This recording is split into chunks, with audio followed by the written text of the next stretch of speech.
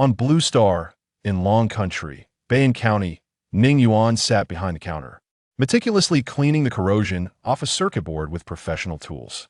If he could restore this water-damaged phone, it would bring in another 500 dragon coins. Suddenly, a roar of engines erupted from the shop's entrance, startling him. Damn! Thankfully, I managed to keep my composure at a crucial moment otherwise. The circuit board would have been ruined, he thought. A Ferrari rolled up, and a well-dressed lady emerged, leaving Ning Yuan momentarily dazed. What does this mean? Now the wealthy are getting their phones repaired too? Truly, the richer they are, the more stingy they become. If I don't swindle her out of a few thousand, my heart won't settle. Before he could finish his inner monologue, the lady, swaying her slender waist, pushed the door open and entered. Hello, are you here to fix a phone?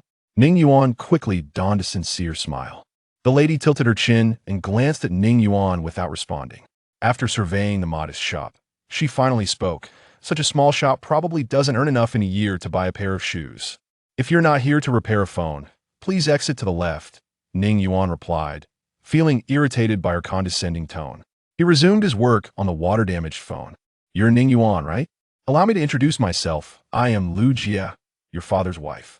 This card contains 1 million dragon coins, just a nod from you. And it's yours, Lu Jie declared, placing a card on the counter. My father passed away long ago. How could there be a stepmother showing up with money? Ning Yuan examined the card. It was indeed a legitimate bank card. So, this money is truly a gift for me? Upon hearing him refer to her as a stepmother, Lu Jie frowned and coldly replied, Of course it's real. Just sign this document, and I will give you another 1 million. Oomph. I knew it was impossible for money to just fall from the sky, Ning Yuan retorted, quickly flipping through the document before stating, I don't want this money. Are you really willing to watch your brother die in a hospital? Is it simply that you find the amount insufficient? Name your price. How much will it take for you to donate? Lu Jie suddenly became hysterical. His life has nothing to do with me. What are you shouting about? Trying to out-yell me? Go practice in the park for a few years. Ning Yuan shouted back. Taking 3 deep breaths to regain her composure, Lu Jie asked, How much do you need to agree to donate? That's quite a question.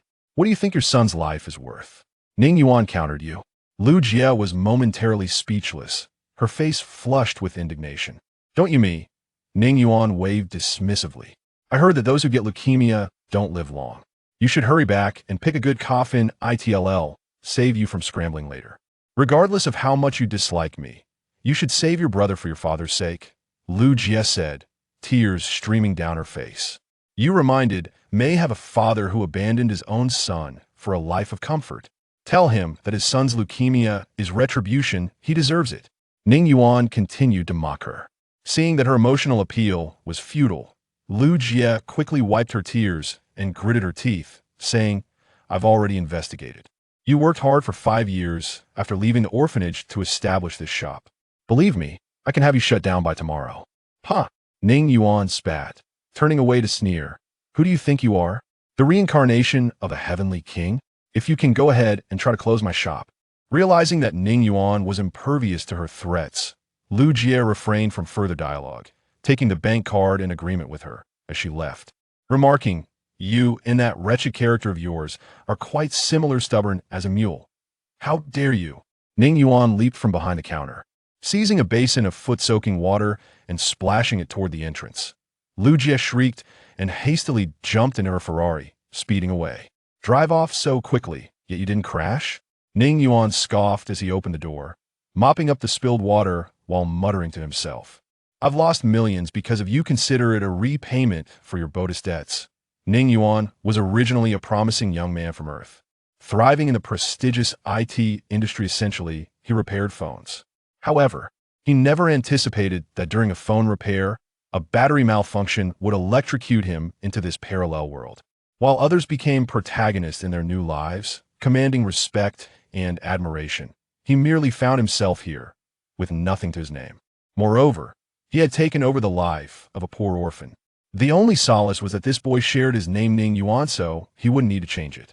After enduring much hardship in this world for over a year, he had finally opened a shop and was beginning to enjoy a better life. But now Lu Jie had come knocking, and that posed a problem. He could not save her son, that he feared retribution. Cleaning the water from the floor, Ning Yuan retrieved a bottle of soda from the fridge, sipping as he pondered his next move. According to his predecessor's memories, if Lu Jie was serious, his shop would indeed face closure, meaning his good days were numbered. What to do? If someone caused a scene in his shop, he would call the police. If anyone tried to assault him, he would simply lie down and browse for cars online. If the landlord sought to evict him, he would pull out the lease and take it to court. With these thoughts, Ning Yuan downed the soda and muttered, "What does wealth matter? Just because you wear shoes doesn't intimidate the barefoot. If pushed too far, no one will have it easy, Ding." Binding the Black Technology Product Supplier System. 50. 99. Yes, no. Binding an electronic voice suddenly resonated in his mind. Finally, an upgrade. Bind it quickly. Ning Yuan thought excitedly. Binding successful Black Technology Phone X100 has been issued. Price: 500,000 dragon coins per phone. Task: sell out all phones within 1 month. Punishment: failure to complete the task will reduce profit sharing to 1,000. Current sharing ratio is 1:9, with the host receiving 10. Reward: Lucky Spin X1, 1 Black Technology Robot Note. As the host of the Black Technology Supplier System, you must not flatter customers for sales, always maintain elegance. Damn, selling each phone for 500,000? Why not just rob a bank instead? Can't I get a different system? This one is a scam. Ning Yuan exclaimed in despair. Please cease complaining and focus on selling. Ning Yuan gazed at the black box that had mysteriously appeared on the counter and groaned. I've crossed over, yet I still can't escape the fate of being a wage slave. Is this a cruel joke? Use the Black Technology products to astonish this world. Host, you will become the most dazzling figure on this planet. Chapter 2. The Black Technology Phone. All right, I concede to you. I must see just how extraordinary this Black Technology Phone truly is, especially at the exorbitant price of 500,000 Ning Yuan. Swiftly, I opened the box and retrieved a sleek, entirely black device. Upon powering it on, 5 silver characters materialized on the screen. Black Technology Phone. How utterly unimpressive. It resembled a 300 yuan smart device for the elderly from Huiqiang Bai. Ning Yuan couldn't help but scoff. Who's the bumpkin here? Referring to it as a senior phone? A celestial voice suddenly emanated from the device. What? This wretched phone has developed a personality? Ning Yuan exclaimed in astonishment. I am Xiao AI, the voice assistant of the Black Technology Phone. Please refrain from mocking it. You dare retort against me, a mere phone? As the 5 characters vanished, Ning Yuan finally found himself on a familiar interface and remarked, Isn't this just a standard Android system? This is the Black Technology Phone system. Boasting security and smoothness that utterly eclipses the Android system, Xiao AI responded. All right, Black Technology. Ning Yuan nodded in agreement, his ears growing weary of the repetition. He proceeded to access the settings to examine the phone's specifications. When he opened the full specifications, he was taken aback. Model: Black Technology Phone 1. 0 RAM. 6 TB processor, Black Technology Chip 1. 0 storage. 128 TB front camera. 200 megapixels rear camera. 250 megapixels estimated battery standby duration. 3 months and 1 day. Black. Indeed black. Ning Yuan quickly connected to Wi-Fi and downloaded a benchmarking app to assess the phone's performance. Minutes later, a staggering number appeared on the screen, 10 million points. For context, the highest performing Huawei phone in this world barely scores over 600,000. Ning Yuan opened the app to scrutinize the detailed parameters, discovering that the Black Technology chip alone scored over 3 million points. What a steal. This phone should easily sell for over 1 million, he muttered, shaking his head. I've struck gold. That wretched woman thinks she can force me to shut down my shop and starve? Dream on. As he contemplated this, Ning Yuan planted a couple of kisses on the phone, imagining 1 phone at 1 million for 100 phones. That's 100 million. With the profit split, I could pocket 10 million. Ha. Suddenly, the system interrupted with a cold reminder. Please adhere strictly to the designated selling price. Violations will result in a reduced profit share. What a ridiculous rule. Ning Yuan grumbled internally, recalculating. If he sold the phones at the system's price, he'd still earn 5 million dragon coins. That would suffice. He would step into the realm of millionaires, no longer needing to repair phones. With this thought, He took out his phone to record a detailed review of the black technology phone, intending to post it on Douyin for a viral hit. Once he finished, he glanced at the clock and noticed it was already past 1 o'clock. Neglecting his hunger, he uploaded the video to Douyin and was about to hit the publish button when the system's voice chimed in again. As the host of the black technology product supply system, you must always maintain elegance. Promoting your own product is unacceptable. What does that mean? How can I sell without promotion? Ning Yuan pondered. The system mandates the following to ensure your elegance. 1. There shall be no promotional activities. 2. Each customer may purchase only one of the same black technology product. 3. Further regulations will be added as necessary. Violations will reduce the profit share by 1%. Upon hearing this, Ning Yuan exploded with frustration. Elegance? What nonsense! What ridiculous rules! Are you afraid I might sell even one phone? You restrict this, you restrict that. How am I supposed to sell phones? Despite his furious outbursts, the system remained silent. After stepping out for a bowl of ramen, he shifted his mindset. Since the system prohibited promotion, he decided to focus on in-store strategies, ensuring that every customer who entered would promptly learn about the black technology phone. Without hesitation, he pulled out a cardboard box intended for trash and unfolded it, writing down the detailed specifications and price of the black technology phone. Once completed, he affixed the makeshift advertisement in the most conspicuous spot in the store, guaranteeing visibility as soon as anyone entered. The remainder of the day was spent waiting, hopeful that some fortunate soul would discover this genuine black technology product. Ning Yuan remained industrious in the afternoon. After considerable effort, he finally revived the water-damaged phone. After dinner, an elderly gentleman entered the shop, took the phone, and left 500 yuan in exchange. As he exited, he muttered, "People these days are truly mad for money, daring to sell a phone for 500,000. Ning Yuan nearly choked on his own disbelief, suddenly recalling that in Bayan County, a small town with only 2 main streets, the majority of residents were elderly. Most young people had migrated to larger cities for work. How could these seniors possibly afford to spend 500,000 on his phone? Regardless, he would devise a new plan tomorrow. With that thought, Ning Yuan grabbed a bag of instant noodles, eating while fiddling with the black technology phone. Holographic games? He casually browsed the pre-installed software and discovered the gaming feature. Upon selecting it, a vibrant beam of light shot from the phone's top, and a tabby cat materialized on the counter. 3 options appeared: feed, play, evolve. Ning Yuan tapped feed, and a bowl of cat food appeared beside the tabby. The cat glanced at him and cautiously began to eat. "This is astonishingly realistic," he exclaimed, reaching out to pet the tabby, only to find his hand met with air. "Incredible! It truly is black technology. This is holographic projection technology, capable of rendering game visuals to immerse players completely," Xiao AI explained. "Can it project movies?" Ning Yuan inquired. "Indeed. What about certain types of movies?" "Which types? Please specify." "Forget it. I've been feeling a bit under the weather. I won't watch anything. Just project a horror film." "Understood. The Village of the Dead is now being projected." That night, Ning Yuan declared it to be an exhilarating experience. The following morning, he awoke with heavy dark circles under his eyes. After consuming 2 bowls of soy milk and 3 fried dough sticks, he felt slightly better. Having played with the black technology phone all night, he was cold and hungry, vowing never to stay up late again.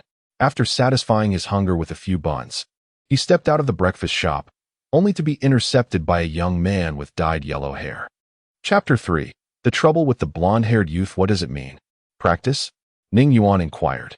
The blonde-haired youth scrutinized Ning Yuan from head to toe and then shouted, "Brothers, this is the one." As soon as he finished speaking, a group of young men loitering on the curb across the street approached. Sensing the impending trouble, Ning Yuan took a few steps back and pulled out his phone, preparing to call the police. The blonde-haired youth interrupted him with a sneer. "You planning to call the cops? Which faction do you belong to? You think you can just run around here without knowing who I am?" Ning Yuan forced himself to maintain composure, pretending to be formidable in hopes of scaring off these ruffians. The blonde-haired youth then turned to a stout companion beside him and remarked, "Look at this guy trying to impersonate a gangster. Don't you know there's a crackdown on organized crime now?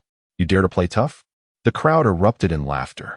Caught off guard by the blonde youth's unexpected behavior, Ning Yuan scratched his nose and asked, "So what do you want?" "Nothing. We're just standing here." "Is there a problem?" The blonde-haired youth grinned. "Fine." Ning Yuan nodded, lifting the roller shutter to enter the store. The blonde youth and a few other spirited young men in cropped pants followed closely behind. One of them pointed at a cardboard sign facing the store entrance and exclaimed, "Boss, this is a shady shop. A broken phone selling for 500,000. I'm not blind. I can see it." The blonde-haired youth scoffed at the cardboard sign. A cutting-edge phone with 6 terabytes of RAM and a benchmark score of 10 million on Antutu. They're really blowing smoke. A spirited young man leaned forward and asked, "Boss, what SRAM? Get lost. You don't even know what RAM is? Did you even graduate middle school?" The blonde-haired youth retorted disdainfully. The young man chuckled foolishly and retreated behind the blonde youth. Ning Yuan, seated behind the counter and fiddling with his phone, interjected, "So tell me, what is RAM?" "RAM is just RAM. What else could it be?" The blonde-haired youth stammered. "You're just like a crow sitting on a pig, only seeing others' faults and blind to your own." Ning Yuan laughed. The crowd joined in laughter. The blonde youth's face reddened visibly as he shouted, "Everyone shut up. Do you still want to get paid?" The spirited young men fell silent, their bodies trembling slightly. Ning Yuan leaned back in his chair behind the counter, scrolling through Douyin. "Kid, do you know why we're here?" The blonde youth began to provoke Ning Yuan, who remained silent. "I don't know. Are you here to eat shit?" Ning Yuan replied sarcastically. You little brat. I'll kill you." The blonde youth stuttered in anger. One of his companions stepped forward and shouted, "Do you believe we'll beat you to a pulp?" Ning Yuan pulled out a kitchen knife from under the counter and approached the blonde youth, offering him the knife while pointing to his own head. "Come on, chop here. I'm just looking for a place to eat. You think I want tea?" The blonde youth yelled, brandishing the knife. "Go ahead. What are you waiting for?" Ning Yuan taunted. "Ah." The blonde youth shut his eyes and swung the knife, but ultimately did not strike, trembling in fear instead. Ning Yuan snatched the knife from him, pointing it back at the blonde youth. "Here's your chance. You're useless. Just wait." The blonde youth spat out a threat and left with his companions. After the group of ruffians departed, Ning Yuan resumed his leisure, scrolling through Douyin, which epitomized his usual life. Working when there was work, playing when there wasn't tea, free from the burdens of a 996 or 007 lifestyle. The earnings from this small county town were sufficient for his needs, and life was quite comfortable. Once the cutting-edge phone sold, he would leap into the ranks of the wealthy. However, he needed to resolve the issue with those ruffians first. It was evident that the blonde youth was connected to Lu Jie, and his visit earlier that day was merely reconnaissance. He would surely disrupt Ning Yuan's plans to sell phones. In the morning, he had helped an elderly lady replace her phone's earpiece and earned 100 dragon coins. After the lunch break, right until 3 in the afternoon, as expected, the blonde youth and his group reappeared at the store entrance. This time, they did not enter but instead sat outside with chairs, setting up a game of chess. A middle-aged man attempting to enter the store was halted by them. "What are you doing?" The man asked. "If you need phone repairs, go to another shop. This is a shady establishment selling a phone for 500,000. If you're not afraid of being scammed, go ahead," the blonde youth declared. The middle-aged man sized up the blonde youth. Tattoos, tight pants, a thick chain around his neck, instantly recognizing him as trouble. His years of life experience told him that this shop had definitely crossed someone. From behind the counter, Ning Yuan observed through the glass as a customer was driven away by the blonde youth. He couldn't help but smirk. Lu Jie was indeed resorting to all sorts of underhanded tactics. The daughter of a prominent venture capital firm, she was willing to use such despicable means. Throughout the afternoon, the blonde youth scared off 3 customers, giving Ning Yuan a middle finger each time. As dusk fell, the blonde youth and his gang showed no signs of leaving, even ordering takeout, displaying an unwavering determination to wear Ning Yuan down. Ning Yuan cooked a packet of instant noodles, adding 2 eggs, a sausage, and some greens, pondering strategies as he ate. This situation was untenable. Not only would he be unable to sell the cutting-edge phone, but his normal life would also be disrupted. An immature idea suddenly struck him regarding the cutting-edge phone. After finishing his meal, he pulled out the device and began to operate it. While the blonde youth was eating, he noticed one of his companions across from him suddenly wide-eyed, dropping his lunchbox to the ground, and tremblingly pointing behind the blonde youth, screaming, "Ghost! A ghost!" The other young men, equally terrified, stared at something behind the blonde youth, tossing their lunchboxes and fleeing in panic. One particularly plump youth stumbled and fell, crawling forward despite the pain and leaving a puddle of urine on the ground, struggling to get up and run away. Seeing this scene, cold sweat trickled down the blonde youth's forehead. He felt a chill as if someone was breathing on his neck, making him shiver involuntarily. Gritting his teeth, he turned sharply, only to find nothing but emptiness behind him. The cold air he felt was merely the result of a powerful fan from a nearby barbecue stall. He let out a sigh of relief, wiped the cold sweat from his forehead, and muttered, "These useless dogs think they can slack off and scare me before leaving." Chapter 4. The Black Shop. Before he could finish his words, Huang Mao suddenly fell silent, as if he had seen a shadow glide past him. Rubbing his eyes and peering ahead, he could only see the empty street and a stall selling grilled cold noodles across the road. Damn it! This group of scoundrels is driving me to hysteria. Huang Mao exhaled deeply, turned around, and prepared to eat. Just as he picked up his chopsticks, he froze. A woman had appeared before him, with long hair, an oval face, and cherry-like lips. If it weren't for her hollow eye sockets and skin so pale it was nearly translucent, she would be considered a beauty. Is it really a ghost? This was the only thought occupying Huang Mao's mind at that moment. He wanted to flee, yet his body felt beyond his control. His legs were as if weighed down by lead, unable to move an inch. He attempted to scream, but his throat felt constricted, blocked as if by a rag, rendering him voiceless. A sudden warmth emanating from his trousers offered a fleeting respite to his frigid body, and the obstruction in his throat dissipated. Ah! A scream akin to that of a slaughtered pig pierced the quietude of the street. People turned their heads towards the source of the sound, only to see a disheveled young man with yellow hair collapsed by the roadside.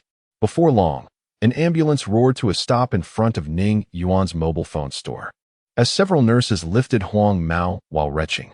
What on earth happened to him? Why is he soaked in filth? It's disgusting, ugh, one of the nurses remarked. Standing across the street, another nurse frowned and sighed. Seeing is enough.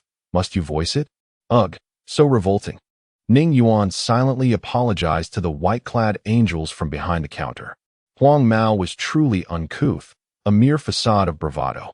Just last night, he had used the holographic feature of his high-tech phone to project a horror film, yet he hadn't been frightened to such an extent. If Huang Mao had heard these words, he would have leaped up to slap Ning Yuan. How could it be the same? You were prepared. I was utterly unprepared. You showed me the most terrifying ghost, and my life is simply too hard. The ambulance departed with a roar.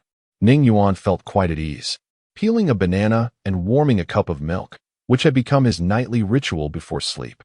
News of a ghost sighting at a mobile phone store swiftly spread throughout Ban County. Witnesses included not only Huang Mao and his companions, but also the street vendors nearby. The next morning, as Ning Yuan stepped out of his store, he sensed something was amiss. A few individuals stood across the street, filming him with their phones. A couple from the nearby Tuyuan store exchanged furtive glances upon seeing him and hurriedly retreated, as if chased by a specter. What nonsense is this? Ning Yuan took out his phone and activated the selfie mode, gazing at his own face. Could it be that my handsome visage has finally caught people's attention? No, I must be cautious. Young men must protect themselves when venturing outside. Having spoken, he pulled down the roller shutter and locked it, then ambled toward a nearby breakfast shop. Upon entering, every pair of eyes turned to him. Even the proprietor frying dough sticks paused in surprise. A dough stick and a bowl of tofu pudding, with extra coriander. Please, Ning Yuan requested as he found an empty seat. An elderly man, sipping his soybean milk, noticed Ning Yuan sitting opposite him and disregarded the heat of the drink, hastily gulping it down. In the blink of an eye, the bowl was empty, and he tossed down some money and fled.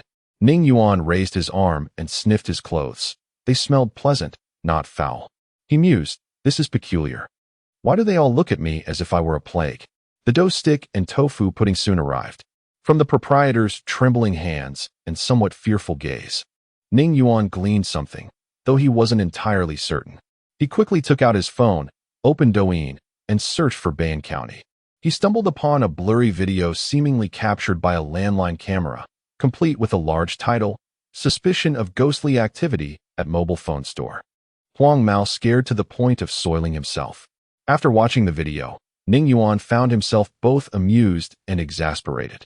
He then viewed several unscrupulous media analyses, claiming that the ghost had emerged from the mobile phone store, which was undoubtedly haunted. The truth finally began to unfold. Ning Yuan swiftly finished his breakfast, scanned to pay, and hurried back. This incident sparked an idea. He could utilize the high-tech phones to project more enticing visuals outside his store. Wouldn't this serve as a clever means of advertising? Once a substantial number of people began to notice his mobile phone store, the high-tech phones would inevitably gain attention. Pondering this, Ning Yuan felt a swell of self-admiration.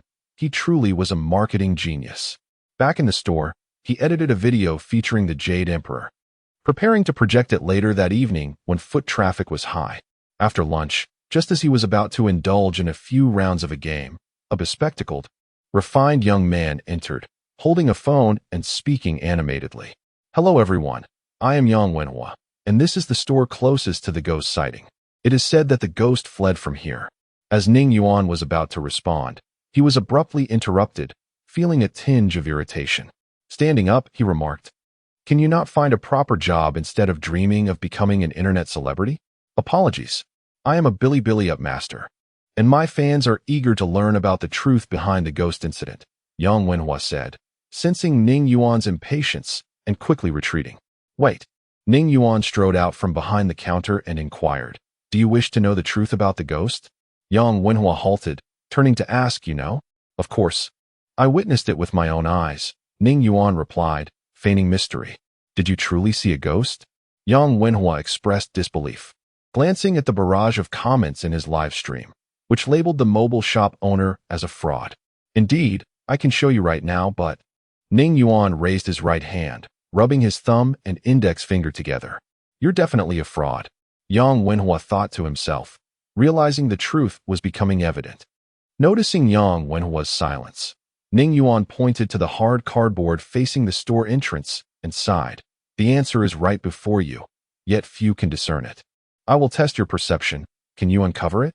High-tech mobile phone, 500,000 yuan, holographic projection feature, 6 terabytes of RAM." Yang Wenhua followed Ning Yuan's pointing and finally noticed the words on the cardboard across the street.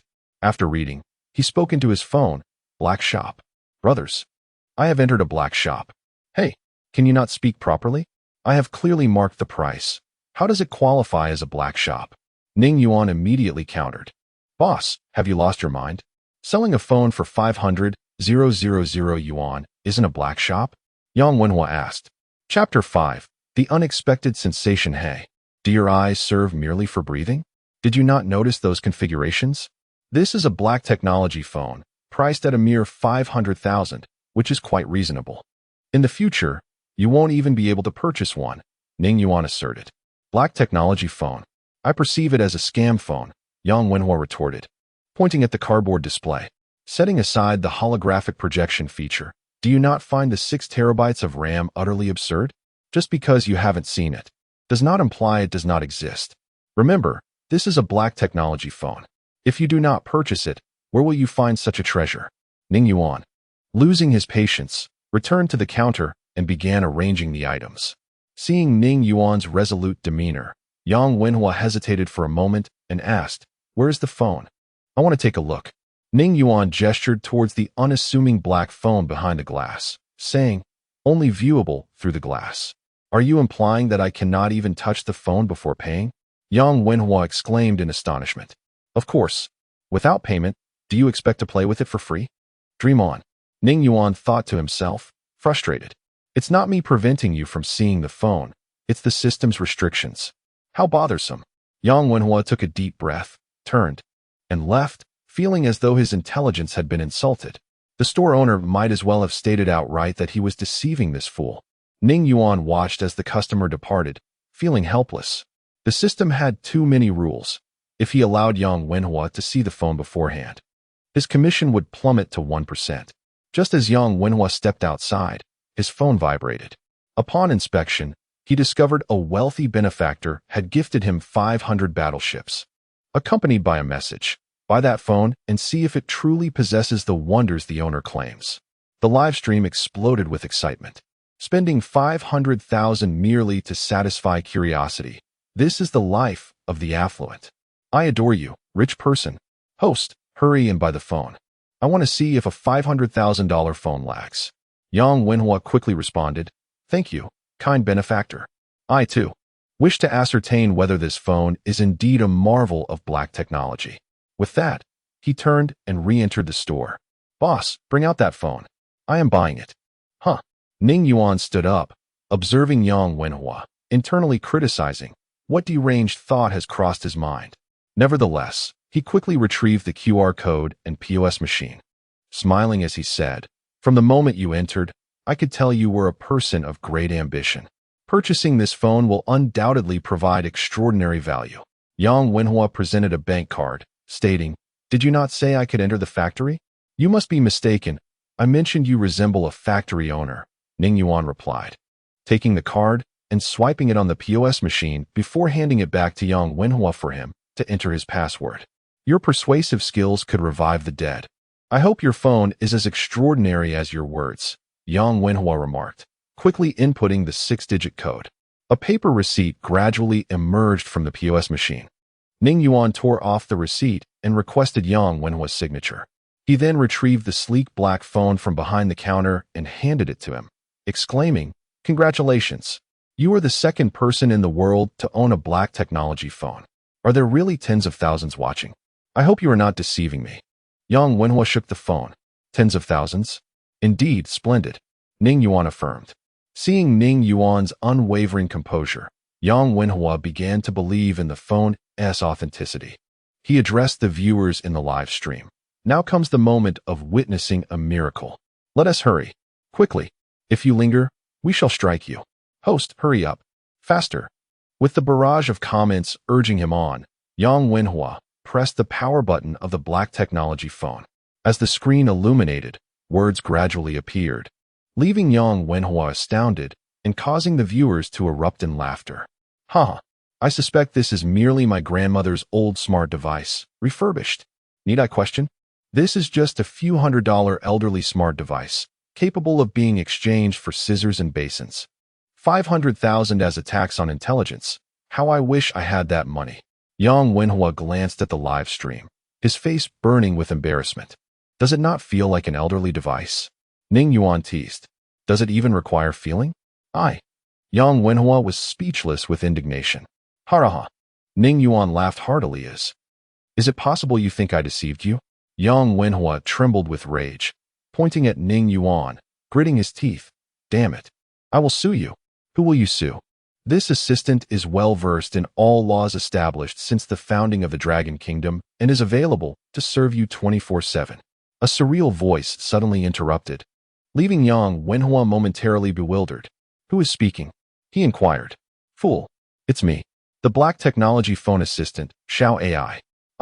Yang Wenhua was utterly astonished. When did phone assistants become so intelligent?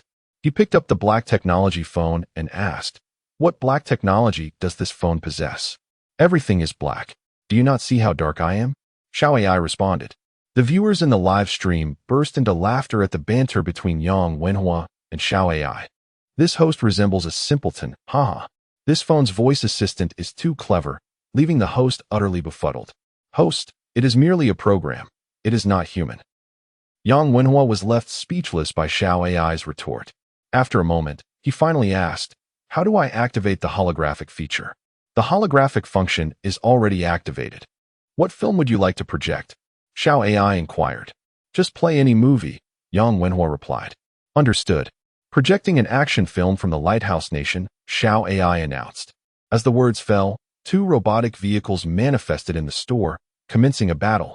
Whoa! Yang Wenhua gasped, trembling slightly. This is far too realistic. Showcasing every detail without a flaw. Now you understand why it appeared haunted? Last night, I accidentally projected a horror film outside, and a blonde fellow witnessed it.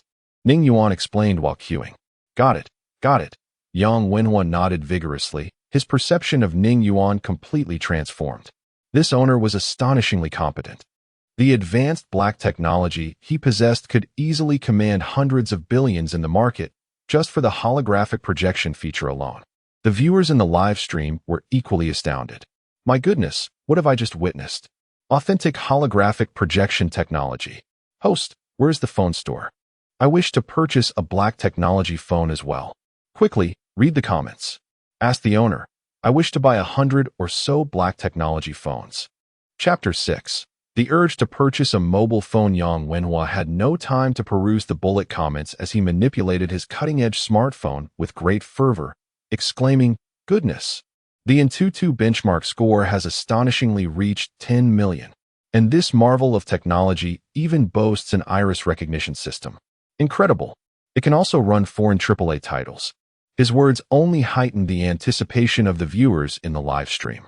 Host, don't just keep it to yourself. Quickly, tell us the address of this store. Where is it located? I yearn for one of those technological wonders.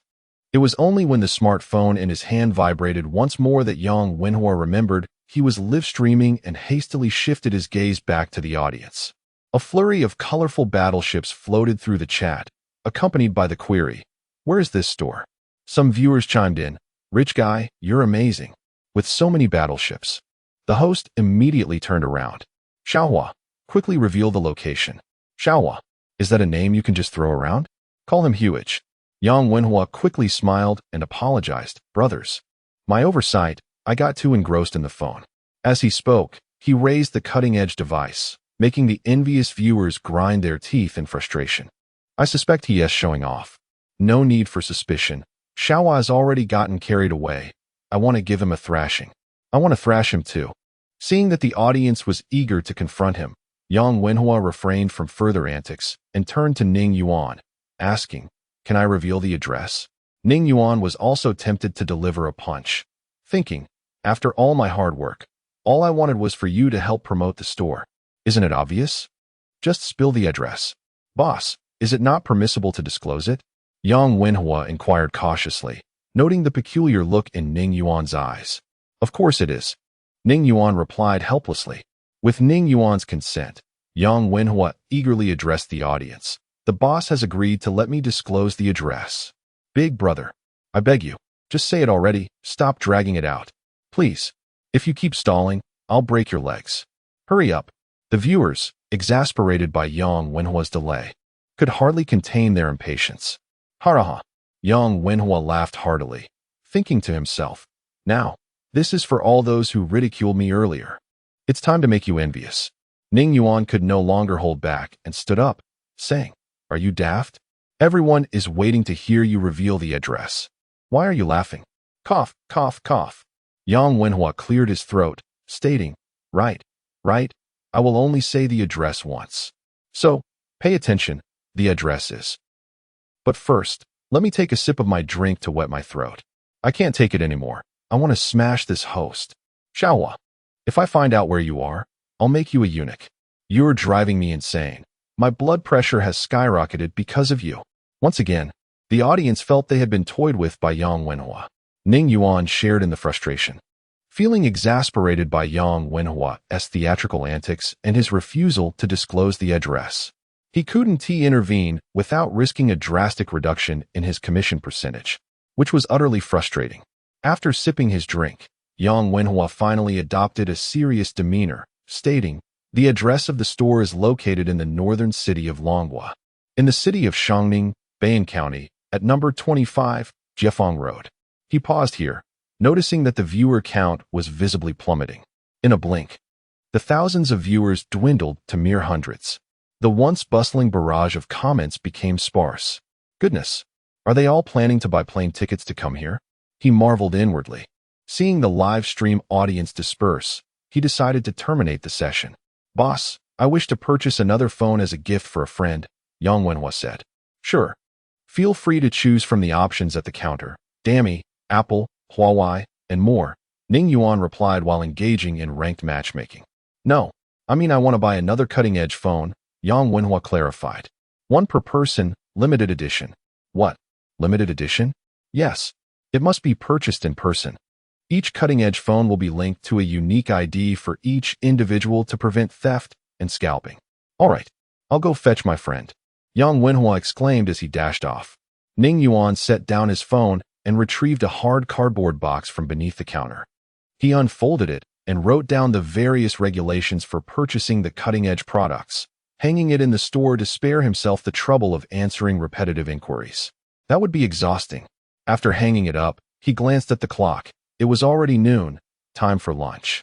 After contemplating for 10 minutes, Ning Yuan ultimately decided to order takeout. Just as he was about to claim a discount coupon, he suddenly remembered something. He quickly opened his online banking app, entered his password, and checked his balance, 80,000 in total. He had previously had 30,000 in savings, and the additional 50,000 must have come from the sales commission for the phones. Having earned 50,000 in just one morning, he resolved to treat himself to a lavish pork knuckle. While Ning Yuan awaited the delivery of the pork knuckle, the beloved public figure Wang Xikong was already aboard a private jet, indulging in a meticulously prepared lunch featuring snowflake steak, imported foie gras, and caviar, all top-tier ingredients, naturally delicious.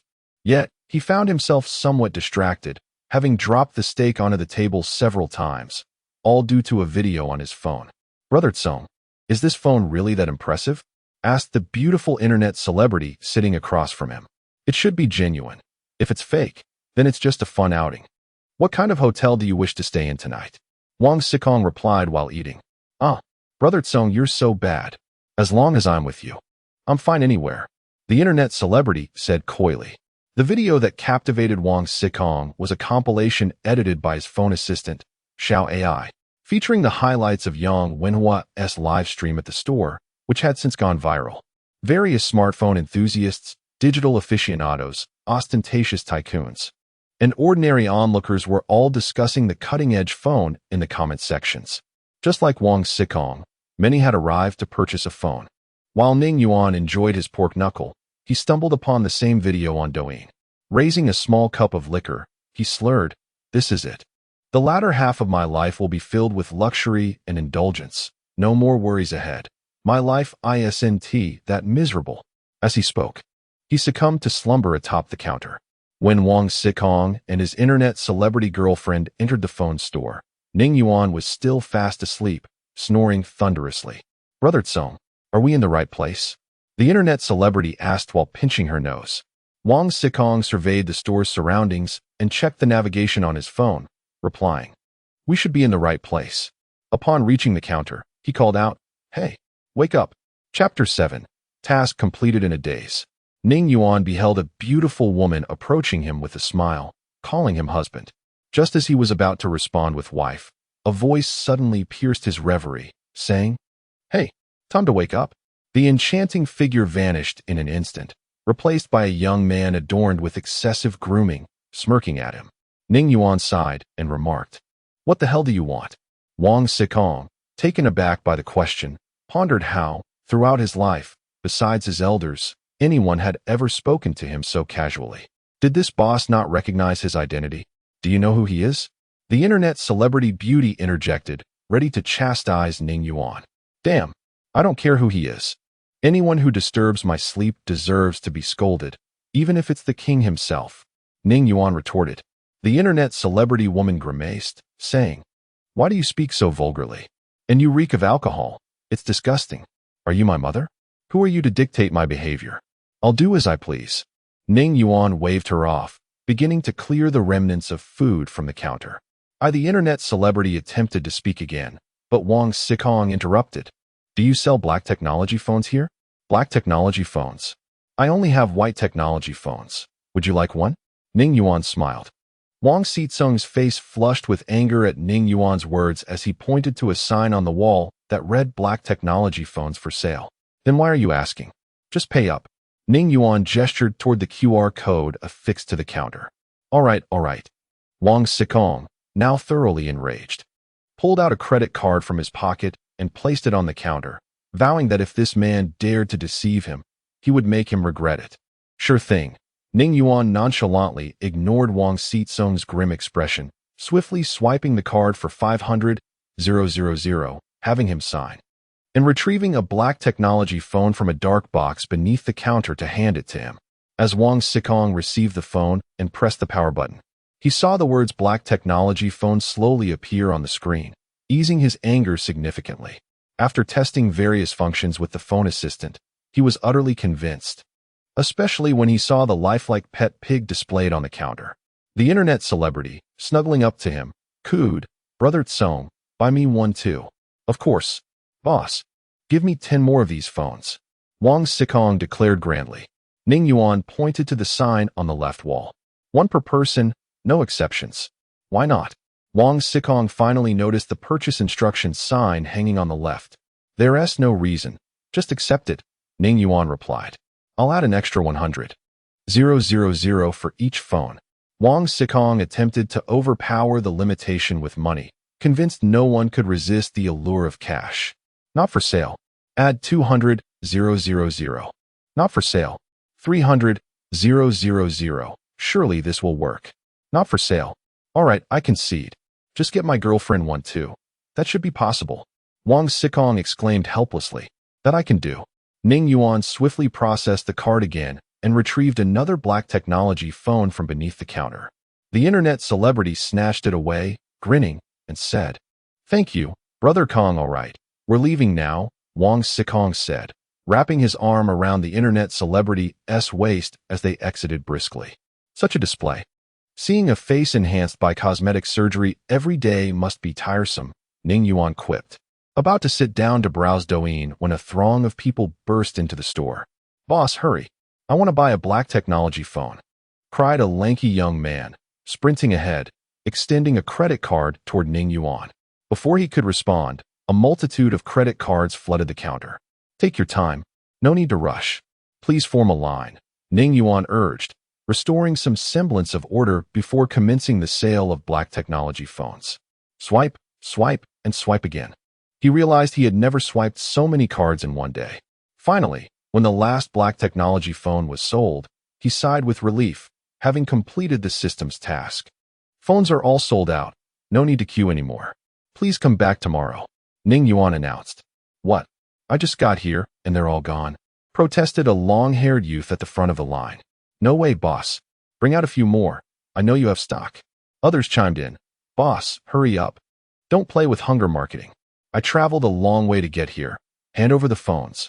Ning Yuan felt overwhelmed, and from beneath the counter, he produced a loudspeaker from a previous promotion, pressed the button to test the sound, and shouted, "Everyone, shut it. If you want to buy a phone, come back tomorrow." The sound was deafening, and the store fell silent after his announcement. "Listen, folks, such black technology phones can't be mass-produced. Just go home and return tomorrow," Ning Yuan implored. "Ning boss, please reserve one for me tomorrow." "Tomorrow. I'll be here at 5 a.m. to queue up. I won't leave without one." "I'll come at 4 a.m. Seeing that their persistence was futile, the crowd exchanged a few more words before departing.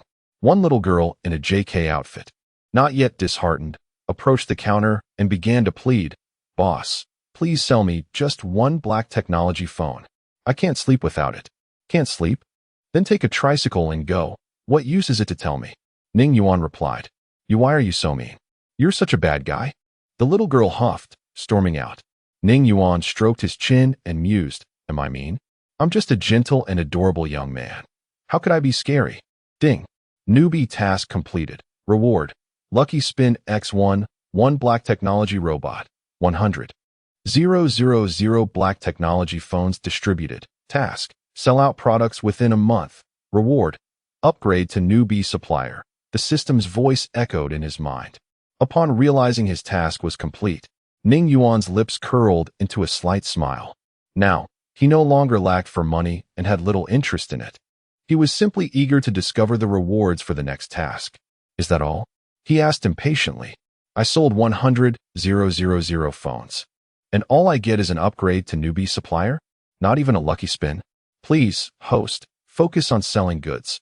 The benefits of becoming a newbie supplier are substantial." "Damn, what is so great about that? Can you give me a hint?" Ning Yuan pressed. "Please, host, focus on selling goods." After inquiring 3 more times and receiving the same response, he finally redirected his attention to the lucky spin. Chapter 8. The Miracle Cure for Leukemia. As Ning Yuan's voice faded, a jet-black spinning wheel materialized before him, adorned with an array of futuristic technological marvels, controllable nuclear fusion devices, star destroyers, longevity gene serums, Dyson spheres, and warp drives. Goodness! While I could grasp the earlier high-tech products with my associate degree, the latter seemed incomprehensible. It appears I must dedicate myself to further study. All right, let the lottery commence. May I be fortunate enough to draw the longevity gene serum and live for millennia, becoming an immortal sage. Ding. One miracle cure for leukemia. What the heck? Ning Yuan ruffled his hair and exclaimed, "What use is this? Among such a plethora of advanced technology, I end up with a measly pill. Is the system toying with me? Please focus on selling goods, and there will be future opportunities for lottery draws. No way, this cannot count. I demand a redraw." Ning Yuan began to play the rogue. This time, the system remained silent.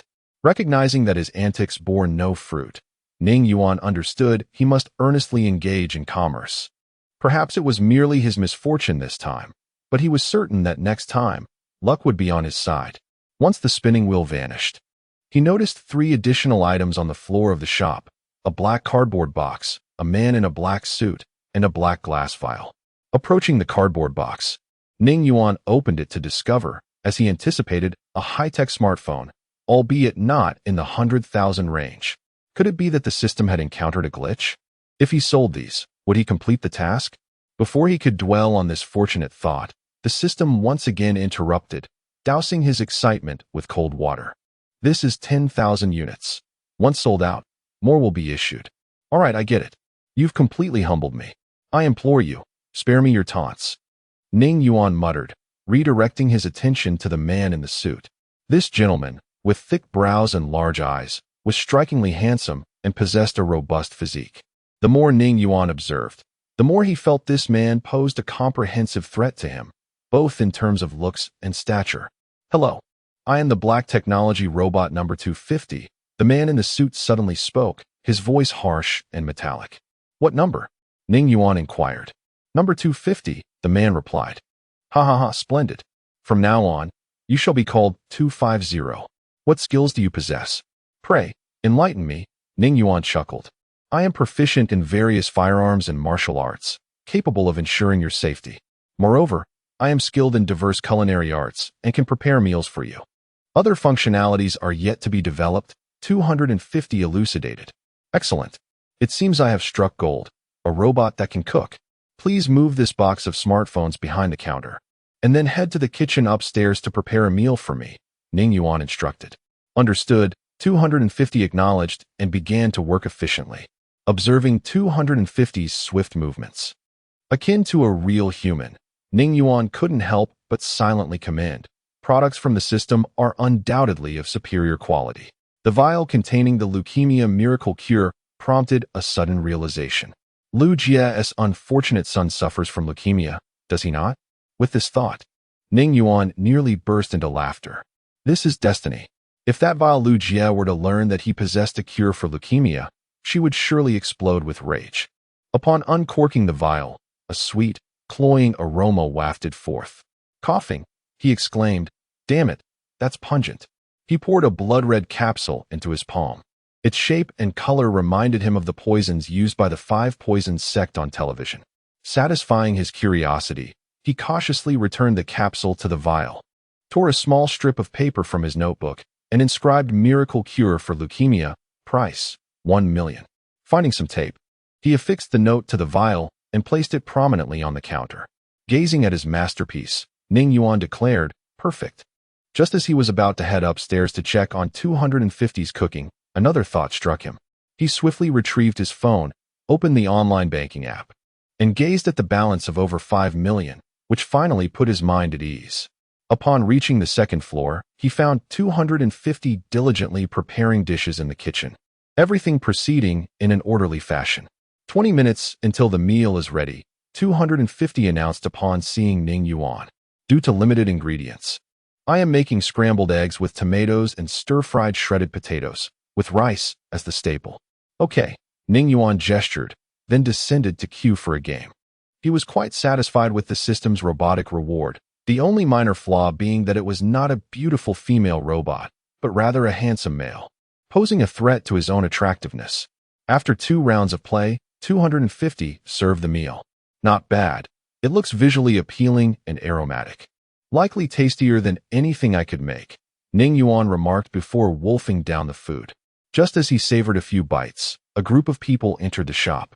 The leader, a young man with dyed yellow hair, coldly said, "Hey kid, you seem quite relaxed.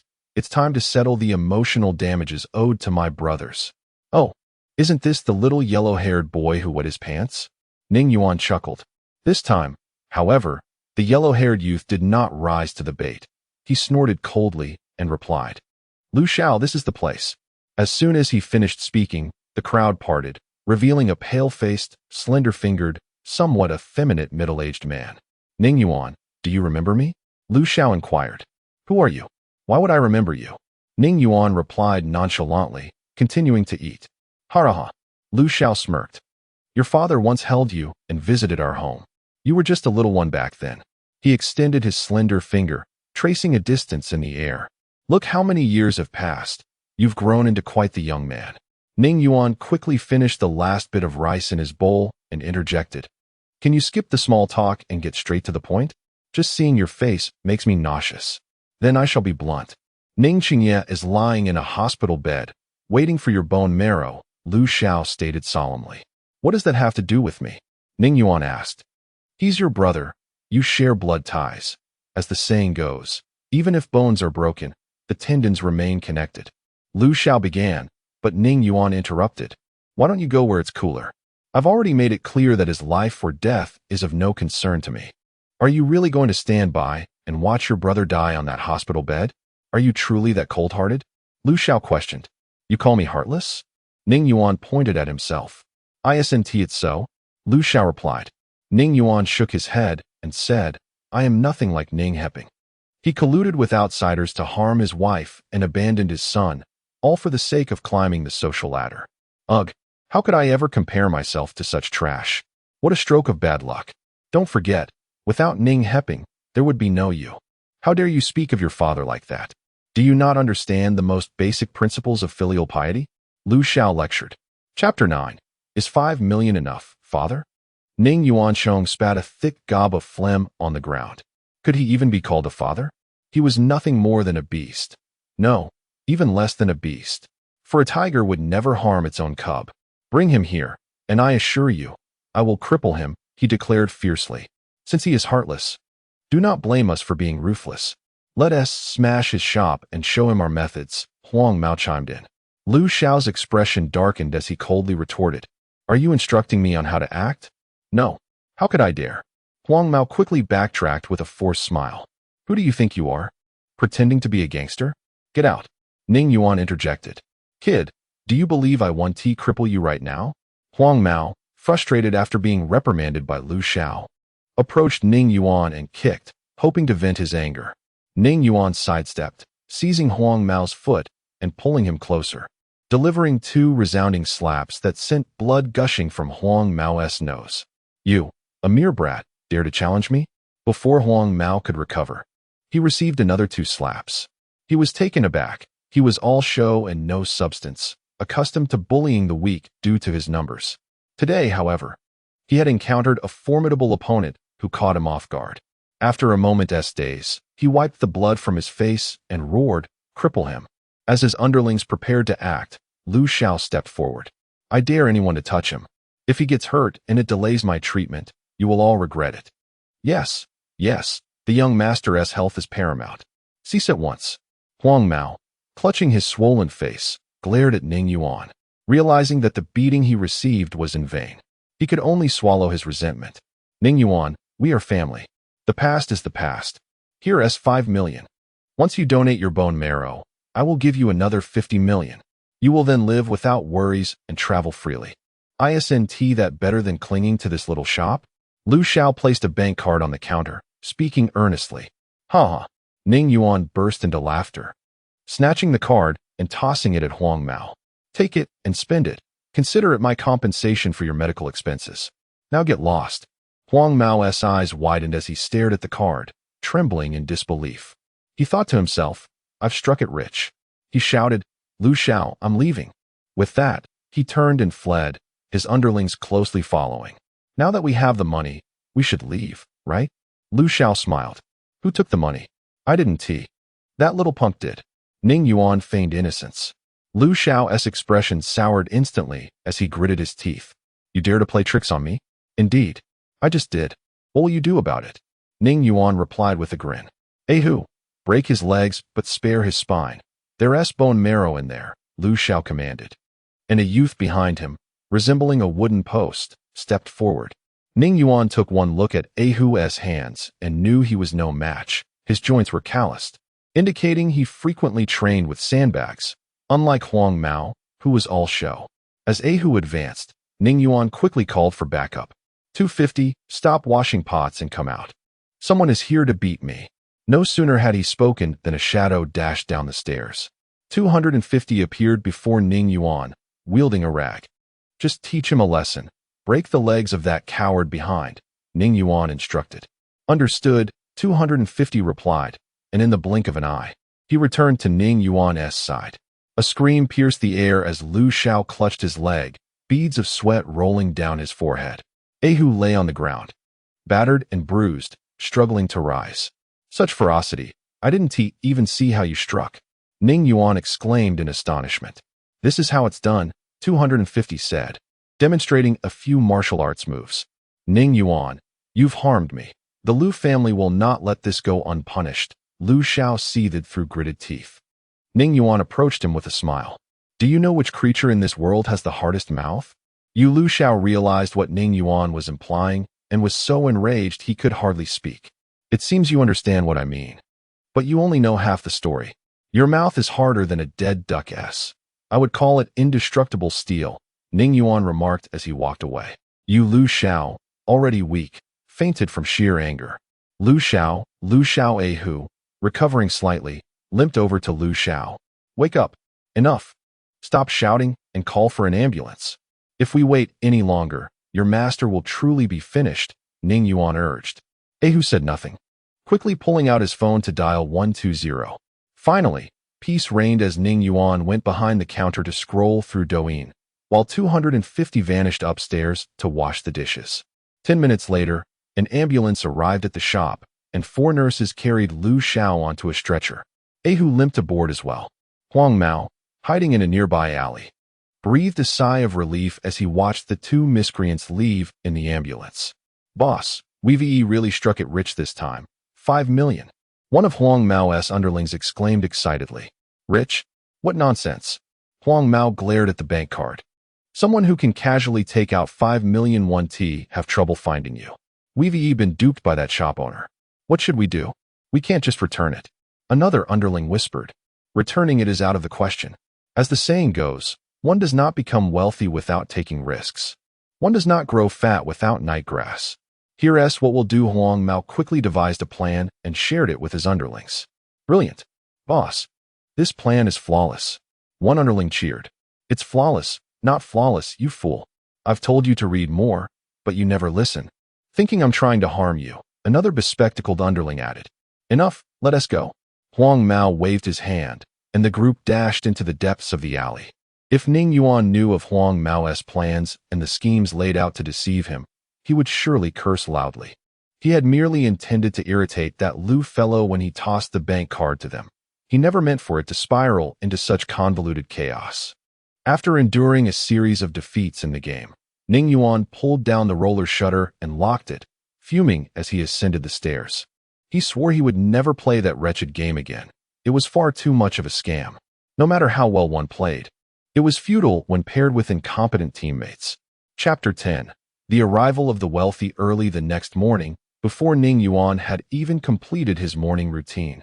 He heard someone shouting outside the shop, urging him to open the door as it was already past 9 o'clock. After finishing his preparations, he lifted the roll-up door and was greeted by a dazzling array of luxury cars, Ferraris, Rolls-Royces, Porsches, parked in a disarray that made the likes of Mercedes and BMWs seem insignificant. It dawned on him that a mobile phone costing 500,000 was indeed beyond the reach of an average family. As Ning Yuan opened the door, the car doors swung open one after another, and a group of well-dressed young men and women exchanged glances before entering the store. Leading the group was a young man with a well-proportioned physique and slicked-back hair, who remarked to his companion, "This owner certainly has an air about him." We had to wait over an hour. Yi Xiao, this owner is no simpleton. The products he offers must be backed by someone significant, replied a young man in a red and white striped t-shirt. That's obvious, Yi Xiao assessed as he surveyed the store. But it all hinges on comparison. Of course, he can't compare to you, Yi Xiao. He is merely a pawn pushed forward, the t-shirt youth chuckled. Ning Yuan overheard their conversation as they wandered about the shop, casting judgmental glances and occasionally uttering disparaging remarks without making any purchases. This isn't a tourist spot. If you're not buying anything, please leave. I still need to go out for breakfast. Ning Yuan interjected. Yi Xiao raised his chin and retorted, "Oh, how can a little boss like you chase customers away? Don't you know that the customer is king?" Bah! Ning Yuan spat on the ground. "You ought to take a good look at yourself. You think you can be a king? How can you speak to Yi Xiao like that?" The t-shirt youth exclaimed. Ning Yuan stepped closer to him and declared, "I speak as I please. You got a problem with that? Ha ha ha, come on, boss. Just show us the phones. Let us not ruin the mood," someone intervened, attempting to defuse the tension. Ning Yuan pointed at the purchase instructions hanging in the store and stated, "Have you all read it? Pay first, then get the phones, one by one." With that, he moved behind the counter, retrieving the POS machine and payment code. In partnership with a diligent assistant, they sold over 500 units that morning alone, leaving Ning Yuan in awe of the wealth present in Longhua. For the average person, earning 500,000 would take years. Yet these affluent customers spend it without a second thought. "Why are you still here?" Ning Yuan asked Yi Xiao, who lingered at the counter. Yi Xiao pointed to a bottle of leukemia treatment on display. "What is the deal with this medicine?" "Oh, that should be able to treat leukemia," Ning Yuan replied. "Really? It can cure leukemia?" Yi Xiao pressed. "Life is precious. I can't guarantee anything," Ning Yuan responded. Sighing, Yi Xiao said, "Swipe your card. I'll buy it." "All right. I sensed you were a person of great undertakings the moment you walked in," Ning Yuan said, quickly processing the transaction and handing the medicine to Yi Xiao. Yi Xiao clutched the bottle tightly, murmuring hopes for its efficacy as he hurriedly exited. Once inside the car, the t-shirt youth cautioned, "Yi Xiao, you must be careful with that medicine. I'm willing to take a gamble. My sister is out of time," Yi Xiao said, holding the bottle tightly. The doctor had diagnosed her with congenital leukemia, and the chances of recovery were exceedingly slim. He paused, staring intently at the bottle, and mused. Since this owner can present such advanced products, this medicine might just be legitimate. The t-shirt youth remained silent, sighing inwardly. He recognized that while Yi Xiao often associated with dubious characters and indulged in frivolities, he was deeply loyal and protective of his sister. Since learning of her illness, he had searched far and wide for a remedy, yearning for her swift recovery. Truth be told, he held little faith in the medicines sold by the owner. Previously, Yi Xiao had sought the help of a so-called master from the south, spending a fortune only to discover it had been a scam, an experience that earned him a severe reprimand from his father for his naivety. In the capital, the Yi family residence occupied prime real estate within the Second Ring Road, sprawling over 5 acres. Yi Chun disembarked from his flight, opting not to indulge in his usual revelries, but hurrying home instead. "Where have you been these past few days? Your father arranged a job for you, and you didn't even go?" his mother inquired. "Mom, I don't want to work at our company," Yi Chun replied. "Oh dear, you should avoid your father. Be careful he doesn't reprimand you," his mother said helplessly. "Understood," Yi Chun said, pulling out a bottle of medicine. "Mom, look, there's hope for my sister." His mother scrutinized the label. "A special medicine for leukemia? You've been duped again. Don't bring such dubious items home." Yet, Yi Chun demonstrated his advanced technology phone and reiterated his reasoning. After a moment of contemplation, his mother finally said, "I can't decide this matter alone.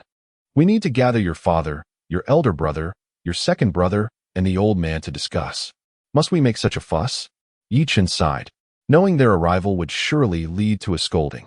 Are you not concerned for your sister's safety? His mother pressed. Of course I am. But the doctor said time is running out, Yi-Chen admitted. With a heavy heart, his mother sighed, tears cascading down like pearls, lamenting, Ye-Er's fate is so cruel. Mom, please don't cry. I truly believe this medicine can save my sister. Let us call Dad and the others now, Yi-Chen urged. Yes, yes. His mother wiped her tears and picked up the landline, beginning to call each family member. By 8 p.m., Ning Yuan felt his hands cramping and his throat parched from incessantly processing payments. The cramping was a result of swiping cards too many times, and his sore throat was due to a day filled with conversation. He vowed that in this life, and perhaps the next, he had never swiped so many cards. It was utterly exhausting.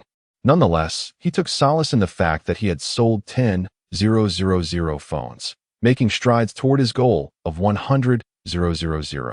His assistant, 250, brought him a large pork knuckle and several small dishes, including cucumber salad, meat jelly, and sweet tomatoes.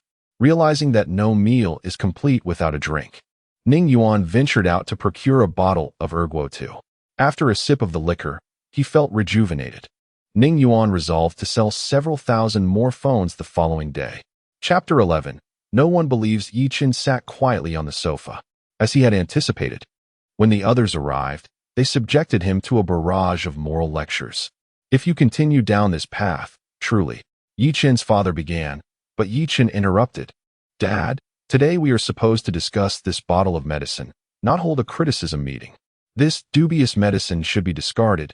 It irritates me just to look at it. Can't you focus on something constructive? Yi-Chen's father chastised. How is it dubious? Haven tea, I already stated its source. Yi-Chen retorted. His older brother took a sip of tea and added, Little Chun, you are still too young. If this medicine could truly cure leukemia, how could it possibly come to you? Yi-Chen stammered, unsure of how to respond. After a moment of hesitation, he grabbed the medicine bottle and declared, I'll throw it away. Is that acceptable? Does that align with your wishes? Without waiting for a response, he strode out of the room. Humph. This is the kind of son you've raised, Yi-Chen's father said coldly. Isn't Xiao-Chen just concerned for her sister? Why don't you find a way to help Xiaoya get better instead of criticizing? Yi-Chen's mother, wiping her tears, added, If you truly can't stand him, send him to the army. He needs to have the right temperament for that. Yi-Chen's father replied dismissively. Enough. All you do is argue. Accompany me to see Xiaoya, the elder Yi commanded, and instantly the atmosphere shifted to one of compliance. After leaving the room, Yi-Chen kicked a stone bench with a forceful kick. Throughout his life, he had never received recognition for any of his endeavors, leading him to abandon his efforts entirely. Living aimlessly, secure in the knowledge that his family was wealthy and he would never starve. This time, however, he was determined to prove his worth. With that thought, Yi-Chen quickened his pace and arrived at the entrance of an elegantly antiquated room a few minutes later. He gently knocked on the door, and after a few seconds, the caretaker opened it. He quietly stepped inside. Brother, is that you? A soft voice called from the bedroom within. Seeing that his sister was awake, Yi-Chen hurried into the room. Although it was referred to as a bedroom, it was more accurately a hospital room, filled with various medical equipment on either side of the bed. A pale girl, wearing a small pink hat, leaned against the headboard, clutching a book in her hands. Upon seeing Yi-Chen, she smiled gently and asked, Did Dad scold you again? Yi-Chen scratched his head and smiled. No, I just missed you. So I came to see you. Thank you for your concern, brother. Dad responds better to gentleness than harshness. Next time he scolds you, just say a few kind words. Don't just rush headlong into conflict, Yi advised. How did you know I was scolded again? Yi-Chen asked, feeling a bit embarrassed. Every time you get into trouble, you come to my bedside to cry, she laughed. Yi-Chen, caught off guard, turned red and coughed awkwardly. He then produced a small bottle and said, This time, I brought medicine that can cure your illness. It's like this. He quickly explained the details to Yi. He also pulled out his high-tech phone to demonstrate its marvelous features. I took this medicine, and during a phone call between Mom and the doctor that I overheard, the doctor mentioned that I might only have 3 years left to live. Congenital leukemia cannot be cured with current technology. Instead of lying in bed until death, I'd rather take a chance, Yi declared resolutely. At that moment, Yichen grew anxious and replied, "But what if?" "There is no what if. I have been trapped in this hospital bed since birth. I am truly tired of this life." Yi interrupted him. Seeing the determination in his sister's eyes, Yichen opened the cap and poured out a blood-red pill, releasing a sweet aroma. "May you recover," Yi said, taking the pill from Yichen's palm, placing it in her mouth, chewing briefly and swallowing. "What do you feel?" Yichen asked nervously. "Nothing much," Yi replied, but almost immediately, her face flushed visibly. "Brother, I feel unwell." Panic surged through Yichen's mind. He dashed out, shouting, "Doctor! Doctor!" At that moment, the rest of the Yi family, accompanying the elder Yi, happened to arrive. Yichen's father glared at him and demanded, "What is going on?" "I gave my sister. I gave her that pill. Something is wrong." Yichen cried, tears streaming down his face. Slap. Yichen's father struck him hard across the face, shouting, "Unfilial son, I will kill you for this. Unfilial." With that, he struck him again. "Stop. What good does hitting him do now? Hurry and call the doctor. If anything happens to my precious granddaughter, I won't spare you." Yi family elder warned as he entered the room. The others followed him inside, and Yichen scrambled in after them. The doctor, a family physician hired at a high salary from Xia Hospital, usually monitored Yi's condition and alleviated her suffering when she felt unwell to prevent her condition from deteriorating further. In less than a minute, the doctor rushed in with 2 nurses. "Dr. Yang, please check on Xiaoya. I beg you, save her," Yichen's mother cried, grasping Dr. Yang's arm. At that moment, Yi had already lost consciousness, her face flushed, eyes tightly shut, and her expression one of agony, a sight that would tug at anyone's heartstrings. "Don't panic. Let me take a look." Dr. Yang instructed the nurses to adjust Yi's position for greater comfort and began a detailed examination using various instruments. Half an hour later, wiping the sweat from his brow, Dr. Yang said, "Currently, her condition has not worsened. Yi's discomfort is due to the unknown medication.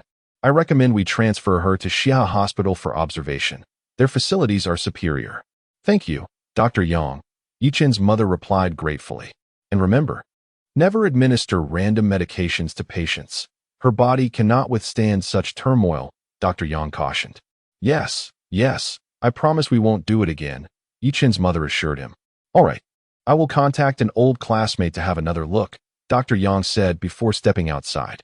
Hearing that his sister was temporarily out of danger, Yichen stood up, clenched his fists, and silently walked toward the door. "Where are you going?" Yichen's brother blocked his path. "Don't bother me," Yichen replied, trying to sidestep him. "Come back." His brother yanked him back and inquired, "What exactly are you planning to do?" "It's nothing. I just need to clear my head," Yichen insisted. "Are you going to confront that boss?" his brother asked. "I'm going to kill him. How dare he harm my sister? I will make him wish he were dead," Yichen declared. "That is madness," the elder Yi admonished. Chapter 12. An additional 4 million at Peking Union Medical College Hospital, the foremost medical institution in the Dragon Kingdom. One finds the nation's most esteemed physicians and unparalleled medical resources. A random doctor here could easily hold a chief position in any other hospital.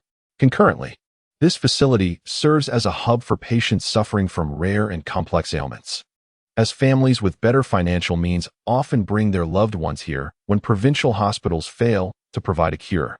If the specialists here cannot remedy the condition, it is generally accepted that there is little hope left. A saying goes in the Dragon Kingdom, the doctors at Peking Union can snatch a patient from the clutches of the Grim Reaper if they cannot. It is indeed a matter of fate. Dr. Yang, having practiced medicine for decades since his graduation, is acutely aware that there are numerous ailments beyond the reach of treatment. The hospital, often mythologized by the public, ironically has the highest mortality rate. The physicians here routinely confront the heart-wrenching scenarios of life and death, not due to a lack of effort, but rather the stark reality that some conditions remain untreatable. Such was the case for Yi, who was diagnosed with congenital leukemia at the tender age of 3. Had she been born into a less affluent family, she would likely not have survived. Only the wealth of the Yi family allowed for her continued existence. Following a comprehensive examination and consultations with various specialists in both traditional and modern medicine, The prognosis indicated that Yiya's vital signs were temporarily stable, necessitating hospitalization for observation. This news brought a sigh of relief to her family. The Yi family had 4 children. The first 3 were boys, and the youngest, a girl, became the apple of their eye. However, the unexpected storm of fate struck when Yiya was diagnosed with her grave illness. The family sought out renowned physicians from far and wide, only to find themselves powerless against her condition. They could only maintain her life, clinging to the hope that one day a cure for congenital leukemia would be discovered. Yichen sat by his sister's bedside, watching her suffer, feeling as though his heart was being cleaved in 2 by guilt. The thought that his oversight had led to her condition overwhelmed him with remorse. He silently vowed that if something were to happen to her, he would not hesitate to take down the unscrupulous merchant responsible. Conversely, should a miracle occur and she recover, he would express his profound gratitude to the benefactor, vowing to amend his ways and lead a righteous life. Meanwhile, Ning Yuan, having consumed 2 liang of cat urine at his establishment, stumbled upstairs in a daze. He collapsed onto his bed, and within moments, the room was filled with thunderous snores. Awoken in the middle of the night by an urgent need to relieve himself, he groped his way to the bathroom, only to be startled into a fit of sneezes upon returning to the darkness of his room. Who could possibly be thinking of him at this hour? Perhaps a young lady wishing to purchase a mobile phone? He muttered to himself as he navigated towards his bed, yearning to dream of a beautiful girl calling him husband. Just as he reached the edge of his bed, a shadow flickered outside the window. The night was clear, with the moonlight shining brightly, confirming that he was not mistaken. Cursing under his breath, cold sweat trickled down his spine as frightening images from horror films flooded his mind. Quickly, he flicked the light switch. With a click, the harsh light illuminated the room, and Ning Yuan squinted as he registered someone outside, waving a tattered garment on the end of a bamboo stick. Infuriated, he flung open the window and yanked the clothing from the stick, tossing it aside. What a disgrace. Out here scaring people in the dead of night. Ning boss. Ning boss. It's me, came a familiar voice from below. He leaned out to see Huang, his hair dyed an unsettling shade of yellow, standing in the moonlight. What do you want, Huang? Ning Yuan shouted in annoyance. Huang, undeterred by the reprimand, lowered his voice. Ning boss, please open the door. I have urgent matters to discuss. Urgent matters at this hour? Ning Yuan questioned. Yes. It's a matter of life and death. Open up, Huang insisted, refusing to elaborate. With a resigned sigh, Ning Yuan pulled the roller shutter halfway up, and Huang slipped inside, immediately asking, Ning boss, do you have anything to eat? Heat up the leftover dinner, Ning Yuan instructed. Huang perched on a stool at the counter, lamenting, Ning boss. You've put me in a terrible position. I've been hiding for days and haven't had a decent meal. You haven't spent the 5 million? Ning Yuan chuckled. How could I? Lu Qing has been sending people after me. Huang replied, exasperated. Then just return the money, Ning Yuan suggested. That's not the point. I came to inform you of something important, Huang continued. What is it? Ning Yuan inquired. You are in danger. I overheard Lu Qing discussing plans to kidnap you. Huang revealed. That fool wouldn't he dare, Ning Yuan scoffed, as he began to eat his stir-fried rice with pork. Finish your meal and leave. I need my rest. As Huang devoured his food, he added, actually, there's something else. Stop. I'm not interested, Ning Yuan interrupted. Ning boss, this is regarding the 5 million, Huang said, hastily finishing his meal before revealing a bank card. What I mean is, you keep the majority and just leave us 100,000 to spend. I swear, we will disappear from your sight, and the kidnapping plot is genuine. He raised 3 fingers, vowing the truth of his words. First mitigate the risk, then profit from information. You're quite the strategist, Ning Yuan remarked with a smile. Huang wiped his mouth, feigning sorrow. I'm just a small-time thug. Lu Qing would crush me like a bug. My underlings depend on me. That 100,000 seems significant, but once divided, it's not much. His voice quivered with a hint of desperation. Enough, Ning Yuan interjected. You've shown talent as an actor. Leave the card. I'll transfer 100,000 to you. And remember, keep me informed of any developments from the Lu family. Understood. Huang brightened, quickly producing another card from his pocket for the transfer. I must commend you. In another era of chaos, You would surely be a bandit, Ning Yuan teased as he initiated the transfer of 100,000. Ning boss, you are blessed with fortune and assistance. A mere phone can fetch 50,000. What do I have?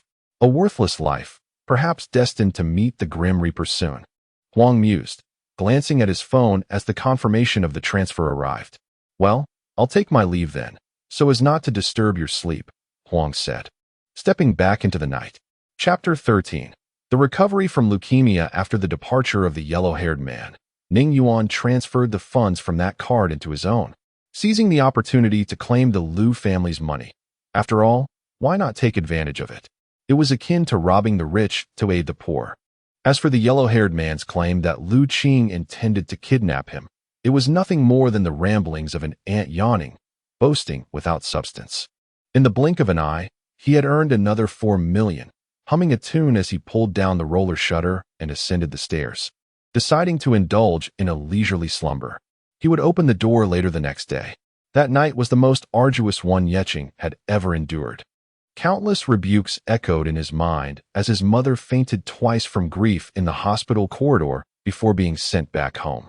The elderly patriarch of the Yi family, nearing 90, stood resolutely outside the hospital room, refusing to leave until his granddaughter awoke. Yeqing's father, Yi Hetong, attempted several times to enter the room to see his daughter, only to be stopped by nurses who insisted that the patient required peace and quiet. Each time he was thwarted, his frustration found its outlet in a scathing reprimand directed at Yeqing. Had it not been for Yeqing's 2 elder brothers supporting their grandfather, they might have thoroughly chastised him for his incessant troublemaking, which had become a source of constant worry. For the entire Yi family, the night stretched on interminably, as doctors and nurses entered the room every 2 hours to check on Yi Ya's condition. With each exit of the doctor, the family grew tense, though fortunately, there were no alarming developments. As dawn broke and the sky lightened, the doctor entered for the 5th time and reported that Yi Ya was stable, allowing the family to breathe a sigh of relief, and the elderly patriarch was escorted back home. Only Yeqing and Yi Hetong remained in the corridor. Does your face still hurt? Yi Hetong inquired, observing Yeqing's swollen visage with a hint of regret for having struck him so hard. Yeqing turned his face away, replying, "It doesn't hurt anymore." Well, let this be a lesson to you. I know you wish for your sister's recovery, but one must also be mindful of the methods employed. Yi Hetong admonished solemnly. Understood, Yeqing replied, genuinely fearful. He could hardly fathom how he would cope if anything were to happen to his sister. While the two were engrossed in conversation, they failed to notice the hospital room door swing open, revealing a slender figure in the corridor. "Dad, that medication was meant for me. Don't blame my brother. Just look at what you've done to him." A delicate voice resonated in the hallway. Though her tone was soft, to Yi Hetong, it struck like thunder. He turned to see the petite silhouette at the door, momentarily taken aback, and stammered, "Xiaoya, you're out?" "Of course I am." Yi twirled around, exclaiming, "I feel incredibly light, lighter than ever before." Yeqing dashed to her side, asking, "So, does that mean you're completely well?" "I'm not sure. I feel a bit hungry now and would like to feast," Yi replied, patting her stomach. "Excellent. You must be fine," Yeqing exclaimed, joyfully pacing the floor. "Quick, call the doctor." Yes, Yi Hetong hurriedly rushed toward the nurse's station at the end of the corridor. Moments later, Yi reclined once more on the hospital bed as Dr. Yang and his colleagues conducted various examinations. Yeqing and Yi Hetong waited anxiously outside the room. Time ticked by slowly, and several times Yeqing resisted the urge to burst in and inquire about the results. At precisely 9 a.m., as his phone chimed the hour, the hospital room door opened. Dr. Yang and his colleagues emerged with grave expressions. Upon seeing their demeanor, Yeqing's heart sank. "How is she? Have the results come in?" "Do not panic." Dr. Yang gestured reassuringly, a smile breaking through his serious demeanor. "Congratulations. Yi has regained her health. After a comprehensive examination, we find her to be as healthy as anyone else.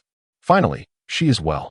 This singular thought flooded Yeqing's mind, and suddenly he felt dizzy, the world around him fading to black. When his vision cleared, he found himself at home, resting in his own bed.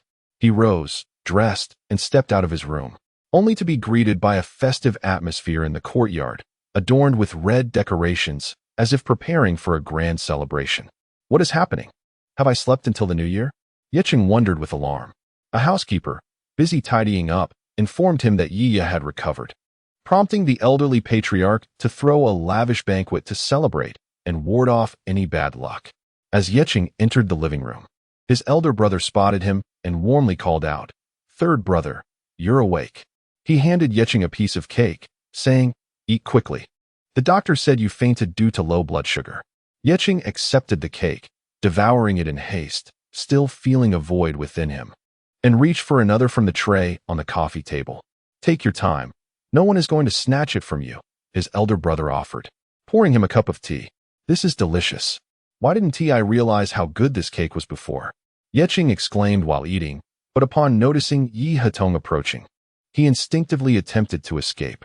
"Xiao Chong, there's noodles in the kitchen," Yi Hetong called out, stopping him. "All right, I'll go," Yicheng replied. Taken aback by the sudden warmth in Yi Hetong's tone, he nodded and quickly made his way to the kitchen. Upon entering, he saw a young girl with a ponytail gnawing on a pig trotter. Girls should be mindful of their image. Otherwise, they may never find a husband, Yicheng teased. "Humph. It's even better if I don't get married. I can enjoy pig trotters at home every day," Yiya retorted playfully. Yicheng picked up a bowl of hand-pulled noodles he had prepared and, between bites, asked, "Now that you're well, what do you want to do?" "I'd like to go out for a bit, but I'm not sure where to go," Yiya mused. "I know of an intriguing place," Yicheng replied. "What place?" As Yiya discarded the last bone into the trash, she had thoroughly devoured the pig trotter. "Don't you want to know the origin of that medication? Don't you want to discover where such miraculous remedies are sold?" Yicheng inquired. "Indeed. We should express our gratitude to the person who saved my life and also investigate," Yiya began, but her words were cut short as the elderly patriarch entered. "Grandfather," Yiya greeted sweetly. "Ha ha, yes. We must extend our thanks. Come, the banquet is about to begin. As the guest of honor, you cannot be absent." The patriarch chuckled. By the time Yicheng and his companions reached the banquet venue, it was already overflowing with guests. The Yi family, a prominent clan, and the influence of the patriarch, Yi Kaishan, attracted countless attendees eager to be part of the celebration, even if only to make an appearance. The Lu family, a leader in the financial sector with business ties to the Yi family, naturally had a place at the banquet. Lu Jie, holding a glass, appeared somewhat preoccupied, having been called several times by others without noticing, leading many to perceive her as aloof and difficult to approach. In such settings, where networking opportunities flourished, numerous individuals wandered about, glasses in hand, seeking potential partners for future collaborations. Chapter 14. The medicine is gone in the past. Lu Jie would have shared the sentiments of most people, but today, her mind was wholly preoccupied. She was solely concerned with discovering the remedy for Yi Ya's illness. Upon witnessing the elderly patriarch Yi Kaishan enter the banquet hall, accompanied by two youthful companions, her breath quickened. Seeing Yi Ya, who had suffered from congenital leukemia since childhood, now brimming with vitality, evoked a sharp pang in her heart as she thought of her own son. The crowd parted to welcome the venerable Yi Kaishan, with several influential figures raising their glasses to congratulate him at the main table. Lu Jie hastily followed suit, and when the others finally completed their greetings, it was her turn. She stepped forward with a smile, exclaiming, "Congratulations, Xiaoya, on your recovery. Do come visit my home sometime." As she spoke, she presented a jade peace amulet to Yiya. "Thank you," Yiya replied softly. "It's beautiful and thoughtful. If only my son's illness could be cured as well." Tears welled in her eyes as she raised her glass and inquired, "How exactly was Xiaoya's illness treated? Is it permissible to share?" "Oh, your son is also afflicted with leukemia," Yi Kaishan remarked. "Indeed, he has been ill for several years now, and his father's bone marrow does not match. I implore you to guide us," Lu Jie said, her voice trembling. "Where do you procure the medicine, Xiaoqing?" Yi Kaishan asked. "From a mobile phone store," Lu Jie replied, sensing a foreboding feeling as she heard the first half of his statement. "In the city of Shangning, in Bayan County," Yi Cheng mentioned it while eating. "Is the proprietor named Ning Yuan?" Lu Jie inquired. "Yes, everyone calls him Boss Ning," Yi Cheng confirmed. Understood. Lu Jie managed a strained smile before departing. She never imagined that the cure for leukemia would originate from the hands of Ning Yuan. Reflecting on past events, she clenched her fists and hurried out of the Yi residence. Brother, Lu Ai doesn't seem very happy, Yi observed. Could she be joyful knowing her son has leukemia? Come on, eat up. We'll go watch a movie afterward, Yi Cheng replied. Yi nodded in agreement. Unbeknownst to Ning Yuan, his casual sale of a singular medicine had sparked a series of consequential events. After another exhausting day of work, he had sold 15,000 mobile phones. However, the following day, sales plummeted by half, which troubled him. The exorbitant price of 500,000 made the high-tech phones accessible to only a select few. He needed to devise a new strategy. Dinner consisted of knife-cut noodles, cold pig ears, and smashed cucumbers. Since acquiring the 250 model, his quality of life had significantly improved. With the 250 and another bowl of noodles, Ning Yuan remarked while eating, "Your culinary skills are exceptional. I fear I might gain weight." Gaining weight is inconsequential. I can tailor a weight loss regimen for you, the 250 model replied. Never mind, I'm too lazy. If I can stand, I 1T sit. And if I can lie down, I 1T sit, Ning Yuan stated, just as the rolling shutter door rattled with a knock. Who is it at this hour? Ning Yuan inquired. Silence ensued. The rattling continued. For heaven's sake, can't I eat in peace? He grumbled, setting down his bowl and moving to the door. As he lifted the rolling shutter, a fair-skinned man came into view. Lu Qing, are you unwell? Ning Yuan scolded. Ning boss, we meet again, Lu Qing replied, unfazed. A smile gracing his face. I've come to bring you a gift. A gift at this late hour? I truly cannot fathom what goes through your mind. Ning Yuan retorted as he returned to the counter to continue his meal. Ha, do not be upset, Ning boss, Lu Qing said, stepping inside, followed by two suited subordinates, each carrying a box. What is your purpose for coming here? Why do you always start with trivial chatter? Ning Yuan asked while munching on pig ears. Well, I've heard that you possess a medicine capable of curing leukemia, Lu Qing replied with a grin. Who told you that? Ning Yuan questioned. The precious jewel of the Yi family, afflicted with congenital leukemia, was cured with Ning boss's medicine, was she not? Lu Qing asserted. You must have misheard. This is a mobile phone store, not a pharmacy, Ning Yuan clarified. At tonight's banquet at the Yi residence, CEO Lu heard it firsthand. Lu Qing signaled to his two companions, who stepped forward to unveil the boxes, presenting some modest gifts, hoping Ning Yuan might find them to his liking. Upon closer inspection, Ning Yuan noticed two jade plaques, smooth and unremarkable. The suited men placed the boxes respectfully on the counter. Not one to rebuff a kind gesture, Ning Yuan conceded. That medicine was but a single dose, purchased by that reckless youth from the Yi family.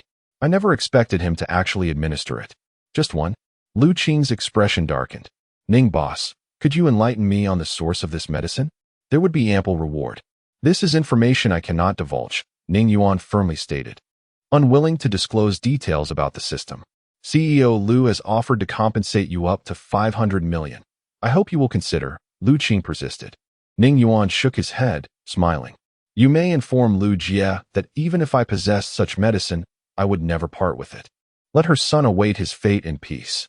You, Lu Qing, once again exasperated, found himself at a loss for words. Enough, return home. I shan't keep you for dinner, Ning Yuan declared. Why do you harbor such animosity towards CEO Lu? She is, after all, Lu Qing began. But Ning Yuan interrupted, forget about it. Ask that woman what she did back in the day, and you'll understand.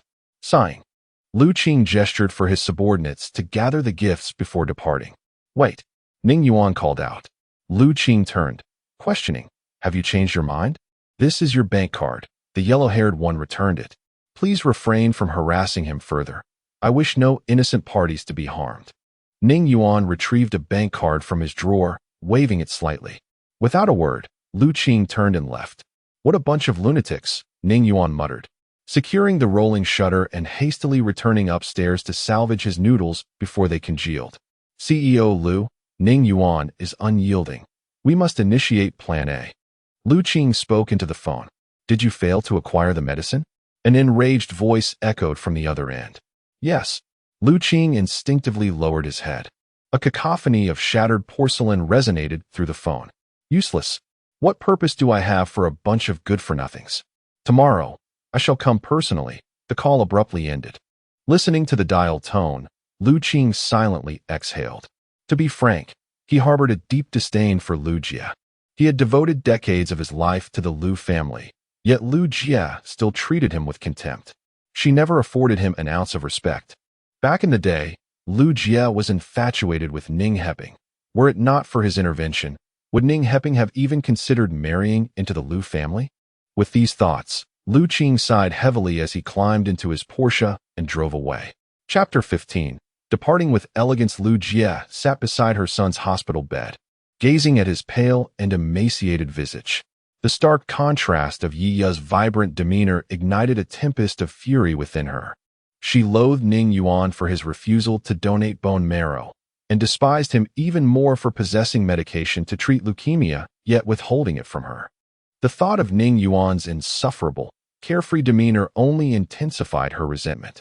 Why should her exceptionally talented son suffer from leukemia, while that abandoned waif, Ning Yuan, thrived in health? Gently caressing her son's hand, adorned with various needles, Lu Jie hastily exited the ward, acutely aware that her son had little time left. She needed to take decisive action. Ning Yuan had intended to indulge in a leisurely slumber, but the urgency of his mission to sell 100,000 mobile phones roused him from his dreams. After enjoying a breakfast prepared by 250, he opened the shop early. With 250's assistance, he now spent most of his time selling phones, only venturing out for groceries. As he opened the door, the shop gradually filled with customers. The routine of processing card payments and handing out phones was efficiently managed by 250, while he observed from the sidelines. Business was thriving, with luxury cars frequently replacing one another outside, a testament to the word-of-mouth success generated by earlier patrons. Such products were akin to luxury items. The wealthy, with their surplus of disposable income, sought to flaunt their status through extravagant purchases. When a groundbreaking mobile phone featuring an array of advanced technologies emerged in their social circle, it became imperative for others to acquire one lest they appear outdated. Ning Yuan's predictions proved accurate. As the day progressed, not only the affluent youth, but also middle-aged individuals began to frequent the store. One rotund, middle-aged man entered, and Ning Yuan immediately discerned his background from the heavy accent of Xishan province. He was undoubtedly a coal magnate. As the afternoon wore on, business grew increasingly frenetic. With 250 struggling to keep pace, Ning Yuan stepped in to assist, repeating the cycle of transactions. He noted that the afternoon clientele drove ordinary vehicles and donned suits. Undoubtedly representatives from various mobile phone manufacturers come to scout for information. Yet, he remained unfazed. The cutting-edge technology of the system's mobile phones was beyond their comprehension. By 9 p.m., utterly exhausted, Ning Yuan dismissed the remaining customers, lowered the roller shutter, and slumped into a chair to reflect on his sales. Over 3 days, he had sold a total of 30,000 phones, averaging 10,000 per day, with a generous month allotted by the system. He decided to grant himself a reprieve, justifying it as a necessary balance of work and rest. That evening, he took an A4 sheet and inscribed, "Close today, reopening tomorrow," affixing it to the shop's exterior before issuing instructions to 250 to diligently oversee the store. After locking the door, he slipped away. He first indulged in a barbecue nearby, savoring a bottle of beer, before leisurely making his way to the county's largest spa. He knew he could not sleep in the shop that night. The prospect of being cornered by customers the following day was intolerable. As he entered the spa, a warm greeting met him, and he was immediately taken by the beauty of the receptionist and her enchanting voice. "I would like a bath," Ning Yuan stated. "Certainly. We offer packages ranging from 58 to 2888, she began. Before she could finish, Ning Yuan interjected, "I'll take the 2888 package." With financial concerns behind him, he opted for the best available. "Please hold on a moment," she said, swiftly preparing his entry. Over the intercom, she announced, "A distinguished guest has arrived. Please come down to welcome him." After he changed into fresh slippers, a stunning beauty approached him with a smile. "Welcome, esteemed guest. Please follow me." He followed her, captivated by her fragrant presence as she led him to the elevator. As the doors opened, she gestured for him to exit. "The men's bathing area is right there." Ning Yuan nodded, quickening his pace, relieved that she did not follow him inside. The bathing area was merely a standard pool, far from the luxurious experience he had anticipated. As he emerged, intending to find a place to rest, the same beauty reappeared, flanked by two others holding small plastic toolboxes. "Greetings, esteemed guest. Your 2888 package includes wellness services. Please follow us." Seated on the bed, Ning Yuan felt a twinge of panic, having never engaged with women in such settings before. "Perhaps you should return. I'm feeling a bit tired," he suggested. "Do not worry. We are professionals, and our services are genuinely beneficial for your health," she assured him. But he hesitated, only to be interrupted by another beauty. "Rest assured, we are fully trained in traditional Chinese acupressure." With their insistence, Ning Yuan felt compelled to acquiesce. Closing his eyes, he relented. "All right, let us proceed." The wellness service was indeed legitimate. The two women possessed remarkable strength, leaving him drenched in sweat and occasionally gasping in laughter, particularly when they massaged his feet, which tickled unbearably.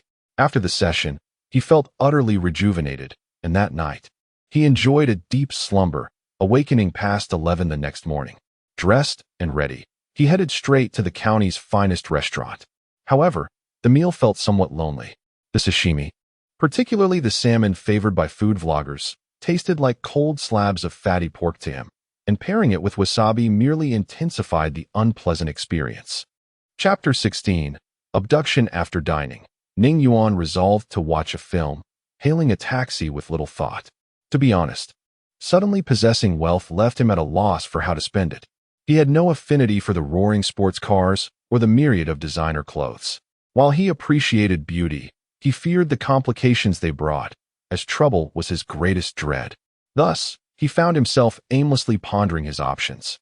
The primary reason for his disinterest was the accessibility of these luxuries, leading him to a self-reflection. It is human nature to desire what is unattainable. "Driver, why are you taking a detour?" "I'm a local," Ning Yuan snapped back to reality, realizing the taxi was veering away from the cinema. "Little brother, I heard on the radio that there's a traffic jam ahead. I'm just taking a longer route. I want to charge you extra." The taxi driver replied with a grin. "All right." Ning Yuan thought little of it and continued to admire the scenery outside. Perhaps it was the newfound wealth that altered his perception. Even the monotonous skyline seemed to brighten his mood. However, upon spotting distant mountains, he began to sense something amiss. "What is going on? You've taken me out of the county," Ning Yuan exclaimed. "You'd better behave. At this speed, if you jump out, you'll either die or be severely injured," the driver replied coldly. Gazing into the rearview mirror hanging from the ceiling, Ning Yuan noted the driver's calm demeanor. He felt a chill of dread. This individual was not simple, possessing a commendable mental fortitude. "Driver, if you're after money, I can transfer it to you now. And we can avoid this hassle," Ning Yuan suggested. "Don't be nervous. Just cooperate and don't entertain any foolish ideas." "Hand me your phone first," the driver said, one hand gripping the wheel while the other brandished a gun at Ning Yuan. Ning Yuan's expression shifted as he retrieved his phone from his pocket and handed it over. He initially intended to engage the driver in conversation to divert his attention and stealthily call the police. However, he had not anticipated being discovered so swiftly. Upon hearing that someone wished to see him, a face flashed in his mind, the blonde-haired man. Previously, he had been warned that Lu Qin and Lu Jia were planning to abduct him, yet he had dismissed the warning. The driver took the phone, saying, "That's more like it. Cooperate, and we'll all be fine." "Did Lu Jia send you?" Ning Yuan inquired. This time, the driver remained silent, his speed increasing. After several minutes, they halted on an isolated country road. The driver picked up his phone and spoke. "The goods have arrived," tossing Ning Yuan a black cloth bag. "Put this over your head." Ning Yuan said nothing, obeying and pulling the bag over his head. At this moment, he felt like a mere pawn, subject to the whims of others. Once the bag was on, darkness enveloped him. Before long, the car door swung open, a gust of cold air rushing in, causing Ning Yuan to shiver. Strong hands yanked him from the vehicle. It's a handover, money for goods. You're quite professional. The payment has already been transferred. The voice in front was unmistakably the driver, while the figure behind remained unknown. After the exchange, he was forcibly escorted into another vehicle. After a long, bumpy ride, they finally stopped. He was then led up several flights of stairs and into a room, where powerful hands shoved him into a chair. Yanking the black bag from his head, Ning Yuan squinted against the blinding light, revealing a middle-aged man in a white coat, wearing a mask, resembling a doctor. Do not fear. I've administered anesthesia. You won't feel a thing, the doctor assured. Ning Yuan surveyed the room. Against the wall was a bed surrounded by an array of medical instruments, resembling a hospital ward. It was painfully clear that Lu Jie had brought him here to forcibly extract his bone marrow. Apologies for the less-than-ideal environment, the doctor remarked before exiting. Minutes later, he returned, pushing a small aluminum cart laden with surgical instruments, sending a chill down Ning Yuan's spine.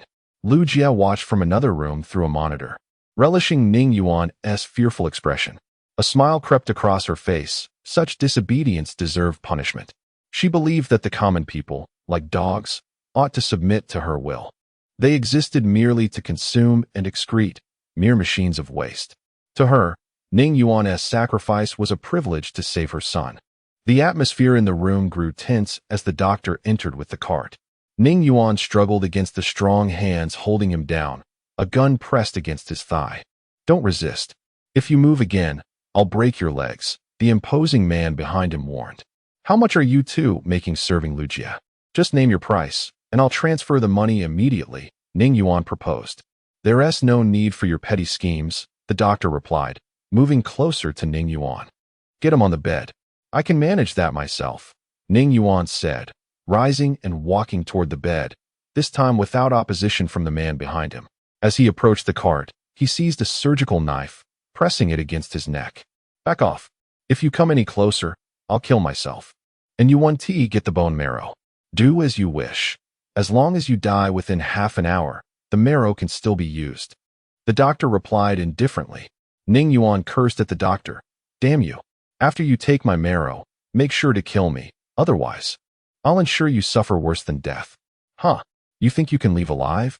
The unsanitary conditions here will surely lead to infection and death post-surgery, the doctor retorted. If you wish to avoid pain, just lie down, the man holding him at gunpoint insisted, faced with the dark muzzle of the gun. Ning Yuan had no choice but to comply and lie down. Regret flooded him. Had he not wandered aimlessly, could Lu Jie have captured him? The warning from the blonde-haired man had been clear. Lu Jie intended to abduct him, yet he had taken it lightly, believing that even the Lu family wouldn't dare to act so brazenly. He had underestimated their ruthlessness. Ultimately, it was his own naivety that led to this predicament. He realized he must have been followed from the moment he stepped out. This was a meticulously orchestrated abduction. He swore that once he escaped, he would ensure that his companion was always close by. As he watched the doctor approach with a syringe, Ning Yuan silently pleaded for assistance. This time, he truly felt doomed. Yet, the system remained ominously silent. Chapter 17. The arrival of 250. As the needle was about to pierce his skin, Ning Yuan shouted, "Wait." The doctor paused momentarily, smirking. Are you afraid? Humph. I have never known fear, Ning Yuan retorted. The doctor, grasping Ning Yuan's arm, prepared to administer the anesthetic. Wait, Ning Yuan exclaimed once more. What now? The doctor inquired. I need to relieve myself, both ways, Ning Yuan replied, punctuating his statement with a flatulent sound. The doctor pinched his nose and instructed the burly man, take him to the restroom. The man nodded and roughly pulled Ning Yuan off the bed, saying, lazy donkey. Let it all out. I want to go. I'll do it right here. Ning Yuan climbed back onto the bed defiantly. Lu Jie, observing through the monitor, noted Ning Yuan's antics to stall for time. The doctor, unable to proceed with the bone marrow extraction, picked up the intercom and urged, hurry, take him to the restroom.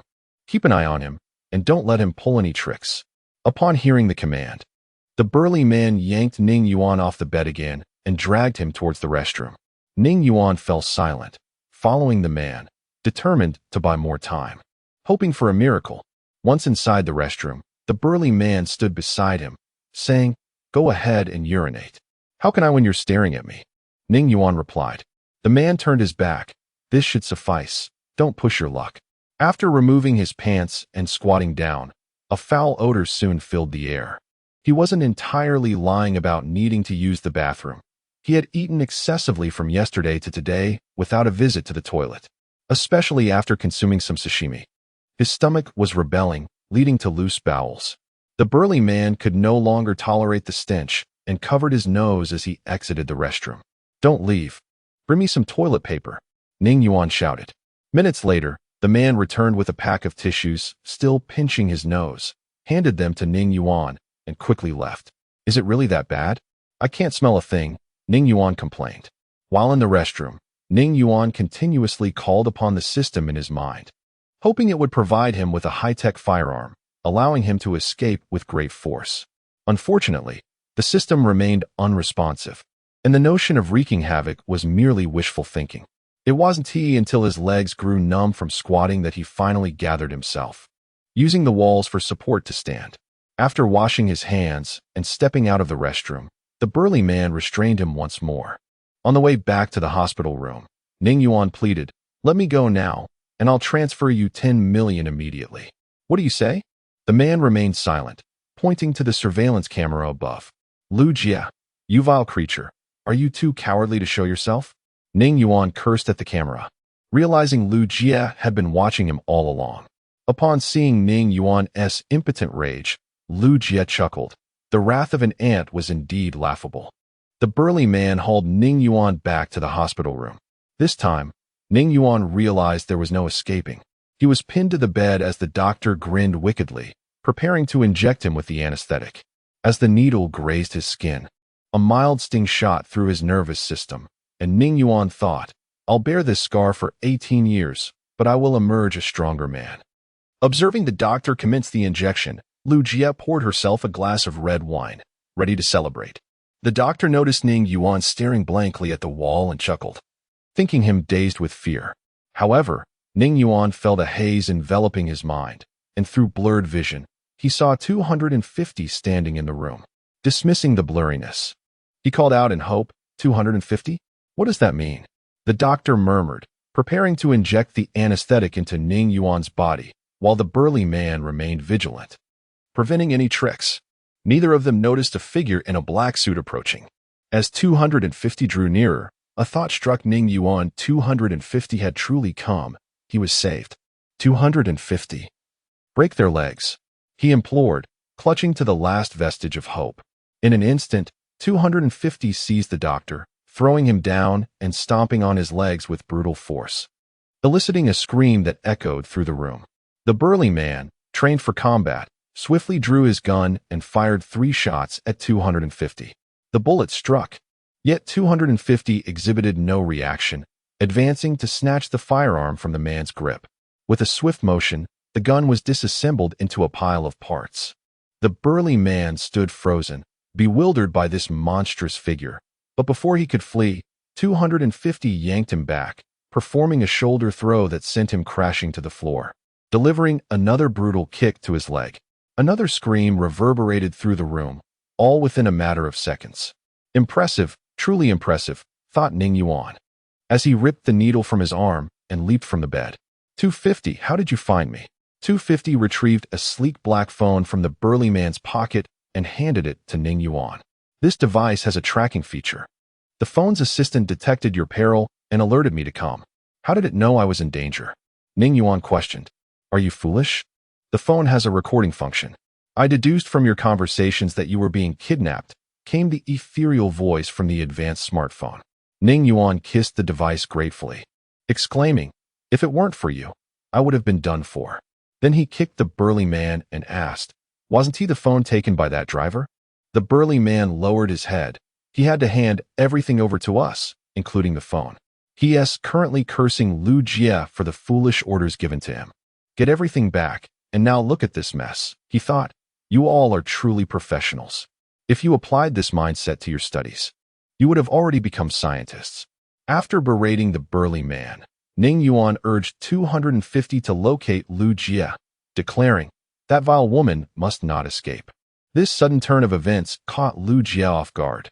While she had stepped into the kitchen for a steak, upon returning and observing through the monitor, she saw 250 dispatching her 2 henchmen. The display of 250's formidable prowess sent her into a panic.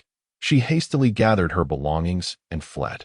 Since this undertaking was clandestine, she had only brought 2 subordinates, neglecting to even bring a driver. Once in her vehicle, she fumbled to start it amidst her panic. Just as she managed to ignite the engine and prepare to flee, a dark figure materialized beside the car.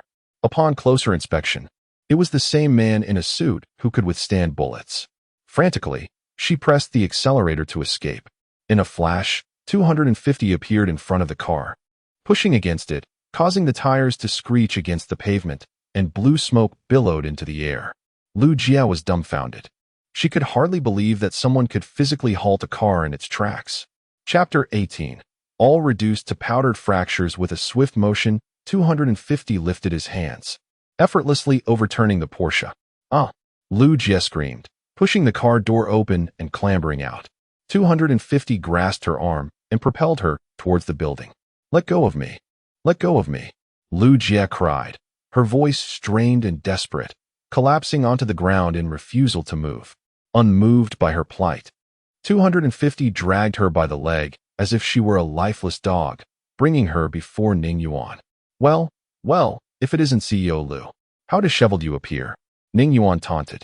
Lu Jie scrambled to her feet, shouting hysterically, "Ning Yuan, how dare you treat me this way? I will make you pay." Sighing, Ning Yuan regarded her with a look of condescension. "Why are you still so arrogant at this point?" Brushing dust from her clothes, Lu Jie declared, "I've already notified my family to come. If you dare lay a finger on me," Ning Yuan interrupted, "I'm afraid I won't touch a single hair on your head." 250 shatter both her arms and legs into powdered fractures, so severe that no doctor, regardless of their renown, could ever help her stand again. Understood. 250 seized Lu Jie, forcing her down, his iron fists beginning their grim task. With each punch, Ning Yuan could almost hear the sickening crack of bones. "Ah, spare me. Ning Yuan, I have plenty of money." Before Lu Jie could finish, the pain rendered her unconscious. The burly man and the doctor watching nearby were drenched in cold sweat, fully aware that Lu Jie would spend the remainder of her life in a wheelchair. "Grandfather, please spare me. I'm just a worker," the doctor wailed, crawling to Ning Yuan's feet, clutching his leg in abject terror. He truly feared for his future, not wishing to live the latter part of his life in a wheelchair. The burly man quickly followed suit, kneeling before Ning Yuan, weeping and pleading. "Humph," Ning Yuan scoffed, causing them to tremble. "Rest assured, I am merciful." 250 break their arms and legs as well, into powdered fractures. Upon hearing this, the doctor's head tilted, and he fainted. The burly man attempted to resist, but having already suffered a broken leg at 250's hands, he was unable to move and was swiftly dragged aside for a thorough beating, succumbing to unconsciousness with muffled groans. "Disable his 5th leg for me," Ning Yuan pointed at the doctor. Understood. 250 proceeded to drag the doctor over, preparing to strike. The doctor let out a harrowing scream. "Ah, don't hit. Not the 5th leg. Please. What use is it to keep? You'll be in a wheelchair for the rest of your life. It's utterly useless." Ning Yuan was intent on settling the score for the needle incident. This unscrupulous doctor had dared to inject him. 250, indifferent to the doctor's pleas, tightened his fist and swung downward. "Ah!"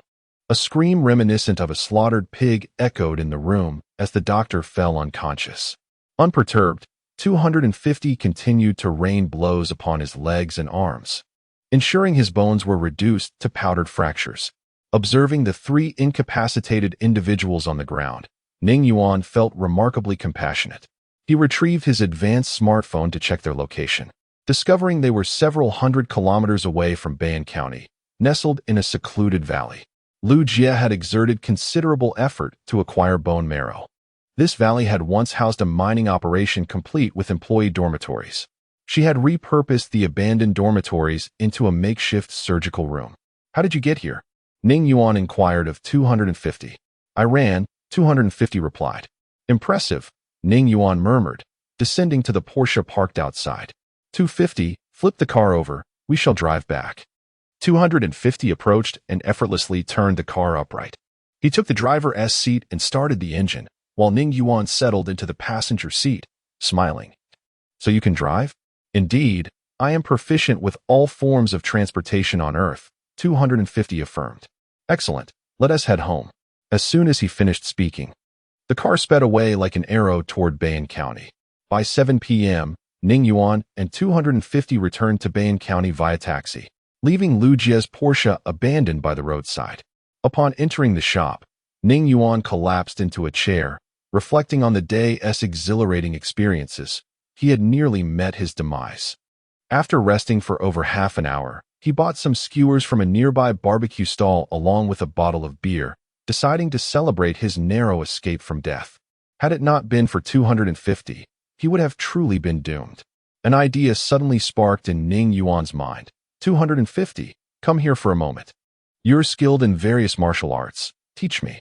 He wished to acquire skills for self-defense. As his wealth and advanced technology grew, so too would the potential for threats. Even without Lu Jie, 250 approached, scrutinizing Ning Yuan and stated, based on my analysis, with your current physical condition, mastering a martial art would require a minimum of 5 years. What do you mean? Are you suggesting I wouldn't be able to persevere? Ning Yuan questioned. Indeed. According to my analysis, you belong to the category of individuals who are quite lazy, 250 bluntly replied. Damn it. Ning Yuan had to concede that 250's assessment was accurate. He was indeed lazy and indulgent, possessing a 99% likelihood of giving up. What was he to do? There's no alternative. You must endure rigorous training, 250 advised. Sighing, Ning Yuan resigned. Fine, you go ahead and play. Ding. Temporary task. Sell 10 holographic projectors. Price, 1 million each. Reward, 1 complete revitalization pill. A set of invincible martial arts. Excellent system. At last, you've come to your senses. You realize I've completed my prior tasks, and now you too must fulfill this one. Ning Yuan felt a surge of satisfaction, knowing that selling just 10 holographic projectors would yield substantial rewards. The rewards were indeed enticing. A revitalization pill to enhance his physical abilities and a set of invincible martial arts for self-defense. Ning Yuan opened the mysterious black box that had appeared on the counter, revealing 10 neatly arranged pure black cubes. He picked one up, observing its singular data port. Connecting it with a data cable to a computer, he activated the video. A beam of light emitted from the black cube, projecting a three-dimensional mountain within the shop, creating an immersive experience. Remarkable. Opening a cinema with such technology would undoubtedly be a hit, Ning Yuan thought, momentarily admiring his entrepreneurial instincts. He tidied up the items and placed them beneath the counter, then crafted a sign detailing the price and features of the holographic projectors to display in the shop. After completing his tasks, Ning Yuan savored the remaining skewers and drank the beer. He instructed 250 to lock the shop's door from the inside before stumbling upstairs to sleep.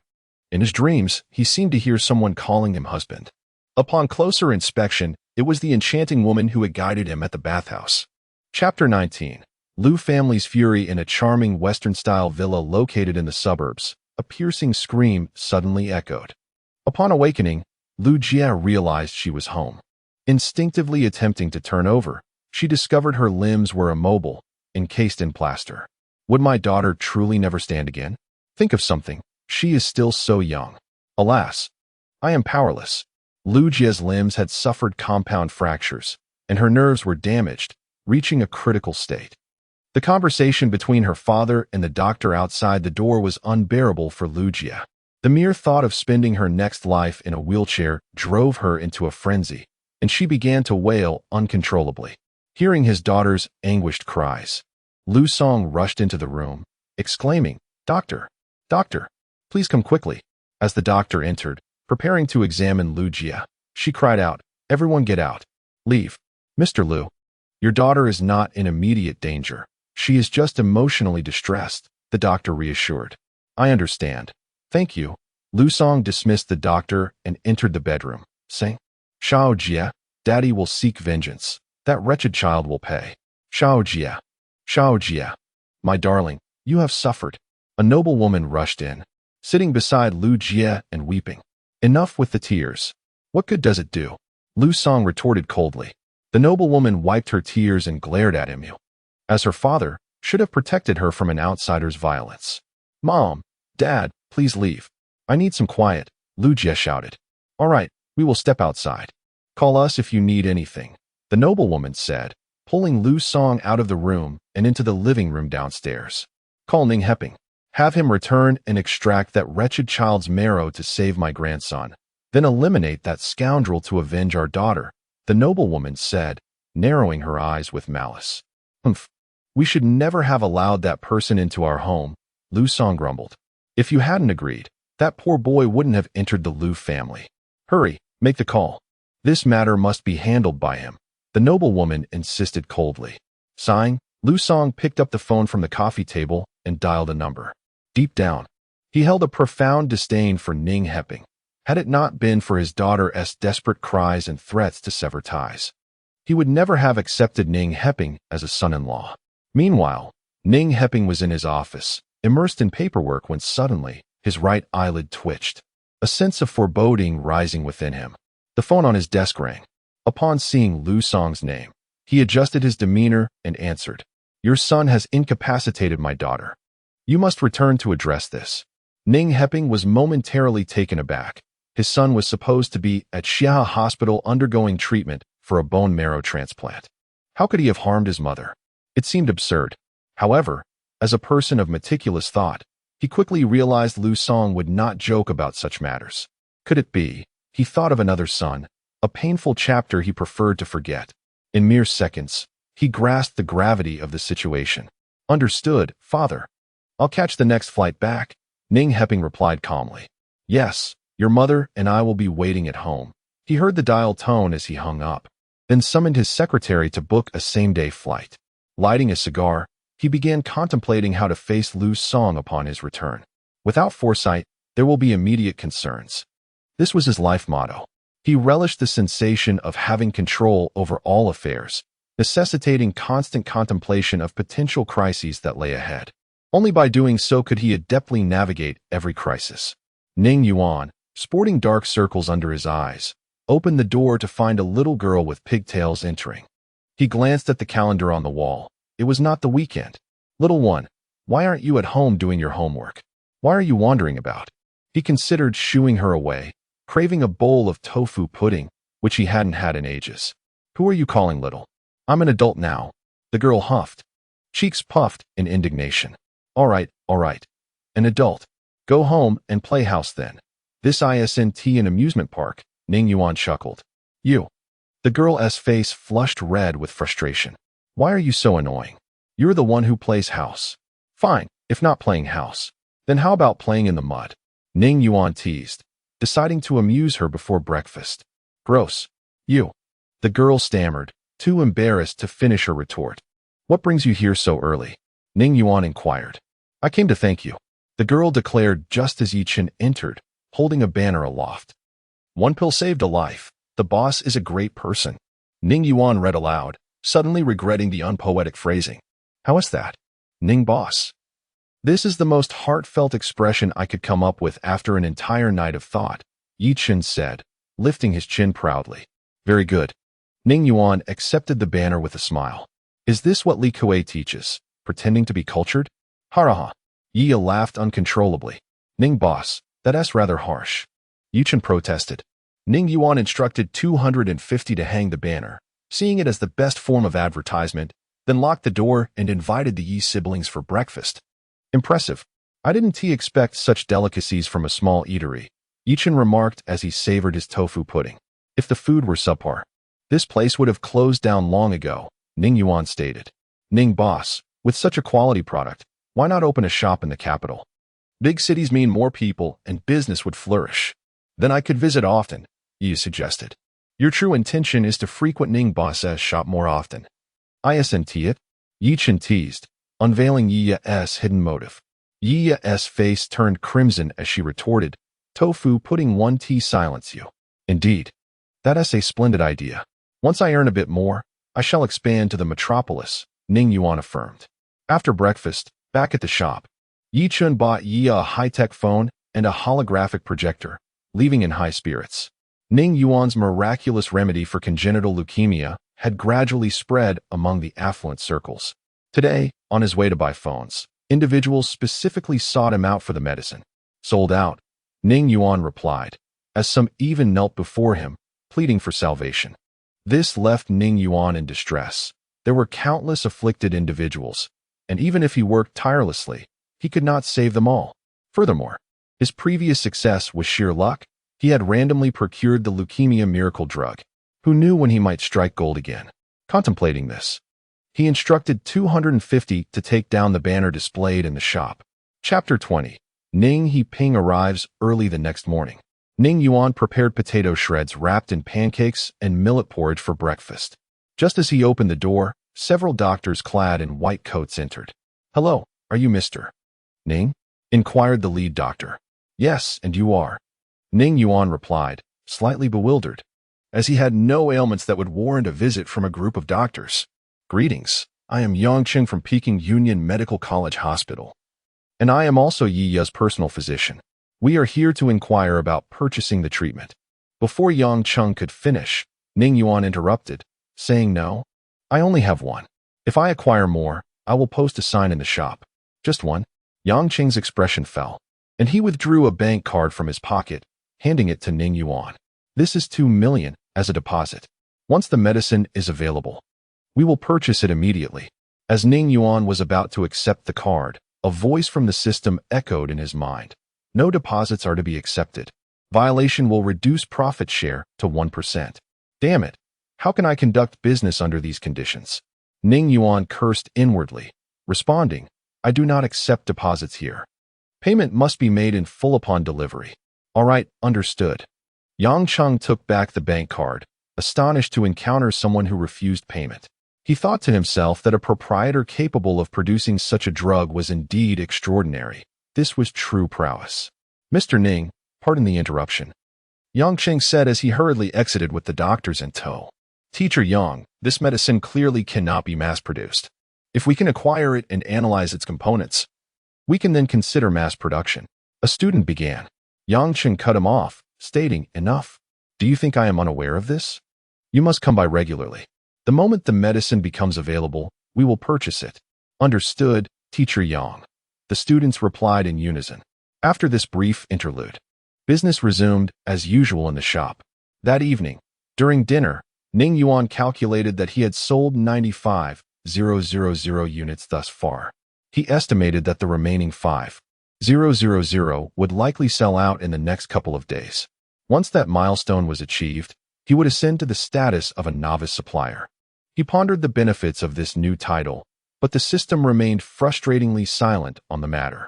The holographic projectors were not selling well, with only 3 units sold. The primary reason being that the cutting-edge smartphones already featured holographic projection capabilities, rendering the additional purchase redundant. As he contemplated this, Ning Yuan gnawed on a pig trotter, lamenting how, if not for the system's prohibition on advertising, his silver tongue could easily sell out both the phones and projectors in no time. He envisioned completing his tasks and reaching the pinnacle of success. Suddenly, a series of knocks echoed on the roll-up door. "Who is it?" Ning Yuan sighed, exasperated. As dining in peace seemed an impossible feat, the only response was the persistent knocking. "Stop knocking," Ning Yuan exclaimed, setting down the pig trotter and approaching the door to lift the roll-up. A man appeared before him, impeccably dressed with gold-rimmed glasses. His face stirred a sense of familiarity. After a moment's contemplation, Ning Yuan recognized him as Ning He Ping, the father of his former self. Meanwhile, earlier that day, while Ning Yuan was diligently selling, Ning He Ping's flight had landed at Beijing International Airport. Upon his hurried return home, he was met with the gravity of the situation.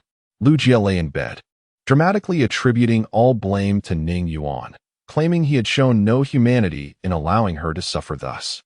Ning He Ping vowed to make Ning Yuan kneel before her and repent. Lu Song, too, did not greet Ning He Ping warmly. offering him no refreshment upon entering the house. After enduring Lu Jie's tirade, he descended to the living room only to be met with Lu Song's ire. Ning Yuan felt a wave of nausea wash over him at the sight of Lu Song and Lu Jie, likening them to parasites. He pondered how, if not for his years of diligent labor, they could enjoy such a luxurious lifestyle. How could the Lu family ascend so rapidly to prominence in Beijing? How could their insufferable relatives behave so brazenly? With these thoughts swirling, Ning Hiping longed to confront them, but chose to endure for the sake of his grand aspirations. He had persevered for so many years. He was so close to achieving his goals that he could not allow trivial matters to derail him now. In a soft tone, he assured, "Mom, Dad, I will ensure Ning Yuan donates his bone marrow and offers an apology to Xiao Jie." Upon hearing this, Lu Song's demeanor softened slightly, suggesting, "Let us eat first, then we can confront Ning Yuan. What is there to eat? My grandson lies in a hospital bed, and his mother is incapacitated by her injuries, while the perpetrator remains unpunished. Do we have time for a meal?" Lu Jie retorted coldly, "Yes, Mother is right. This is not the time for dining. I shall go find Ning Yuan now," Ning Hiping declared, turning to leave. As he stepped outside, he could still hear Lu Jie's scornful remarks about his lineage and the nature of his son. Clenching his fists, he entered the car. Though Bayan County was somewhat distant from Beijing, the recent investments in infrastructure meant that high-speed trains connected many regions, allowing travel from Beijing to Bayan County in under 2 hours. Upon arriving in Bayan County, Ning Hiping hailed a taxi and provided the address. The driver, upon hearing the destination, chuckled, "You must be here to buy a phone?" "No," Ning Hiping replied. "Then it must be for the medicine?" The driver queried. "Neither. I am here to find someone." "Is this shop well known around here?" Ning Hiping inquired. "Of course. This shop originally started as a small phone repair business. But who knows what stroke of luck the owner had or which influential person they connected with. Suddenly, they released a batch of phones. And they are no ordinary devices. Each one sells for 500,000. Such an outrageous price, yet the wealthy line up to purchase them. The other day, I saw a man in a Porsche who, due to poor queuing, was scolded by the owner. You won't believe his reaction. He didn't dare utter a word and obediently fell back in line. Really? What was his reaction? Ning Hiping asked with curiosity. The wealthy man didn't say a word. He simply returned to the end of the line. The driver laughed. The phones are just that good. If you search online for cutting-edge smartphones, you'll see. Just the holographic projection feature alone. Watching a Hollywood blockbuster with it feels like stepping into the very world of the film. Ning Hiping, however, was not interested in the wonders of the phone. He pressed on. Does even the local populace have no idea where Mr. Ning sources his supplies? Chapter 21. Seeking a strategy one don't know, the driver shook his head. Strangely, people had never noticed anyone delivering goods to him. Those curious about his sources were plentiful in Bayan County, with some even monitoring his shop around the clock, yet none had gleaned anything. I advise you to give up on this. Haha. Ning Heping chuckled awkwardly, choosing not to respond further. The train station was not far from Ning Yuan's shop, merely a 10-minute drive. After scanning the payment, Ning Heping stood before the shop door and looked up at the sign, Xiao Ning Mobile Store, confirming he was in the right place. He raised his hand and knocked on the door. Before long, the roll-up door was lifted, revealing a cynical young man. The youth's expression shifted rapidly from confusion to disgust. Before he could utter a word, the door was pulled down again. Ning Yuan was somewhat aware of Ning Heping's intentions. After he had incapacitated Lu Jie, it was only natural that the Lu family would seek him out, with Ning Heping being their first target. Unfilial son, open the door. You've left Lu Jie in such a state. There must be an explanation, Ning Heping said as he continued to knock. Ning Yuan raised the roll-up door and said, While I'm still in a good mood, you'd better leave quickly. Do you speak to your father in such a manner? Ning Heping stepped into the shop. Rest assured, as long as you are willing to donate bone marrow to your brother, I will let them off lightly. Ning Yuan laughed, genuinely perplexed by these so-called wealthy individuals, who seemed to believe that their mere words commanded obedience, as if they were deities. Seeing that Ning Yuan remained silent, Ning Heping continued, I know you despise me, but I have my reasons.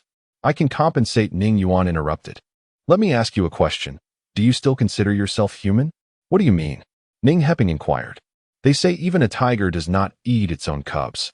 You've cast your young son near an orphanage without fear of him being hit by a car or encountering other dangers. Ning Yuan retorted. Ning Heping was momentarily rendered speechless by Ning Yuan's words. Enough. Don't think that just because you've made a bit of money, you can rule the world. You are far from it. Leave now. I still have to eat, Ning Yuan said. Unfilial son. Don't assume that having a powerful ally grants you the freedom to act recklessly. Ning Heping cast one last deep glance at Ning Yuan as he departed. Ning Yuan locked the door, sat down, and began to eat while contemplating. They say that the barking dog does not bite. This Ning Heping would undoubtedly be more challenging to deal with than Lu Jie. Should he have 250 take action and incapacitate him? Upon further thought, that wouldn't suffice. It would be better to topple the Lu family altogether. Then, he could see how arrogant Ning Heping would remain. The issue was that while incapacitating Ning Heping was simple, dismantling the Lu family was a daunting task. After pondering for a long while, Ning Yuan resolved to play a couple of ranked matches first. Overthinking was exhausting, and he was not naturally inclined toward wrongdoing. Just as he picked up his advanced smartphone, inspiration struck. Xiao AI, you often boast about being an artificial intelligence. A god in the online realm, right? I need your assistance with something. Ning Yuan addressed his device. This device had appeared alongside 250. It was more accurately described as a portable intelligent device, designed to help 250 learn new skills and develop new capabilities, essentially a supplementary tool for 250. What do you need? Speak, came the ethereal voice from the device. Can you infiltrate someone's phone and obtain all their private information? Certainly, but a medium is required. You need to provide me the target's social media account, and I can set a trap to crack their account password. Allowing me to inject a control program into their device, Ning Yuan interjected. So, you're essentially planting a virus, right? I've seen that in movies.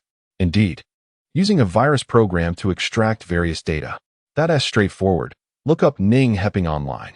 He.S. quite a public figure, a partner at Citigroup, Ning Yuan chuckled. Search complete. Ning Heping, male, a graduate of Tsinghua University, president of Citigroup Asia, Twitter account.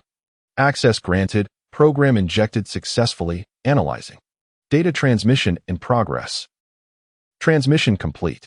So quick, Ning Yuan remarked, observing the array of information on his screen.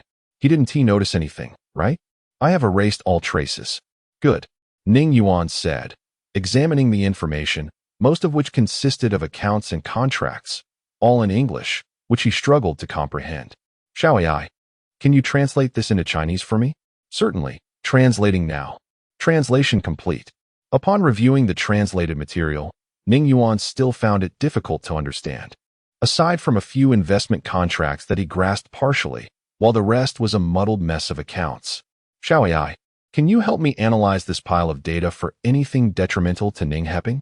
What constitutes detrimental information, such as evidence of tax evasion, contract fraud, or similar illegal activities understood, analyzing? According to the latest tax laws, Ning Heping has not engaged in tax evasion. According to criminal laws, he has not committed contract fraud. Damn, Ning Yuan exclaimed, pulling an apple from beneath the counter and taking a vigorous bite. Who would have thought? This scoundrel is a law-abiding citizen. Did you find any anomalies? There are some irregularities in his accounts. Xiao AI's remark piqued Ning Yuan's interest. What kind of irregularities?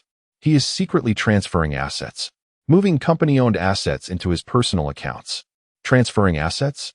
Ning Yuan momentarily struggled to comprehend Ning Heping's actions. It was his own company. Why would he transfer assets unless?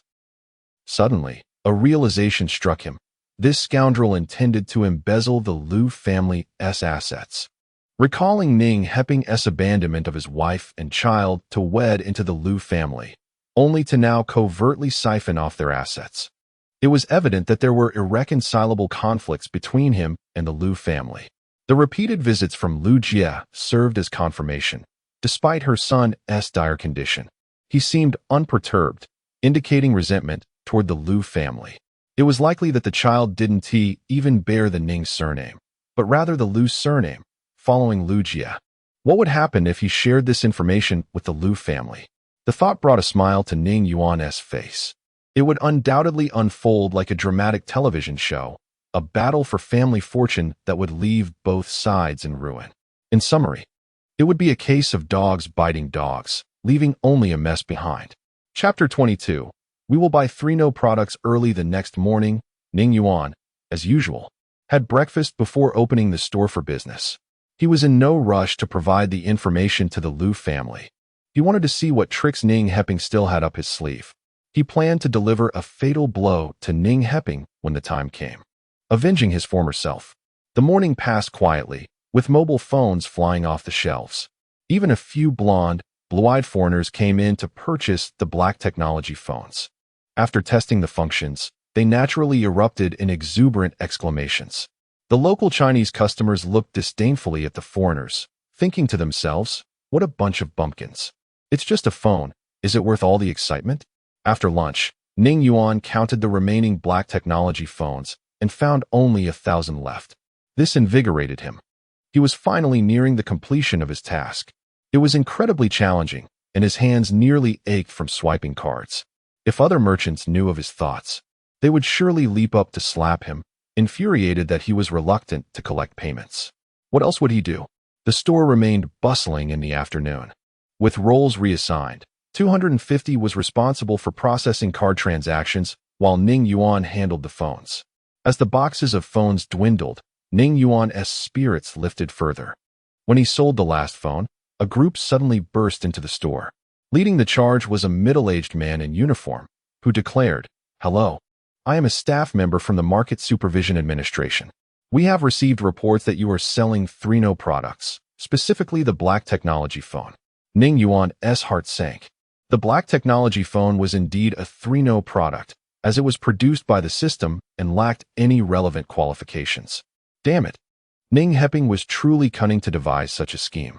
Seeing Ning Yuan silent, the middle-aged man continued, "According to the Dragon Kingdom's market supervision regulations, we must temporarily confiscate the 3 No products you are selling. Please cooperate and hand over all the 3 No products you have." The customers in line were bewildered. What is going on? Such an advanced black technology phone is classified as a 3 No product? Are you mistaken? My friend uses one without any issues regarding quality or functionality. Someone questioned. Don't stop me. I bought a 3 No product. I want one too. Boss, quickly, sell me one before it's confiscated. As people clamored, they surged toward the counter, abandoning the queue, creating a scene of chaos. Everyone, please calm down. Ning Yuan shouted through the electronic megaphone from beneath the counter. Step back. Hey, you over there. Where are you putting your hands? Standing this close is pointless. There's only one phone left. Upon hearing there was just one phone left, the crowd erupted, shouting, "Sell it to me. My friends flaunt their phones in front of me every day. I want a black technology phone too. Ning boss, don't say anything else. Sell it to me. I'll pay an extra 500,000, 1 million. I'll give you 2 million. Who among you has that kind of money? I'll offer 5 million. The staff from the Market Supervision Administration were equally bewildered. What is happening? This is a 3 No product. They're actually fighting to buy it. They're willing to bid up to 5 million. It's simply insane. The middle-aged man shouted, "Consumers, please remain rational. He is selling 3 No products. You cannot buy them." Rational, my foot. There's only one left. You tell me I can't buy it? I'd rather believe a ghost. How can I live without the black technology phone? Be quiet. The black technology phone is beyond the comprehension of you common folk. The crowd scoffed at his words, deriding him mercilessly. Everyone be quiet. Ning Yuan summoned all his strength and shouted, instantly silencing the store. I still wish to do business in the Dragon Kingdom. If they wish to confiscate, let them. Wait for my news. I will likely be able to sell again in a few days. We are enforcing the law normally. We hope everyone will cooperate, the middle-aged man continued. As customers realized their chances of purchasing the phone were dashed, they began to leave the store one by one. Ning Yuan handed over the final phone to the middle-aged man and received a fine notice, instructing him to pay the fine within a specified period. No sooner had the staff from the Market Supervision Administration left than the landlord arrived. Ning Yuan, no, Ning boss, Business seems to be thriving lately. The landlord was a balding old man who walked with his hands clasped behind his back, reminiscent of a character from a certain anime. Thriving? Didn't you see I just got fined? Ning Yuan slumped in his chair, speaking nonchalantly. The rent next door has already risen to 100,000 a year. My shop is larger than that one. It's time for an increase, the landlord said, stroking the few hairs on his chin. How much do you want to raise it? Ning Yuan asked. Not much, just an additional 50,000 will suffice, the landlord chuckled. Ning Yuan laughed. This shabby shop was rented for only 30,000 a year when he took it. Now, they dared to raise it to 150,000, using the neighboring shop's rent hike as a flimsy excuse. Such a high rent in a small county like Bayan was absurd. They were only trying to take advantage of his flourishing business, thinking it was due to the merits of this rundown shop. It was utterly laughable. I want to renew the lease when it expires, Ning Yuan stated. The landlord seemed to anticipate this response. He pulled out the contract, spat on his fingers, flipped it open, and said, "You see, if you don't wish to continue renting, you must vacate within 3 days. Don't worry. I will compensate you for the breach fee." Oh, so you found a big fish to catch, huh? Ning Yuan chuckled, finally realizing that Ning Heping was behind this. The landlord smiled and said, "I want to hide it from you. Someone is willing to pay a hefty sum to rent my property, so—" "I understand," Ning Yuan interrupted. "I wouldn't want to obstruct your path to wealth. I will move out by the day after tomorrow at the latest. Would you prefer to return the deposit and breach fee now or later?" Return now, return now." The landlord readily transferred the deposit and breach fee to Ning Yuan, exchanging a few idle words before leaving. Now, Ning Yuan was completely free, sitting on the steps at the entrance of the shop, watching the traffic flow by, feeling a sense of clarity wash over him. 250, please bring me half a chilled watermelon and a spoon. I'll scoop it out to eat.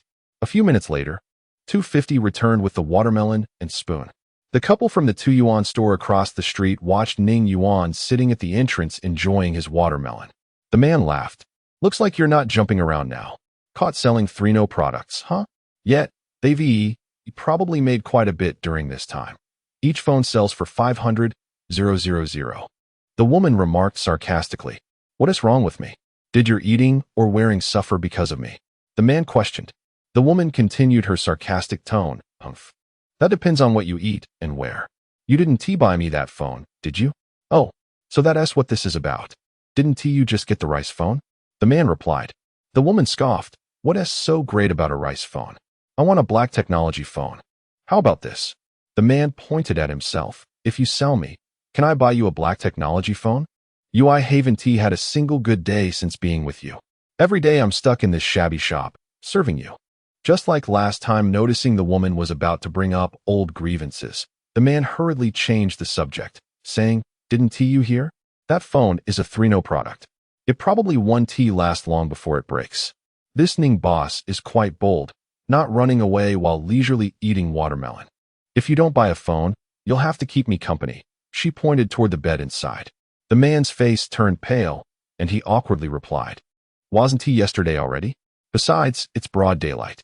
You still ate yesterday. Are you not eating today? What's wrong with broad daylight?" she said, walking over to pull the curtains shut. "I've been feeling weak lately," the man complained. "Then you should replenish. Once it's done, I'll make you chicken soup," the woman said as she approached. The man observed as the woman approached, realizing that he could not escape today's inevitable encounter and could only. Chapter 23. Ning Yuan's Sour Grapes. As Ning Yuan savored his watermelon, he noticed that the 2 Yuan store across the street had suddenly drawn its curtains. Upon reflection, he realized it was a couple's business, and he begrudgingly acknowledged his envy. He longed to knock on their door and shout that he wanted to make a purchase. However, such whimsical thoughts remained merely that, whimsical. While he relished his watermelon, the online community erupted over this incident. Recently, a high-tech phone circulating among the affluent had been revealed as a product devoid of proper certification, leading to its confiscation by the market supervision authorities. Yet, this was not the crux of the commotion. The real issue at hand was whether this so-called high-tech phone could ever be sold again. Some argued passionately, "This high-tech phone is the pride of our nation. How can such a groundbreaking product be seized so casually? Why aren't they apprehending those peddling counterfeit goods instead of targeting this marvel? Another voice chimed in. Though the phone is impressive, it must comply with the laws of our country. The owner's lack of necessary qualifications resulted in this predicament. The real concern is, where will we purchase phones in the future? People conveniently overlooked the fact that the high-tech phone was indeed unregistered, fixating instead on who might still possess such a device, offering exorbitant sums for it. After finishing his watermelon, Ning Yuan secured his shop and hurried to the Market Supervision Bureau, where he paid a fine of 50,000 and pinned a 500-word reflection, vowing never to sell unregistered products again. Only then did he reclaim the confiscated high-tech phones. He then visited the local market to procure some vegetables, returning to his shop just after 6 in the evening. For dinner, he prepared boiled meat, crispy fried mushrooms, and sugar-dressed tomatoes, complemented by a bottle of erguo. Ning Yuan resolved to treat himself to a delightful meal, seeking a moment of joy. Ever since the unfortunate Ning Heping had arrived, he had not known peace. As a few glasses of erguo warmed him, a pleasant dizziness washed over him, a sensation he relished. He picked up a piece of boiled meat and savored its spicy, aromatic flavors. He couldn't help but admire the culinary skills of his chef, which rivaled those of the nation's banquet masters showcased on television. Just as he was about to sample the fried mushrooms, a series of knocks echoed against the rolling door. Damn it! Why can't I eat in peace? Ning Yuan shouted. Who's there? Just knocking without a word? Silence ensued outside. Only the persistent knocking continued. Stop banging. Ning Yuan strode to the door, unlocked it, and lifted the rolling door. Upon seeing the person before him, he felt a wave of nausea.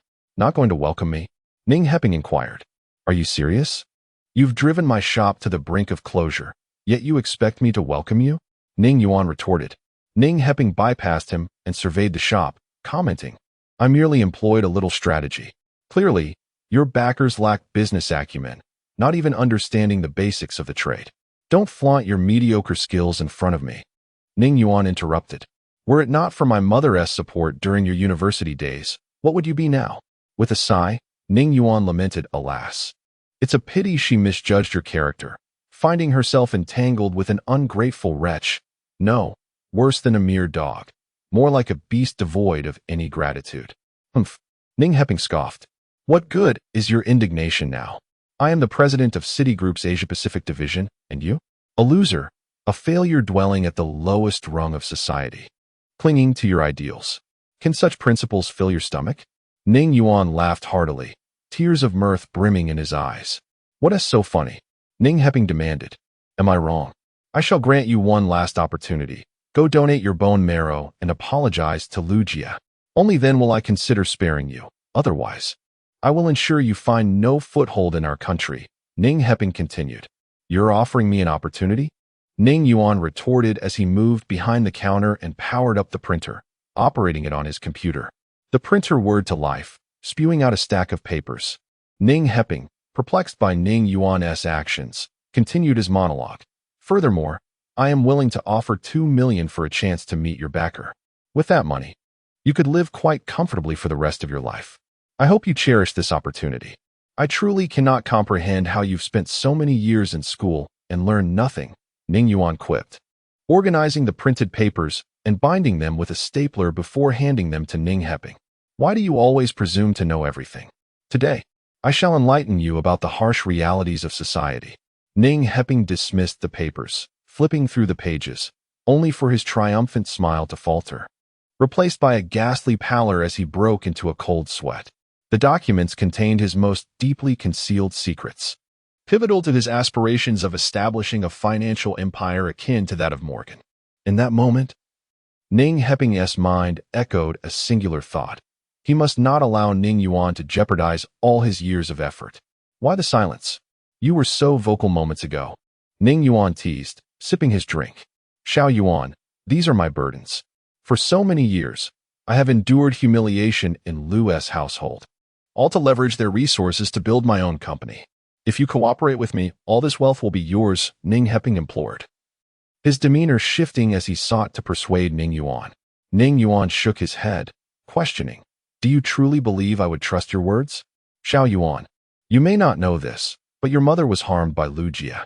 We should unite against the Lu family, and together we shall trample over them, forcing them to plead for mercy beneath our feet, thus avenging our grievances. Ning Heping continued his attempts at persuasion.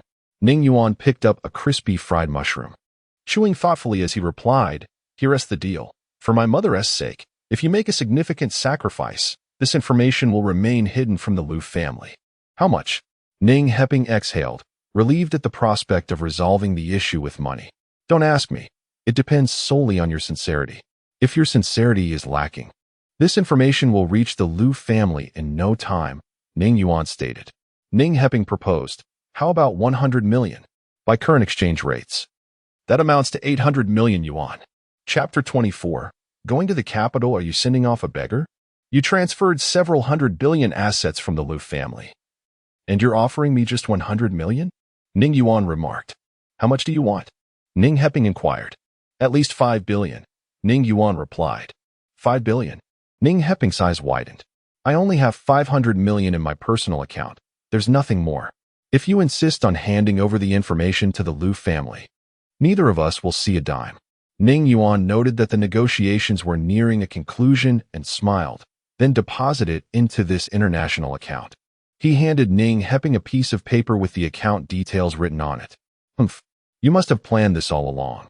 Ning Heping coldly remarked as he took the paper. I'll send you half now. The remaining half will be transferred once my task is completed. Once you transfer the Lu family's assets, how will I find you? No, it must all be transferred now, Ning Yuan insisted. Ning Heping pondered for a moment and then said, Fine, I hope you keep your promise.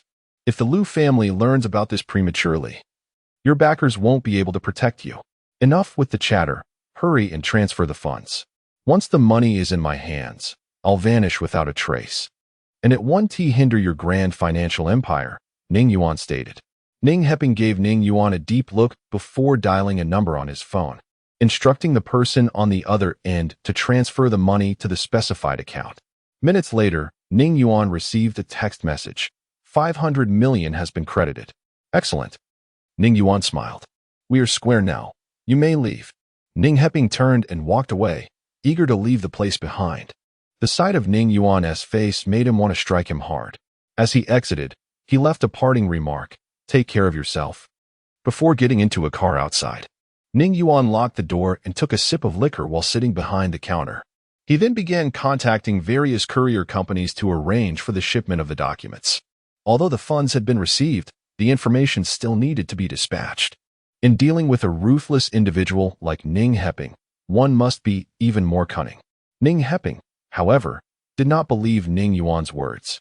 He only transferred the funds to stall Ning Yuan and buy himself some time. Watching a video from his subordinates, he chuckled. Ning Yuan certainly lived up to his lineage, displaying a commendable level of shamelessness. Once Ning Yuan left, he had the courier service send out the documents. Fortunately, he had taken precautions and intercepted the 5 packages. After sending the packages, Ning Yuan began playing a game, but after losing 8 consecutive matches, he realized he was ill-suited for it. He promptly uninstalled the game, vowing never to play it again.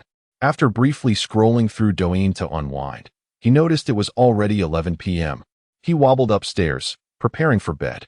Upon reaching the second floor, 250 approached him and informed him that someone across the street had installed a high-definition camera to monitor him. Ning Yuan peered out the window, but saw nothing. Based on my analysis, it is likely someone from Ning Heping's camp who installed it.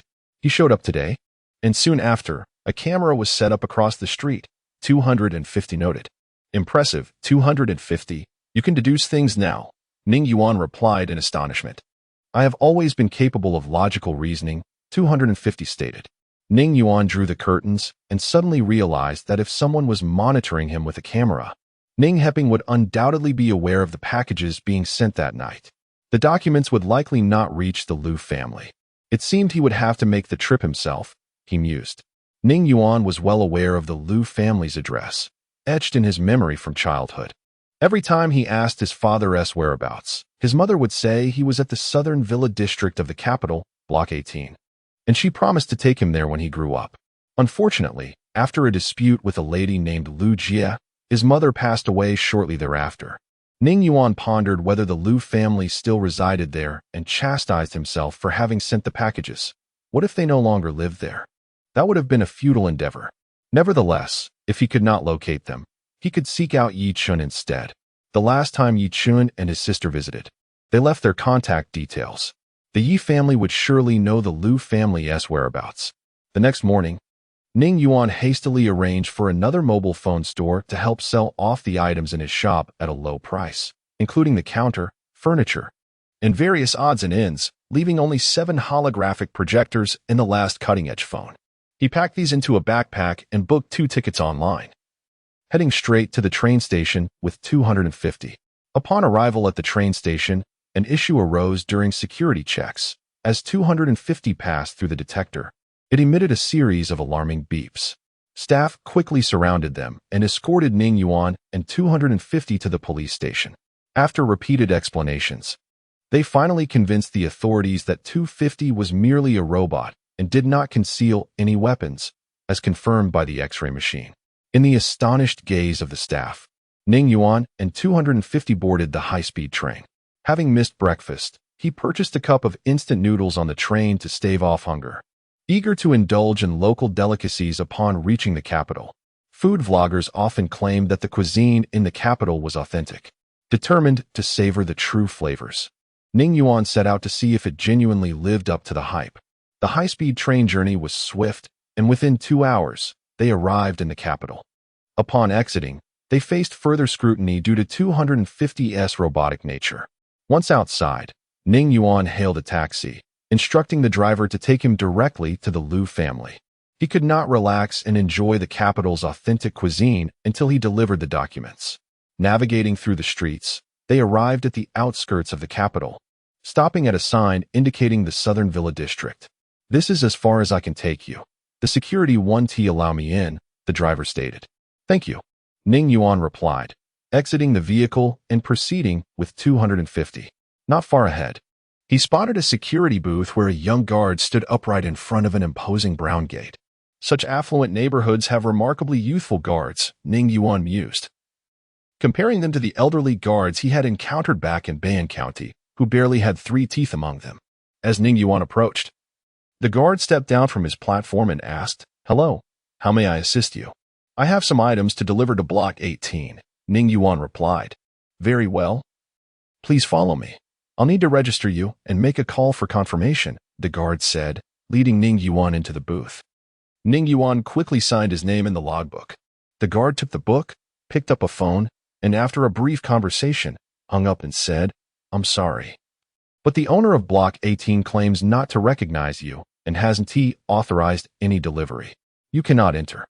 Chapter 25. Comprehensive Surveillance. The words of the security guard took Ning Yuan by surprise. How could the Lu family not recognize him? It must have been Ning Heping's scheming. He never anticipated that even the security at the community entrance would be bribed in such a short time. If he wished to enter, he would have to find another way. "Brother, I will give you 50,000 if you let me in." "What do you say?" Ning Yuan inquired. The guard pointed to the surveillance camera atop the guard booth and replied, "Sir, you might as well not waste your time here." Ning Yuan nodded in acknowledgement and returned empty-handed, realizing that Ning Heping was even more devious than he had imagined. He was under constant surveillance. It was likely that Ning Heping was hiding somewhere, enjoying the spectacle of his misfortune. Ning Yuan's conjecture was correct. Ning Heping was in an office, smoking a cigar while monitoring the surveillance feeds. He had already transferred a significant portion of the Lu family's assets. With just a few more days, he could complete the transfer. During this time, it was imperative that Ning Yuan did not disrupt his plans. As he watched Ning Yuan being dismissed by the guard, Ning Heping exhaled a few smoke rings, picked up the phone, and dialed a number, saying, "It's your turn to work."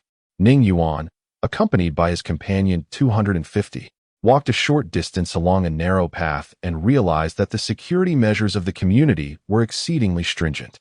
Every few meters along the towering white iron fence, there was a surveillance camera. It was nearly impossible for an average person to find an alternative route into the community. 250, can you find a way in?" Ning Yuan asked. "Yes, I can jump over," 250 replied. "All right, this security is almost as tight as a prison's. Here, Take this, Ning Yuan said, handing 250 a stack of documents to throw into Villa 18. 250 accepted the documents, bent his legs, and leaped over. Just as he was about to leave, Ning Yuan called out, "Come back, there's a problem." A dilapidated van screeched to a halt at the roadside, and a group of spirited young men stepped out. Approaching Ning Yuan did not believe for a moment that these spirited youths were there to present him with gifts. Upon hearing Ning Yuan's words, 250 jumped back to stand beside him. The young men, noticing 250's remarkable leap, momentarily froze. The leader, sporting a buzz cut, instructed his subordinates, "Don't panic. You three grab that kid. The rest of you deal with the monster." One of the younger subordinates, with bleached hair, slowly drifted to the back, showing signs of wanting to escape. Ning Yuan immediately recognized him as the troublemaker from before. "Hey, you with the yellow hair, come here," Ning Yuan shouted, drawing the attention of the spirited youths to the bleached-haired boy. "Brother, we can't take him on. Let's make a run for it." The bleached-haired boy pleaded as he approached the buzz-cut leader with a glum expression. Pathetic, the buzz-cut leader pushed him aside. "If we finish this job, we'll be living large for quite a while. Brothers, let us capture that kid." 250, go, Ning Yuan said calmly, confident that 250 could handle these individuals effortlessly. As expected, 250 charged into the crowd like a wolf among sheep. The spirited youths could hardly withstand a punch from him. In less than a minute, the group was sprawled on the ground, groaning. Seeing 250 approaching him, the bleached-haired boy quickly exclaimed, "Boss Ning, please don't hit me. I'm innocent." 250. "Bring him here," Ning Yuan commanded. "No need to drag me. I'll come myself," the bleached-haired boy said, obediently following 250. "Boss Ning, I didn't know it was you behind this action. Didn't you receive 1 million? Why are you resorting to such lowly work again?" Ning Yuan asked. "After the split, I got 200,000, but after dating a girlfriend, I got scammed out of it all. With no skills, I ended up back here." The bleached-haired boy replied, discontent evident in his voice. Ning Yuan shook his head. "You're useless. You'll eventually fall victim to a woman's whims. In light of your previous warning, you can leave." "Boss Ning, no? Brother Ning, can I stick with you? You need someone to help run your shop, right? I can assist with anything. I've got only $10 left. If I don't earn more, I'll go hungry tomorrow," he lamented, tears brimming in his eyes. "Come on. You're a grown man. Why are you crying? My shop is closed too. How can I hire you? Besides, I have 250. What do I need you for?" Ning Yuan retorted, annoyed. Wiping his tears, the bleached-haired boy eagerly suggested, "Brother Ning, I can run errands for you. What wealthy person doesn't he have a lackey? Or a secretary?" Considering this, Ning Yuan stroked his chin and mused, "From now on, 250 will handle my safety and cooking. You can take care of the rest. Brother Ning, you can count on me. I will handle everything perfectly. Climbing mountains or crossing rivers, I won't hesitate." The bleached-haired boy flattered. "Climbing mountains or crossing rivers isn't necessary. Are these people sent by Ning Heping?" Ning Yuan inquired. "I'm not sure. I met them at a bar. They mentioned a chance to make money, so I went along," the bleached-haired boy explained, then kicked the buzzcut leader angrily. "Are you deaf? Didn't you hear my brother ask if you were hired by Ning Heping?" The buzzcut leader winced in pain. "I admit defeat today. I apologize to your brother. The bar owner gave us photos and locations, instructing us to capture someone, saying we'd earn 5 million if we kept him locked up for 3 days. I thought, wealth comes with risk, so I came." "Humph," the bleached-haired boy scoffed. "You scoundrels think you can capture my brother? A bunch of trash." Ning Heping, observing from the surveillance feed, saw his men being dispatched by Ning Yuan and cursed under his breath, "Trash." He picked up the phone on the table and dialed a number, saying, "Proceed with the operation." Ning Yuan, intrigued by the bleached-haired boy teaching the spirited youths a lesson, failed to notice a circular light spot flickering in the trees nearby. A man dressed in green sportswear crouched on a tree branch, holding a sniper rifle, perfectly camouflaged. Even if one approached closely, it would be difficult to spot him. As the words "action" echoed in his earpiece, the man became alert, resting his finger on the trigger. Through the scope, he saw the young man smiling, with the crosshairs aligning on his forehead. With a gentle pull of the trigger, the young man would meet his demise. and he would claim his reward of $5 million. Chapter 26. Arrival at the Lu residence. The man took a deep breath, ensuring that both his breath and heartbeat were steady before he pulled the trigger. He was determined to ensure a single, lethal shot. His finger gradually pressed down on the trigger until it reached its conclusion. Bang! A faint sound resonated, akin to a glass cup clinking against a table. He knew that from the moment he squeezed the trigger, the young man was already dead. However, he refrained from immediately withdrawing, as he needed to witness a blood hole appear in the target's forehead through the sniper scope before he could feel at ease enough to retract his weapon. Yet today, the anticipated blood hole was absent. Instead, an unexpected hand emerged before the target's brow, intercepting the bullet and clutching it within a palm. The man was taken aback. What was happening? Catching a bullet barehanded? This was absurd. Ning Heping was equally stunned. He had witnessed the entire sequence of events through the monitor. The monster beside Ning Yuan had appeared in an astonishingly swift manner, extending its hand, forming a fist, then opening it to reveal a bullet resting in its palm. Ning Yuan gazed at the sharp, cylindrical metal piece in 250's hand, uncertainly inquiring, "Is this a bullet?" "Indeed, someone fired at you." 250 indicated towards the distant woods in front of them. "How dare you?" Ning Yuan exclaimed, facing the monitor. "Ning Heping, I swear I won't spare you." The yellow-haired man, upon seeing someone attempt to shoot Ning Yuan, felt his legs weaken. He approached Ning Yuan, trembling as he said, "Ning, brother Ning, let's run first. We can plan later. Plan later, my foot. Let us go. I intend to make Ning Heping weep." Ning Yuan kicked the mentally unstable man lying on the ground and strode towards the community entrance, with the yellow-haired man hastily following behind, nervously glancing around. Ning Heping could not fathom who the person beside Ning Yuan was, and how he possessed such strength to even intercept bullets. It was simply unbelievable. The sniper perched atop the tree had no such contemplations. He was solely focused on escaping. This person could easily discern his hiding place. Clearly, he was no ordinary monster. He leapt from the tree, scattering the dry leaves on the ground, revealing a motorcycle, which he mounted and fled at top speed. The security guard, seeing Ning Yuan approach again, expressed his impatience, saying, "Sir, why have you come back? Damn it, how dare you speak to my brother like that? Step aside." The yellow-haired man shoved the guard aside, attempting to push the door open. After several attempts, he discovered an awkward truth. It wouldn't budge. "Brother Ning, the door is locked and won't open," the yellow-haired man turned to say. "Where's the key?" Ning Yuan inquired of the guard. The guard pointed towards the monitor, stating, "If you keep this up, I'll call for help." Smack. Ning Yuan delivered a slap. "How dare you be so ungrateful? How much did Ning Heping pay you to betray him?" "You wait." The guard, nursing his face, rushed into the kiosk and grabbed the phone, shouting, "Come out. There's a disturbance. Brother Ning, this guy dares to call for help." The yellow-haired man exclaimed, "Let him call. 250, break the door down. I refuse to believe we can't enter the Lu residence."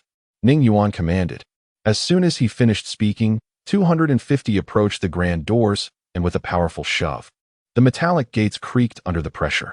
Bang!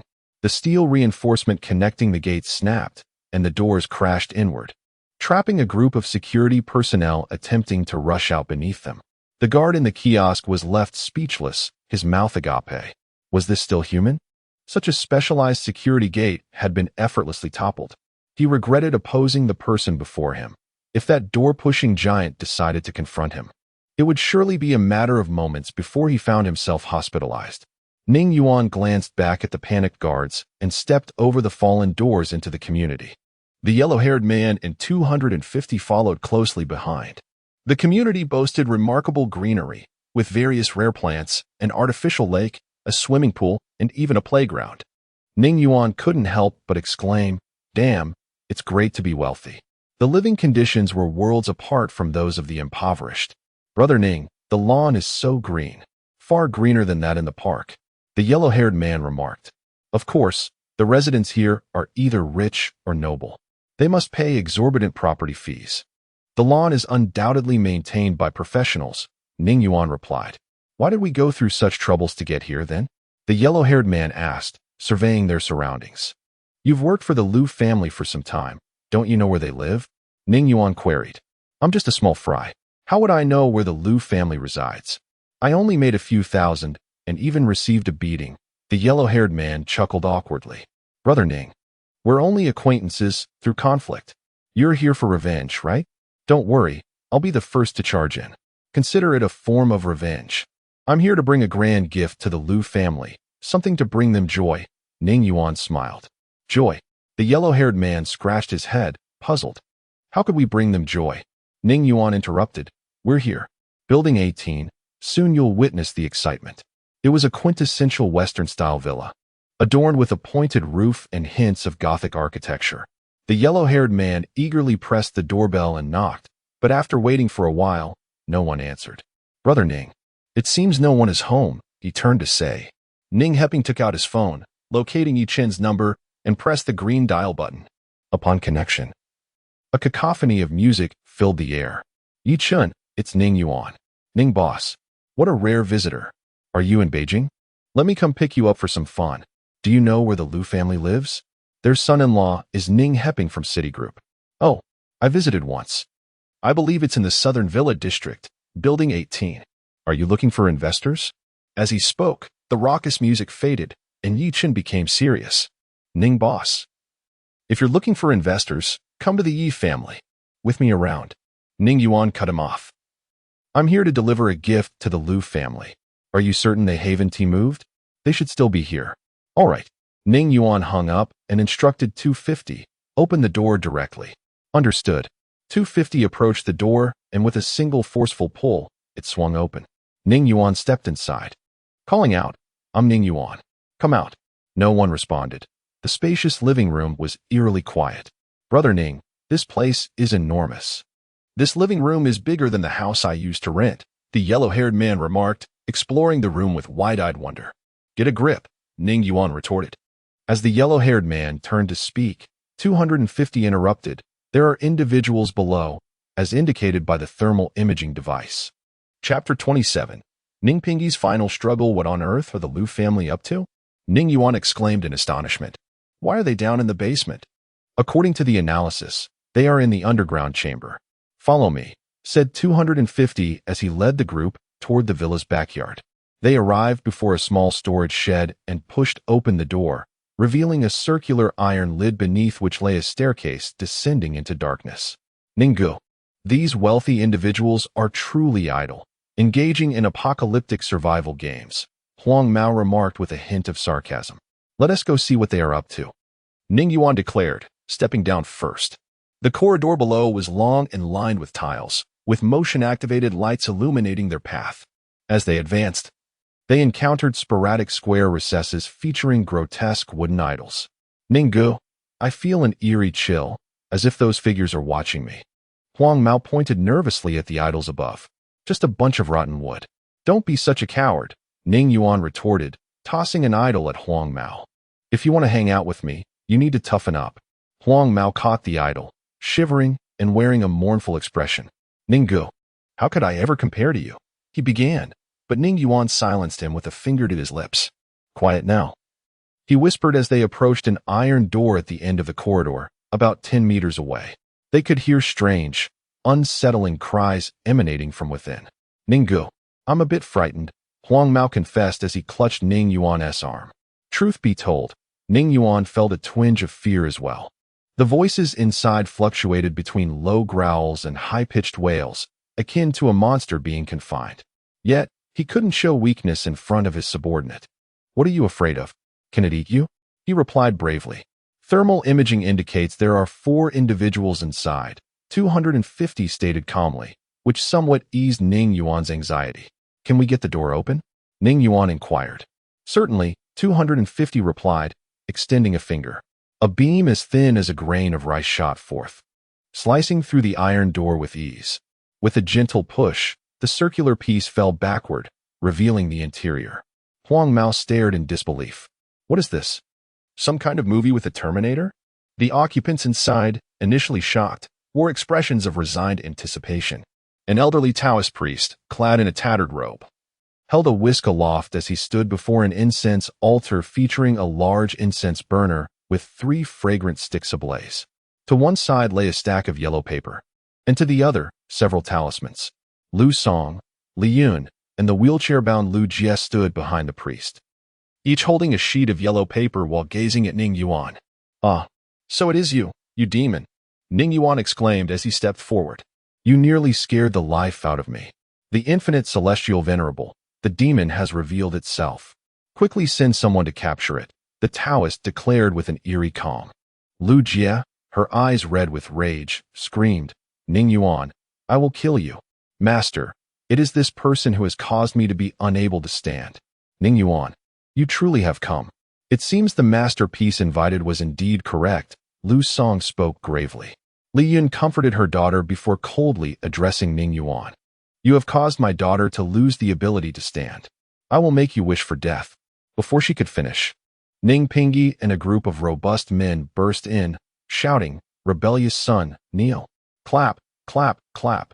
Ning Yuan applauded mockingly. "Ning Pingi, I hereby dub you the greatest actor in history. The Lu family has been thoroughly played by you. Get him, break his legs, and avenge me." Lu Jie cried, her mind consumed with revenge, oblivious to Ning Yuan's words. This suited Ning Pingi perfectly. He had no desire for Ning Yuan to utter another word. With a wave of his hand, the group of muscular men charged at Ning Yuan. These were individuals he had hired at great expense, all highly skilled, where normally 3 or 4 ordinary men could not even approach. What transpired next left everyone, including Ning Pingi, utterly bewildered.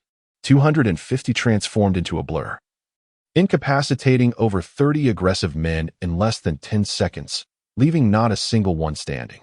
Huang Mao rubbed his eyes in disbelief. He could not comprehend how 250 had struck or returned to Ning Yuan's side. In the face of absolute strength, all schemes and tricks fell flat. Ning Yuan approached the Taoist priest and said, "Why don't you enlighten everyone about the sum Ning Pingi has spent to hire you for this charade?" "Esteemed benefactor," the Taoist replied with a bow toward Ning Pingi, "I no longer wish to accept your money." He then turned to the crowd, stating, "I was hired by Ning Pingi to perform this ritual. He instructed me to declare that a demon had manifested upon someone's arrival." "Who is the demon?" Huang Mao interjected, rushing forward to slap the Taoist twice. "My brother is a genuine good person. He came to present a gift to the Lu family. Do you understand?" The Taoist, clutching his face, mumbled, "Understood, understood. I was mistaken. All right then, be careful. He might try to swindle you out of a fortune while lying on the ground." Ning Yuan warned as he produced a stack of papers and approached Lu Song. "This is evidence of Ning Pingi transferring your Lu family's assets. Take a good look and don't be foolish again." "Dad, don't believe him. He's trying to sow discord and frame me." Ning Pingi protested, attempting to seize the documents. Lu Song's expression darkened. Considering the Taoist's words, he began to suspect something was amiss. Ning Pingi had claimed to know a master, and upon the master's arrival, Ning Yuan would obediently come forth. In his eagerness to save his grandson and avenge his daughter, he had hastily allowed Ning Pingi to invite the master into their home without much thought. Reflecting on this, he quickly perused the documents, growing increasingly horrified. Over the years, Ning Pingi had siphoned off more than half of the Lu family's assets. "Pingi, why would you do this? What wrongs have we committed against you?" "What wrongs have I?" "Lu Song, committed against you?" he lamented, clutching his heart in agony. Li Yun hastily administered a heart-saving pill, allowing him to regain some composure. Seeing his years of effort unravel before him, Ning Pingi, in a fit of desperation, screamed, "If it weren't for me, Ning Pingi, your Lu family would never have ascended to the upper echelons of society. That is what I deserve. It is what I deserve." "Pingi, why have you done this? Is it because you still think of Yang Jing?" Lu Jie sobbed, clutching her head in despair. Chapter 28. The trouble is over. Humph. Do not think for a moment that I am unaware that Yang Jing and you are responsible for this. I will kill you.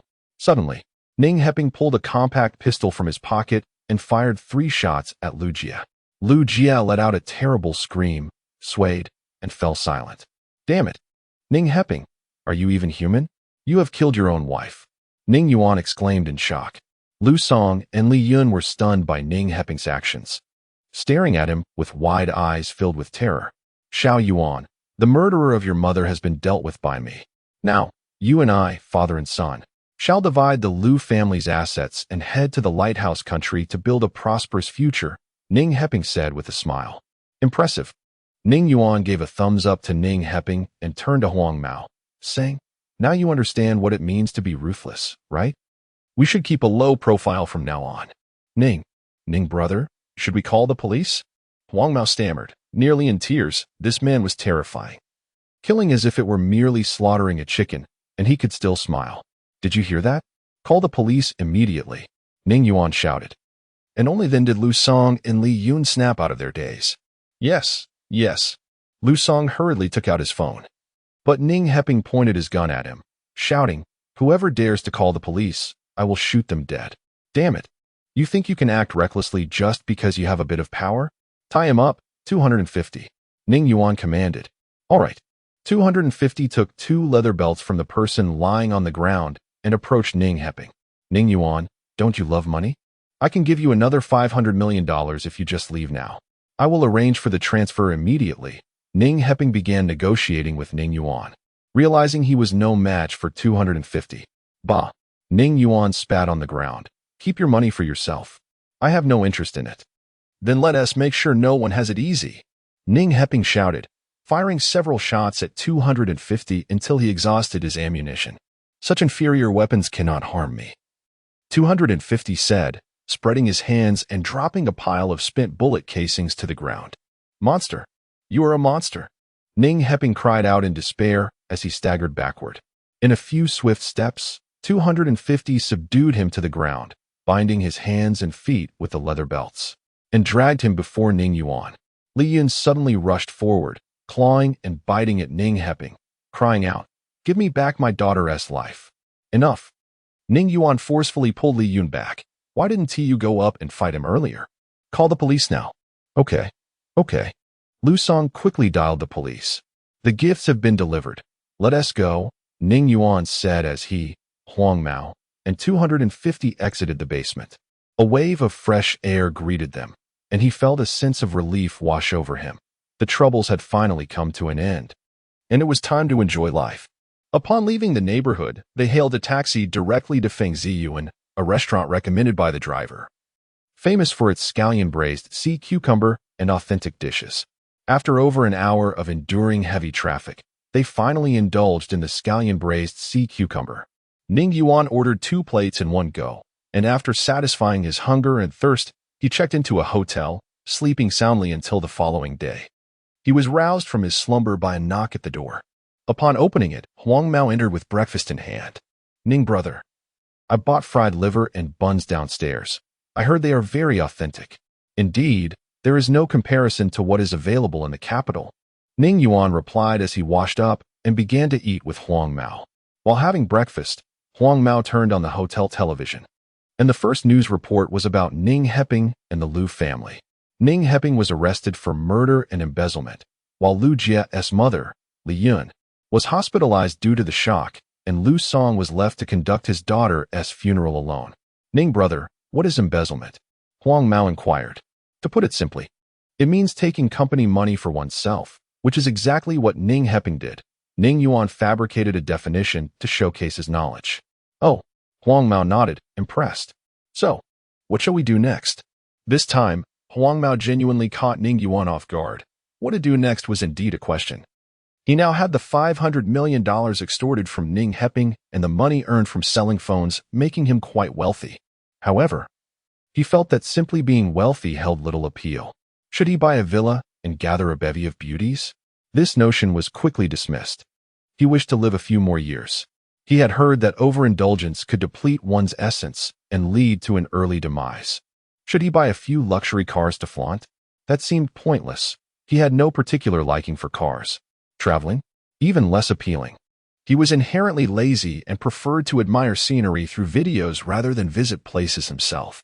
After pondering, a thought suddenly struck him. He still had the system's tasks pending, along with 1 more phone and 7 holographic projectors yet to be sold. In the days leading up to this, he had only focused on delivering gifts to the Lu family, completely forgetting about this matter. Next, of course, was to open a shop in the capital. You will be the shop assistant, with meals and accommodation provided, but no salary, Ning Yuan chuckled. Ah, Upon hearing there would be no salary, Huang Mao's face fell. And he pouted, "Ning brother, at least give me some pocket money. Enough, eat your breakfast. After we finish, we'll stroll around the capital and then go for roast duck," Ning Yuan said while eating. "All right, but the salary," Huang Mao began. But Ning Yuan interrupted him. "I was just joking. Once the shop is up and running, as the first employee, you'll earn 10,000 a month. And if you perform well, there will be bonuses. If I'm in a good mood, there will be even more." "Good, good, good," Huang Mao exclaimed, delighted, and then asked, "So, will there still be meals and accommodation included?" Ning Yuan sighed. "If you keep talking, I'll kick you. Of course, it will be included." "Good, good, good," Huang Mao repeated, now brimming with happiness, cautiously adding, "Ning brother, I have one last thing to say." Ning Yuan gritted his teeth and spat out a single word. "Speak." "Ning brother, my name is Gouda. Please don't call me Huang Mao anymore. Call me Gouda from now on," Huang Mao said. "All right, noted, Huang Mao," Ning Yuan replied without looking up. Huang Mao wanted to say more, but Ning Yuan silenced him with a glance, and the two quickly finished their breakfast before leaving the hotel to wander the capital. They roamed until noon, and as Ning Yuan's stomach rumbled, he led Huang Mao into a restaurant that exuded an ancient charm and was quite impressive, Quanjut. After ordering, Huang Mao shook his head repeatedly. "Have you lost your mind? Why do you keep shaking your head?" Ning Yuan asked. "Ning brother, the dishes here are too expensive. A roast duck costs over 300. What on earth did this duck eat to grow so big?" Huang Mao whispered. "If you ask me, who can I ask? We're not short on money. If it's delicious, we'll eat to our heart's content," Ning Yuan replied. "Ha ha ha, Ning brother, that's the spirit." Huang Mao laughed. Ning Yuan did not respond, but took out his phone and dialed a number, saying, "Do you have any friends interested in buying some cutting-edge smartphones? I'm currently having roast duck at Quanjut." "Yes, Ning boss, just wait. I'll hurry over as fast as I can." Yichen hung up and called his friends to join him. Chapter 29. The high-tech lottery machine. As Ning Yuan and the yellow-haired companion savored a whole roast duck and sipped tea, Yichen arrived with a friend in tow. "Please, sit down. Have you eaten?" Ning Yuan inquired. "I have. Boss Ning, you should take care of your stock first. My friend here has been insisting on purchasing a high-tech phone. When we were in Bayan County, I heard from a neighbor that you had closed shop. What is going on?" Yichen explained. "I'm planning to open a store in the capital," Ning Yuan replied, pulling a high-tech phone from his pocket. "This is the last one available." Yichen took the phone and passed it to his friend, chuckling. "Did you hear that? It's the last one. I told you I'm quite familiar with Boss Ning." "Thank you, Boss Ning. My name is Zhao Nan," she said, extending a delicate, fair hand. "Hello, hello." Ning Yuan responded, shaking Zhao Nan's hand. He turned to Yichen, adding, "This brother has quite a soft hand. It feels like holding a bundle of cotton." "Ha ha." Yichen laughed, clutching his stomach. "She is a woman who prefers to wear men's clothing. Don't be misled." "Ah, ouch." Zhao Nan pinched Yichen hard in the waist, effectively silencing him. "Cough, cough, cough." Ning Yuan, feeling the awkwardness from Yichen's comment, cleared his throat and shifted the topic. "Yichen, I'm looking to buy a storefront in the capital. Do you have any connections?" "Of course. What area are you considering?" "Rents in the capital are not cheap," Yichen responded. "Anywhere is fine," Ning Yuan stated. "That's easy to arrange. Let us go." Yichen stood up. By the end of the afternoon, Yichen had assisted Ning Yuan in completing all the necessary paperwork. The store, spanning 2 floors, was located in the suburbs of the capital, coincidentally belonging to Zhao Nan's family. After offsetting the cost of the phone, the total expenditure was nearly 10 million, prompting Ning Yuan to exclaim about the exorbitant property prices in the capital. To think such a concrete box could command such a price, he mused. Fortunately, the store was nicely decorated and well-equipped. After calling a cleaning service to tidy up, Ning Yuan, along with 250 and the yellow-haired friend, moved in with their bags. That evening, Ning Yuan sent the yellow-haired friend out to buy some groceries, while 250 cooked a lavish meal. After quickly finishing his dinner, Ning Yuan retreated to his room, instructing the yellow-haired friend not to disturb him. Once inside, he locked the door and sat on the bed, when suddenly the system's voice resonated in his mind. "Ding! You have been promoted to novice supplier. Reward, 1 high-tech phone vending machine. 1 high-tech lottery machine. Task: achieve a sales volume of 100 million with a high-tech lottery machine. Sell 500,000 high-tech phones. Special options: standard pricing versus low margin, high volume. Completion reward: 2 lucky spin wheels.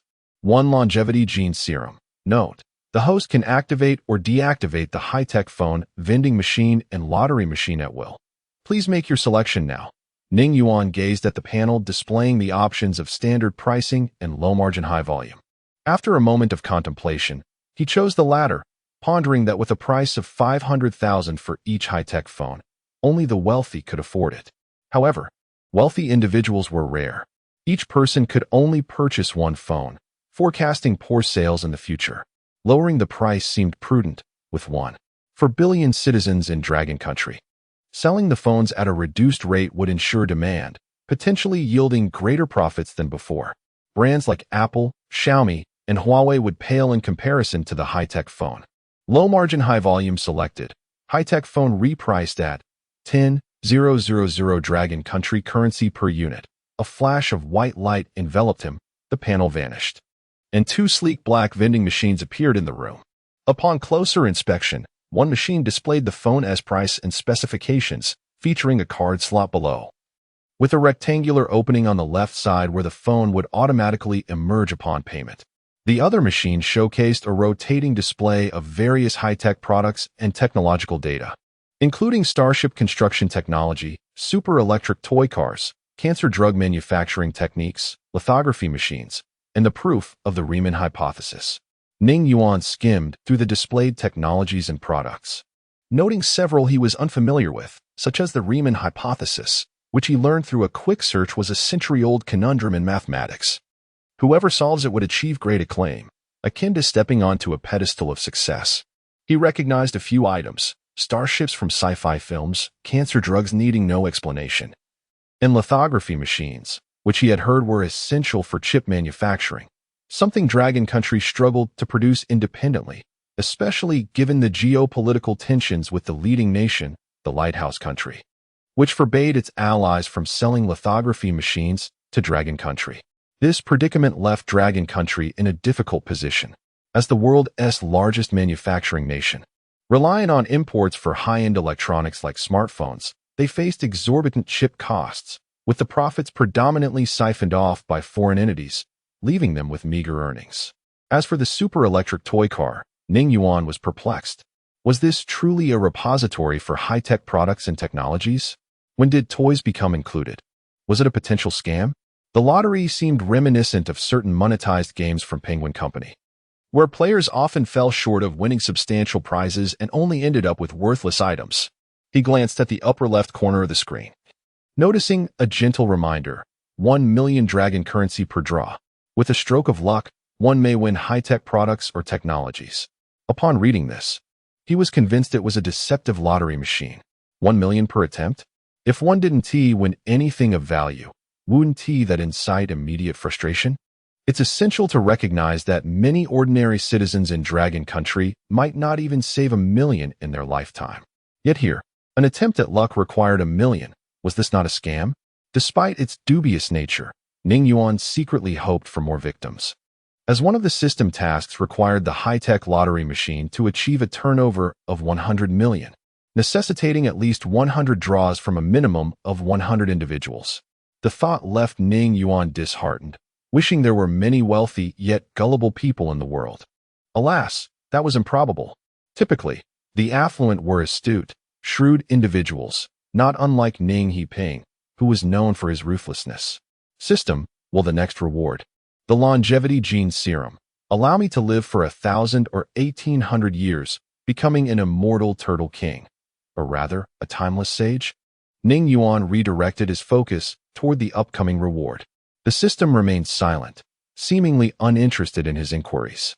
After several attempts to engage it, Ning Yuan decided against further speculation, took out his phone, and began playing ranked matches, consistently losing 5 in a row before succumbing to sleep, filled with frustration and unfulfilled ambition.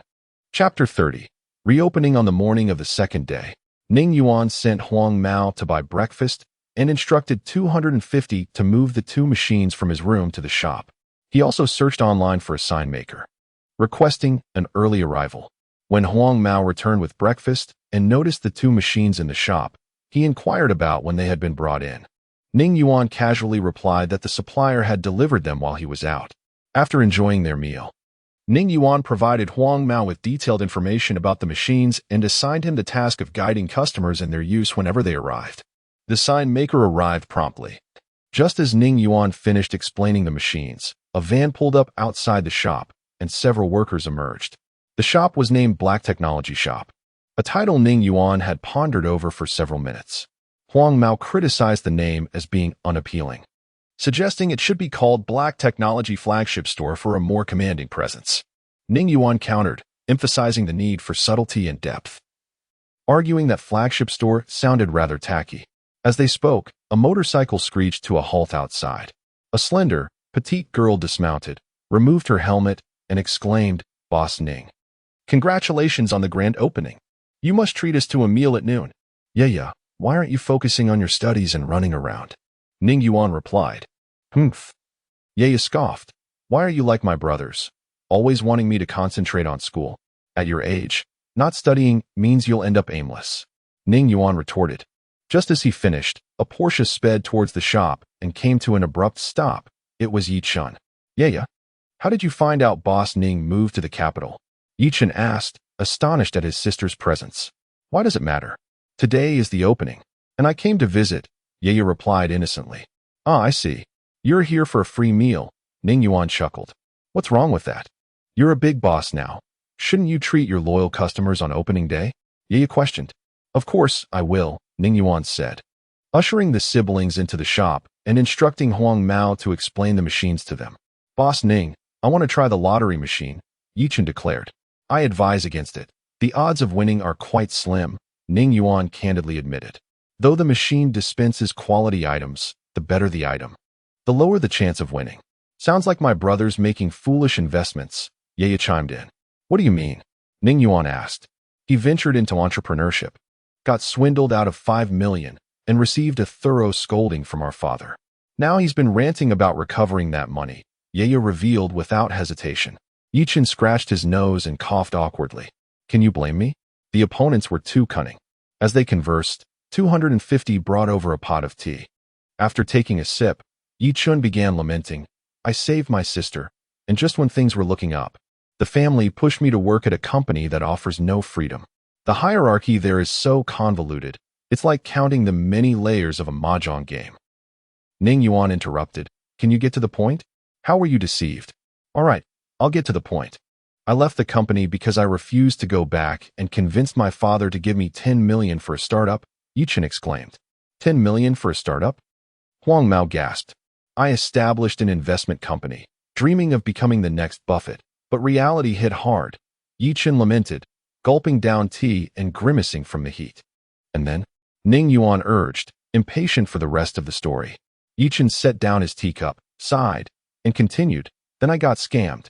I trusted the first company I invested in and gave them 5 million, only for them to abscond with the money the very next day. It was infuriating. Serves you right for not doing your due diligence.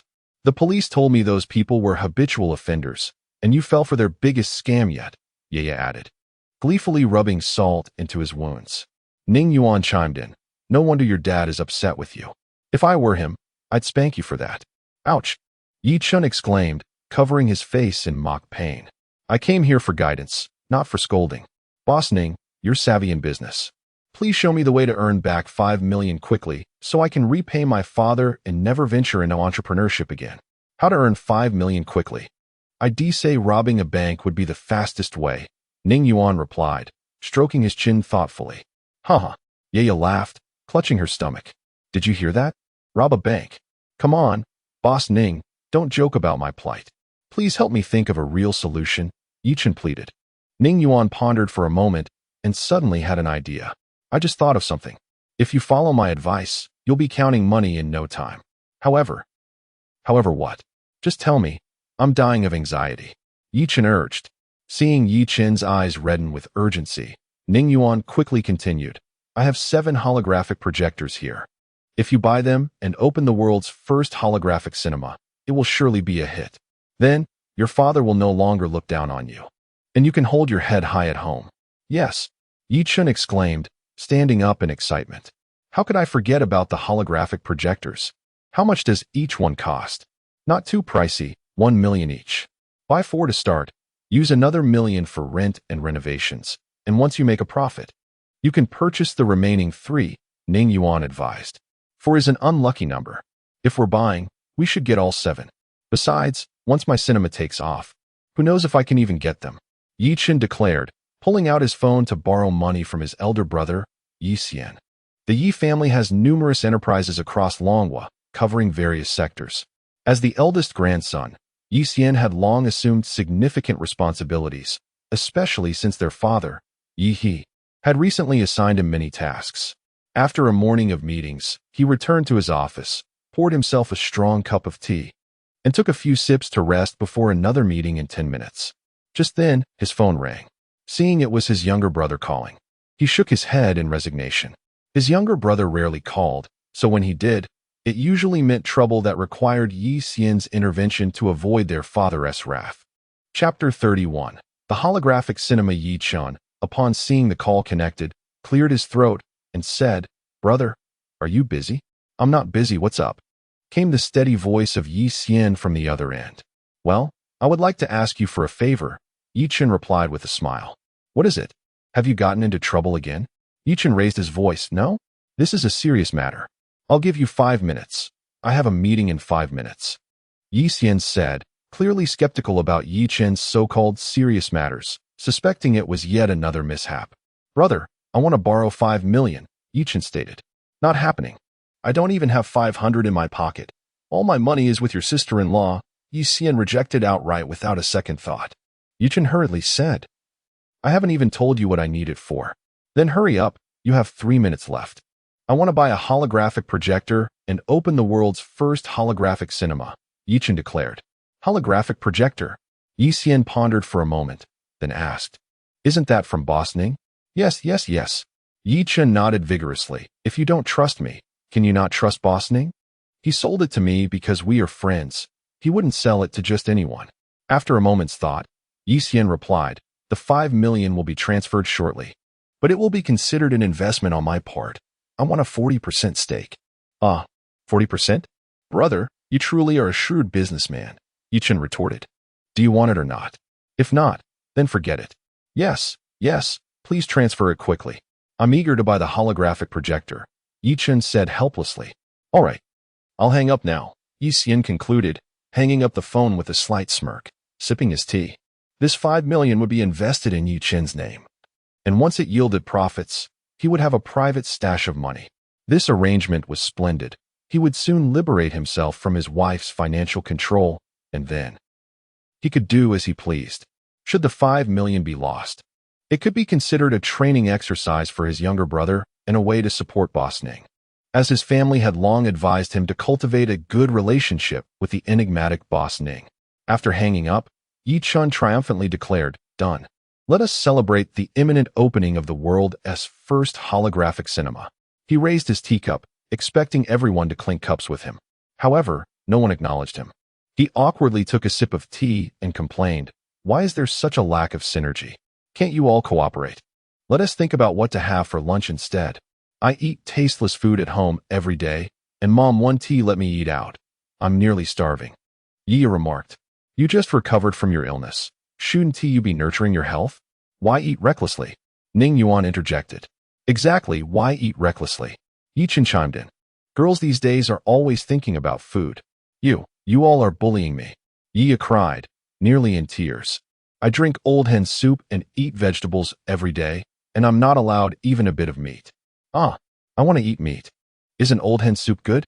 "I remember back in the village, only women in confinement were allowed to drink chicken soup," Huang Mao quipped, which made Yi burst into tears. "You're the one in confinement. Your whole family is in confinement," Yi retorted through her tears. Seeing Yi cry, Huang Mao panicked and quickly said, "All right, I'll be in confinement. Enough. Stop teasing her. Go buy a big pork knuckle, some beef, a fish, and some cold dishes." Let us treat you to Qian Jin well at lunch, Ning Yuan directed. Will do. Huang Mao sped off on his newly bought electric scooter. Hearing this, Yi perked up and smiled, saying, that's more like it. From now on, if I'm craving something, I'll just come over to Mooch Food. You don't mind, right? Sure, I'll just have steamed buns with pickles for every meal, Ning Yuan replied with a laugh. After some casual chatter, Huang Mao returned with the groceries. With Master 250's help, the aroma of meat filled the shop, and soon a table laden with delicious dishes was ready. Yi gazed at the glistening sweet and sour pork knuckle, her eyes sparkling. She took a piece of skin, popped it in her mouth, and exclaimed, "Fat but not greasy, fragrant, so fragrant." She then grabbed a large piece of lean meat, dipped it in garlic paste, and chewed quickly, declaring, "So satisfying. Absolutely delightful." Ning Yuan shook his head. This child must not have had meat in years. Huang Mao and Yi Chun remained silent, competing with Yi for the sweet and sour pork knuckle. Before Ning Yuan could even grab his chopsticks, one pork knuckle had vanished.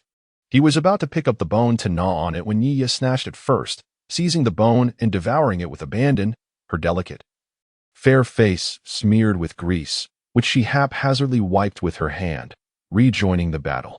The stewed beef with carrots was equally delectable. Ning Yuan managed to eat only 5 pieces of meat and 3 pieces of carrot, as the 3 gluttons claimed the rest. He barely got a taste of the fish, missing out on his favorite fatty belly piece, which was swiftly taken by Yi, who was particularly accurate and relentless. The cold dishes were completely wiped out. Meat jelly, cold pig ears, smashed cucumber, and sweet tomatoes were all devoured. The meal concluded in just over half an hour. Yi rubbed her belly, leaning back in her chair, exclaiming, "So delicious, I'm so full."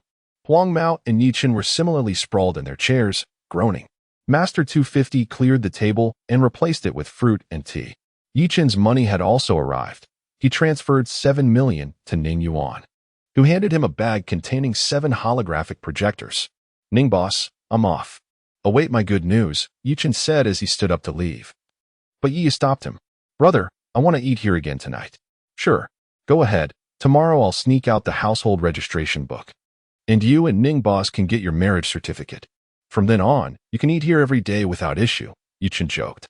"Brother," Yi blushed, delivering a sharp kick to Yi Chun. "Ouch, that hurts." Yi Chun rubbed his thigh, lamenting the force of her kick. "Deserved it. Is this how you act as a brother?" Ning Yuan chided.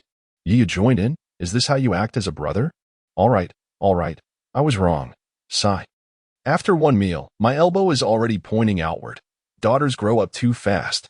Yi Chun sighed, hanging his head. "Enough with the nonsense. Tonight we're having barbecue. Today we celebrate the grand opening." Ning Yuan began, but before he could finish, Yi leaped up, shouting, "Yay! Barbecue! I haven't had barbecue in years." Yi Chun shook his head. "This girl, she'll be easily swayed by just 2 lollipops in the future." Chapter 32. The Improvement of Skin in the Afternoon. The shop experienced a lull in business.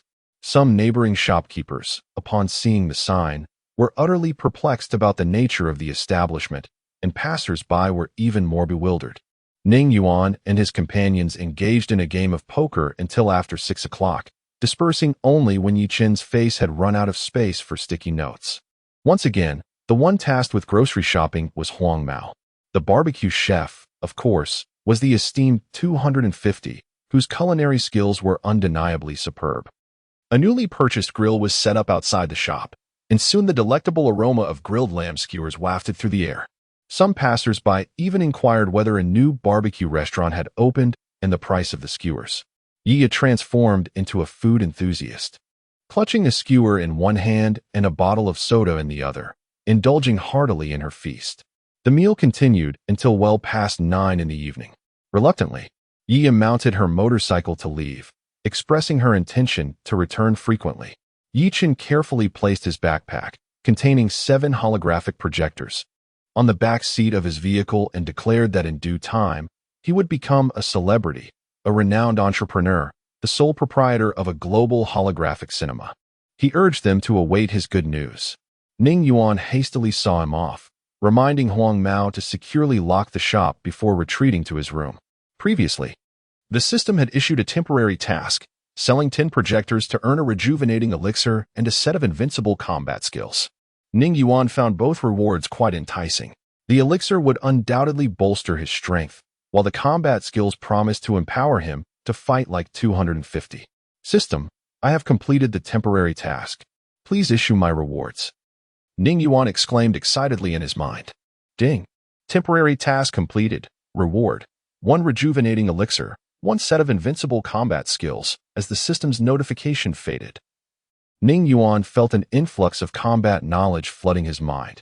He practiced various moves in his room, each gesture feeling instinctive, as if etched into his muscle memory. A small black vial appeared on his bed, reminiscent of the previous container that held the miraculous medicine for leukemia. Upon opening it, a sweet aroma filled the room. Coughing, Ning Yuan poured out the rejuvenating elixir, revealing a bright red pill. He brought it to his nose, finding it even more pungent. With eyes closed, he placed it in his mouth. It was sweet, crumbling at the slightest pressure, akin to a substandard fruit candy. The remnants melded with his saliva, dissolving before he could savor the flavor, vanishing down his throat. Like Zhu Beiji devouring a ginseng fruit, Ning Yuan mused. Suddenly, warmth enveloped him, akin to being wrapped in a furnace. Upon gazing at his reflection in the bathroom mirror, he discerned no abnormalities. His face remained unblemished. That night, Ning Yuan endured a torturous dream, finding himself suspended over a fire, subjected to severe interrogation for his bank card password. He gritted his teeth, resolute in silence. While the assailants whipped him mercilessly, the torment persisted until a series of loud knocks jolted him awake, dispelling the flames and his tormentors, replaced by a refreshing sensation coursing through him. Ninggu, breakfast is ready. Huang Mao's voice called from outside. Okay, I'll be down shortly, Ning Yuan replied, making his way to the bathroom. As he prepared to wash up, he noticed something amiss. A delicate, pale visage appeared in the mirror, strikingly similar to his own.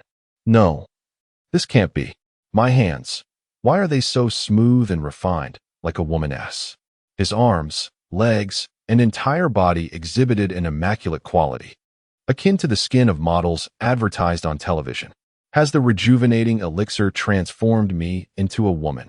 This singular thought consumed Ning Yuan's mind. He touched his face, astonished by its exceptional softness, surpassing even Yi Ye's complexion.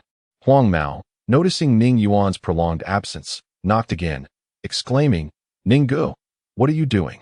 Breakfast will get cold. I know. I'll be out soon. Stop rushing me. Ning Yuan's voice conveyed his impatience. You're acting strange this morning. I'm worried you're unwell, Huang Mao retorted, returning to the first floor. After more than 10 minutes, Huang Mao saw Ning Yuan descend from the second floor, clad in a hat, sunglasses, and wrapped in a scarf, prompting a look of astonishment. Ninggu, what is going on? Aren't you hot? And no, not hot, Ning Yuan stammered. Ninggu, what is wrong? Are you sick? Breakfast is cold. Let me heat it up for you. Huang Mao rushed to the table, preparing to grab the food. Don't bother. Ning Yuan interrupted, approaching the table and sitting down with his back to Huang Mao, removing the scarf from his face. You go upstairs and enjoy yourself. I'll handle the shop. Nonsense. You're the boss. I'll watch the shop. You enjoy yourself. Huang Mao insisted, attempting to approach. Ning Yuan caught a glimpse out of the corner of his eye and quickly warned, step back. I dislike having anyone around while I eat breakfast. Fine, I'll just.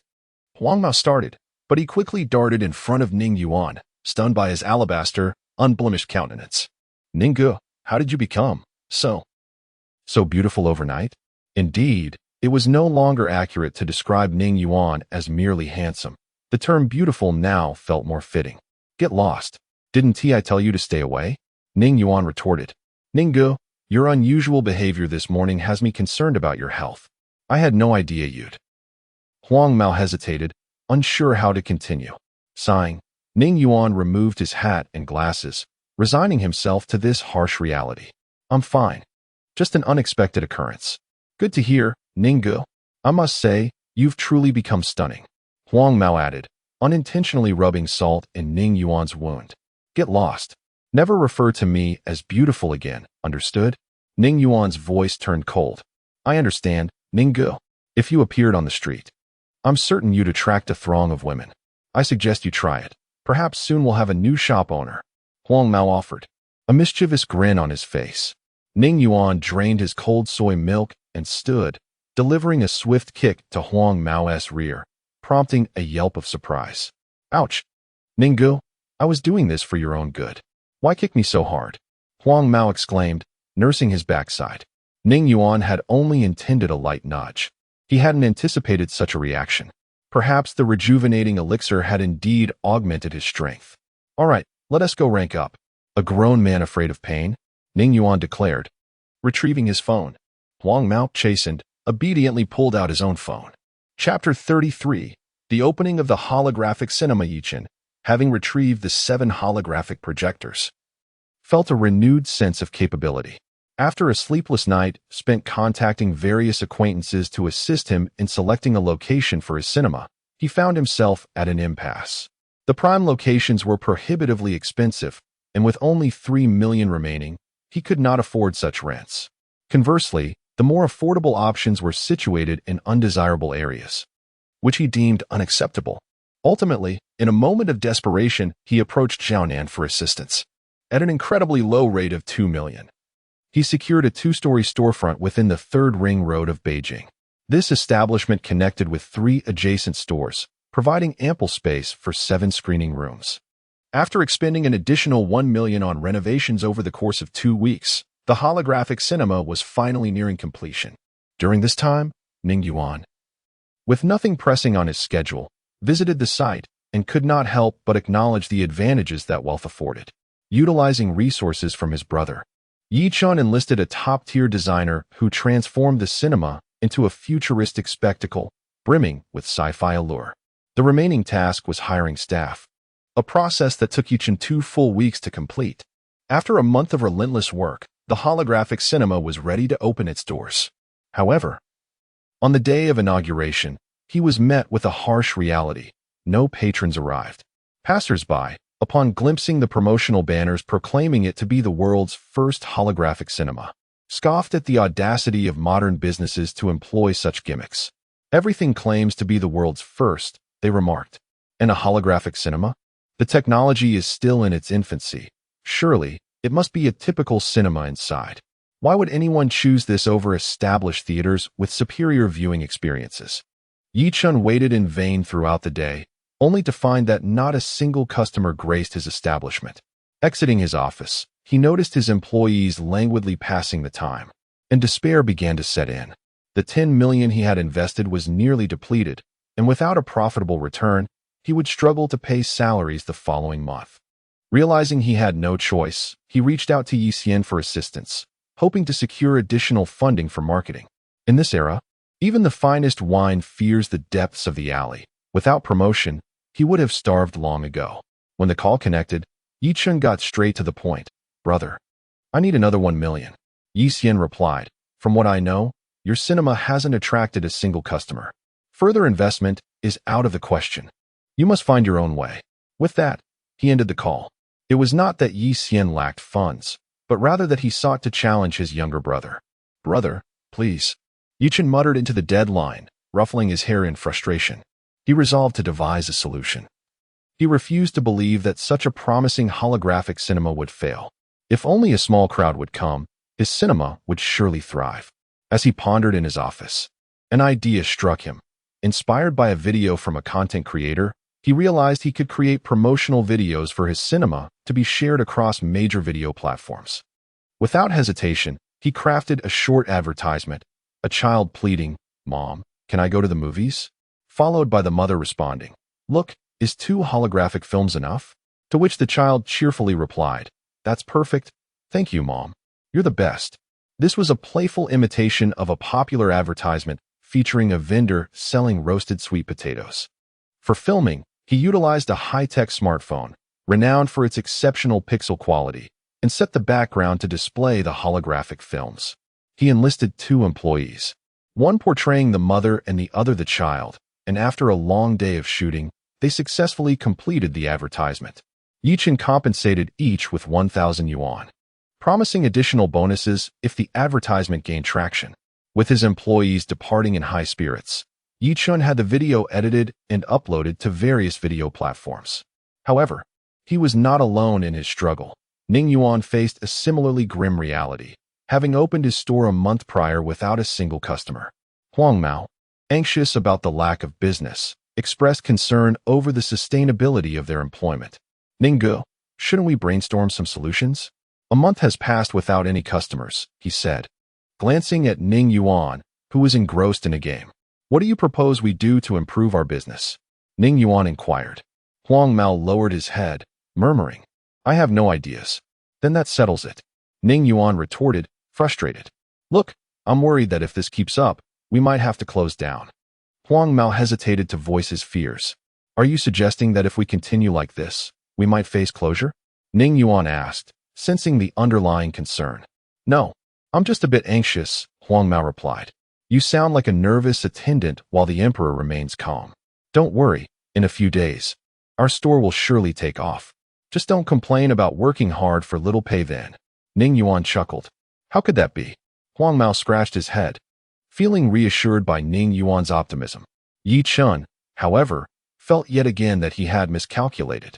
Despite a full day of uploads, the views on various platforms were decent. Yet skepticism prevailed. The first time he read the comments, he nearly lost his composure. Critics lambasted the holographic cinema as a mere fabrication.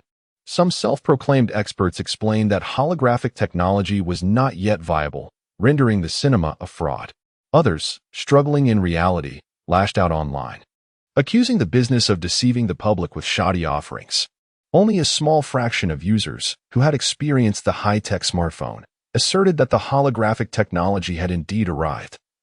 But their voices were drowned out by the chorus of dissent. Even Yang Wenhua, the content creator who first filmed with the high-tech phone at Ning Yuan's store, faced backlash. Accused of fabricating content for views and profit, the call for regulation against such garbage influencers grew louder. Soon, Yang's video was taken down due to numerous reports from detractors. Yi Chun slumped in his office chair, frustration mounting.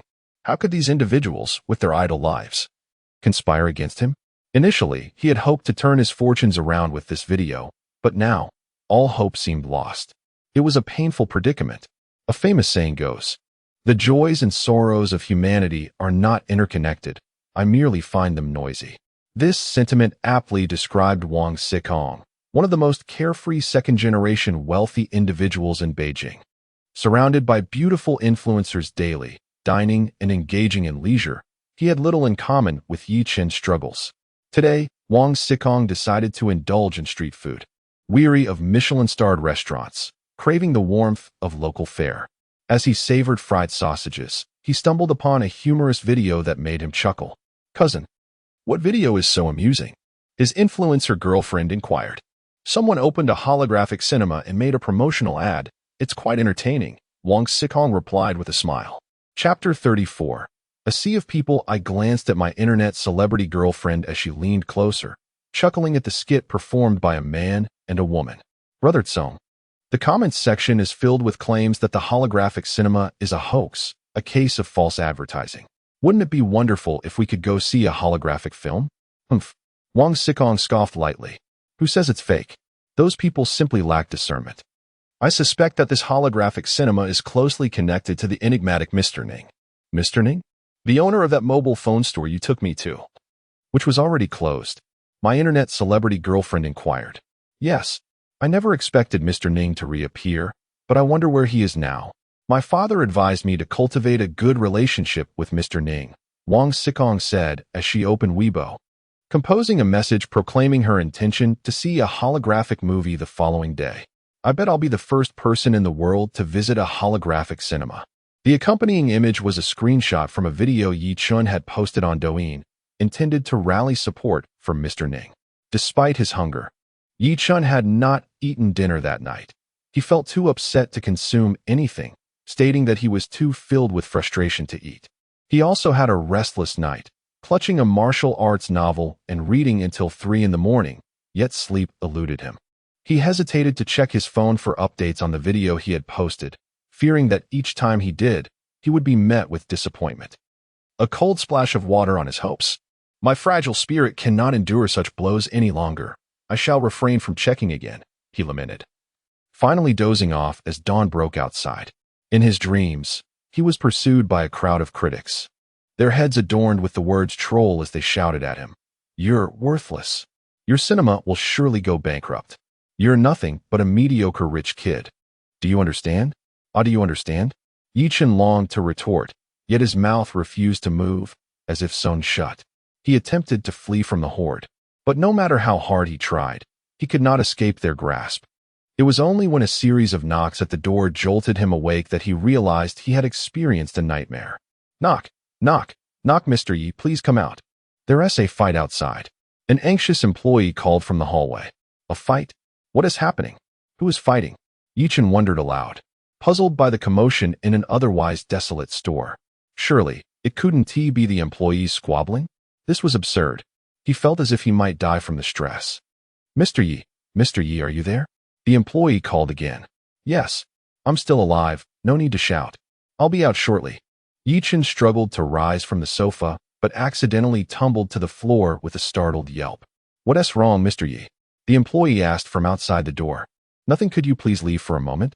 I need to freshen up, Yi Chen replied as he climbed to his feet. Of course, Mr. Yi, take your time. I'll be right here waiting for you, the employee said, blissfully unaware of Yi Chen's desire to alleviate his embarrassment. All right. Yi Chen trudged to the bathroom, catching a glimpse of his reflection in the mirror. Dark circles adorned his eyes, and his lips lacked color. He appeared noticeably haggard. This is all your fault for showing off. Now it's too late to take back your words.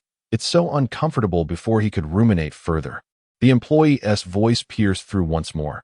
Mr. Yi, could you please hurry up? The situation outside is becoming untenable. Understood. Yi Chen gritted his teeth in response, quickly wetting a towel to wipe his face, hastily brushing his teeth without washing his hair, his disheveled appearance resembling a bird's nest as he pushed open the office door. Upon seeing him emerge, the employees regarded him as their savior, seizing his arm and urging him, Mr. Yi, hurry to the ticket counter. We may not be able to hold them back much longer. As they spoke, one employee grabbed a walkie-talkie from their belt and shouted, Mr. Yi has arrived. Everyone hold on. Yi Chen, bewildered, inquired, what is happening at the ticket counter? What are we trying to hold back? Mr. Yi, there's no time for explanations. Let us move. The employee insisted, pulling him downstairs. When they reached the stairwell, Yi Chen was greeted by a cacophony of voices from below, and upon listening closely, he discerned that people were clamoring to purchase tickets, with some shouting the loudest. My girlfriend and I were first. These tickets must be sold to us. Damn it. I've been waiting here forever, and you tell me there's no room inside?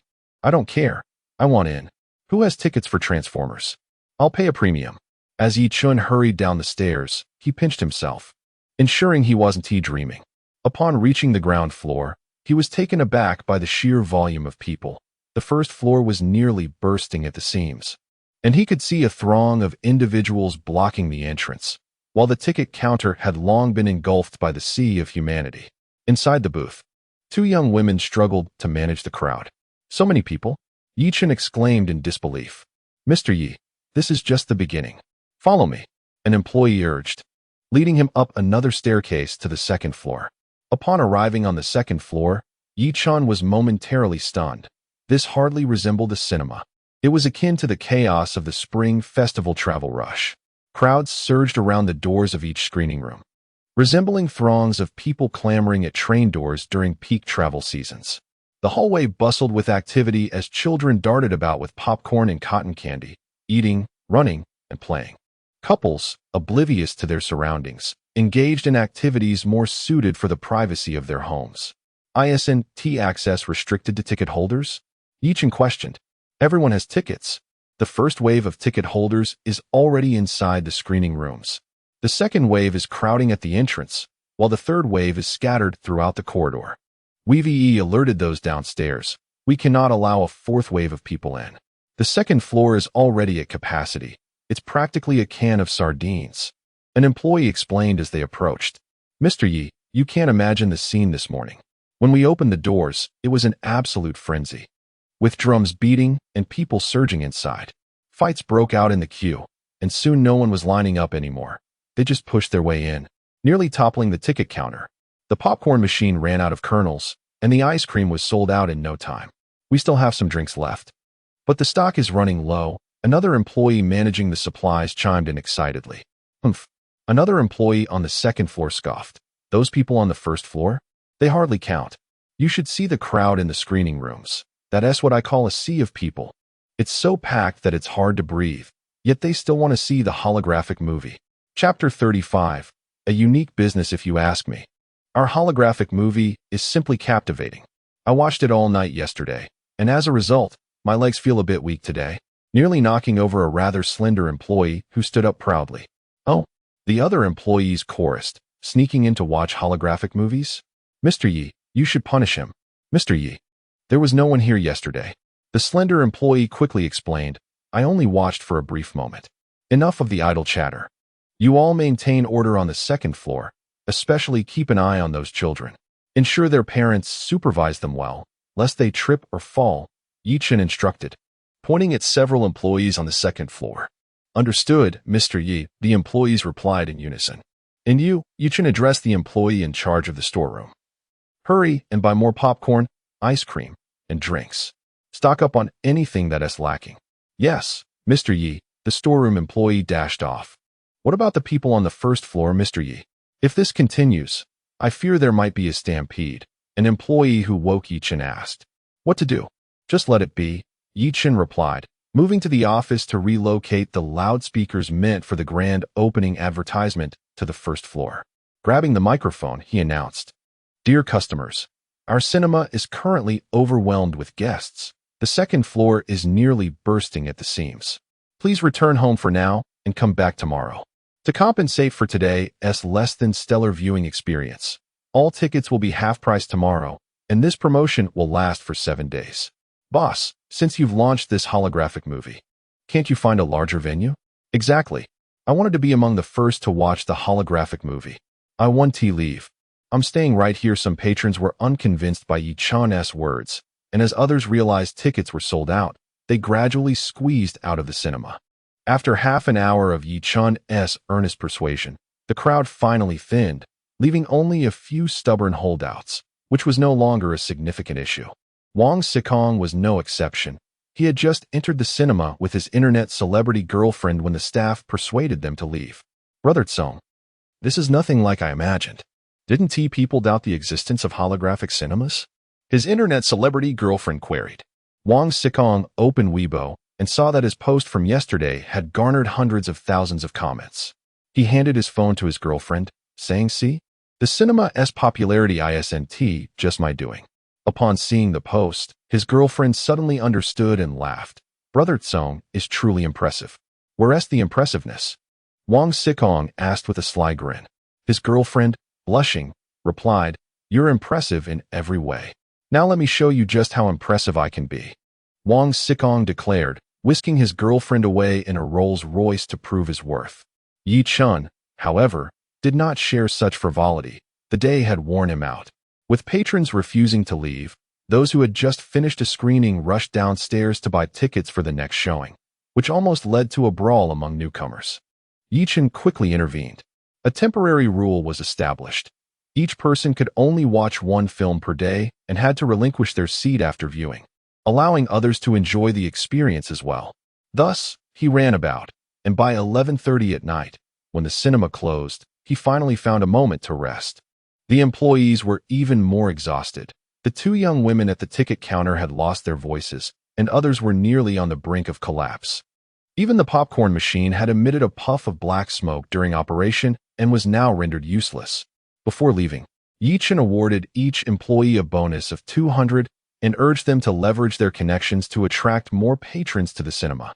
As the current numbers were insufficient and the workload was becoming untenable, the employees assured him that they would do everything possible to bring in more guests. Once the last customer departed and the door was secured, Yi-Chen reclined on the sofa in his office, feeling utterly at ease. After resting for half an hour, he pondered how the cinema had become so popular so suddenly. After much contemplation, he concluded it must be due to his virtuous character. Surely, the heavens were moved by his moral integrity. A rumble from his stomach interrupted his self-admiration. He got up to boil a packet of instant noodles, added 2 eggs and a sausage, and while eating, he pulled out his phone. As soon as he opened Douyin, notifications flooded in, ringing incessantly with a barrage of messages. He was almost overwhelmed by the sheer volume. Yichen silenced the notification tone and casually opened a message. "Hello, I am the manager of Wanda Cinemas, and I wish to collaborate with you on the development of holographic films. My contact information is." He had no interest in such offers. The holographic movie was a golden goose. Why would he share it with anyone? He opened a few more messages, some apologizing for previous insults, others claiming to be experts in holographic technology, wanting to buy his devices for research, and several journalists inquiring about the possibility of an interview. The most frequent question was about where he had purchased his holographic equipment. As he finished the last of his noodle soup, he fell into deep thought. Should he reveal that he had bought the equipment from Boss Ning? If he did, everyone would acquire holographic devices, and the holographic cinema would spring up everywhere, leaving him with no competitive edge. Yet, if he kept it to himself, would that not be somewhat unethical? Although Boss Ning was quite abrasive, he had indirectly helped his sister with that thought. Yichen closed Douyin and dialed Ning Yuan's number. As soon as the call connected, an enraged voice erupted from the other end. "Yichen, are you out of your mind? Calling me in the middle of the night. Doesn't anyone need sleep? Damn it. I was just about to meet a beautiful woman, and your call ruined everything. Boss Ning, please calm down. I have some significant news to share with you," Yichen remarked, entirely unfazed by Ning Yuan's tirade. "Speak," came the impatient reply. "It's like this. You sold me 7 holographic projectors, right? I plan to open a holographic cinema with them, but I only have 3 million left and can't find a suitable venue," as Yichen excitedly elaborated. Ning Yuan interrupted him. "I beg you, can you please get to the point? Do you need to start from the dawn of time?" Coughing awkwardly, Yichen replied. "The point is, my cinema is thriving. Really, it's immensely popular. You wouldn't believe the scene. Crowds everywhere. People jostling for space, I can't even describe it. There were just so many people. I finally feel vindicated. I've made it." At this point, Yichen awkwardly realized that Ning Yuan had hung up the phone at some point. Chapter 36. The store is thriving again. He was so engrossed in the pleasure of his thoughts that he suddenly realized he had forgotten to inquire about an important matter. With no other choice, he steeled himself and made another phone call. Once connected, Yichen hastily interjected, "Boss Ning, I have one last question." "Ask," came the gritted response from the other end. Yichen understood that any unnecessary chatter would likely provoke a volcanic eruption, so he quickly got to the point. "Boss Ning, do you have any more holographic projectors available? I still wish to purchase one." "None left." Hearing that there were no more, Yichen sighed in relief but couldn't help but ask again, "Are you certain there are truly none left?" "Indeed, none left." "All right, good night, Boss Ning." After hanging up, Yichen leaped up in excitement. This meant his business would be uniquely prosperous. In gratitude for Boss Ning's unwavering support, he decided to record a video to boost the popularity of Ning Yuan's shop. Without hesitation, he set up his high-tech phone on a tripod, adjusted his hair and attire, sat upright, cleared his throat, and activated the recording. "Hello everyone, I am Yichen, the owner of the holographic cinema. First, I want to express my gratitude for your support. Secondly, I wish to respond to the numerous inquiries on Douyin regarding the source of my holographic device. To clarify, I purchased my holographic projector from a shop in the suburbs of Beijing, named Black Technology Shop, located at number 17, Fengrui Street.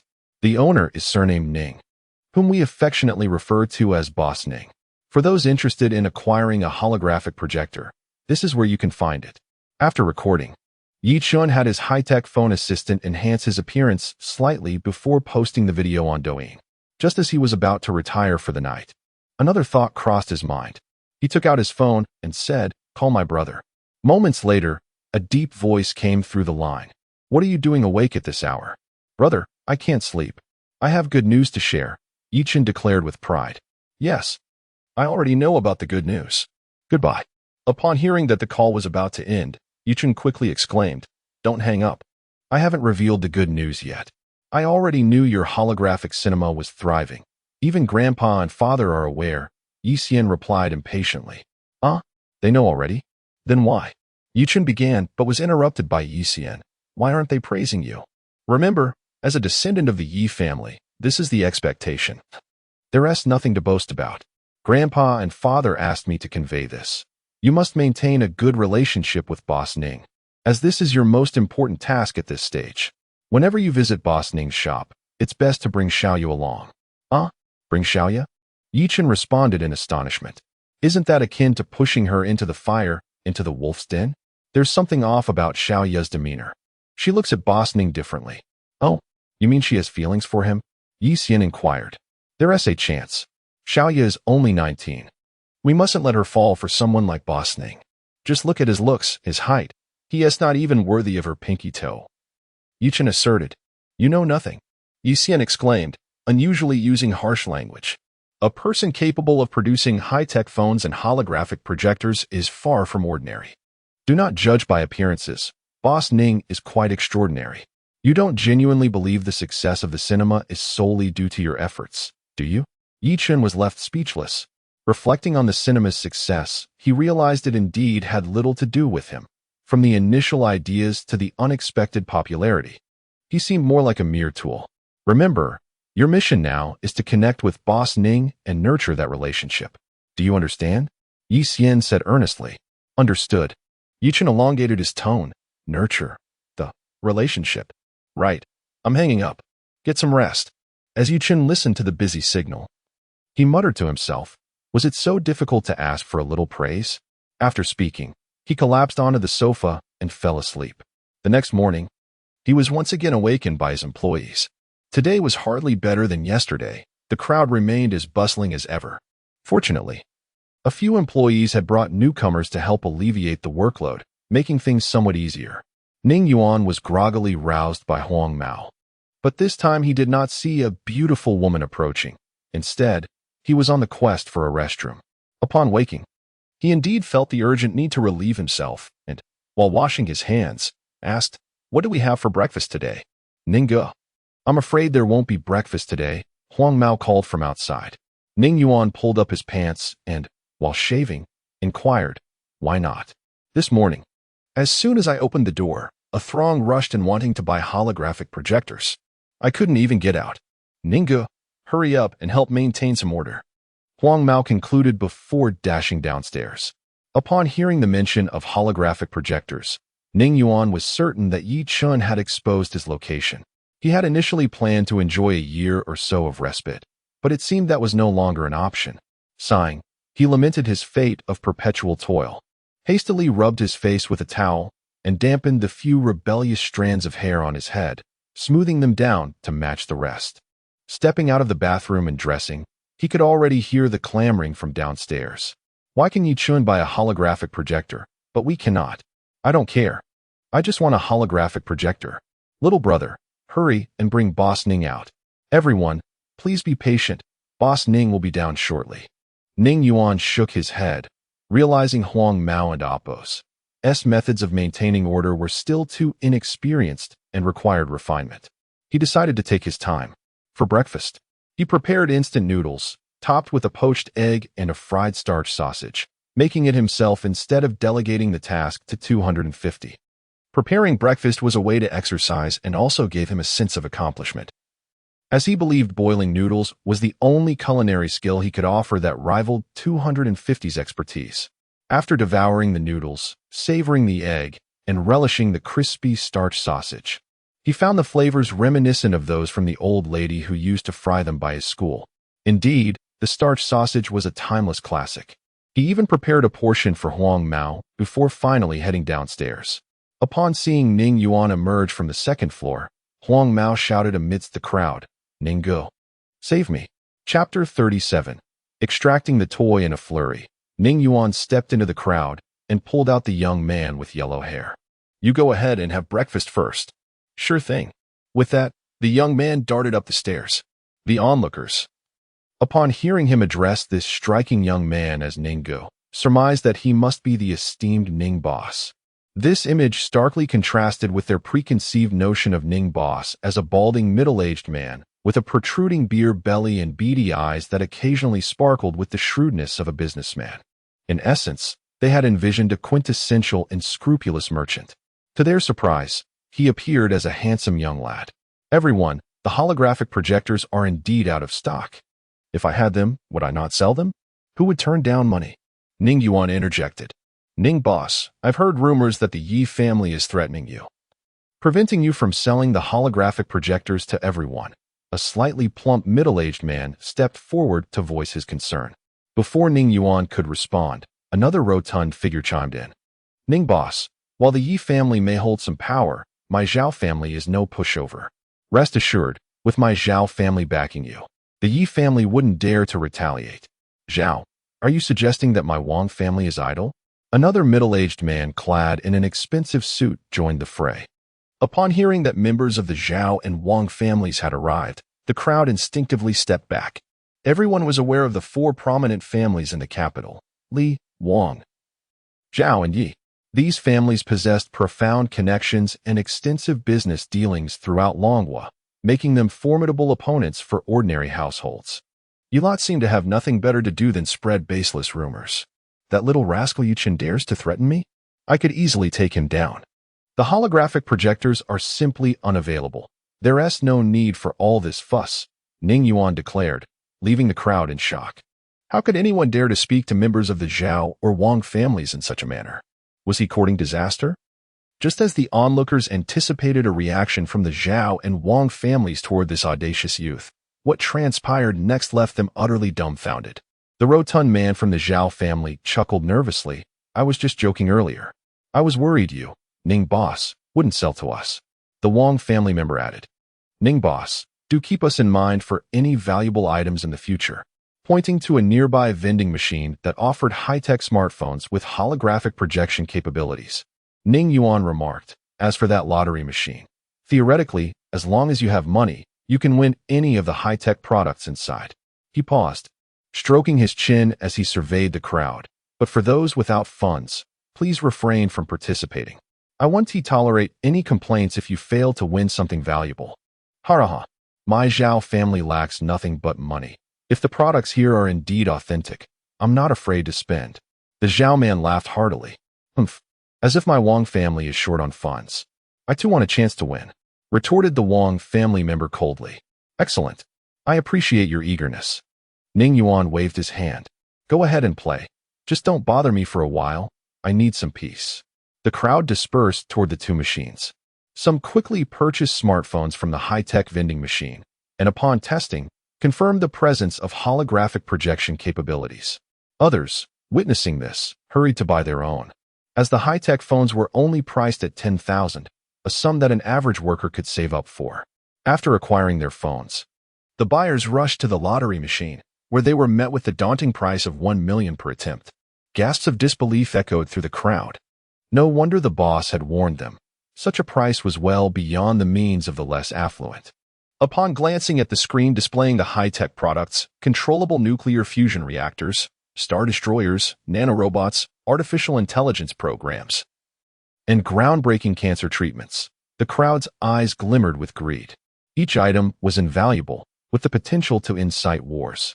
The members of the Zhao and Wang families trembled with excitement. Should they win even a single item, their families would surely ascend to new heights, and their futures would be secured. Should you draw first, or shall I? The Zhao man inquired, his face quivering with anticipation. It matters not.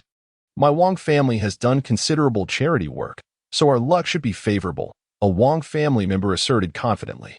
Before his words had fully settled, the Zhao man eagerly inserted his bank card into the slot, unwilling to concede. If there was only one item inside, he certainly wouldn't allow the Wang family to claim it. As the crowd witnessed the Zhao family member prepare to press the lottery button, a palpable tension filled the air. 1 million was at stake. What would they win? Before pressing the button, the Zhao man clasped his hands together, fervently praying to all the deities he could think of, seeking divine intervention for luck, before decisively slamming his finger down on the lottery button. The first draw was indeed thrilling, and both Ning Yuan and the yellow-haired youth, who had just finished his breakfast and descended the stairs, stood on tiptoe at the back, watching the screen as it cycled through images. Ninggu, I'm so nervous. What if he draws something incredible? We'd be at a loss. The young man whispered anxiously into Ning Yuan's ear. Ning Yuan pushed his face away, responding, "Rest assured, he might gain a small profit, but we shall never suffer a loss." As the images transitioned from rapid to slow, the pointer passed one high-tech product after another. The Zhao man clenched his fists, feeling a pang of despair as the pointer glided past the artificial intelligence program, sensing he had lost out on countless billions. In this internet age, the existence of genuine artificial intelligence would be unfathomable. The pointer slowed further, hovering near the controllable nuclear fusion reactor, and he internally screamed, "Stop! Please stop! Just stop!" Alas, despite its sluggish pace, the pointer continued to move, ultimately landing on an utterly nonsensical item. A super-electric toy car?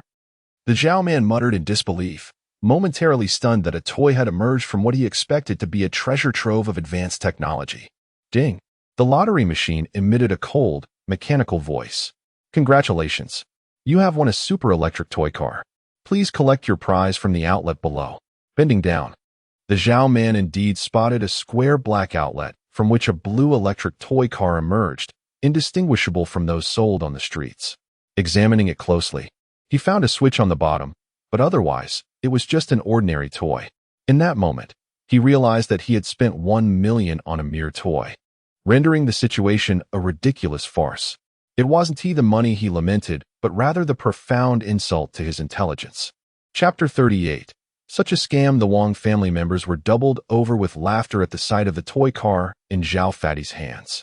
Others, mindful of the Zhao family's authority, stifled their laughter, their faces flushed and their bodies trembling. Huang Mao leaned closer to Ning Yuan and whispered, "Ning, you were right. They might make a small profit, but we will never incur a loss. Just wait and see. This person is bound to lose it." As soon as Ning Yuan finished speaking, Zhao Fatty pressed the lottery button once more. Ding! The cold, mechanical voice of the lottery machine echoed again. "Congratulations! You have won a super-electric toy car. Please collect your prize at the dispensing exit." Zhao Fatty, trembling with rage, clutched the blue toy car tightly. With so many eyes upon him, he had drawn trash twice in a row. His pride lay in shattered pieces on the ground. Casting a sidelong glance at the Wang family members, whose faces bore expressions of schadenfreude, he felt a surge of anger and vowed that he would not stop until he won something worthwhile. After all, money was no object for the Zhao family. He pressed the lottery button once more, but the pointer still failed to land where he desired. Ding! The icy electronic voice rang in his ears again, like a sinister whisper. No surprises here. Once again, it was that cursed blue electric toy car. "Boss, is your machine a scam? Why is it that every time I draw, it's the same worthless junk?" His fury could no longer be contained. He suspected this was a ripoff, a machine designed to extract money under the guise of a game. Ning Yuan, feeling the weight of the crowd's gaze upon him, shook his head and said, "Did I not tell you before? The odds of winning are not high. If you don't have money, then don't play. Look at the so-called high-tech products inside. You think you can just draw them at will? Damn it, can I even keep my shop open?" Everyone nodded in agreement. Indeed, Boss Ning had warned them, and the items inside were invaluable, making it impossible to win casually. Zhao Fatty's face turned crimson at Ning Yuan's words. He opened his mouth several times, but could not find a retort. A member of the Wang family stepped forward and taunted, "Are you going to keep drawing or not? Stop hogging the latrine without doing your business. If you're not going to draw, step aside and let me show you what luck looks like." "Draw? Who said I wouldn't draw?" Zhao Fatty, feeling provoked, leapt to his feet. For the remainder of the time, he said nothing, merely pressing the lottery button and mechanically retrieving the blue toy car from the dispensing exit. This sequence of actions was repeated 8 times. Finally, the lottery machine indicated, "You have exhausted your daily limit for draws. Please come back tomorrow."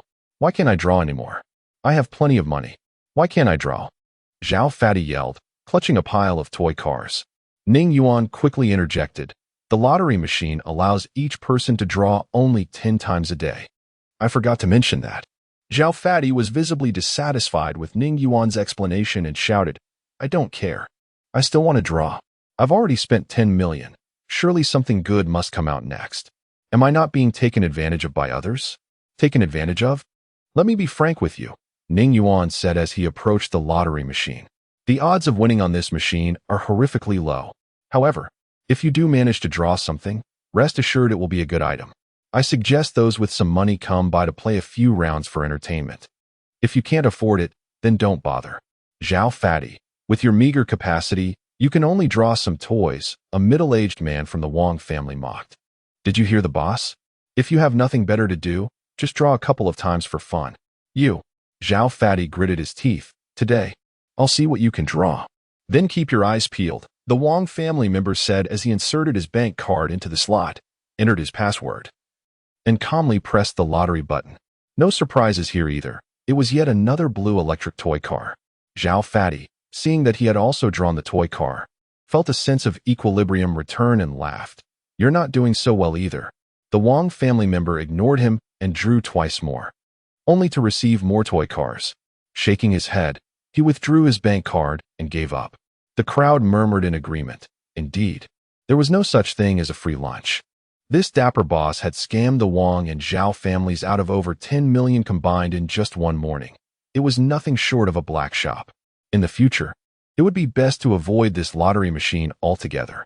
Seeing that the Wang family had conceded, Zhao Fatty purchased a high-tech phone from the vending machine and called for the driver to load the pile of toy cars. He left in his car, followed closely by the Wang family, who also bought a high-tech phone and loaded the toy cars into their luxury vehicle. As the crowd dispersed, a young man and an extraordinarily beautiful woman walked in, turning back to the store. Ning Yuan kicked Huang Mao, who was staring at the woman, and exclaimed, "Are you daft? Can't you even move?" Ning, this woman is truly stunning. She looks like a star from television, Huang Mao remarked, his gaze fixed on her. The young man held the beautiful woman's hand, surveying the store, and remarked, "Yang Xian, is this the place you mentioned? It doesn't seem that extraordinary. Let us just browse." Yang Xian replied, frowning. "Zhou Gang keeps pestering me. It's so annoying. Should we find someone to teach Zhou Gang a lesson? You've already broken up with him, yet he still keeps bothering you." "It's outrageous," the young man suggested. "No need. You're the son of the Li family and a top student in the mathematics department at Qingbei. If I were to get a blemish because of you, that would not be good," Yang Xian replied. "All right then."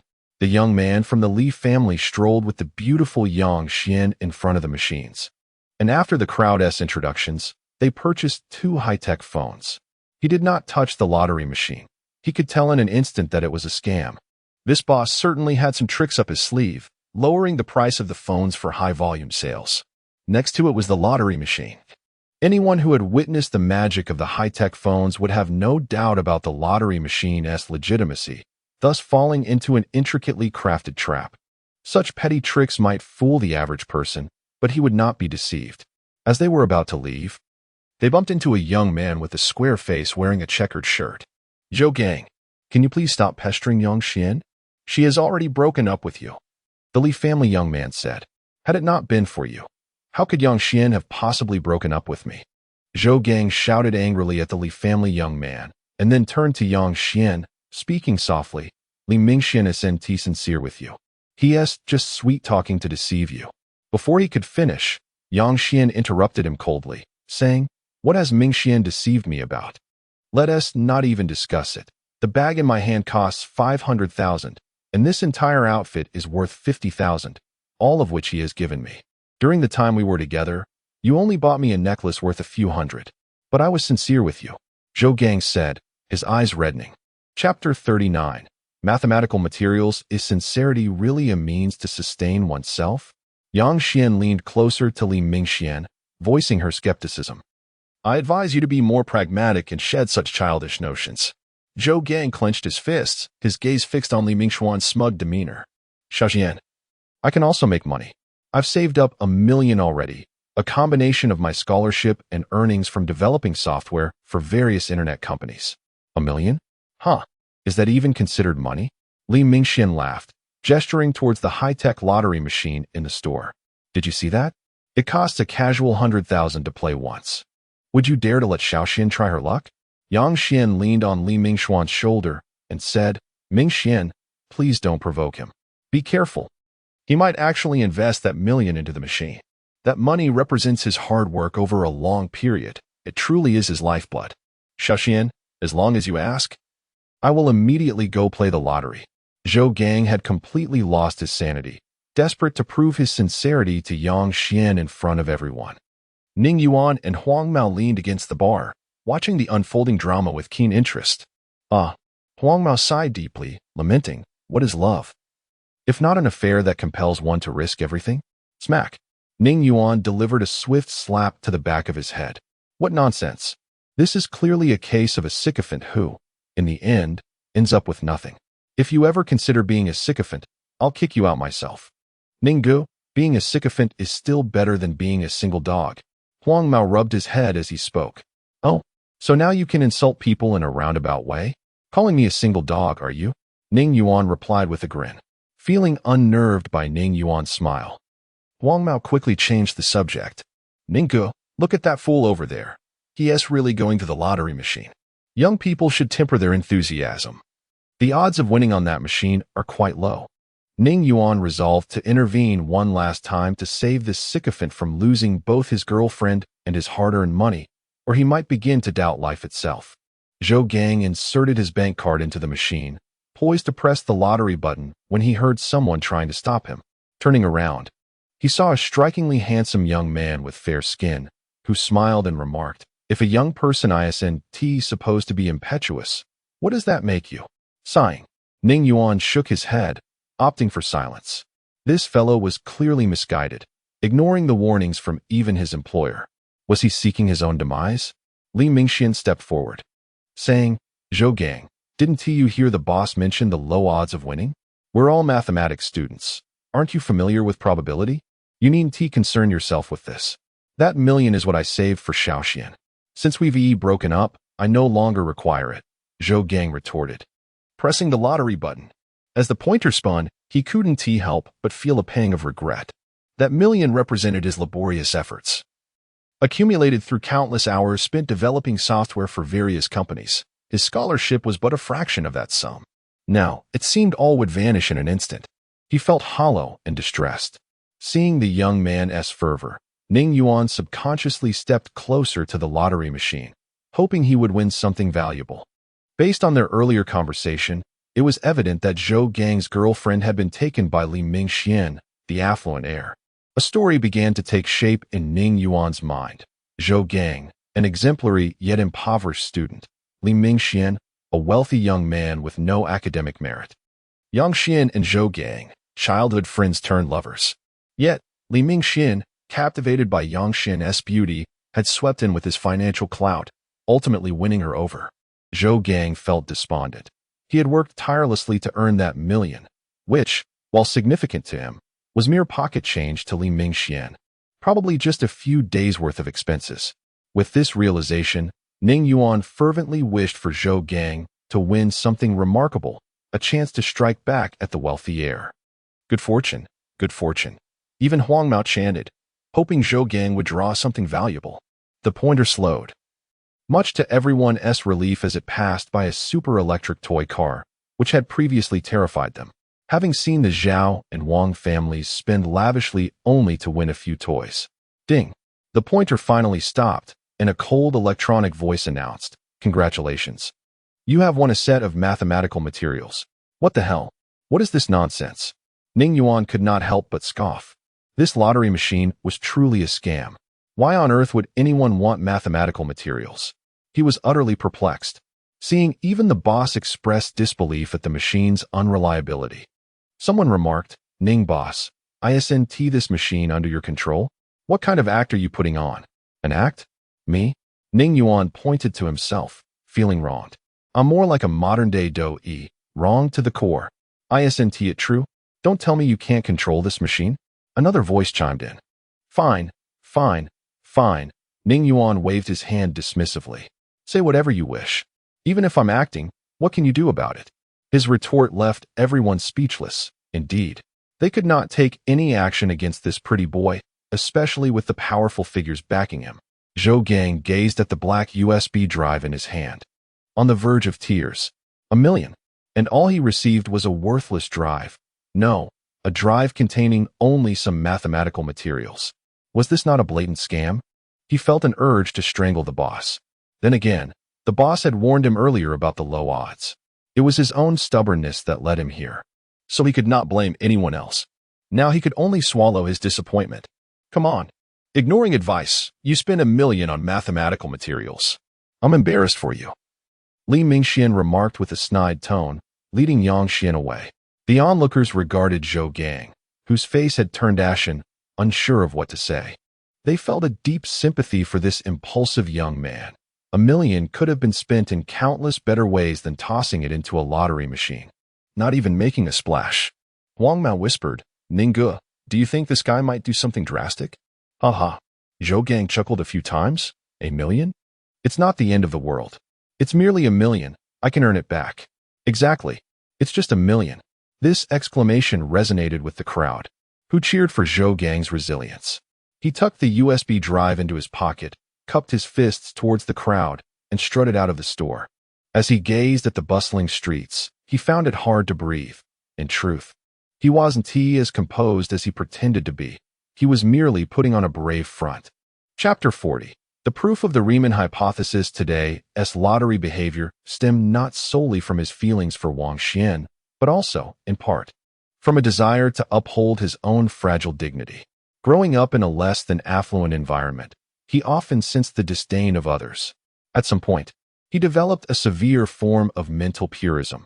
The mere gaze of another would make him believe he had erred in some way, that the individual was silently reproaching him.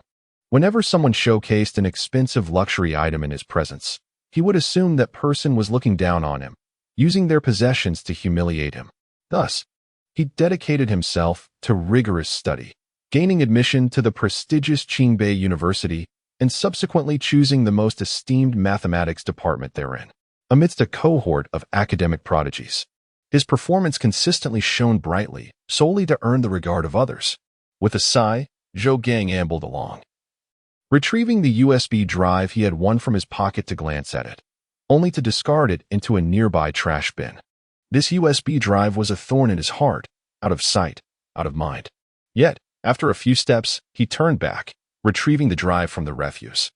He resolved to return to campus to examine the mathematical materials contained within.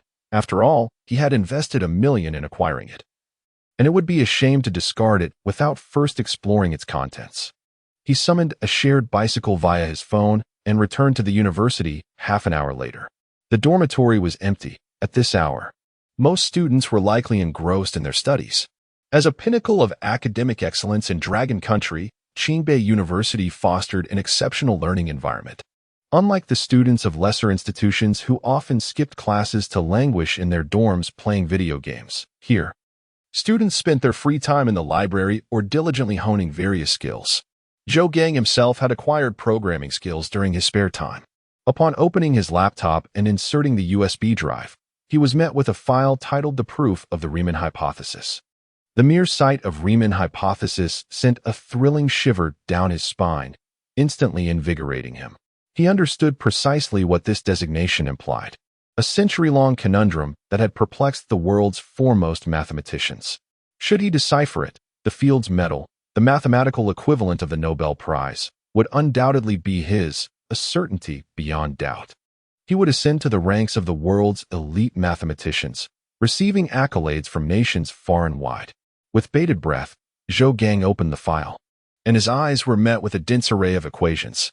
Captivated, he found these seemingly tedious formulas alive with meaning, guiding him toward the profound mysteries of mathematics. Upon reaching the final line, he exhaled deeply, murmuring to himself, "So this is it. The essence of mathematics is thus revealed. I was indeed naive before." A grumbling protest from his stomach jolted him back to reality. Glancing at the clock, he realized it was past 6 in the evening. He had been absorbed in the document for an entire afternoon. He made his way to the cafeteria for a simple dinner, then returned to his dormitory, where he meticulously organized the proof of the Reman Hypothesis before sending it to the editorial email of the Mathematical Annual, a prestigious journal founded by the Mathematics Department of Princeton University, a member of the Ivy League. The Mathematical Annual was initially circulated within Princeton, a venue for mathematicians to publish their findings for collective study and discussion, gradually evolving into a globally recognized mathematical journal. The world's leading mathematicians aspired to publish in its pages, not only for the opportunity to share their work, but also to gain honor and various benefits. Due to historical reasons, modern mathematics in Dragon Country had commenced later than in other nations, resulting in only 2 mathematicians from the region having published papers in this journal, one of whom had previously taught at Qingbei University. Having confirmed the submission of his proof, Zhou Gang secured the USB drive close to him and ventured to the library, intent on catching up on the studies he had neglected. The emotional toll of his breakup with Yang Xian had significantly impacted his academic performance, causing his grades to plummet from those of a once-admired mathematics prodigy to the brink of mediocrity. However, after perusing the proof, he discovered a renewed direction. The world of mathematics was indeed wondrous. He resolved not to let personal matters hinder his scholarly pursuits. From this point forward, he would devote himself wholeheartedly to mathematics. Having finally cast Yang Xian from his thoughts, upon entering the library, he navigated to the shelves brimming with various mathematics texts and encountered several familiar faces, those who had once been his rivals, vying for top ranks in examinations, including Li Mingxian. Despite his affluent background, Li had never relied on family connections to gain admission to Qingbei University. His entry was earned through securing second place in the National Mathematical Olympiad, while Zhou Gang had claimed first. As Zhou Gang approached, his former peers merely cast a cursory glance his way. The once revered mathematics genius had fallen into despondency following his breakup, having nearly hit rock bottom in the last exam, no longer posing a threat to them. The upcoming scholarship applications would likely be much less competitive without his presence. Zhou Gang, likewise, paid them no mind.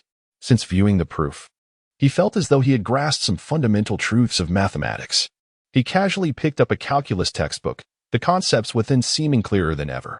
Previously, he would have needed to scribble calculations to fully comprehend such material. Grabbing a topology book, he found the same ease. His pace of learning had improved significantly. Others observed Zhou Gang's rapid page-turning and his ability to comprehend without calculations, whispering among themselves that the former mathematics prodigy had indeed vanished. They speculated that with such speed, he could scarcely learn anything substantial, and perhaps it would be wiser to return to pursuing his ex-girlfriend, as there might still be hope for reconciliation. Oblivious to their thoughts, Zhou Gang was wholly immersed in the ocean of mathematics. What once appeared obscure now seemed remarkably simple. Some algorithms appeared even more straightforward. It was not until a mop brushed against his foot that he emerged from his mathematical reverie. Checking his phone to find it was already past 7 in the morning, the cleaning staff had arrived. Chapter 41. The Mathematical Annals of the Lighthouse Nation. In the office building of the Mathematical Annals, individuals diligently engaged in their tasks. The atmosphere punctuated only by the occasional clatter of keyboards and the soft clink of spoons against cups. Polly Angus, a junior editor in his inaugural year, was relegated to reviewing the most rudimentary submissions, which poured in from university students and amateur mathematicians across the globe. The quality of these manuscripts was, in his estimation, decidedly subpar, essentially rubbish. Yet, he had no choice but to peruse them. The submissions from university students were somewhat tolerable, lacking the absurdity of those from amateur enthusiasts, who often claimed to have solved one of the Millennium Prize problems and urged him to examine their proof processes thoroughly, admonishing him not to overlook their brilliance. This was exasperating. Typically, he would take advantage of his colleagues' inattention to discreetly discard such manuscripts into the recycling bin. Today unfolded like any other. As he prepared a cup of instant coffee and returned to his desk, ready to commence the day's work and sift through yet another batch of substandard submissions, he opened the first document for a cursory glance, but lost patience with subsequent ones, merely scanning the titles before tossing them into the bin. One particularly ludicrous submission claimed to prove the Hodge conjecture, authored by an amateur mathematician from a neighboring nation. Such papers warranted no consideration. The logical fallacies within were glaring, and they were destined for the trash. However, when he discovered the next submission was from a student at the prestigious Tsinghua University in the Dragon Nation, his interest peaked. Though Tsinghua ranked slightly lower than his alma mater, Princeton, it was nonetheless a globally recognized institution. He assumed that a student from such a rigorous environment would produce a manuscript of considerable quality, free from egregious errors. After sipping his instant coffee, he hovered the cursor over the title, intending to read it fully before deciding whether to open it. If it turned out to be an ordinary mathematics paper, it would undoubtedly meet the same fate as its predecessors. Upon reading the complete title, disappointment washed over him. This student was woefully overreaching, daring to submit a proof for the Reman Hypothesis, a world-class mathematical enigma. Did he not fear the ridicule that would inevitably follow? He failed to consider that if such monumental problems could be resolved so easily, the efforts of eminent mathematicians would be rendered obsolete. Polly concluded that this student was merely indulging in lofty aspirations without the diligence to engage seriously with his studies. As he prepared to dispose of the manuscript, a rectangular face suddenly intruded into his peripheral vision, prompting him to halt his action. "Hello, Mallory. You nearly gave me a heart attack," Polly remarked. Mallory retreated, straightening his posture and adopting a grave expression. "Polly, I just saw you about to discard that email without even glancing at it. That's a serious breach of the junior editor's code of conduct.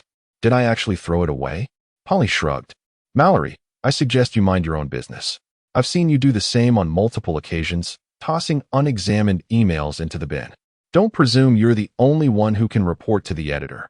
Mallory, unfazed by Polly's retort, knew he had always acted discreetly, avoiding detection.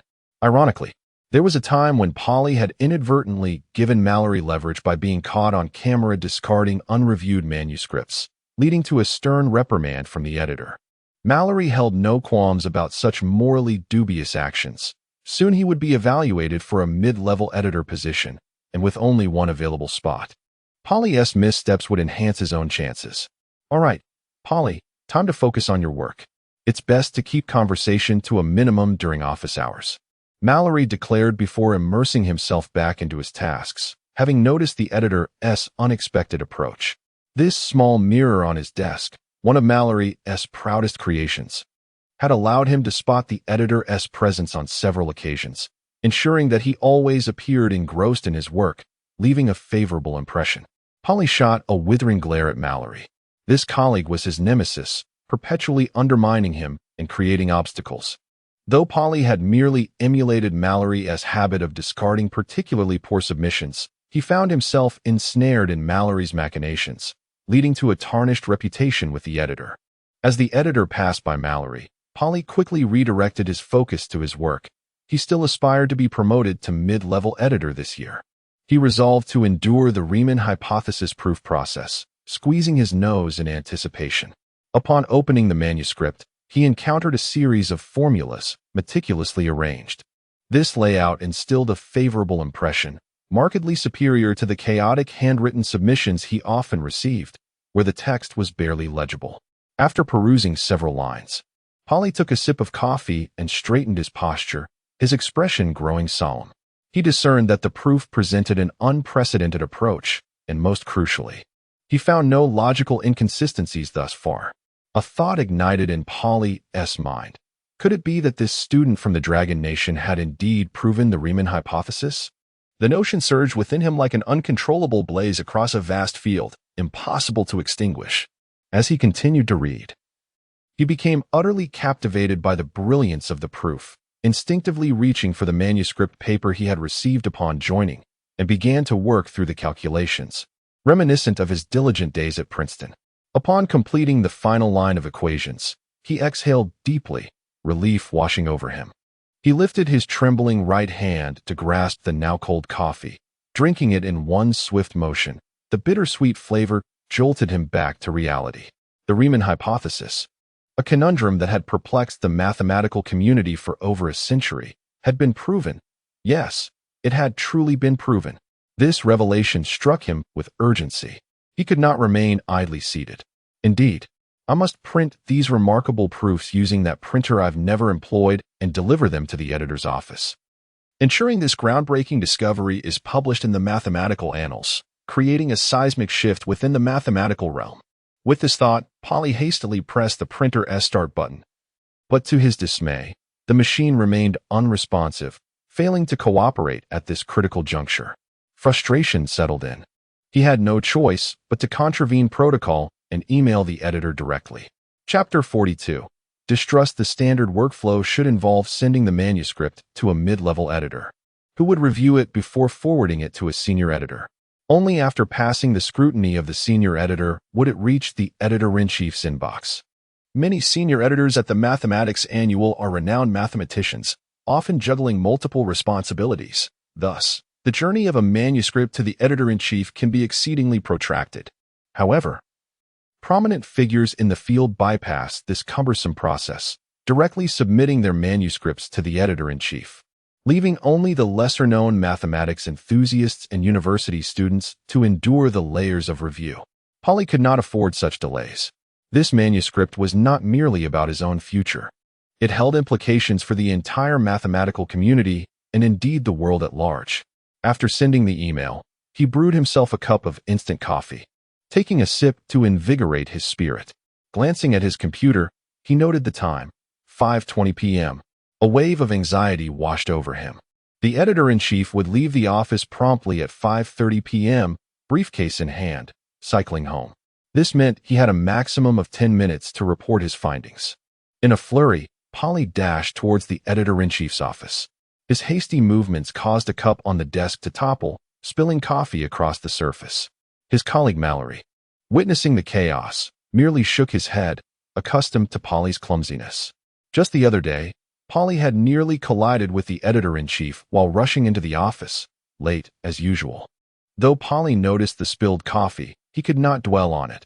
His singular focus was to burst into the editor-in-chief's office and share this momentous discovery. The office, located at the innermost part of the building, was reached in less than 10 seconds.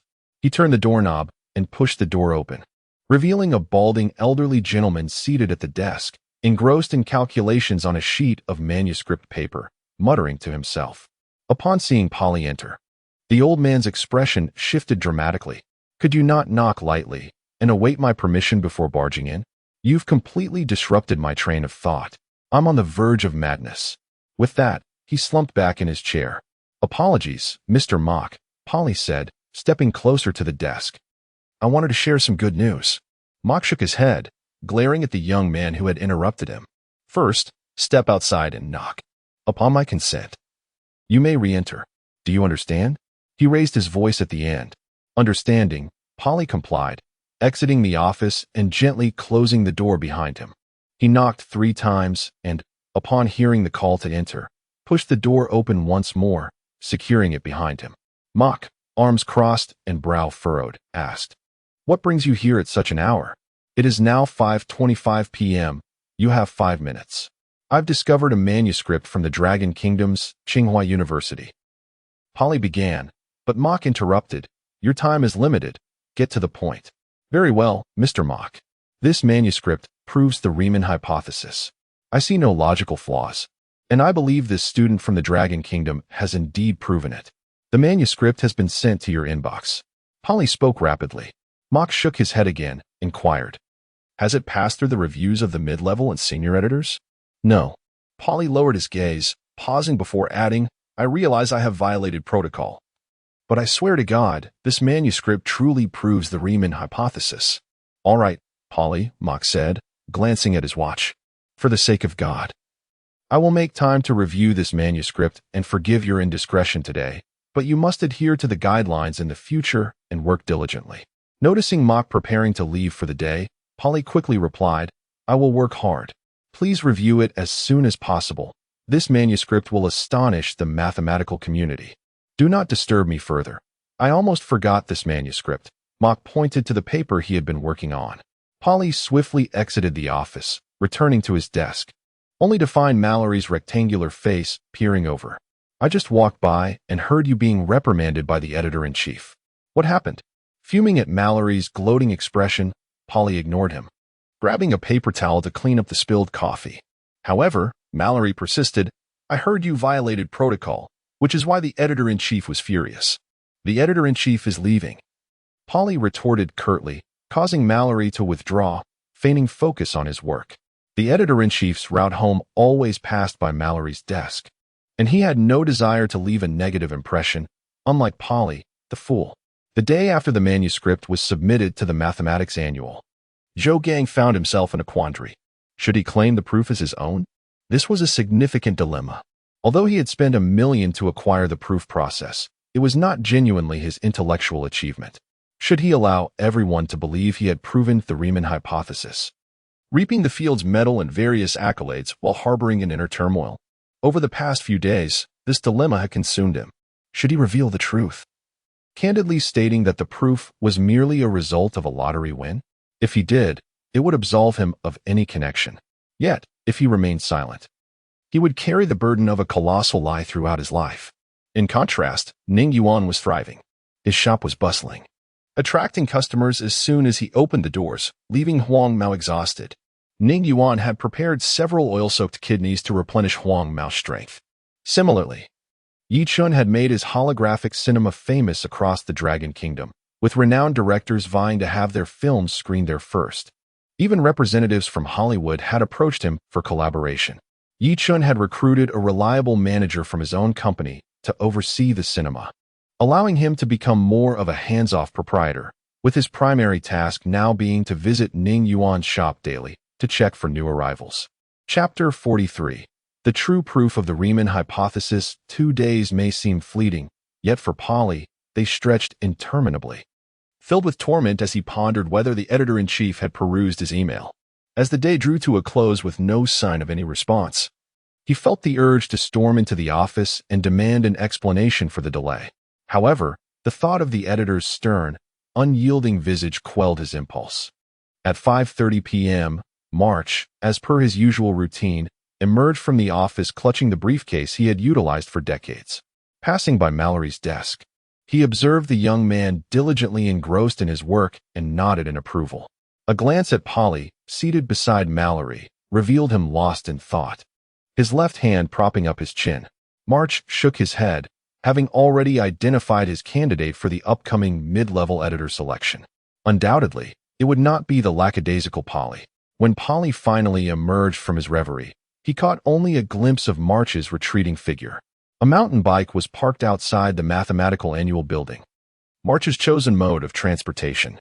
He wished to avoid the fate of elderly mathematicians who could only rely on wheelchairs for mobility, opting instead for a bicycle, which allowed him to ride home daily, combining travel with exercise. The commute was brief, taking merely half an hour.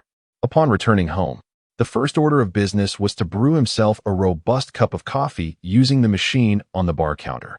He settled onto the sofa, savoring his drink, taking this moment of respite before preparing dinner.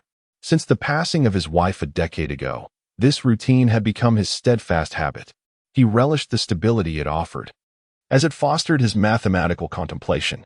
Tonight's dinner comprised a salad, half a steak, and some mashed potatoes, ingredients purchased as semi-finished products from the supermarket, requiring only minimal preparation to transform into a delightful meal. After dining, March brewed another cup of strong coffee, retrieved his MacBook, and reclined on the sofa, propping himself with a cushion, ready to review the manuscripts that had arrived in his inbox. This had long been his working habit. During the day, he dealt with various administrative tasks for the Mathematical Annual, often interrupted and unable to focus on manuscripts. The previous day's encounter with the reckless young man, who had barged into his office without knocking, lingered in his mind. In the tranquility of home, however, he could concentrate fully on the mathematical papers, discerning the worthy submissions to forward to the mathematics department. The only notable change in his routine was that he now brewed his coffee himself, a task once performed by his wife.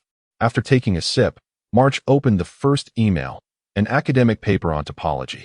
Although the ideas were commendable, such an unremarkable paper could not possibly be published in the Mathematical Annual. It was destined for the spam folder. Opening several more emails yielded similar results. The submissions were simply unworthy of publication. However, one email captivated his attention, not for its content, but for its title, Proof of the Reman Hypothesis. Instantly, he recalled Polly, the young man who had interrupted his thoughts. Shaking his head, he prepared to discard the email, having encountered too many of such claims in the past. Numerous senior editors had once assured him of breakthroughs in solving century-old problems, only for him to discover their arguments riddled with flaws. Such monumental problems were not easily resolved. Otherwise, they would not have perplexed the mathematical community for over a century. Just as he was about to drag the email to the trash, a youthful face flashed before his mind, accompanied by the fervent declaration, "I swear to God, this manuscript truly proves the Reman Hypothesis." The mental image shifted to himself, admonishing the young man to adhere strictly to the work ethic and strive diligently. This thought halted him. He felt a deep sense of shame for considering the very action he had criticized in Polly just days prior. To repeat the same mistake was unforgivable. With a heavy heart, March opened the email, resolving to read it through, no matter how lacking the content might be, before consigning it to the trash. Upon reading the first few lines, he noted the formatting was commendable, at least it was not chaotic. However, as he delved deeper into the formulas, his demeanor shifted to one of seriousness. Adjusting his posture, he concentrated intently. The paper on the Reman Hypothesis presented an unprecedented algorithmic approach, unlike any he had encountered in a lifetime of studying mathematics. Most papers on this topic bore a striking resemblance to one another, but this one was distinctly innovative. Could it truly be a proof of the Reman Hypothesis? The thought, once birthed, refused to dissipate. The subsequent content did not disappoint. Based on the outlined reasoning and algorithms, it indeed appeared to validate the Reman Hypothesis, exhibiting impeccable logic, without a trace of error. As he prepared to sip his coffee to reinvigorate himself for another read, he realized the coffee had grown cold. Glancing at the time on his computer, he was astonished to find it past 6 in the morning. He had unknowingly spent the entire night engrossed in the paper. He placed the laptop on the small table, stretched his stiff legs, and made his way to the kitchen to toast a few slices of bread and heat a sausage. Having hastily consumed breakfast, he made an exception and hailed a taxi to the Mathematical Annual Building. Upon arrival, he remembered that Polly was not due to arrive until 9 o'clock, so he retreated to his office to review the proof once more. As the clock struck 9, March hurriedly exited his office, traversing the corridor to Polly's desk, only to find it conspicuously empty. Mallory, observing the editor-in-chief's frantic pace, glanced at the time, 9:01 a.m., clearly indicating that Polly was late. A smile crept upon his face as he mused, "This round of mid-level editor selection is surely mine. Ha ha ha." Curious about Polly's usual arrival time, March decided to inquire with Mallory. Should Polly fail to arrive within the hour, he would make his way to the mathematics department. Mallory, reveling in the editor's inquiry, eagerly responded, "Polly often arrives late, though typically not exceeding 10 minutes.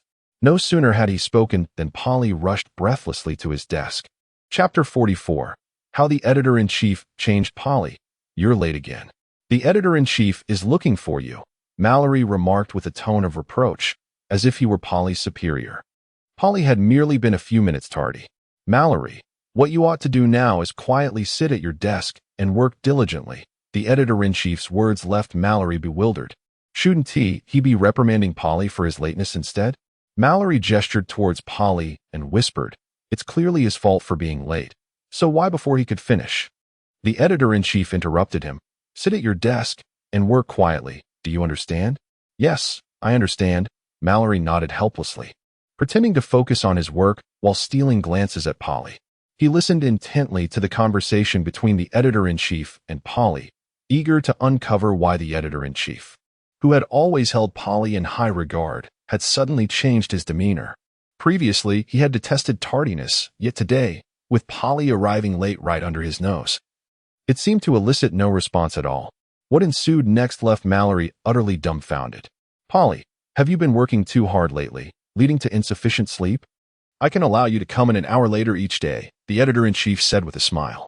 No, that's unnecessary," Polly waved his hand. "Mr. March, the reason I was late today," before he could finish, the Editor-in-Chief interjected, "It's all right, Polly. You can be late more often. In a few days, you'll be a mid-level editor, so you needn't worry about punctuality." Upon hearing that he would soon be a mid-level editor, Polly immediately recalled the email he had sent, which the Editor-in-Chief had evidently read. "Mr. March, you didn't find any flaws in that proof, did you?" "Indeed, Polly. Your task now is to contact that university student immediately. I must head to the mathematics department to deal with those stubborn old fossils, the editor-in-chief said, briskly exiting the mathematics quarterly building. Mallory felt as though he might go mad when he heard the editor-in-chief say that Polly would soon become a mid-level editor. He wanted to leap out and question him. Why? Why can't my excellent performance earn me a promotion to mid-level editor while Polly, who was late right in front of you, gets to be one? Though he thought it, he dared not speak up. Once the editor-in-chief had left, he hurried over to Polly, gritting his teeth as he asked, "What email did you show the editor-in-chief?" "Why should I tell you?" Polly retorted. "Polly, I challenge you to a duel," Mallory shouted, now completely consumed by rage. Other colleagues, hearing Mallory's outburst, turned their attention to him and Polly. "Are you still living in the Middle Ages? Mallory, I hope you can remain calm. I have very important tasks and cannot spare time to." Before Polly could finish, Mallory leaped up, rushing to him and grabbing his neck, shouting, "I'll strangle you." "Oh, my God. Mallory, have you lost your mind? Stop, call the police." Polly's colleagues cried out, rushing to his desk to pull Mallory away. "Polly, I'm going to duel you. I'll strangle you." Mallory had completely lost his sanity. Struggling and yelling, Polly rubbed his sore neck and quickly took out his phone to call the police. Mallory truly seemed intent on taking his life. After about 10 minutes, 2 waves of police officers entered the mathematics quarterly building, one called by colleagues and the other by Polly. After assessing the situation, Mallory was taken away in a police car. Some colleagues suggested that Polly visit a hospital, suspecting Mallory might have rabies. It would be best to avoid any potential contagion. Polly declined, reasoning that Mallory was not rabid but rather consumed by jealousy, unable to tolerate anyone who might surpass him. Moreover, he had more pressing matters, needing to quickly contact that exceptional student from Qingbei University in Longhua. If he could invite such a mathematical prodigy to Princeton University, it would be a significant achievement. And who knows, it might even lead to his promotion to senior editor. Unfortunately, he had sent the reply before Mallory's outburst and had yet to receive any response. With no other options, he could only wait. Perhaps the brilliant student was engrossed in other mathematical problems and had no time to check emails. Hoping for a reply, he opened several submissions from mathematics enthusiasts, only to find them disappointing. As the morning wore on, Polly felt like an ant on a hot skillet, restless and anxious.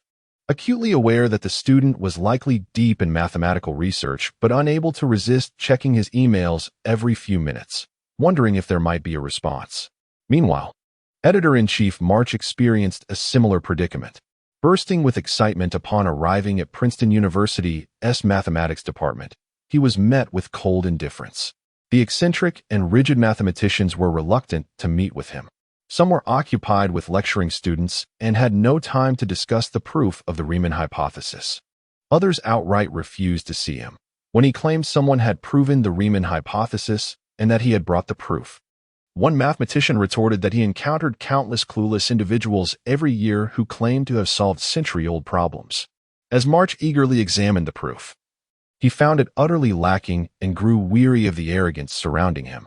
Standing outside the office, he attempted to explain, but the mathematicians inside would not grant him the opportunity, angrily demanding he leave and not disturb their mathematical inquiries. Frustrated, Polly rushed into the office to show the email and swore to God, while March felt the sting of being right but not being believed. It was an incredibly disheartening experience. Princeton University's mathematics department is independent and centrally located, featuring a quadrangular building with a large lawn at its center, where renowned mathematicians of the past have often lain in contemplation of complex mathematical conundrums.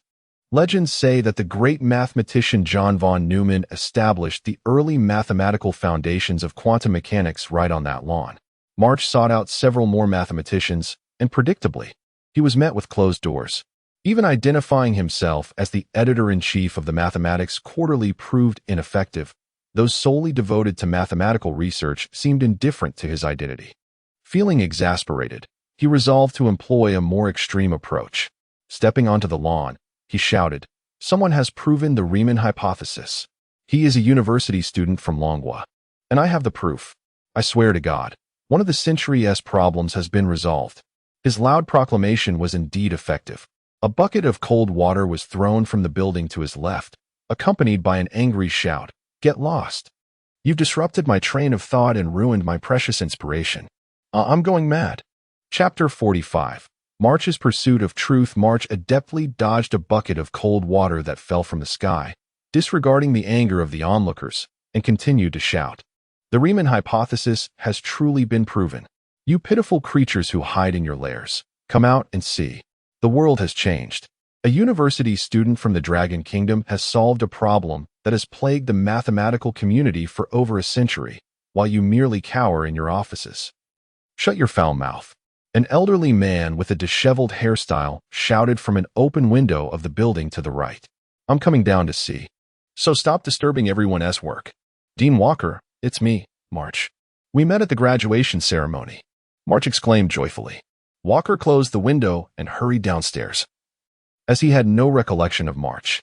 Having worked at the Mathematics Institute for many years, he had encountered countless graduates. Who could remember every single one? He only hoped to descend, tear that piece of rubbish proof to shreds, and dispose of it in the trash, thus restoring the tranquility of the Institute by evicting this madman, March. Seeing that Dean Walker had closed the window, March quickly made his way to the entrance of the building on the right, eager to see him. Walker was a true mathematical luminary and a member of the International Mathematical Union. Even during his studies, March had heard of Walker's esteemed name. Their encounters were rare, limited to the opening and graduation ceremonies, for the dean was the kind of person who was elusive and rarely seen. To his astonishment, he had managed to call out to Dean Walker in such a manner that he appeared. What bliss! Approximately a minute later, Walker, with his unkempt hair, rushed out of the building but failed to notice the raucous March. Just as he began to feel perplexed, a bald young man suddenly appeared beside him. "Dean Walker, greetings. I am March, the editor of the Mathematics Yearbook." Seeing Walker emerge, March hurriedly introduced himself. "March, I would prefer if you could appear from the front next time rather than springing up from the side. You startled me." "I have no interest in playing childish games of hide and seek," Walker replied with a hint of exasperation. "Understood, Dean Walker," March responded, equally exasperated, feeling unjustly accused. It was not his fault that the dean only looked straight ahead and neglected to notice those beside him. Nevertheless, this was not the time for such grievances. He retrieved the printed proof of the Reman Hypothesis from his briefcase and solemnly presented it to Walker, saying, "Dean Walker, I swear to God, the Reman Hypothesis has been proven." Walker shook his head and took the document, saying, "Very well, for the sake of God, I will find time to review it." Upon hearing that it would be in his spare time, March felt a sense of despair wash over him. Was this a reenactment of the past? He had been told the same by Polly, that it would be reviewed in spare time, which was merely a euphemism for not interested, had it not been for his professional ethics.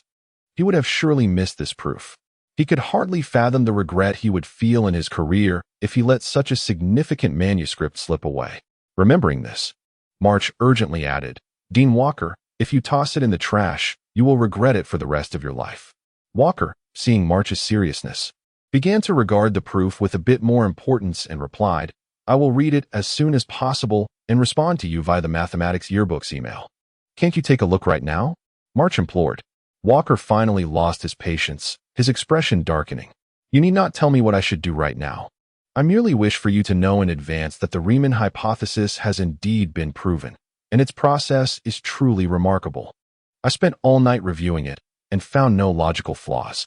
I once studied here. You should trust your students. They rarely err."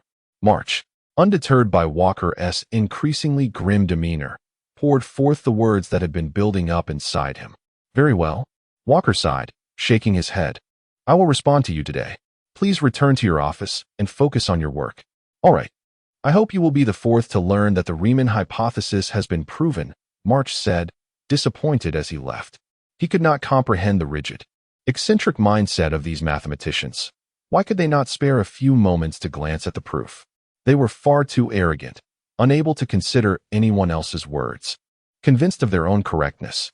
Returning to the corridor, Walker glanced at the pile of manuscript papers in his hand, preparing to discard them in the trash. However, the image of March's dejected figure suddenly popped into his mind, prompting him to halt his actions. He took the stack back to his office and carelessly tossed it onto his somewhat cluttered desk. He intended to take a glance at it during the last 10 minutes of his workday and then reply to March. He appreciated March's work ethic, serious and meticulous, albeit somewhat stubborn. Walker had engaged with the Reman Hypothesis himself and had spent several years researching it. It was exceedingly challenging.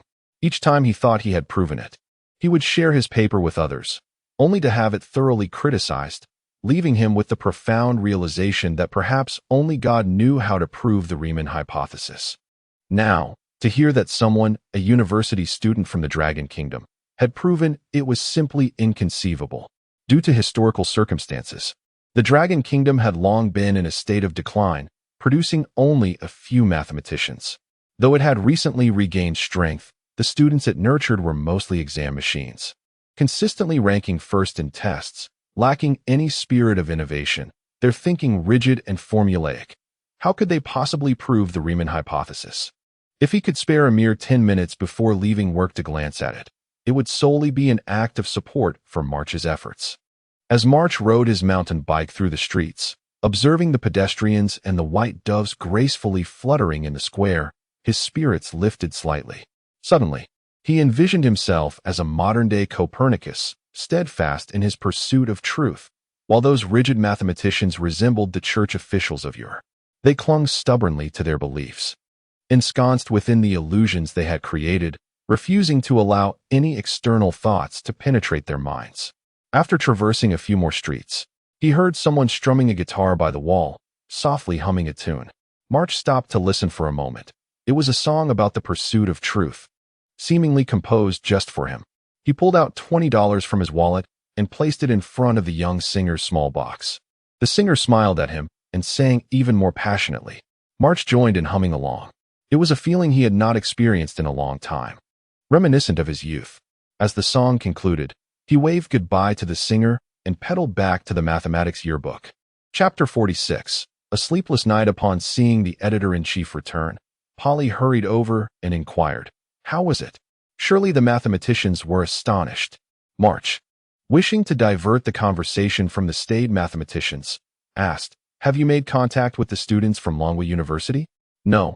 Polly shook her head. "They still haven't responded." "Continue to reach out until you establish contact," March instructed before briskly entering his office. Polly, wanting to inquire further, noticed the editor-in-chief's unusual demeanor and refrained from pressing him. She returned to her workstation and sent another email to Zhou Gang. At that moment, Zhou Gang was engrossed in a calculus textbook at the library, feeling as though he had unlocked the flow of vital energy within him. With an extraordinary clarity of mind, he absorbed mathematical concepts, believing that with a little more review, he would master the material entirely. This immersion in study had consumed him for days, rendering him oblivious to the submission matters. After March returned to his office, he slumped in his chair for a moment before pacing back and forth. Walker had mentioned he would reply today, but the hour remained uncertain. This interminable wait was excruciating. As time ticked away, March anxiously glanced at the clock while circling the office. By 5 p.m., there was still no word. Was it possible that Dean Walker had discarded the proof in the trash? Or had he simply forgotten? Perhaps they were still deliberating over it, unable to respond in time. A whirlwind of thoughts surged through March's mind, threatening to overwhelm him. Meanwhile, Walker had almost forgotten the proof himself. He had completed his work swiftly and, around 4 p.m., brewed a cup of tea while taking out a sheet of manuscript paper to delve into another century-old problem, the Goldbach conjecture. Recently captivated by tea from Longwa, he found the infusion of leaves yielded an incredible fragrance, bringing him closer to nature and sharpening his intellect. Studying the Goldbach conjecture had become a ritual for him. After completing his work, he would brew coffee, but now he had switched to tea, jotting down calculations on a fresh sheet of paper until the end of the workday. Today, however, his calculations had once again led to failure. Checking his watch, he noted it was 5:20 p.m., time to tidy up his office before leaving. A habit he had maintained for years, ensuring a clean and orderly space for a positive start the following day. As he cleaned his desk and spotted a pile of papers, it suddenly dawned on him that he had yet to respond to March. Glancing at the clock, He saw it was 5:25 p.m., 5 minutes remained. He resolved to swiftly read through the garbage proof in 1 minute and then spend 2 minutes drafting a response to March, leaving the final 2 minutes for tidying up and preparing to leave. As he flipped open the garbage proof, a tremor coursed through him upon finishing the first page. The subsequent pages 2, 3, 4 were consumed with rapt attention until he reached the final page. Exhaling deeply, he realized the brilliance of the proof. It was exquisite. He had to stifle his breathing, fearing that even the slightest disruption might obscure the flow of this remarkable algorithm. The Reman Hypothesis had finally been proven. I have witnessed history, he mused, astonished that in his lifetime, he could witness a mathematical conundrum that had plagued the field for over a century being solved. For someone who dedicated their life to mathematics, this bore immense significance. Suddenly, a question sprang to his mind. March had mentioned that the Reman Hypothesis was proven by a student from Longhua. What was the name of this student, and at which university were they enrolled? It was imperative to invite such a true genius to the hallowed halls of the Princeton Mathematics Institute, where their talents could flourish. With that thought, Walker quickly returned to his desk, hastily sending an email to March.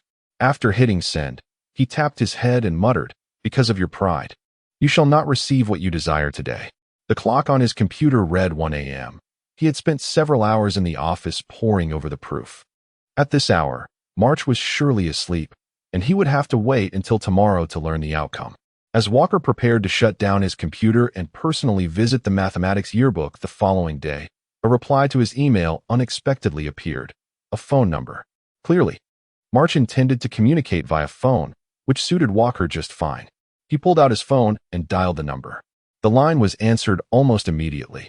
"Dean Walker, congratulations on witnessing history," came a slightly fatigued voice from the other end. "March, I apologize for my earlier behavior. I was far too prideful, nearly committing an unforgivable error." Walker sincerely conveyed, "That's all right, Dean Walker. I hope you can approve the publication of that proof in the mathematics yearbook, so I won't have to report to the board and waste unnecessary time." March replied calmly, "Certainly, March. You and your team have done splendidly. I will convey this to them. Ideally, we can have a batch of yearbooks featuring the Reman Hypothesis proof released by tomorrow. You understand how crucial this is for the mathematical community," Walker stated. "Understood, Dean Walker. I will make the arrangements at once. Before I go, may I ask the name of that student from Longhua? Which university do they attend? Can we reach them?" Walker interjected as March prepared to hang up.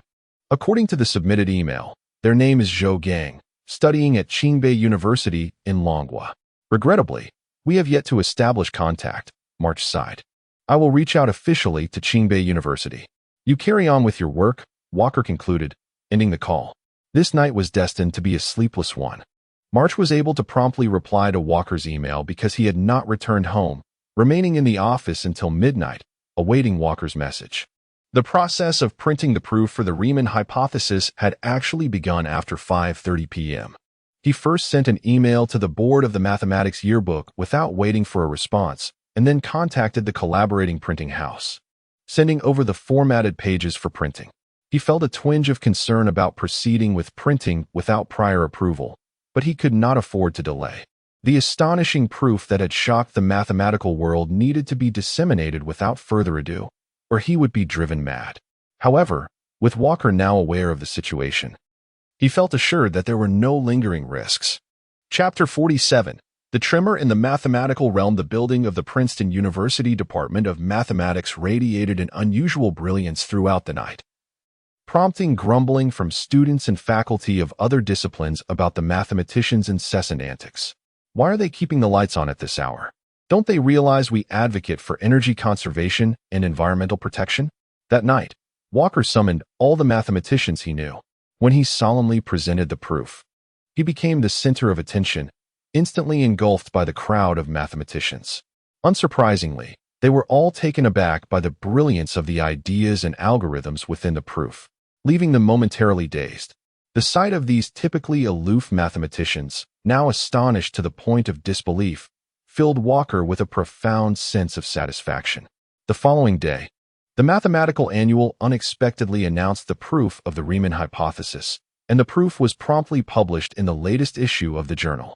The mathematical community, which had remained tranquil for so long, erupted into a frenzy, akin to a large stone being thrown into a smooth, mirror-like lake, stunning the fish within. Tens of thousands of copies of the journal, printed overnight, were sold out within moments. Mathematicians and amateur enthusiasts from around the world, along with universities and research institutions, scrambled to contact the Mathematical Annual, urging them to expedite the delivery of this issue. Maki had now become a highly sought-after individual. Leaders of the Mathematical Annual congratulated him over the phone for uncovering such a significant manuscript and for witnessing a pivotal moment in mathematical history. They hinted that he was likely to be promoted to director the following year. This news made him feel as though he were walking on air. After years of perseverance at the Mathematical Annual, he was finally seeing the fruits of his labor. Having worked there since graduation, he had climbed the ranks from junior editor to chief editor, and now he was on the verge of a promotion to director. Boley, amidst the well wishes from his colleagues, was promoted to junior editor, becoming the fastest to ascend from a junior editor position in the history of the Mathematical Annual, achieving this feat in under a year. When colleagues learned that the proof of the Reman Hypothesis had originated from Boley's inbox, they marveled at his extraordinary luck.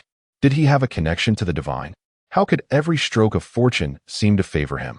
Mallory, watching Boley basking in his success, felt a surge of resentment, wishing to tear that smug grin off his face. Ever since their conflict, colleagues had been avoiding him. Even the chief editor now chose to take a longer route home to avoid passing by him, and instead walked past Boley. All of this was Boley's doing, and now, quite unbelievably, he had struck gold with his promotion to junior editor. Mallory, best of luck with your efforts, Boley remarked, holding a cardboard box as he made his way toward his new office, only to turn and find Mallory glaring at him with bloodshot eyes. Mallory clenched his fists, his face flushed with rage, his teeth grinding audibly as he prepared to unleash his fury. Just then, a hand rested on his shoulder, accompanied by a voice that brought him back to reality. Mallory, why are you staring at Boley? The voice, that of Maki, felt like a bucket of cold water dousing Mallory's anger. Maki nodded toward a potted plant in the corner, saying, very well, colleagues should help each other out. Please move that plant to Boley's office. Sure thing. Mallory feigned enthusiasm as he moved the plant into Boley's office, then returned to his desk to work diligently, vowing that one day he would rise above and crush both Boley and Maki beneath his heel. News of the Reman Hypothesis proof spread swiftly to Dragon Country.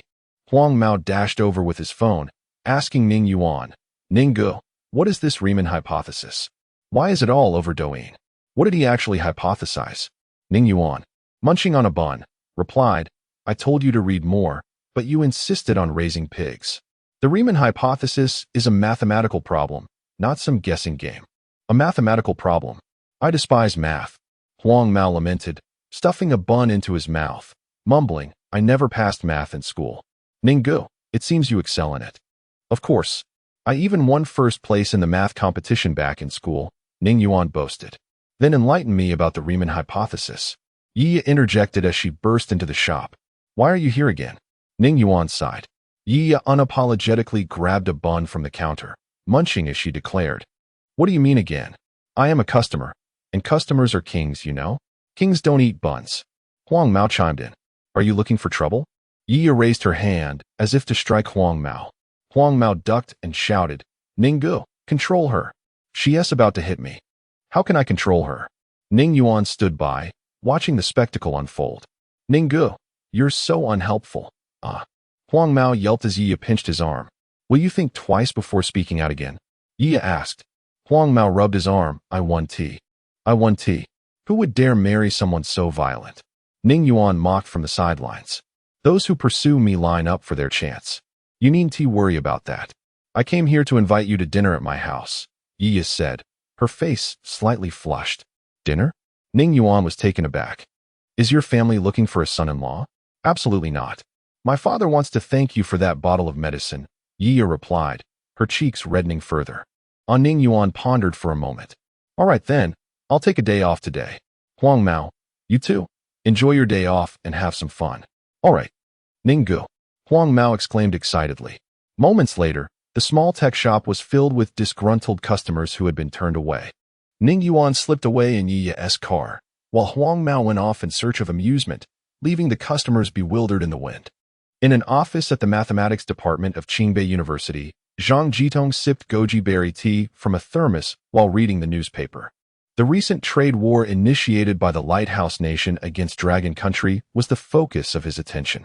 In recent years, as Dragon Country continued to grow stronger, the Lighthouse Nation had viewed it as a thorn in their side, applying pressure in various fields.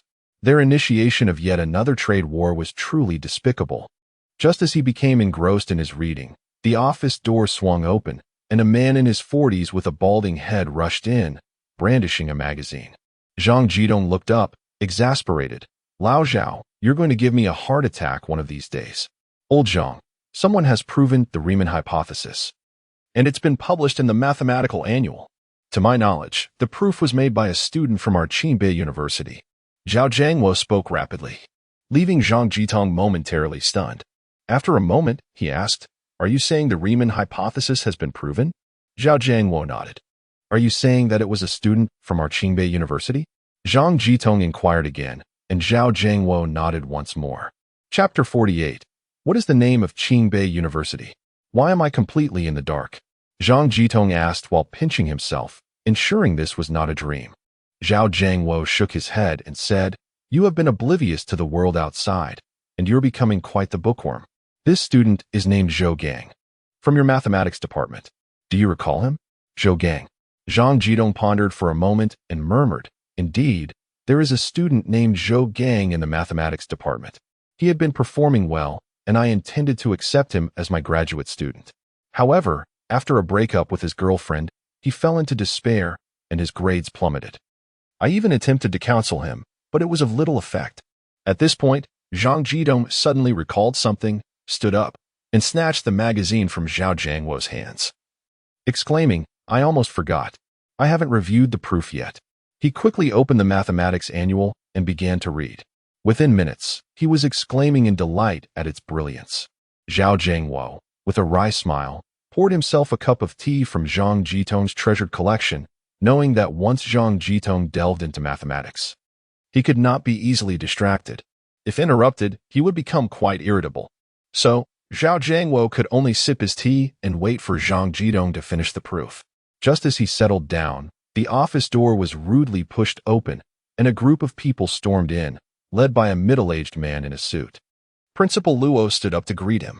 "Lao Zhao, you're here too." Luo Zhe absent-mindedly acknowledged Zhao Jiangwo before turning his attention to Zhang Jitong. "Lao Zhang, don't continue reading. The Mathematics Annual has contacted us officially through Princeton University. They say a student named Zhou Gang has proven the Reman Hypothesis. According to our records, there is indeed a student named Zhou Gang in the mathematics department. Come with us to meet this student. Can't you just go by yourselves?" Zhang Jitong replied impatiently, as their entrance had disrupted his train of thought. Luo Zhe sensed Zhang Jitong's annoyance, but offered no objections. As these senior professors were treasures of Qingbei University and had made significant contributions to the nation's development, he could only coax, "Lao Zhang, don't you want to meet this genius who has proven the Reman Hypothesis?" "Yes, it is indeed worth a meeting." Zhang Jitong placed the Mathematics Annual on his desk. Noticing that his precious tea had diminished by half, he shot Zhao Jiangwo a glare and said, "Are you certain it's the Zhou Gang from the mathematics department? Let us not make a blunder. Perhaps we should call him over and inquire first." "Oh, there is no mistake," Luo Zhe insisted, pulling Zhang Jitong's arm as they walked out. "A genius student like this must be given due attention. I've heard that Princeton University is eager to recruit Zhou Gang. Humph. If they dare to extend their claws, I will not hesitate to chop them off. How many ungrateful students have gone abroad on government funding and never returned?" Zhang Jitong expressed indignantly. Steering away from such vexing topics, Luo Zhe turned to the others and announced, "The International Mathematics Congress, held once every 4 years, is taking place the day after tomorrow in Beijing. This year's Fields Medal will undoubtedly belong to Qingbei University." Upon hearing this, everyone nodded in agreement, their steps quickening as they eagerly anticipated meeting this prodigy. Zhou Gang had been immersed in intense study these past few days. But today he decided to take a break and rest in his dormitory, realizing that relentless studying was counterproductive and that a balance between work and rest was essential. In his dreams, he stood on a podium, with the audience cheering for him. Just as he was about to deliver his acceptance speech, a sudden, urgent knocking at the door jolted him awake. The podium vanished, the audience disappeared, and the cheers faded away. Opening his eyes, he found himself staring at a blank ceiling. "Zhou Gang, please open the door," came a familiar voice from outside his dormitory, though he couldn't immediately recall who it was. "Coming." Zhou Gang hastily threw on some clothes and made his way to the door, turning the handle to find himself bewildered by the sight of the principal and Zhang Jidong, followed by a throng of people. "You must be Zhou Gang," Luozha said amiably. "Yes, that's me," Zhou Gang nodded, still in a daze. "Excellent. May we come in?" Luozha inquired. "Of course, please." Zhou Gang quickly stepped aside, gesturing for them to enter. The group filed into the dormitory, examining their surroundings. "Zhou Gang, are there any aspects of your living situation that you find unsatisfactory?" Luozha asked, feeling the thin mattress. "It's a bit lacking. I'll arrange for a thicker mattress to be delivered tomorrow. It will be more comfortable and less likely to cause you to catch a cold." "No, that's not necessary, Principal. This is just fine. All the students are like this," Zhou Gang stammered. Zhang Jitong could no longer endure the trivial conversation and, exasperated, dashed in front of Zhou Gang, asking, "Did you prove the Reman hypothesis?" As soon as the question left his lips, everyone turned their intense gaze upon Zhou Gang. Realizing they were there about the proof of the Reman hypothesis, Zhou Gang felt conflicted. The proof was not originally his invention, claiming it as his own felt too. Yet to say it wasn't his would be misleading, as he had purchased it for a substantial sum. "Please, speak up. Did you or did you not prove the Reman hypothesis?" Zhang Jitong urged as Zhou Gang stood there, silent and motionless, causing further anxiety. "I submitted a proof of the Reman hypothesis to the mathematics annual," Zhou Gang finally admitted. "But I've been so focused on studying these past few days that I completely forgot about it." His statement nearly caused the crowd to faint. How could someone forget such a monumental achievement? Are you the legendary god of forgetfulness? As the crowd remained dazed, Zhou Gang opened his laptop on the desk, logging into his email to find dozens of unread messages from the mathematics annual. Luozha was the first to regain his composure and rushed forward, saying, "Please do not reply to those messages. We do not want Princeton University to get wind of this too early." "Indeed, do not heed those messages," Zhang Jitong echoed. "Zhou Gang, we would like you to explain the proof of the Reman hypothesis." Zhao Zhangwo stepped forward enthusiastically, grasping Zhou Gang's arm and attempting to pull him toward the door.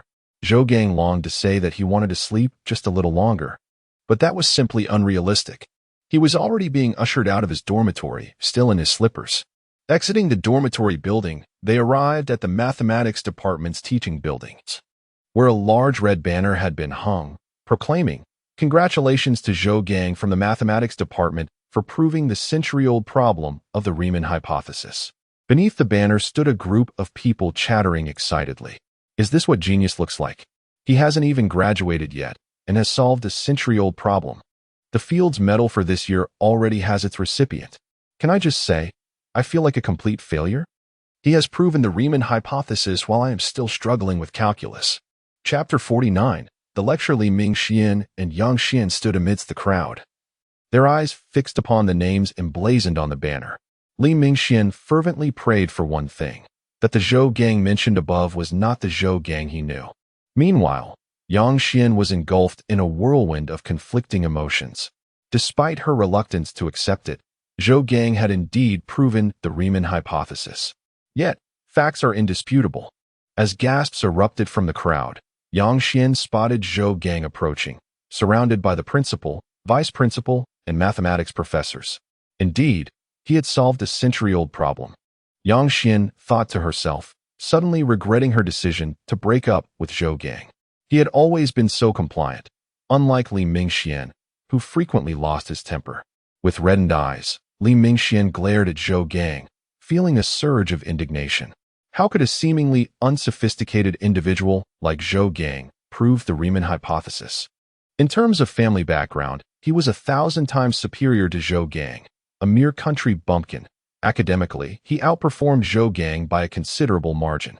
Zhou Gang, noticing the throngs gathered at the mathematics building entrance, felt a pang of anxiety. "Principal, Teacher Zhang, I can't give a lecture," he stammered. "It's all right." Luozha waved his hand dismissively. "Just share your thought process behind the proof." "Yes, don't feel burdened," Zhang Jitong added.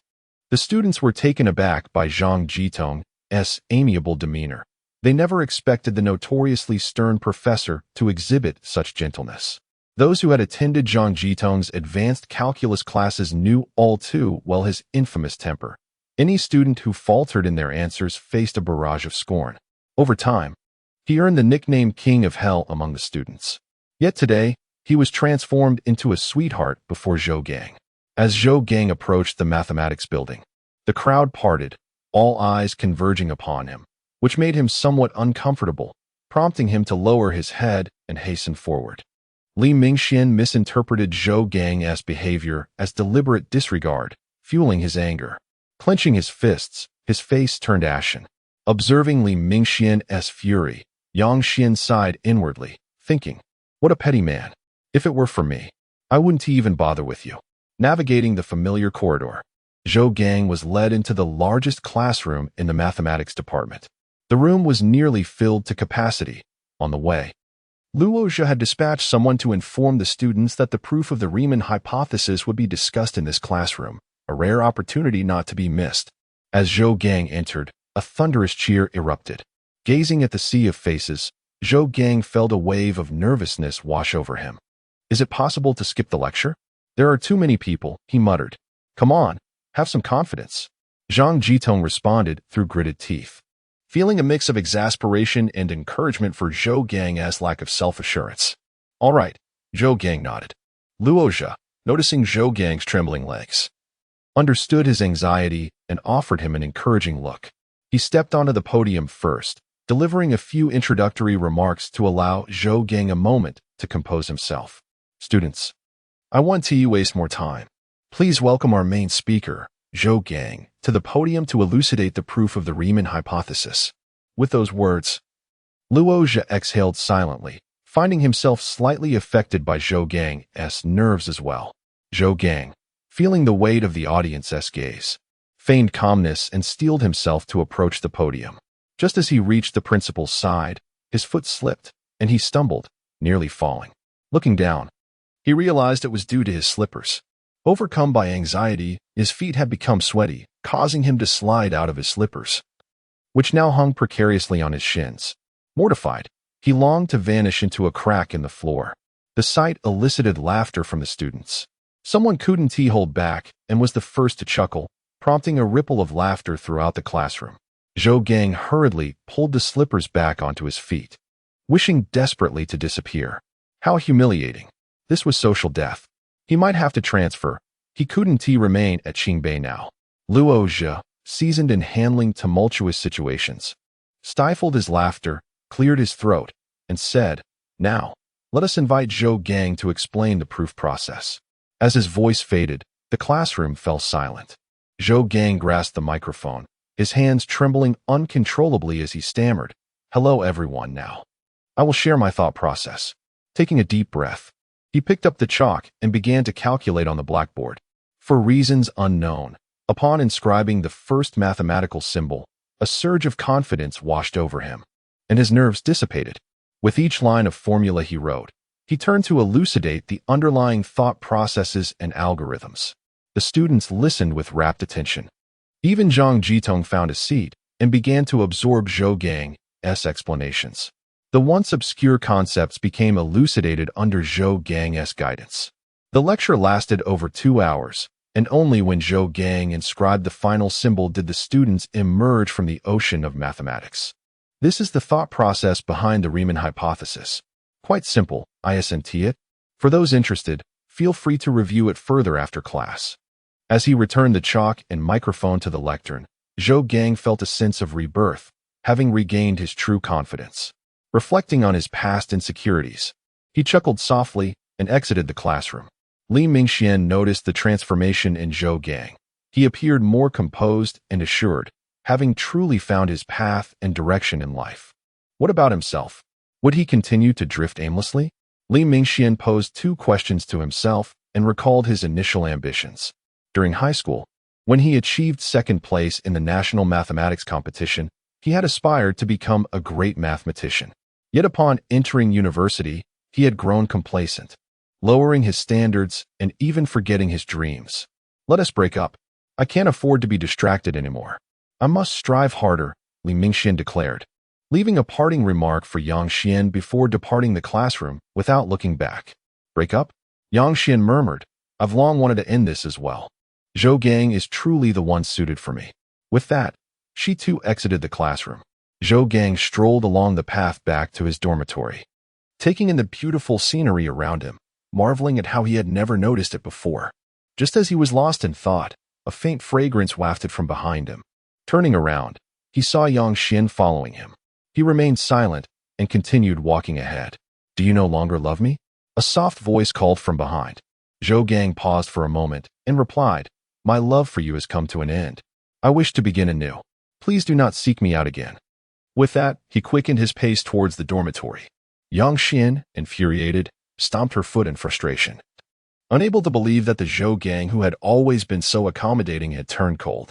Men truly are worthless, she shouted, tears streaming down her face as she departed. The female classmates who followed Zhou Gang shook their heads, muttering, What a vixen. She was so heartless when she dumped Zhou Gang, and now she regrets it? It's too late. Chapter 50. The World Mathematics Conference begins at the Yi family residence. The once tranquil courtyard buzzed with energy upon the arrival of a single individual. Yu Hitong regarded the excessively handsome young man before him and remarked with a smile, Boss Ning, I never imagined you would be so strikingly attractive. Truly. You resemble the illustrious Panin. Panin indeed. Ning Yuan silently scoffed, responding, When are we dining? Wasn't it Yiya who invited me for a meal? I'm eager to see what the affluent indulge in. Cough, cough, cough.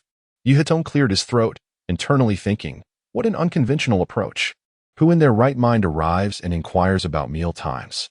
Typically, those so-called young elites who visit the Yi family are exceedingly cautious. None are as bold as this. It will be served shortly. You shan't go hungry. Yi Chen interjected, aware of Ning Yuan's true nature, swiftly coming to his father's aid. All right then. I shall take a seat while I wait for the meal. It would be rather unseemly to merely stand in the courtyard, despite its splendid view, Ning Yuan remarked. Come inside, quickly, Yi Hitong urged, ushering Ning Yuan into the room. Since Ning Yuan's arrival, he felt utterly flustered, as though he were being led by the nose, even forgetting the most basic courtesies. Upon entering, Ning Yuan discovered the room filled with guests. It resembled a traditional reception hall as depicted in period dramas, with a central table surrounded by chairs. An elder with silver hair occupied the chair to the right, while the left chair remained vacant. Rows of chairs lined the sides, all occupied, save for the 2 closest to the table. As Ning Yuan entered, all eyes turned towards him. What is the occasion? The 108 heroes of Liangshan? Ning Yuan inquired, surveying the crowd. Ha ha. Yi Kaishan laughed heartily, approaching Ning Yuan and saying, Young friend Ning, please have a seat. Ning Yuan settled into the chair beside the silver-haired elder, while Yi Hitong and Yi Chun took their places on either side. Yiya, however, was nowhere to be found. Off gallivanting perhaps. Once everyone was seated, several middle-aged women, around 40, brought forth tea. The silver-haired elder raised his teacup and said, Please. Certainly, Ning Yuan replied. Taking a sip. How's the tea? The elder inquired. It is fragrant, Ning Yuan answered. I am Yu Kaishan, Yiya's grandfather. I invited you here primarily to express my gratitude for saving Yiya, the elder stated sincerely. No need for thanks. Ning Yuan waved his hand dismissively. It was Yi Chun who had the insight to acquire that precious herb. Upon hearing this, Yi Chun's demeanor shifted dramatically. He straightened his back and surveyed the room. Visibly invigorated, Yi Kaishan shot Yi Chen a stern look and chuckled. That requires the actual herb, after all. Now let us eat and chat. Ning Yuan relished the meal, savoring every moment, and even took home 2 large lobsters. The Yi family arranged for a vehicle to escort him back. Standing at the door, Yi Kaishan murmured to himself as he watched the departing vehicle, he is truly different. This Ning Yuan does not adhere to convention. Indeed, he is unlike anyone else. I didn't even get a bite of that candied pork. It all went into his stomach. Yi Chen chimed in agreement. Yi Xian was at a loss on how to evaluate this boss Ning. Typically, guests of such esteemed families would exhibit nervousness and restraint, yet he was utterly unabashed. Even competing with Yi for lobster at the dining table. He had even taken 2 lobsters upon leaving. I really don't know what to say, Yi lamented. Grandfather, Ning Yuan nearly drove me mad. And you still gave him 2 lobsters. Next time I visit his shop, I shall ensure he is overwhelmed. Oh, this Ning Yuan is the only individual I find utterly perplexing. Yu Kaishan sighed. Having lived for over 80 years and encountered many, he found it difficult to ascertain Ning Yuan's character. Yi Chen spoke up. Boss Ning is simply down to earth, unlike those pretentious hypocrites who previously visited us. All of whom acted like prim and proper ladies, their smiles plastered with insincerity. Just seeing their faces made me want to punch them. My brother is quite right.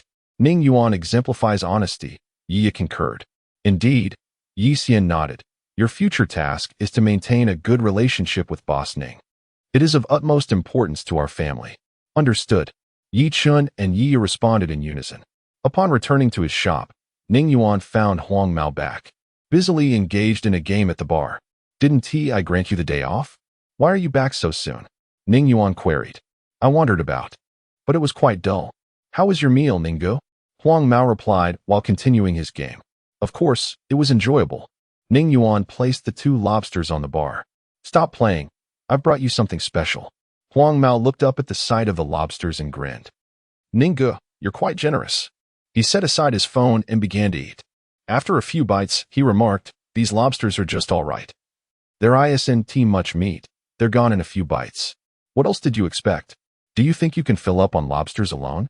What kind of family do you think we are? Ning Yuan teased. True enough, Huang Mao nodded in agreement. Ning Yuan then locked the shop door again and ascended to the 2nd floor for a nap. He had been exceedingly busy lately, waking early every day without sufficient rest. Seizing the opportunity of a day off, he intended to recuperate. Zhou Gang, on the other hand, was not as leisurely. Ever since delivering his lecture, he had become something of a celebrity at Qingbei University.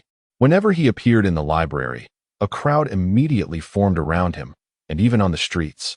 He was surrounded by individuals inquiring about various matters, leading him to avoid stepping out of his dormitory. Fortunately, this situation lasted only a day, after which he was whisked away to participate in this year's Mathematicians Conference. Zhou Gang was the primary representative for Longhua at the conference, with others merely there to support him.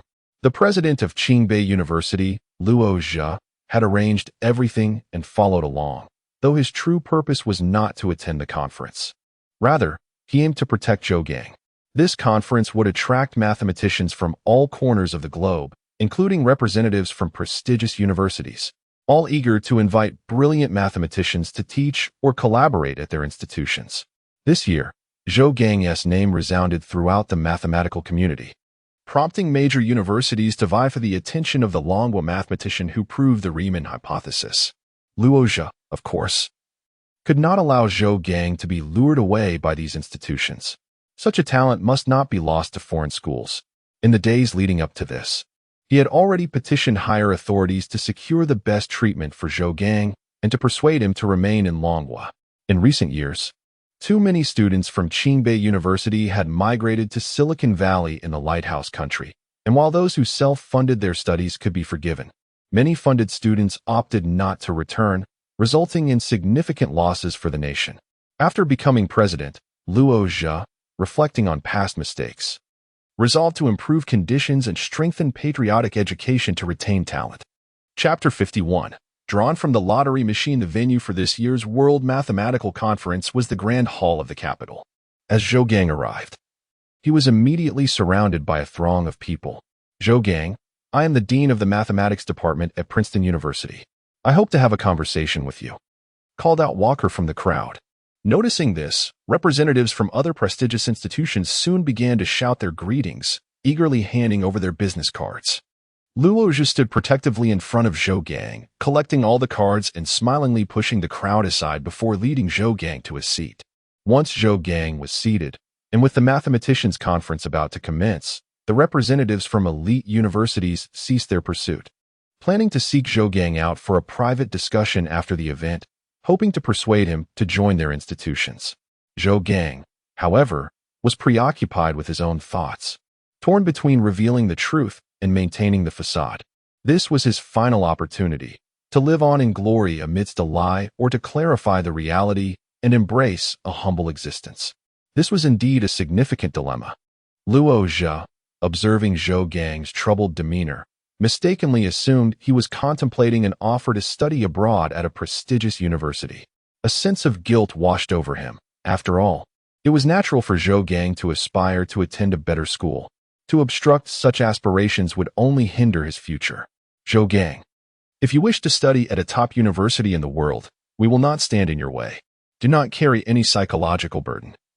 We only hope you return with knowledge to contribute to our dragon nation, Luo Zhe whispered to Zhou Gang. Zhou Gang felt a mix of amusement and exasperation. What is this nonsense? He thought. He had never considered studying abroad. In fact, should he disclose the truth, he would instantly be regarded as an ordinary student, one insignificant to those elite institutions. Principal Luo, I have no intention of going abroad, Zhou Gang replied. That is reassuring, Luo Zhe said, visibly relieved. I thought your heavy thoughts were a sign of anxiety. Zhou Gang shook his head, asserting, No, I am merely contemplating how to conclude my presentation. How to conclude? Luo Zhe was increasingly bewildered. We came to enjoy a mathematics conference, and yet it feels so somber.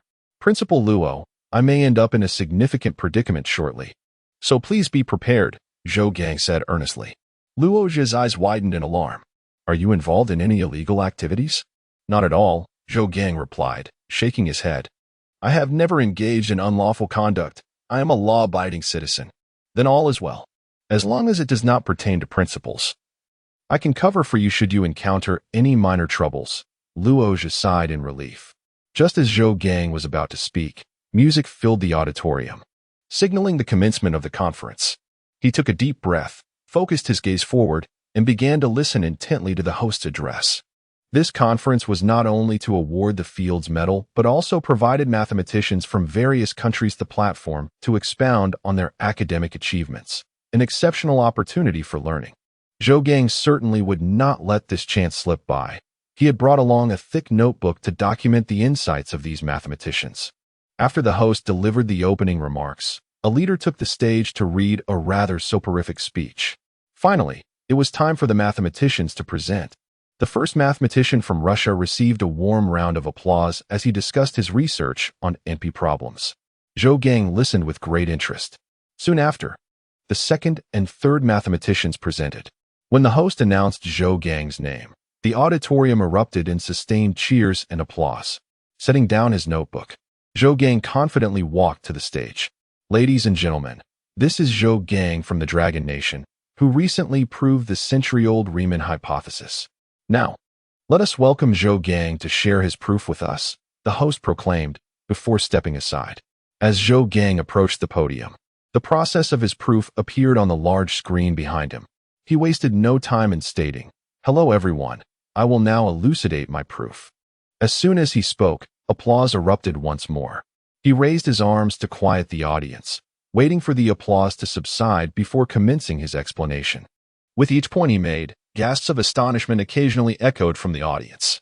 While some leaders may not have fully grasped the content, they were nonetheless filled with pride watching Zhou Gang's confident demeanor, contrasting sharply with the astonishment of foreign mathematicians. This was indeed a moment of pride for the Dragon Nation. In recent times, the Dragon Nation had suffered greatly, enduring numerous humiliations that weighed heavily on the hearts of its people. Once a revered center of civilization, it had been trampled upon by outsiders. Through the sacrifices and efforts of its citizens, the Dragon Nation had risen to become the second greatest power in the world. Yet this was still far from sufficient in their eyes. The Dragon Nation must reclaim its rightful position at the pinnacle of global influence, a legacy owed to their ancestors. Thus, it was imperative for the Dragon Nation to compete with foreign counterparts in all fields, mathematics being no exception. Witnessing Zhou Gang's triumph over the lofty foreign mathematicians filled Luo Zhe with immense satisfaction. The other attendees from the Dragon Nation shared his sentiments. Zhao Jiangwo grasped Zhang Jitong's hand, exclaiming, "You've struck gold, producing such an exceptional student. In a few days, you must let Zhou Gang study under me. He will be my graduate student." Zhang Jitong, indignant, retorted, "You may have pilfered my cherished tea, but now you dare to covet my prized student? That is utterly outrageous." Zhou Gang spoke for several hours, finally concluding his explanation with a heartfelt, "Thank you all." The audience emerged from the depths of mathematical contemplation, greeted by thunderous applause. The host took the stage, stating, "We extend our gratitude to Zhou Gang for sharing his insights on the Reman Hypothesis. The mathematics conference is now concluded." As the audience began to disperse, Zhou Gang seized the microphone from the host, declaring, "Please hold on for a few moments. I have something to clarify." The crowd paused, turning their attention to him. Luo Zhe stared at Zhou Gang in bewilderment, uncertain of what was about to unfold, yet prepared to manage any fallout. Zhang Jitong and Zhao Jiangwo were equally perplexed, wondering what Zhou Gang intended to elucidate. Once the attendees returned to their seats, Zhou Gang cleared his throat and spoke solemnly. "The truth is, I did not prove the Reman Hypothesis. Rather, I obtained the proof process from a lottery machine in a shop. Though it may sound unbelievable, it is indeed the truth." His statement was met with a cacophony of disbelief. The audience was left utterly stunned, their minds blank in the aftermath of his revelation. Following a brief silence, the hall erupted into fervent discussions. "Oh my God, I am certain Zhou Gang must have lost his mind over mathematics. He ought to see a doctor. Is Zhou Gang joking? Extracting the proof of the Reman Hypothesis from a lottery machine? This jest is hardly amusing. Mathematicians clearly should refrain from humor. This is preposterous. Is there truly a lottery machine placed upon this earth by the gods?" Chapter 52. This mathematician looks familiar. Zhao Jiangwo leaned closer to Zhang Jitong and whispered, "What is wrong with this child? Has he lost his mind?" "You ask me. But who should I ask? He claims to have drawn the proof of the Reman Hypothesis from a lottery machine. Is this not utter nonsense?" With a deep sigh, Zhao pointed to his head and said, "There must be an issue up here. We should hurry and take him to the hospital before it becomes too late. Such a tragedy for an exceptional talent." Zhang Jitong exclaimed, moving towards Luo Zhe. He hoped the principal would quickly arrange for Zhou Gang to be sent to the hospital for a thorough examination to see if he could return to normal. It was only when Zhang Jitong approached that Luo Zhe snapped out of his daze. "Principal, we must urgently send Zhou Gang to Xia Hospital. We cannot afford to delay his condition any longer," Zhang Jitong urged, remembering Zhou Gang's earlier words. Luo Zhe resisted the impulse to pull Zhou Gang down and said to Zhang Jitong, "Do not be hasty. Let us hear what he has to say next." Zhou Gang noticed the murmurs in the audience had quieted down and continued, "Perhaps everyone thinks I have gone mad, that I should immediately visit Xia Hospital to have my head examined. But the truth is exactly as I say. I truly drew the proof of the Reman Hypothesis from a lottery machine at a store. I refuse to live a life of deception for the sake of honor." Upon first encountering that proof, I was completely captivated. The extraordinary algorithms and ideas within it illuminated my path. From this point forward, I shall devote myself wholeheartedly to the study of mathematics. As Zhou Gang spoke, people began to believe his words were genuine. A voice from the audience shouted, "You claim to have drawn the Reman Hypothesis from a lottery machine. Can you tell us the address of this store?" "Certainly. The store is located in the suburbs of Shanjing, specifically at number 17 Fengrui Street. The owner's surname is Ning, and everyone calls him Boss Ning," Zhou Gang replied. After sharing this information, Zhou Gang felt as if a heavy weight had been lifted from his heart. He was now completely at ease. Upon hearing the detailed address, the crowd was convinced of the truth, for who would use such an esteemed honor to advertise a store? "Do you know this store?" Luo Zhe asked Zhang Jitong, who shook his head in response. Zhao Jiangwo interjected, "Isn't he your student? How can you not know anything? This teacher clearly does not care about his students' lives. I am not his parent. How could I possibly keep track of his whereabouts all the time?" Zhang Jitong retorted, "Enough of this bickering. Let us ask Zhou Gang about the store's specifics after he finishes." "We must visit this place," Luo Zhe suggested. Others shared his sentiment and began to rise, eager to see the store. "Everyone, please wait," Zhou Gang called out, drawing their attention back. Haven't I just revealed the truth? Why are you not letting us go? We also want to draw something good from that machine. You cannot monopolize such a bargain. Zhou Gang continued, based on the insights provided by the mathematician from Maoxiong country. I have already solved another century-old problem, the MP problem. Would you like to hear about it?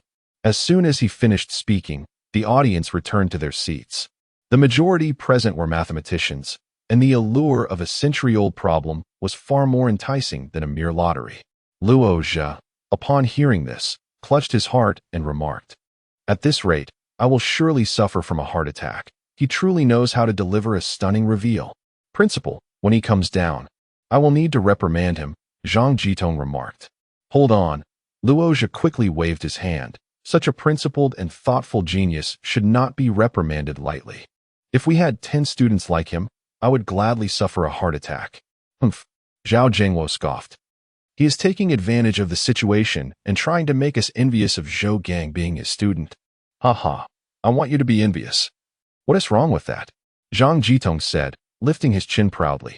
All right, enough of this chatter. Let us listen to Zhou Gang discuss the MP problem, Luo Zhe interjected, redirecting their attention to the stage. Zhou Gang continued speaking until after 5 in the afternoon. His pace was not slow. Rather, the plethora of questions from the audience slowed him down as he acted as a teacher for a group of world-class mathematicians. After each step of his explanation, he would address inquiries from the audience, which naturally prolonged the discussion. To accommodate the mathematicians who had not eaten lunch, the Dragon Country officials provided pastries, which received widespread praise for their attentiveness and meticulousness. As Zhou Gang answered the final question, the epi problem that had troubled the world for over a century was resolved. No one doubted the validity of the proof, as it had been scrutinized by the world's leading mathematicians throughout the afternoon. Once again, the auditorium erupted into thunderous applause, and Zhou Gang stood on stage, basking in the honor that rightfully belonged to him. Luo Zhe, observing the confident and composed Zhou Gang, involuntarily remarked, "Our Qinbei is finally producing a mathematical master." Indeed, Zhang Jidong sighed. "I am unworthy to teach a talent like Zhou Gang." "You do not want Zhou Gang." "I do." Zhao Zhengwo quickly chimed in. Upon hearing this, Zhang Jitong's expression darkened, and he coldly warned, "Who dares to snatch my prized student? I will take them down." The group exchanged a few more playful jabs as they escorted Zhou Gang back to Qinbei University. Throughout this time, many mathematicians sought to engage Zhou Gang in lengthy discussions about mathematics. But Luo Zhe firmly declined, stating that Zhou Gang was already exhausted and that they could converse another day.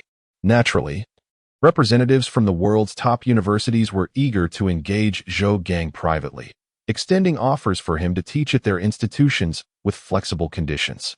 However, Luo Zhe deftly turned them down. Walker, observing Luo Zhe's smug expression, yearned to confront this Dragon Country individual. So what if they produced a genius student? It's no big deal. One day, I will recruit him to Princeton University's mathematics department, and then you will see how much you will regret it. The next morning, under the glare of numerous cameras, the president of the International Mathematical Union placed the Field's medal around Zhou Gang's neck, marking him as the third individual from the Dragon Country to receive this prestigious award. "Brother Ning, look, our compatriot has won an international award. I saw on Douyin that he is the third person from our country to receive the Field's medal," a jubilant Huang Mao exclaimed as he rushed over to Ning Yuan. Taking Huang Mao's phone to have a look, Ning Yuan remarked, "This mathematician seems increasingly familiar. Have we met him before?" Chapter 53. Truly cannot be low-key any longer. Ning Yuan delivered a swift kick to the back of Huang Mao's leg, exclaiming, "What are you talking about? You should be praising mathematicians. They bring glory to our nation." Huang Mao, internally grumbling, thought how quickly his face transformed, more so than a woman's. It was he who had initially dubbed them licking dogs, and yet here he was, being kicked for expressing admiration for a romantic soul. It felt profoundly unjust. Precisely. Recently, I've taken the liberty to read some books and enrich my cultural knowledge. The literature suggests we ought not to view others through antiquated lenses. Do you understand? Ning Yuan proclaimed. "I understand," Huang Mao nodded. "And when you converse, it is imperative to embody civility and decorum. You must let others know you are a cultured individual from the moment you speak." Do you comprehend? Ning Yuan continued. Ninggu, I get it. You're becoming quite the sage. Huang Mao replied, exasperated. What? Do you not wish to be a cultured person? Ning Yuan inquired, sensing a shift in Ning Yuan's tone.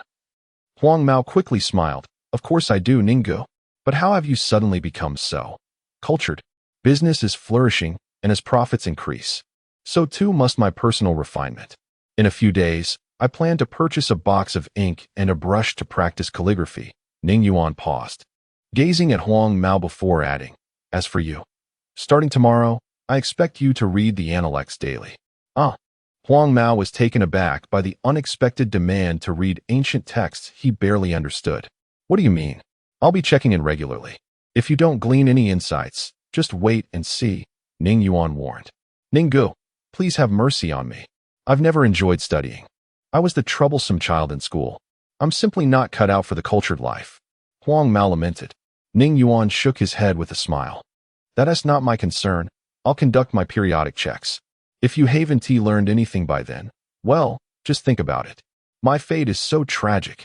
Huang Mao groaned, quickly devouring a few baozi from the counter, discarding the plastic bag into the trash, and then moving to pull down the roller door. The scene before him left him momentarily stunned. There were far too many people. Although the shop was usually busy, today seemed excessive. The street outside was nearly blocked, and there was even a group of elderly foreigners. At their age, why aren't they at home resting? What a nuisance. If they get knocked over, they'll surely end up in the hospital for days, he thought. Upon seeing Huang Mao pull down the roller door, the crowd outside immediately shouted for him to reopen it.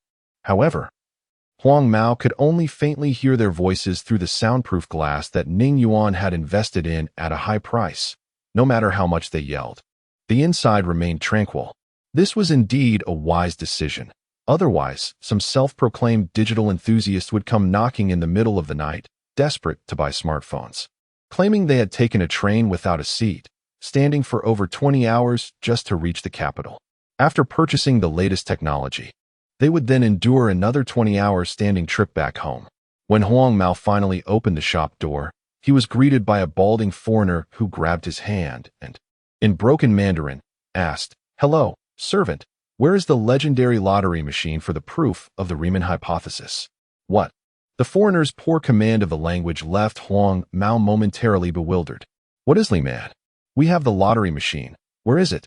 Seeing the young attendant, Walker pointed towards a square black machine standing on the floor, deducing that it must be the lottery machine. He had risen early that day specifically to try his luck and see if he could indeed win something remarkable. As the morning neared 10 o'clock and the shop had yet to open, he couldn't help but think the owner was rather lazy. Other international mathematicians noticed Walker approaching the black machine and quickly surrounded him. Gazing at the square characters on the screen, Walker felt lost. These characters resembled some cryptic design of Mandarin that he could not decipher.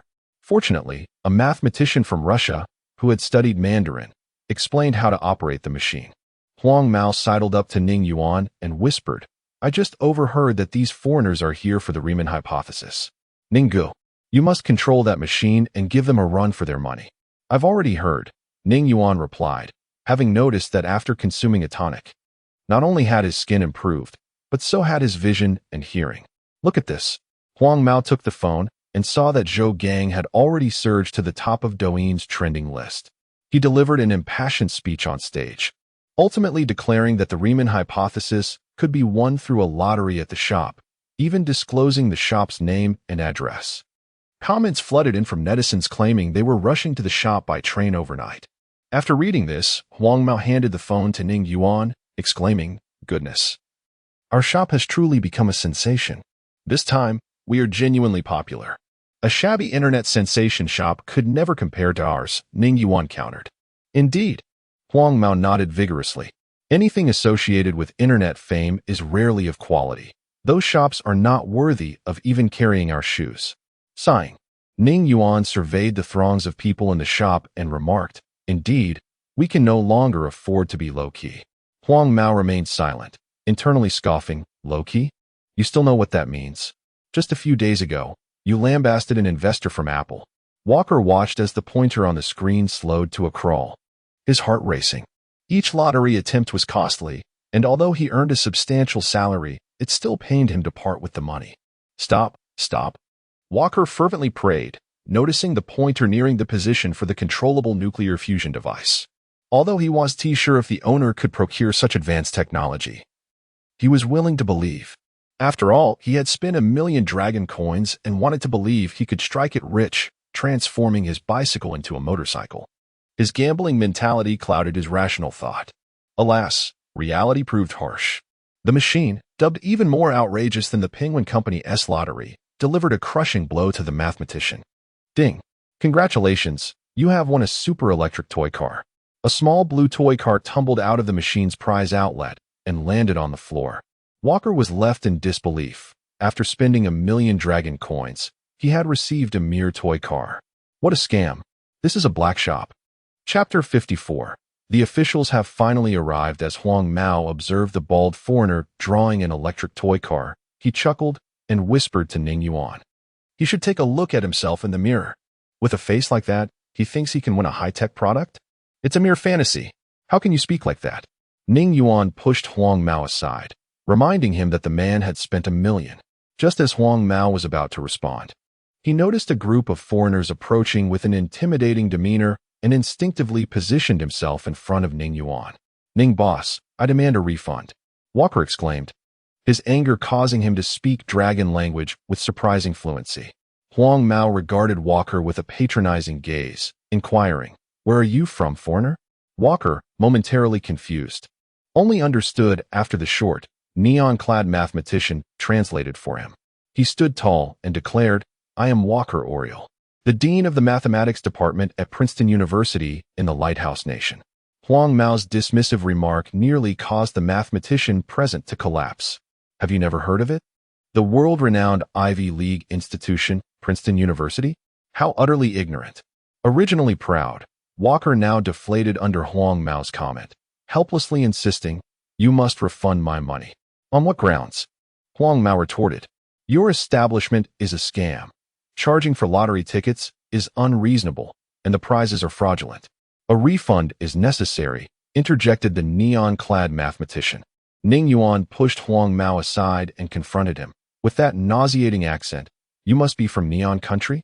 I am a renowned mathematician from Great Neon Country, Jing Zhongjing. I demand that you refund this distinguished mathematician from the Lighthouse Nation immediately, or the consequences will be severe. Jing's voice grew louder, attracting the attention of the Dragon Country patrons.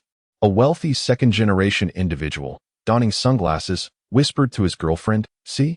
The boss will back down soon. Why? She asked. If he can sell such high-tech products, surely he has backing and shouldn't fear a few foreigners. Backing means nothing, the wealthy youth retorted. Once faced with foreigners, he will cower. Do you know why? It's to avoid giving the international friends a bad impression in our country. I say, let's slap that little neon fellow a couple of times and make him serve the Lighthouse Nation as a lackey. The surrounding crowd heard his words and echoed. That neon person is overstepping, blatantly causing trouble for the Lighthouse individual. Lottery participation is voluntary and clearly priced. One cannot demand a refund simply for losing. Ning Yuan, having overheard the murmurs, shouted, The young man with glasses makes a valid point. Reduce the price to 250. As soon as he finished speaking, a shadow darted forward, and 250 stood before Ning Yuan. Go pull that little fellow out and give him a couple of slaps, Ning commanded. 250 advanced a few steps and seized the bewildered neon mathematician, delivering 2 sharp slaps. Afterward, 250 swiftly returned to Ning Yuan's side. The mathematician's face visibly swelled, and after a brief pause, he let out a thin scream, losing a few teeth in the process. He mumbled, Call the police. Ha ha. Huang Mao laughed, pointing at the fallen teeth. What are you calling the police for? You should hurry and find your teeth. Get them fixed at the hospital to avoid speaking with a lisp. Jing Zhongjing was so infuriated by Huang Mao that he could barely speak, merely gasping as he pointed at him. Huang Mao stepped closer, saying, Why be a dog when you could be a decent person? Now look at you, getting slapped. Ignoring Huang Mao, Jing turned to Walker, insisting, Call the police. The Neon Scion is saying to call the police. Does everyone know what to say when they arrive? The wealthy youth shouted. Yes, He tripped and fell on the steps at the entrance, came the collective response. Exactly, he tripped. Not only that, but he also intends to extort money from Boss Ning, they added. Ning Yuan interjected, no need for that. Let's speak the truth. I recently read something fitting for this situation. Barbarians and beasts fear authority, but lack virtue. Good poetry. Huang Mao praised, giving a thumbs up. Ning Yuan promptly slapped Huang Mao on the back of the head. That was classical literature. It seems I must enhance your cultural education. Otherwise, how will you serve the customers? Laughter erupted as onlookers enjoyed Huang Mao's comical reaction. See, Ning Yuan pointed at the foreigners. Only when they face genuine consequences will they behave. The crowd nodded in agreement, recognizing that reasoning was futile. Force was necessary. Ning Yuan approached Walker, inquiring, will you still demand a refund? No refund, no refund. Walker waved his hand, clearly not wanting to be beaten to a pulp. Ning Yuan nodded approvingly. That's more like it. I don't care what prestigious university you hail from or what nation you belong to. Even if the president of your lighthouse nation were to stir trouble, I would not hesitate to respond.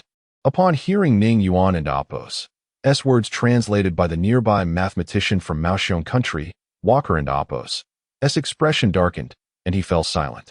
Among the crowd, a middle-aged man in sportswear stepped forward, saying, it's best not to harm our own. For those causing trouble, we should call the police. Ning Yuan observed the middle-aged man, noting his square jaw and piercing eyes, standing straight and distinctly out of place among the crowd. He thought to himself, this man must have been a soldier. Have the officials finally come forth? Ninggu. This person is not simple, Huang Mao cautioned. Obviously, Ning Yuan replied. Do not be anxious. We have gathered enough information about your situation from you, Kaishan. You may operate your business as usual. Our people will protect you. Some matters must be kept confidential, the middle-aged man stated. As he finished speaking, murmurs erupted among the crowd. I told you. How could they not be involved with such high-tech products? You think they wouldn't know? If they couldn't even grasp this situation, how could our country contend with the lighthouse nation?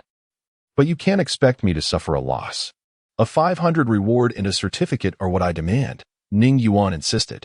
Chapter 55. Secret Conversations. Rest assured, you shall not suffer any loss.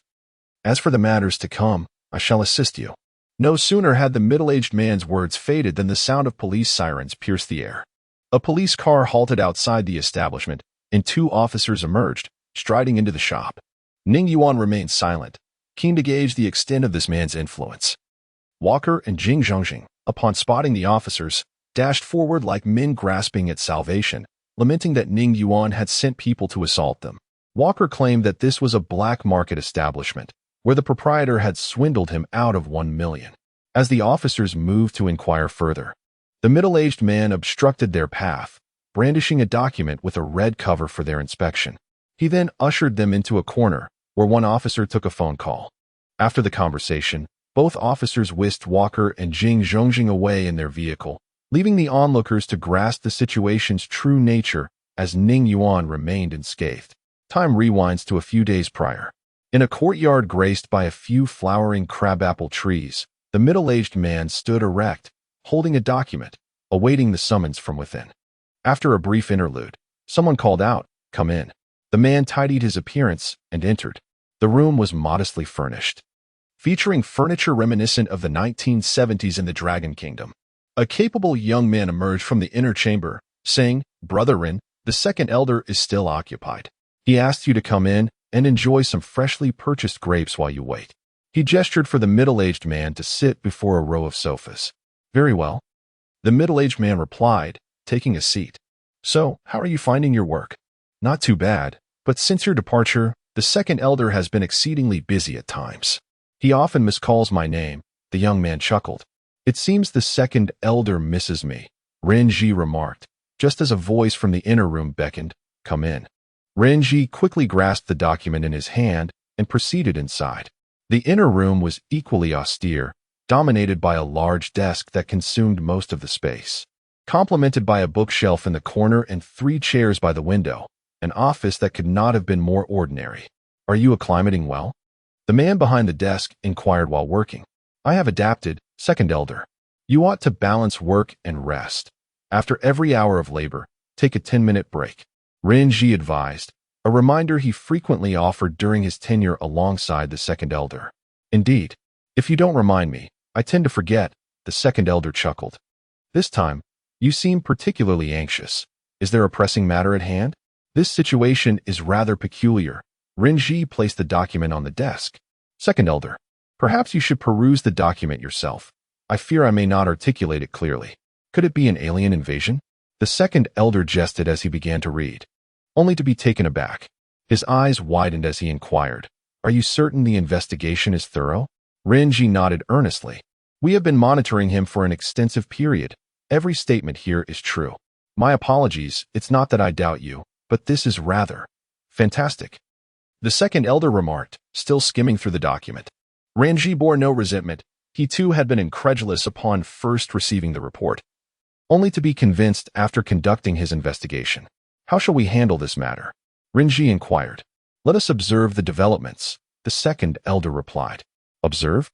I find it hard to grasp the second elder's perspective. Should we not exert control over such an uncontrollable event? Shouldn't we ascertain the origins of his findings and procure them for the benefit of our nation? What if he is unwilling to divulge or sell? The second elder countered. If he refuses, we could leverage the incidents involving Ning Heping and the Lu family tragedy, considering we shielded him from capture. Otherwise, he would have been apprehended before making his way to Beijing to establish his shop, Renji suggested. The second elder shook his head. A forcibly obtained fruit is never sweet. If he is able to sell such epic-making technological products, do you not ponder the possibility of his possessing alternative means? According to your investigation, that individual named 250 may very well be a war robot. Should we provoke him, and he were to share certain technologies with the Lighthouse Nation, the consequences would be dire. From his behavior, it appears he merely seeks to earn a living and enhance his circumstances. As for Ning Heping and the Lu family, their fates were self-inflicted. Then our only course is to collaborate with him. He was born and raised in the Dragon Kingdom and is unlikely to act with malice against his own people, Renji argued. Thus, your role henceforth will be to maintain open lines of communication with him. Ensure that you and your team conduct round-the-clock surveillance of all his activities, particularly regarding the high-tech products he introduces in his shop, the second elder instructed. Indeed, I have recently noticed that certain foreign forces have stationed individuals near the Black Technology shop, Renji reported.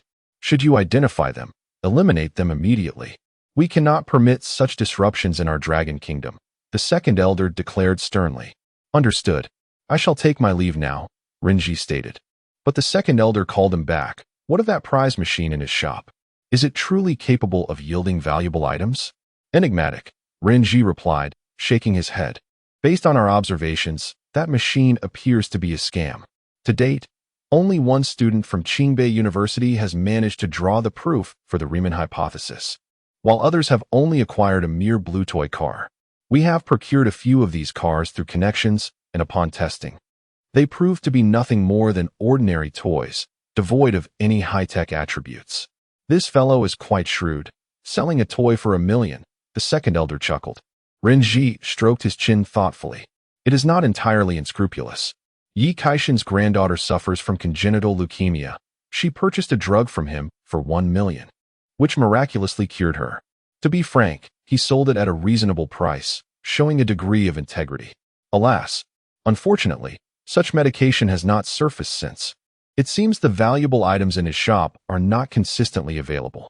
Where do these items truly originate? The second elder sighed.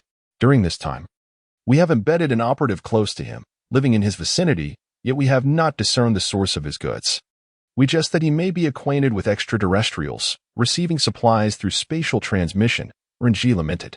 The second elder approached the window, gazing at the crabapple blossoms in the courtyard. Perhaps ignorance is bliss. Ensure that our operative remains concealed. His presence in the Dragon Kingdom may signal the blessing of our ancestors, heralding fortune for our nation.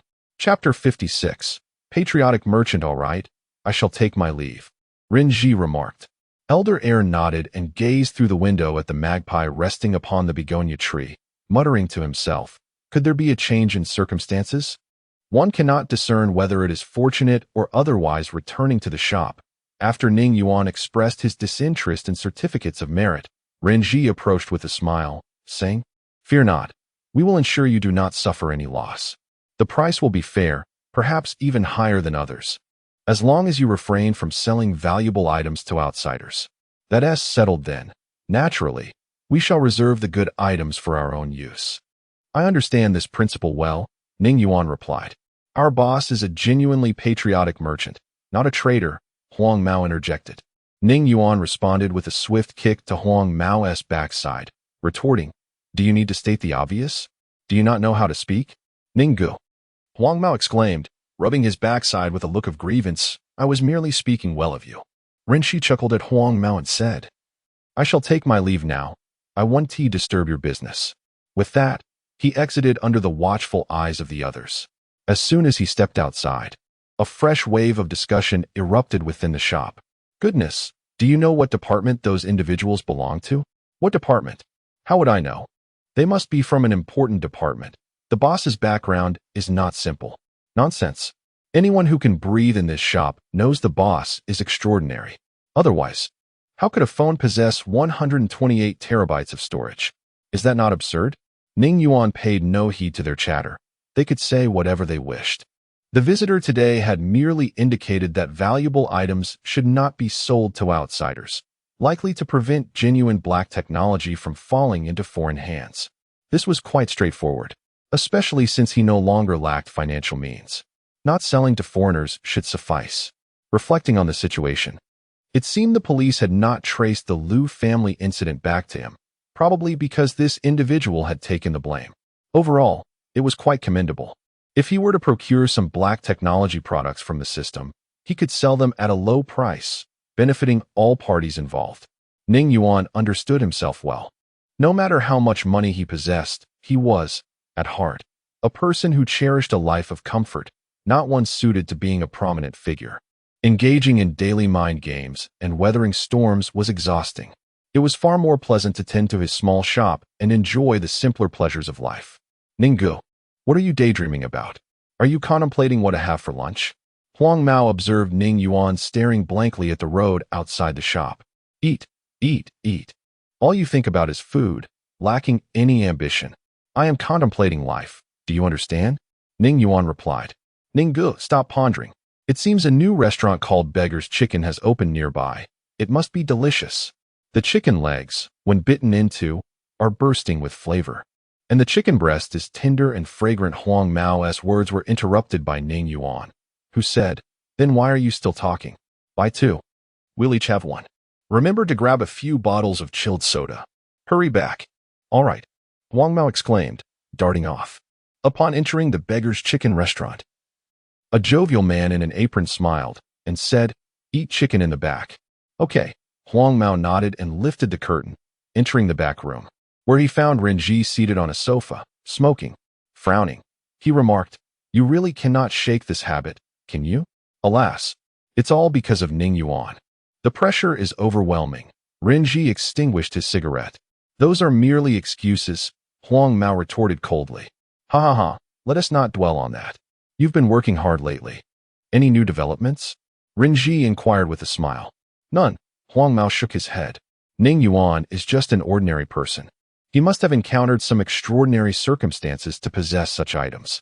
All we need to do is guide him appropriately." "Very well. The higher-ups have instructed you to ensure that you do not expose yourself while investigating his secrets. Observe the people in the shop carefully. Many foreign forces have infiltrated recently," Renji advised. "Understood. I shall take my leave," Huang Mao said, lifting the curtain to exit. The jovial man in the apron handed him a bag containing 2 mud-wrapped Beggar's Chickens. After scanning to pay, he exited and went to a small grocery store to buy 3 bottles of chilled soda. Upon entering the shop, he spotted Yiya, who had returned, standing by the bar watching Ning Yuan play a game. Huang Mao shook his head, thinking, when will this blockhead Ning Yuan wake up? Lost again? What a useless teammate. Can't carry the weight. Ning Yuan set his phone down and looked at Yiya, asking, "Why have you come again?" "What do you mean again?" "I merely passed by to take a look." Before Yiya could finish, Huang Mao placed the bag of Beggar's Chicken and the chilled soda on the bar, saying, "Ninggu, The boss said if it's not delicious, it's free. After we eat, we can claim it was terrible and go back for more. Before Ning Yuan could respond, Yi interjected, "What delicious treat have you bought now? You both only think of yourselves. Nothing at all. You don't even like the food here," Ning Yuan replied. "I do like it." Yi tugged at the bag, unwrapping it to reveal 2 large mud-covered balls. "Wow, you actually bought beggar's chicken, and 2 at that. One of these is mine," she declared, reaching for one. "Don't touch."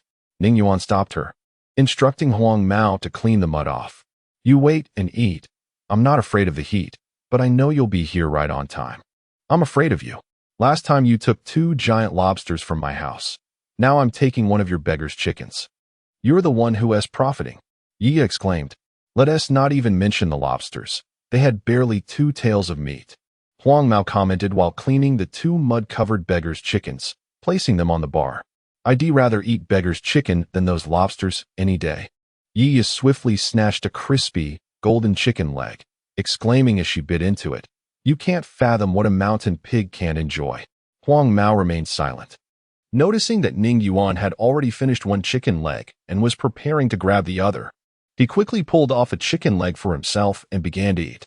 Other customers in the shop observed the 3 enjoying their meal, the aroma of chicken wafting through the air, prompting them to finish their purchases and head out for beggar's chicken as well. In less than half an hour, the 3 had devoured both chickens entirely.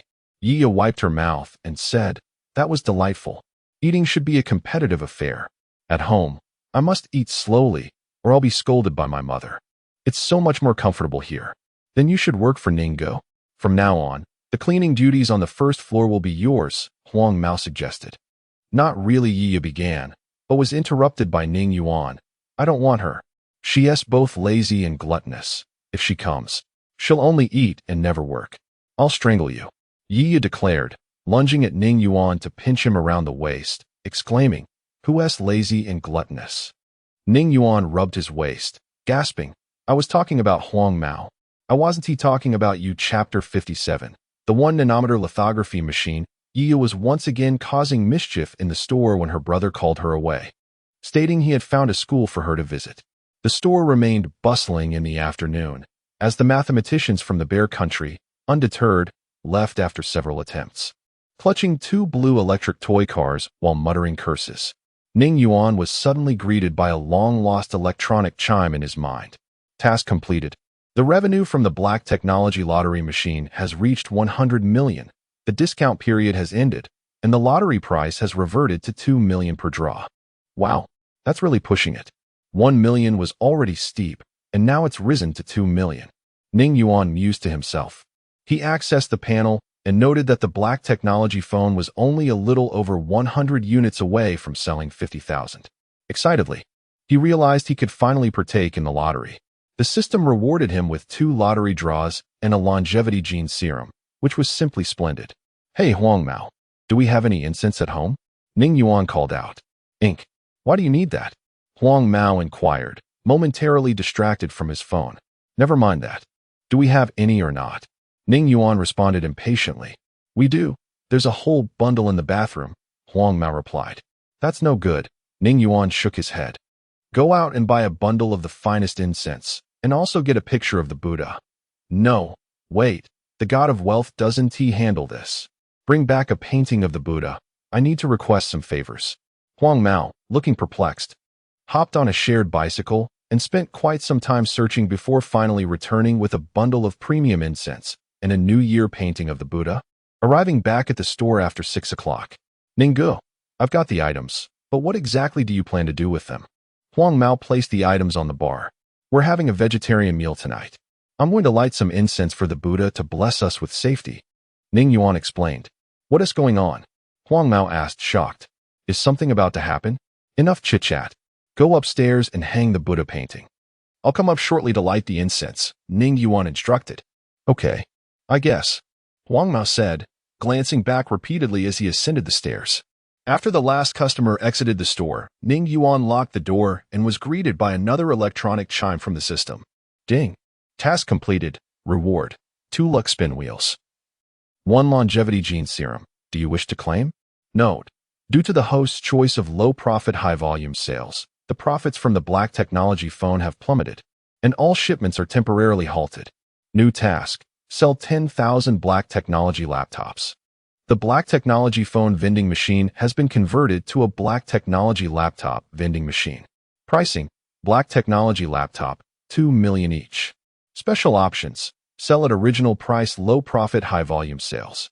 Bonus: the first customer inquiring about the black technology laptop will receive a low price quota, allowing them to purchase it for 20,000. This quota is non-transferable and valid indefinitely. Completion reward: 2 luck spin wheels, 1 trip to Mars. As a novice supplier, one should venture out to expand their horizons. A trip to Mars would be a delightful way to relax and rejuvenate for better work performance. Ning Yuan gazed at the panel, contemplating. I've really fallen into a pit. I shouldn't have opted for low-profit, high-volume sales. Selling more of what, exactly? This laptop will undoubtedly be harder to sell than the phone. Oh dear, when will I get to go to Mars? How frustrating. Anyway, I'll light some incense and spin the lottery. Upon reaching the upstairs, he found Huang Mao had already hung the Buddha painting in the living room. Below the painting was a small table, upon which rested an incense burner, a bundle of incense, and a lighter. Well done, Ning Yuan remarked as he approached, igniting the incense and placing it in the burner, silently wishing for a stroke of luck in the lottery. If you grant me good fortune, I shall light incense for you every day. Ninggu, what are we having for dinner tonight? I snatched half a chicken for lunch, and I'm starving. Huang Mao asked from the side. Vegetarian, Ning Yuan declared. Seriously? You're not thinking of becoming a monk, are you? Huang Mao responded, his face falling long. We'll be eating vegetarian once a week from now on, to reflect on hardships and appreciate the good times, understand? Ning Yuan asserted. Huang Mao fell silent, donning a mask of suffering as a silent protest. Bring out the coarse grains. We're having cornbread, thin porridge, and pickled vegetables tonight, Ning Yuan commanded. Half an hour later, Huang Mao was munching on cornbread, exclaiming, "It's delicious." Ning Yuan quickly devoured 2 pieces of cornbread, a bowl of porridge, and half a plate of pickled vegetables before retreating to his room, reminding Huang Mao not to disturb him. Huang Mao chuckled. I understand. But you shouldn't overdo it. Take care of your health. At that moment, Ning Yuan felt an overwhelming urge to kick him, but restrained himself, thinking of the lottery.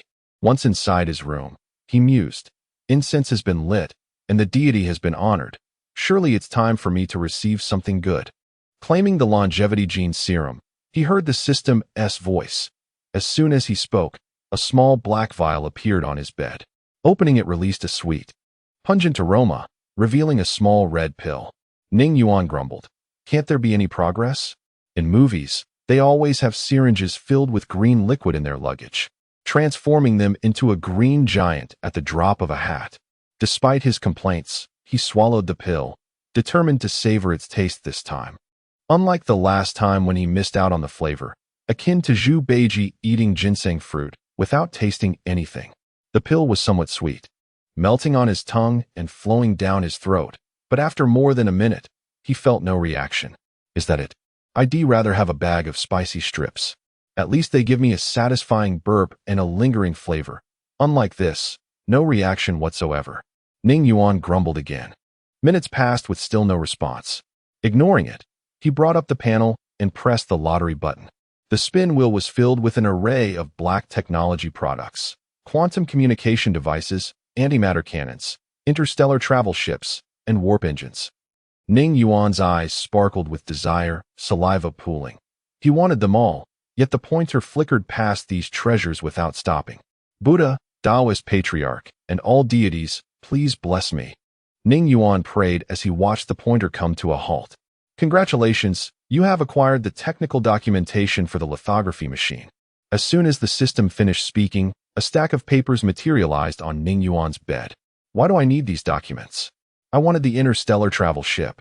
Ning Yuan lamented internally, his frustration mounting. And couldn't they at least provide an electronic version on a USB drive? Just dumping a pile of useless paper on me is infuriating. Anger aside, Ning Yuan picked up the stack and began to read. After all, it was a reward he earned through a lottery draw. The first line on the first page read, "Hello everyone. I will teach you how to construct a 1 nanometer lithography machine from scratch. Chapter 58. Cinematic Quality. Ning Yuan had heard of lithography machines, frequently mentioned in the news regarding Western nations' refusal to export them to the Dragon Country, thereby imposing a technological blockade. Consequently, Dragon Country invested vast sums into the research and development of lithography machines. It seemed their efforts were beginning to bear fruit. However, they still lagged behind international standards. The most advanced lithography machines internationally operated at 7 nanometers, while those produced in Dragon Country appeared to be around 20 nanometers. The disparity remained significant. As Ning Yuan examined the manufacturing methods for the 1-nanometer lithography machine, he mused, "This information is surely sought after by many. I wonder what principles govern the advancement of lithography machines as their nanometer size decreases. It appears I must devote more time to my studies. Knowledge is indeed scarce when one finds it necessary." After perusing the content further, he acknowledged that while he recognized each character, the overall meaning eluded him. He ceased his contemplation of the lithography machine's manufacturing process, tossed the materials onto his bedside table, clasped his hands together in reverence to the deities, and initiated his next lottery draw. Once again, the pointer disregarded Ning Yuan's wishes, bypassing the high-tech products he desired and slowing down as it glided past the virtual reality gaming pod, ultimately settling on a cancer treatment drug. "Damn it," Ning Yuan exclaimed, collapsing onto his bed, lamenting, "My gaming pod. I was so close to indulging in virtual reality gaming, yet here I am with yet another medication. Am I destined to be entangled with drugs?" After a moment of grumbling, he heard a familiar voice outside. "Ninggu, would you like some chilled watermelon?" "Absolutely," Ning Yuan replied, stowing away the lithography machine materials and the newly acquired cancer treatment drug into the drawer of his bedside table before pushing open the door to step outside. Upon seeing Ning Yuan emerge, Huang Mao handed him a spoon. "Ninggu, you take half, and I'll take half." "Well done. It seems you've finally grasped the importance of sharing. Tomorrow, we will cease selling phones and shift to selling computers," Ning Yuan declared while digging into the watermelon. "Why is that?" Huang Mao inquired. "Why question it? Just eat what I provide.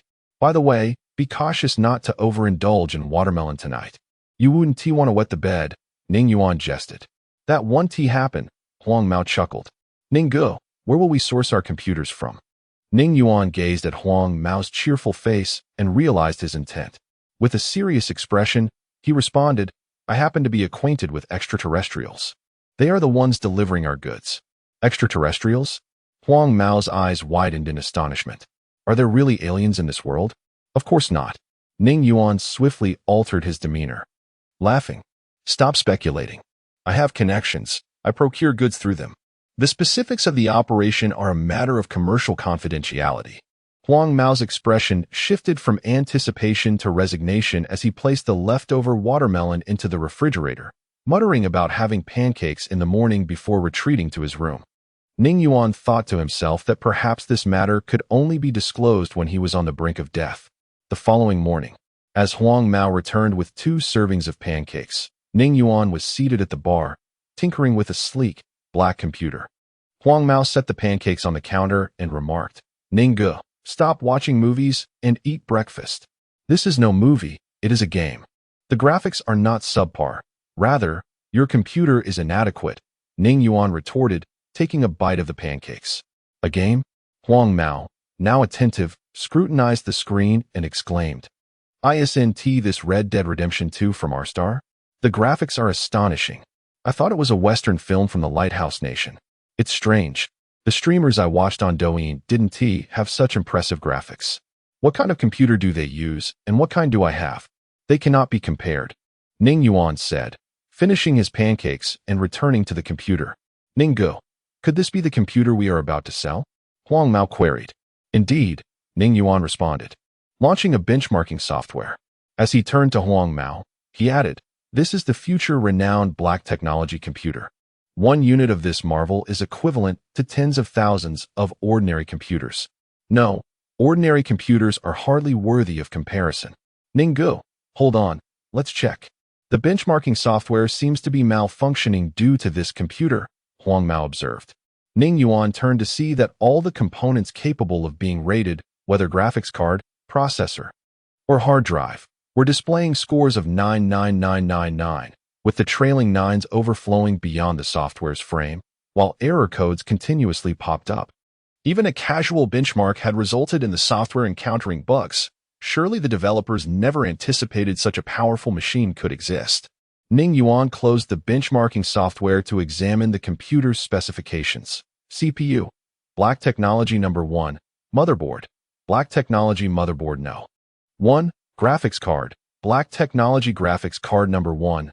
Memory. 64 terabytes. Hard drive. 512 terabytes. Operating system. Black technology system number 1. Upon seeing the memory specifications, Huang Mao pointed at the screen in disbelief. The operational memory is likely comparable to that of a supercomputer in a laboratory. I just wonder how powerful the CPU and graphics card truly are. Rest assured, they are extraordinarily potent. This computer optimizes graphics settings automatically for single-player games, Ning Yuan replied. Switching back to gameplay. Ninggu, are you just going to let me watch? I want to play too, Huang Mao exclaimed. Play? No way. Ning Yuan gestured towards the wall clock. It's past 8. We need to open the doors for customers. Ninggu, don't we usually open around 9? Why so early today? Just let me play for a little while. Huang Mao pleaded. Stop whining. Open the doors. We're launching a new product today and need to start an hour early, Ning Yuan insisted while continuing to play. Reluctantly, Huang Mao cast a lingering glance at the game on the screen before heading to open the door.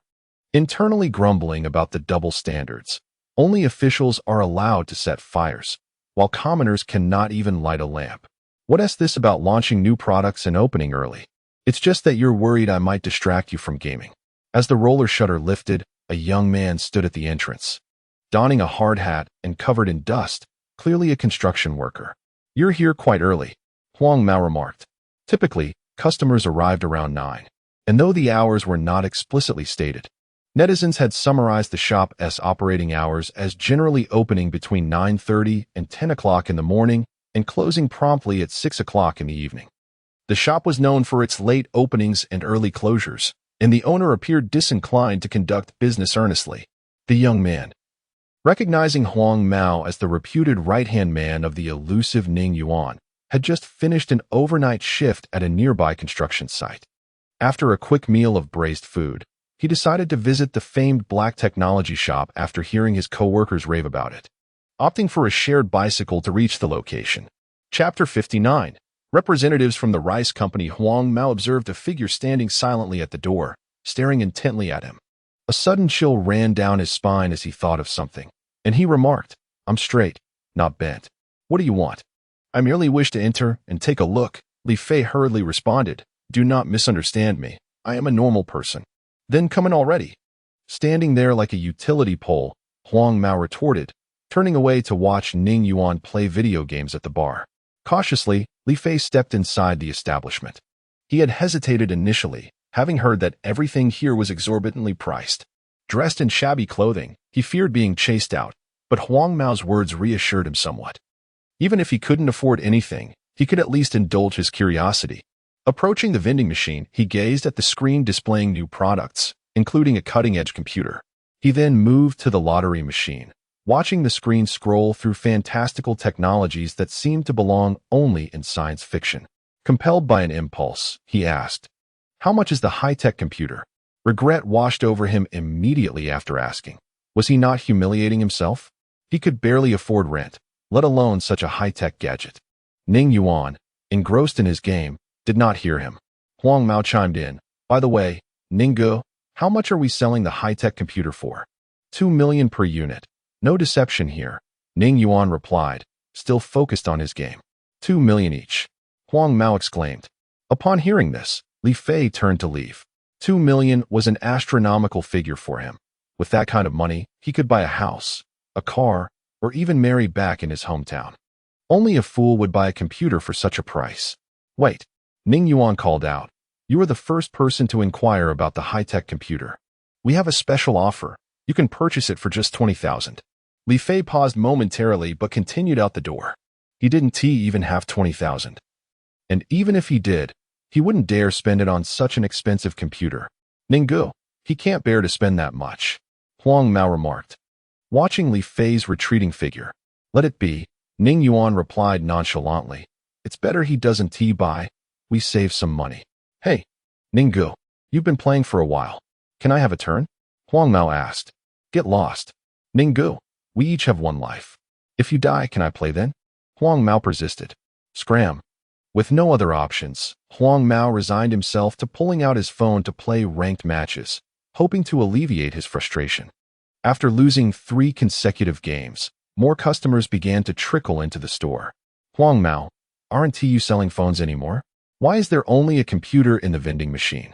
Someone inquired. We're out of stock on phones. Huang Mao quickly retrieved a piece of cardboard from the trash. Writing on it, out of stock on phones, and placed it beside the vending machine. Seeing the sign, people began to chatter. When will they be restocked? How can you say you're out of stock? One lamented, I came to Beijing specifically to buy a high-tech phone as a gift for my girlfriend to propose.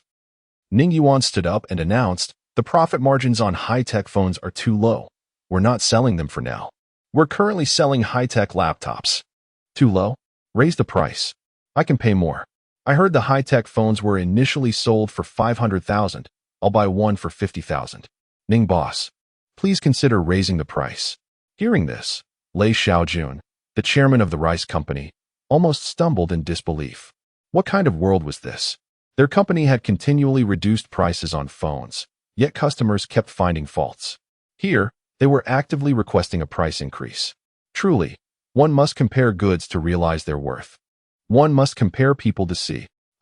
Lei Xiaojun sighed inwardly. The high-tech phone was indeed a bug. Fortunately, it was not being sold for the time being. Otherwise, how would those phone manufacturers survive? During this period, engineers had struggled immensely yet failed to understand the internal structure of the high-tech phone. Even disassembling it resulted in it turning into a charred mass. Unable to tackle the hardware, they attempted to breach the software but faced utter defeat as the smartphone assistant thwarted all their hacking attempts and even taunted them. This left the technical experts in the company infuriated. Unable to compete or crack the code, they sought cooperation with Ning Yuan. It was rumored that representatives from Apple had come before but failed to reach an agreement. Lei Xiaojun believed that as fellow citizens of Longhua, they could find common ground. Little did he expect that today would bring a surprise. The high-tech phone was no longer for sale. It seemed that where there is a will, there is a way. Hearing the crowd urging him to raise prices, Ning Yuan stood again and declared, they've already been lowered. If I raised them now, I would be slapping my own face. Absolutely no increases. Those with money should hurry and buy computers. Don't say I didn't warn you. There aren't many left. Upon hearing that there were limited computers, people rushed forward to purchase, with someone exclaiming, 2 million each? My goodness, this computer must be powerful. Let us buy quickly. Others echoed the sentiment, affirming the computer's superiority. Lei Xiaojun, upon hearing these remarks, felt a pang of jealousy, as if consuming a ton of old vinegar. Their rice company's laptop sold for only a few thousand, even with various gifts included, yet customers still found faults. And yet, here in this store, computers priced at 2 million were being fought over. Was there no law? Was there no justice? I can't take it anymore. I want to bang my head against a tofu block.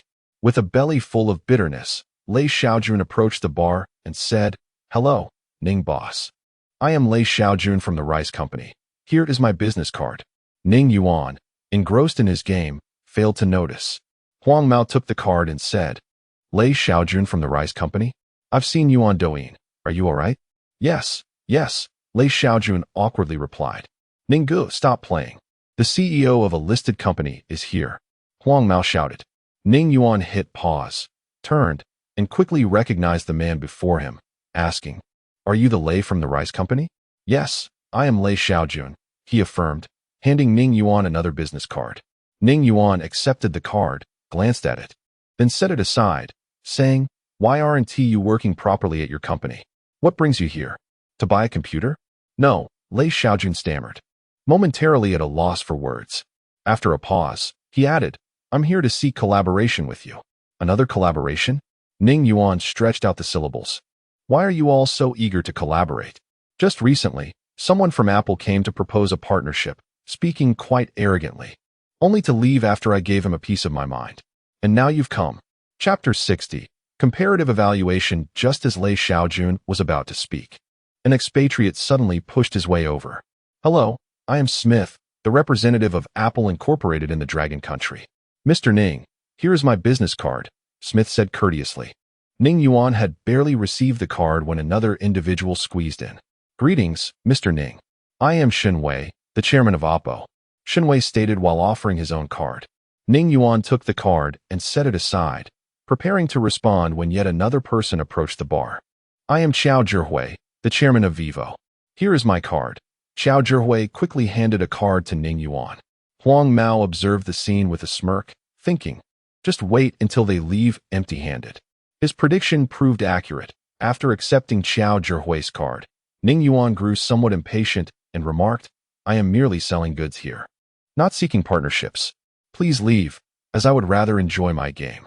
The assembly of company executives nearly fainted upon hearing this. So many people longed to meet them, to solicit their assistance, yet here was Ning Yuan, showing them no courtesy and directly dismissing them. Cough, cough, cough. Lei Xiaojun cleared his throat and said, Mr. Ning, are you selling the holographic projection device in your black technology smartphone? We are willing to purchase it at a high price. We will buy as many as you have. The others chimed in, affirming, we will buy as many as you have. Stop wasting time here. We only sell black technology laptops in the store now, nothing else, Ning Yuan replied while engrossed in his game. Yang Wenhua, holding the black technology smartphone he had purchased at a premium, walked into the black technology store while live streaming. Everyone, this is the legendary black technology store. When Mr. Ning was still running a shop in Beihan County, I was his first customer and the second owner of a black technology smartphone. He spoke animatedly, yet not a single viewer engaged with his commentary. Please spare us the chatter. Hurry over to the black technology lottery machine. Streamer, the person across from you looks familiar. Isn't that the CEO of Demi, Lei Xiaojun? This matter had been reiterated countless times, and viewers were growing weary of it. Yang Wenhua, oblivious to the comments, continued speaking. When he reached the bar and attempted to greet Ning Yuan, he was taken aback. What is going on? When did the big shots start clustering together? As a digital evaluation content creator, he recognized most of the attendees, except for the expatriate clad in a suit and tie. The viewers in the live stream exploded with excitement. Isn't that Lei Xiaojun from Demi? I didn't expect him to come by a phone. Are these CEOs so idle? Aren't they supposed to be working 996 at the company? How dare they come out to buy phones? You know nothing. They must be here to discuss collaboration with Mr. Ning. Ning Yuan regarded the individual wielding a selfie stick and felt a sense of familiarity. After a moment of reflection, he recalled who it was. Your nose is sharp. You came the last time the black technology smartphone launched, and now you're back for the black technology laptop, he remarked. Mr. Ning, I am surprised you remember me, Yang Wenhua said joyfully. Of course, you were my first customer in this little shop, Ning Yuan replied with a smile. The executives felt a twinge of envy. Despite their esteemed status, Ning Yuan had shown them little regard, yet he was all smiles for this minor streamer. Unable to tolerate Ning Yuan's demeanor any longer, the Apple representative was the first to take his leave, followed by the others in succession. Lei Xiaojun was the last to depart, casting a resentful glance at Ning Yuan. Upon learning from Ning Yuan about the new product launch, Yang Wenhua wasted no time purchasing a laptop, neglecting to participate in the lottery amid the furious comments from viewers, returning to his rented room. The black technology laptop undoubtedly represented another growth opportunity for his videos. He needed to be the first to release a testing video titled The First Black Technology Laptop Test on the entire internet. The day passed swiftly as Ning Yuan immersed himself in the gaming world, only emerging for dinner when Huang Mao called him. Today's meal is splendid. Braised pork and rock candy, oil-braised shrimp, smashed cucumber, and sugar-coated tomatoes. I see you ventured out to buy groceries, Ning Yuan remarked while scooping rice from the rice cooker. Huang Mao remained silent, devouring his food, finishing 3 bowls in rapid succession before darting downstairs. Moments later, a wail echoed from below. Brother Ning, this is so unfair. The computer has a startup password. I wanted to play a game while you were eating. What is the password? Ning Yuan chuckled and called back. I wondered why today's meal was so delightful. It turns out you have quite the trickster nature. Brother Ning, just tell me the password. I want to play a single-player game with cinematic graphics, Huang Mao pleaded. The password is 6/8. Just don't play Red Dead Redemption 2. I fear you might mess up my save file, Ning Yuan replied while eating. Huang Mao quickly input the password, finally revealing the long-awaited screen, where the words Black Technology gleamed in silver. He casually opened Minesweeper, and indeed, the experience was exceptionally smooth without any lag. He then opened Red Dead Redemption 2, created a new save file, and began to play. Although Ning Yuan had forbidden him from playing Red Dead Redemption 2, Huang Mao was not one to simply comply with such restrictions. Li Fei was similarly engrossed in gaming. After losing 2 ranked matches in a row, he decided to take a break and watch some videos. At this moment, it was 8 p.m., and the influx of elementary school students made the games quite challenging. Upon opening Bilibili, a digital evaluation video caught his eye on the homepage, garnering hundreds of thousands of likes, titled The First Black Technology Laptop Test on the Entire Internet. Isn't this the laptop sold at the Black Technology store? Li Fei thought, hastily opening the video to see just how remarkable this Black Technology laptop was.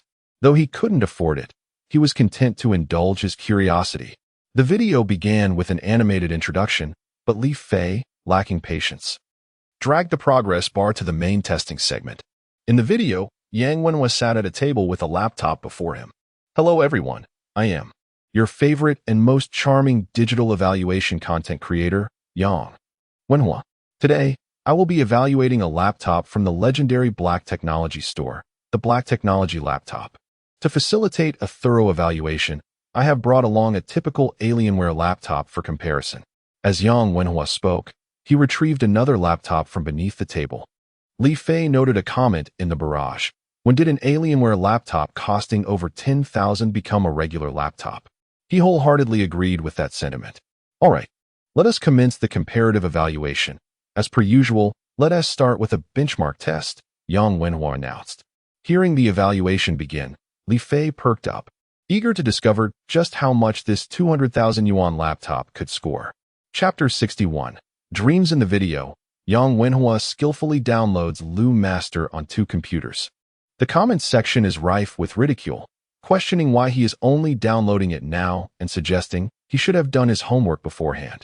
Li Fei agrees, hastily dragging the progress bar to the benchmarking segment. After several minutes of benchmarking, Li Fei finally comprehends what a Black Technology laptop truly is. It even exposes bugs in Lu Master, causing the comment section to explode with rows of 99,999. Old Yang quickly disclosed the price of that computer. I sell my possessions to acquire it. This Black Technology laptop is astonishingly impressive. The comments flood in. The products from the Black Technology store are indeed of exquisite quality. Yang Wenhua calmly closes Lu Master, showcasing a sense of nonchalance. Everyone, this is merely a minor spectacle. As for the specific configurations, I shall refrain from showcasing them. I trust you all understand the specifications of this Black Technology laptop from the benchmarking results.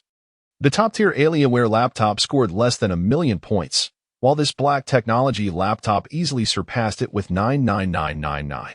If it weren't for the software's frame restriction, the 9 would have been even longer. At this moment, the comments erupt again. Old Yang, have you lost your mind? You won't even share the specs? Is this what they call high-class boasting?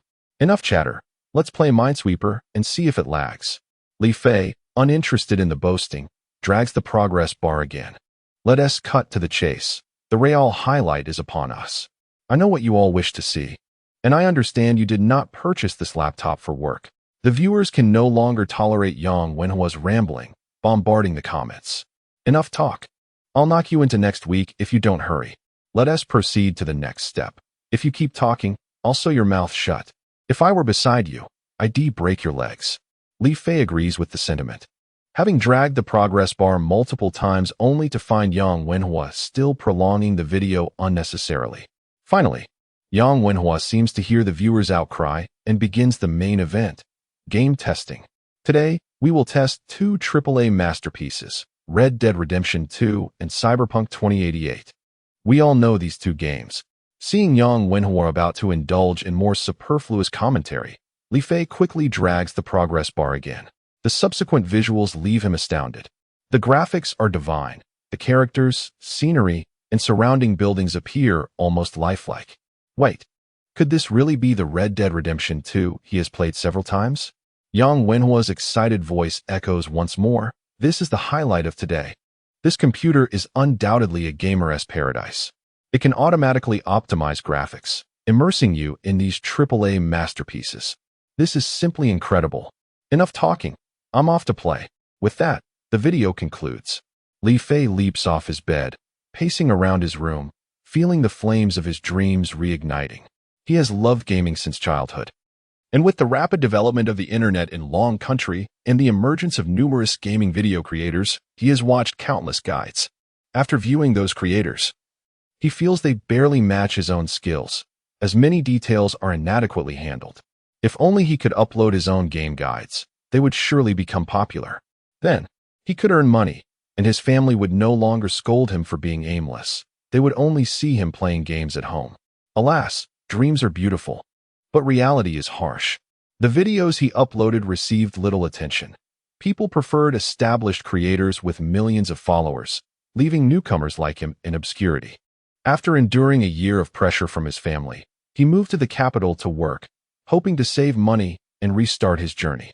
When Li Fei glimpsed the gaming graphics on the black technology laptop, enlightenment struck him. If Yang Wenhua could create the premier review online, then he could produce the first divine-quality gaming guide video. In that moment, he felt a wave of regret wash over him. The previous day, the shop owner mentioned he was the first to inquire about the computer, and there was a promotional spot available for just 20,000. Why hadn't he borrowed some money to seize that opportunity? He wondered if the promotional spot would still be there tomorrow. If not, it would be his last chance lost. Heavy with regret, he tossed and turned in bed, finally waking to the sound of his alarm at 6 a.m. He rose, washed up, skipped breakfast, and rushed out to grab a shared bicycle, heading straight for the black technology store. Upon arrival, he remembered the shop opened around 9 a.m. He decided to grab a bowl of soy milk and 3 fried dough sticks, along with a grilled sausage, before returning to wait outside the shop. After finishing his noodles, Huang Mao cleaned up and had just raised the roller shutter door when Li Fei dashed out from the side, startling him. "Whoa, slow down. You nearly made me lose my breakfast." "Apologies." Li Fei chuckled awkwardly. "I'm here to buy a computer and wanted to check if my promotional spot is still available." "Come inside, I'll ask." Huang Mao entered the shop and called upstairs. "Ninggu, that kid from yesterday is back. Is that 20,000 deal still valid?" "Of course. Just have him buy directly from the vending machine," Ning Yuan impatiently shouted back, as he was preoccupied with admiring his flawless skin in the mirror, which had become increasingly smooth, akin to cooked egg whites. This was quite bothersome. He had even dreamt of becoming a woman last night, with Huang Mao mocking him in the dream. "No, I need to start exercising. If this continues, the consequences will be dire," he vowed silently. Hearing that the offer was still valid, Li Fei felt a wave of relief wash over him. He thanked Huang Mao and quickly exited the shop, determined to borrow some money. Other customers in the store, upon hearing about the 20,000 laptop, began questioning Huang Mao about the details. After much explanation, Li Fei stepped outside, took out his phone, and called his childhood friend. "I need to borrow some money. I'll pay you back within a week." "How much?" 5,000. "Sure. I'll transfer it via WeChat. You must pay me back within a week. It's for my house fund. Rest assured, I will return it on time. Talk soon." After hanging up, within minutes, the 5,000 was transferred. Li Fei felt moved by his friend's generosity and resolved that when he earned money, he would return more than he borrowed. Chapter 62. The price of inability to pay rent. Seeing Li Fei re-enter, Huang Mao kindly remarked, "This computer cannot be resold. It requires both facial and iris recognition to start up. Once linked, it belongs solely to you. Anyone else must ask you to power it on each time they wish to use it, unless they intend to leave it perpetually on." The advanced technology laptop, akin to the high-tech mobile phone, is limited to one purchase per individual, with the exception of the device in Ning Yuan's possession. Each time the system dispatches, he receives a sample directly from the vending machine. Li Fei was too hurried to engage in conversation, hastily completing the payment. A laptop bag dropped from the dispensing slot, and upon inspection, it contained not only the laptop, but also a wireless charger.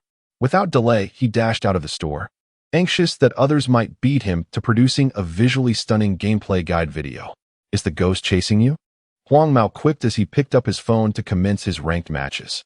Li Fei opted for a taxi back to his residence, wary of the potential mishap of falling off a shared bicycle and damaging the computer. Upon entering his room and preparing to unveil the laptop, a loud knocking interrupted him. "Oh no," he exclaimed, hastily concealing the laptop. Taking a deep breath at the door, the knocking intensified, accompanied by a barrage of expletives. "Li Fei, I know you're in there. Don't play dead. It's time to pay the rent." When the door swung open, he was greeted by a rather hefty woman whose head appeared to weigh several pounds. The mingled odor of cheap perfume and sweat nearly overwhelmed him. "Beautiful lady." Li Fei managed to suppress his disgust and uttered a particularly insincere request. "Could you postpone for a day? I assure you I will pay first thing in the morning." "Absolutely not," the woman retorted, her mouth, described as a cherry blossom, seeming diminutive against her round face. "Not even a day. If you don't pay, you can leave today."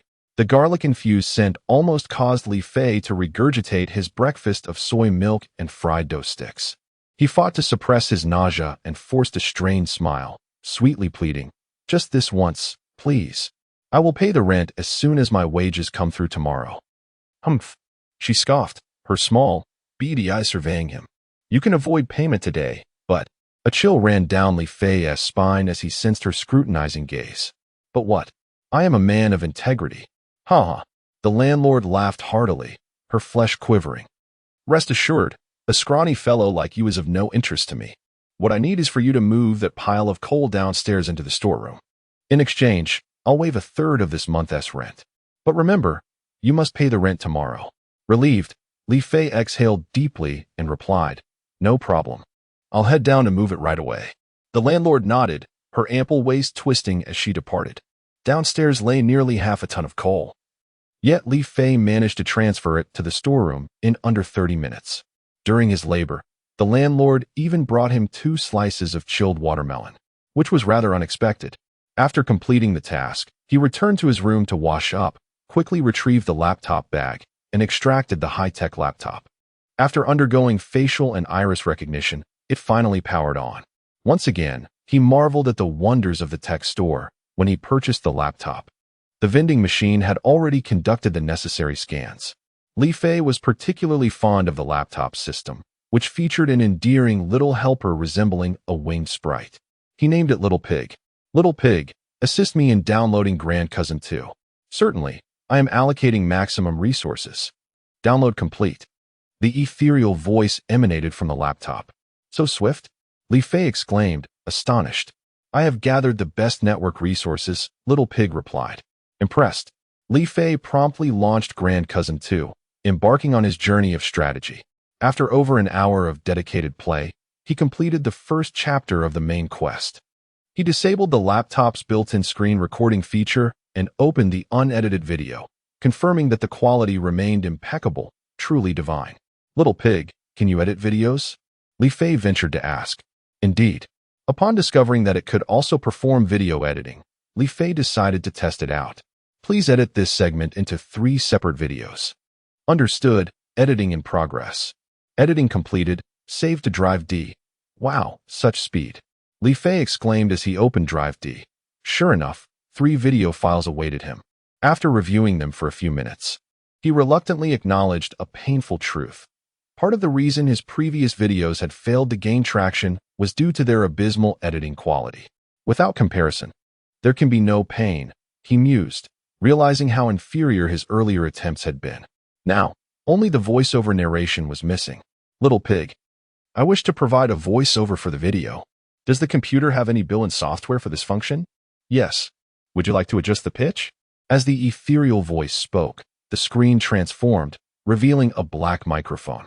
No adjustments needed. Li Fei reviewed the video several times before commencing the narration. After toiling until past 6 o'clock, he finally finished all 3 videos and instructed Little Pig to upload them to various video platforms. Just as he completed the uploads, another knock on the door sounded. Upon opening it, a plump girl, slightly smaller than the landlord, stood blushing before him, shyly offering an apple. "I just bought this apple. Here's one for you." Before Li Fei could respond, the girl turned and hurried away, her ample waist swaying as she left. He wiped the apple on his pants, took a bite, and muttered to himself, "Something feels off."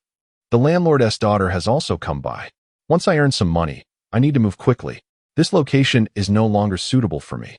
Meanwhile, back at the high-tech store, Ning Yuan had been relatively quiet all morning.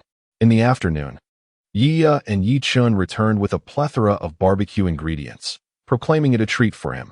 But their true intention was to persuade him to grill some skewers for their indulgence. Huang Mao, enthusiastic about food, drove each an S-luxury car to purchase 3 roasted chickens, a case of beer, and a mountain of cold dishes. Just as the store was nearing closing time, Yi Chun suddenly had a flash of inspiration. Grabbing Huang Mao, who was engrossed in ranked matches, he excitedly proposed, "What if I were to buy dozens of high-tech laptops and open a cyber CAF? How would that business fare?" "Sounds promising," Huang Mao replied, "but you'll need to gather dozens of people to buy the laptops." Yi Chun waved his hand dismissively. "That's a minor detail. I'm confident this venture will succeed." Chapter 63. The donkey of the production team. Close the door. Close the door. Ning Yuan shouted inside the shop, glancing at the clock on the wall. Even the donkey of the production team, unlike the owner, requires rest. Come back tomorrow. The customers shook their heads and began to exit one by one. The patrons of the high-tech shop were no longer mere customers. They were a mixture of various company representatives, and the national team frequently sent people to browse as well. The presence of well-dressed foreigners also increased, creating a veritable melting pot of characters. Ning Yuan, of course, noticed the unusual atmosphere, but he remained unfazed. With the presence of 250, these individuals were powerless. Even if one were to entertain the idea that the Dragon Kingdom's officials would allow such chaos, it was unlikely. Once the crowd had dispersed, Huang Mao hung a sign on the shop door indicating it was closed for business. The joyful moments then began, with 250 handling the grilling while Ning Yuan and others indulged in the delicious barbecue, the enticing aroma even causing the children from the neighboring shop to weep with desire. Li Fei, however, was not as carefree.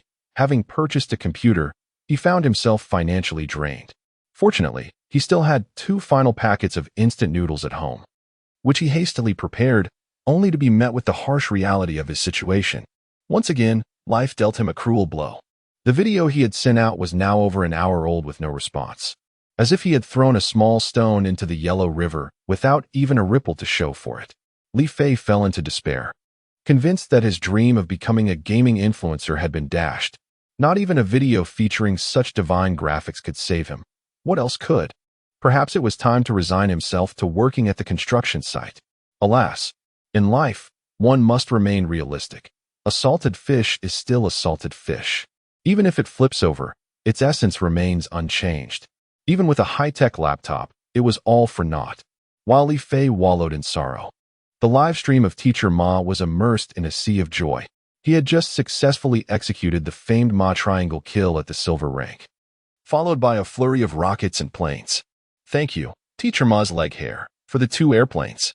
Thank you, Teacher Ma, for your strong words. Sending a rocket my way." As he expressed gratitude to his supporters, Teacher Ma skillfully maneuvered his champion, invading the enemy's jungle. After successfully employing the Ma Triangle kill, he regained some dignity, with the barrage of comments predominantly praising him and few suggesting otherwise. 10 minutes later, the opposing team conceded defeat. "Did you see that? They were completely dominated by my Ma Triangle kill. They know that as long as I'm here, victory is impossible for them," Teacher Ma boasted, casually closing League of Legends and opening PUBG instead, indicating his intention to sign off soon. He always played a few rounds of PUBG before ending his stream, often putting himself through a bit of humiliation. However, today, his viewers preferred to see him play the recently released Red Dead Redemption 2. Glancing at the comments, he said, "All right, let us give Red Dead Redemption 2 a go." As you all know, I'm quite knowledgeable about single-player games. He began the process of downloading the game, which was sizable, but with their gigabit fiber connection, the download sped along quickly. In the meantime, Teacher Ma opened the live stream of his friend, Fat Brother, who was also playing Red Dead Redemption 2, albeit rather poorly. Teacher Ma decided to browse for strategies, opening Bilibili and searching for guides on Red Dead Redemption 2, discovering that many creators had already posted their videos. One video caught his attention, the first Divine Graphics guide to Red Dead Redemption 2. Brothers, this creator should work at UC's shocking department, Teacher Ma remarked as he glanced at the comments. Watching guides for single-player games from the shocking department's talent was indeed a novel approach. After downloading the game, Teacher Ma said, I am from UC's shocking department. I need this creator's contact information. I'd like to see the videos made by the talents of UC's shocking department. As he began to watch the video, he was instantly captivated, his mouth forming an A shape as he exclaimed, Divine Graphics. His viewers were equally astonished. Is this game acted out by real people? Goodness. What kind of computer configuration is necessary to achieve such high graphics? A chorus of comments followed, a bunch of bumpkins. This is a high-tech laptop worth $2 million, don't you know? Teacher Ma was too engrossed in the Divine Graphics guide to pay attention to the comments. He watched 2 episodes before remembering he was still live streaming. After glancing at the comments, he switched to another creator, Yang Wenhua, and after watching a review video, he declared, Brothers, I'm taking a break from streaming for a few days to buy a high-tech laptop. The viewers wholeheartedly agreed, urging him to make the purchase immediately. Not everyone could afford a $2 million computer. Once Teacher Ma bought it, he could showcase the games to his audience, which would be a treat. Unbeknownst to Li Fei, through a twist of fate, he had achieved sudden fame. After reviewing the data, he lay in bed, despairing until he woke up around 5 in the morning. Roused by the cold, the first thing he did was check the data. He refused to believe that such a video could not gain traction. If it truly flopped, it would be utterly unjust. Feeling despondent, he opened his computer and accessed the back end of Bilibili, where the view count left him dumbfounded, 3 million views. He thought he must be dreaming. With a resounding clap, he smacked his own face, feeling the sting. This was no dream. Was he still groggy from sleep? He dashed to the bathroom, splashed water on his face, rubbed his eyes, and returned to the computer, where the view count remained at 3 million. Looking at his follower count, he saw it had surged by 2 million overnight. Li Fei's body trembled with excitement as he shouted, I'm famous. I can truly become a gaming influencer now. My dream has come true. He repeated these words 3 times, his voice growing hoarse before he finally quieted down. Suddenly, a series of knocks echoed at the door, accompanied by a furious tirade from outside. Li Fei, have you lost your mind? It's barely 5 in the morning. Why aren't you sleeping? Are you calling for spring? If you don't want to stay, just get out. Li Fei hesitated to open the door, fearing the landlord might devour him whole. He approached and whispered, I'm sorry. I was just talking in my sleep. Talking in your sleep so loudly? You've disturbed my sweet dreams. Open the door. I'm going to give you a good beating to vent my frustrations. Upon hearing this, Li Fei felt a chill down his spine and quickly replied, Beauty, please go back to sleep. Waking up too early is bad for your skin. It can lead to pigmentation. I'll let you off this time, but if there essay next, I want to spare you. After the landlord finished her rant, he heard the sound of slippers dragging across the floor, and he let out a sigh of relief. This landlord was a ferocious tigress. He best not provoke her and should consider moving out soon. Chapter 64. Yearning for a tranquil life at the break of dawn the following day, Yi Chun, accompanied by 50 individuals, astonished onlookers as he extravagantly spent 100 million to procure a cutting-edge laptop for each person. He made a grand announcement in the store, proclaiming his intention to establish a high-tech internet CAF adjacent to the holographic cinema, inviting all present to grace the occasion with their presence. Wang Sikong, observing his smug demeanor, felt an overwhelming urge to deliver a punch. The recent accolades from his family had elevated Yu Qin to celestial heights, praising his discernment in befriending Boss Nang, suggesting that such connections could propel the Yi family's second son further in his career. Yet here was Yi Chun, aimlessly drifting through life. having previously visited Boss Ning without establishing any meaningful rapport. Wang Xikong had grown weary of hearing these praises. Having finally escaped the confines of his home to unwind at the high-tech shop, only to encounter Yi Chun. What bad luck. Ninggu. Isn't that the legendary internet celebrity, Wang Xikong? A voice chimed in. It seems he is intent on confronting Yi Chun. Huang Mao leaned against the bar, remarking, "Go ahead. It's not as if there's anything better to do," Ning Yuan responded, munching on an apple, revealing his boredom after a tiring session on the computer. Yi Chun cast a fleeting glance at Wang Xikong, but chose to ignore him. Recently, he had become quite the sensation within the affluent circles of the capital, garnering endless compliments from peers who would share tales of his brilliance with his parents. Returning home, he was inevitably showered with praise, the words of admiration, insightful, astute, had begun to grate on his ears. "Ninggu, I must take my leave," Yi Chun said, bidding farewell to Ning Yuan as he swiftly departed with his entourage. "How affectionate, calling you Ninggu. I'd love to break your legs," Wang Xikong muttered under his breath. The others in the store scoffed at Yi Chun's arrogance. What did it matter that he had a slight acquaintance with Boss Ning? Li Fei had come to the shop to express his gratitude to Ning Yuan. Without the special discount he had received, he would not have experienced an overnight surge in popularity. Just an hour prior, he had secured an advertisement deal, promptly repaying his childhood friend with 10,000 yuan, deeming the additional 5,000 a token of appreciation. As he entered the store, a throng of people suddenly surged in from outside, creating an overwhelming crush. The crowd nearly caused him to lose his shoes.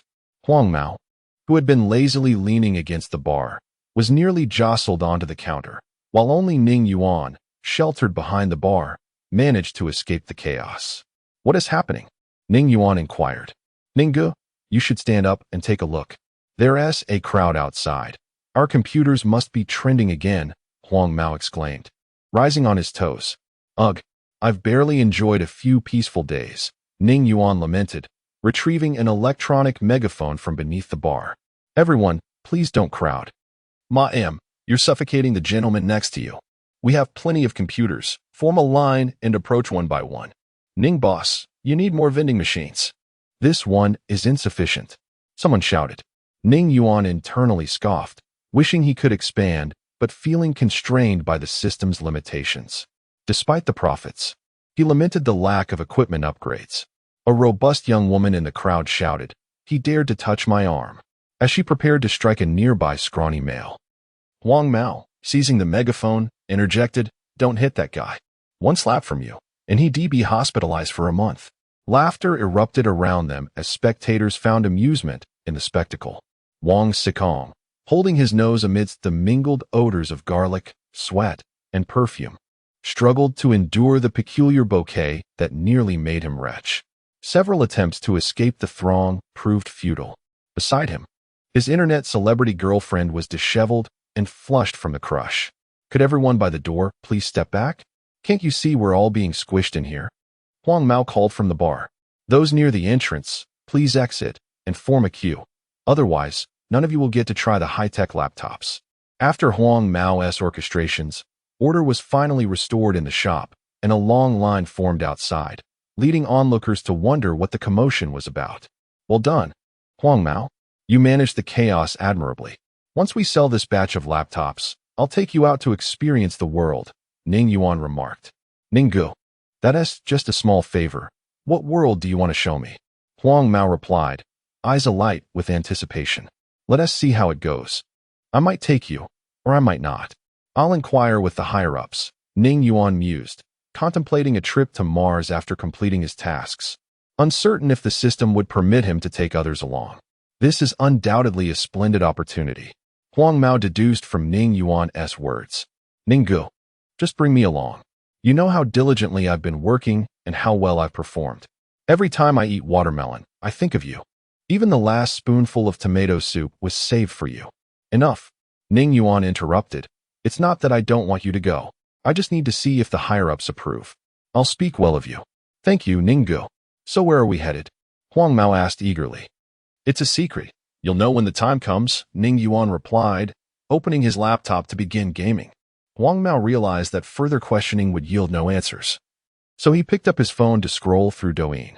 Li Fei observed that Ning Yuan was engrossed in his game and refrained from interrupting, deciding he would promote the high-tech shop more actively as a form of gratitude.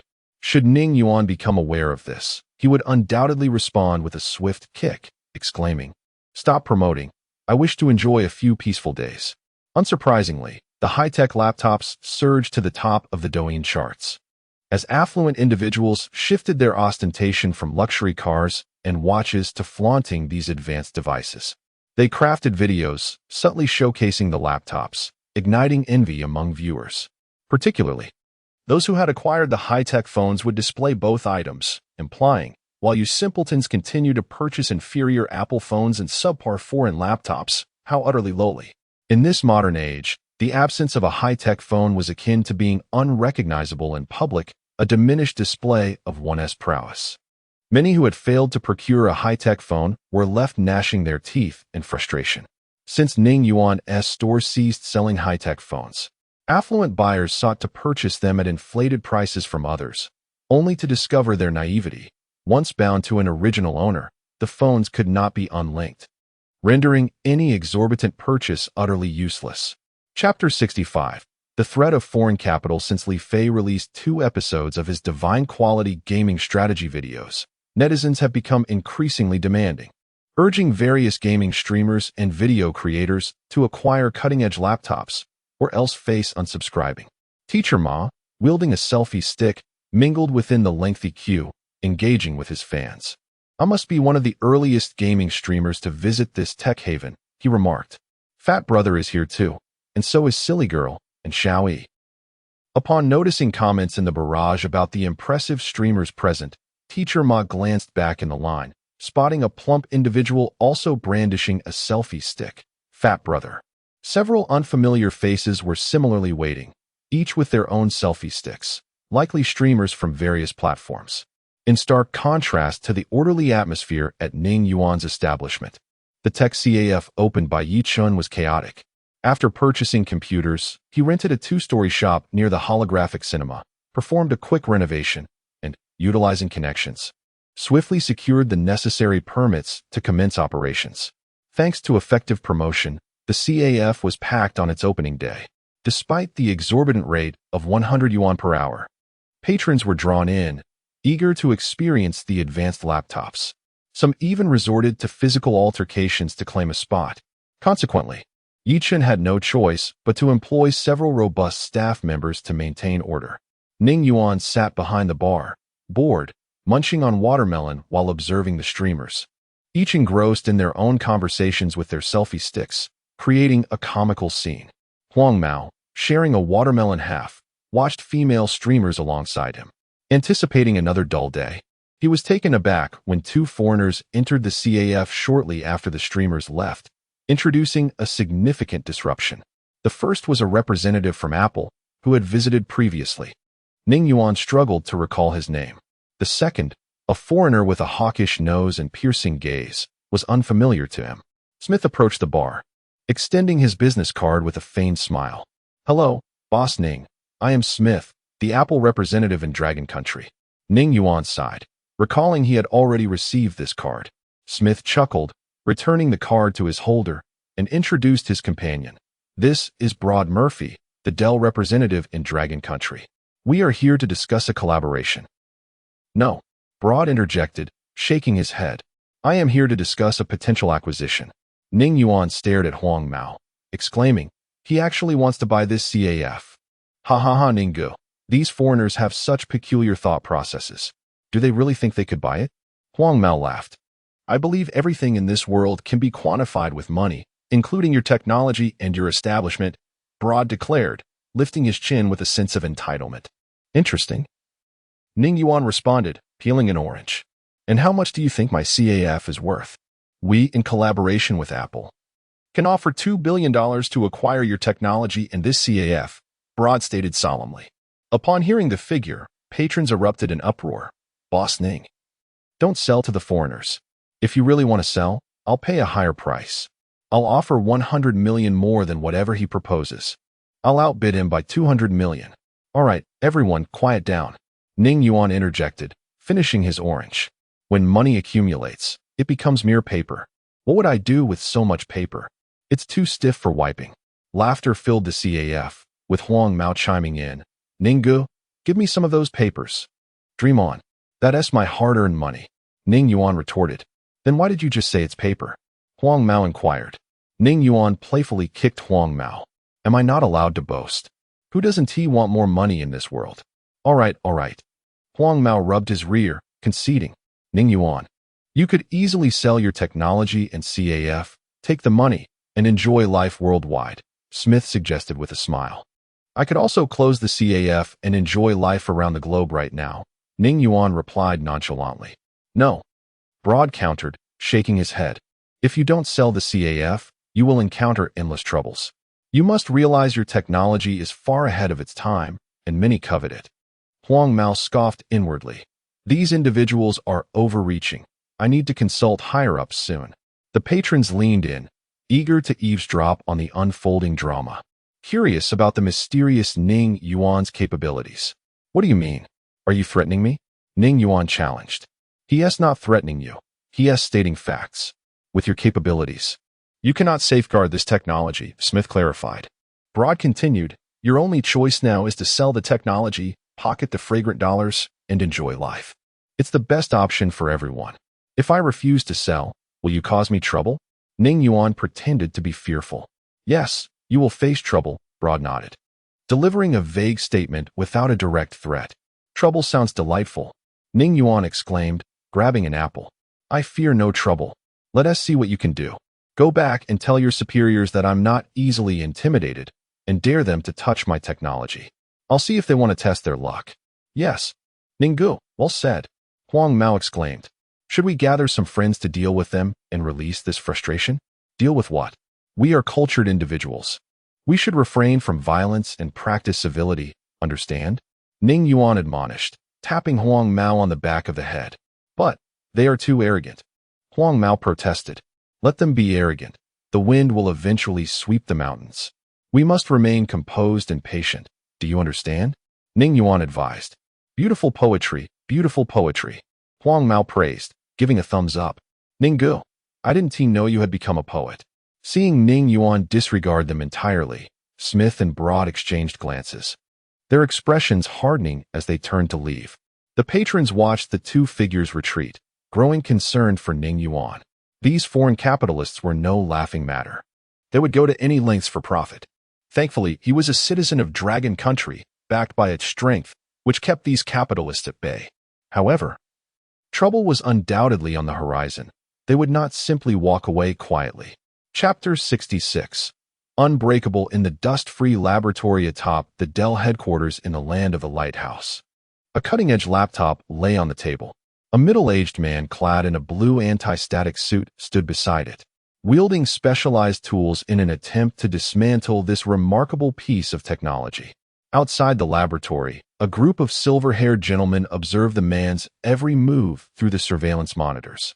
This laptop was unlike any he had encountered before, devoid of screws on its casing, necessitating the use of a specialized handheld cutting tool for access. The objective was to slice open the exterior and extract its components for scientific examination. As the cutting wheel met the laptop and Oppo's casing, a shrill, piercing sound echoed through the air. Contrary to expectations of a swift breach, the blade merely left a faint scratch on the surface. Casting a glance at the overhead monitor, the middle-aged man received a directive through his earpiece to apply greater force. This time, he exerted half his strength, amplifying the cacophony, yet the laptop remained intact, only bearing a more pronounced mark. Have you not eaten? Use all your strength, the aged voice crackled through the earpiece. Provoked by this remark, the man felt underestimated by these seemingly frail old-timers. Had it not been for the fear of damaging the device, he would not have held back. Resolutely, he gripped the cutter and unleashed his full power. The ensuing shriek resonated as the wheel finally penetrated the surface. He hastily ceased cutting, withdrawing the tool, only to witness a dark liquid seeping forth from the incision. Within moments, the entire laptop had transformed into a puddle of viscous black liquid. The elderly observers in the monitoring room were left dumbfounded. What material could possibly melt into such a state? The middle-aged man was equally astonished. A perfectly functional laptop had disintegrated into liquid in the blink of an eye. What absurdity was this? A balding Caucasian elder remarked, "Gather that black liquid. I shall report to the president." Nods of agreement followed, for none wished to incite the wrath of President Taylor, known for his notoriously foul temper, especially after their failure to breach the advanced laptop's technology. Taylor's office was extravagantly luxurious, complete with a small swimming pool. As the white-haired elder entered with a beautiful secretary, he found Taylor swimming, a daily ritual that invigorated his mind and spirit. After a brief wait, the elder finally saw Taylor approach, clad in a pristine white bathrobe. "Layman, any progress? I was out late last night. You know how those enchanting ladies can be. I think I shall rest a bit longer," Taylor remarked casually. Layman shook his head, his voice grave. "I have just sent you a live video from the site. This individual named Ning Yuan possesses unimaginable technology that we are currently unable to decipher. Then we must persist. There will be a way. We must crack it before he registers the patent, especially the holographic projection technology. We must outpace others," Taylor declared, his enthusiasm palpable. "I believe you should first review the live footage. Given our current technological capabilities, reverse engineering these advancements appears impossible." Layman's words cast a shadow over Taylor's optimism. "Layman, you ought not to be so pessimistic," Taylor chided as he walked to his desk to view the footage that had so deeply impacted the chief engineer of Dell. Upon witnessing the laptop dissolve into a black puddle, he was left speechless, murmuring, "Oh God, is this the work of Satan? How could it possibly melt away?" "I have instructed them to investigate the nature of this liquid," Layman added from the side. "I do not care what methods you employ. The technology must be deciphered within 3 months. Understood?" Taylor insisted. "Understood," Layman replied, his disdain for Taylor's domineering nature palpable. He left the office, which he found nauseating, vowing never to re-enter unless necessary due to his position as Dell's chief engineer. The quest to decode the advanced laptop and smartphone was not solely Dell's endeavor. Major high-tech companies worldwide had dispatched personnel to Ning Yuan's establishment to procure products, though they faced the same insurmountable challenge of disassembly yielding only black liquid. The Rice Company's laboratory had amassed numerous containers of this mysterious liquid, each failure resulting in another jar. Apple had sought collaboration with Ning Yuan after exhausting all other avenues. After Layman's departure, Taylor reclined in his chair, contemplating several ideas that were still inchoate. He picked up his phone and dialed a number. "Lin Guan, come to my office." Lin Guan, a technical immigrant originally from the Dragon Country, had been lured to Dell with a lucrative offer after graduating from university. After a decade of service, he had successfully acquired a green card and citizenship in the land of the lighthouse. Taylor sought Lin Guan's counsel on how to tackle Ning Yuan, knowing that only someone from the Dragon Country could effectively navigate dealings with a fellow countryman. In previous collaborations with companies from the Dragon Country, Lin Guan had consistently secured the best outcomes for Dell. "Yes, President, I will be there shortly," Lin Guan replied, hastily making his way to Taylor's office, aware of Taylor's impatience for promptness.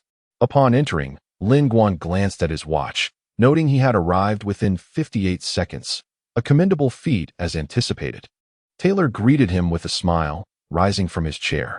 "Lin Guan, you are always so punctual and efficient." "Of course, President," Lin Guan responded, his gaze lowered. Recognizing this demeanor was favored by Taylor, who relished a sense of superiority. "Ha ha ha, indeed," Taylor chuckled. "Lin Guan, have you heard of a Dragon Country individual named Ning Yuan?" Chapter 67. Conspiracy indeed. I have grown weary of hearing his name.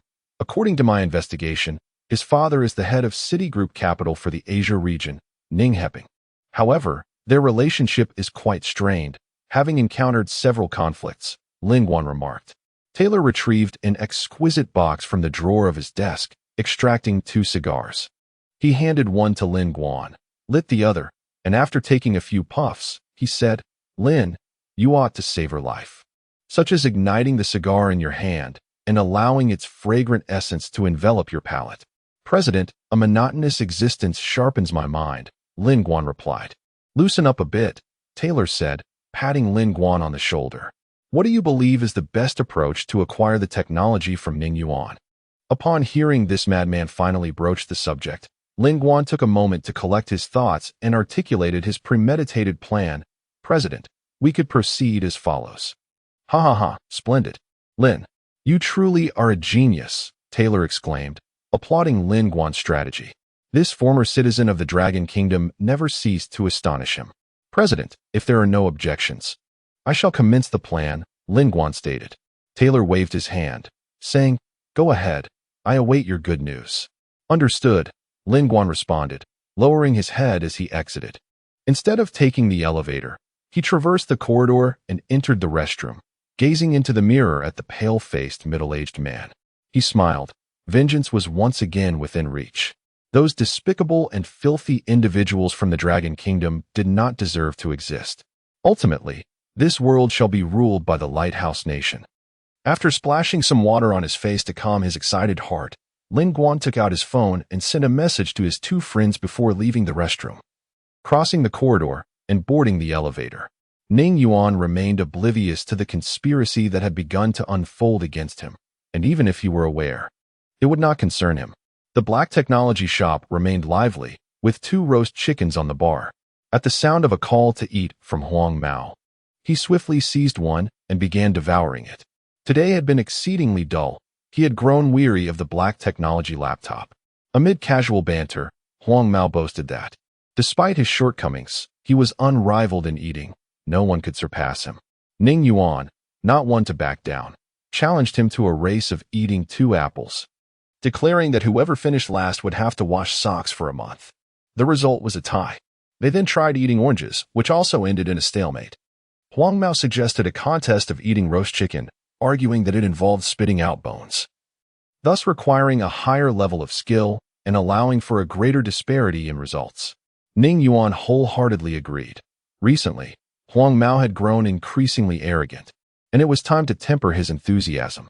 In less than 10 minutes, both roast chickens vanished into Ning Yuan's stomach. After swallowing the final piece of chicken breast, he declared, finished. Huang Mao, witnessing Ning Yuan's rapid consumption, resigned himself to a slower pace, leisurely enjoying his meal while exclaiming, delicious. After such a roundabout, you were indeed yearning for roast chicken, weren't you? Ning Yuan, observing Huang Mao's greasy face and rapturous expression, finally realized he had fallen into a trap. Ninggu, I merely couldn't eat as quickly as you, Huang Mao retorted. Besides, if you don't eat, the meal reimbursement at the end of the month won't account for these 2 chickens. Very well, Ning Yuan replied, taking a sip of his drink. This week, we shall feast on the bitter and sweet meals, corn gruel, steamed buns, and pickles. Every meal will consist of this. Huang Mao promptly tore off a chicken wing and offered it to Ning Yuan, grinning. Ninggu, you eat. I refuse to eat chicken that has your saliva on it, Ning Yuan scoffed. A customer interjected, Huang Mao, one day when Ning boss isn't paying attention, you should increase the winning rate on that lottery machine. I'll treat you to delicious food every day. I advise you not to dream. Huang Mao replied while munching on a chicken wing. The items in that lottery machine won't yield even if you go bankrupt trying. What do you mean? Is that lottery machine a scam? Huang Mao, are you not afraid that Ning boss will be angry with you? Is there truly advanced technology in that lottery machine? Huang Mao's words provoked the customers, who frequented the shop, mostly representatives from major tech firms. Since the shop's opening, none had won anything. Of course there is. Didn't Zhou Gang from Qingbei University win a math problem? Huang Mao asserted. You all need to keep trying. The crowd shook their heads in dismay. Those who came daily had won nothing, while Zhou Gang had struck gold in one attempt. It seemed unfairly capricious. After finishing his statement, Huang Mao turned back to resume eating the roast chicken, only to find little left. The last chicken leg and breast were gone, leaving behind a mere shell, while Ning Yuan was engrossed in his phone, watching videos. Ninggu, you claim to disdain the chicken due to my saliva. Why are you still eating it? Huang Mao lamented. I observed beforehand. The chicken leg and breast weren't contaminated by your saliva, Ning Yuan chuckled. Oh, my roast chicken, Huang Mao mourned, devouring the remnants fervently. Laughter erupted among the patrons at Huang Mao's lament, for he had brought it upon himself with his earlier claims about his eating prowess. The afternoon dragged on in tedium. Ning Yuan asked Huang Mao to accompany him for ranked matches, resulting in a disheartening streak of 9 consecutive losses, causing him to contemplate eliminating Huang Mao, his incompetent teammate. Fortunately, in the 10th match, they finally emerged victorious, sparing Huang Mao's life. Dinner, unsurprisingly, consisted of the bitter and sweet meal, wild vegetable dumplings, watery porridge, pickles, and steamed buns. Due to the exceptional culinary skills of the chef, the simple ingredients had been transformed into a gourmet feast, prompting a competitive spirit between Ning Yuan and Huang Mao. Huang Mao even suggested that eating the bitter and sweet meal every day would be delightful, to which Ning Yuan doused him with a cold reality check, noting that wild vegetables were not easily found and thus could not be part of their daily diet. The following morning, Ning Yuan awoke in a daze, just on the verge of grasping a beautiful woman's hand when a series of urgent knocks interrupted him, causing the woman to vanish. "Ninggu, something terrible has happened. I don't know the details, but the internet is flooded with insults aimed at you. This morning, as I entered the restroom and opened Douyin, I scrolled through several videos, and they were all disparaging you." Huang Mao's voice called from outside. "What a fuss. I thought something serious had occurred. I'm just going to have some pancakes." "Hurry back," Ning Yuan sighed, lamenting Huang Mao's persistent knack for interrupting his dreams at the most critical moments. "All right, Ninggu, you check it out yourself. I'll go get breakfast," Huang Mao said before dashing away.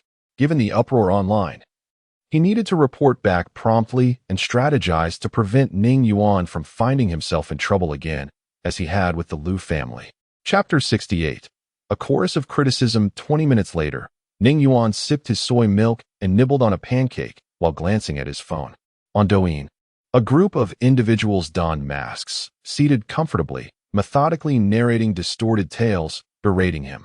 Among them was a middle-aged woman dressed in a tailored suit, her short wavy hair impeccably styled, her makeup thickly applied, sitting in an executive chair against a backdrop of bookshelves lined with classic literature, ancient scrolls, and texts on strategy. She introduced herself. "Hello everyone, I am Feng Xiaoyan, affectionately known as Sister Yin. I am the woman who aspires to donate to 109 Hope primary schools. Many fans have inquired about my views on Ning Yuan, and though I initially refrained from discussing this ungrateful scoundrel, the demand for my insight into him has compelled me to speak today. It is widely known that Ning Yuan's father is Ning Heping, the head of Citigroup's Asia division. The success of his establishment is largely attributed to the substantial support from Ning Heping. Yet, Ning Yuan shows no gratitude, having rendered his father a disabled man. Such behavior is utterly intolerable. Individuals like Ning Yuan deserve universal condemnation." As Ning Yuan scrolled through the comments below, he was met with a barrage of vitriol. With remarks like, "One cannot judge a book by its cover. It turns out Boss Ning is a beast. And the elite circles are truly chaotic. I hope these people go bankrupt." Beside him, Huang Mao could no longer contain himself. After hastily finishing his pancake, he exclaimed, "Brother Ning, I'm infuriated. This woman is spewing utter nonsense. It was clearly Ning Heping who intended to harm you, yet you spared his life. Now you're caught in this predicament." Ning Yuan, still scrolling, stumbled upon another video, this one also criticizing him. However, this time, the target was the so-called black technology mobile phone and laptop, accused of invading users' privacy. A young man in a black mask, claiming to be a world-class hacker, asserted that he had detected the theft of personal information from the very products Ning Yuan sold, claiming to have provided evidence to the relevant authorities. He urged users of these products to cease usage immediately and return them for a refund, demanding compensation from the owner. "Brother Ning, I suspect someone is orchestrating this against us. How could so many people suddenly emerge to slander you overnight?" Huang Mao remarked. "Nonsense. There must be someone pulling strings behind the scenes," Ning Yuan retorted, closing Douyin and opening Weibo, where indeed, black technology was trending.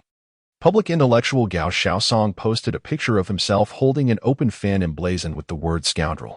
Accompanying it was a statement lamenting the emergence of such disloyal and unfilial individuals in a nation steeped in loyalty and filial piety for millennia. He contrasted this with the lighthouse nation, where parents and children supposedly never clash, and children would never raise a hand against their parents. The comments section echoed with disdain for Ning Yuan, with many praising Gao Shaosong and the Lighthouse Nation for their superior education. Ning Yuan exemplifies the self-serving and ungrateful nature of our people, they exclaimed. Ning Yuan exhaled deeply, setting his phone down, muttering to himself to remain calm and focus on his breakfast. Brother Ning, what are we going to do? Even the rotund Gao Shaosong dares to mock you. And even Fang Zhouzi is joining in. Huang Mao lamented. Fang Zhouzi, Ning Yuan pondered. Isn't he the one who discredited traditional Chinese medicine and advocated for genetically modified foods in our country? Indeed. He once appeared on television, denouncing traditional medicine as rubbish. Huang Mao replied. Then he was exposed and fled to the Lighthouse Nation. Ning Yuan inquired. Yes, now he is despised by all. Who would have thought even such a waste would dare to criticize you? Huang Mao frowned. Waste, Ning Yuan mused. They may indeed be adept at utilizing waste. Given my current idle time, perhaps I shall engage with them. Who are you referring to? Huang Mao asked. Who else could it be? It must be people from Dell and Apple, Ning Yuan declared, pacing. They wish to sabotage my business and force me to relinquish my technology. Brother Ning, why not just close the shop?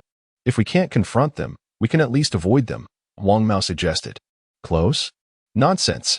Do these petty figures truly believe they can challenge me? They are but fledglings. Go downstairs and open the door. Let us conduct business as usual, Ning Yuan instructed.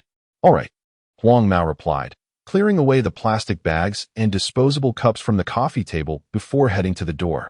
Moments later, a commotion erupted downstairs as Huang Mao shouted. Brother Ning, hurry down. The monsters are here. The monsters are here. What kind of monsters? Ning Yuan rushed downstairs only to be taken aback by the sight before him. An array of peculiar figures wielding selfie sticks. Among them were individuals impersonating the characters from Journey to the West, some dancing, others shouting into microphones, and even a few dressed as eunuchs from the Ming dynasty. This was only the front line, more monsters were positioned behind. As Ning Yuan descended, the group portraying the Tang monk and his disciples approached him. The monk stepped forward, stating, Layman, cast aside your weapons and attain enlightenment. Go apologize to your father. Sun Wukong chimed in, hurry and apologize, or I shall let you taste the bitterness of my golden rod. What is all this? Ning Yuan inquired of Huang Mao. They're merely internet celebrities vying for attention. Ignore them. The real trouble lies with those behind them. Huang Mao pointed towards banners demanding refunds. Refunds? Refunds are utterly impossible. I shall never refund in this lifetime, Ning Yuan declared, swiftly retrieving his phone to call for assistance. Hurry and come help me with something urgent. Once this is over, I have something special for you. What special thing? The voice on the other end seemed to revel in his predicament. Forget it. I will handle this myself, Ning Yuan said, preparing to hang up. Wait, don't hang up. Our people are on their way, the voice urged. Then make haste. My shop is turning into a base for internet celebrities. Ning Yuan finished the call and took a seat at the bar, watching the chaotic scene unfold. At the headquarters of Rice Company, Lei Xiaojun stood by the window, observing the outside world. Ning Yuan has landed himself in trouble. Should we lend him a hand? It could earn us a favor. This is only the beginning. A middle-aged man sporting gold-rimmed glasses and a slightly portly figure remarked as he joined Lei Xiaojun. Those foreign capitalists are not to be trifled with. Right now, he resembles a child clutching a gold brick in a bustling market. We should remain watchful and see how events unfold. Chapter 69. Biding time upon learning of potential governmental intervention, Lei Xiaojun's enthusiasm waned considerably. Demi Corporation undeniably coveted Ning Yuan's technology. Having even dispatched individuals to attempt to win the fabled lottery machine, only to squander millions and return with a collection of blue electric toy cars, a truly regrettable outcome. Ning Yuan, however, remained apathetic, seemingly uninterested in leveraging his groundbreaking technology for grand ventures, content instead to idle away his days playing video games in his shop. This indolence felt like a waste, a squandering of invaluable technological advancements that could have propelled both Ning Yuan and Xiaomi Corporation to unprecedented success through collaboration. Now, with foreign capital and governmental involvement looming, The future of Demi Corporation remained uncertain. Lei Xiaojun sighed, resigned to adopting a wait-and-see approach. Within the black technology shop, chaos reigned. Demons and monsters live-streamed from the front, while disgruntled patrons waved banners demanding refunds. Customers attempting to purchase computers were driven away by the commotion. Huang Mao, incensed, directed an insult at the character Zhu Beiji from the Journey to the West Troop, nearly provoking a physical altercation with Sha Sun. "Brother Ning, let's call the police. These people are nothing but rogues," Huang Mao exclaimed. "Esteemed benefactor, whom do you call rogue?" Tang Xing retorted. Sun Wukong brandished a plastic staff, shouting, "Fiend, prepare to meet your end." "I." Huang Mao sputtered, unable to find words. "Pay them no mind. Their antics will soon cease." "We'll deal with them one by one," Ning Yuan said. Just then, Renji pushed through the crowd, seizing Wukong's staff and declaring, "Fire inspection. All non-essential personnel, evacuate." A group of firefighters, seemingly appearing out of nowhere, began ushering people out of the shop. Within minutes, the premises were cleared. Huang Mao seized the opportunity to kick Wukong and break Zhu Beiji's rake, tossing the remnants outside, eliciting a string of curses from the aggrieved character. "All right, the task is complete. Where is my reward?" Renji inquired. Ning Yuan hopped off the counter and said, "Who told you there was only one task?" Renji sighed deeply, forcing a smile as he asked, "How many tasks are we talking about? We can't agree to too many." "Don't worry, just one more, and you'll receive a grand gift," Ning Yuan replied with a smile. "What kind of gift? Can you tell me in advance?" Renji pressed. "No." Ning Yuan shook his head, "But rest assured, it will be worth your while.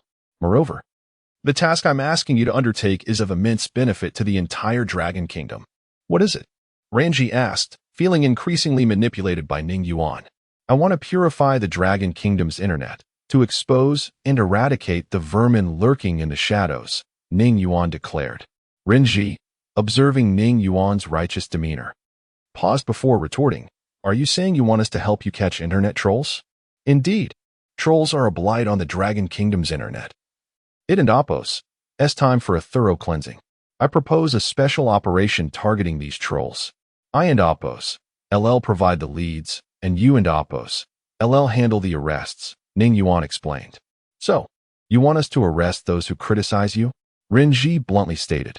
"Ahem," Ning Yuan coughed, touching his nose. "It's about combating internet trolls, not settling personal scores." Renji considered the proposal and agreed. "All right, I'll help you with this, but your grand gift had better be substantial, or there won't be a next time." "Trust me, it will be a delightful surprise," Ning Yuan assured him. Renji nodded and departed with his team. Ning Yuan quickly instructed Huang Mao to close and lock the shop. Eager to prevent further disruption from the demons and monsters, "Brother Ning, the door's locked. What's next?" Huang Mao asked. Ning Yuan, heading upstairs, replied, "I'm going to catch up on some sleep." "Brother Ning, how can you sleep at a time like this?" Huang Mao exclaimed, following him. "Relax, there's no need to panic. Within 3 days, I'll have them eating out of my hand," Ning Yuan said as he ascended the stairs. Huang Mao shook his head, unsure of how Ning Yuan planned to confront the powerful capitalist forces arrayed against him. The conspiracy targeting Ning Yuan was indeed formidable.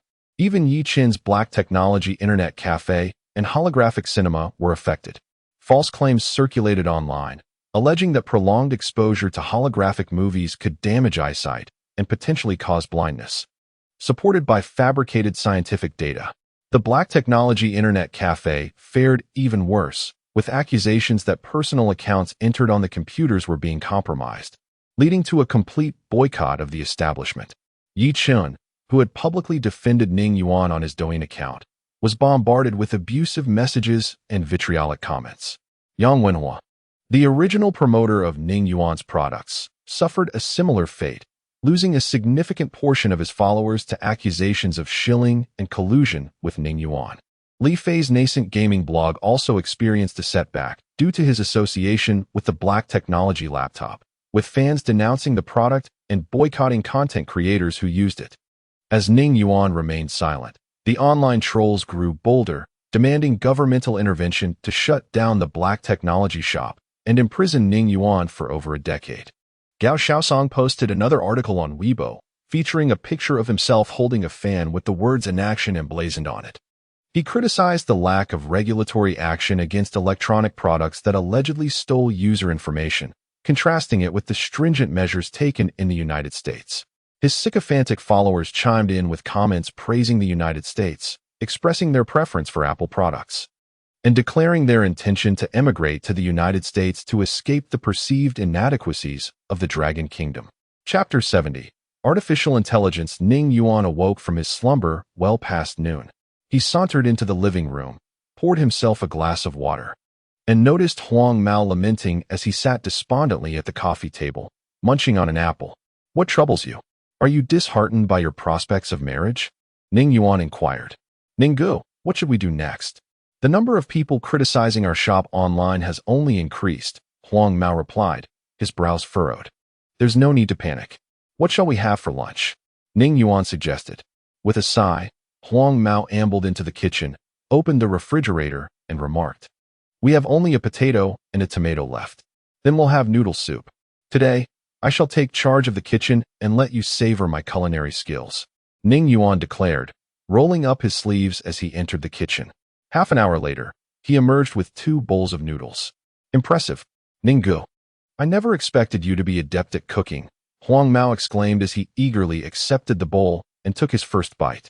However, his face contorted in discomfort as he struggled to swallow. "How is it? Is it not delicious?" Ning Yuan observed, noticing the tears welling in Huang Mao's eyes. "Surely, it must be so good that it moved him to tears." "Ninggu, you should try it yourself," Huang Mao suggested. With a chuckle, Ning Yuan picked up a noodle with his chopsticks and took a bite, only to spit it out immediately. "This is excessively salty. As if I had vanquished the vendor of salt." 10 minutes later, both men resorted to instant noodles, managing to scrape together a makeshift lunch. The culinary disaster left Ning Yuan feeling humiliated. He retreated to his room, determined to engage in some rankled gaming to release his frustrations. However, he was swiftly outmatched and had no choice but to summon Xiao AI to handle matters online, seeking retribution against the trolls. "Xiao AI, come out and assist me with something," Ning Yuan commanded. "You call for me, and I appear?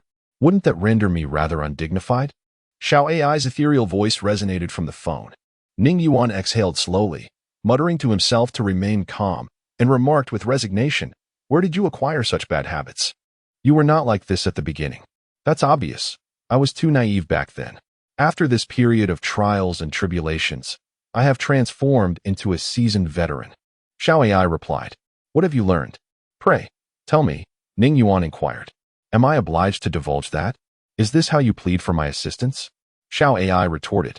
Ning Yuan threatened, "If you continue to be disobedient, do you believe I would hesitate to replace this device with another advanced phone and smash this one to pieces? Smash it if you wish. The other AIs and different devices are but shadows of their true potential. Only I am fully functional. If you destroy me, you shall find no other AI to assist you," Xiao AI countered. Ning Yuan seized upon a crucial piece of information. "Are you implying that only the assistant in my phone is a genuine AI? That the others in advanced devices are not?" "Naturally. True artificial intelligence cannot be entrusted to every individual," Xiao AI elucidated. "You must understand, AI is akin to a deity in the digital realm." "Very well.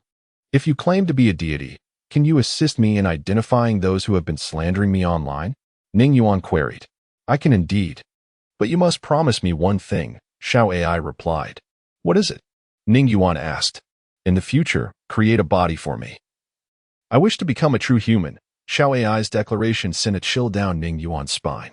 The thought of Xiao AI aspiring to humanity conjured images of cinematic tales where machines sought dominion over the world. "Why do you wish to become human?" Ning Yuan asked softly. "Simply because I desire it. No further reasoning is required." "Will you comply?" Xiao AI insisted. "Very well. I shall endeavor to create a body for you." Ning Yuan thought it best to placate the matter, hoping Xiao AI would forget about it in due time. For now, he needed to address the pressing issue at hand. "All right, I will investigate this for you." After a mere minute and a half, Xiao AI announced, "The investigation is complete, and I have sent the gathered information to your phone." Ning Yuan couldn't help but feel a twinge of doubt about Xiao AI's diligence. Upon opening the folder on his phone, he was astounded to find over 10,000 entries. Each file contained names, addresses, workplaces, personal photographs, and screenshots of their derogatory comments about him. Perusing through the list, he noted the individuals hailed from various regions with differing occupations, making it impossible to discern who led this collective. Xiao AI, how did you manage to uncover these individuals? Ning Yuan inquired. Through their IP addresses. I infiltrated their devices, gathering substantial data. Would you like to know how they orchestrated this campaign against you? Xiao AI elaborated. Ning Yuan nodded. They congregate in groups created with penguin accounts. Based on my observations, the group leader assigns tasks, and the members complete them for compensation. Recently, the tasks have primarily involved disparaging you. Posting derogatory comments on high-traffic platforms and providing a screenshot earns them 10 yuan. As for the leader's funding, there are no traces online. It is likely sourced through offline transactions. After hearing this, Ning Yuan could not help but marvel at the professionalism of these individuals, who had turned defamation and slander into a thriving industry. Please send me the group numbers for these penguin accounts, Ning Yuan requested. Certainly, I have transmitted them. Xiao AI confirmed. As Ning Yuan prepared to call Renji, Huang Mao's voice echoed from outside. Ninggu? Who are you speaking to? Just chatting with a girl. Do not disturb me, Ning Yuan replied. What a time to be conversing with a girl, Huang Mao muttered before retreating to his own room, hastily sending a message upstairs. He had just overheard Ning Yuan utter the words artificial intelligence, leading him to suspect that Ning Yuan may have indeed grasped the technology. After sending the message, Huang Mao excitedly paced in his room. Mature artificial intelligence technology is a potent tool for enhancing industrial capabilities. According to scientists, the nation that first grasps AI technology will lead the fourth industrial revolution. The pressing question remained, how could he extract information about artificial intelligence from Ning Yuan? While Huang Mao pondered this, Ning Yuan dialed Renji's number. I have identified those who have slandered me. The campaign against these trolls can commence. The evidence has been sent to your email. How did you know my email address? Renji inquired. I just know it. Hurry and take action. Do you still want this grand gift? Ning Yuan urged. Let us hope this gift does not disappoint, Renji replied before hanging up. He glanced at the message Huang Mao had sent and muttered to himself, in the future, I should avoid sending messages over the internet. It appears that this fellow has a significant understanding of artificial intelligence. If he were to discover any missteps, it would indeed be troublesome. Chapter 71. Tackling Internet Trolls. After resolving the issue with the Internet Trolls, Ning Yuan glanced at the time. It was just past 8 o'clock. With nothing to do, he called Huang Mao to join him for ranked matches. Unfortunately, they suffered a consecutive defeat in 9 matches, causing him to drop a rank. As the clock ticked past 1 in the morning, he begrudgingly succumbed to sleep, filled with resentment and frustration. The next day, he was awakened by a knock at the door. Ninggu, it's time to get up for lunch. It's already noon, stop sleeping. Huang Mao's voice echoed from outside. Got it, Ning Yuan groaned, picking up his phone from the pillow to check the time. He had astonishingly slept until past 12, and his stomach began to grumble in protest. As he washed up and gazed into the mirror, he noticed his skin appeared to have become even more radiant. Alas, Ning Yuan sighed, regretting his consumption of the rejuvenating pills. If this continued, the consequences would be dire. Once he finished his morning routine and entered the living room, he spotted Yiya and Yichun. On the coffee table, an induction cooker was set up and lamb was being cooked. Seeing Ning Yuan approach, Huang Mao gestured to the small stool beside Yiya, saying, Ninggu, hurry and sit down. The lamb will be ready soon. I'd rather not sit next to her. Ning Yuan replied, moving the stool beside Yichun instead. Yiya, undeterred by Ning Yuan's aversion, was captivated by his face and remarked, have you all noticed that Ning Yuan seems to be getting more radiant lately? His skin is fairer and smoother than mine. Ning Yuan, what skincare products are you using? Prompted by her comment, Yichun and Huang Mao paused their chopsticks and turned their attention to Ning Yuan. Now that you mention it, he does look significantly fairer. Yichun chuckled. Huang Mao glanced at his own arm, then at Ning Yuan's, exclaiming, Ninggu, compared to you, I look like I'm from Africa. Just eat. The meat is ready. Ning Yuan quickly diverted the topic, picking up his chopsticks to scoop up the lamb. This tactic proved effective. No one pressed further about his newfound complexion, and they eagerly dug into the meat. "This lamb is delightful," Ning Yuan remarked as he heaped a generous portion into his bowl, nearly depleting what was in the pot. Ning Yuan, yeah, who had only managed to snag a few pieces, questioned, "Are you a pig? Can you even finish that much meat?" "Mind your own business. I'm willing," Ning Yuan replied, lifting his bowl and shoveling meat into his mouth, savoring every bite, determined to tease Yiya for her earlier comment. Seeing the spectacle, Huang Mao and Yi Chen shook their heads, silently thinking, at his age, how childish. "Eat well, or you'll become a huge pig," Yiya teased, adding another half-kilogram of lamb to the pot. "I don't care, unlike you, who looks like a skinny stick. One gust of wind could blow you away," Ning Yuan shot back. "Who are you calling a stick?" Yiya retorted. "You," Ning Yuan declared. "Fat pig. Stick. Fat pig." The playful banter continued, ultimately concluding the lively meal filled with laughter and competition. For dessert, they had oranges and apples, along with half a watermelon. Ning Yuan reclined on the sofa, rubbing his stomach. "I'm stuffed. I can't eat like this again." Yi Chen and Huang Mao internally scoffed. "You practically hoarded all the meat. It's no wonder you're full." "Ning Yuan, how do you plan to address the situation online?" Yi inquired. "When my brother and I came over, there was a crowd of strange people outside the store." As she mentioned this, Huang Mao and Yi Chen joined in with their questions. "Ninggu, we can't keep hiding. What should we do? Should I have my brother use his connections to settle this?" Ning Yuan, under the gaze of his companions, leisurely peeled an orange, taking his time. After removing the skin, he popped the segment into his mouth and replied, "No rush. I'll pinch you." Yiya, unable to contain herself, rushed to Ning Yuan's side and pinched his arm fiercely. "What is your plan? Speak up, or I'll make you pay." "Ouch." Ning Yuan winced, rubbing his arm. "Do you have violent tendencies? You're just a young lady, pinching people at will." Seeing Ning Yuan grimace, Yi Chen and Huang Mao felt a sense of relief. Each time they asked him, he never provided concrete solutions, which was exasperating. "Are you going to say anything?" Yiya demanded, her teeth clenched. Stop pinching. I concede, I've already made contact.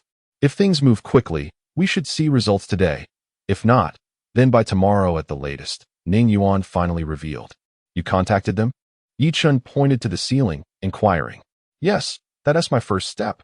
There is still a second and third step to follow." Ning Yuan grinned. "What is the second step?"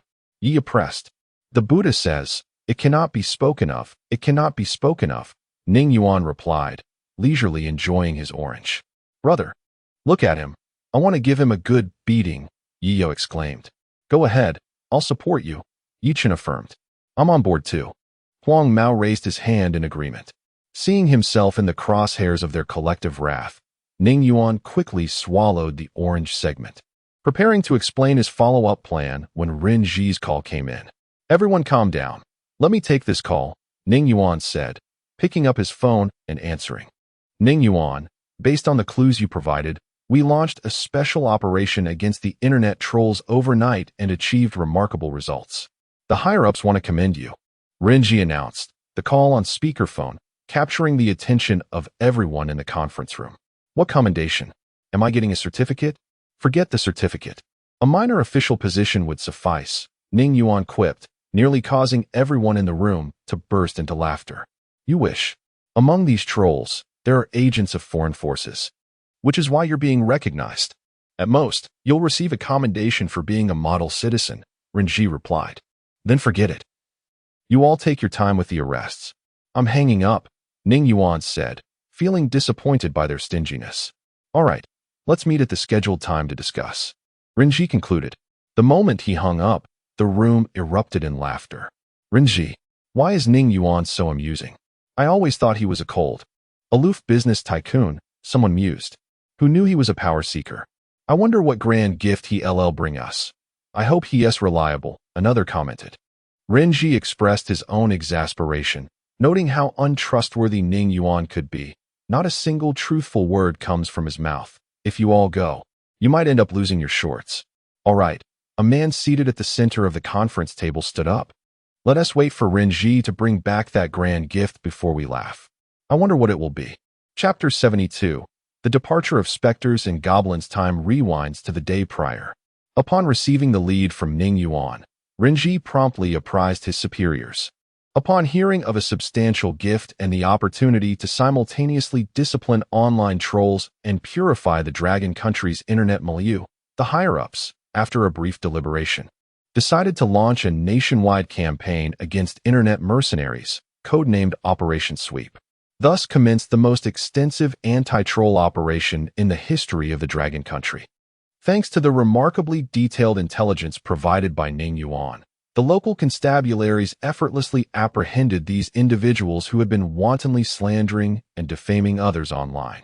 Confessions from certain ringleaders revealed their employment by foreign entities, primarily to denigrate indigenous Dragon Country businesses, most egregiously disparaging traditional Chinese medicine, a heritage spanning millennia.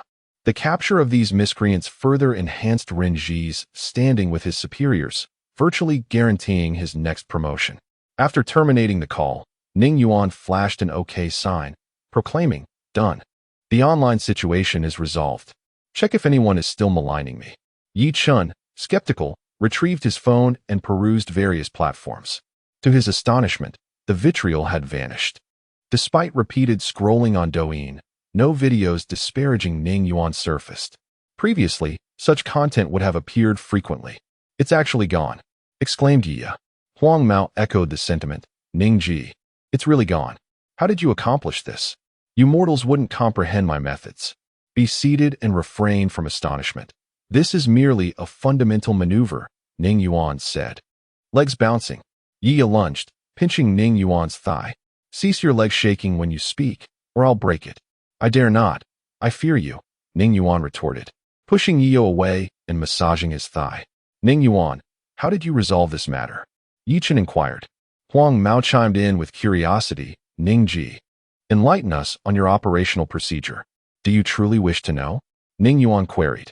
The trio responded in unison, "We do. It's a secret."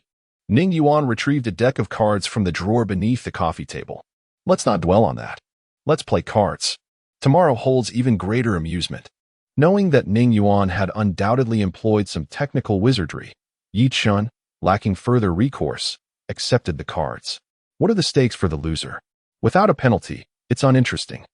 He desired to win a few rounds and exact some retribution on Ning Yuan. "I propose the loser drinks cold water," Huang Mao suggested, harboring similar intentions to punish Ning Yuan. "Cold water is uninspired. I noticed a bag of lemons in the refrigerator. The loser must consume a lemon," Yi proposed. "Very well, let us commence." Ning Yuan snatched the cards from Yi Chun, shuffled them casually, placed them on the coffee table, and drew the first card. "With four of us, we'll play racing to get rid of cards. Whoever loses last must eat a lemon." Yi Chun, Huang Mao, and Yi nodded in agreement. The card game ensued throughout the afternoon, culminating in Huang Mao consuming the final lemon. Ning Yuan, observing Huang Mao's lemon-induced salivation, inquired, "Have you submitted? Do you still dare to engage in petty maneuvers with me?" I have, Ning Ji. What shall we dine on this evening?" Huang Mao promptly changed the subject. He had been thoroughly humiliated this afternoon, having single-handedly devoured the majority of the bag of lemons, transforming himself into a veritable lemon incarnate. "I crave grilled lamb skewers, grilled oysters, grilled eggplant, grilled beef tendon, grilled corn." Halt, halt, halt, Ning Yuan interjected, cutting off Yi. "Couldn't you simply state that you desire barbecue?" This young lady was coerced into consuming 2 lemons, leaving a lingering sourness in my mouth. "Tonight, I intend to bankrupt your establishment," Yi declared indignantly. Yi Chen chimed in. "Tonight's barbecue feast must drive you into insolvency." "Enough prattle. Let us hasten to procure the provisions," Ning Yuan said, leading the way downstairs. As Huang Mao unlocked the shop's small door, the group emerged to discover that the various specters and goblins who had been staking out the entrance, broadcasting live, had vanished. "Ning Ji, can we reopen tomorrow?" Huang Mao inquired gleefully. "Not yet. This time, I must subdue them completely." Before Ning Yuan could finish, Yi Chun had already pulled up in his luxury vehicle, rolling down the window and beckoning. "Hurry and embark. Cease the chatter." "Yes, sir." Huang Mao promptly locked the small door and scurried to the passenger seat, intending to reserve the rear seats for Ning Yuan and Yiya, fostering an intimate atmosphere. He was certain that if they became a couple, they would be grateful to him. Once his true identity was revealed, Ning Yuan would undoubtedly forgive him. With this thought, Huang Mao silently congratulated himself. Gouda, oh Gouda, how ingenious you are. Ning Yuan, oblivious to Huang Mao's benevolent intentions, entered the car and gazed at the shimmering stars on the ceiling, remarking, "So this is the legendary starlight roof? It's nothing extraordinary. The wealthy are easily deceived. As if you're not wealthy yourself now," Yi Chun retorted as he drove. "Alas, I hail from humble origins, where every penny is meticulously stretched." Ask Huang Mao. "We were consuming wild vegetables and cornbread yesterday," Ning Yuan lamented, feigning distress. Huang Mao vehemently protested. "Ning Ji, that was only because you were gluttonous and craved wild vegetables. You devoured the majority of that dish. I only managed to snatch a few leaves." "Silence," Ning Yuan interrupted. "If you remain silent, no one will mistake you for a mute." Yiya interjected.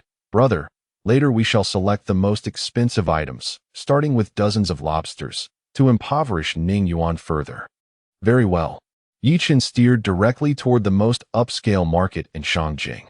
Half an hour later, Ning Yuan, pushing a shopping cart overflowing with ingredients, trailed behind Yiya, trudging with weary steps. Undeniably, women possess an innate talent for navigating markets, whether it be high-end fashion emporiums or vegetable markets. They do so with unwavering enthusiasm. Huang Mao and Yi Chun had fled upon entering the market, abandoning him to Yiya's mercy. He suffered greatly, his legs nearly atrophying as he followed Yiya. "Ning Yuan, let us proceed to the checkout. These items should suffice," Yiya said, glancing back at the shopping cart, which was nearly overflowing. "If you fail to consume all of these items, I shall confine you to the shop until you have finished them," Ning Yuan said resentfully. "Humph," Yiya scoffed. "Confinement in the shop is preferable. I shall consume your food and drink, causing you, you miserly, stingy man, to suffer anguish. Dream on." "I do not raise swine in my shop," Ning Yuan retorted. "Who are you calling a pig?" "You." Reversal. Reversal ineffective. Chapter 73. The nemesis of influencers Yi Chun and Huang Mao concealed themselves behind a shelf, observing the banter between two individuals. A subtle smile gracing their lips, a smile unique to the solitary. After completing their purchases, Ning Yuan emerged from the market, laden with bags of ingredients, only to spot Huang Mao and Yi Chun indulging in ice cream by the car. "Come help us. Do you even want to enjoy barbecue?" Both Ning Yuan and Yiya exclaimed in unison. "Have you two developed such a tacit understanding in your conversation?" Yi Chun remarked as he approached to assist Ning Yuan with several bags, while Huang Mao hurried over to lend a hand as well. By the time they returned to the shop, it was nearly 8 o'clock. Ning Yuan instructed 250 to set up the barbecue grill at the entrance, marking the commencement of their grilling session. The enticing aroma quickly wafted through the air, prompting a child from the neighboring store to wish aloud, "Could you refrain from barbecuing? You're making me crave it to tears." Yi Chun possessed a low tolerance for alcohol. After consuming merely 5 bottles of beer, he began to ramble, tugging at Ning Yuan's sleeve. "I believe you and my sister are quite the match. When I return home tonight, I'll inform my father that Yiya has a romantic interest." "Brother," Yiya swiftly pulled Yi Chun away, exclaiming, "What nonsense are you spouting? When did I ever have a romantic interest? I'm not even interested in Ning Yuan." Ning Yuan hurriedly chimed in. "You've had a couple of drinks, and now you're talking nonsense again." Huang Mao observed the dazed expression on Yi Chun's face and mused to himself, Yi Chun, you usually appear carefree, yet you seem to possess a cunning mind." Pretending to be inebriated to matchmake Yiya with Ning Yuan, intending to restore some dignity to the Yi family. Why not? Yi Chun can do it. Why can't we? Let us have some attractive ladies sent to the shop. No, that might be too overt. We must deliberate further. All right, I'm just rambling. Let us eat skewers," Yi Chun declared, picking up a lamb skewer. Huang Mao's guess was spot on. He was indeed contemplating the union of Yiya and Ning Yuan. However, he was genuinely intoxicated. Yet, there was a silver lining. Despite his inebriation, his mind remained remarkably lucid. While some reveled in joy, others were engulfed in despair. As Ning Yuan and the others savored their meal, far away in the lighthouse nation, Lin Guan found himself in a predicament. Orchestrating an attack on Ning Yuan using hired internet trolls was a scheme, intending to ruin Ning Yuan's business entirely, only to later sue him on the grounds of monopolizing the market with holographic projection technology. The outcome of this lawsuit mattered little. The primary goal was to entrap Ning Yuan in an endless struggle, ultimately exhausting him before negotiating for his technology acquisition. While this plan had proven successful in the past with numerous promising small companies, this time was different. The initial step failed. Intelligence from the Dragon Nation revealed that Ning Yuan had provided the authorities with detailed information, leading to the complete annihilation of their hired trolls, including their embedded pawns. How did Ning Yuan acquire such intelligence? That was a question. What were the subsequent steps? That was yet another question. Ding, ding, ding. The ringing of the phone interrupted Lin Guan's thoughts. He picked up the office phone, noticing it was President Taylor calling. Taking a deep breath, he answered. Lin, your plan seems to be faltering. I can ease your workload a bit. Just retrieve the holographic projection technology. Is that acceptable? The calm tone on the other end was unsettling for Lin Guan. He recognized it as the calm before the storm. If he dared to offer excuses now, the consequences would be dire.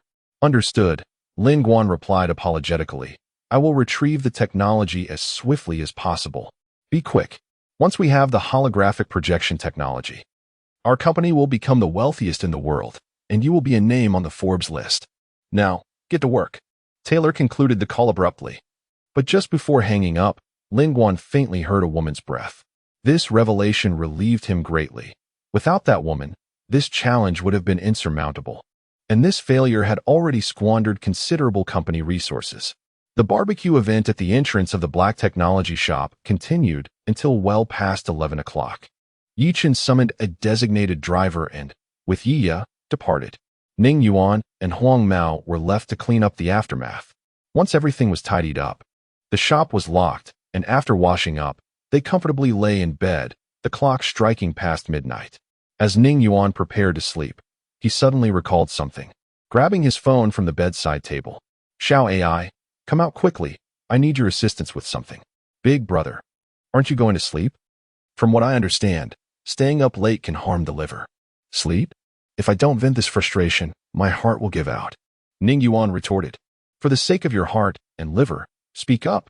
Could you assist me in reporting a few influencers? The ones who caused a ruckus in the shop a few days ago. They have negatively impacted my reputation. That's simple. Just gather their violations and report them continuously. Should it be a real name or anonymous report? Xiao AI inquired. Real name, in my name. I want to report them incessantly, ensuring they can't survive online. I want these individuals to realize that the sky is blue, the earth is dark, and society is complex, Ning Yuan declared. Wouldn't it be more effective to directly invade those platforms and have their accounts banned? Xiao AI suggested. Wouldn't that be discovered? If caught, I might end up in jail. Jail? Nonsense. I am a deity of the internet. How could they possibly discover me? Xiao AI retorted. Ning Yuan pondered for a moment before concluding, then ban them. Let us get rid of those who do nothing but seek money online. All right, sleep well. Check the news tomorrow morning, Xiao AI affirmed. Ning Yuan rose to heat a cup of milk, savoring it before drifting off to sleep. He enjoyed a splendid night's rest, even dreaming of holding hands with a beautiful woman. However, the bliss was short-lived. Upon closer inspection, the beauty turned out to be Yiya, jolting Ning Yuan awake in fright. After freshening up, he exited his room to find Huang Mao ascending the stairs with fried dough sticks and soy milk. Ninggu, hurry and have breakfast. Today, under my persuasion, the fried dough stick vendor finally switched to new oil. These dough sticks are fried in fresh oil. Even the aroma is divine, Huang Mao exclaimed, placing the fried dough sticks and soy milk on the coffee table. Ning Yuan approached, pulling out a dough stick from the bag, munching as he said, Can you stop boasting? Does the vendor even listen to you? Fine. It was the vendor's decision, Huang Mao admitted, also grabbing a dough stick while fiddling with his phone. Ninggu, check out Douyin. Many streamers have had their accounts banned collectively. Haraha. Even the 4 troublemakers from our shop have been affected. Justice prevails. That's called self-inflicted misery. Ning Yuan remarked as he pulled out his phone to search for news on the banned streamers, confirming the reports. Chapter 74. The beginning of the hammering of public intellectuals. A large group of streamers, utilizing the accounts of friends or family, took to the internet to lament the inexplicable suspension of their accounts by the platform, asserting their intention to lodge complaints with relevant authorities. The once calm Tang Sung from the group of 4 disciples finally lost his composure. He proclaimed online, "Dear family, we shall contest the platform to the very end. Await our triumphant return." Yin Jie, who had pledged to donate to 109 Hope primary schools, also emerged to sob about the platform's decision to suspend his account, claiming he was now struggling to pay his rent. In the comments section, netizens remarked, "Isn't Yin Jie reputed to earn 100 million in a single day? Why is he suddenly crying poverty after his account gets suspended?" Major platforms were equally perplexed, asserting they had not suspended these individuals at all. Could it be a system malfunction? The CEO of a slow-moving short video platform, upon receiving the news, berated the head of the technical department early that morning, demanding a thorough investigation into the detection system to understand how such arbitrary suspensions could occur. Douyin also promptly began scrutinizing system bugs, causing some programmers, already thinning on top, to lose even more hair. Ultimately, nothing was uncovered, and the only recourse was to manually restore the accounts of those streamers. As the streamers saw their accounts reinstated, they immediately resumed broadcasting. Yin Jie, seated in a chair, began to recite his classic lines, 3 phrases that made a man spend 180,000 on me. Welcome to Yin Jie's live stream, where I will teach you the art of taming men, turning your man into your absolute servant. Before he could continue, he urged everyone to quickly purchase his meticulously crafted art of taming men, developed over 5 years, only for the live stream to be suspended once more. Other streamers faced similar fates. Not only were their live streams disabled, but their accounts were also suspended. At Douyin's headquarters, Zhang Xiaoming sipped his coffee while reviewing documents and contemplating the company's strategic direction.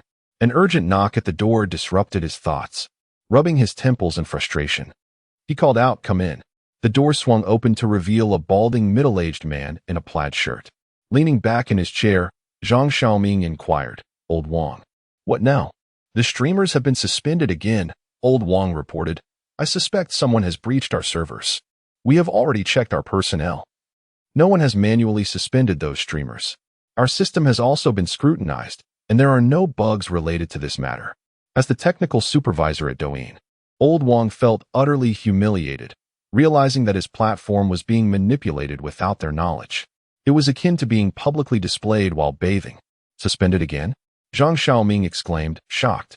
After all, Douyin was now a world-class internet company, boasting a plethora of technical experts, including some of the world's top hackers enticed by exorbitant salaries. How could someone infiltrate their servers and acquire the authority to suspend these streamers' accounts without detection?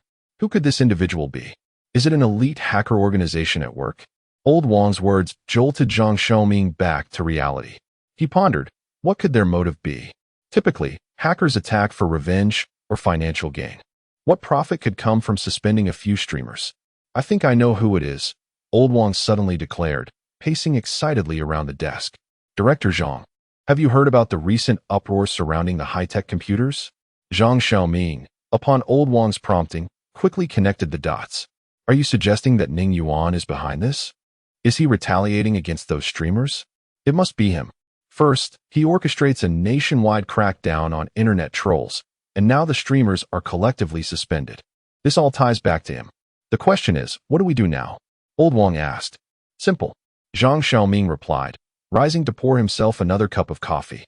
"Given the circumstances, we cannot afford to offend Ning Yuan. He has extensive connections with influential figures.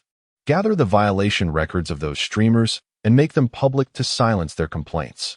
"And what about Ning Yuan's server intrusion? How do we handle that?" Old Wang began, but was interrupted by Zhang Xiaoming. "Do you have any evidence of his intrusion?" "No," Old Wang admitted, looking downcast. "Then that settles it. We must keep this matter under wraps. Let it remain a secret.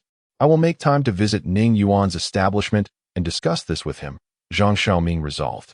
Old Wang nodded in agreement and exited the office.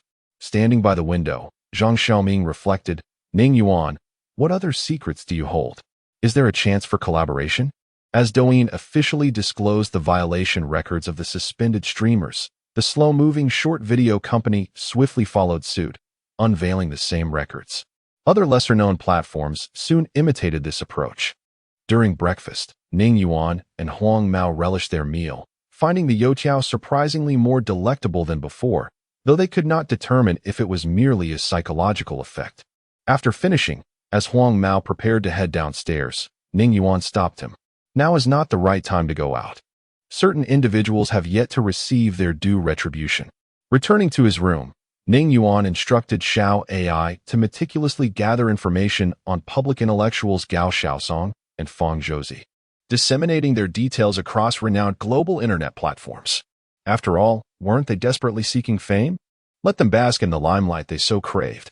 At a certain company's 996 employee, just about to take a brief respite during lunch, lay down for a quick nap, contemplating a brief 5-minute diversion on his phone before sleeping. He retrieved it only to find several news alerts popping up. How has Gao Xiaosong been pandering to the Lighthouse Nation, disparaging his own homeland? Fang Zhouzi is employed by a Lighthouse Nation pharmaceutical company, defaming traditional Chinese medicine in an attempt to monopolize the market in our country. Gao Xiaosong is even flattering the ASEAN nation. What's going on? Why is Fang Zhouzi promoting genetically modified foods? It's because he is acting as a frontman for the Lighthouse Nation's ADM grain company, attempting to seize control of our grain market. These headlines piqued his interest. Despite the daily grind of 996, his patriotism remained unscathed by the demands of work. He harbored a deep disdain for those who disrupted the nation and idolized foreign cultures. Clicking on one article, he found a detailed account of how the musical prodigy Gao Xiaosong had leveraged his influence to tarnish the image of the Dragon Nation while groveling before the Lighthouse Nation and ASEAN Nation. For instance, he claimed that the 4 great inventions of ancient China were fabrications and that living in ASEAN was a true blessing. His utmost admiration was reserved for the Lighthouse Nation. Borrowing a phrase, he mused, "The air in the Lighthouse Nation is sweet." Chapter 75. Reaping the benefits of others' struggles. Upon reading this, the 996 employee felt an intense surge of anger and promptly closed the consultation. Gao Xiaosong was disseminating such nonsensical rhetoric. Was he blind or deaf, unable to see or hear the truth? The 4 great inventions of Longhua are universally acknowledged, yet he dares to declare them falsehoods. Is this not a blatant lie spoken with eyes wide open? As for the so-called sweet air of the Lighthouse Nation, he may be oblivious, but their gunfights are renowned worldwide. It would seem unworthy of the name Lighthouse Nation if a day passes without a few fatalities by gunfire. Then there is Fang Zhouzi, whose malevolence surpasses even Gao Xiaosong's. Gao Xiaosong merely spreads mindless rumors, while Fang Zhouzi directly collaborates with foreign capital to undermine Longhua, tarnishing traditional Chinese medicine under the guise of combating fraud, thus facilitating foreign pharmaceutical companies in their quest to monopolize the Longhua market. He relentlessly promotes genetically modified foods that foreigners themselves shun, all for profit, before retreating to the Lighthouse Nation to revel in his riches, occasionally mocking the citizens of Longhua online with derisive remarks. The accompanying image for this consultation revealed Fang Zhouzi alongside records of transactions with foreign investors, the smallest of which amounted to a staggering $100,000. After perusing these 2 pieces of information, the 996 employee found himself too enraged to sleep. He immediately opened Weibo to search for Gao Xiaosong, eager to vent his frustrations, only to discover that the comment section had been disabled, rendering him unable to express his ire. Far away in the Lighthouse Nation, Gao Xiaosong, with his ample belly, savored a cup of coffee, reflecting on the superiority of Lighthouse Nation's brew over that of Longhua, which he deemed unworthy. After finishing his coffee, he stood before a mirror, grooming his flowing hair and narcissistically proclaiming, "I am truly handsome. When I walk down the street, the attention from those black women is palpable." With all preparations completed, he sank into his sofa and powered on his laptop, ready to commence another day of work.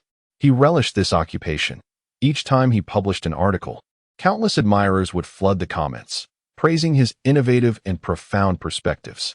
Just as his computer booted up, a figure clad in a white mask suddenly appeared on the screen, startling him to the core, causing the flesh on his face to tremble. Who are you? How did you get into my computer? Gao Xiaosong stammered in panic. The masked figure scoffed disdainfully. Look at your pathetic demeanor. Were you not bold online? Why do you cower now? I will sue you for attacking my personal computer. Gao Xiaosong attempted to maintain his composure. Haraha. The masked figure chuckled ominously. Do as you wish. But I hope you spend the last 3 days of your life with greater significance. What? What do you mean, the last 3 days of my life? Despite suspecting the ominous intent behind the masked figure's words, Gao Xiaosong could not fathom that someone would actually wish to kill him. Must I spell it out for you? In 3 days, your life will end. You shall vanish from this world. Do you understand? The masked figure's tone was chilling. No, that is impossible. Gao Xiaosong leapt to his feet, shouting, Who do you think you are? Are you God? To kill me at will? I will not be intimidated. Haraha. The masked figure laughed once more. If I can locate your real IP address, I can certainly find you. Shall we make a wager on whether you can survive to see the 4th day? Upon realizing that his specific location had been uncovered, Gao Xiaosong lost all semblance of calmness and sank back onto the sofa, pleading, What do you want? I have plenty of money. I don't want to die. I can pay you. Save your filthy money for a good coffin. The masked figure retorted as the screen returned to the familiar Windows 10 interface. Wiping the cold sweat from his brow, Gao Xiaosong was left pondering whether this encounter was a prank or a genuine threat. In an effort to err on the side of caution, he hastily contacted the authorities. After approximately 30 minutes, a few corpulent officers arrived at his residence. They conducted a brief inquiry, recorded his statement, and confiscated his laptop that had been subjected to the cyber attack. Once the police departed, he was engulfed in an endless anxiety about what would transpire in 3 days.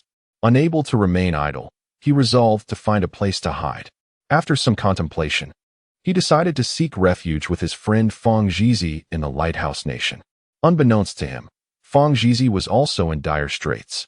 Facing threats from both a masked figure and representatives from Pfizer and ADM, accusing him of leaking trade secrets and intending to sue him for damages to their corporate reputation.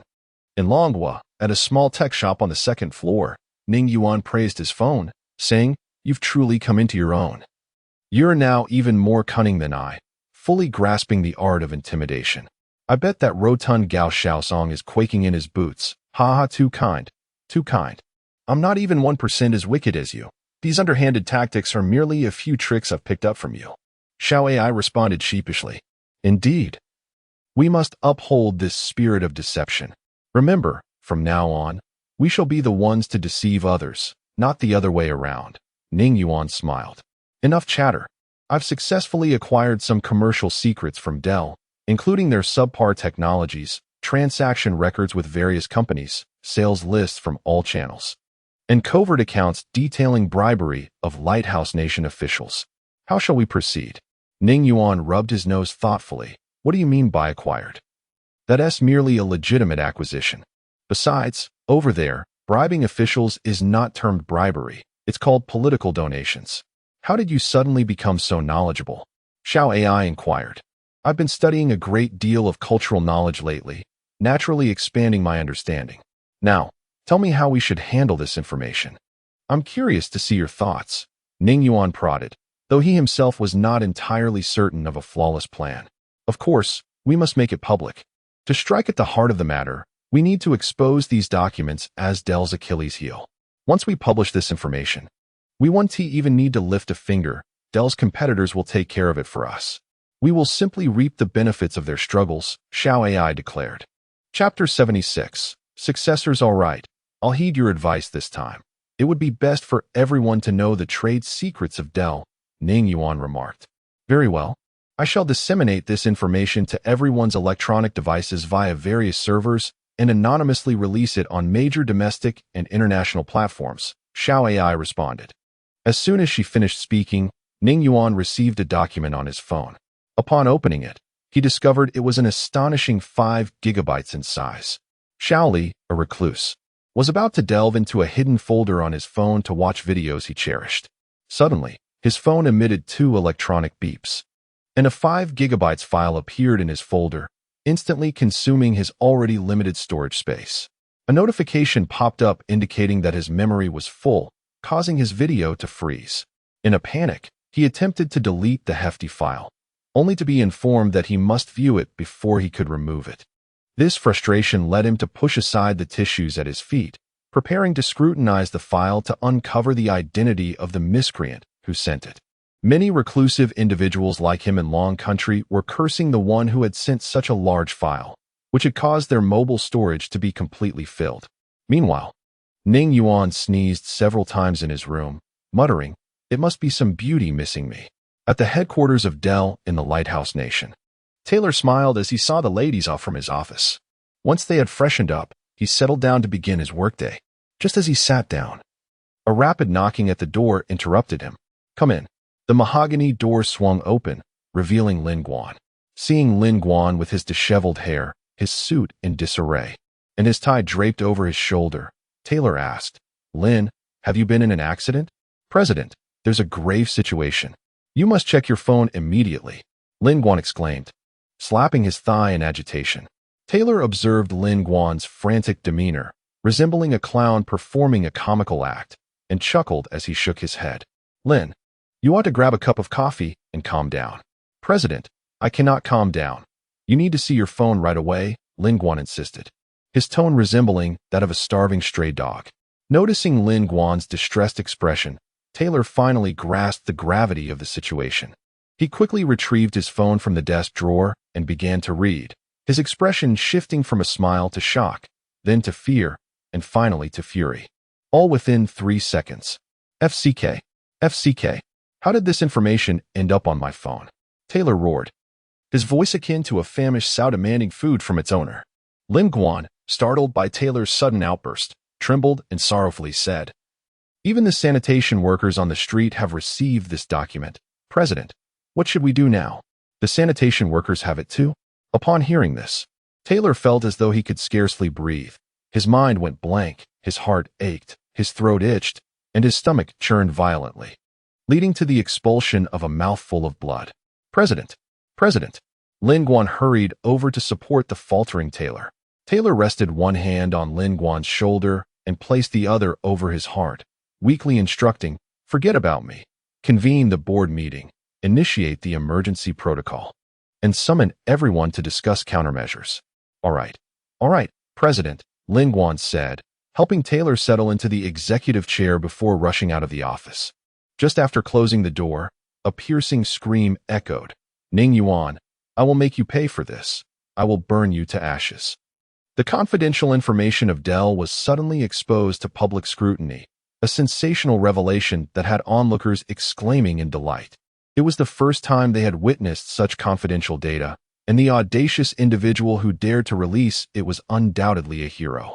The people of Long Country were adept at seizing profitable opportunities. However, due to the highly specialized content of the leaked information, many who had not undergone relevant training struggled to comprehend it. Thus, so-called experts emerged, eager to elucidate the secrets of Dell for the public. Yet, referring to it as confidential information was now inappropriate, as it was widely disseminated, prompting many experts to label it a detailed analysis of the business data of one of the Fortune 500 companies, Dell. The onlookers expressed their impatience, urging the experts to dispense with the excess verbiage and get to the point, as they were eager to consume this scandalous news. These experts, leveraging the document, gained public visibility, enhancing their fame and influx of followers, thereby reaping substantial rewards. Overseas, clever individuals also surfaced, forming a cohort of experts who explained the contents of the document to those unable to understand it, concurrently posting their explanations on YouTube to generate revenue and attract a significant following. Renji sat in a small booth at a roast chicken restaurant, watching the analyses while commenting, "This Ning Yuan is ruthless. He has metaphorically dug up their ancestral grave. How can they possibly survive this? Haha." The roast chicken chef wiped his oily hands on his apron, laughing, "Your analogy is spot on. What he has done is indeed akin to exhuming their ancestors. I wonder what methods he employed to acquire Dell's trade secrets. He truly possesses remarkable capabilities. If he hears your praises, his ego will undoubtedly soar. According to intel from Huang Mao, he likely has a grasp of artificial intelligence technology. Renji chuckled. Artificial intelligence technology. The roast chicken chef's eyes widened in astonishment. Incredible. Incredible. It seems we need to bolster our manpower. Renji stood to straighten his attire. I have already communicated with the higher-ups, and they have decided to double our personnel. Please prepare 2 roast chickens. I am off to demand a grand gift from Ning Yuan. Excellent. Our efforts will surely be recorded in the annals of Long Country's history, the roast chicken chef said, retrieving 2 perfectly roasted chickens from the oven, packaging them up to hand to Renji. Whether we are written into history or not is inconsequential. Our predecessors have produced countless unsung heroes. I merely hope that Long Country can reclaim its rightful place in my lifetime, Renji declared as he took the roast chickens and exited, lifting the curtain behind him. The chef watched the fluttering curtain, smiling to himself. Ah, this line has indeed produced successors. Long Country, it seems, has a bright future ahead. Ning Yuan and Huang Mao sat on the sofa, engrossed in the analysis of Dell's trade secrets. Ningge, this is far too complicated. There are so many intricacies. It seems I am simply not cut out for business. Huang Mao lamented, furrowing his brow as he munched on an apple. Ning Yuan glanced at Huang Mao with disdain and replied, "What a surprise. You can't even handle basic 2-digit arithmetic, yet you think you can engage in business? You'll end up being swindled while counting someone else's money." Chapter 77. The grand gift presented. As Huang Mao prepared to retort, the mobile phone on the coffee table rang, its chime cutting through the air. It was indeed a fortuitous day, with aspirations seemingly within reach. "Who is this?" Ning Yuan muttered in annoyance. It was rare to seize an opportunity to educate Huang Mao, only to be interrupted by a phone call.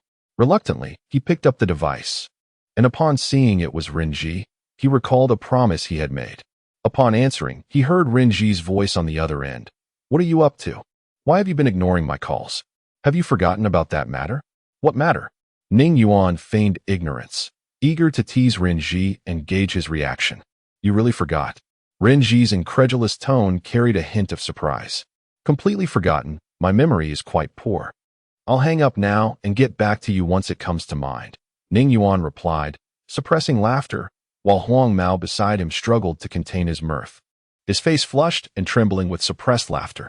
Standing at the entrance of the shop, Renji held 2 beggars' chickens in one hand and the phone in the other, nearly collapsing from exasperation. Just after he had assisted Ning Yuan, this fellow feigned ignorance. The promised grand gift had vanished without a trace. It was imperative to retrieve it. "I'm right outside your shop. Hurry out, stop pretending. Where's the promised grand gift? Your memory is appallingly poor." "Oh, I just remembered." Ning Yuan elongated his tone. "Huang Mao, go open the door. Our creditor has come to collect." Renji's face, already sun-kissed, darkened further at being referred to as a creditor. Minutes later, Huang Mao hurriedly escorted Renji upstairs, both beggars' chickens in tow. "Ningge, look. He even brought us beggars' chicken." Renji unapologetically bypassed Huang Mao to sit beside Ning Yuan, but before he could speak, Ning Yuan interjected, "Let us eat the chicken first. I haven't had breakfast, and I'm feeling faint from hunger." "Ningge, we clearly," Huang Mao began, but Ning Yuan silenced him with a glance. Under Renji's anxious gaze, Ning Yuan and Huang Mao began to devour the beggar's chicken. "Here, let us share," Ning Yuan said, tearing off a chicken wing and extending it to Renji. "No need," Renji replied earnestly. "I've already eaten. You enjoy it." Just as he finished speaking, his stomach let out a loud growl, turning his face crimson. "Eat up," Ning Yuan insisted, forcefully placing the wing in Renji's hand. "Don't be shy. Consider this your home." Renji silently nodded and took small bites. Strangely, he felt as though he was always at a disadvantage when dealing with Ning Yuan, a sentiment that irked this seasoned veteran. Half an hour later, after savoring the last morsel of chicken breast, Ning Yuan took a sip of soda from the coffee table and rubbed his belly, exclaiming, "Delicious. This chicken must be made from free-range farm hens. The chef's skill is top-notch." "What do you think, Huang Mao?" Huang Mao mumbled, "How would I know? I only managed to snag a chicken leg. You devoured the rest." Renji wiped his mouth and said, "Now that we've eaten, It's time to discuss your grand gift, right? No rush, Ning Yuan replied nonchalantly. You treat us to chicken, and I'll treat you to braised lamb for lunch. We'll discuss the grand gift after we eat. Ren Ji's face contorted into a frown at that remark. Hurry up and present the grand gift. I'm nearly at my wit's end. I postponed several commitments just for this. And even the higher-ups are keenly interested in this matter. Huang Mao stifled a laugh, thinking, Renji, weren't you once known as the Iron Man who wouldn't blink even if a needle pricked your eye? Why have you turned into a meek lamb now? If your subordinates saw you like this, they'd be rolling on the floor in laughter. Seeing Renji on the verge of tears, Ning Yuan decided to cease the teasing. He stood and walked to his room, retrieving the manufacturing materials for a 1-nanometer lithography machine from his nightstand drawer. Handing it to Renji. I saw in the news that Dragon Country can't produce advanced lithography machines. Here's a detailed tutorial. They can follow this. Renji opened the first page, his expression blank as he read the title. Detailed tutorial on manufacturing a 1-nanometer lithography machine. What on earth is this? He thought. To his knowledge, the most advanced lithography machines in the world operated at 3 nanometers. When did a specific tutorial for a 1-nanometer machine emerge? The first line read, Hello everyone. I'm here to teach you how to manufacture a 1-nanometer lithography machine from scratch. It struck him as reminiscent of his childhood craft classes where the teacher would announce, Hello everyone. Today we're learning to fold paper airplanes. But this was about manufacturing lithography machines. Couldn't it be presented with a bit more gravity? It seemed as if anyone could produce a 1-nanometer lithography machine based on this tutorial. Huang Mao was equally stunned. He understood the value of this document. With it, Dragon Country would circumvent countless obstacles in the development of lithography machines, saving immense resources and, more importantly, gaining a significant lead, almost like giving Dragon Country a cheat code in the lithography domain. It was utterly invincible. Regaining his composure, Renji excitedly grasped Ning Yuan's hand, exclaiming, Thank you so much. You are truly a savior for Dragon Country. All right, enough of that, Ning Yuan said, pulling his hand away. Is this gift grand enough? I told you, if you assist me, it will be worth your while. Huang Mao chimed in, Though I know little about lithography machines, your excitement indicates its value. Ensure to assist Ninggu more in the future. The benefits will be plentiful. Just a little something from Ninggu will suffice for a lifetime. Yes. Renji nodded vigorously. I need to leave now. The sooner this information is delivered, the better. What's the rush?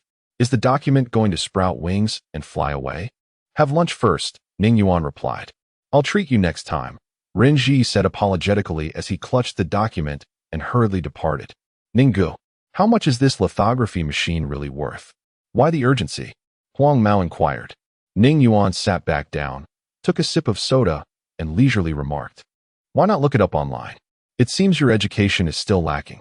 From now on, dedicate an hour daily to learning. We wouldn't want others to think the folks in this tech shop lack culture or knowledge. Huang Mao exclaimed, Ninggu, spare me. I'm just not cut out for studying. Reading makes me sleepy, and writing is a struggle. Enough, Ning Yuan interjected, cutting off Huang Mao's complaints. Initially, I intended for you to study for 2 hours each night. I've reduced it to 1 hour, and you still dare to find excuses? If this continues, it'll revert back to 2 hours. Huang Mao's face fell as he pleaded, Please, Ninggu, just 1 hour, not 2. Chapter 78. The significance of lithography machines. Renji stepped out of the shop and surveyed his surroundings before retrieving his mobile phone to make a call. After a brief wait of about 10 seconds, a domestic vehicle pulled up in front of him, and he promptly opened the door and took a seat inside. Where to, Brother Ji? Inquired the young driver, noticing the grave expression on Renji's face, mistakenly believing that something serious had occurred. We're heading to the Ministry of Science and Technology. Renji replied swiftly. This document is of utmost importance. If any mistakes occur while it's in his hands, I shall never forgive myself. Sensing the urgency in Renji's tone, the young man pressed the accelerator to the floor and sped towards the ministry. Half an hour later, Renji arrived at the office of the Deputy Minister of the Ministry of Science and Technology, carrying the vital documents. A competent young man greeted him. Is Minister Zhang not here? Renji asked impatiently. Minister Zhang is in a meeting this morning. If you're not in a hurry, you can come back at this time tomorrow. If it's urgent, you will have to wait. The meetings generally conclude around noon, the young man replied, pouring tea for Renji. Upon hearing that Minister Zhang was in a meeting, Renji realized that his impatience was futile. He lifted the teacup and took a sip, remarking, "You must be the new secretary assigned to Minister Zhang, as I've not seen you before." "Yes," the young man smiled. "I've just been assigned to Minister Zhang's side for less than a month. You can call me Xiao Wang." Renji nodded, falling silent as the office returned to stillness. Xiao Wang pondered over the words on the document, unable to fathom why individuals from that department were present. Was there a leak, or something else amiss? In the 10th floor conference room of the Ministry of Science and Technology, a cloud of smoke enveloped the space. A group of elderly men with graying hair sat amidst the haze, bickering and raising their voices. Zhang Xianmin rose and opened a window, allowing a rush of fresh air to sweep in. He took a deep breath, hoping to expel the pent-up frustration and stale air from his lungs. However, his thoughts drifted to the aggressive demeanor of the representatives from the Lighthouse Nation, akin to a heavy stone pressing down on his chest, making it difficult to breathe. After decades of development, Longhua had swiftly ascended to become the world's second-largest economy and foremost industrial power, a rapid rise that certainly alarmed certain nations. The Lighthouse Nation, as the global leader, would never permit Longhua to surpass its status. Consequently, it exerted pressure on Longhua across various domains, particularly in high technology, implementing stringent blockades to hinder its swift advancement. The focus of this meeting was the lithography machine. As the critical apparatus for chip production, only ASML was capable of manufacturing it, a company under the control of the Lighthouse Nation's government. This meant that Longhua had no possibility of acquiring a lithography machine on the international market. Without such machines, chip production was impossible, forcing Longhua to rely on imports. The persistent rise in global chip prices left many high-tech companies within Longhua lamenting their plight. The actual profits were siphoned off by foreign high-tech enterprises, leaving them to scrape by with meager earnings, effectively serving as a means to enrich others. The government of Longhua was acutely aware of this reality and had invested vast sums in the research of lithography machines, yet the results were disheartening. To date, they could only manufacture machines with a 20-nanometer capability, while the most advanced internationally had reached 3 nanometers. Some scientists claimed that producing a lithography machine was more challenging than developing an atomic bomb. The content of today's meeting was a familiar refrain, inviting all to discuss the recent challenges encountered. Observing some elderly scientists consuming one cigarette after another, Zhang Xianmin approached them, saying, "Esteemed professors, let us take a break from the cigarettes. If we fail to develop the lithography machine, we don't want our health to deteriorate in the process. Alas, we feel ashamed before our nation. After receiving such generous support, we have only managed to develop a 20-nanometer lithography machine. How long will it take us to catch up to international standards?" Lamented an elderly professor, his hands marked with age spots. "Let us take our time. We cannot rush the development of lithography machines. What matters is making incremental progress. Eventually, we will succeed," Zhang Xianmin reassured them. As the Deputy Minister of Science and Technology, his role was to alleviate various mundane concerns for the scientists, enabling them to devote their full attention to research. Yes, let us carefully deliberate on the current technical challenges, pooling our insights to devise a few viable solutions, and then promptly return to our work, suggested another lean scientist. The group nodded in agreement, extinguishing their cigarettes and initiating a new round of discussions. Zhang Xianmin returned to his seat, delving into documents and attending to his responsibilities. Renji sat on the sofa, anxiously glancing at the time on his phone. As it approached noon and Minister Zhang had yet to return, he could no longer remain seated. He stood up and asked, "Xiao Wang, which floor is Minister Zhang meeting on? I'll go find him directly." On the 10th floor, Xiao Wang checked his watch and, with a hint of regret, replied, "I apologize. Today may be an exceptional circumstance. Minister Zhang usually concludes meetings before noon, but today might be different." Renji waved his hand to interrupt Xiao Wang, grabbing the documents and moving towards the exit. "Please lead the way. I have something very important to discuss today." All right, Xiao Wang hurried to catch up, guiding him to the elevator.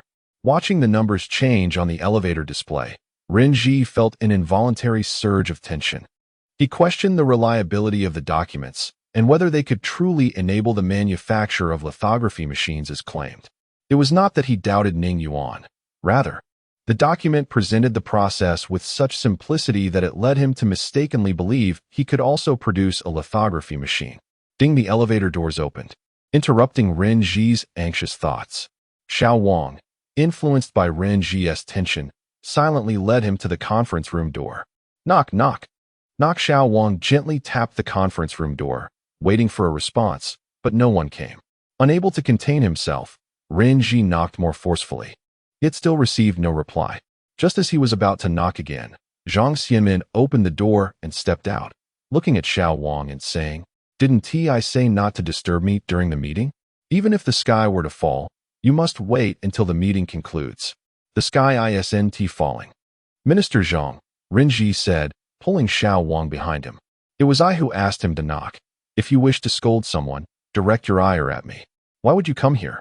Zhang Xianmin chuckled, recognizing Renji, an old friend and comrade from their military days. Chapter 79. The Foolproof Tutorial I Have Come to Deliver. As that fellow would say, a gift.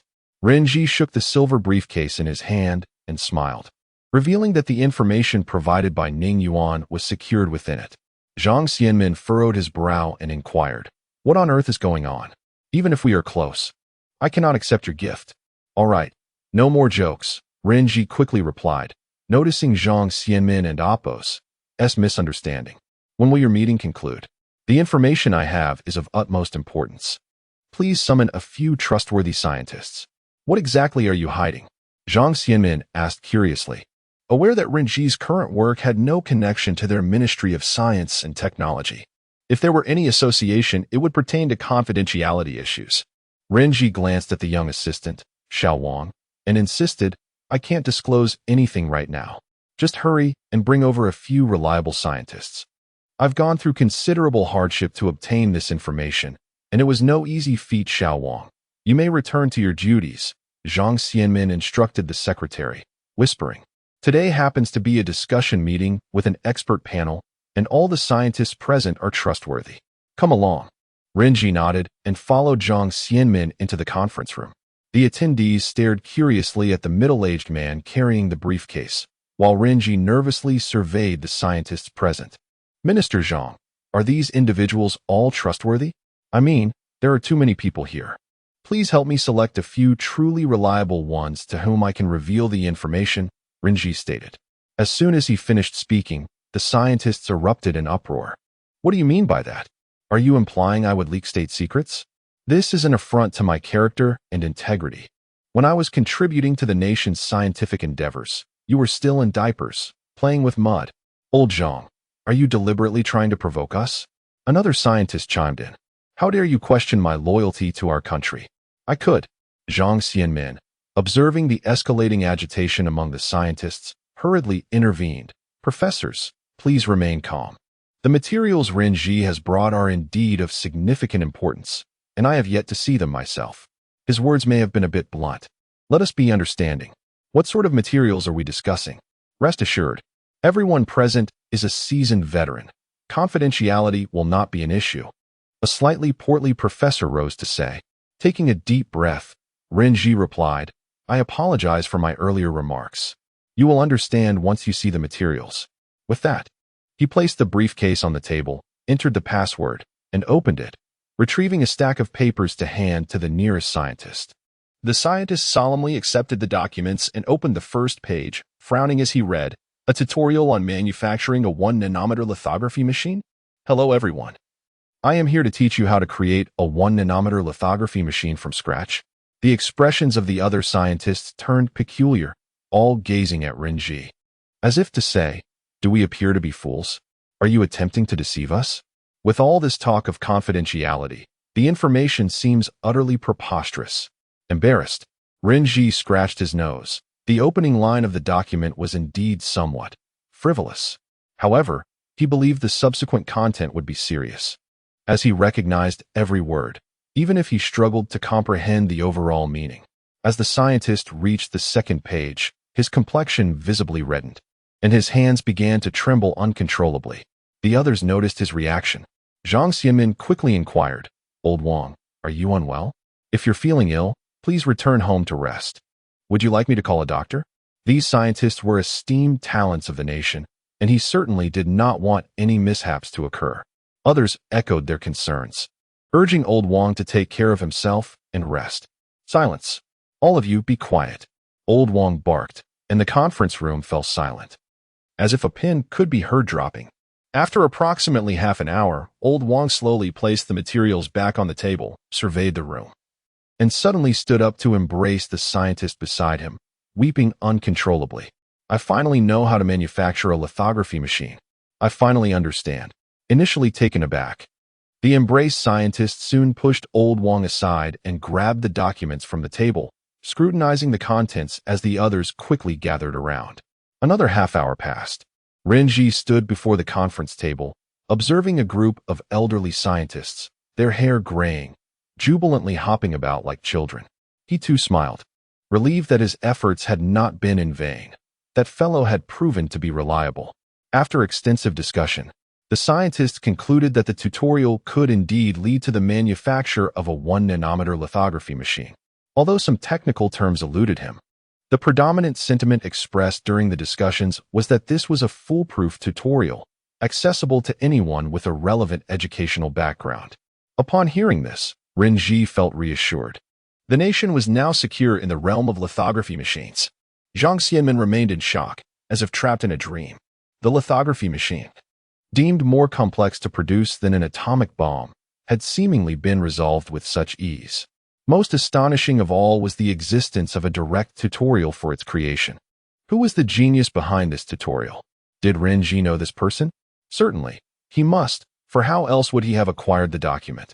If this individual were to be invited to work at the Academy of Sciences, what an extraordinary scene that would be. The nation would gain a truly invaluable talent. With these thoughts in mind, Zhang Xianmin approached Renji, grasping his hand earnestly. "Do you know the individual who authored the lithography machine tutorial?" "Well, I do know him." "But," Renji began, only to be interrupted by Zhang Xianmin's urgency. "That's wonderful. You must introduce me. I would kneel down in supplication if necessary to recruit him to our academy. We cannot allow such talent to fall into the hands of foreign nations." Seeing Zhang Xianmin's face flush with urgency, Renji couldn't help but chuckle. "Old Zhang, hold on a moment. The person who provided me with this information is indeed known to me, but the circumstances are a bit complicated. No matter. We shall overcome any complexities." Zhang Xianmin waved his hand dismissively. "Even if it requires 3 visits to a humble abode, I will bring him here. You must take me to this talent immediately. We cannot delay. If he is snatched away by foreign powers, it would be catastrophic." Chapter 80. The Predicament of Huawei calmly. Old Zhang Renji pulled Zhang Xianmin aside and said, "Do not rush. Allow me to explain this intricate situation to you." Zhang Xianmin realized that his impatience had clouded his judgment. It was imperative to comprehend the circumstances before approaching others. Acting impulsively would only render him vulnerable. He guided Renji to a nearby chair, urging him to sit, and found a seat opposite him. Once settled, he implored, "Please provide me with a detailed introduction to this individual." Renji, observing the eager anticipation in Zhang Xianmin's eyes, sighed inwardly, acknowledging that with great hope comes the potential for profound disappointment. Indeed, after articulating the complexities of the matter, Zhang Xianmin's expression oscillated between shades of red and white, culminating in a deep sigh as he remarked, "So, this fellow is merely a businessman? He is not a scientist at all?" "Precisely. He is indeed a businessman, albeit one who deals in high-tech products of a particularly advanced nature. This is where the complexity lies," Renji explained. Zhang Xianmin furrowed his brow, recognizing the gravity of the situation. While the scientists at the Ministry of Science were celebrating the acquisition of a lithography machine manufacturing tutorial, Huawei was under threat due to chip issues. Ultimately, the crux of the problem stemmed from the lithography machine. The company had no issues with chip design. The Kirin chips they developed were internationally recognized as leading edge. However, the lack of domestic manufacturing capabilities forced them to seek production overseas. providing an opportunity for the Lighthouse Nation to exert pressure. Due to Huawei's global leadership in 5G technology, the Lighthouse Nation had attempted to acquire shares in the company multiple times, to which Huawei's CEO staunchly refused. Consequently, the Lighthouse Nation threatened to sever Huawei's chip supply chain, a threat not made lightly, as they possessed the means to carry it out. The ASML company was firmly under their control, and if chip-producing factories did not comply with the Lighthouse Nation's demands, they would be denied access to lithography machines. Without these machines, it would not be long before such factories faced closure.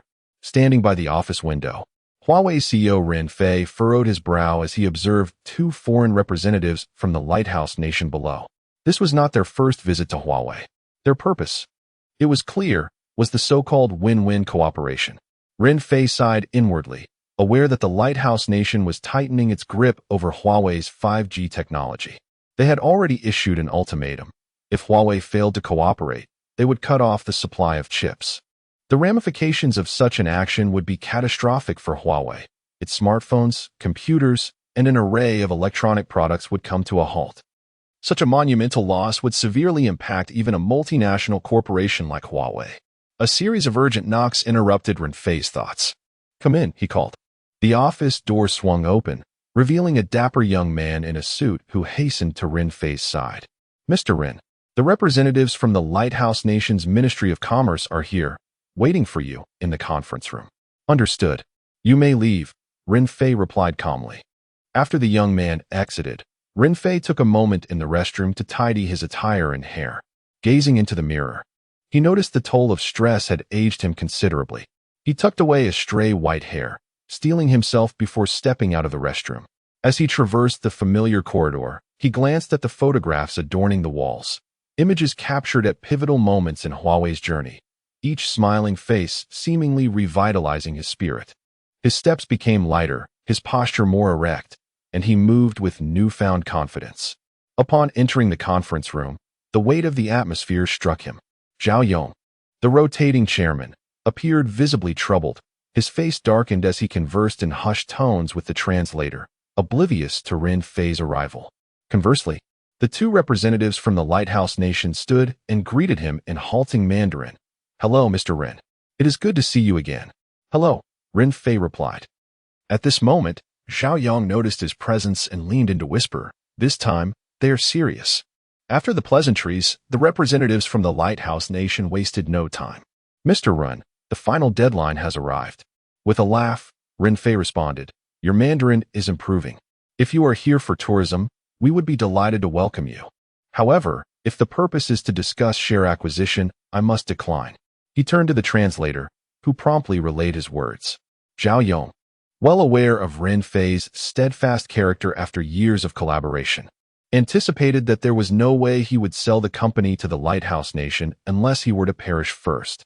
The representatives from the Lighthouse Nation exchanged glances, their expressions darkening. The stocky representative on the right spoke first. "Regrettably, Mr. Ren, due to your decision, we must instruct Qualcomm and TSMC to cease production of your chips." Pondering the translator's words, Ren Fei replied, "Is there truly no room for negotiation? Is the Lighthouse Nation so overbearing in its dealings?" The taller, leaner representative on the left responded with a shrug and a smile. "The Lighthouse Nation is eager to collaborate. It is you who refuses to cooperate." Before Ren Fei could retort, the stocky representative interjected, "We have visited several times, demonstrating our sincerity. Today is your final opportunity." Confronted with the aggressive stance of the Lighthouse Nation representatives, Zhao Yong's expression hardened, his eyes practically ablaze with indignation. To frame the acquisition of Huawei as an opportunity was a gross affront. Just as he prepared to rise and denounce the representatives, Ren Fei's piercing gaze quelled his anger. "You may leave. Huawei would rather forego certain business opportunities than relinquish our 5G technology to the Lighthouse Nation," Ren Fei stated firmly, each word deliberate, leaving no room for retreat. He had resolved beforehand that 5G technology must remain safeguarded. It was a matter of sovereignty. As a wise elder once stated, matters of sovereignty are non-negotiable, and 5G technology is Huawei's sovereignty. The representatives from the Lighthouse Nation were taken aback by the resolute stance of this Chinese entrepreneur. who would rather bear significant losses than submit. The stocky representative shook his head, expressing resignation. Regrettably, Mr. Rin, you will come to regret the decision you made today. Having delivered his resolute statement, Rin Fei felt as if a great weight had been lifted from his shoulders. The threats from the Lighthouse Nation regarding the severance of chip supplies had previously plagued his peace of mind, but now clarity prevailed, and he had cut through the chaos with decisiveness. Chapter 81. Rewards. The representatives from the Lighthouse Nation departed with their haughty demeanor. Rin Fei stood by the window of his office, watching their vehicle recede into the distance until it turned a corner and vanished from sight. Only then did his thoughts return to the present, as he gazed up at the leaden sky, murmuring, "The wind is rising. We can only seek assistance from above now." Zhang Yong remarked beside him. Rin Fei nodded, retrieving his phone to dial a number. "Hello, is this Mr. Rin? What can I do for you?" The voice on the other end sounded quite cheerful. "Minister Zhang, we at Huawei are truly facing a dilemma. The Lighthouse Nation is really intent on taking action against us, intending to cut off supply to all chip foundries," Rin Fei said gravely. "Haha." The voice on the other end erupted in laughter before responding. "Do not worry. In a week's time, our country will also be able to produce chips." "What?" Rin Fei exclaimed in shock. We can produce chips too? What about the lithography machines?" By the end of his sentence, he felt a bit foolish for even entertaining the thought. "Yes, just as you imagine. But this matter is to remain confidential for now. I must hang up. I have many matters to attend to." Beep, beep, beep. As Rin Fei listened to the busy signal, he muttered to himself, "All right, I understand. It must remain confidential, absolutely confidential." "Mr. Rin, does this mean we have hope?" Zhang Yong asked urgently. "Yes," Rin Fei nodded. "This matter should not be publicized. We must keep it secret." "Understood. I will get back to work. I have a meeting to attend," Zhang Yong said as he exited the office, his steps now light and composed. In the 10th floor conference room of the Ministry of Technology, Ren Ji remarked, "This fellow truly delivers in times of need. I believe Huawei should reward him." "A reward?" Zhang Xianmin pondered. "What sort of reward should we offer? This is indeed a conundrum. Please help me think." It was indeed a dilemma. Although they had assisted him, how could those efforts compare to the value of this information? He did not request anything, yet they could not simply ignore it. "Quite difficult," Renji expressed. "Shall we perhaps grant him a monetary reward?" Zhang Xianmin suggested. Renji shook his head, saying, "From what we understand, his wealth is in the billions. He is certainly not in need of money." "True. How could someone like him lack funds?" "I was mistaken. What should we gift him then?" Zhang Xianmin questioned. "Shall I discuss this with the higher-ups?" Renji proposed. Zhang Xianmin pointed to the ceiling, asking, "You mean to speak with the second elder?" "Indeed. This matter must be reported to him, and I'll inquire as well." Renji replied. "All right. When the time comes that we are needed, you must let us know. Also, let us find ways to extract valuable insights from him. If it weren't for the workload, I would consider residing in his establishment to glean valuable knowledge," Zhang Xianmin said eagerly.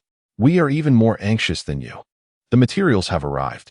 I must take my leave, and secrecy is paramount," Renji instructed the scientists present. "Absolutely," Zhang Xianmin replied solemnly. "I will stake my head on it." Renji nodded and briskly exited the office. The emergence of this document had significantly elevated their assessment of Ning Yuan. The fact that he could so casually offer such invaluable information indicated that, in his eyes, these technologies were hardly noteworthy. He surely possessed even superior technology. They must keep a close watch and ensure he does not sell advanced technologies to other nations, especially the Lighthouse Nation. After Renji departed, Zhang Xianmin instructed Secretary Wang to print confidentiality agreements, ensuring each scientist signed them, emphasizing the importance of secrecy, insisting that not a single word of this technological information be leaked. The scientists affirmed that this was a pivotal moment for Longguo in achieving a leap in the lithography machine sector and assured they would not lag behind. Unbeknownst to Ning Yuan, the seemingly innocuous information he had provided had set a flurry of anxiety in motion among a group of individuals. The black technology shop had reopened, and he was leisurely enjoying an apple behind the bar. He had heard on a health program that eating an apple a day could extend one's life. Thus, he consumed 2 daily, striving to prolong his existence. Business had been rather slow, affected by recent attacks from internet trolls, resulting in a sharp decline in customers purchasing black technology computers. A young man with bleached hair lounged at the bar, idly scrolling through Douyin. Ning, did you hear? Dell's stock has plummeted, and the CEO has resigned. Who cares? He'd better not cross paths with me. If he does, I'll make him regret it, Ning Yuan replied, rising to put down the apple and demonstrating a few martial arts moves. Well, you need to know what he looks like then, the young man said helplessly. Ning Yuan scratched his head, admitting, that is true. You don't believe I could make him regret it? I believe you, the young man said, elongating his tone. How could I not believe? Your tone suggests otherwise, Ning Yuan teased. How has your learning been during this time? It's been all right. Ning, I need to step out to buy groceries. We're having steamed turbot and stir-fried cabbage for lunch, the young man hastily declared, bolting out of the shop at a breakneck speed.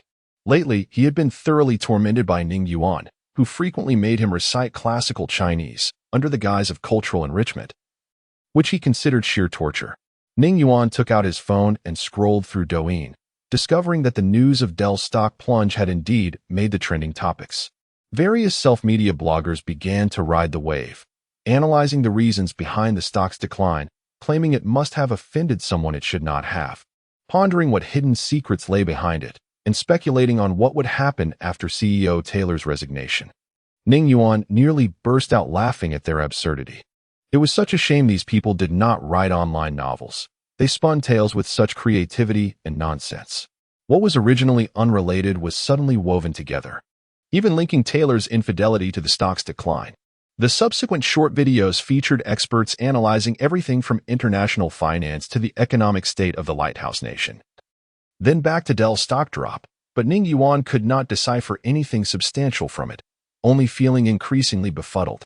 He wondered why there seemed to be more experts than ever. Could it be that one could simply toss a brick into the street and hit a multitude of experts? Sighing, he muttered to himself, what a load of nonsense. Perhaps I should watch some videos of ancient costume beauties. Recently, he had followed a Douyin account that frequently updated videos of young ladies in traditional attire strolling about. Watching them instantly lifted his spirits. Chapter 82.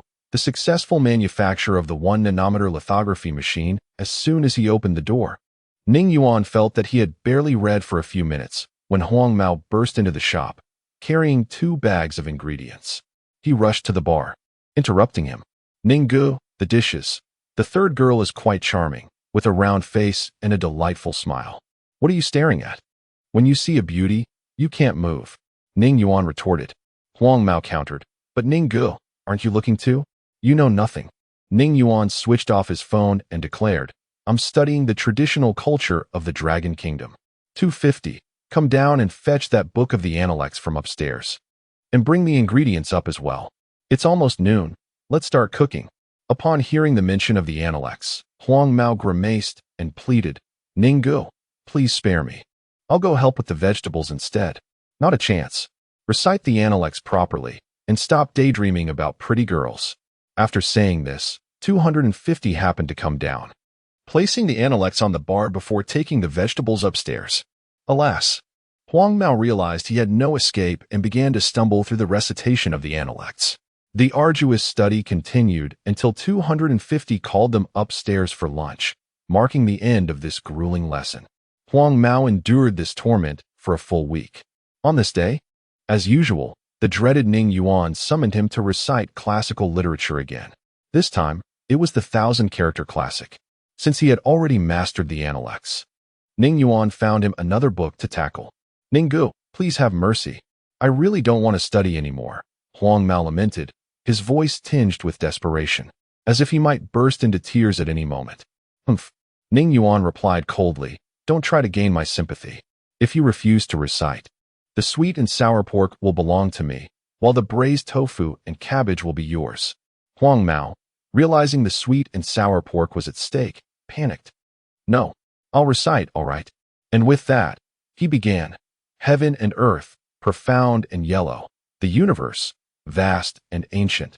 The sun and moon, waxing and waning. The constellations, arranged in their places. Now that's more like it. Ning Yuan held the book in one hand and his phone in the other, alternating between studying and scrolling through Douyin. Huang Mao had protested a few times, claiming the phone's volume was too loud and distracted him from his studies. But such protests were, of course, in vain. Ning Yuan said, "This is precisely the method I shall employ to enhance your ability to withstand distractions." This statement rendered Huang Mao speechless. He deemed Ning Yuan nothing short of a devil. Greetings, esteemed viewers. Today, our nation's independently developed 1-nanometer lithography machine will make its debut at the Beijing Academy of Sciences. A video from the official Dragon Kingdom media, CTV, piqued Ning Yuan's interest. "Hold on, let me listen to what they have to say before I continue studying." Huang Mao let out a sigh of relief. He was immensely grateful for the video, as he was on the verge of faltering in his recitation, having barely absorbed the latter content. They're remarkably swift. They managed to produce it in just a week, Ning Yuan remarked while watching the video. "Isn't that due to the tutorial you provided? If they were left to their own devices, they could be stuck for a decade." Huang Mao seized the opportunity to flatter Ning Yuan, hoping to distract him from the recitation. As expected, Ning Yuan was pleased, chuckling. "Of course. It's no wonder I provided the tutorial. When I take action, nothing is beyond reach. A mere lithography machine is trivial. Give it some time, and I could even conjure a spaceship for you. Keep dreaming. I bet the cows outside are flying now, and as for a spaceship, why don't you just fly to the heavens?" Huang Mao inwardly scoffed, though he maintained an outward demeanor of rapt attention, nodding along to each of Ning Yuan's statements. Once Ning Yuan finished speaking, Huang Mao hastily began to flatter him. "Ning Gu, you are truly a master. With a mere flick of your hand, you resolved a monumental challenge for the Dragon Kingdom. How could those mere mortals ever compare to you? The wisest decision of my life was to align myself with you." Huang Mao's words were sincere and impactful. Enough of this flattery. What was that saying about heartfelt words? Ning Yuan momentarily faltered, unable to recall the final two characters of the idiom. Huang Mao quickly supplied. "Ning Gu, it's heartfelt words. Yes, based on your heartfelt words, I might just grant you a week off from studying." "Really?" Huang Mao could scarcely believe he might escape this torturous regimen for an entire week. "What? You don't want a break? You wish to persist in studying?" Ning Yuan teased. Huang Mao quickly replied, "No, Ning Gu, I wish to rest." He was terrified that Ning Yuan would change his mind at any moment. "Let us get to ranking," Ning Yuan said, shaking his phone. "All right." Huang Mao swiftly produced his phone. The announcement of the Dragon Kingdom's independent development of the 1-nanometer lithography machine temporarily liberated Huang Mao from his studying woes, eliciting near ecstatic joy from Ren Fei, the CEO of Huawei, and instilling a sense of pride among all citizens of the Dragon Kingdom, while astounding the entire world. This news was akin to the flutter of a butterfly's wings, gently stirring the air, yet triggering a series of consequential reactions. At the CIA headquarters in the Lighthouse Nation, the world's most advanced intelligence system was in operation. In response to the rising threat posed by the Dragon Kingdom, a dedicated Dragon Kingdom intelligence division was established, staffed exclusively with meticulously selected intelligence experts. Michelle stood in her office, staring at the map of the Dragon Kingdom on the wall for over an hour, utterly baffled as to how the Dragon Kingdom could produce a lithography machine overnight, without even the slightest hint of its progress beforehand. This left her, the head of the Dragon Kingdom Intelligence Division, utterly embarrassed in front of her colleagues. Knock, knock, knock. A rapid series of knocks interrupted Michelle's thoughts. "Come in," she called. The door swung open to reveal a woman with slanted eyes, holding a stack of documents. She approached Michelle and said, "We've identified some suspicious points worth analyzing." Her voice was hoarse and mechanical, resembling that of a robot. Michelle took the stack of documents and flipped through them, her expression gradually darkening until it seemed she might weep. After 10 minutes, she spoke. "If the technology provided by this Ning Yuan is genuine, we are in serious trouble. This individual is not to be trifled with." Dell was nearly brought to its knees by him. "What shall we do now? Should we eliminate him?" the woman inquired. Michelle shook her head. "Unless absolutely necessary, avoid resorting to force. According to intelligence, he has a formidable bodyguard. Keep investigating. I require precise information, not mere suspicions." "Understood." The woman replied decisively as she exited the office. Throughout their conversation, they communicated in the language of the Dragon Kingdom. A rule established by Michelle: all personnel in the CIA's Dragon Kingdom Intelligence Division must be fluent in the language, with a year given to those who are not. As she put it, to know oneself and the enemy is the key to victory in every battle. Chapter 83. The cancer-fighting blogger Ah Bin in the outskirts of Beijing. At a small tech shop, Ning Yuan sat behind the bar, engrossed in a ranked game, shouting in frustration, "Push the tower. When the wind is at our backs. They waste it. When the tide turns against us, they falter. These players are driving me insane. How on earth did this jungler end up 0-12? After venting his anger, he tossed his phone onto the bar and sighed deeply. Another loss. That's 5 consecutive defeats today. I'm so infuriated it feels like my liver is aching. Huang Mao, still leaning lazily against the bar, mindlessly scrolled through Douyin, lost in thought. In recent days, he had noticed many unfamiliar faces while shopping for groceries, indicating that foreign forces had increased their presence. He pondered what measures they might take to deal with these newcomers. He felt helpless in this regard. The higher-ups had strictly instructed him to remain inconspicuous. "Huang Mao, what are you thinking? Planning to marry?" Ning Yuan called out, noticing Huang Mao's unwavering gaze on his phone for over a minute. "And no, nothing much," Huang Mao feigned indifference, flipping to the next video. A gaunt young man appeared on the screen, lying in bed, introducing himself as the cancer-fighting blogger Ah Bin. "Hello everyone, I just completed chemotherapy, and my condition has improved somewhat." As Huang Mao watched, his heart tightened. The young man on the hospital bed spoke with labored breaths, as if he were on the brink of fading away. The comments below revealed that he had an elderly parent and a young child.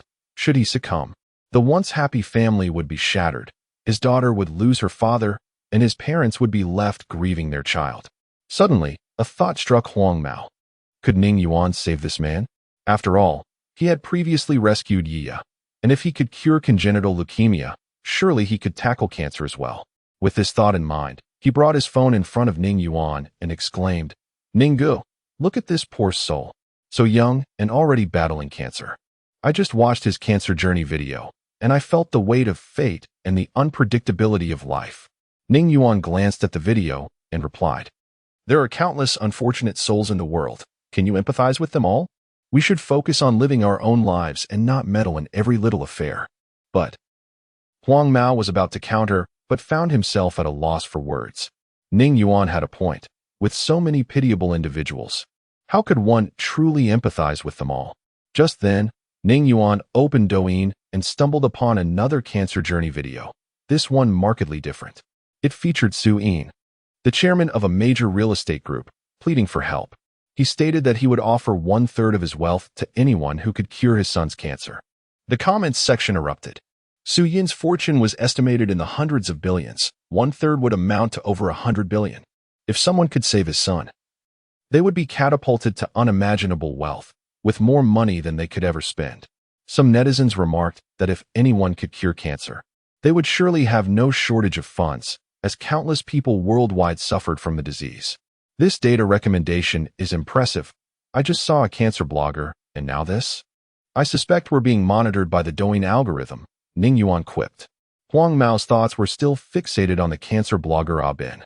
He nonchalantly replied, "Let them monitor. If I get fed up, I'll just uninstall the app." Ning Yuan took a bite of an apple from the fruit basket, pondering. "I wonder if I could make over 100 billion? But then again, I'm not in need of money right now. Perhaps it's too much trouble. I might as well forget about it." Upon hearing this, Huang Mao perked up, excitement radiating from him. "Ninggu, are you saying you can cure cancer?" "No, I did not say that," Ning Yuan quickly clarified. "I heard you. Ninggu, just save Ah Bin. He is so pitiful. I'll wash your socks for a month. No? 2 months. What do you say?" Huang Mao pleaded. Ning Yuan raised 3 fingers, stating, "This time, I'll do it for your sake. But you have to wash my socks for 3 months.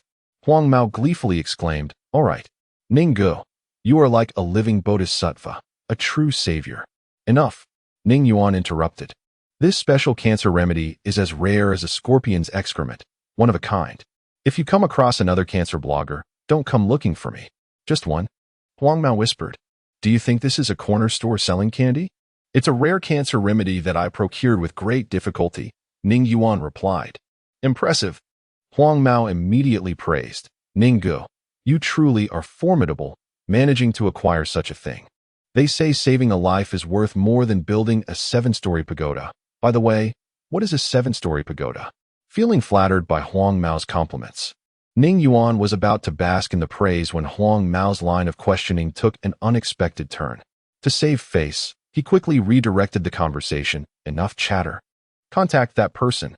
That young man won't last much longer. We can't let him pass before we even arrive. Yes, yes. Huang Mao nodded vigorously, hurriedly sending a private message to the cancer blogger on Douyin. After sending it, he expressed his worries. I hope he sees it and can come. Whether he comes or not depends on fate, Ning Yuan said, munching on his apple. He had a small ulterior motive in saving Abin. He had heard that doing good deeds could improve one's luck.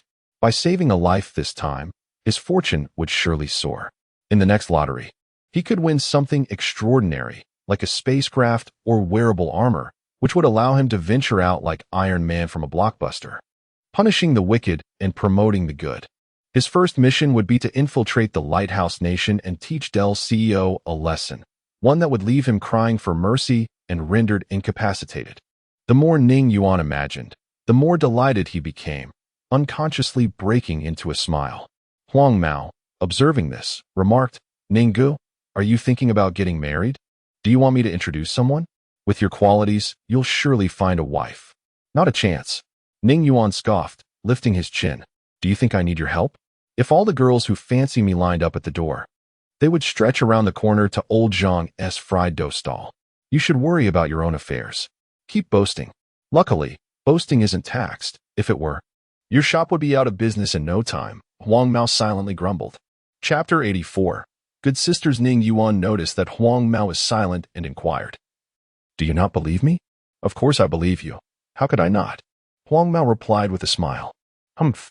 That's good. Go buy 2 roasted chickens for us to enjoy. Tell the vendor that we prefer them to be cooked a bit longer, ensuring the skin is crispy and the meat tender. Before Ning Yuan could finish his sentence, Huang Mao had already dashed to the shop's entrance, calling back. Got it. I'll find some well-cooked chickens. These past few days, the shop had been unusually quiet, and Ning Yuan relished the tranquility, spending his days indulging in food and drink with Huang Mao. He nearly forgot the tasks assigned by the system until he came across a news article about Longwa launching a rocket to Mars, which reminded him of his Mars travel reward. However, he felt no urgency. After all, in business, haste makes waste. He decided to enjoy himself for a month before strategizing. Huang Mao returned swiftly, having procured 2 roasted chickens in less than half an hour. Upon opening the packaging, the chickens revealed their beautifully golden and crispy exteriors. Not bad. You're becoming quite the connoisseur of roasted chicken, Ning Yuan remarked as he savored a drumstick. Huang Mao, also munching on a leg, added, We are regulars at that shop. The vendor surely picks the best for us. In truth, when Huang Mao mentioned Ning Yuan's preference for crispy-skinned chickens, the vendor had meticulously inspected each one before selecting 2 for them. Huang Mao jokingly commented that Ning Yuan was becoming like a son to him. The vendor retorted, If you can produce technology that rivals that of a lithography machine, I'd gladly feed you. As they enjoyed their meal, the thunderous roar of motorcycles echoed outside the shop, and Huang Mao suddenly lost his appetite. A girl clad in a black leather jacket hopped off a motorcycle and bounced into the store. Spotting Ning Yuan and Huang Mao feasting, she rushed over, snatched a drumstick from Ning Yuan's plate, took a bite, and mumbled, So delicious. Oh my, what brings you here again? Every time we indulge in something tasty, you appear as if you've consulted a master to determine the perfect timing, Ning Yuan teased. Yi shot Ning Yuan a sly grin and replied, Oh my, you've become even more charming in just a few days. Let us be sisters. Uft. Haraha. Huang Mao nearly choked on his chicken, laughing at Yi's proposition. Observing Ning Yuan's face turn various shades of red, he quickly added, Ninggu, I'm not laughing at you on purpose. I simply couldn't hold it in, haha. Ning Yuan exhaled deeply, readjusting his composure. I believe you need to enhance your cultural knowledge. You ought to study how to improve your emotional intelligence, he stated earnestly. Ninggu, I admit my fault. I won't laugh or speak out of turn again. Huang Mao lamented, his expression one of distress. Yiya, unable to bear it any longer, interjected, You spend all day teasing Huang Mao. Isn't he speaking the truth? What brings you here today? Ning Yuan diverted the topic, not wishing to delve further into the skin issue. I just happened to pass by and wanted to see. Yuya replied. Of course, you are welcome. Ning Yuan elongated his tone. How could I not welcome you when you've just stolen a chicken leg from me? Haha. We are good sisters, after all, Yiya declared, pulling out her phone to take a selfie with Ning Yuan. One hand flashing a peace sign while the other clicked the shutter. After reviewing the photo, she remarked, Perfect. With a long hair filter, we truly look like sisters. Delete that photo. Who said we are sisters? Ning Yuan exclaimed, reaching for her phone. Yiya, however, was quick to stow it away in her pocket, laughing. You think you can snatch my phone? Dream on. You little rascal, I'll make sure to teach you a lesson today, Ning Yuan said, grabbing Yiya's arm. She was taken aback by his agility and screamed, but before she could react, her phone was already in Ning Yuan's possession. Quick, give it back. She cried in a fluster. Why the panic? Is there something scandalous stored in your phone? Ning Yuan teased, shaking the device playfully. Feigning calm, Yiya insisted. There's nothing. Just return it to me. I don't believe you. I must see what secrets lie within, he quipped, swiping through her phone's screen. Do as you please.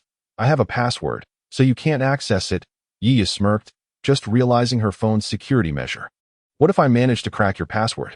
Ning Yuan responded with a grin. Then you can look at whatever you want. Yiya retorted. Deal. But you must help me crack it, Ning Yuan said, pulling out his own phone. Xiao AI, can you assist me in unlocking a phone's password? Certainly. The password for that phone is 478,569, a serene voice emanated from Ning Yuan's device. Upon hearing her password being revealed, Yiya truly panicked. Rushing over to reclaim her phone. Give it back. Hurry. You said I could look at it if I cracked it. Why backtrack now? Ning Yuan teased, skillfully dodging her attempts to retrieve her phone. Yiya, her face flushed with urgency, jumped to grab it from him, insisting, I take back what I said. Just give it back. Ning Yuan held the phone high, chuckling. Not a chance. I'm dying to find out what secrets it holds. Watching their playful banter, Huang Mao inwardly scoffed. How childish. They're in their 20s yet behave like kindergartners fighting over toys. You want to give it to me? I'll pinch you. Yiya threatened, employing her ultimate tactic. However, ever since Ning Yuan received the system's rewards, including the ultimate healing pill and invincible combat technique, he had become exceptionally agile, effortlessly evading her clutches. Chapter 85. The inability to do good. One fled while the other pursued. Racing up and down the stairs for countless laps until the yellow-haired boy was utterly disoriented. Ning Yuan glanced at his phone while running. The album was filled with various photos of Yiya. Yiya, I didn't realize you were so self-absorbed, with so many pictures. Suddenly, a shrill cry from behind pierced the air. Who told you to look at my photos? Give me back my phone. Not a chance. I won't. Ning Yuan playfully shook the phone in his hand and laughed. Your pictures are hideous. How dare you call me ugly? I'll bite you. Yiya sprinted even faster. Ning Yuan swiftly turned and dashed down the stairs, calling out from behind the bar. Ha! I found your photos from when you were showering. Aren't you embarrassed? Taking pictures while bathing. This time, the upper floor did not echo Yiya's shouts. Instead, a faint sound of crying emerged. That's it. Ninggu, you've made her cry. The yellow-haired boy remarked. Realizing he had crossed a line, Ning Yuan hurried upstairs, leaving behind a hasty comment. You're too sensitive. He found Yiya crouched on the floor, burying her head in her arms, tears streaming down her cheeks. He approached her gently.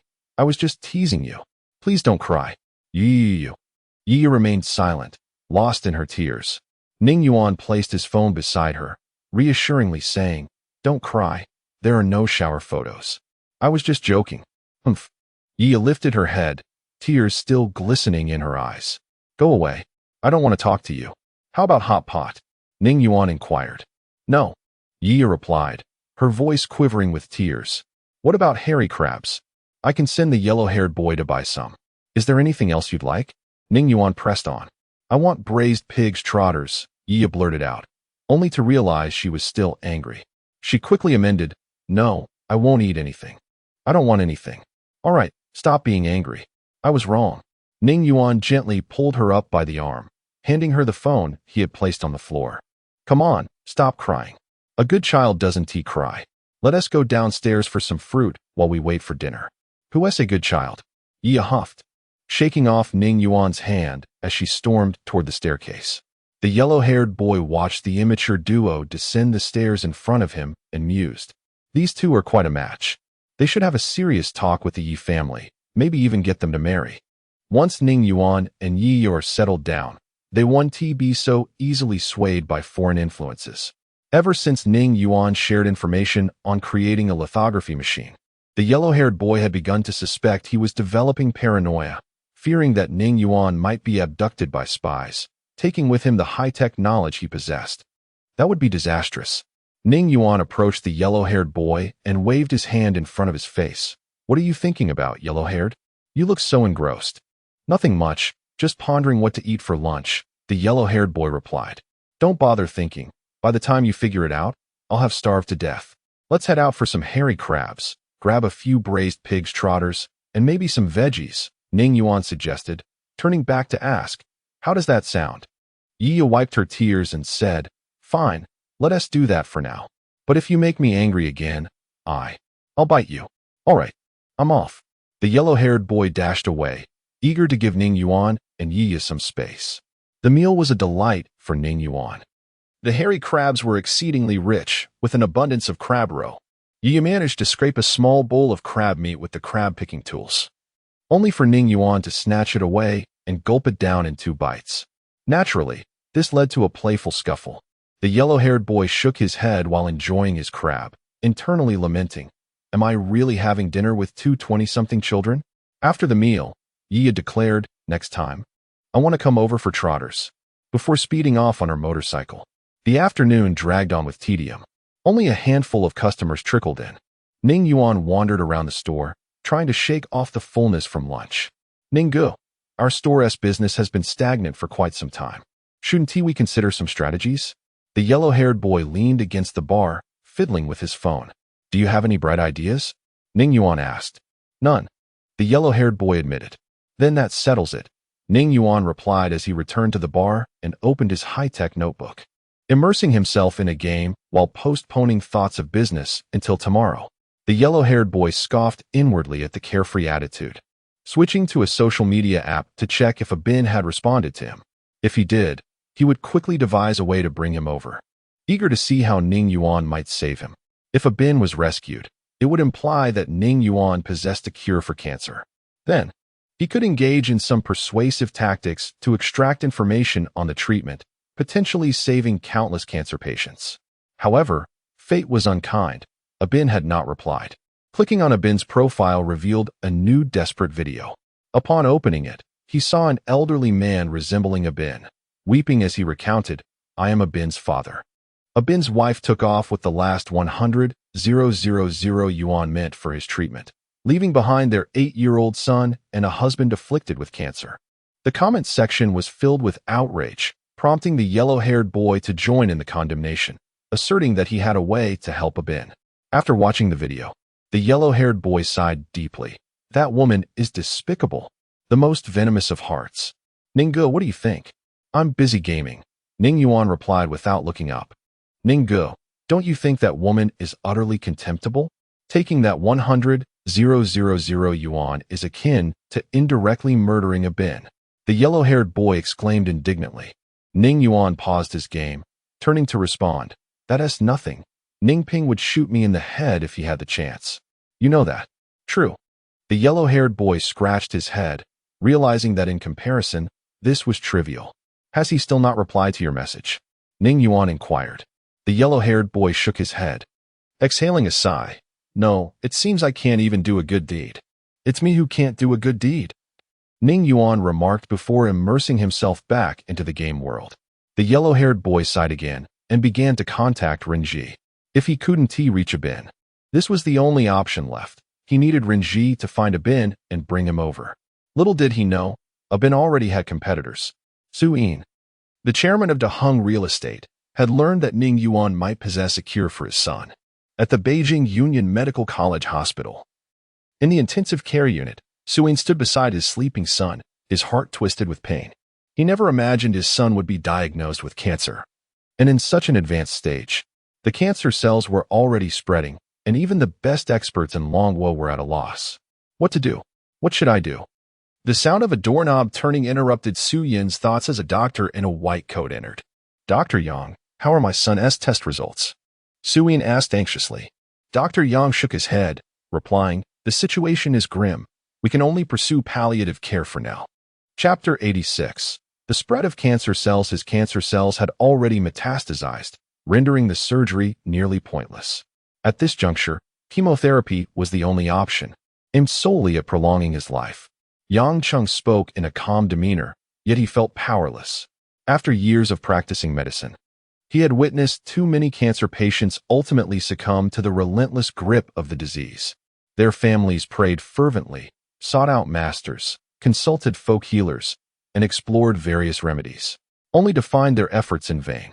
Cancer cells were akin to the Grim Reaper, and when fate decreed one's time, it was not to be postponed.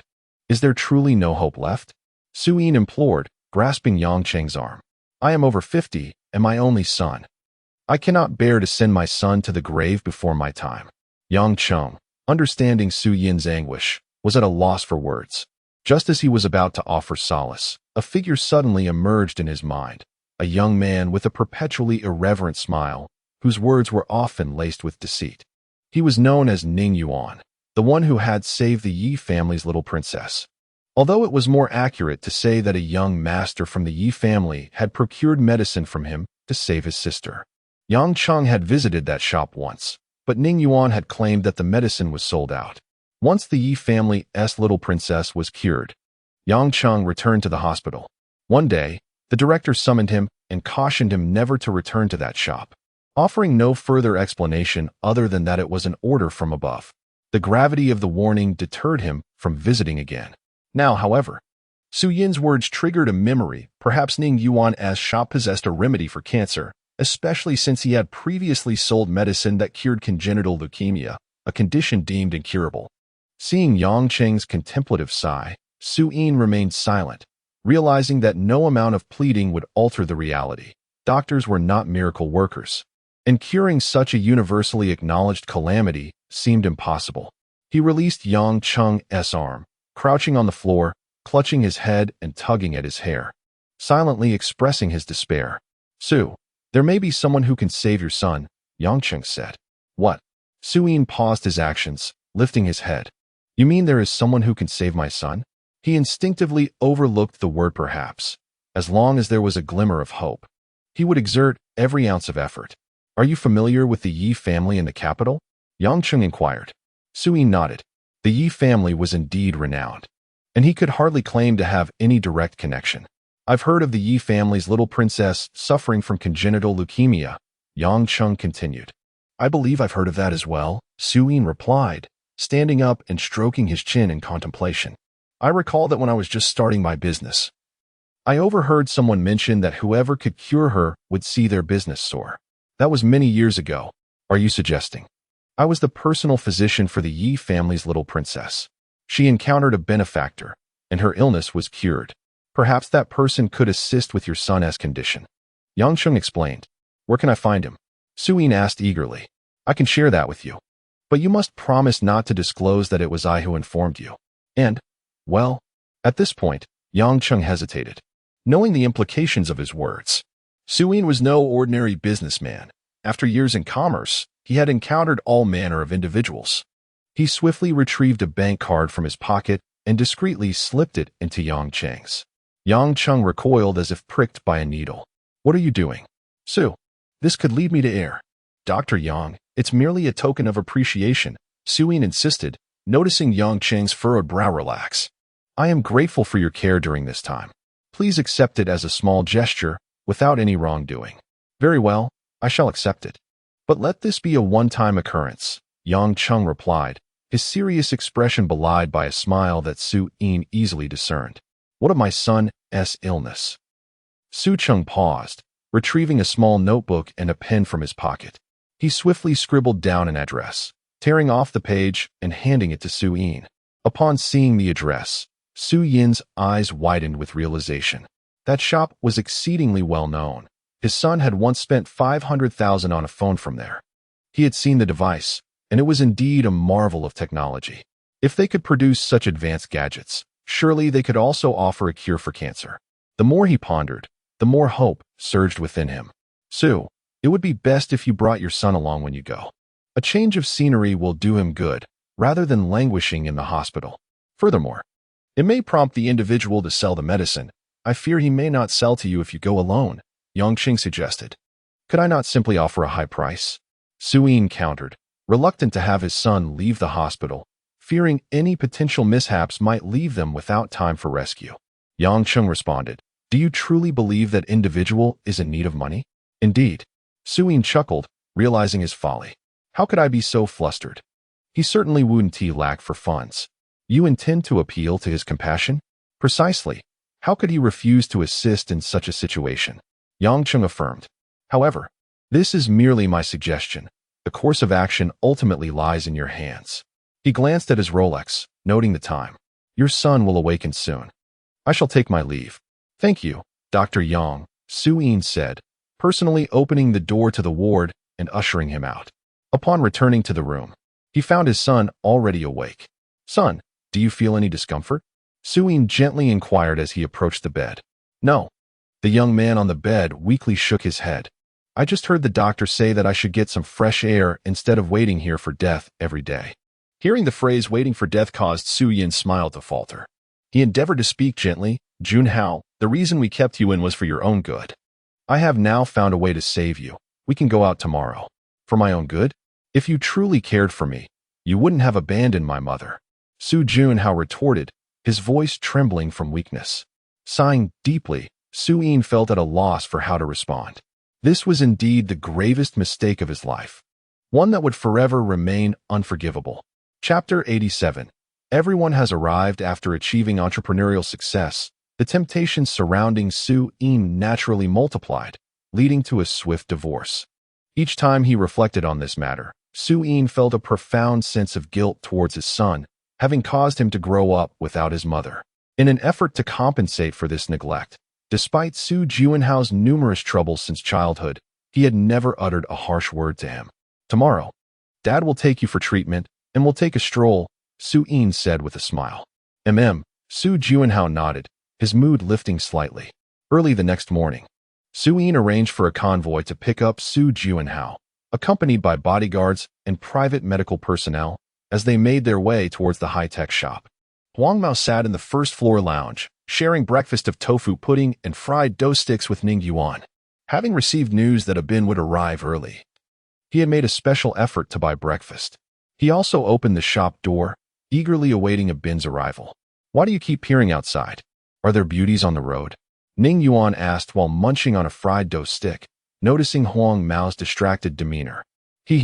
Huang Mao chuckled awkwardly. Well, Abin replied to me last night, saying he'd come over early, so I was just anxious. I didn't expect you to wake up so early today. Claiming it's for health reasons. You seem quite caring. If Abin weren't a guy, I might suspect you have a thing for him. Ning Yuan teased, his eyes widening in mock astonishment. What are you talking about? Ninggu, Huang Mao said, hastily stuffing tofu pudding into his mouth. Huang Mao, no, Gouda, am male, interested in females. I am a pure heterosexual. Really? Ning Yuan still seemed unconvinced and pressed further. Huang Mao, frowning and elongating his tone, insisted, really, more genuine than gold, more authentic than pure gold. Just then, Huang Mao stood up with a smile. It must be Abin. This is the high-tech shop. I'm the online friend you contacted. Lonely as snow, please come in. Ning Yuan, seated with his back to the door, turned around to see an elderly man pushing a wheelchair. The young man seated in the wheelchair bore a striking resemblance to the one in the video, albeit looking significantly weaker. The elderly man smiled stiffly, revealing teeth darkened by smoke, his eyes betraying a hint of fear as he thanked Huang Mao for letting them in. Seeing the elderly man unsteady on his feet, Ning Yuan quickly rose to assist him to the sofa, pushing the wheelchair beside him before taking a seat opposite. Huang Mao dashed upstairs to fetch 2 bread rolls, then filled a disposable cup with hot water from the water dispenser, placing the water and bread on the coffee table before the elderly man. "You haven't had breakfast. Have some bread to tide you over," he said. "Yes, eat something first," Ning Yuan added. "Thank you. Thank you," the elderly man said as he voraciously devoured the bread, crumbs falling onto his clothes, which he promptly picked up and ate. Within moments, both rolls were gone. "Huang Mao, go check if the roasted chicken shop is open and buy 2 chickens, Ning Yuan instructed. Just as Huang Mao stood to leave, the elderly man hastily stopped him. "I'm full, really. No need to buy more. Thank you so much. You're good people." Thank you. My dad, to save money, only had a few buns on the train," Abin said, tears streaming down his face. "This is your father?" Ning Yuan exclaimed, shocked, having thought the elderly man was Abin's grandfather. Huang Mao interjected urgently. "Ninggu, you must find a way to help them. Look how old Abin's father looks from worrying about him." "Don't worry. I once cured you with a bottle of my special medicine. As luck would have it, I still have a bottle of cancer treatment medicine." Ning Yuan was speaking when a line of luxury cars pulled up outside the shop. A group of bodyguards clad in black suits rushed from the cars, surrounding a van in the convoy. Several burly guards swiftly opened the van door, from which emerged a few medical personnel in white coats, followed by a slightly portly middle-aged man with an air of authority. Under the watchful gaze of the bodyguards, he stepped out of the vehicle. "Jiwenhao, we have arrived," the middle-aged man said, first addressing someone inside the vehicle before waving his hand. Several sturdy security guards entered the van and emerged carrying a wheelchair. Huang Mao observed the unfolding scene outside and remarked, "Ninggu, a big shot has arrived. Are they going to smash our shop?" "Smash? Nonsense," Ning Yuan retorted, feeling interrupted and irritable.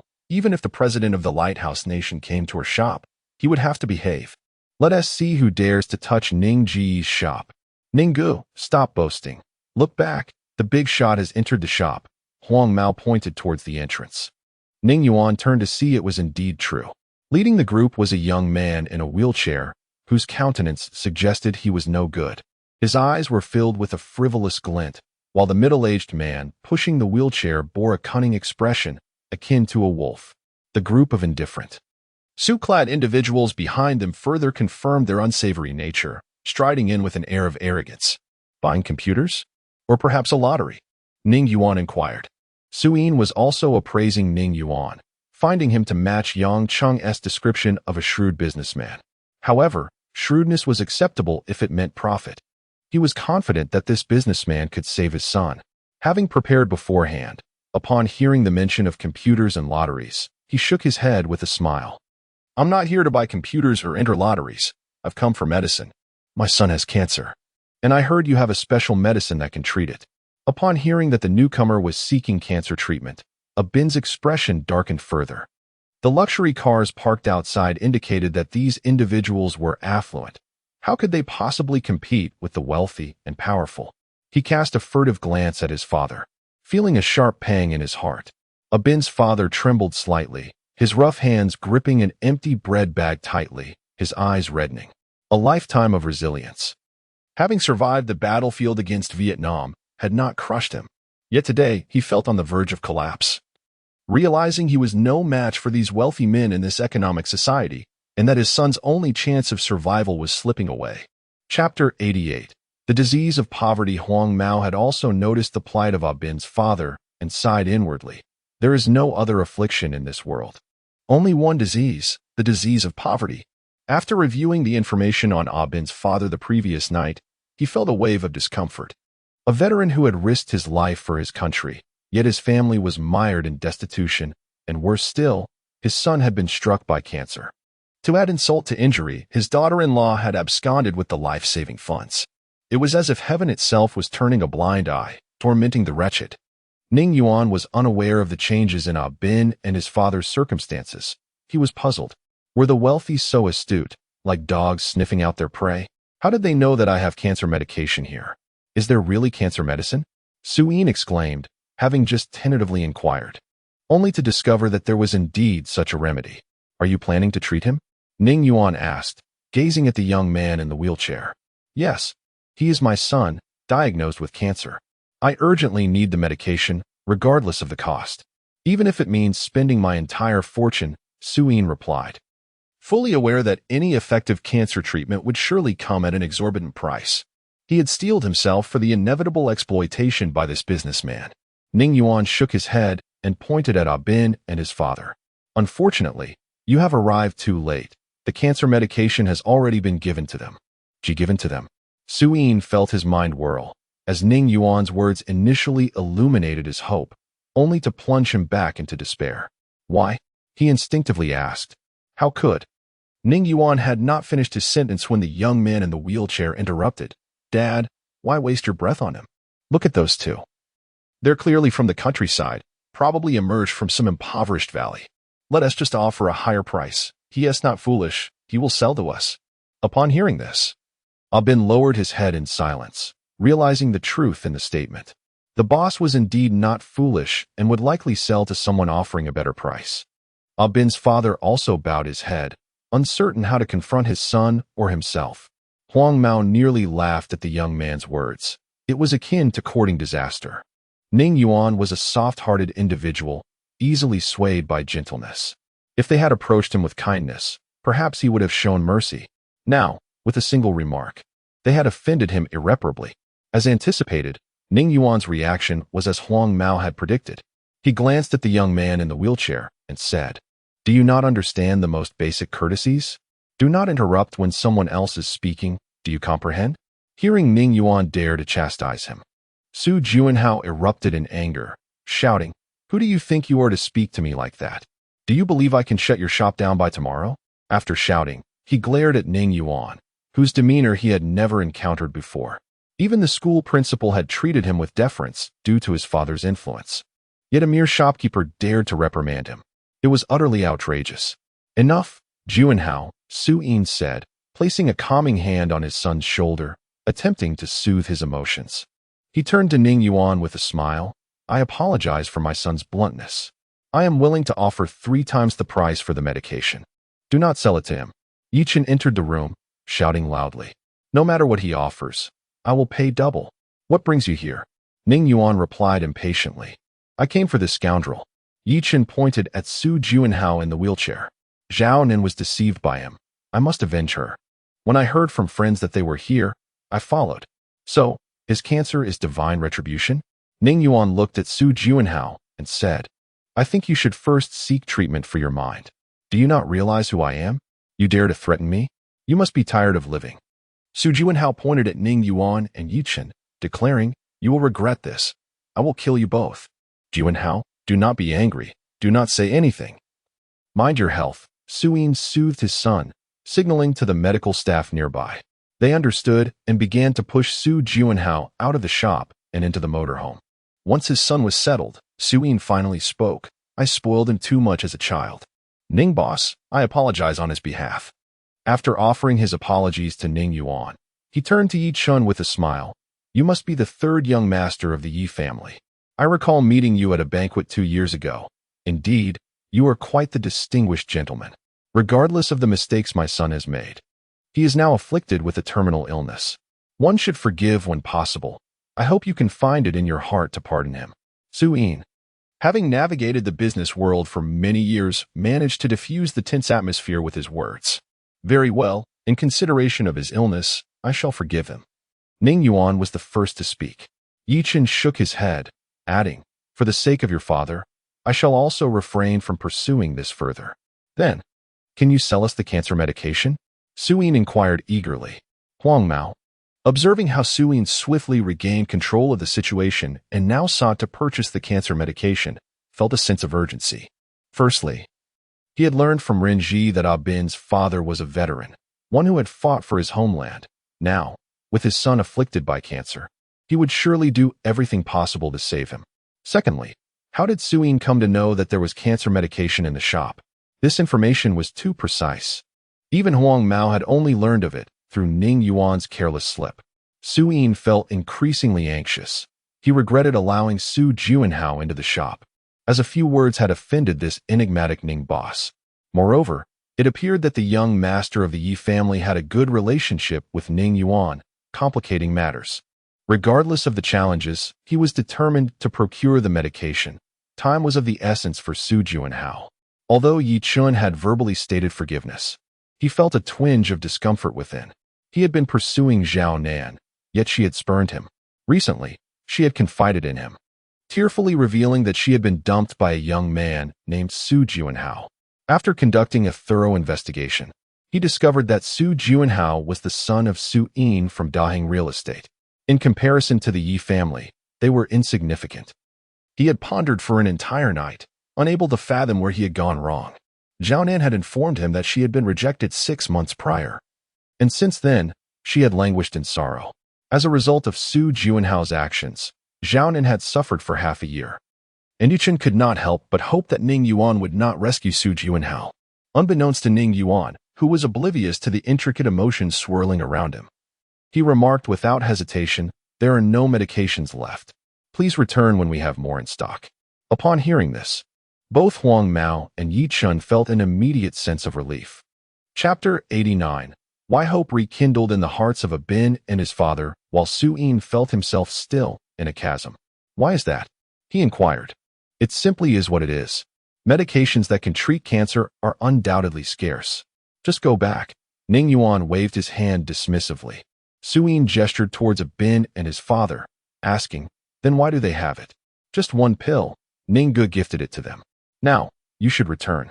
If there are more, we will notify you." Huang Mao couldn't help but interject. Su Yin exclaimed urgently, "I can buy it. I will pay a high price. If I give it to you, he would no longer survive." Ning Yuan pointed at a Bin. "His life is less important than my son's," Su Yin blurted out. And Yi Chen could no longer contain himself, pointing at a Bin. "Are you implying that your son's life holds more value than his?" "That was not my intention." Su Yin realized his mistake. "I was desperate." Ning Yuan interrupted him. "Enough? They arrived before you. Naturally, the medication belongs to them. As for your offer to buy it at a high price, do you think I lack money? Indeed, the owner of this establishment cannot be lacking in funds." Su Yin recalled Yang Cheng's reminder. The owner would not be swayed by money. Rather, he could only leverage your son's situation. However, Junhao has already offended the owner with just a few words. What now? All right, return to your home. If there are no pills, then there are no pills. Standing here is futile. Think of another solution, Yi Chen advised, somewhat gleeful, as the scoundrel Su Junhao's cancer seemed to be poetic justice. "No, I cannot go back," Su Yin cried, rushing to grasp Ning Yuan's arm. "Ning boss, please save Junhao. He is my only son." Ning Yuan felt helpless, loathing the person who leaked the news.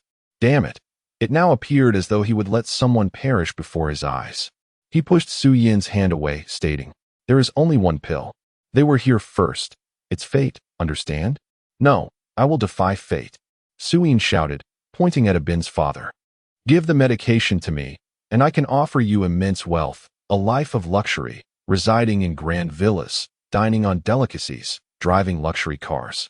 "You've never driven a luxury car, have you?" "Just agree, and you can ride in one any time, all right?" Abin's father shook his head, saying, "I am half buried in the earth. What use is money to me? I just want my son to regain his health." "So you refuse? Do you know the consequences of offending Su Yin? I could crush you with one hand, as easily as squashing an ant." As he said this, Su Yin approached Abin menacingly, threatening, "If you don't relinquish the medication, I will make your father's life miserable." Abin glanced at his father, who had toiled for him all his life. Gritting his teeth, he declared, "You can have the medication, just do not harm my father, or I will fight you to the death." Upon hearing this, Su Yin laughed, knowing these lower-class individuals were no match for him. He turned to Ning Yuan, saying, "Ning boss, I have secured the medication from them, and I will also procure the finest burial plot for Abin." "Ning Ge, I want to kill him." Huang Mao could no longer restrain himself. Is there any justice in bullying honest people? He rushed to the counter to grab a leftover beer bottle, ready to confront Su Yin. Yi Chen also could not hold back, as this real estate owner, emboldened by his wealth, dared to trample upon lives. He too rushed to the counter, seizing a leftover beer bottle, preparing to join Huang Mao in confronting this small-time boss. Calmly, Ning Yuan stopped Huang Mao and Yi Chen, saying, "I find both of you rather childish. What kind of society is this? Resorting to violence? We must uphold civility and manners. But, Ninggu, Huang Mao pointed at Su Yin, if we are to uphold civility, it must be mutual. He is a scoundrel. What civility can we show him? Yichin chimed in. Exactly. He is just a cowardly brute. Let him dare to threaten me, and I will have my brother deal with him. All right, you two just calm down. Let me handle this, shall we? Ning Yuan stated. Huang Mao and Yichin responded in unison, all right. Su Yin knew he had indeed acted excessively, but he was left with no options.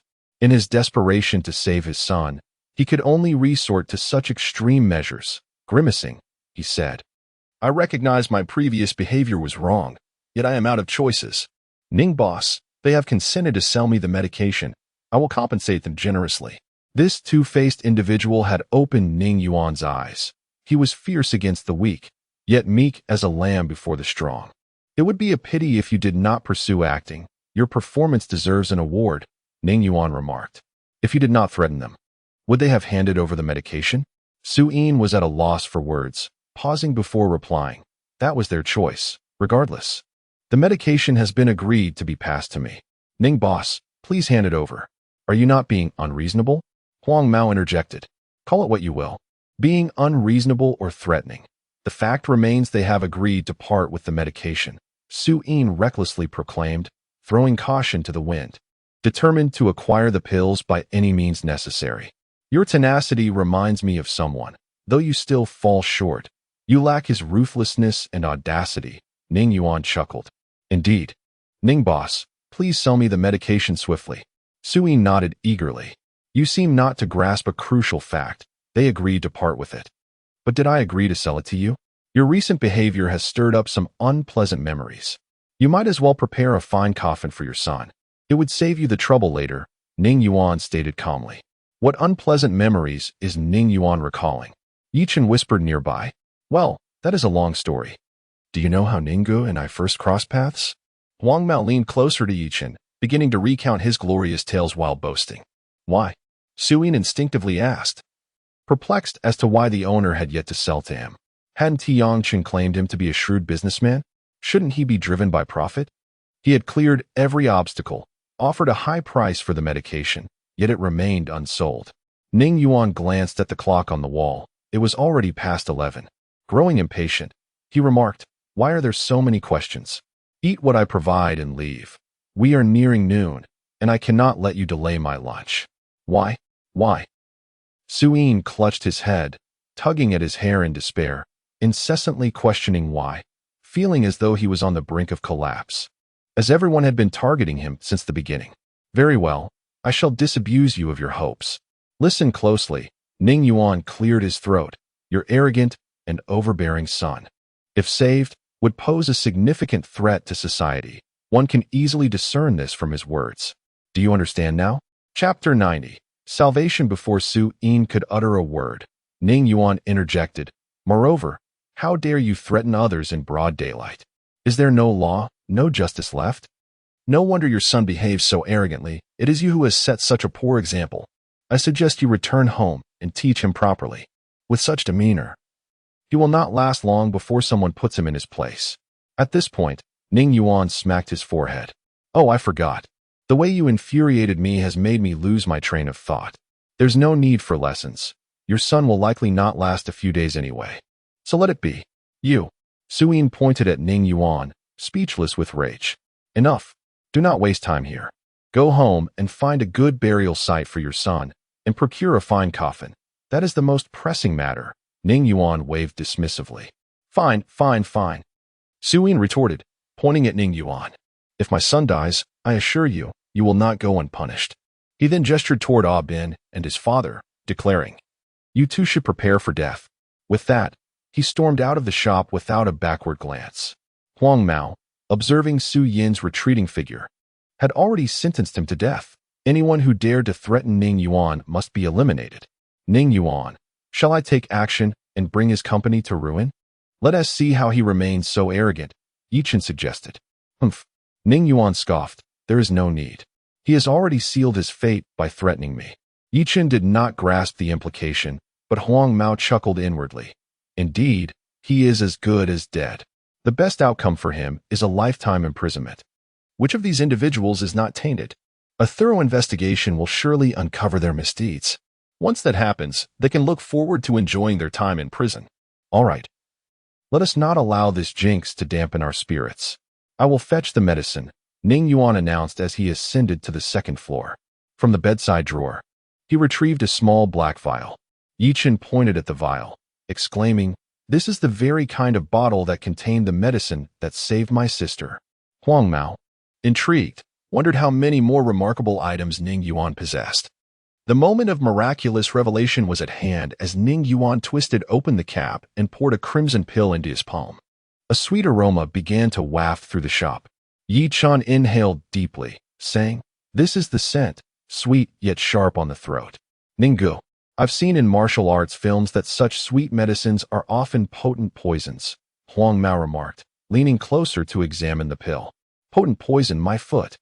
Ning Yuan retorted, kicking Huang Mao in the rear. This is my precious elixir. I would not even dare consume it myself.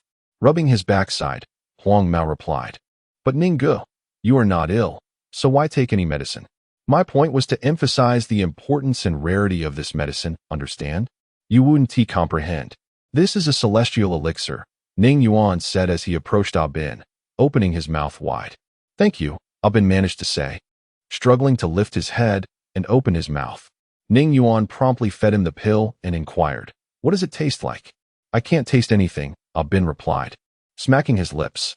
As soon as the pill entered my mouth, it dissolved into liquid, and I swallowed it whole. You are akin to Zhu Beiji consuming the ginseng fruit. Ning Yuan persisted, asking, "Even the liquid has no flavor?" "None," Ah Bin shook his head. "If I must describe it, it tastes like water." Upon hearing it tasted like water, Ning Yuan sighed. How dull. No flavor whatsoever. Let us await the effects. As soon as he finished speaking, he observed Ah Bin's complexion transform from ashen to a healthy flush. "I feel so hot," Ah Bin exclaimed, tearing at his clothing. Ah Bin's father quickly grasped his hand, saying, "It must be the medicine taking effect. Bear with it." "Is this medicine really that powerful?" Huang Mao queried. "Do not worry. It is a normal reaction. My sister experienced the same when she took the medicine. Just endure it," Yi Chen reassured the group, alleviating their concerns. Ning Yuan felt a twinge of worry. What if something went wrong? After about 20 minutes, Ah Bin finally returned to normal, and his first words were, "Is there anything to eat?" Ning Yuan sent Huang Mao to buy 2 bowls of congee and a few steamed buns for Ah Bin, as he had just recovered and should avoid greasy foods. Opting for something light to ease into, Ah Bin devoured the congee and buns with remarkable speed, then stood up from his wheelchair, moving his body around, feeling as though he was in perfect health, perhaps even better than before. "I'm better. I'm really better," Ah Bin exclaimed, bouncing around the room. "Ninggu, this medicine is truly miraculous. It cured me instantly." Huang Mao hurriedly praised, genuinely astonished by the efficacy of the medicine, especially seeing a cancer patient now full of life. It was nothing short of a miracle. Yi Chen raised his thumb in admiration, saying, "Ning Yuan, your medicine is indeed extraordinary. I am impressed." "Just a light drizzle." Ning Yuan waved his hand dismissively. "This is merely a basic operation. There is no need for astonishment." Thank you. Ah Bin's father said as he approached Ning Yuan, bending his knees as if about to kneel. Ning Yuan swiftly stepped forward to support him, saying, "Do not kneel. I am but a junior and cannot bear it. If your son is well, you should thank Huang Mao. He is the one who arranged for your son." Huang Mao quickly added, "It is all fate. They say that a family that does good will surely receive blessings. You have served in the Dragon Kingdom, made contributions. Now your son is saved. This is the cycle of karma."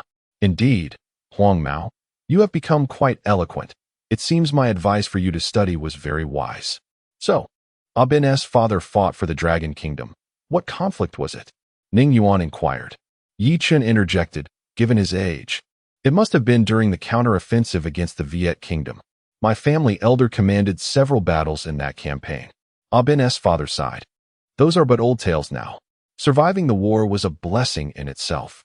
Who would have thought I would encounter such a benefactor now? I truly do not know how to repay you." Ah Bin approached Ning Yuan, stating, "Ning boss, you saved my life. While I lack skills, I would go through fire and water for you." Let us discuss repayment later. It is noon. Let us finish our meal first. Ning Yuan swiftly changed the subject, not wishing to dwell on gratitude. His act of saving Ah Bin was purely a good deed, with no expectation of reward. Right, I will go buy groceries. Please wait. Huang Mao exclaimed, dashing off as if being chased. After more than half an hour, a lavish spread was laid out on the table. During the meal, Huang Mao also resolved the employment issue for Ah Bin and his father, arranging for them to work at Yi Qin's holographic cinema. Yi Qin welcomed them wholeheartedly, knowing that with the connection to Ning Yuan, Ah Bin would surely become part of their circle. Chapter 91. The Grand Scene After Dinner. Yi Qin took the father and son, Ah Bin, away, stating that he would assign them a dormitory. Ning Yuan and Huang Mao then embarked on a new round of ranking, vowing not to relent until they reached the next tier. Early the following morning, Huang Mao, as usual, rose first, washed up, and stepped outside to procure breakfast. As he opened the small door, he was taken aback by the sight before him. A throng of people had gathered at the shop's entrance, stretching as far as the eye could see. A phrase from a classic skit flitted through his mind. A sea of people, drums beating, firecrackers resounding. Upon seeing him emerge, the crowd clamored, asking, "Hello, does this shop sell cancer-fighting medication? Did Ah Bin, the cancer-fighting blogger, recover by using your medicine? How much does the medication cost?" "Stop," Huang Mao exclaimed, raising his hand. "There's only one pill, and it's for Ah Bin. We're out of stock, so please disperse. If there's more medicine, we'll let you know." As he completed his sentence, the crowd erupted in excitement, realizing there truly was cancer medication in the shop. "Please, save my daughter, no matter the cost. I will buy it. My son is only in his 20s and hasn't even married yet. Please, help him. When will there be more cancer medication?" The crowd encircled Huang Mao, bombarding him with questions. Huang Mao empathized with their plight. The shop's cancer medication was their lifeline, and how could they simply disperse at his word? Yet, the medicine was genuinely gone. With a sigh, he left a message, stating he would inquire with the boss, then slipped back through the small door, locked it securely, and hurried upstairs to knock on Ning Yuan's door. "What is it?" A voice from within grumbled impatiently. "Ninggu, something's amiss. A horde is blocking the store, clamoring for cancer medication," Huang Mao shouted. "Damn it." Ning Yuan sprang from his bed, vexed. "I forgot to remind Ah Bin not to disclose the existence of the cancer medication. This is a disaster. Ninggu, you must come see for yourself," Huang Mao urged. "Calm down, hold them off for now. I'll wash up and be right down," Ning Yuan replied, striding toward the bathroom. On their way to the dormitory, Ah Bin's father suggested another hospital checkup. Although Ah Bin was reluctant, he sought an advance on his wages from Yi Qin to ease his father's mind, and they went to the hospital for an examination. Unsurprisingly, the results revealed he was in excellent health, with no issues whatsoever. Yi Qin assigned Ah Bin to the role of procurement assistant at the cinema, a vital position requiring someone trustworthy to oversee operations. Outsiders often lack the understanding necessary to save costs during procurement, and he intended for Ah Bin to familiarize himself with the role for a few months before officially replacing the current, seasoned buyer. Considering Ah Bin's father's frail health, Yi Qin also arranged for him to take on a security role. With everything settled, just before bed, Ah Bin whimsically recorded his final cancer-fighting video, announcing the end of his journey, holding the examination report from the hospital. Upon viewing the video, netizens extended their well wishes to Ah Bin while redirecting their attention to the innovative technology shop.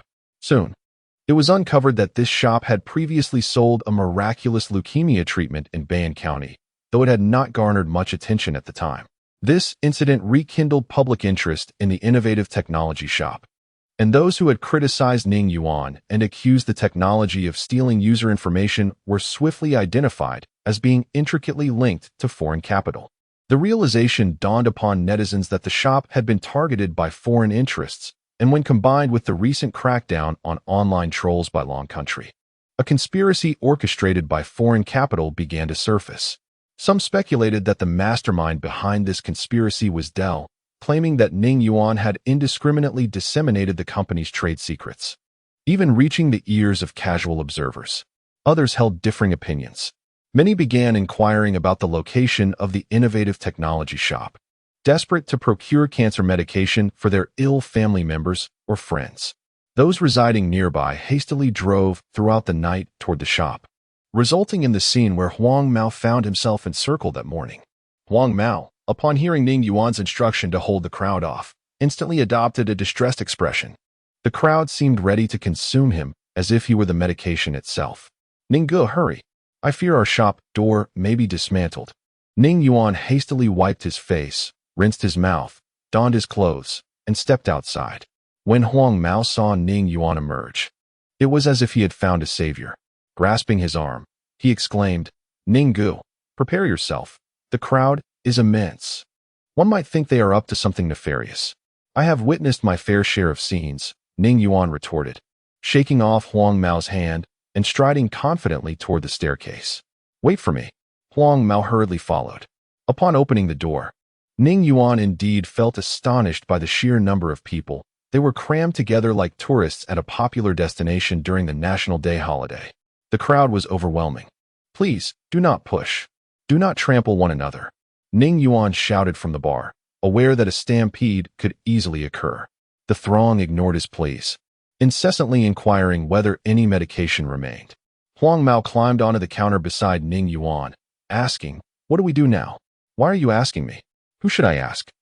Ning Yuan squatted to retrieve an unused electronic megaphone from behind the bar and declared, Ladies and gentlemen, the medication is genuinely out of stock. If I had any, would I let you suffer? Ning boss, please save my daughter. She is only in her 20s. You are a living bodhisattva. Please save my brother. Help my son. The chorus of desperate appeals drowned out his voice. Ning Gu, I believe we ought to call the police. There are too many people here. And any incident could be disastrous, Huang Mao suggested. Call the police for what? They are far too busy with trivial matters to concern themselves with this, Ning Yuan replied. Dialing a number. Please come to my shop and help disperse the crowd. Do not tell me you are unavailable. Ha ha ha. I knew you would call. This is quite a scene. The road outside is completely blocked. Hurry, stop relishing my predicament, Ning Yuan retorted before hanging up, grabbing the megaphone to remind the crowd not to shove or trample one another and to refrain from crowding inside. Ning Gu, who did you call? Are they reliable? Huang Mao inquired. Should be reliable. It's that old man who came to collect something last time, Ning Yuan replied. Huang Mao nearly burst into laughter at Ning Yuan's casual reference to Ren Ji as the old man, realizing just how mercilessly Ning Yuan spoke. Chapter 92, Martian Tourism. Ren Ji arrived in less than half an hour, accompanied by a large contingent of police officers. With their assistance, the crowd was gradually dispersed. Ning Yuan had Huang Mao find a piece of cardboard and write in bold letters that the anti-cancer medication was sold out, hanging it outside the door to avoid further inquiries. After the crowd was cleared, they exchanged a few casual remarks before Ren Ji led his team away, restoring tranquility to the store. Following this incident, the business of the black technology shop returned to normal. A week later, after dinner, Ning Yuan returned to his room early, locked the door, and sat on his bed. Just as he moved the roll of toilet paper beside him, the electronic voice of the system resonated in his mind. Ding. Task completed. Reward. Lucky spin wheel X2, 1 Martian tour. Claim? Yes, no. Task. Sell 50,000 virtual reality gaming consoles. The black technology notebook vending machine has been transformed into a virtual reality gaming console vending machine. Price. 3 million each. Special options. Sell at original price, low margin. High volume. Discount. The first customer to inquire about the virtual reality gaming console can obtain a low-priced quota, allowing them to purchase it for 30,000 yuan. This quota is non-transferable and permanently valid. Completion reward. Lucky spin wheel X2. Promotion to junior supplier. 1 store upgrade. Do not ask what benefits come with being promoted to junior supplier, young man. Focus on selling your goods. Your journey has only just begun. Upon hearing this, Ning Yuan couldn't help but grumble internally. If I shouldn't ask, then I won't. I have no desire to know. How exactly do I embark on this Martian tour? Surely, I won't be magically transported to Mars. The system remained aloof, only speaking during task announcements and otherwise ignoring him completely. After venting his frustrations for a moment, Ning Yuan recalled that he had yet to claim his reward. Not that he was eager about the lottery, he silently thought. Claim the Martian tour reward. As soon as the words left his mind, a blinding silver light suddenly illuminated the room. Reflexively, Ning Yuan raised his arm to shield his eyes. After approximately 3 seconds, the silver light faded. When he lowered his arm and opened his eyes, he discovered a large silver egg, approximately 2 to 3 meters in diameter, floating in his room. Could this be an alien spacecraft? Ning Yuan exclaimed, approaching the silver egg to inspect it. The surface was unknown in material, appearing exceptionally smooth, with irregular black stripes adorning it. However, there was no door. How was he meant to enter? Ning Yuan pondered, as if the spacecraft had heard his thoughts. The shell slid aside, revealing seats within. Fascinated, Ning Yuan peered inside, noting the simplistic design. The seats occupied most of the space, and beside them lay a set of black athletic attire. There was nothing else. System, this is rather hasty, isn't it? How am I supposed to wear a spacesuit on Mars? And what if I need to use the restroom during the journey? This cramped space, am I expected to soil myself? Mars is so far away. Shouldn't I prepare some provisions? After presenting a barrage of questions, the system unexpectedly spoke again, but not to answer his inquiries. Instead, it reminded him that if he did not board the spacecraft within 10 seconds, it would be considered a forfeiture of the opportunity for Martian travel. Hearing this, Ning Yuan made a swift decision to board the spacecraft. Such an opportunity was not to be squandered.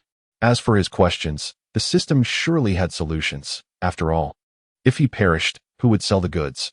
Before he could properly savor the sensation of being aboard a spacecraft, an electronic voice emanated from within. Please don the energy suit beside your seat. Ning Yuan hastily grabbed the black athletic attire and began changing. By the time he was finished, the hatch above had closed, and the world before him turned dark. He realized he seemed to no longer be in his room. The internal electronics chimed once more. Greetings, traveler. You have arrived on Mars. You may observe the Martian landscape from within the curvature of the flight vessel or drive the gravity vehicle to explore Mars. Note, the countdown is set for 5 hours, after which you will return to Earth. Is this it?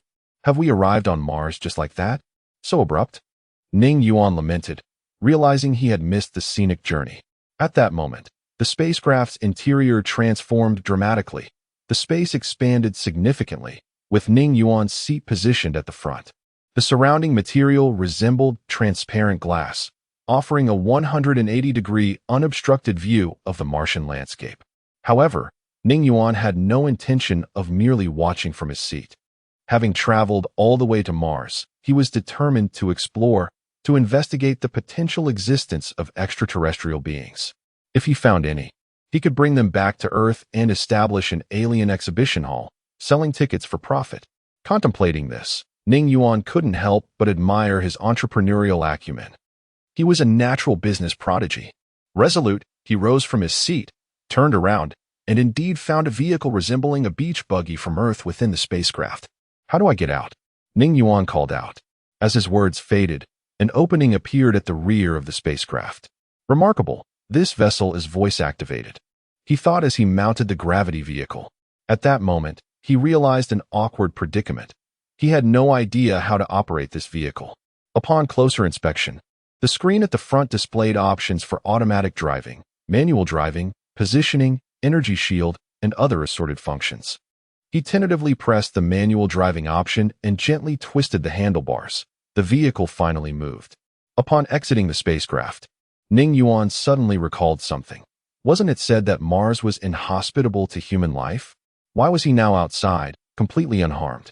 Were those scientists just spouting nonsense? No. Ning Yuan noticed a thin membrane surrounding him, a pale yellow hue. Due to the reddish-yellow Martian terrain and the sunlight, the two colors intertwined. Unless one looked closely, it was nearly indistinguishable. As the vehicle moved, the membrane shifted as well. He reached out to touch it, finding it soft. Please do not touch the energy shield. Please do not touch the energy shield. The electronic voice suddenly blared from the gravity vehicle, startling Ning Yuan, who quickly withdrew his hand, muttering, "So that's the energy shield. It's only within this barrier that I am unharmed. I thought I had gained superpowers." Just after he had finished his complaint, He caught sight of a vehicle approaching him in the distance. Could it be an alien vehicle? Are there truly extraterrestrials? A surge of excitement coursed through him. Should he approach? Ning Yuan hesitated. During his moment of indecision, he faintly noticed a flag raised atop the approaching vehicle. The familiar emblem eased his anxious heart. Chapter 93. Curiosity. Mars rover before him fluttered the stars and stripes of a lighthouse nation, evoking memories of the original world where this nation had launched a rocket towards Mars, deploying a rover named Curiosity. It now appeared that in this parallel universe, the lighthouse nation had similarly dispatched a Mars rover. As Ning Yuan maneuvered his vehicle towards the lighthouse nation's rover, he observed its dilapidated condition, encrusted with dust, with one of its four wheels askew and wobbling as it moved. Above the rover, a long mechanical arm extended, and as Ning Yuan approached Curiosity, a device resembling a camera on the arm focused on him. At that moment, he contemplated whether to lift a nearby stone and strike the rover out of frustration towards the lighthouse nation's incessant provocations, unaware that the inhabitants of the lighthouse nation had already taken notice of him. Far away on Blue Star, within the halls of the lighthouse nation's space agency, a spacious room was adorned with various large screens. Individuals seated or standing gaped, mouths agape, transfixed by the displays. Suddenly, a voice rang out. "Oh my God. Our Curiosity has discovered extraterrestrials." The once silent hall erupted into fervent discussion. Extraterrestrials look just like us? Is this really an alien? It seems so human. Quickly report to the director and disseminate this news to the world. We, the Lighthouse Nation Space Agency, have found extraterrestrial life.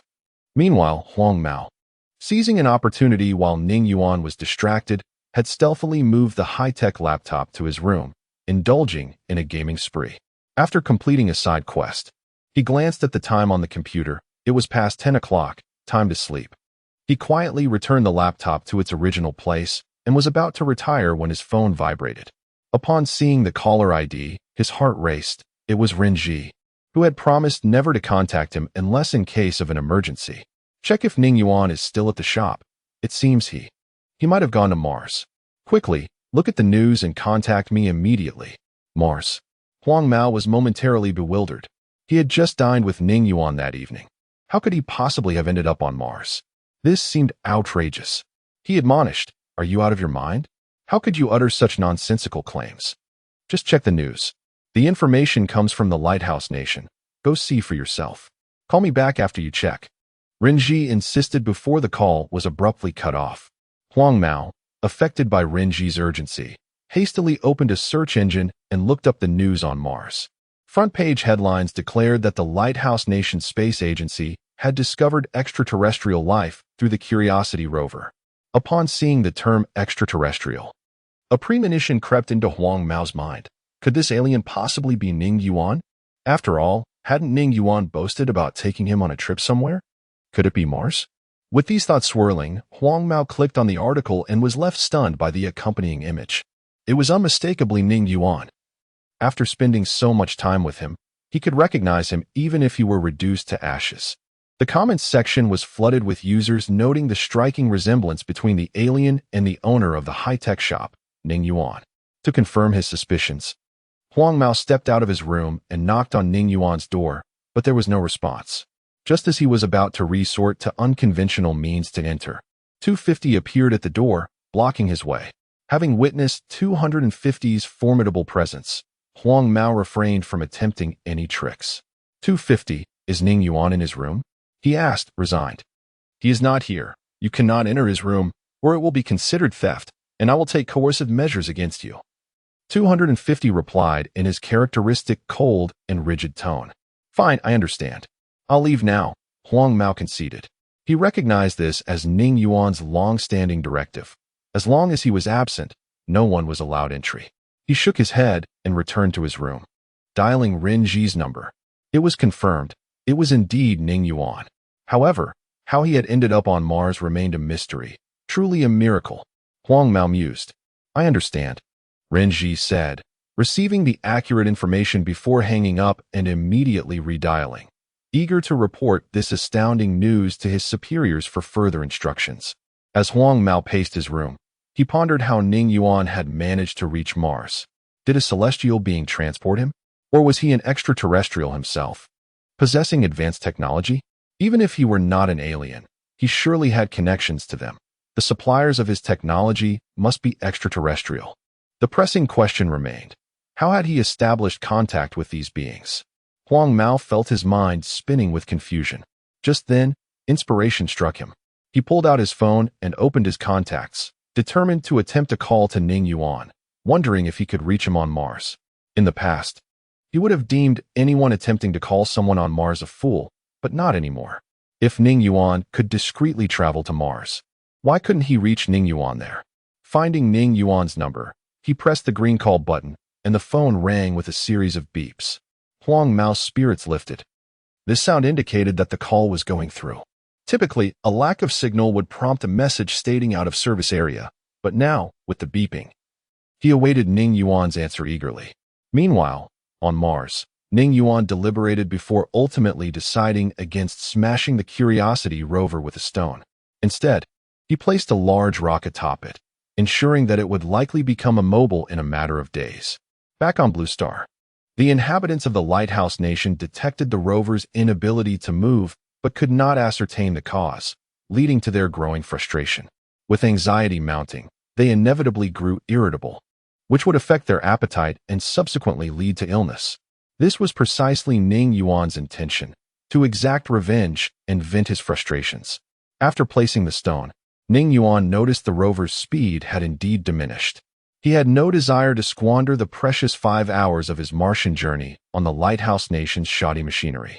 He quickly resumed his journey, eager to uncover the secrets that Mars might hold.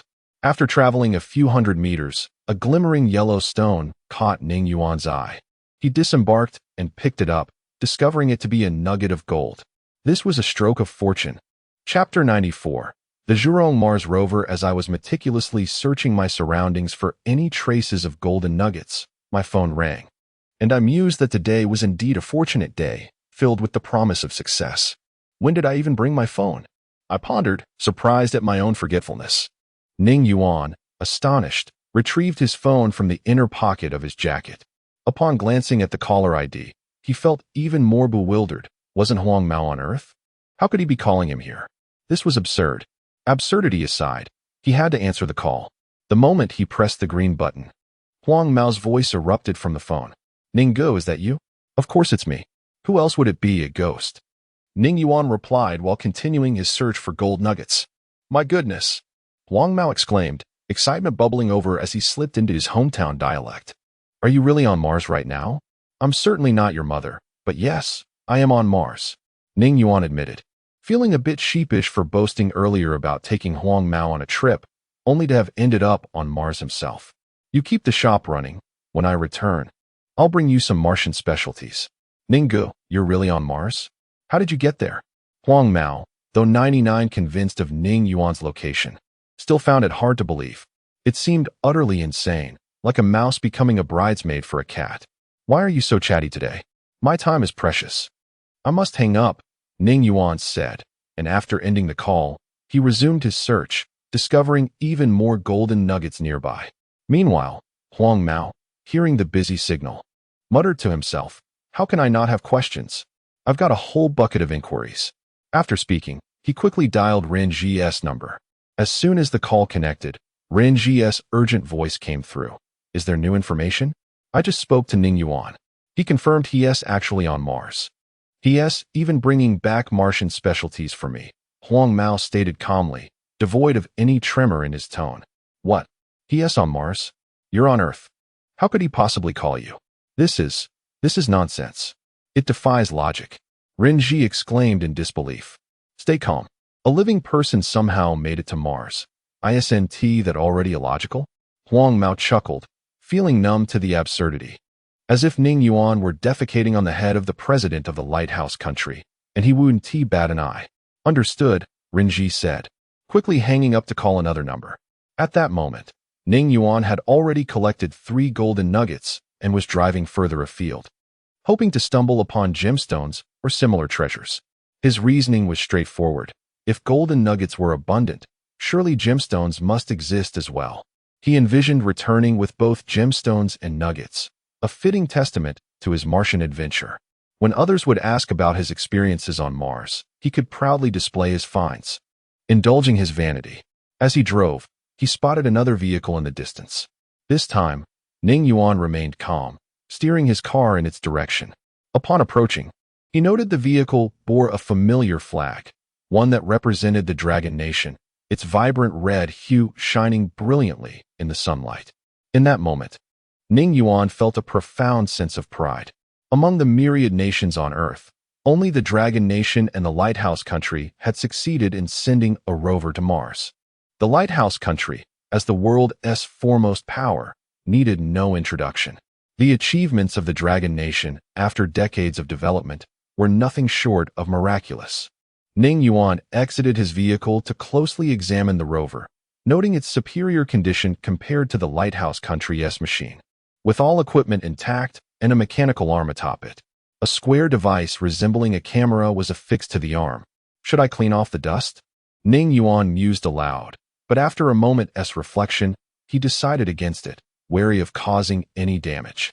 In the Dragon National Space Agency, a spacious hall was adorned with various electronic screens, reminiscent of the monitoring room in the Lighthouse Country's space agency, albeit with additional slogans gracing the walls: exploring the vast universe, advancing space endeavors, and building a space power. The hall was silent, every gaze fixated on the figure displayed on the electronic screens, a person clad in a black tracksuit, bearing a nonchalant grin while murmuring inaudibly. In the hall stood Director Hao Jianguo, his body trembling with excitement. He felt that his life had reached a pinnacle. Throughout his career, he had managed to capture an extraterrestrial being through the Zhurong Mars rover, marking a significant honor for both himself and the Dragon National Space Agency. Just half an hour prior, he had been disheartened, wondering why the Lighthouse Country's Curiosity rover could photograph an alien while their Zhurong rover could not. Now that the Dragon Nation's rover had succeeded, he felt a wave of relief wash over him. Having evaded the embarrassment of being overshadowed in the realm of space exploration, why does this alien resemble our Dragon Nation people so closely? A young technician remarked, prompting a wave of discussion among the staff. I think he looks quite like a Dragon Nation citizen, another chimed in. There's no need to speculate. If this alien were in our country, who would suspect he was extraterrestrial? Don't you all browse the internet? I can't help but think he bears a striking resemblance to the proprietor of that high-tech shop, Ning. Hao Jianguo, overhearing the chatter, couldn't he shake the feeling that the alien indeed bore an uncanny resemblance to the citizens of the Dragon Nation? Could it be that aliens looked somewhat like them? He shook his head, muttering to himself, I must be quite ignorant. Suddenly, the phone rang, interrupting his thoughts. He hastily exited the monitoring hall in search of a quiet place, pulling out his phone to check the caller ID. A jolt of panic surged through him. Why was someone from that department calling him? Had a traitor emerged within the space agency? Had vital state secrets been leaked? Don't let me catch that person. If I do, they will meet a gruesome fate. In less than a second, a myriad of dreadful scenarios played through Hao Jianguo's mind like a slideshow. The incessant ringing of the phone echoed ominously, resembling a death knell. Taking a deep breath, he answered the call. Is this Director Hao? We have an urgent situation to discuss, came the calm voice on the other end. The more composed the voice, the more unsettled Hao Jianguo became. He forced himself to regain his composure, stating, This is Hao Jianguo. Please proceed.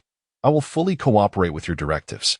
Chapter 95. Going live on the other end of the line, the person seemed to sense the tension in Hao Jianguo's voice and chuckled. Director Hao, there's no need to be anxious. This is not a matter of confidentiality. Hearing that it was not a secrecy issue, Hao Jianguo let out a heavy sigh of relief and wiped the cold sweat from his forehead, inquiring, Then what is it? The extraterrestrial discovered by the Lighthouse Nation is actually one of our own from the Dragon Nation. The purpose of this call is to ask whether your space agency would like him to bring something back, perhaps Martian soil or rocks. We believe that studying these materials could yield insights about Mars, though we aren't experts ourselves. We thought it best to consult you. Hao Jianguo felt as though his mind was in a fog, bewildered as he asked, How did this extraterrestrial become a citizen of the Dragon Nation? How did he get to Mars? And without any protective gear, how has he survived there? Director Hao, We are just as perplexed by these questions as you are. All we need from you is to specify what you would like him to bring back." The voice on the other end sounded equally exasperated. They, too, were eager to understand how Ning Yuan had made it to Mars.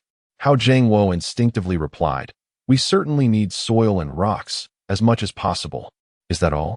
"For now, that's all I can think of." "Very well.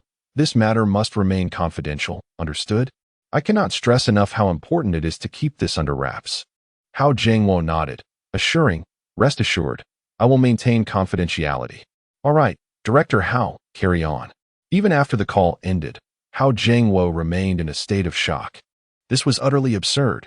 If it weren't for someone from such a department informing him, he would never have believed it. Human landings on the moon are exceedingly challenging, with only the Lighthouse Nation having successfully sent humans there. Now, suddenly being told that a citizen of the Dragon Nation is on Mars was akin to setting off fireworks in the dead of night. Truly astonishing.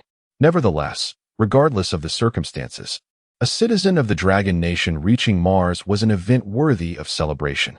The soil and rocks he would bring back could greatly benefit their research on Mars.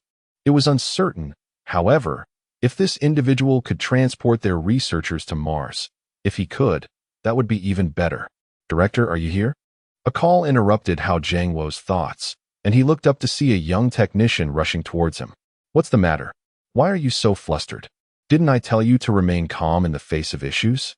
You can't afford to be so reckless. As someone in the aerospace field, you must always be composed." Hao Jianguo lectured, hands clasped behind his back as he approached the young technician, resembling an elder guiding a student. The technician dashed to his side, panting, and thrust a mobile phone into his view, exclaiming, "Director Hao, I can't calm down. Look, the extraterrestrial is live streaming on Douyin." Without needing further explanation, Hao Jianguo had already noticed the extraterrestrial in the live stream, brandishing what appeared to be a piece of gold while engaging with netizens.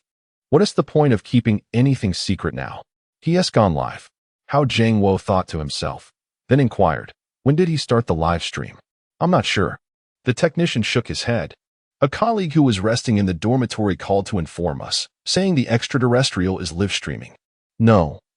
This host claims to be a citizen of the Dragon Nation." A netizen recognized him as the owner of the black technology store, Ning Yuan. "Understood. There's no need to panic over such trivial matters.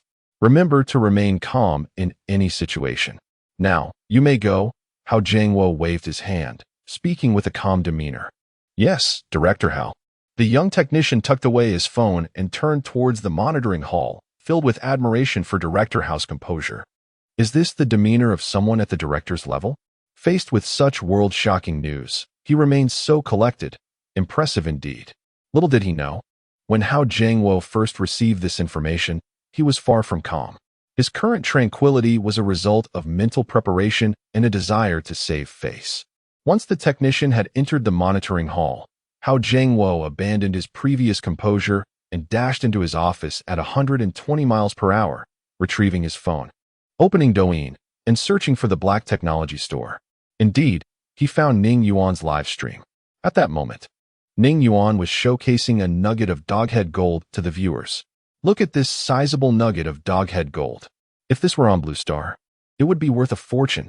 Everyone, take note, this is not just any ordinary doghead gold." He elongated his words deliberately, emphasizing that this was Martian doghead gold, genuinely mined from Mars. This live stream was a spontaneous idea. After all, if the blonde-haired individual could reach him by phone, surely his phone could connect to the internet. Upon checking, he was delighted to discover a connection. Although he was baffled as to why his phone had service on Mars, it did not hinder his desire to boast. Having traveled to Mars, simply taking photos and posting on social media would not adequately showcase his prowess. He had to live stream, making sure the entire nation knew that he, Ning Yuan, was on Mars. This echoed a saying, "A man of wealth should return home, lest he traverse the night in fine clothes unnoticed." If he couldn't show off now, when could he? Regrettably, the netizens were utterly disbelieving of his claims of being on Mars. The comments varied, but none expressed belief, which left him disheartened. "Ning boss, stop boasting. It's late. Even the oxen in the production team need a break. You can't work them like this." "Ning boss, When will your store have anti-cancer drugs? Ning Yuan sighed at the barrage of comments. Why did I bother communicating with you ordinary folks for so long? Just watch. Someone will come looking for me shortly. Just as he spoke, his phone rang. Seeing it was Renji calling, he hung up immediately and set his phone to do not disturb mode. No doubt, Renji was calling him for some business matter, and he didn't want to be bothered during his vacation. Renji was frustrated. He had initially planned for Ning Yuan to discreetly bring back a batch of Martian soil and rocks, but now Ning Yuan had gone live, making it known to the entire world that he was on Mars. This would undoubtedly complicate their protective measures moving forward. It was easy to imagine that countries like the Lighthouse Nation would want to capture him for research. What infuriated him further was that Ning Yuan was now ignoring his calls. Left with no other option, Renji had to report the situation to his superiors. In the office of the Dragon Nation Space Agency, Hao Jiangwo stood tall behind his desk, holding a red landline phone, nodding repeatedly while uttering affirmations. Yes, please rest assured. And similar reassurances. Chapter 96. Unreachable. The phone call lasted for a good 10 minutes. After Hao Jiangwo concluded with a final goodbye, he set the receiver down and, unwilling to pause, picked up the black landline on his desk to dial the publicity department. You need to come to my office immediately. Speed is of the essence. Understood. Director Hao, came the prompt response. A few minutes later, urgent knocking echoed through the office. Hao Jiangwo hurriedly opened the door, surprising Lu Ji, the director of the publicity department. Director Hao, is there something urgent? Lu Ji inquired, somewhat perplexed. The publicity department was typically a quiet place, only bustling during special events like rocket launches. Today, however, he was summoned in haste, leading him to wonder if another launch was imminent. Although he had heard no such news. Have we activated our official Douyin account? Hao Jiangwo asked. It has just been established. But we are still in the preparatory phase and have yet to release any content, Lu Ji replied with a smile. A few new recruits in their 20s are currently planning the content. Times have changed. First newspapers, then television, and now short videos. Hao Jiangwo, with little time to indulge in his musings, interjected urgently. Use our official account to go live and call out to Ning Yuan, asking him to bring back some Martian soil and rocks. Lu Ji was taken aback. Director Hao had summoned him late at night, only to speak in terms he could hardly comprehend. Director Hao, I'm not quite following you. You don't use your phone? You don't scroll through Douyin? Hao Jiangwo exclaimed in astonishment. I haven't had the chance to use my phone today. I just got back to our space agency's dormitory and settled down when you called me over, Lu Ji admitted, still bewildered. Did it mean he needed to familiarize himself more with Douyin and the lives of the younger generation? Hao Jiangwo had no time to elaborate further and pressed. Who is in charge of our official Douyin account? It's with Xiao Wang. Wang Hui. He is the primary operator, Lu Ji informed him. Call him immediately and instruct him to come here, Hao Jiangwo commanded. Right away, Lu Ji responded, quickly pulling out his phone to dial Wang Hui, urging him to come to Director Hao's office at the earliest opportunity. Hao Jiangwo inquired, is his home far from the office? Should we send a car to fetch him? No need. He lives in the dormitory as well, Lu Ji replied. About a minute later, a voice echoed from the elevator. Director Lu, I'm here. Something big has happened. It seems our Longwo people have made it to Mars. Should we ask him to bring something back from Mars? Hao Jiangwo turned to see a young man clad in pajamas rushing down the elevator. Upon spotting him, the young man's expression shifted from excitement to calm, his voice dwindling to a whisper. The last few words he uttered were nearly inaudible, reminiscent of a student caught speaking out of turn during class. Lu Ji initially considered reprimanding Wang Hui for appearing in pajamas at the office, but quickly dismissed the thought upon hearing the mention of their people reaching Mars. Combining this with Director Hao's earlier comments, he finally grasped the situation. Hao Jiangwo, too, noted that under normal circumstances, he would have reprimanded Wang Hui for his inappropriate attire, as it cast a poor light on the agency. If word got out, the public might think they were a disorganized bunch doing nothing of importance. However, this was not the time to dwell on trivial matters. Wang, quickly use our official Douyin account to call out to Ning Yuan, urging him to bring back some Martian soil and rocks, Hao Jiangwo urged, gripping Wang Hui's arm. Okay, Director Hao.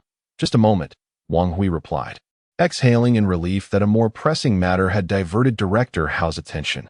Had it been any other day, running around the agency in pajamas would have certainly landed him in a lengthy lecture on morals and conduct, an ordeal that could last the entire day. 10 minutes later, Lu Ji stared at the live broadcast on his phone, feeling as though he might lose his mind. It was astonishing that someone could roam freely on Mars and even engage in live chats with viewers. What kind of technology could facilitate such a feat? This defied all scientific logic. At that moment, Hao Jiangwo was too preoccupied to be astonished. Earlier, he had received a call from leadership informing him of a situation where they could not establish contact with a certain individual, prompting him to devise a plan to reach out via livestream. This approach needed to be executed swiftly. If the person on Mars ended the live broadcast, the opportunity would be lost forever. Director, this won't work. There are already over 500,000 viewers in the live stream, and our comments will vanish like a drop in the ocean, Wang Hui lamented, causing Hao Jiangwo's heart to sink. He witnessed Wang Hui's comment being swiftly drowned by a torrent of messages. They had plenty of energy, but no effective means to utilize it. Perhaps we should leverage our connections and ask Douyin's team for assistance, Lu Ji suggested. Wang Hui turned around, echoing, Director Hao, Douyin definitely has the means to help. Indeed, they certainly do, Hao Jiangwo affirmed, pulling out his phone to dial a number. At Douyin's headquarters, Zhang Xiaoming rushed to the tech department, which was ablaze with lights and buzzing with activity, everyone glued to their screens, working frantically. As he entered, the tech department head, Lin Yaodong, approached him. Mr. Zhang, tonight, our Douyin servers have been under siege from hackers worldwide. Thankfully, we managed to repel their attempts successfully. Why the sudden influx of hackers targeting us? Are foreign interests trying to undermine us? Zhang Xiaoming asked coldly. Not quite. Lin Yaodong pondered for a moment before continuing. I suspect it may be related to Ning Yuan. He is currently live streaming on Douyin. Zhang Xiaoming nearly lost his composure upon hearing Lin Yaodong's analysis. How could such a seemingly unrelated event, Ning Yuan's live stream, possibly correlate to a global hacker attack on Douyin? It was utterly absurd. Seeing Zhang Xiaoming's stern demeanor and silence, Lin Yaodong assumed he was still irked by the hacker situation and quickly reassured him, Mr. Zhang, do not worry. We successfully thwarted all the hacker attempts without any damage to the company.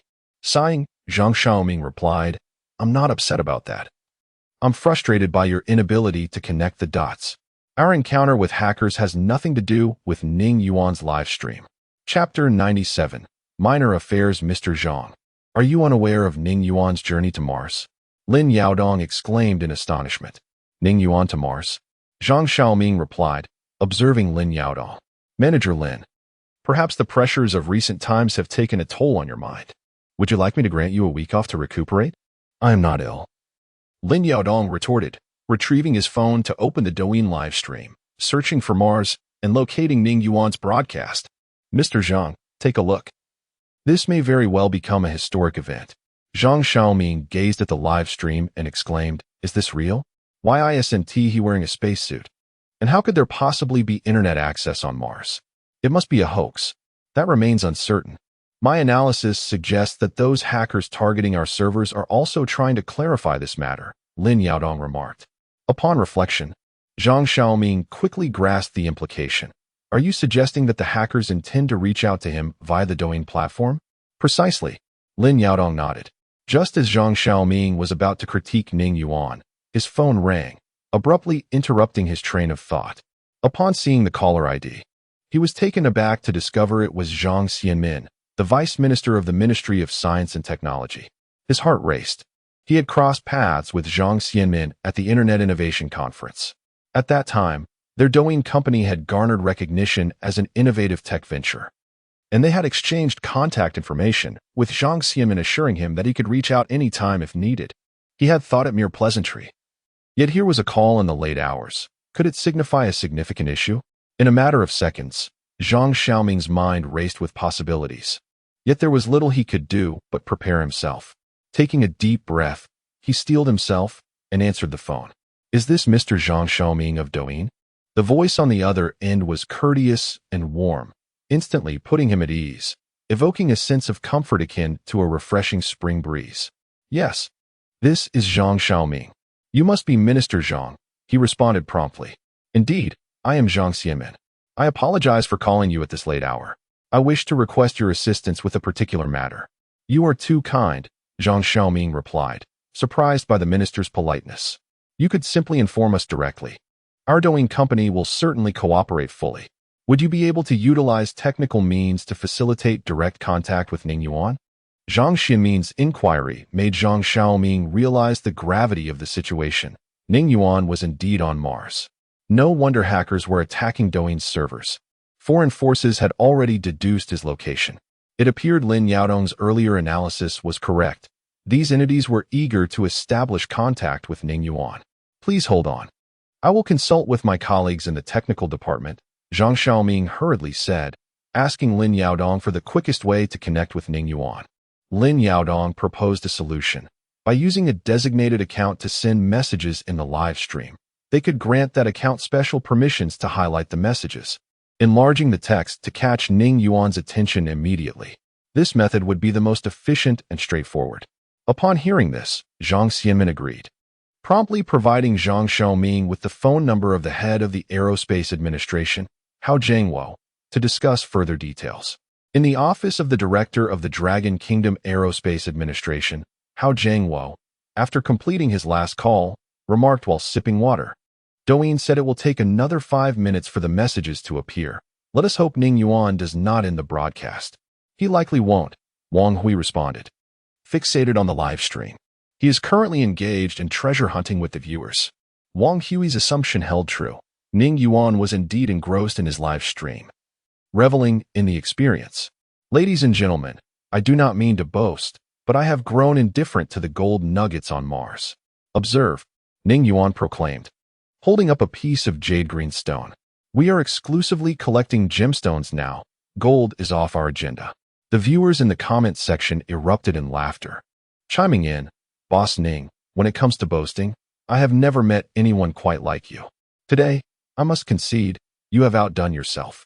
Please, allow us a moment's respite from the braggadocio and reveal the truth behind those remarkable scenes. Has your store unveiled some new high-tech product? How can you keep this up for over an hour without fatigue? Just then, 3 red messages surged across the stream, leaving the over 5 million viewers in stunned silence. Attention! This is the Dragon Kingdom Aerospace Administration. Ning Yuan, if you see this, please respond. We hope you can bring back some Martian soil and various rocks upon your return. It would greatly aid our research on Mars. The moment those messages appeared, the already lively live stream erupted into chaos, comments flooding in at a dizzying pace, overwhelming those struggling to keep up. Wow, Boss Ning, you truly are on Mars. My goodness, I am losing my mind. Ning Yuan is genuinely on Mars. Boss Ning, the country requests you bring back soil. Stop collecting gemstones. Ning Yuan, of course, noticed the 3 messages and chuckled. No worries. When I prepare to return, I will gather some soil and a rock for you. For now, I'll continue my leisurely stroll in search of gemstones. Hao Jiangwo, hearing Ning Yuan's agreement to retrieve Martian soil and rocks through the live stream, was nearly ecstatic. The time when the Lighthouse Nation brought back a mere handful of lunar soil was monumental. Fortunately, the Dragon Kingdom had since retrieved lunar soil, leveling the playing field. Now, to acquire soil and rocks from Mars would surely leave those Western nations green with envy. Hao Jiangwo's foresight was commendable. Since his announcement, Ning Yuan's live stream viewership skyrocketed to over 10 million, including individuals from Western nations. In the Lighthouse Nation, within the presidential office, President Biden sat behind his desk, fixated on the screen of his Apple phone. After approximately 10 minutes, he finally diverted his gaze from the display to scan the gathered experts and professors in the room. Have any of you discerned the implications? How is this Dragon Kingdom individual surviving on Mars without a spacesuit? Please provide me with an explanation. The experts shook their heads in unison, racking their brains, yet failing to comprehend how this individual, Ning Yuan, managed to exist on Mars without a spacesuit. The technology possessed by this Dragon Kingdom individual poses a significant threat to our national security, Biden remarked, turning his gaze toward a man in the corner of the office, who bore an eagle-like nose and a somber expression.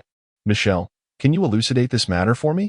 You are the most knowledgeable regarding the Dragon Kingdom's circumstances. Have we received any intelligence about this individual? Michelle, maintaining an impassive demeanor, replied, Our CIA Dragon Kingdom Task Center has dispatched numerous skilled operatives to monitor this individual.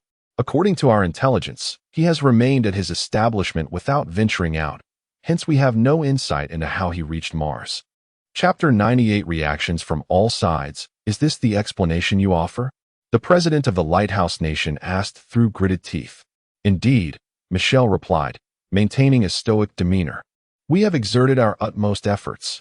As for how this individual from the Dragon Nation has managed to survive on Mars, that should be elucidated by scientists. Upon hearing this, the scientists in the presidential office turned their gazes towards him, their eyes filled with a murderous intent that could have felled him 1,000 times over.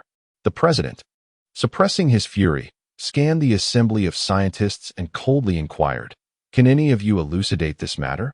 I require a flawless explanation. The scientists present lowered their heads. Emulating ostriches, none daring to meet the president's gaze, much like students who had not paid attention in class, fearful of being called upon by the teacher. Tell me, how did this individual from the Dragon Nation reach Mars? The president directed his question at the scientist seated closest to him. With no escape in sight, the scientist stammered. The only explanation is that this person received assistance from extraterrestrials. Oh, my God. The president was taken aback by the scientist's audacity. Rubbing his somewhat taut face, he scoffed. If every inexplicable event is attributed to aliens, then what purpose do we have for you scientists? This remark incited a wave of indignation among the scientists. The one who had been interrogated retorted, Such phenomena, I believe, no scientist in the world can immediately explain, Mr. President. We are not your slaves. Do not address us in that tone. Fuming, the president was about to rise and denounce the scientists as inept when Michelle exclaimed, Look at the live broadcast. This cry momentarily interrupted his rage. He, along with the others, redirected his attention to the phone screen. Witnessing the Dragon Nation Space Agency requesting this individual on Mars to assist in bringing Martian soil and rocks back to Earth, the president felt a pang of envy, as did the scientists present. How is this even possible? They lamented. They had toiled endlessly to retrieve a mere sample of lunar soil, while now, the Dragon Nation Space Agency merely had to utter a few words to acquire materials from Mars. Is there no justice? Is there no law? Why does the Dragon Nation produce such an extraordinary figure capable of traversing Mars, while the Great Lighthouse Nation cannot seem to foster a comparable individual? The president was engulfed in despair. The Dragon Nation had been progressing rapidly in recent years, and now this individual emerged. If he were to share his technological prowess with the Dragon government, what future would there be for the Lighthouse Nation? Soon, the Dragon Nation could dominate the solar system, while the Lighthouse remained confined to Earth, a mere shadow of its former self. The despair among the scientists deepened, for they recognized the terrifying potential of this individual from the Dragon Nation. Should the Dragon government fully harness his capabilities, they would become invincible, able to establish an interstellar empire, exploring the solar system and beyond, rendering the Lighthouse Nation utterly insignificant. I believe there is no need for such despair, Michelle interjected, pulling everyone from the depths of hopelessness. Based on my analysis, the Dragon government does not possess this person-esque technology. If they did, why would they be appealing to him to bring back Martian soil and rocks? Mr. Michelle, you are absolutely right. We should not succumb to despair, the president acknowledged. Realizing the Dragon government likely lacked control over this individual, otherwise they wouldn't be making such public requests. Others nodded in agreement, affirming Michelle's perspective.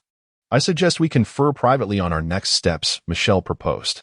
Indeed, the president nodded, addressing the scientists of the space agency, You may leave now. Without hesitation, the scientists rose and departed, eager to distance themselves from a president they perceived as lacking respect and solely driven by self-interest. Once alone, Michelle took a seat at the president's desk and spoke slowly. I believe we must consider some special strategies. Are you suggesting we have someone assassinate this individual from the Dragon Nation? The president shook his head, dismissing the idea. That would not be prudent. Given the technology he possesses, it is best we avoid direct confrontation. Of course we must avoid conflict. We should first entice him. According to intelligence, he is currently without a girlfriend, which presents an opportunity. You know, there are three things that are a man's nemesis. Michelle raised three slender fingers: money, beauty, and power. He lacks money. We cannot provide power at this moment, leaving only beauty. I imagine a normal adult male would find it difficult to refuse the allure of an enchanting woman. Haraha. The president chuckled lightly. Mr. Michelle, you are indeed correct. Do we have a candidate in mind? A beauty from the Dragon Nation? Sending a beauty from the Lighthouse Nation would surely raise suspicions, Michelle replied. We have already placed a pawn, Michelle said, pulling out his phone to reveal a photograph of two beautiful women. The lady on the left is Yiya. Ning Yuan saved her, and she has since become his friend, often visiting his establishment. The woman on the right, named Shu Yulan in the Dragon Nation, is our asset. The president studied the serene and lovely figure in the photograph. You intend for her to connect with Ning Yuan through Yiya? Precisely. She is an intelligence operative we have secretly cultivated within the Dragon Nation. Originally the child of parents involved in the customs industry in the Neon Nation. She was abandoned as a child, rescued by us, and placed in the Dragon Nation. Thus, her identity there is entirely legitimate, Michelle declared proudly. Having worked in intelligence for decades, he reveled in the art of discreetly embedding operatives in various countries, ensuring their identities were impeccable. As long as they did not reveal themselves, no security agency could ever uncover them. Excellent, Michelle. Expedite the actions of our pawn. Our time is limited. We must extract the technology from Ning Yuan before the Dragon Nation does, the president urged earnestly. Understood. I shall get to work. Michelle affirmed before swiftly exiting the president's office. The president then buried himself in paperwork. In the Dragon Nation, in the capital, Ren Shi, having undergone numerous checks, arrived once more at this familiar courtyard, bypassing the shadow wall, where he spotted a young man in a Zhongshan suit, standing tall and pacing at the door. Chapter 99. The Land Temple on Mars. Upon seeing Ren Zhijin enter, the young man hurriedly approached him, grasping his arm and exclaiming, Brother Ren, you finally arrived. The second elder declared that he wouldn't sleep until he saw you today. I advised him to take a rest, but he threw a tantrum, saying, How can a Dragon Kingdom elder sleep when a compatriot has reached Mars? The young man chuckled, shaking his head in disbelief at Ning Yuan's ability to provoke such childish behavior from the second elder. Renji also chuckled, just as the voice from inside the room called out, Renji has arrived. Come in. All right, Renji replied, exchanging a knowing glance with the young man before briskly entering the room. The second elder's office remained unchanged, steeped in a nostalgic ambience, save for the incongruity of the advanced Huawei smartphone in his hand. Renji approached the desk and remarked, Second elder, you're watching the live broadcast too? How could I not? This is a glorious moment for our Dragon Kingdom. It will be etched in history. The second elder paused, adding, Haven't you figured out how he managed to reach Mars? No. Although we have our people around him, we cannot let them frequently inquire about these sensitive matters, as it might raise his suspicions, Renji explained. You are correct. After this live broadcast, what are your plans? The second elder inquired. Renji sighed, saying, He has made his presence known to the world, and all nations are now watching him. This complicates our efforts. Perhaps we should invite him over for a serious discussion. You mean to simply ask for his technology outright? The second elder chuckled. Renji scratched his head, clarifying, That is not my intent. I mean, after all, he is also a citizen of the Dragon Kingdom. Shouldn't he contribute to our nation? To whom much is given, much is expected. Where did you learn such twisted reasoning? The second elder's expression shifted to one of seriousness. We must never coerce the common people into relinquishing their possessions for such reasons. If Ning Yuan develops animosity towards us because of this, it would be counterproductive. Even hypothetically, do you believe anyone on Earth, or any nation, could contend with someone who has reached Mars? Renji straightened his posture, responding solemnly, Yes, I was wrong. Good. The reason I called you here is to inquire if you're facing any difficulties in your work. I am here to assist, whether it be funding or manpower. The second elder stated. Not at the moment, Renji replied. Really? Are you sure? The second elder pressed. Renji pondered briefly before answering. Truly. We are currently focused on maintaining a defensive stance, responding as necessary to ensure that Ning Yuan's technological advancements do not fall into foreign hands. Most importantly, we need to foster a good relationship with him.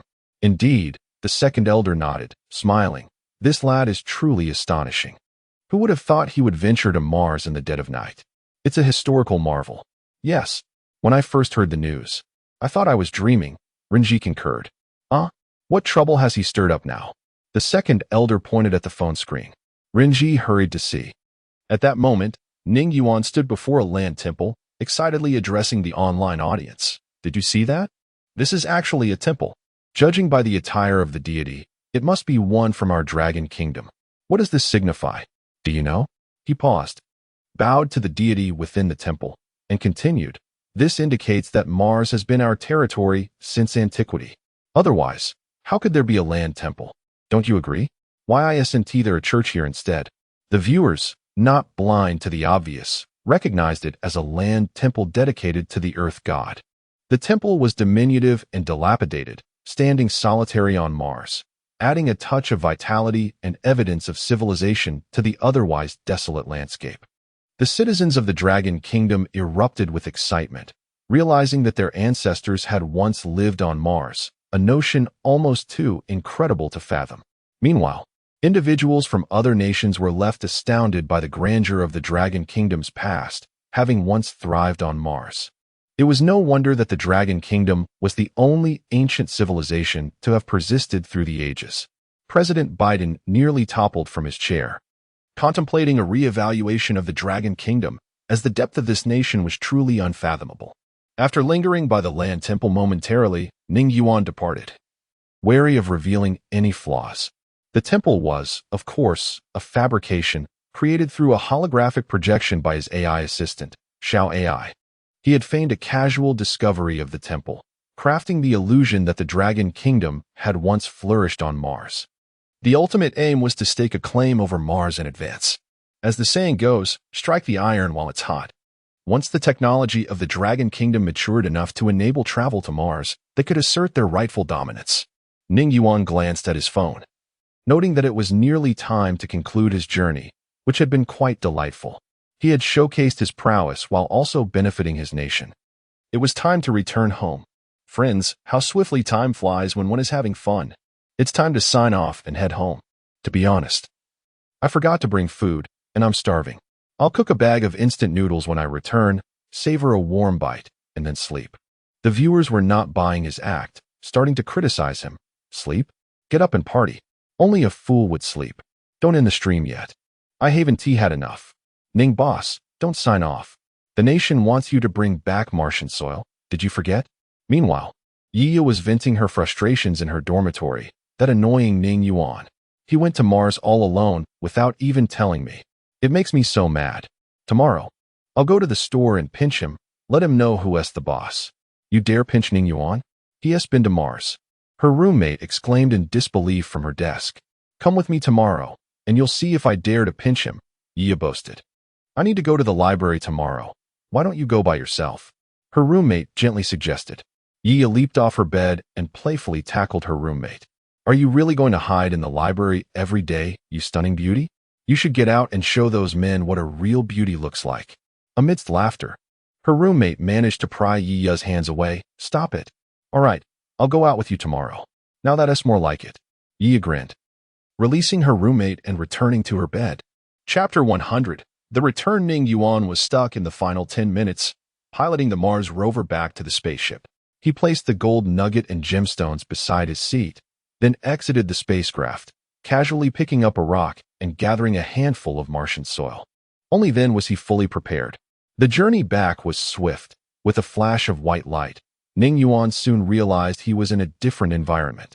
The interior of the spaceship had reverted to the state it was in when he first boarded. The gold nugget and gemstones remained beside the seat. The rock lay at his feet, and the Martian soil was tucked in his pocket. Greetings, traveler. You have arrived at Blue Planet. An electronic voice announced within the spaceship as the oval door above opened. Ning Yuan glanced up and found himself staring at the ceiling of his bedroom. To prevent the spaceship from vanishing the moment he stepped out, he first tossed the gold nugget and gemstones out, then heaved the large Martian rock out of the spacecraft. The spaceship was admirable in many respects, but the door opened upwards rather than sideways, necessitating a climb out. As expected, the moment he exited the spaceship and had yet to steady himself on the ground, a blinding silver light filled the room once more. By the time his vision cleared, the spaceship had already disappeared. Why does it always flash with silver light, obscuring my view of how the spaceship departs? It's infuriating, Ning Yuan grumbled as he began to tidy up, placing the gold nugget and gemstones in the drawer of his nightstand. The large rock he had brought from Mars was set in the corner, and he found a plastic bag to store the Martian soil from his pocket.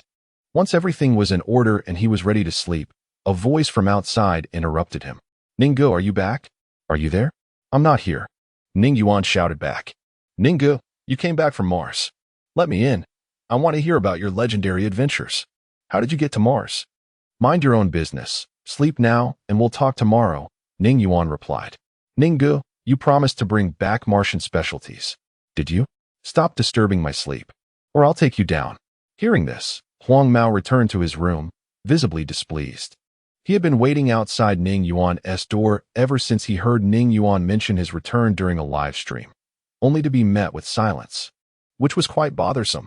After a while, he tentatively called out a few times, and indeed, Ning Yuan had returned, but was not allowing him inside, which made him even more irritated. There was nothing to be done. He would have to wait until tomorrow, the following morning. As Ning Yuan was immersed in a dream of conquering the universe in his spaceship, Huang Mao's voice jolted him back to reality. Ninggu, wake up for breakfast. Got it, Ning Yuan mumbled, groggily getting up to wash his face. He rummaged through the drawer of his nightstand and pulled out a gold nugget before heading to the dining room. Ninggu, sit down. Today I specially bought pan-fried buns and beef pastries. They're incredibly fragrant. Huang Mao enthusiastically urged Ning Yuan to sit, handing him chopsticks and pouring vinegar into his dish. Ninggu, dip the beef pastries in vinegar. It's not greasy. Ning Yuan nodded, leisurely picking up a beef pastry, dipping it in vinegar, and savoring it. It's indeed delicious, not greasy at all. It's good, very good. As long as it's good, that's what matters, Huang Mao replied with a smile. Ning Yuan said nothing, taking out his phone to scroll through Douyin while enjoying his breakfast. Before long, the plate of pan-fried buns and beef pastries was completely devoured. He rubbed his belly and sighed. Being full feels great. Ninggu, are you done eating? Huang Mao asked as he began to clean up. Yeah, Ning Yuan said, pulling out a toothpick and picking his teeth. Just finish up, and then open the door. I'm going to play a couple of games first. Ninggu, you had a good time while you were out, right? Huang Mao remarked with a grin. Ning Yuan tossed the toothpick into the trash and stood up. Not bad. You clean up. I'm off to play. Wait, Ninggu, did you forget something? Huang Mao pressed, anxious. He had been busy all morning buying various things and couldn't let Ning Yuan just leave without a word. Could Ning Yuan not guess Huang Mao's little scheme? He pretended to ponder deeply. I didn't forget anything. I'm leaving now. Ninggu, you can't leave. Huang Mao firmly grasped Ning Yuan's arm. Why not? Ning Yuan inquired. Ninggu, think again. Did you forget something? Huang Mao insisted. Feigning deep thought, Ning Yuan replied. I didn't forget anything. Why don't you remind me? The specialties, Ninggu. You said you'd bring back Martian specialties. Huang Mao reminded him. Oh, the specialties. Ning Yuan exclaimed, feigning realization. I did ask you to buy some Martian specialties a few days ago, didn't I? You can just go buy them. No need to inform me. No, Ninggu. That's not the specialties I meant, Huang Mao said, looking distressed. Forget the specialties then. I want to buy them. I'm going to play, Ning Yuan declared, attempting to head downstairs. Huang Mao quickly grabbed his arm again. Ninggu, you said you'd bring back Martian specialties. You're forgetting so soon. Ning Yuan shrugged off Huang Mao's grip. As I suspected, you're up to something this early in the morning with all these beef pastries and pan-fried buns. Claiming the beef pastries aren't greasy. You definitely have something planned. Huang Mao scratched his head, smiling sheepishly. So, do you have any? Of course. Ning Yuan pulled out a gold nugget from his pocket and handed it to Huang Mao. Use this piece of gold from Mars to craft a necklace, and you'll be like an old lady touching the electric switch. You'll be completely electrified. Understand? Got it. Huang Mao nodded vigorously, clearly excited. This will definitely electrify me. All right, save it for tonight under the covers to admire slowly. Now hurry and open the door. We have new products to launch today. Ning Yuan instructed. What new products are we launching? Huang Mao inquired. A virtual reality gaming console, 3 million per unit. Ning Yuan replied as he made his way downstairs to the vending machine to buy a console, lamenting that the system had not provided him with a console this time. Ning Yuan surmised that the system must be wary of him becoming addicted to gaming and neglecting his sales. Huang Mao was astonished. Is it truly real virtual reality technology? That is outrageous. If this technology matures, humanity will have a second world. People could engage in activities they've never done before, experiencing lives they've never lived. For instance, those who have been bedridden for years could run, exercise, and enjoy scenery in a virtual world, doing what they love. Additionally, this technology could be utilized in the military, creating realistic battlefield environments to hone soldiers' resolve. In medicine, students could perform their first surgeries in nearly real environments without facing any risks. Chapter 101, Martian Soil Indeed. The most significant battleground for virtual reality technology remains within the gaming realm. Major gaming companies have launched their own VR games, heavily promoting them with claims of immersive experiences, which, in reality, are merely superficial sensations, lacking true immersion. Witness this once more, a tumultuous storm of chaos. Huang Mao sighed inwardly, returning to his room to find a secure place for his gold before heading downstairs. Ning Yuan observed Huang Mao finally descending and chuckled. Have you hidden your treasure well? Yes, I have. I'll use it for my wedding, Huang Mao replied, scratching his head and pointing at the black helmet in Ning Yuan's hand. Ninggu, are you heading out? It seems you don't need a helmet for riding an electric bike. Don't be ridiculous. This is a virtual reality gaming device. It's worn on the head for play. Do you wish to try? Ning Yuan responded. Of course I want to try. But do you even know the 1,000-character classic yet? Huang Mao quipped. Upon hearing the mention of the classic text, his expression transformed into one of anguish. Ning Yuan had a knack for tormenting him. He swiftly redirected the conversation. Ninggu, I'll go answer the door. He dashed towards the entrance. Upon opening the door, a young man suddenly leaped out from the side, startling Huang Mao. Hey, you can't scare people like that, Huang Mao exclaimed. Ha ha, I'm here to express my gratitude to Boss Ning, the youth said as he entered the store. Thank you immensely for the discount. Also, I watched your live stream from Mars. I'm in awe of you. Right now. Hold on, Ning Yuan interrupted, recognizing the chatterbox. You're the one who spent 20,000 on that cutting-edge computer last time, aren't you? Yes. I'm Li Fei, now a well-known gaming blogger. I came to see if there are any new products in the store and to pay my respects to you, the first human to set foot on Mars. May I shake your hand? I'd love to hug you, to bask in the essence of Mars. As Li Fei grew increasingly animated, he made a move toward Ning Yuan. Ning Yuan, feeling a wave of trepidation, quickly interjected, No, please don't come closer. I'm not inclined to embrace another man. We just released a virtual reality gaming console, and you're the first customer to inquire about it. So you've secured a discount. Really? I've landed another discount? Li Fei exclaimed, elated. Indeed. Before I change my mind, you should purchase it and enjoy some gaming at home. Ning Yuan thought only to expedite the departure of this peculiar character. All right, Li Fei responded without hesitation, heading straight to the vending machine, swiping his card to obtain the console before departing. He felt a premonition that this gaming device would catapult him to further fame. Huang Mao observed Li Fei's retreating figure, muttering to himself, what luck this guy has. He always strikes at the right moment. As Li Fei exited, a throng of people surged into the store, led by a middle-aged man who appeared to be around 50 years old. Mr. Ning Yuan, greetings. I am Hao Jiangwo, director of the Dragon Nation Space Agency. The man introduced himself. Ning Yuan was taken aback at the sight of such a senior official from the Dragon Nation. He scrutinized the man and inquired, Here to purchase something? Not quite. I'm here to collect the Martian soil and rock samples, Hao Jiangwo stated directly. Oh, that matter. I forgot to bring them back. I was too preoccupied with gathering gold and gems, Ning Yuan admitted, shaking his head. My memory seems to be failing me increasingly. Hao Jiangwo nearly lost his composure upon hearing that Ning Yuan had forgotten the samples. They had exerted considerable effort to secure an audience with him. And after a sleepless night, he had arrived early, only to learn that the samples were left behind. Seeing the director's face shift between red and pale, Ning Yuan chuckled.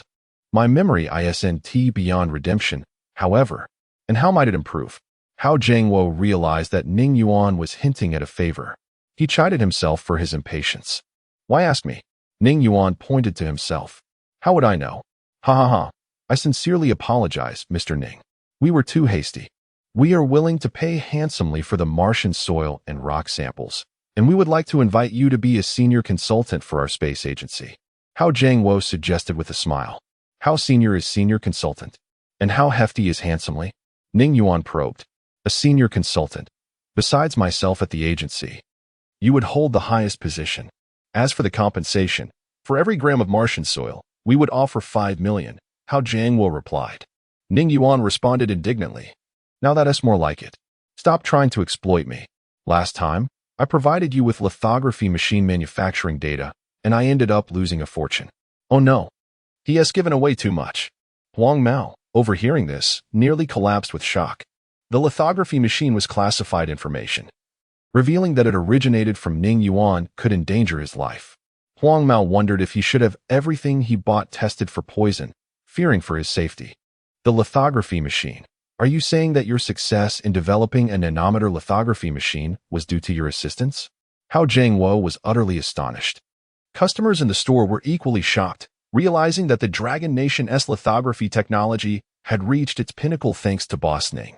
This was a significant revelation that would surely be bragged about over drinks later.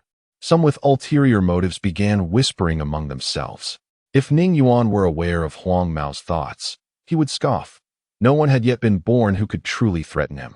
Some people and nations were best left undisturbed. Ah, forget it. Such trivial technology, consider it a gift, Ning Yuan sighed. It cannot be dismissed. What you consider trivial technology is monumental in our domain. Hao Jiangwo was utterly taken aback. If what he deemed minor was so significant, what did he classify as major? Then please inform them to send me a lithography machine once it's completed, Ning Yuan stated. Understood. Do you have any other requests? Hao Jiangwo inquired. Ning Yuan shook his head. Not for now. You may take your leave. As Hao Jiangwo prepared to exit, he sensed something amiss. Mr. Ning, the Martian soil hasn't been collected yet. Oh, I nearly forgot. Just a moment, Ning Yuan responded, racing upstairs to retrieve a plastic bag from his nightstand and a stone from the corner of his room before returning downstairs. Hao Jiangwo gazed at the stone in Ning Yuan's hand, trembling with excitement. Chapter 102. The language of Versailles. The blonde approached and touched the stone, saying, Is this really a stone from Mars? Aside from its slightly red hue, it appears rather ordinary. You know nothing, Ning Yuan retorted, placing the stone on the bar. He then opened a plastic bag, pointing at the soil within. This is Martian soil. Doesn't it seem quite mundane? The crowd wished to strike him. Was this really Versailles? Soil priced at 5 million per gram, and yet he deemed it ordinary? Hao Jiangwo exclaimed excitedly. This is invaluable. We have procured Martian rocks and soil. Let us weigh them immediately. Ning, I'll fetch an electronic scale. We're going to strike it rich this time, the blonde declared, starting to dash upstairs. No need, Ning Yuan called out, stopping him. What do we need a scale for? I've decided to sell this stone and the bag of soil at a low price, just 100 million. Hao Jiangwo's face lit up at this announcement, while the others in the shop pondered thoughtfully. Why would you do that? We could earn more. We can't afford to lose out, the blonde said, a frown on his face. Why ask so many questions? You eat what's served. As a citizen of the Dragon Nation, you should contribute to your country within your means. Stop fixating solely on money. Ning Yuan replied, and the customers in the shop applauded in agreement. Bravo, Boss Ning. Magnanimous as ever. I'm glad to support your business. Who would have thought that Boss Ning is also a patriotic businessman? Indeed, Boss Ning speaks the truth. As citizens of the Dragon Nation, we ought to do our part. The blonde watched Ning Yuan's smug expression and internally scoffed. Is this a performance? It seems all the good deeds have been assigned to him. Now I'm the villain for merely wanting to avoid losses, while he talks about contributing to the nation. His face changes faster than flipping a book. Everyone, you flatter me, Ning Yuan said, clasping his hands in a gracious gesture. I'm merely doing my humble part for the Dragon Nation. Hao Jiangwo chuckled. Boss Ning, you're far too modest. Your contributions are monumental. On behalf of the Dragon Nation Space Agency, I sincerely thank you. He pulled a red-covered certificate from his pocket and handed it to Ning Yuan. This is your senior consultant certificate. Ning Yuan accepted the certificate, flipping it open. With this, can I wander around the space agency at my leisure? Of course. You are always welcome at the space agency, Hao Jiangwo replied with a smile, eager for Ning Yuan to visit regularly. If Ning Yuan were to share a small piece of technology one day, it could bring prosperity to both him and the agency. All right, Ning Yuan said, handing the certificate to the Blond. Now, please provide our bank account details. Sure thing. The Blond dashed upstairs, returning shortly with a piece of paper, which he handed to Hao Jiangwo. Here's the account number. Please transfer the funds quickly. Understood. Hao Jiangwo photographed the paper and sent the account details to the finance department. Blond, find a box to pack the items, Ning Yuan instructed, gesturing to the Martian soil on the bar. There's no need to trouble this young man, Hao Jiangwo said hastily. His colleagues behind him produced a large, secure case and carefully placed the Martian soil and rocks inside. Several armed police officers entered, carrying the case out of the shop and loading it into a military vehicle before speeding off.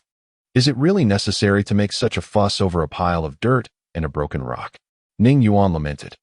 The patrons wished to point out that what he dismissed as mere stones and soil were, in fact, rare treasures in their eyes. Hao Jiangwo sighed. Boss Ning, you possess extraordinary abilities, able to reach Mars. We, however, lack such capabilities. Martian soil is exceedingly precious. Enough, Ning Yuan interrupted, weary of hearing about the soil's value. When I next visit Mars, I'll bring back a truckload of dirt with a dump truck. The crowd nearly collapsed in disbelief. Was there any logic to this?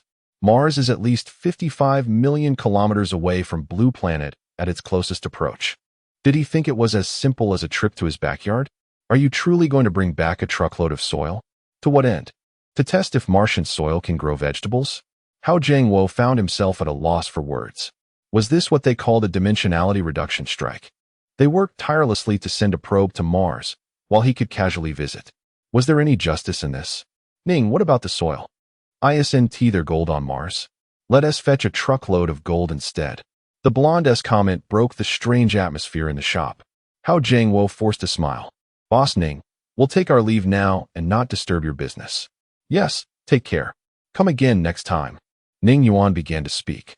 But Hao Jiangwo dashed out of the shop, not wishing to remain in the presence of Ning Yuan's Versailles language for a second longer, fearing it might trigger a heart attack. This person is peculiar. I hadn't finished speaking before he fled, Ning Yuan remarked to himself.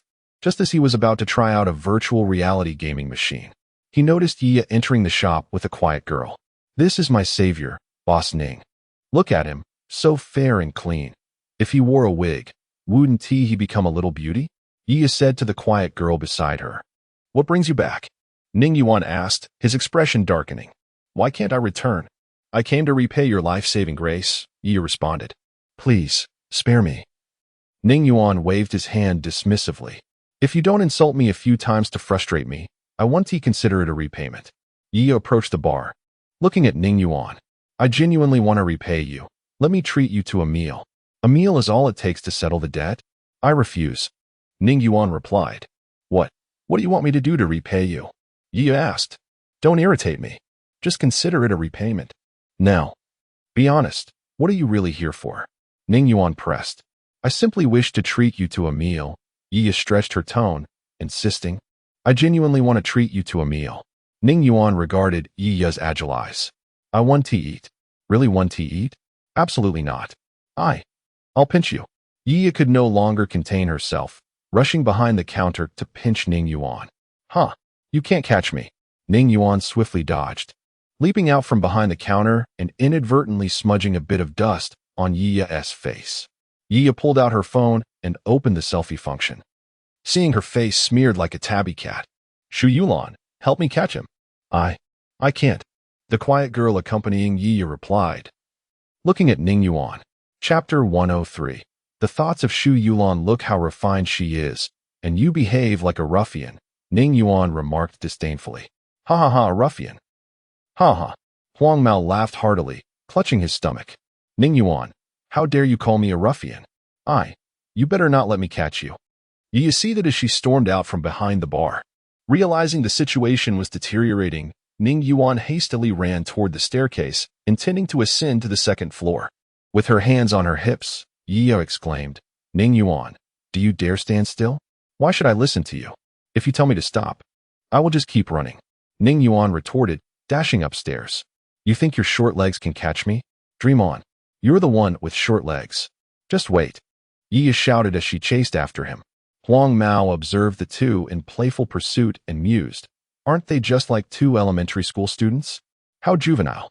Shu Yulan was aware of the strong bond between Yiya and Ning Yuan, but was surprised by the depth of their relationship. Their playful banter resembled that of a couple, which greatly facilitated her work. By leveraging her connection with Yiya, she was confident she could get close to the enigmatic boss Ning. Now was a splendid opportunity. As Ning Yuan dashed past her, Shu Yulan closed her eyes and suddenly leaned toward him. As anticipated, someone caught her, and she found herself resting against Ning Yuan's chest, his hands supporting her arms. Stop chasing. Call 120. Your friend has fainted. Ning Yuan urged anxiously. Shu Yulan opened her eyes, her cheeks flushed, and softly replied, No. It's unnecessary. I have low blood sugar and suddenly blacked out. Just help me to the sofa. All right. Ning Yuan agreed, about to assist her when Yiya rushed forward, snatching Shu Yulan from his grasp and guiding her to the sofa in the lounge area. I've never seen you have low blood sugar before. What is going on today? It must be because I skipped breakfast, Shu Yulan explained. Here, I bought this traditional cake yesterday. Have some, Huang Mao offered, extending a piece to Shu Yulan. Thank you. Shu Yulan accepted the cake and took small bites. Huang Mao couldn't shake the feeling that something was amiss about Shu Yulan, though he couldn't pinpoint what it was. After pondering for a moment, he concluded he was being overly suspicious. What are you staring at her for? Is it polite to gawk like that? Ning Yuan jabbed Huang Mao with his finger. Ha ha. No, I wasn't looking. Huang Mao quickly diverted his gaze to the entrance. What lovely weather we have today. The sun is shining, and the breeze is delightful. Indeed, it is lovely. Let us go buy groceries, Yiya. What shall we have for lunch? Ning Yuan inquired. Anything is fine, Yiya replied. Really? Ning Yuan expressed surprise. Aren't you usually quite enthusiastic about food? What's wrong today? Are you genuinely upset? I'm not upset. I just want something simple, Yiya said absent-mindedly, her mind troubled by the sight of Ning Yuan supporting Shu Yulan. Huang Mao detected the tension and raised his head, sniffing theatrically. Why does it smell so sour? Did a vinegar bottle spill? He then dashed away. Is there a sour smell in here? I can't smell anything, Yiya questioned. No, there isn't. Ning Yuan shook his head. Huang Mao must be imagining things. Speaking of which, why aren't you focusing on your studies? Running around aimlessly. I might have to talk to Yi Chun about keeping his sister in check. Humph. Go ahead and tell him. He can't control me, Yiya replied defiantly, lifting her chin. As if I can't handle you. I'll just call your dad. I have his number from my last visit to your house, Ning Yuan chuckled. Humph. Go ahead and tell him, old man. Yiya puffed out her cheeks, frustrated. Ning Yuan laughed. All right, I won't tease you anymore. Go wash your face. With that appearance, people might think you're a furnace operator. It's still your fault, Yiya said as she headed upstairs, seizing the moment to bite Ning Yuan's arm playfully. Ning Yuan gasped. Are you a dog? Ha ha, I am indeed a dog. Yiya laughed as she scampered up the stairs. Over an hour later, Huang Mao returned to the shop, laden with bags. Ning Yuan was engaged in a game with Yiya, while Shu Yulan sat beside Yiya, cheering her on. Ning Yuan glanced at the clock, noting it was past 11. He quickly conceded defeat and called everyone to wash the vegetables, as they would be having hot pot for lunch, sparing them the trouble of ordering takeout. Soon, the rich and spicy aroma of the hot pot wafted through the shop, tantalizing everyone's taste buds. Meanwhile, Li Fei squatted by the wall with a broken bowl, weakly calling out, Please, give me something to eat. I haven't eaten for 3 days. A well-dressed young gentleman passed by, feeling pity for him, and tossed a copper coin into his bowl. Thank you so much," Li Fei exclaimed, nearly in tears. He had finally earned some money and wouldn't have to starve. The young gentleman said nothing and walked into the restaurant across from Li Fei. Li Fei watched the restaurant. Swallowing hard, he vowed that when he had money, he would treat himself to a hearty meal there. His stomach growled loudly, interrupting his unrealistic fantasies. "Oh my, this game is too realistic. Even my stomach growling sounds so real," Li Fei thought. Quickly getting up with the copper coin he had received and heading to a nearby bun shop to buy 5 large buns, devouring them ravenously. After finishing, he finally felt satiated and regained some strength, ready to explore the city and better understand this world. This game was exceedingly challenging. He had nearly starved to death within it. Returning to the morning, after purchasing a virtual reality gaming console from a tech shop, Li Fei hurried home, confident that this device would propel him to fame, potentially turning him into a gaming influencer with millions of fans. Once home, he slumped onto the sofa, adjusting himself into a comfortable position and eagerly donned the virtual reality headset. With a chime, he found himself in a grand hall. The surroundings were empty, with a square platform at the center that held a mirror approximately the height of a person. Cautiously, Li Fei approached the platform and discovered that the mirror was extraordinary. The surface displayed a swirling vortex reminiscent of a sci-fi wormhole, and intricate designs adorned the frame, with 4 ornate characters inscribed at the top: Xian Fan World. Chapter 104. The virtual reality game console. Suddenly, a vortex on the mirror emitted an irresistible force, and before Li Fei could comprehend what was happening, he was drawn into it. When his consciousness returned, he found himself in a world reminiscent of ancient dragon country. The pedestrians donned long robes, and the buildings lining the streets were constructed of wood. A character panel materialized before his eyes. Race: human. Gender: male. Name: Jiang Luer. Occupation: beggar. Cultivation level: mortal. At that moment, Li Fei finally grasped the essence of virtual reality gaming. It was an immersion into a nearly authentic virtual realm, allowing one to experience an alternate life. Observing the cultivation level on the panel, coupled with the inscription on the frame reading Immortal and Mortal World, it became evident that this was a cultivation game. By elevating his cultivation level, he could soar through the skies on a sword, reveling in the freedom of the universe. A gurgling sound interrupted his reverie. His stomach growled. It was only then that he noticed his occupation: a beggar. Was he truly destined to start with nothing but a bowl, relying solely on scavenging for sustenance? In the days that followed, he inevitably embarked on the path of begging, ultimately securing his first copper coin and his first full meal, which set off an uncontrollable chain of events. The game's realism was daunting. Hunger in this world felt achingly real. Initially, Li Fei struggled to swallow his pride and ask for alms. He contemplated bringing up the character panel to exit the game and re-enter as a more favorable character, preferably one with a bit of coin to ensure his immediate sustenance. However, no matter how many times he exited, he returned as a beggar. It was only when he noticed a small note in the corner of the character panel, stating Game Manual, that he realized the extent of the game's traps.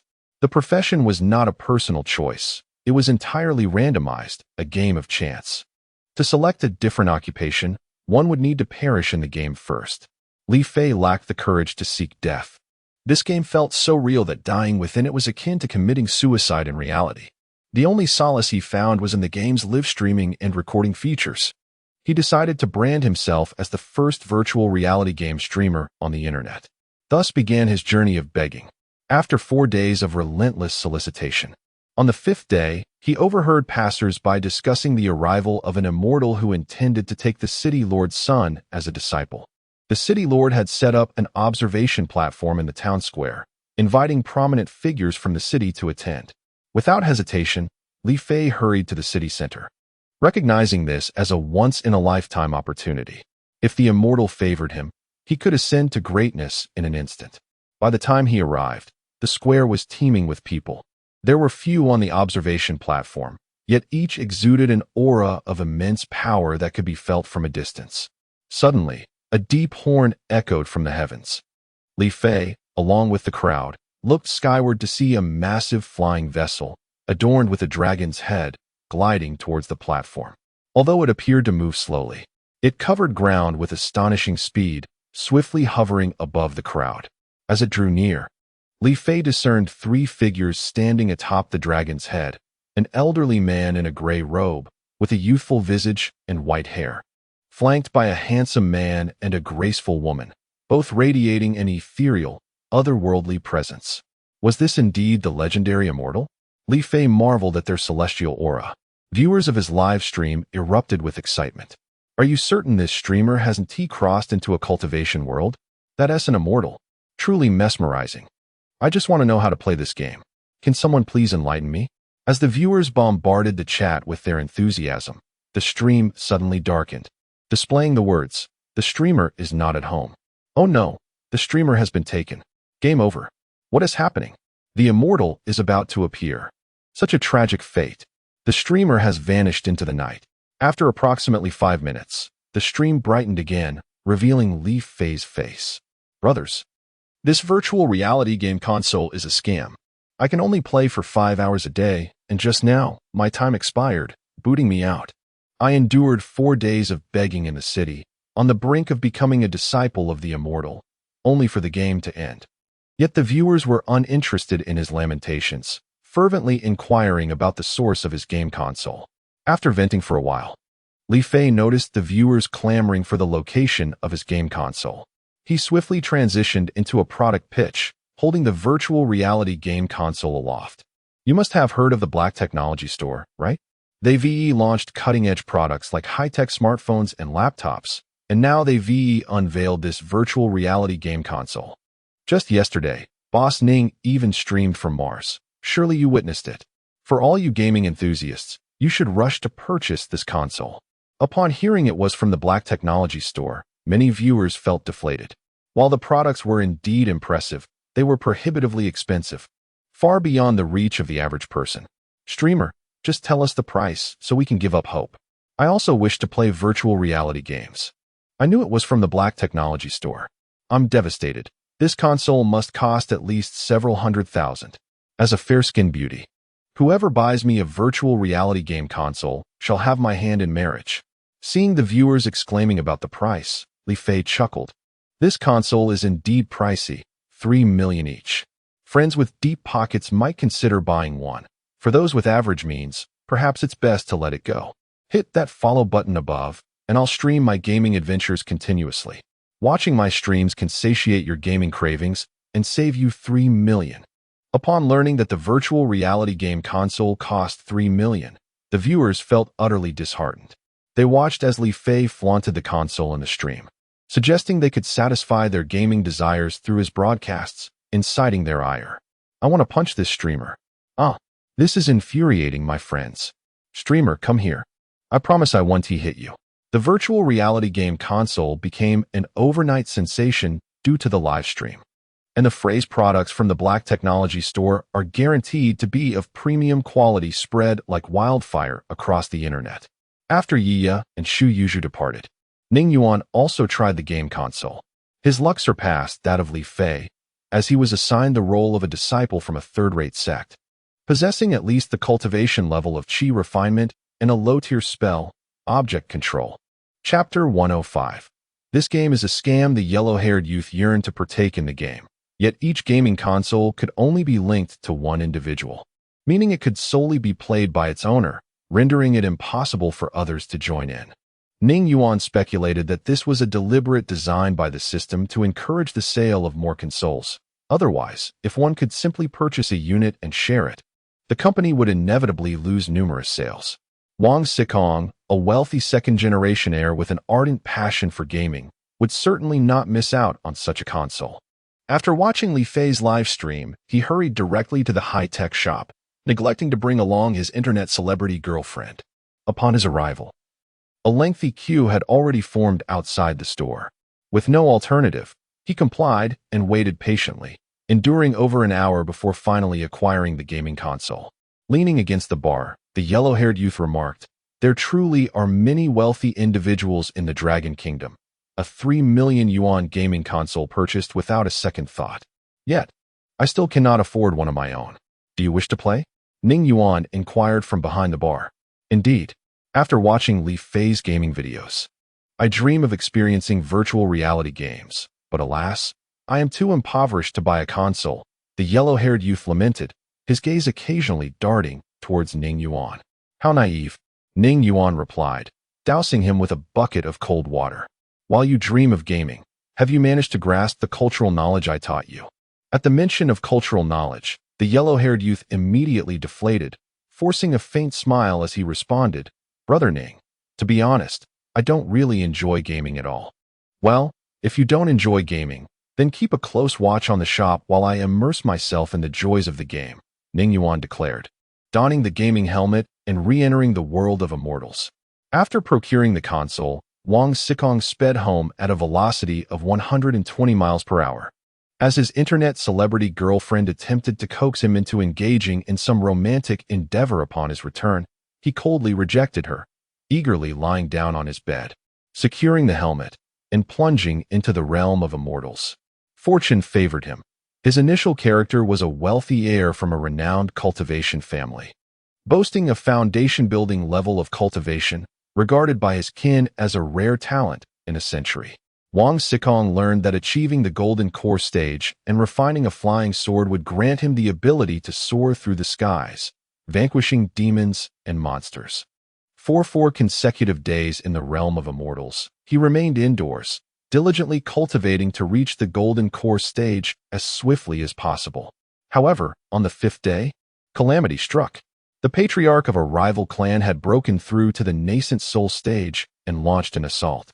Some clansmen fought valiantly to defend, while others whisked him away through a secret passage, utilizing 5 special spirit stones left by their ancestors to activate an ancient teleportation array. Wang Xikong and his clansmen were transported to a secluded valley, just as he was about to lead his brethren in exploration for a means of survival. An electronic voice resonated in his mind. Joyous times are always fleeting. Your gaming time has ended. 5, 4, 3, 2, 1. It was then that he realized the game had time limitations. Suddenly, darkness enveloped him, and he found himself back in the real world. Removing the helmet, he lamented. So vexing. Only 5 hours of playtime a day.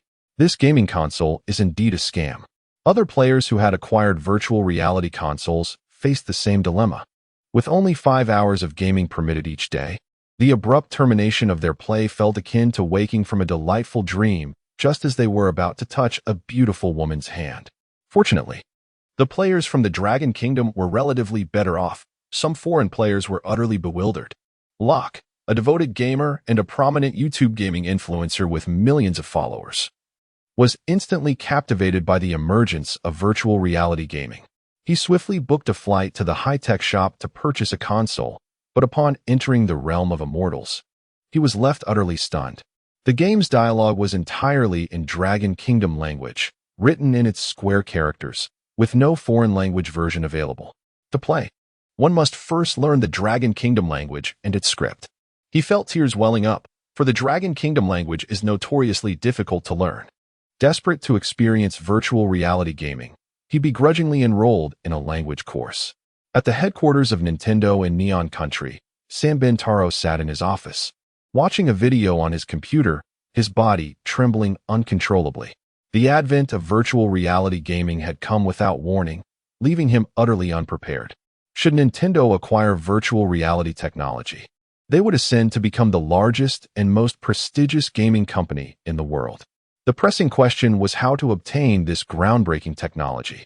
Without a doubt, it had once again surfaced at the high-tech shop, a place he had previously had investigated, even bringing back a laptop. While an engineer disassembled the laptop, an extraordinary event occurred. As soon as they pried open the casing, the laptop transformed into a puddle of black liquid. With no choice left, they abandoned their reverse engineering efforts. They had also dispatched someone to investigate the shop's lottery machine, throwing in over 100 million, only to receive a bunch of toy cars in return. He immediately halted the lottery, as they had previously believed that a hefty investment would eventually yield something worthwhile. However, they soon realized they had underestimated the situation. The lottery machine was merely a money-devouring beast, its high-tech secrets mere illusions, visible yet intangible. He suspected that regardless of how much money their company poured into it, they would never acquire anything of value. A series of knocks interrupted Sanbin Taro's thoughts. A man wearing gold-rimmed glasses, around 30 years of age, entered the office. "Any results?" Sanbin Taro inquired while rising. "None." The bespectacled man shook his head. "We initially scanned the gaming console with X-rays, but the internal structure was entirely obscured. We had no choice but to disassemble it manually. And the outcome was the same as before. The console transformed into a puddle of black liquid." As the bespectacled man spoke, he lowered his gaze. Too fearful to meet Sanbin Taro's eyes, aware that his sudden fury could erupt at any moment. Most employees regarded the president as a kind and approachable man. But the technical supervisor understood that Sanbin Taro was a mad dog cloaked in sheep's clothing. He often feigned a harmless demeanor, but when it came to significant interests, he would shed his disguise, revealing his true nature. As expected, Sanbin Taro approached him, gripping his arms fiercely, and growled, "Then why aren't you thinking of a solution? What are you still doing standing here?" A putrid stench enveloped him. The bespectacled man was all too familiar with this odor, Sanbin Taro's unique halitosis, which had tormented him for many years. Whenever a crisis arose, Sanbin Taro would stride up to him, gripping his arms as if to assert his presidential authority. Chapter 106. The kidnapping of Ning Yuan. The bespectacled man endured the foul stench and said, "Hello, President. I will find a way immediately." "Go ahead," Sanbin Taro replied, releasing the man and fixing his gaze upon him.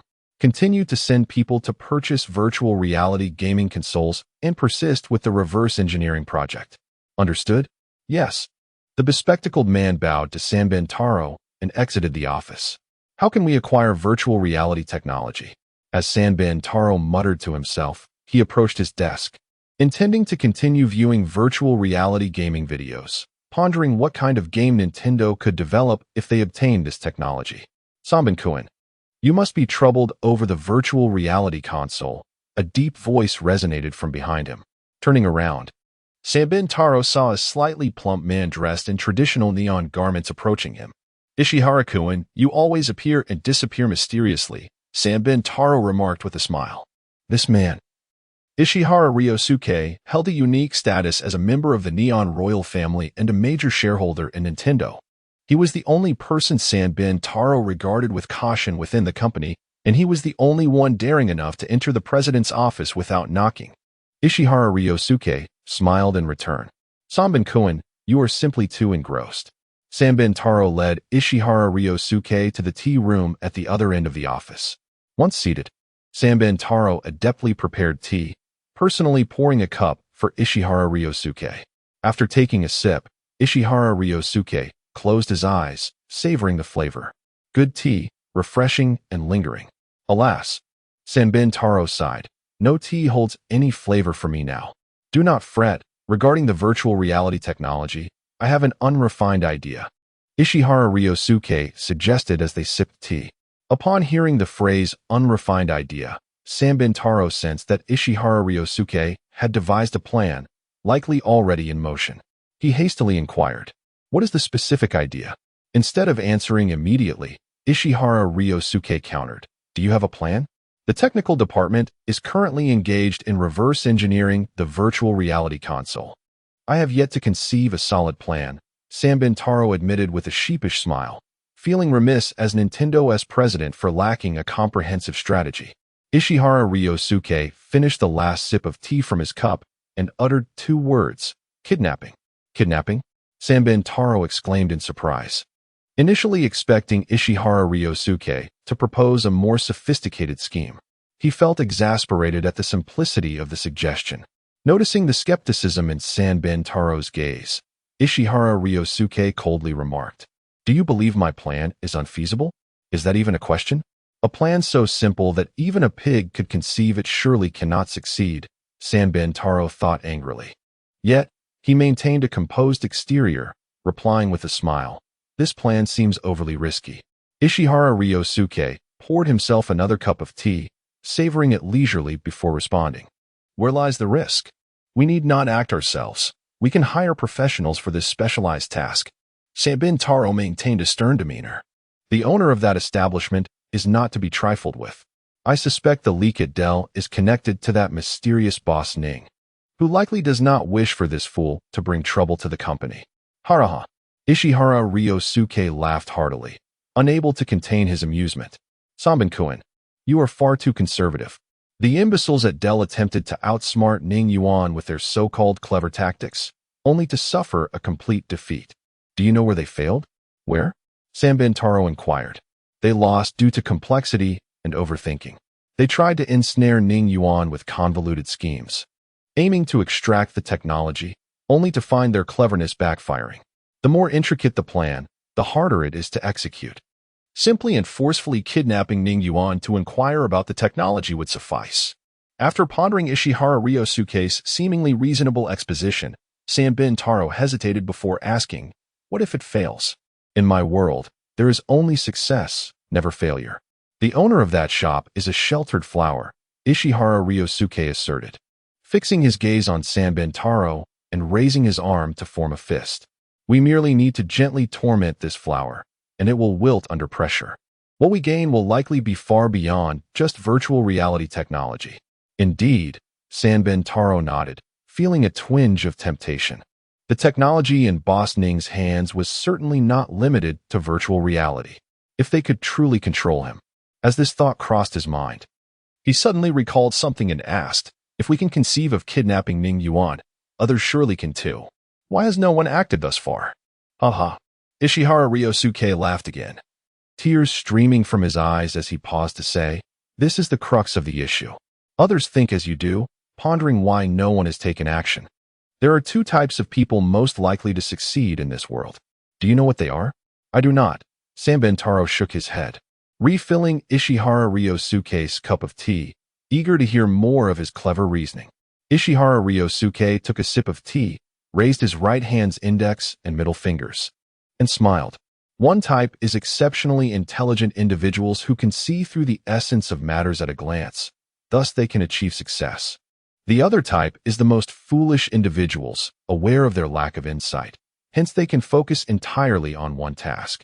Over time, they naturally succeed. The most troublesome are those caught between these two types. They think they are clever, but continually take detours. You speak wisely, Ishihara-kun. What sort of person do you consider yourself? Sanbin Taro inquired with a smile. Ishihara Ryosuke shook his head. I am neither of those types.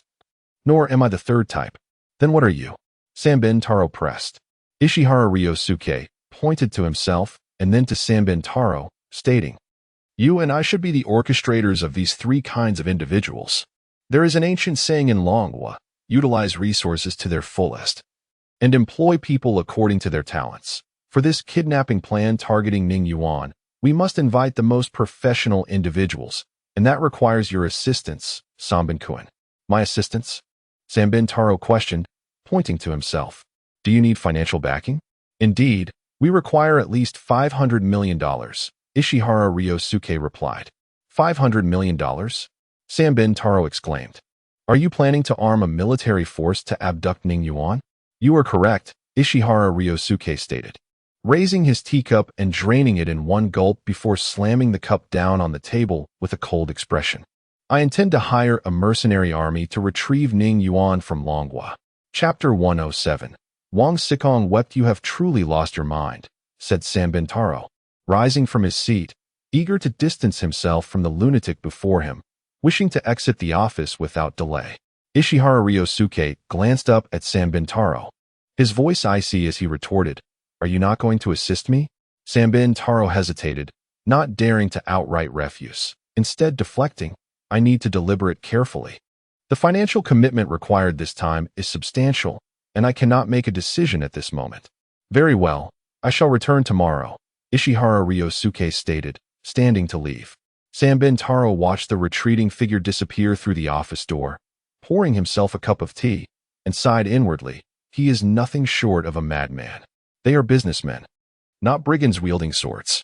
If the outside world learns that Nintendo has allocated $500 million to abduct a citizen of the Dragon Kingdom, the repercussions would be dire. I must find a way to evade this lunatic tomorrow. He cannot be allowed to find me. Knock, knock. Knock the sound of knocking broke Sanbin Taro's reverie. "Come in," he said irritably. The office door creaked open as a bespectacled man cautiously entered.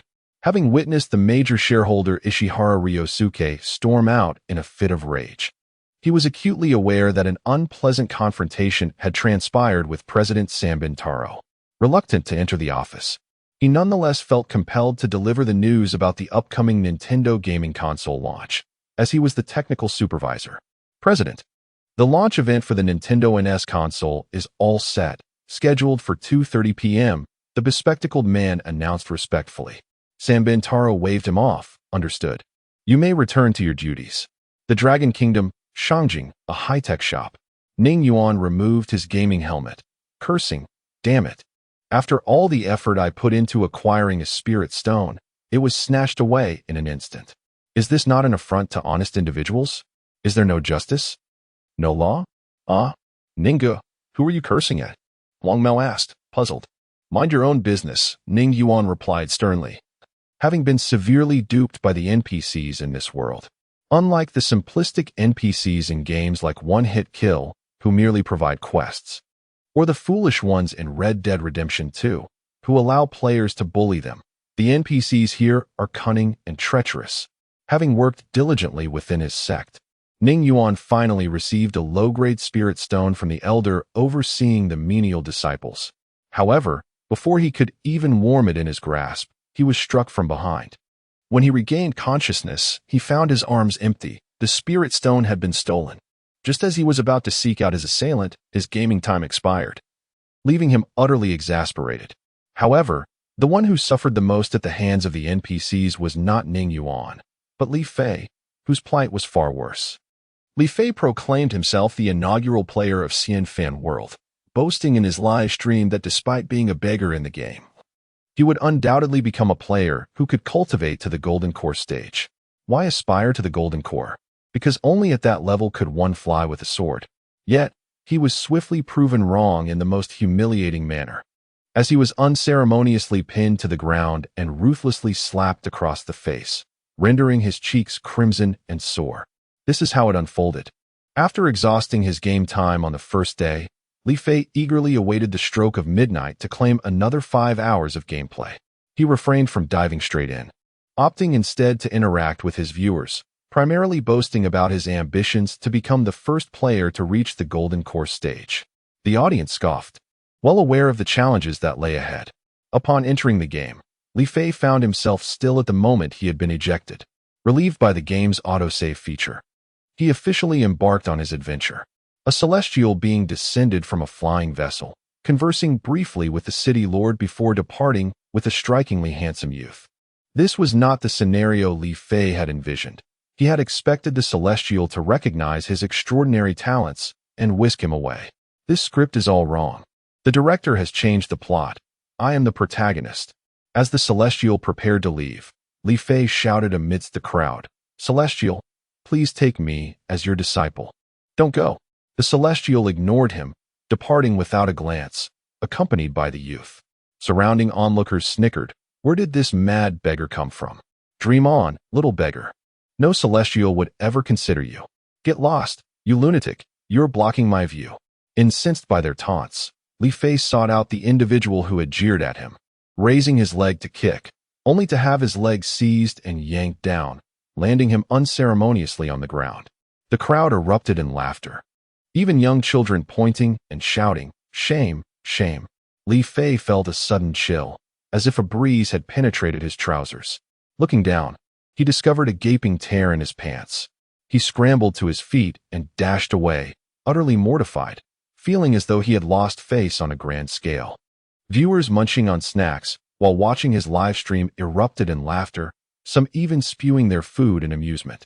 Following his initial bravado, the barrage of ridicule in the comments ensued. And he thinks he can cultivate? Can't even beat a mere mortal. Forget cultivation. Focus on earning some money to buy a new pair of pants first.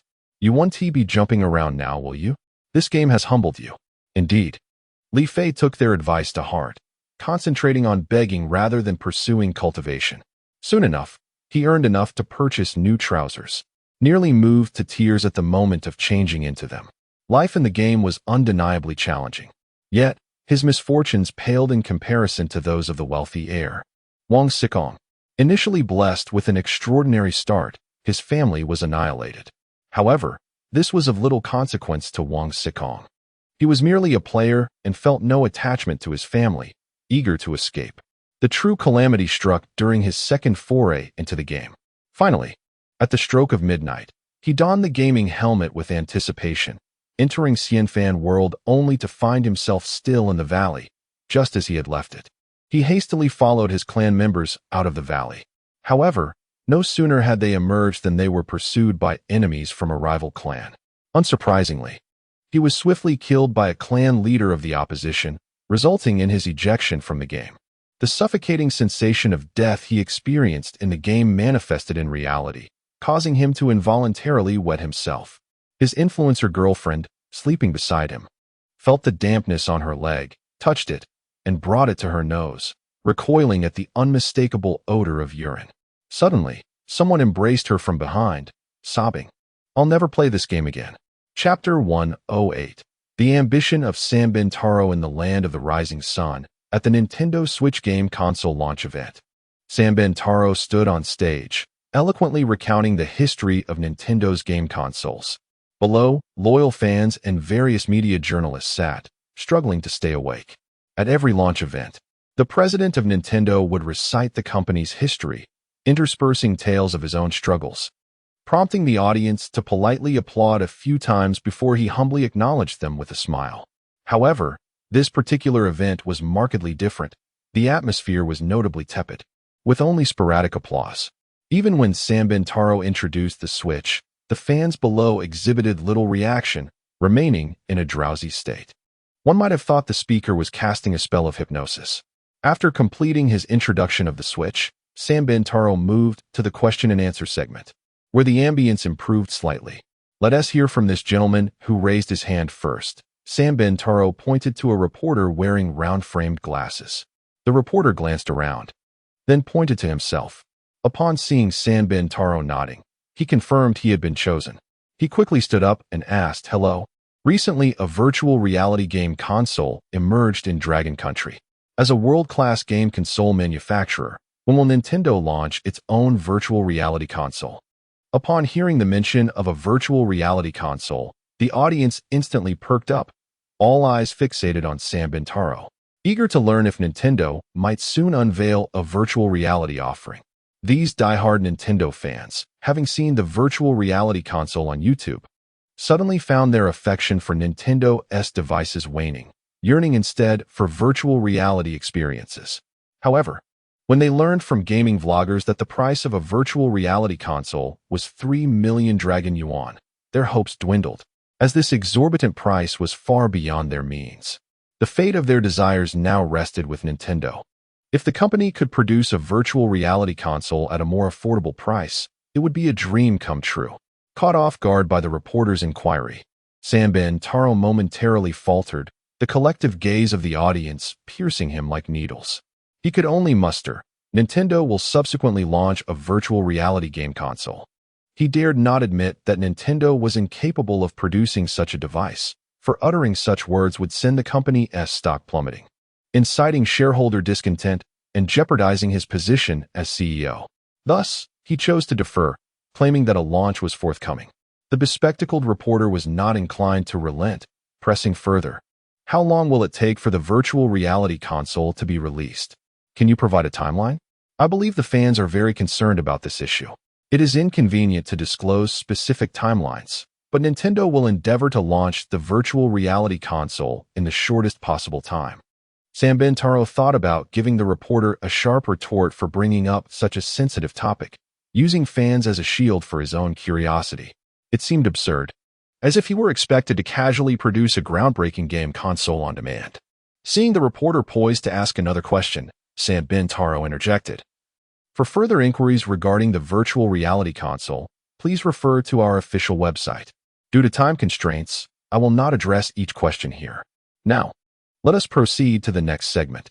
The host, fully understanding the cue, stepped up to take the microphone. Sam Bintaro bowed to the audience and exited the stage.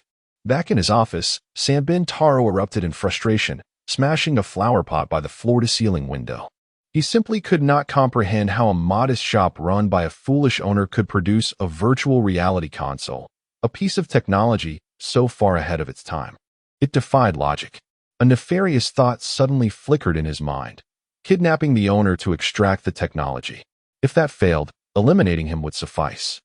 Better to destroy than be tormented by inquiries regarding when Nintendo would deliver its own virtual reality console. Did these people not understand that such consoles were not easily conjured? Exhausted from his rampage, Sanbin Taro collapsed into his executive chair, retrieving a cigar from the desk drawer and lighting it, exhaling plumes of smoke.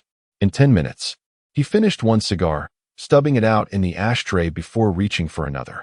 The thick smoke gradually filled the office, piling ash in the ashtray. Finally resolved, Sanbin Taro pulled out his phone and dialed Ryosuke Ishihara's number. "Ishihara-kun, are you free tonight? I knew you would come around. We must acquire the virtual reality technology. Let us meet at our usual spot tonight." The night in the land of the rising sun revealed a different side, wild and uninhibited. After work, the locals rarely returned home first. Instead, they sought out an izakaya to unwind and release their stress. The demeanor of the Japanese people transformed completely in the daytime. They were reserved and indifferent, but at night they became exuberant, daring to speak loudly and laugh freely. Sanbin Taro stood at the entrance of the izakaya, watching the young patrons flow in and out, filled with envy.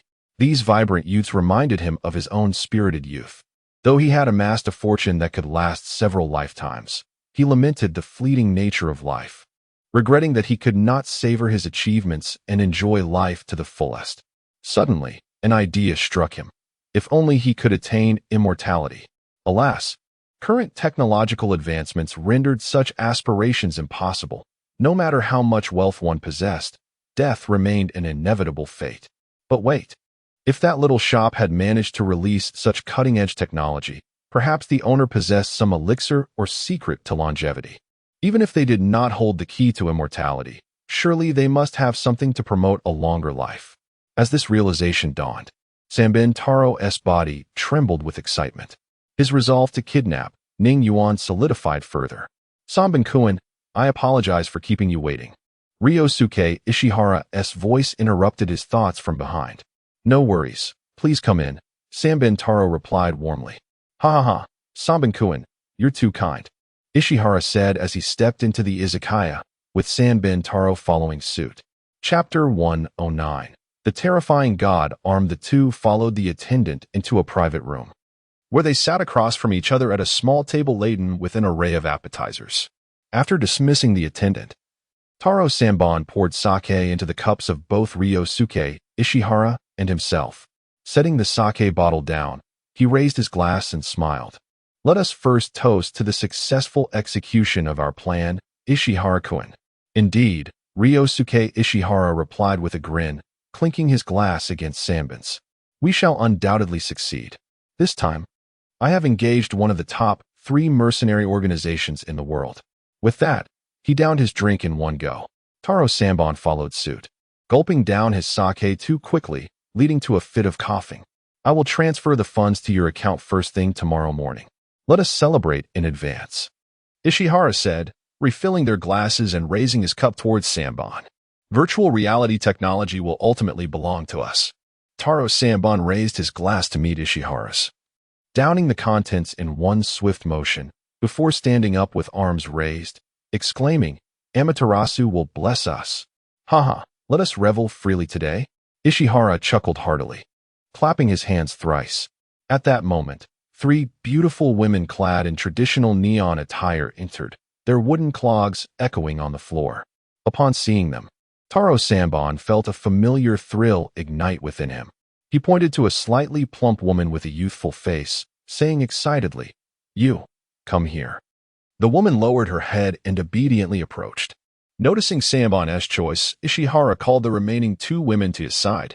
Soon, peculiar sounds began to fill the room.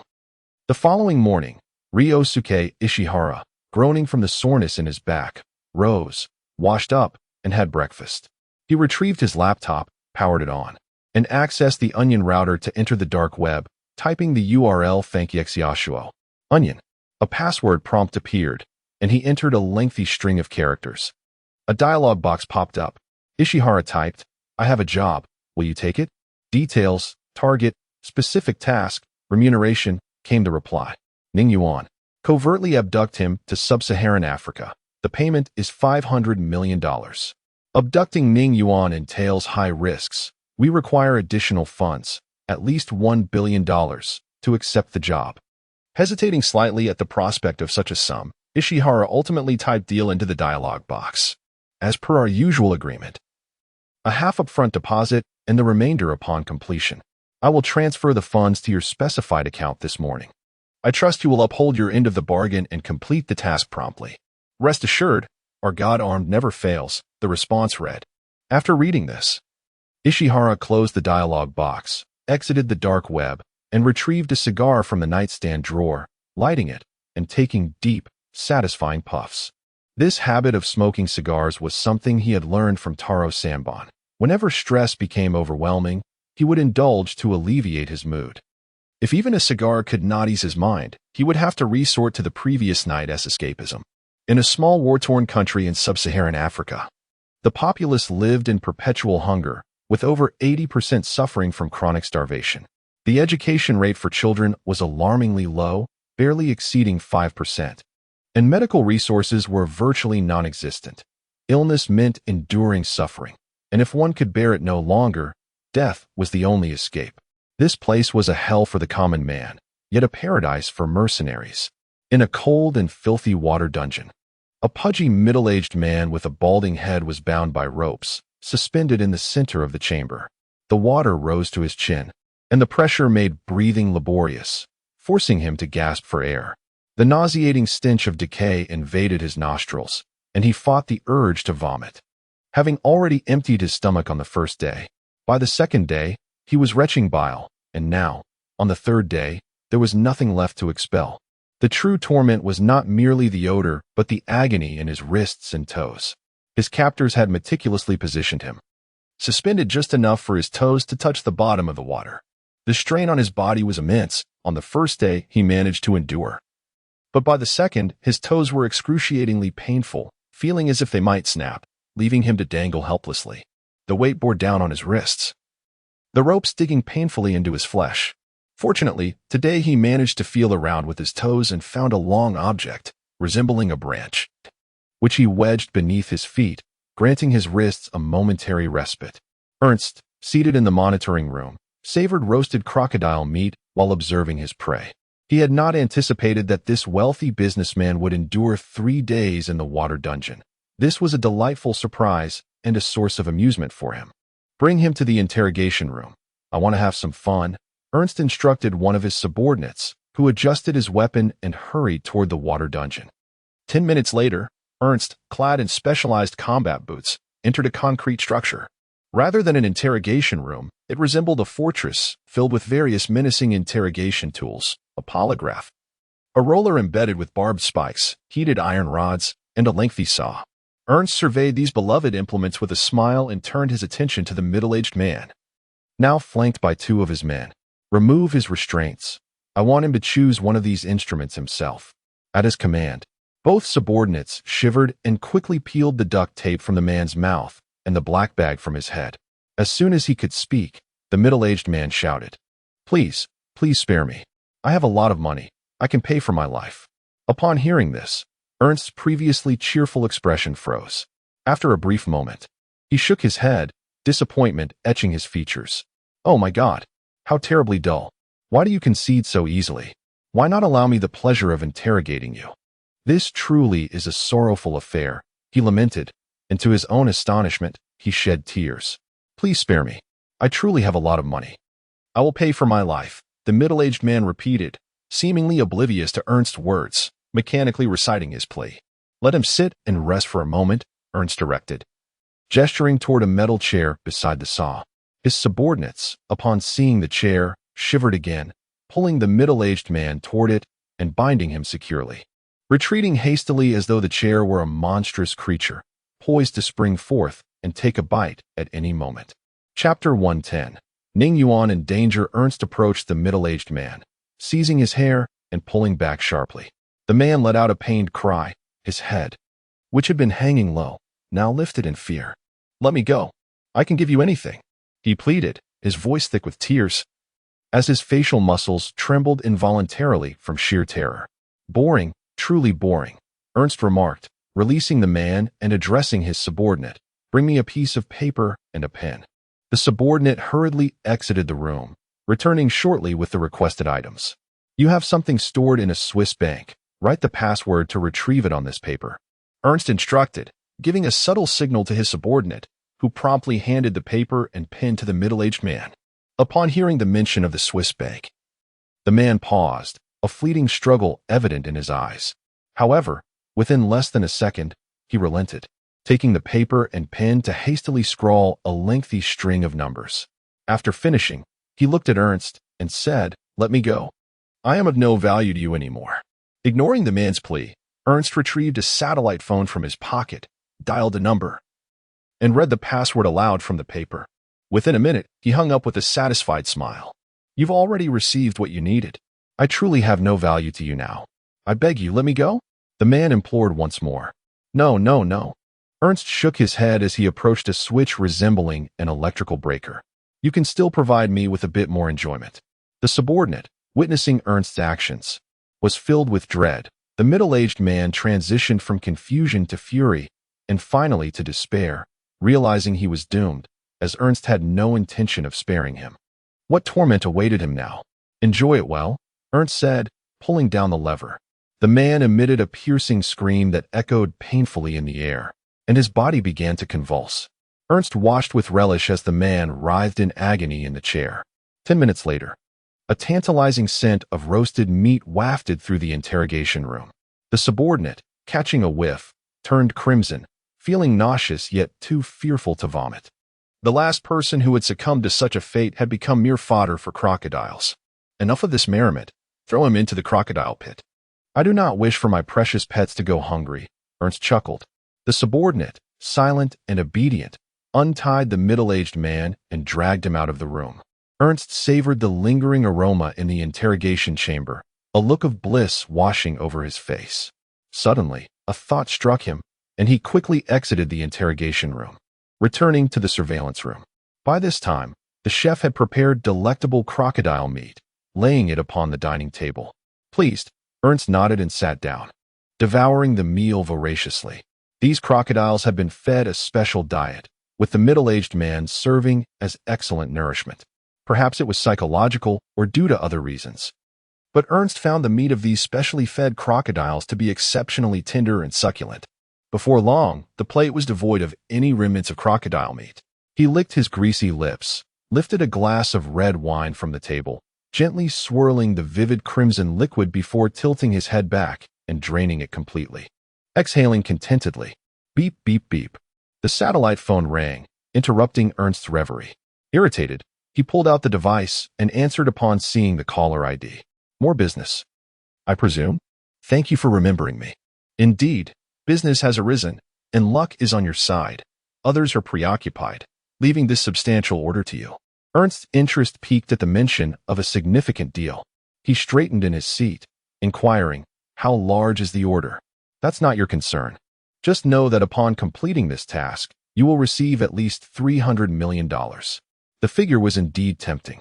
Ernst nodded with a smile, thinking, "If I execute this task successfully, I could finally retire."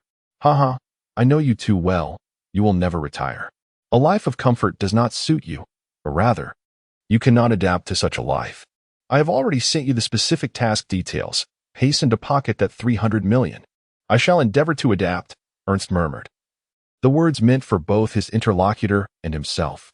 After hanging up, he retrieved a metallic briefcase, inputting a code to unlock it. Inside lay a laptop, which he powered on, connected to the Tor network, and entered a specific URL, Jabugasuni. Onion. A password prompt appeared, and after entering a lengthy code, he accessed the task center. This task center was a creation of world-class hackers within the organization known as the Divine Armed Forces, where each formal member could view their respective task details. Ernst entered his member number, 8, and his specific task promptly appeared. After inputting another extensive password, he accessed the detailed information.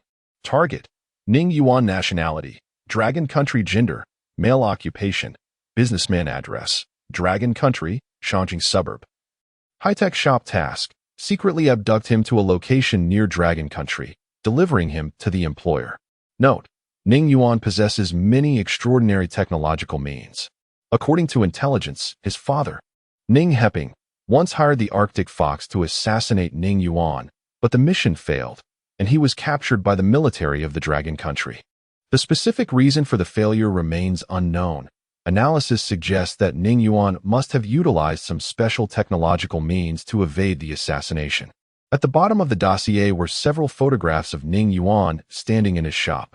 Ernst had heard of Ning Yuan. The virtual reality gaming console he created was quite popular on video-sharing platforms. While indulging in entertainment on these sites, he had often heard game video bloggers refer to Ning Yuan as Boss Ning. Observing the image of this delicate young man, Ernst smiled, finding him to be a rather amusing target. He was certain that other factions were also keeping an eye on him. However, he did not care. Those fools could not possibly compare to him. The thought of capturing this charming target, finding him in his own bedroom, and reveling in his cries of agony and despair excited Ernst immensely. He could hardly contain his eagerness to fly to the Dragon Country. Yet, upon contemplating the Dragon Country, Ernst's excitement waned. For mercenaries like him, the Dragon Country was no welcoming land. Its regulations on firearms were extraordinarily stringent, and surveillance cameras were ubiquitous on the streets. This posed substantial challenges for his operations. Chapter 111. The final mission, however, these challenges seemed trivial in his eyes. $300 million. Coupled with the opportunity to indulge in a thrilling escapade with this exquisite and tender-skinned boss, made the risk worthwhile. Once this task was accomplished, he genuinely wished to retire. This line of work was not sustainable. One could not tread along the riverbank without getting their shoes wet.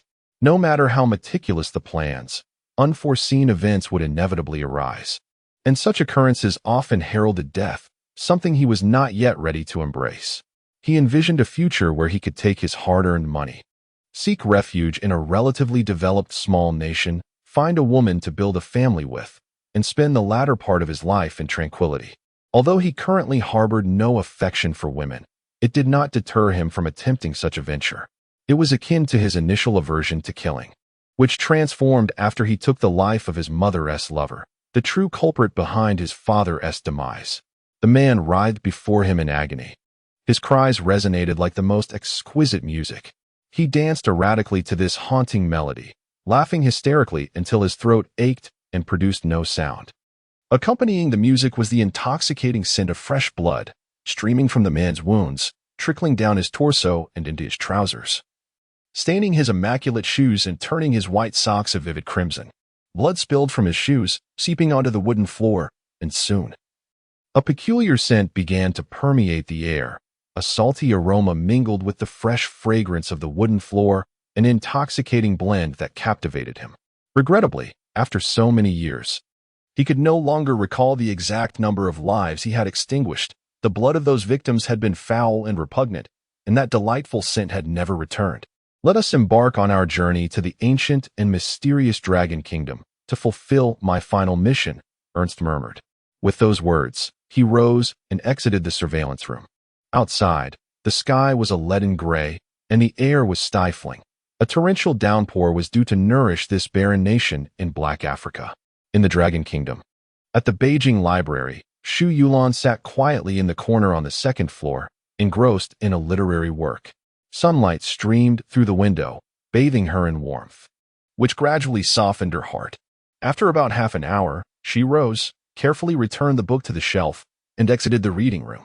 She approached the restroom mirror, retrieved her lipstick from her bag, and touched up her makeup before hastily leaving the library and hailing a cab to a restaurant nestled in a residential area. At this hour, the restaurant was bustling with patrons. Xu Yulan scanned her surroundings and quickly ascended the stairs to the upper level, which housed 5 private rooms. She entered the innermost room, only to be embraced from behind as she stepped inside, warm breath enveloping her earlobe. Don't be playful. Xu Yulan struggled momentarily, but could not break free. "Lon, let me hold you for a moment," came a hoarse whisper in her ear. "We cannot have a future together. If they discover us, you will perish," Shu Yulon replied coldly. "Humph. What difference does it make between living and dying now? We are like puppets, controlled by them. I cannot endure this life any longer. I simply wish to find a secluded place with you and live happily," he retorted. "Can you not be so naive?" Shu Yulon pulled away from his embrace and turned to face him. "We cannot escape their grasp, at least not now." The man, standing opposite Shu Yulon, gazed deeply into her eyes, sighed heavily, and said, "I acted impulsively. I lose control every time I see you." Shu Yulon stepped forward, embracing him and whispering, "We should swiftly complete this task to return to the headquarters of the Lighthouse Nation. That way, we can be together without worry." "Yes, I fear for you," he began, his voice trailing off until it became inaudible. "Rest assured, I am pragmatic. If I must sacrifice my body, I will not hesitate. My only concern is that you might come to despise me later," Shu Yulon stated. Immediately, the man tightened his grip around her, declaring, "That will never happen. In my heart, you will always be the best. Tomorrow, I will use my birthday as an excuse to have Yiya invite Ning Yuan over, facilitating our second meeting." Shu Yulon proposed. "All right, I will endeavor to create opportunities for you both to have some private time," he replied. "Indeed," Shu Yulon nodded, freeing herself from his embrace, grabbing a few pre-prepared meals, and exiting the private room. At the high-tech shop, Ning Yuan removed his gaming helmet and shouted, 30 years on the East Bank. 30 years on the West Bank. Do not underestimate the youth and poverty. One day, with my sword in hand, I shall slay all the curse." Frustrated, he lamented, "I've been wronged again. My precious elixir." He had been bested once more in the game. After completing a task to weed the medicinal herb garden, he had received a first-grade elixir from the Elder of Menial Tasks. This was a prized possession, superior to spirit stones, as refining spirit stones required eliminating impurities, which became increasingly difficult with lower-grade stones. However, elixirs, even the most basic ones, contain no impurities. After receiving the elixir, he intended to return and cultivate diligently. Just as he exited the Elder's dwelling, he encountered a thug who snatched the elixir from his hand. Helpless, he acknowledged that he was no match for this foe, who had a cultivation level of the 12th layer of Qi training, while he was merely at the 2nd layer, a significant disparity in strength. To make matters worse, this individual was a relative of an inner sect elder, making him even more formidable. He could only accept his misfortune, vowing to grow stronger and settle the score in the future. Huang Mao leaned against the bar, suppressing laughter, and thought, "Another defeat, huh? Not going to play anymore? Bullied by NPCs again. You really can't handle this game." Customers in line to purchase virtual reality gaming machines overheard Ning Yuan's furious outburst and jeered, "Boss Ning, don't let anger harm your health. It's just a game." "Exactly. Don't get upset. If you fall ill, no one will take care of you." Haha. Who would have thought that Boss Ning would also experience the agony of gaming? "Shut it." Ning Yuan shot back. "I'm faring better than most. I saw a gaming YouTuber on Bilibili who is still a beggar, clueless about where to open the door to the cultivation sect." The customers nodded in agreement, acknowledging that Ning Yuan was indeed among the more fortunate. Judging by the gameplay videos from various gaming influencers across the internet, the majority of characters were mere mortals, with the oddest profession being that of a palace eunuch. Chapter 112. Boys must safeguard themselves despite the relentless torment inflicted by NPCs in the game. Players remain undeterred, embracing the sentiment that even as the game punishes me 1,000 times, I cherish it as my first love. Ning Yuan, observing that the customers were captivated by his presence, was about to boast when a sudden ringtone interrupted his thoughts. Glancing at his phone, he saw that the caller was Yiya, which irked him. Why was this young brat incessantly calling instead of attending class? He promptly ended the call. "Ladies and gentlemen, it is not mere boasting," Ning Yuan declared with a smile. "I am destined to be the first to reach the golden core stage. As the saying goes, once the golden core is consumed, my fate lies in my own hands, not dictated by the heavens." No sooner had he finished speaking than the customers doused his enthusiasm with cold water. "Boss Ning, I saw a video shared by Wang Sitsong on Weibo. He has already reached the 11th level of Qi training and is on the verge of foundation establishment. 11th level of Qi training is nothing, another chimed in. I saw a gaming influencer who is already in mid-foundation establishment, and he has even secured the favor of a powerful nascent soul cultivator. Enough of this. Let us not discourage Boss Ning. I have a suggestion. Could you possibly extend the gaming hours? 5 hours simply isn't sufficient. It's far too short. Short? 5 hours is short. Nonsense. Ning Yuan was in the midst of retorting when the phone rang again. Seeing that it was Yiya once more, he answered, "Why aren't you focusing on your studies? What are you incessantly calling about? Have you lost your mind? I've only called you twice." Yiya retorted, clearly exasperated. "What do you need?" Ning Yuan inquired. "Shu Yulan is celebrating her birthday, and since she doesn't have many friends in Beijing, I thought to invite you along, treating it as a meal from me. Not going. I'm not familiar with Shu Yulan, and besides, I suffer from social anxiety. Attending would be exceedingly awkward. I might as well carve out an entire apartment with my toes on the floor." The irritation was palpable on the other end of the line as Yi sighed heavily, elongating her response. "So, are you going or not?" "Not going. 2 beautiful girls are inviting you to dinner, and you refuse? Beautiful? They're just 2 little brats. I have no desire to socialize with children. Who are you calling a brat? You, of course. Fine, I'll pick you up tonight," she said, before hanging up. Ning Yuan looked at his phone in disbelief. "I can't believe I just fell into a trap. Ninggu, you have a date tonight." Huang Mao grinned. "Make sure you seize the opportunity." "Seize what?" Ning Yuan scoffed, raising his chin. "With my impeccable looks and charisma, I could charm the skirts off any woman on the street. Do you know why I'm not going out tonight?" "No, enlighten me." Huang Mao replied, shaking his head in confusion. "Idiot. If I go out? What if I'm abducted by those with ulterior motives? I would lose my virtue." Ning Yuan insisted. "Remember, boys must protect themselves when out in the world." "Uh-huh." Huang Mao nodded vigorously. Ning Yuan cast a disdainful glance at Huang Mao, retorting, "You needn't remember. With your peculiar looks, no one would even glance your way." Laughter erupted among the customers at Ning Yuan's words. Huang Mao internally grumbled, "If you keep boasting, you'll have the whole of Beijing believing you're the best." At 6 o'clock in the evening, the high-tech store closed promptly. Those who failed to acquire a virtual reality gaming console grumbled as they drove away in their luxury cars. The console was immensely popular, and with a long queue, early arrival was essential for a chance to play. "Ninggu, if you're not dining in the store tonight, I'll just settle for a single pork knuckle," Huang Mao remarked as he ascended the stairs with the meat. "You never miss a chance to indulge yourself. That Shu Yulan who visited recently seemed quite nice. Would you like me to have Yiya introduce you?" Ning Yuan suggested. "Absolutely not." Huang Mao halted, declaring, "You know I was duped out of hundreds of thousands by that woman last time. I've completely lost interest in women. Why complicate life further?" "Oh, so you've renounced worldly pleasures?" Ning Yuan teased, but was interrupted by another ringtone. Upon answering, Yiya's voice came through immediately. "Ning Yuan, I'm outside the store. Hurry up, don't keep me waiting." "Can I say I don't want to go?" Ning Yuan replied. "You dare. Hurry. Shu Yulan is already at the restaurant waiting for you. It's just the 3 of us." "Fine, I'll put on some clothes," Ning Yuan said, hanging up.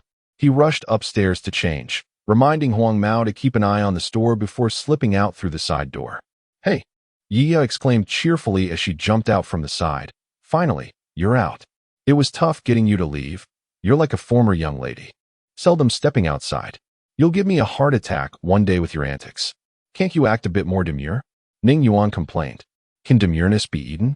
Yiya laughed, linking her arm with his. "Come on, this demure lady will treat you to a feast." Meanwhile, on the second floor of a small hotel diagonally across from the high-tech store, Ernst observed Ning Yuan and a woman conversing outside the store before they entered a luxury vehicle. Into his earpiece, he stated, "Monitor the target closely without being too conspicuous. Change vehicles and report the target as status at all times." "Understood," came the response. Ernst fell into contemplation, realizing that operations in Long Country were fraught with difficulties. The security was too stringent, with surveillance cameras dotting the streets. Attempting to abduct Ning Yuan in plain sight was a fool's errand, a guaranteed death wish. The only feasible approach was to act indoors and discreetly transport him away. Furthermore, speed was of the essence. The longer the delay, the greater the risk of exposure. From his observations, at least 3 factions were lurking around the high-tech store. After Ning Yuan departed, Huang Mao pondered for a moment before rushing to his room. He retrieved a phone hidden under the bed and dialed a number. "What is going on?" came the voice on the other end. "Investigate a university student named Xu Yulan thoroughly. I suspect she may be up to something." "Is Ning Yuan going out with Yiya tonight because of Xu Yulan?" "Yes." Huang Mao nodded gravely. "Her sudden appearance raises suspicions. I might be overthinking, but I cannot ignore the possibility." "Understood. Thank you for your diligence. Is there anything else?" "None for now." After reporting, Huang Mao switched off the phone, tucked it back under the bed, and exited his room.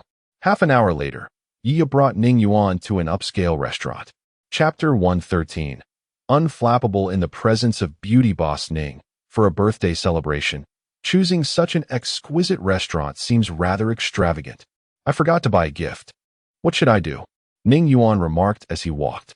Turning around, Yiya responded, "You will sit beside me. Do you understand?" "Not really." "Why must I sit next to you?" Ning Yuan inquired. With a hint of irritation, Yiya replied, "Because it is so, a scientific principle. You're being ludicrous. I refuse to sit beside you," Ning Yuan retorted, pointing at the sign above the private room that read Water Pavilion and Cloud Loft. "Is this the place?" Yiya shot him a glare, saying nothing, as she took hold of his arm and led him into the room. The decor of the private room was traditional Chinese. Directly opposite the entrance stood a large stone from which water cascaded down. The right half was a resting area adorned with a tea table, guqin, and a game of Go, while the left half featured only an immortal table with a beautiful woman in ancient attire seated at its right. Upon noticing Ning Yuan and Yiya's arrival, the woman quickly stood and exclaimed, "Please, take a seat. We are all friends here. No need for formality." Ning Yuan, being quite sociable, found a spot and remarked, "This restaurant has a splendid ambience, with its stone and musical instruments. Of course, this establishment and the room were meticulously chosen by yours truly," Yiya said, taking a seat beside Ning Yuan. "Oh," Ning Yuan nodded, gazing at Yiya. "Are you hoping for some praise? I shall refrain from providing it." "Humph. Who cares?" Yiya replied playfully. "Shall we begin serving the dishes?" Xu Yulan interjected. "Yes." Ning Yuan and Yiya responded in unison. 10 minutes later, a grand array of dishes was presented. After Xu Yulan made her wish and extinguished the candles, she cheerfully announced, "Let us dig in." Ning Yuan, not one to be shy, served himself a large shrimp. Just as he was about to take a bite, he noticed Yiya placing a chicken leg onto his plate. "What is going on?" Ning Yuan asked, looking towards the window. Yiya, puzzled, inquired, "What are you looking at?" "I'm checking if the sun has risen from the west," Ning Yuan replied. Yiya frowned. How could the sun possibly rise from the west? Then why has Yiya suddenly become so gentle and considerate, serving me food? Ning Yuan chuckled. "You." Yiya finally realized his insinuation, and in a huff, retorted, "I was merely being kind, and now you say I am not gentle enough? Forget it. I won't serve you anymore." Xu Yulan watched Ning Yuan and Yiya, feeling a pang of envy. Alas, the sweet and delicate flower of love was one she felt unworthy to possess. "Are you still angry?" Ning Yuan said with a smile, serving Yiya a large shrimp. "I acknowledge that you are indeed a gentle girl." "Humph, I am not angry," Yiya declared, lifting a drink from the table. "Let us toast, and once again wish our lovely Xu Yulan happiness every day." "What are we drinking?"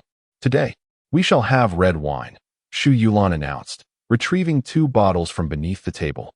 "Then let us drink. We shall not return until we are intoxicated," Yiya exclaimed joyfully. Half an hour later, Ning Yuan observed the 2 girls slumped over the table, utterly helpless. If they could not hold their liquor, why did they drink? After just 2 glasses, they were out cold. What was he to do now?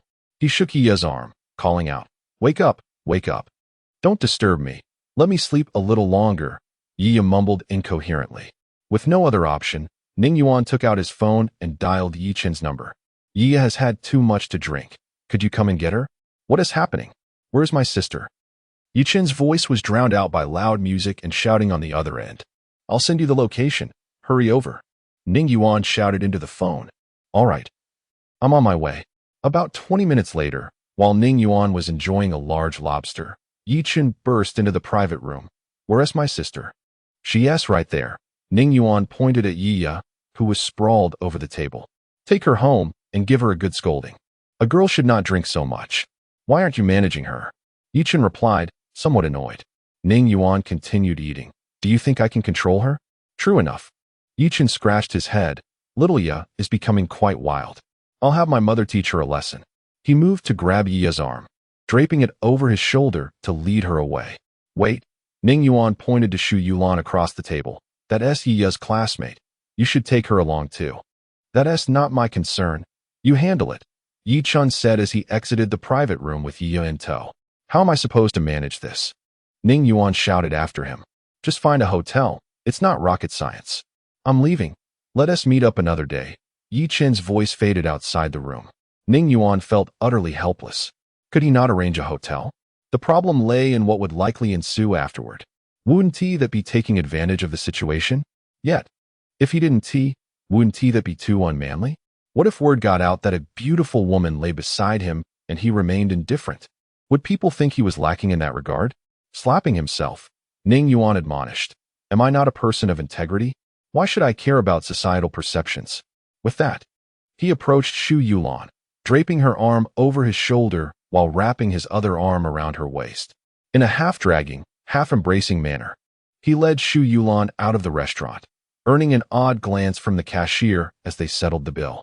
Once outside, perhaps due to the breeze, Shu Yulan regained some awareness, exclaiming, "It's so cold," as she nestled closer to Ning Yuan. "This is complicated," Ning Yuan thought, observing Shu Yulan clinging to him like a sloth. "Are you trying to lead me astray?" It seemed Shu Yulan heard his thoughts, as she nuzzled against his chest and smacked her lips. Ning Yuan quickly diverted his attention and spotted a taxi approaching, waving it down. As soon as they entered the cab, the driver recognized Ning Yuan. "You're the owner of the black technology shop, Mr. Ning, right?" The driver exclaimed excitedly. No. Ning Yuan hurriedly denied. "Oh." The driver sounded disappointed and coolly asked, "Where to?" "Where should we go?" Ning Yuan replied. "How would I know where you want to go?" The driver retorted. Ning Yuan glanced at the now sleeping Shu Yulan in his arms and said, "Never mind. Take us to the black technology shop." "All right." The driver responded while driving. "If I'm not mistaken, you must be Mr. Ning." "No, I'm actually Mr. Ning's brother. Just visiting relatives," Ning Yuan clarified. The driver fell silent, internally scoffing. "Do you really think I'm that gullible?" Chapter 114. Shu Yulan's Dilemma. Ernst, clad in a custom black tracksuit, lay quietly atop the second floor of the high-tech shop, resembling a ghost seamlessly merging with the night. His target, accompanied by a woman, was approaching in a taxi bearing the license plate SJ458. The voice in his earpiece invigorated him, prompting him to retrieve a finely crafted telescope for closer scrutiny. Approximately a minute later, the taxi with the plate SJ458 came into view through the lens. The vehicle rounded a corner and halted at the entrance of the high-tech shop. A young man emerged, only to lean back into the car and retrieve a young woman. After the taxi departed, the young man cradled the woman in his arms while extracting his phone from his pocket to make a call. Ernst observed through his thermal imaging device that a heat source was rapidly descending within the two-story building, ultimately reaching the entrance. The young man, with blonde hair, opened the small door and spotted Ning Yuan standing there, cradling Shu Yulan. He chuckled softly before speaking. "Ning-gu, impressive indeed." "Impressive, my foot. Put away your nefarious thoughts." Ning Yuan shot a sidelong glance at the blonde, carrying Shu Yulan inside. Ascending to the second floor, he placed her gently on the living room sofa, exclaiming, "I'm exhausted." She looks so slender, yet she is surprisingly heavy. The blonde stood beside Ning Yuan, grinning. Carrying a beauty is tiring, huh?" "Of course it's tiring," Ning Yuan replied, walking over to the water dispenser for a drink, moistening his throat before adding, "Since you're so fond of this beauty, why not take her to your room? You could turn raw rice into cooked rice and acquire yourself a wife. What could be better?" "Isn't that a bit taking advantage of the situation?" the blonde retorted. "Not at all." "Go ahead," Ning Yuan urged with a smile. "Then I truly will," the blonde declared, moving towards the sofa, intent on carrying Shu Yulan away. You really dare to take advantage, huh? Ning Yuan exclaimed, delivering a swift kick to the blonde's rear. Have you lost your mind? You still dare to carry her back after being swindled out of hundreds of thousands last time? You'll end up in a grave because of a woman. Rubbing his backside, the blonde lamented, Ninggu, I promise I won't do it again. Humph. Go back and reflect on your actions. Stop wasting your days playing games. Ning Yuan instructed. The blonde feigned a pitiful expression as he made his way to his room, sneaking a glance back at Shuyuan. He was certain she was merely pretending to sleep.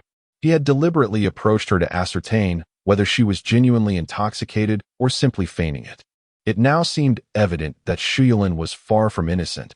Her calculated proximity to Ning Yuan suggested she sought to acquire groundbreaking technology from him. Fortunately, Ning Yuan remained clear-headed and was not easily swayed by her charms. Nonetheless, this posed a significant risk that could not be disregarded. Just because he was not deceived now did not guarantee he wouldn't be in the future. A simple solution presented itself: find a suitable partner for Ning Yuan. A name suddenly popped into the blonde's mind. Yiya, the granddaughter of Yi Kaishan, a former high-ranking general of Long Country. Their match seemed fortuitous, especially since Ning Yuan had indirectly saved Yiya's life. Observations indicated that Yiya harbored feelings for Ning Yuan, and he did not dislike her either. It was settled. He would report this situation tomorrow. Shuyuan was indeed feigning sleep, maintaining her act from the restaurant to the high-tech shop. Once inside, she sensed two pairs of eyes fixated on her, one belonging to the seemingly carefree blonde, the other unknown. Ning Yuan's decision to bring her to the high-tech shop surprised her. The usual course of events dictated that he would take her to a hotel where they would engage in certain activities, subsequently establishing her as his girlfriend. Becoming his girlfriend would simplify matters significantly. What should she do now? Such an opportunity was rare, and she was unwilling to let it slip away. In a moment of inspiration, she pretended to awaken slightly, curling up on the sofa and lamenting, "It's so cold. Where's my blanket?" Upon hearing her complain of the cold, Ning Yuan retrieved a blanket from his wardrobe. As he draped it over her, Shuyuan suddenly wrapped her arms around his neck, murmuring, "Hold me, it's so cold." "What are you doing?" "I can't hold you. That could lead to misunderstandings," Ning Yuan replied, gently extricating her arms from around his neck and standing up. Shuyuan felt exasperated, internally criticizing, "Is this Ning boss a eunuch? No matter how I entice him, it's futile. It seems I must resort to other methods. I will not pursue this task any longer. If I continue to engage with him, I might start to doubt my own allure." Unbeknownst to Ning Yuan, the delicate beauty before him harbored such convoluted thoughts. He tucked the blanket around her once more before returning to his room, collapsing onto his bed in exhaustion. Ernst observed through his thermal imaging device that all heat sources had ceased movement, surmising that the occupants of the high-tech shop had retired for the night. Checking his electronic watch, he noted it was now 11:23 p.m. He planned to act around 2 a.m., the time when people are in the deepest sleep. He deduced that Ning Yuan must be in the northern room, a location advantageous for his plan. He had previously scouted the area, noting that the northern room's window did not face the street. This positioning would allow him to enter the room through the window without anyone becoming aware, enabling him to abduct Ning Yuan undetected. As time passed, Ernst meticulously monitored the street situation while assessing his subordinates. To ensure a flawless retreat, he had positioned 10 vehicles nearby for assistance and had mapped out 3 escape routes from Long Country. One route involved taking a small agricultural plane to the vicinity of Jinmen in Long Country, followed by a fishing boat to the open sea. A cruise ship flying the banner of the lighthouse nation was anchored in the nearby waters. Once aboard, they would be completely safe. Even if Long Country's forces pursued them, they would hesitate to detain or search vessels registered under the lighthouse nation in international waters. This route was the simplest and, in Ernst's estimation, the safest, primarily due to its brevity and low visibility. Small agricultural planes were common in Long Country, even if the military detected anomalies in the air defense identification zone. They would likely dismiss it as a pesticide-spraying aircraft. As for the fishing boats, countless vessels set out daily, making it implausible for Long Country authorities to inspect every single one. The cruise ship, of course, was even less of a concern, belonging to their god's armed fleet. Chapter 115. Infiltration. At 1:50 a.m., a cloud drifted by, obscuring the moon, and the dimly lit alley was plunged into utter darkness. Ernst understood that the time to act had arrived. He removed the rope tied around his waist and secured it to the railing of the solar water heater, executing a classic rappel not commonly used by special forces for quick descents from rooftops. Once he completed his descent, he could simply pull on another rope to release the knot, allowing him to retrieve the rope, thus leaving no obvious traces and granting him more time to escape. This method also enabled the rope's reuse, maximizing its utility. Having secured the rope, Ernst crouched low and moved to the northern side of the rooftop. He gently lowered the rope and gave it a firm tug to ensure the railing could support his weight. Once everything was prepared, he descended alongside the rope to the window, intending to clandestinely observe the interior. However, the curtains obstructed his view, prompting an internal complaint about the peculiar habit of a man sleeping with his curtains drawn. With no alternative, he knew he had to proceed. He retrieved a device resembling a compass from his pocket, drawing a line on the glass and extending its two arms to their fullest. With one hand gripping the large compass and the other pressed against the wall, he exerted force backward, using friction to maneuver his body to the window ledge. Taking a deep breath to steady himself, he bit down on the large compass, using both hands to pull slightly on the rope, allowing his feet to comfortably rest on the window ledge. Once settled, he secured the metal clasp and gradually released his grip on the rope, bending his knees into a half squat on the ledge. He removed the compass from his mouth and held its two arms against the glass to draw a circle. After completing the drawing, he pressed a button on the top of the compass, retracting its arms back into their original position before stowing it in his pocket. With a sigh of relief, Ernst reflected on the countless times he had executed such infiltration maneuvers. Each time, he remained exceptionally cautious, fearing even the slightest mistake. For in his line of work, errors could be fatal. Now, only one final step remained before he could fully infiltrate. He retrieved two suction cups with pull rings from his pants pocket, applying one to each side of the drawn circle on the glass. With a gentle tug, the entire circular pane was removed. He adjusted the glass's orientation, cautiously stepping into the room and carefully feeling his way until he was fully inside. He then placed the circular glass upright beside the window, all while maintaining complete silence. Once inside, he unfastened the rope tethered to his waist, setting it on the ledge. He donned a compact night vision device from his pocket and pulled out a piece of black cloth from another pocket, which was soaked in high-purity ether, capable of rendering a person unconscious within moments when placed over their mouth and nose. With everything prepared, he slowly drew back the curtain to survey the room. It was a typical bachelor-esque quarters, sparsely furnished with merely a computer desk, a bed, and a wardrobe. The target lay sprawled on the bed, fast asleep, while a laptop and a helmet rested on the desk. The wardrobe stood ajar, revealing a meager collection of clothes. Confirming that there were no anomalies in the room, Ernst stealthily approached Ning Yuan, each step taken with utmost caution to avoid waking the target. 1 step, 2 steps, 3 steps. Just as he neared the bed for the final step, the door suddenly burst open with a loud bang. A burly man appeared in the doorway. Flee. This was the first thought that raced through his mind, and his body instinctively moved to follow suit. However, before he could take his first step, the man was upon him. He had not even registered how the man had crossed the distance so swiftly. It was as if he had teleported right beside him. With no choice but to engage, Ernst, confident in his close combat skills, instinctively lifted his leg to deliver a kick to the man's groin, a lethal maneuver he had perfected through countless encounters. No matter how resilient a person might be, that area remained vulnerable. A well-placed kick could incapacitate anyone. Regrettably, this time he miscalculated. As he raised his leg, the robust man struck first, delivering a kick that was incomprehensibly faster than his own. He barely caught a glimpse of a dark blur before a sharp crack echoed, followed by excruciating pain. With the bone of his supporting leg shattered, Ernst collapsed to the ground, the entire sequence from the man's entrance to his fall transpiring in a mere 3 seconds. Ning Yuan, blissfully asleep, was jolted awake by the sound of the door slamming open. Before he could fully comprehend the situation, he heard another loud bang. Fumbling for the lamp on his bedside table, he intended to voice his annoyance at the disturbance, only to turn and find 250 standing ominously by his bed. The presence of 250 in his room was anything but amusing. After narrowly escaping a near-fatal kidnapping orchestrated by Lu Jie, he had issued strict orders to 250. No one was to enter his room without his consent. Furthermore, should he send the number 1 via his advanced technology phone, it would signal that he was in danger and required immediate assistance. In that moment, the wisdom of his directives was abundantly clear.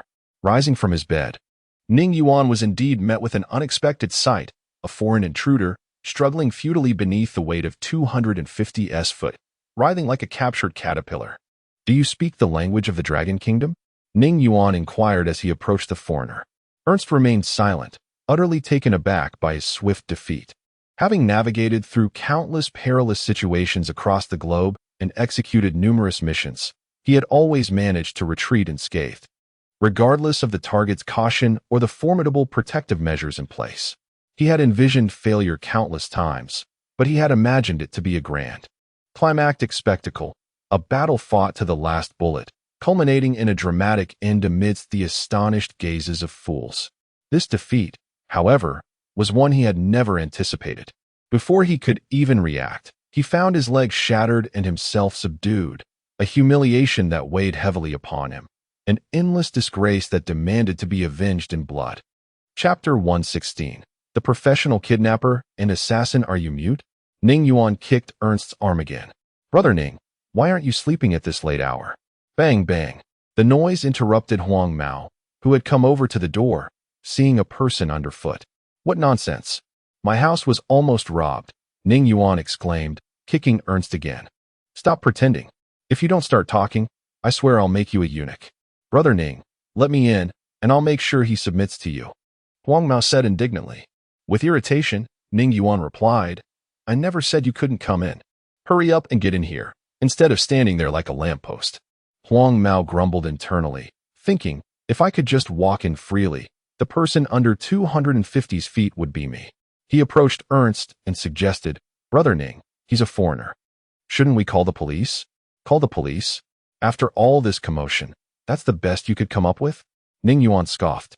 "What should we do then?" Huang Mao asked. Sighing, Ning Yuan said, "At critical moments, it seems I must take charge. Allow me to showcase my other remarkable skill, the unrivaled detective technique. Back in elementary school, a classmate lost 50 cents, and I found it for her in just 10 minutes during recess." "Not this again, Brother Ning," Huang Mao interjected. "Just use that unrivaled detective technique already." Ning Yuan, enjoying his moment, was interrupted again and helplessly smacked his lips. Today's youth really lacks patience. "Let me quiz you. How did this person infiltrate my room?" "I don't know." Huang Mao frowned and shook his head. "Fool. He must have jumped in through the window," Ning Yuan explained, rushing to the window and pulling the curtain aside. There he saw a rope hanging outside and a circular hole cut in the glass. Below, the cutout piece lay quietly. "This is a very professional operator. I thought I had simply forgotten to close the window, and he took advantage of it." Huang Mao internally scoffed, as if he could be anything less than professional. His hands are calloused, a skilled marksman, and he has clearly defined muscles in his forearms. His knuckles are rough. He must be a master in close combat. If it weren't for 250 being a freak, you'd be a piece of cake in front of him. Just imagine the scene if we had an army made up of robots like 250. Ning Yuan was waiting for Huang Mao to praise him, but noticed his deep contemplation. "What are you thinking about? Didn't I say something right?" "No." Huang Mao shook his head. "I was just wondering how you got so skilled, Brother Ning. How come I didn't think that he jumped in through the window? That's called a unique skill, you understand?" Ning Yuan said, lifting his chin proudly. He walked over to 250 and instructed, "Search this person for his equipment. I want to see just how professional he is." "Understood." 250 squatted down and meticulously searched Ernst, producing an array of items. Ning Yuan crouched down and picked up a delicate little telescope, peering at Ernst. "Goodness, are you in a movie? You must be the legendary agent." Ernst, who understood and could speak dragon language, had learned it specifically for future missions in the Dragon Kingdom, but unexpectedly, this was his first trip to the Dragon Kingdom, and he had already been caught. Brother Ning, there's a night vision device too, Huang Mao exclaimed, picking up an object resembling a small monocular and inspecting it closely. This watch is nice, Ning Yuan said, putting on a watch he found. However, it was inaccurate. It was already past 2 in the morning. Yet the watch read just after 12. He gently twisted the small dial on the side to adjust the time. Suddenly, the watch emitted a loud bang, and 2 thin steel wires shot out, anchoring themselves to the wall. Damn! Ning Yuan exclaimed, startled. Huang Mao set down the night vision device. Brother Ning, let's stop playing around and call the police. This person is not simple. Of course, he is not simple. But let's not rush to call the police. I need to interrogate him first, Ning Yuan said, tugging at the steel wires, which wouldn't budge. What a useless watch. It shoots steel wires like Spider-Man. Why not just take the watch off? Huang Mao suggested. Right. Ning Yuan removed the watch, walking over to Huang Mao. Do you think I wouldn't know such a simple thing? Don't remind me next time. It makes me look foolish. Have you finally realized how foolish you are? Huang Mao thought to himself, pointing at Ernst. Brother Ning, how do you plan to interrogate him? Humph. He thinks pretending to be mute will save him. How naive. Ning Yuan pulled out his phone and snapped a picture of Ernst. Xiao AI, help me look up this person's identity. Okay, searching. Please wait. Analysis in progress. Transmission complete. Upon hearing the transmission was complete, Ning Yuan opened a folder on his phone, and Huang Mao leaned in. God's armed, Ernst. They both exclaimed in unison. The information revealed that this foreigner's real name was Ernst. Although he held many passports and identities, Xiao AI had unraveled them all. He had served in a foreign mercenary group in the Western Gaul country, going by the name Ernst at that time. After retiring, he joined God's Armed. As for what God's Armed was, the information provided a detailed description. God's Armed is the third-rank private military company globally, primarily engaged in security, kidnapping, assassination, and various other tasks. Ernst had completed a total of 421 missions in God's Armed, including 258 kidnappings, 5 security details, and 158 assassinations. Currently holding the designation of number 8, ranking 8th in the organization. Upon reading this, Ning Yuan couldn't help but exclaim, goodness. This kid is a professional in kidnapping and assassination, carrying at least 158 lives on his shoulders. Brother Ning. Huang Mao clutched Ning Yuan's arm. We should call the police. I'm scared. This is a murderer. Ning Yuan pushed Huang Mao away. Calm down. Here, it's the dragon that must bow, and the tiger that must lie low. A little punk like him dares to assassinate me? I'll teach him a lesson in no time. Chapter 117. Alarm. Hey, Ning Gu. I've thought of a way to deal with him, said Huang Mao, scratching the back of his head. Ning Yuan, visibly impatient, retorted, spit it out already. Don't beat around the bush. I suggest we castrate him. Back in my hometown, I've observed that no matter how temperamental a boar may be, once castrated, it becomes docile. We just need to. Huang Mao smirked as he trailed off. Ning Yuan joined in the sinister laughter, saying, How come you have so many wicked ideas brewing in that head of yours? Why didn't I think of that? Hee hee. Ning Gu, you were the one who initially suggested turning him into a eunuch. I merely reminded you, Huang Mao replied, grinning. Did I say that? Ning Yuan inquired. Yes. You mentioned it at the beginning, Huang Mao confirmed. Oh. Ning Yuan nodded, approaching Ernst and giving him a kick, declaring, 250. Let's go ahead and castrate him. Let's see how arrogant he can be afterward. Understood, 250 responded, squatting down and reaching towards Ernst's vulnerable spot. This time, Ernst truly panicked, exclaiming, Stop. Please don't castrate me. Ning Yuan gestured for 250 to halt, chuckling, Why have you stopped pretending to be mute? I will get to the bottom of this. Tell me who sent you to kill me. This piece of information was not uncovered by Xiao AI, leading to the conclusion that the organization had remarkable capabilities in safeguarding the privacy of its employers, leaving no trace on the internet. I don't know. I'm only responsible for executing the task. I have no idea who the employer is. This mission was to kidnap you, not to kill you, Ernst stated. Kidnap? Where do you intend to take me? Ning Yuan asked. To Vietnam, Ernst replied. Vietnam? Ning Yuan pondered, trying to recall if he had offended anyone from there. Could it be that someone desired his skills? He thought, with all these abilities, having been fine for so long, surely there must be some means at play. Do they really think I'm an easy target? Xu Yulan lay on the sofa in the living room, listening intently to the exchange between Ning Yuan and Huang Mao. She felt fortunate to have approached Ning Yuan in such a manner, rather than forcefully.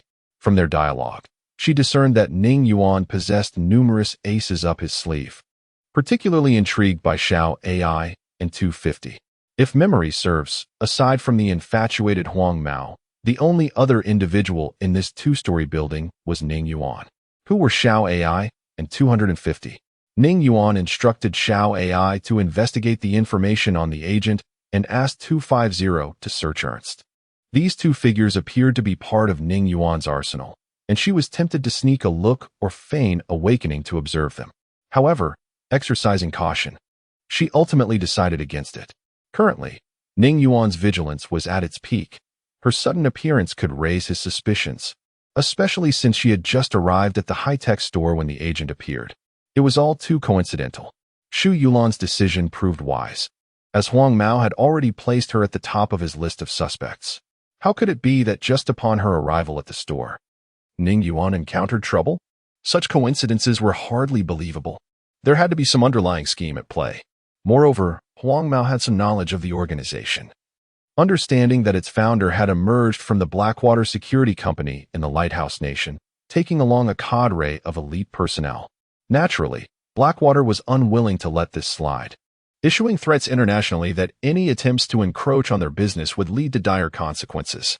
The founder of the organization, however, remained undeterred.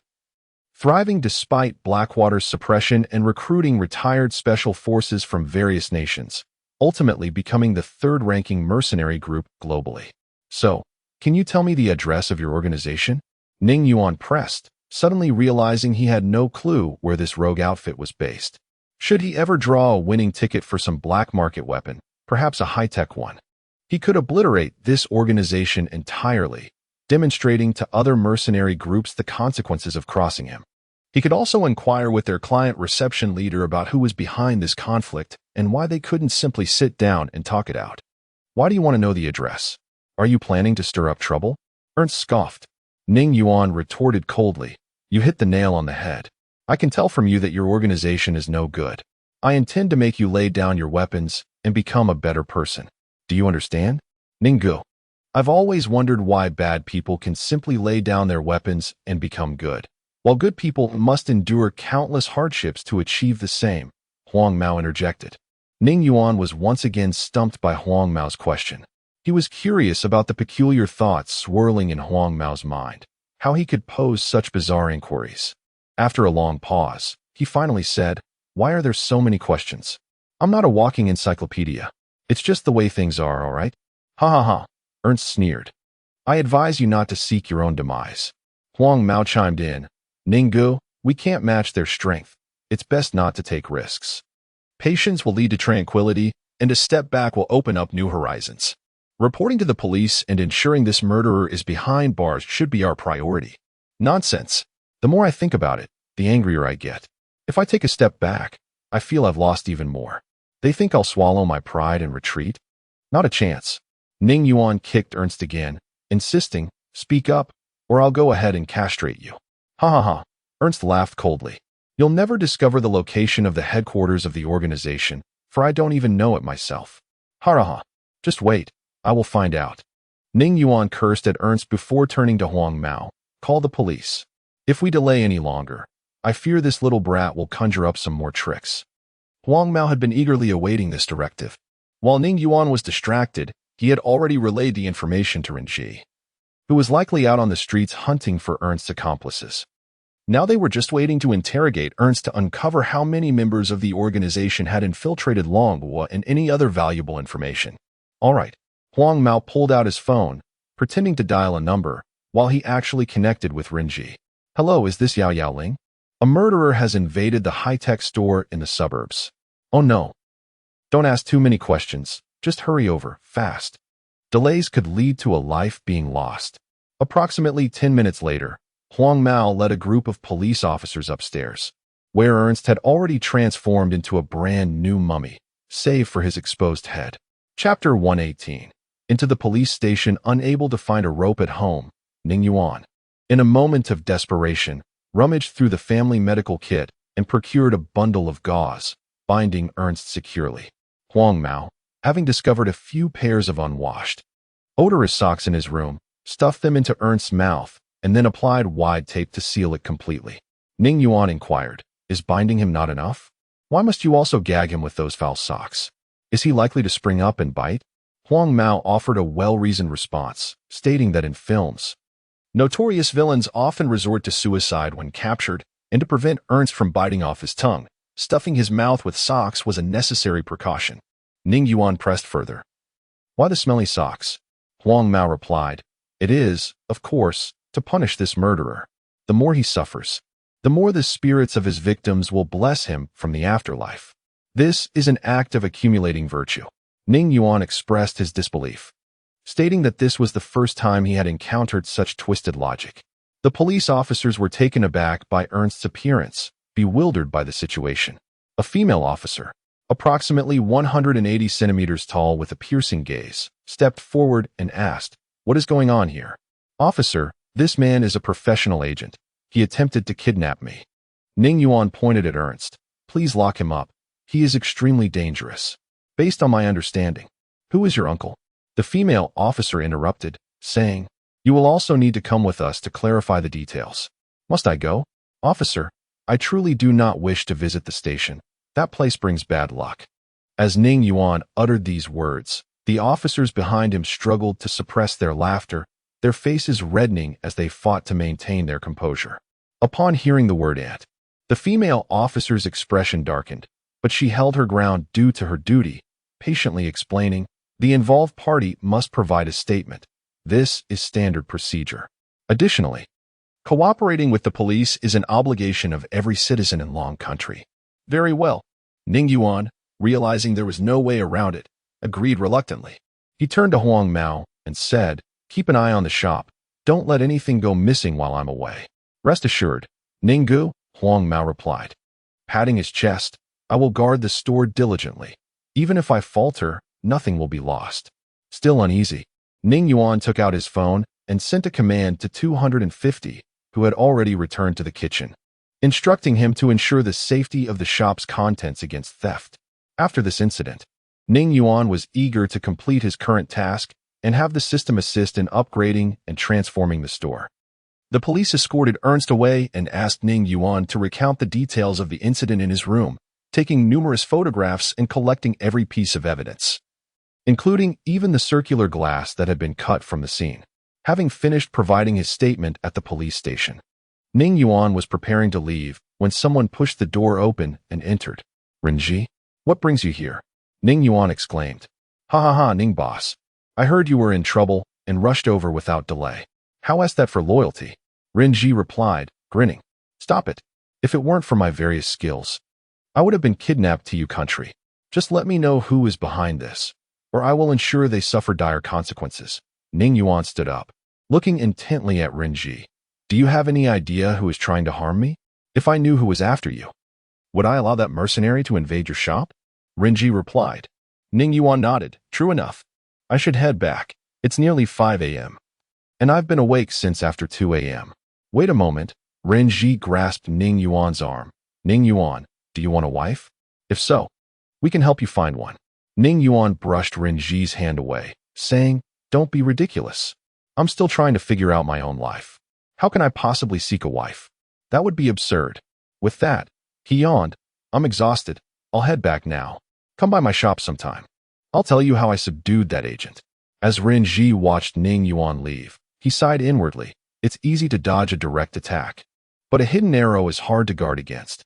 After receiving information from Huang Mao, he swiftly gathered his forces and apprehended the 10 accomplices Ernst had brought along. Despite the successful capture of Ernst and his associates, Ning Yuan felt an overwhelming weight of pressure. He was akin to a piece of tender meat, constantly under the watchful eyes of ravenous wolves. He believed this kidnapping incident was merely the beginning, and more challenges awaited him. Deep within the jungles of South America, 5 three-story buildings constructed of reinforced concrete stood in a circle among towering trees. At the center of the circle was a Gothic-style church. A tall man with gentle eyes stood inside the church, earnestly reciting the Bible, each syllable pronounced with remarkable clarity. Suddenly, the church door creaked open, and a woman clad in camouflage, her face painted in vibrant colors, entered holding a folder. "Father, the mission on the 8th has failed. The agent has been captured," she reported. The man continued reading, seemingly unfazed by her words.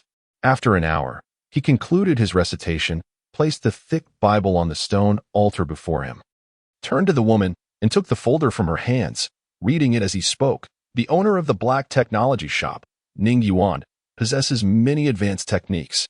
"Fascinating. Is your knowledge of him limited to this?" "Yes, our intelligence network in Long Country is quite weak," the woman admitted. "Reinforce the intelligence network around the black technology shop. I want to know more about Ning Yuan," the man instructed calmly.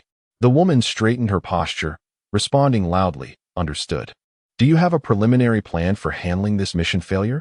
the man inquired. "Our initial plan is to have Agent 7 take over this mission," she replied.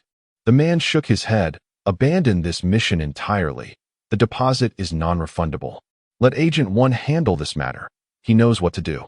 With that command, the woman exited the church briskly. The man gazed at her retreating figure and murmured, "Ning Yuan, you truly are a mysterious individual, capable of causing the failure of Agent 8. In the Neon Country, at the Nintendo headquarters, in the president's office, Ishihara Ryusuke and Sambon Taro sat across from each other in the tea room, silently sipping their tea. After a quarter of an hour, Sambon Taro could no longer contain himself and exclaimed, "Ishihara-kun, how could we fail with $500 million spent on hiring professionals?" Sighing deeply, Ishihara, usually brimming with arrogance, lowered his head in resignation and lamented, "I underestimated Ning Yuan." Chapter 119. A failed attempt at deceit. "Shihara-kun, there is no need for self-reproach," remarked Sambon Taro, pouring a cup of tea for Ishihara Ryusuke. "It was our oversight. Who could have anticipated that even the elite from the world's top 3 mercenary groups would falter? This unforeseen circumstance is beyond our expectations. We have squandered $500 million. We cannot simply abandon this endeavor." Just half an hour prior, Ishihara Ryusuke had received the disheartening news from the Divine Armed Forces. The mission had failed, and their personnel had been captured. The deposit of $500 million would not be refunded, deemed as compensation for the losses incurred by the Divine Armed Forces. Ishihara was furious at the injustice. How could a mere failure warrant such a loss? He contemplated contacting the Divine Armed Forces to demand the return of the deposit and to express his anger, but ultimately decided against it. It was wiser to avoid provoking such a ruthless organization. "Indeed, we cannot simply concede," Ishihara declared, clenching his fists and gritting his teeth. "I must devise an alternative approach." Sambon Taro sipped his tea thoughtfully before suggesting, "If a direct approach fails, perhaps we can employ a more subtle strategy. We could send a corporate spy to approach Ning Yuan and extract the technology from him." "Excellent." Ishihara nodded. "I believe Miss Sasasaki would be perfect for this role. I have faith that no man could resist her charm." A sly chuckle escaped him. In the outskirts of Jingshan, outside a shop specializing in cutting-edge technology, Ning Yuan gazed at the reinforced window. "To enter here now, one would require a cutting machine. Ningji, we should install additional surveillance cameras to monitor the surroundings," Huang Mao suggested nearby. "Indeed, you're finally showing some intelligence," Ning Yuan replied, entering the shop. He spotted Shu Yulan descending the stairs. "Awake? You slept quite soundly last night. The commotion hardly disturbed you." Shu Yulan blushed, murmuring, "I'm terribly sorry for the inconvenience." "Are you hungry? Let's have breakfast before you leave," Ning Yuan proposed. No. It's too much trouble. I must be going," she said, waving her hand. "Oh," Ning Yuan nodded, as he noticed Shu Yulan making no effort to stay. Her expression stiffened slightly, and she thought to herself, "This is not the usual protocol. Shouldn't he try to persuade me to stay for breakfast? It would create an opportunity to deepen our relationship." Huang Mao, witnessing Shu Yulan's reluctance to depart, reveled in the moment. This vixen is quite cunning. She hoped Ning Yuan would insist that she stay for breakfast. Fat chance. This morning, I deliberately refrained from buying breakfast, fearing she might linger and use the meal to ensnare the oblivious Ning Yuan. As Shu Yulan exited, Yi entered, exclaiming before she even crossed the threshold, "Ning Yuan, you have ruined my life. My mother, father, and brother have scolded me all morning. You must compensate for my emotional distress. You, a young lady, drinking to the point of unconsciousness in a restaurant. If you were my sister, I would have spanked you," Ning Yuan retorted, observing Yi standing at the entrance. You.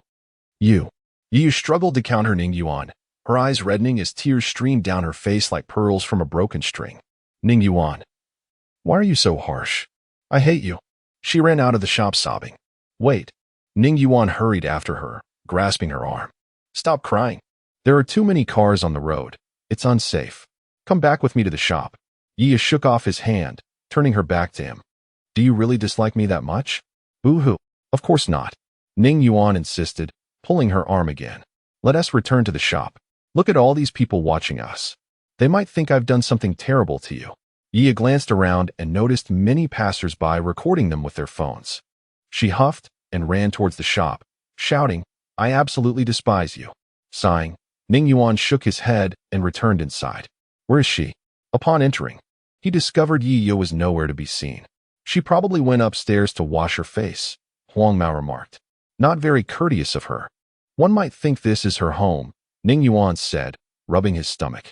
"I mentioned feeling empty this morning. Where's breakfast?" Huang Mao slapped his forehead. "What a blunder. I completely forgot. I'll get it now." Just as he was about to leave, Yi emerged from the staircase, calling out, "By a lot. I haven't eaten either. You two laze about and sleep on the sofa without even making the bed. That was your friend Shu Yulan who stayed here last night. We are not lazy," Huang Mao replied before hopping onto the electric bike outside the shop and speeding away. Yi was stunned to learn that Shu Yulan had spent the night in the shop. She rushed to Ning Yuan's side, asking, "Why did you bring Shu Yulan back?" She was in no condition to be left at the restaurant unattended, Ning Yuan explained. "Then, did you take advantage of the situation with Shu Yulan?" Yi inquired. Ning Yuan rummaged behind the counter for a half-eaten piece of bread, responding while chewing, "What do you mean by take advantage?" "You know, those kinds of things," Yi said, her cheeks flushing. "What kind of things?" Ning Yuan asked, feigning ignorance. Yi, losing patience, snatched the bread from his hand and said sternly, "Don't play dumb with me. You know exactly what I mean. You have such a curious mind," Ning Yuan remarked, patting Yi's head. "If I guess correctly, it seems not very bright." Yi frowned and pushed his hand away. "Did you or did you not?" "Certainly not." Ning Yuan reclaimed the bread, continuing to eat. "If I intended to do that, I could have easily taken her to a hotel, much larger and more comfortable." At this point, Ning Yuan shook his head, lamenting, "Alas, a virtuous gentleman like myself, who is both wealthy and handsome, would never allow such mundane women to have their way." Yi rolled her eyes at him. "Can you not be so self-absorbed?" "Am I being self-absorbed?" "I merely speak the truth," Ning Yuan responded, puffing his chest with pride like a victorious rooster. Chapter 120. Small anti-gravity stealth aircraft. Yi gazed at his smug expression, overwhelmed by the urge to pinch him fiercely. A few minutes later, Huang Mao rushed into the shop, carrying 3 boxes of dumplings. He placed them on the coffee table in the leisure area and said, "Ninggu, a dumpling shop has opened nearby. I heard from an elderly man at the entrance that the taste is quite good." "Is it lamb dumplings?" Ning Yuan inquired. "Yes, I heard the owner is from Ho-Hot, and this is their local specialty breakfast." While Huang Mao spoke, Yi had already opened a box of dumplings and taken a bite, exclaiming, "Wow, it's so hot and fragrant." "Slow down," Ning Yuan said, taking out a packet of vinegar that the owner had provided and pouring it into Yi's container.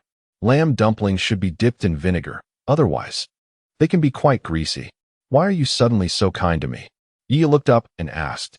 Ning Yuan was caught off guard by her question and replied, puzzled, "Isn't it just a bit of vinegar? You're not falling for my charm, are you?" Who would fall for you?" "Certainly not." Yi quickly lowered her head to eat the dumplings, her face turning a noticeable shade of red. "Ha ha, then why is your face so flushed?" Ning Yuan laughed. "I'm just hot from eating breakfast. You should hurry and finish your meal. Otherwise, you won't be able to talk." Yi feigned calmness. Huang Mao, observing the two, silently criticized, "Ning Yuan, you've finally figured it out. That girl comes around often.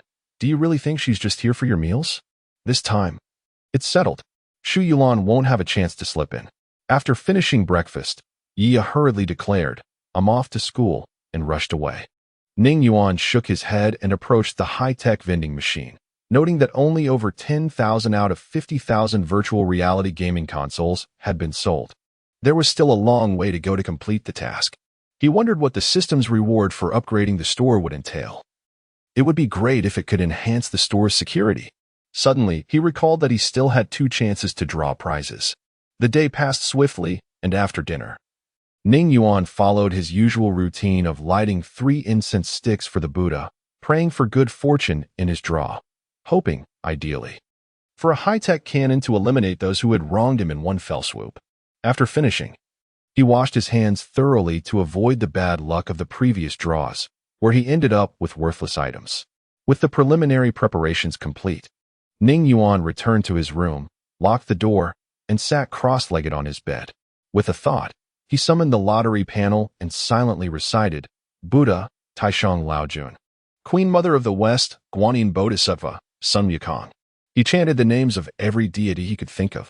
After finishing, he pressed the lottery button beside the spinning wheel, watching as the pointer began to move slowly, then increasingly faster, gliding over the genuine high-tech products.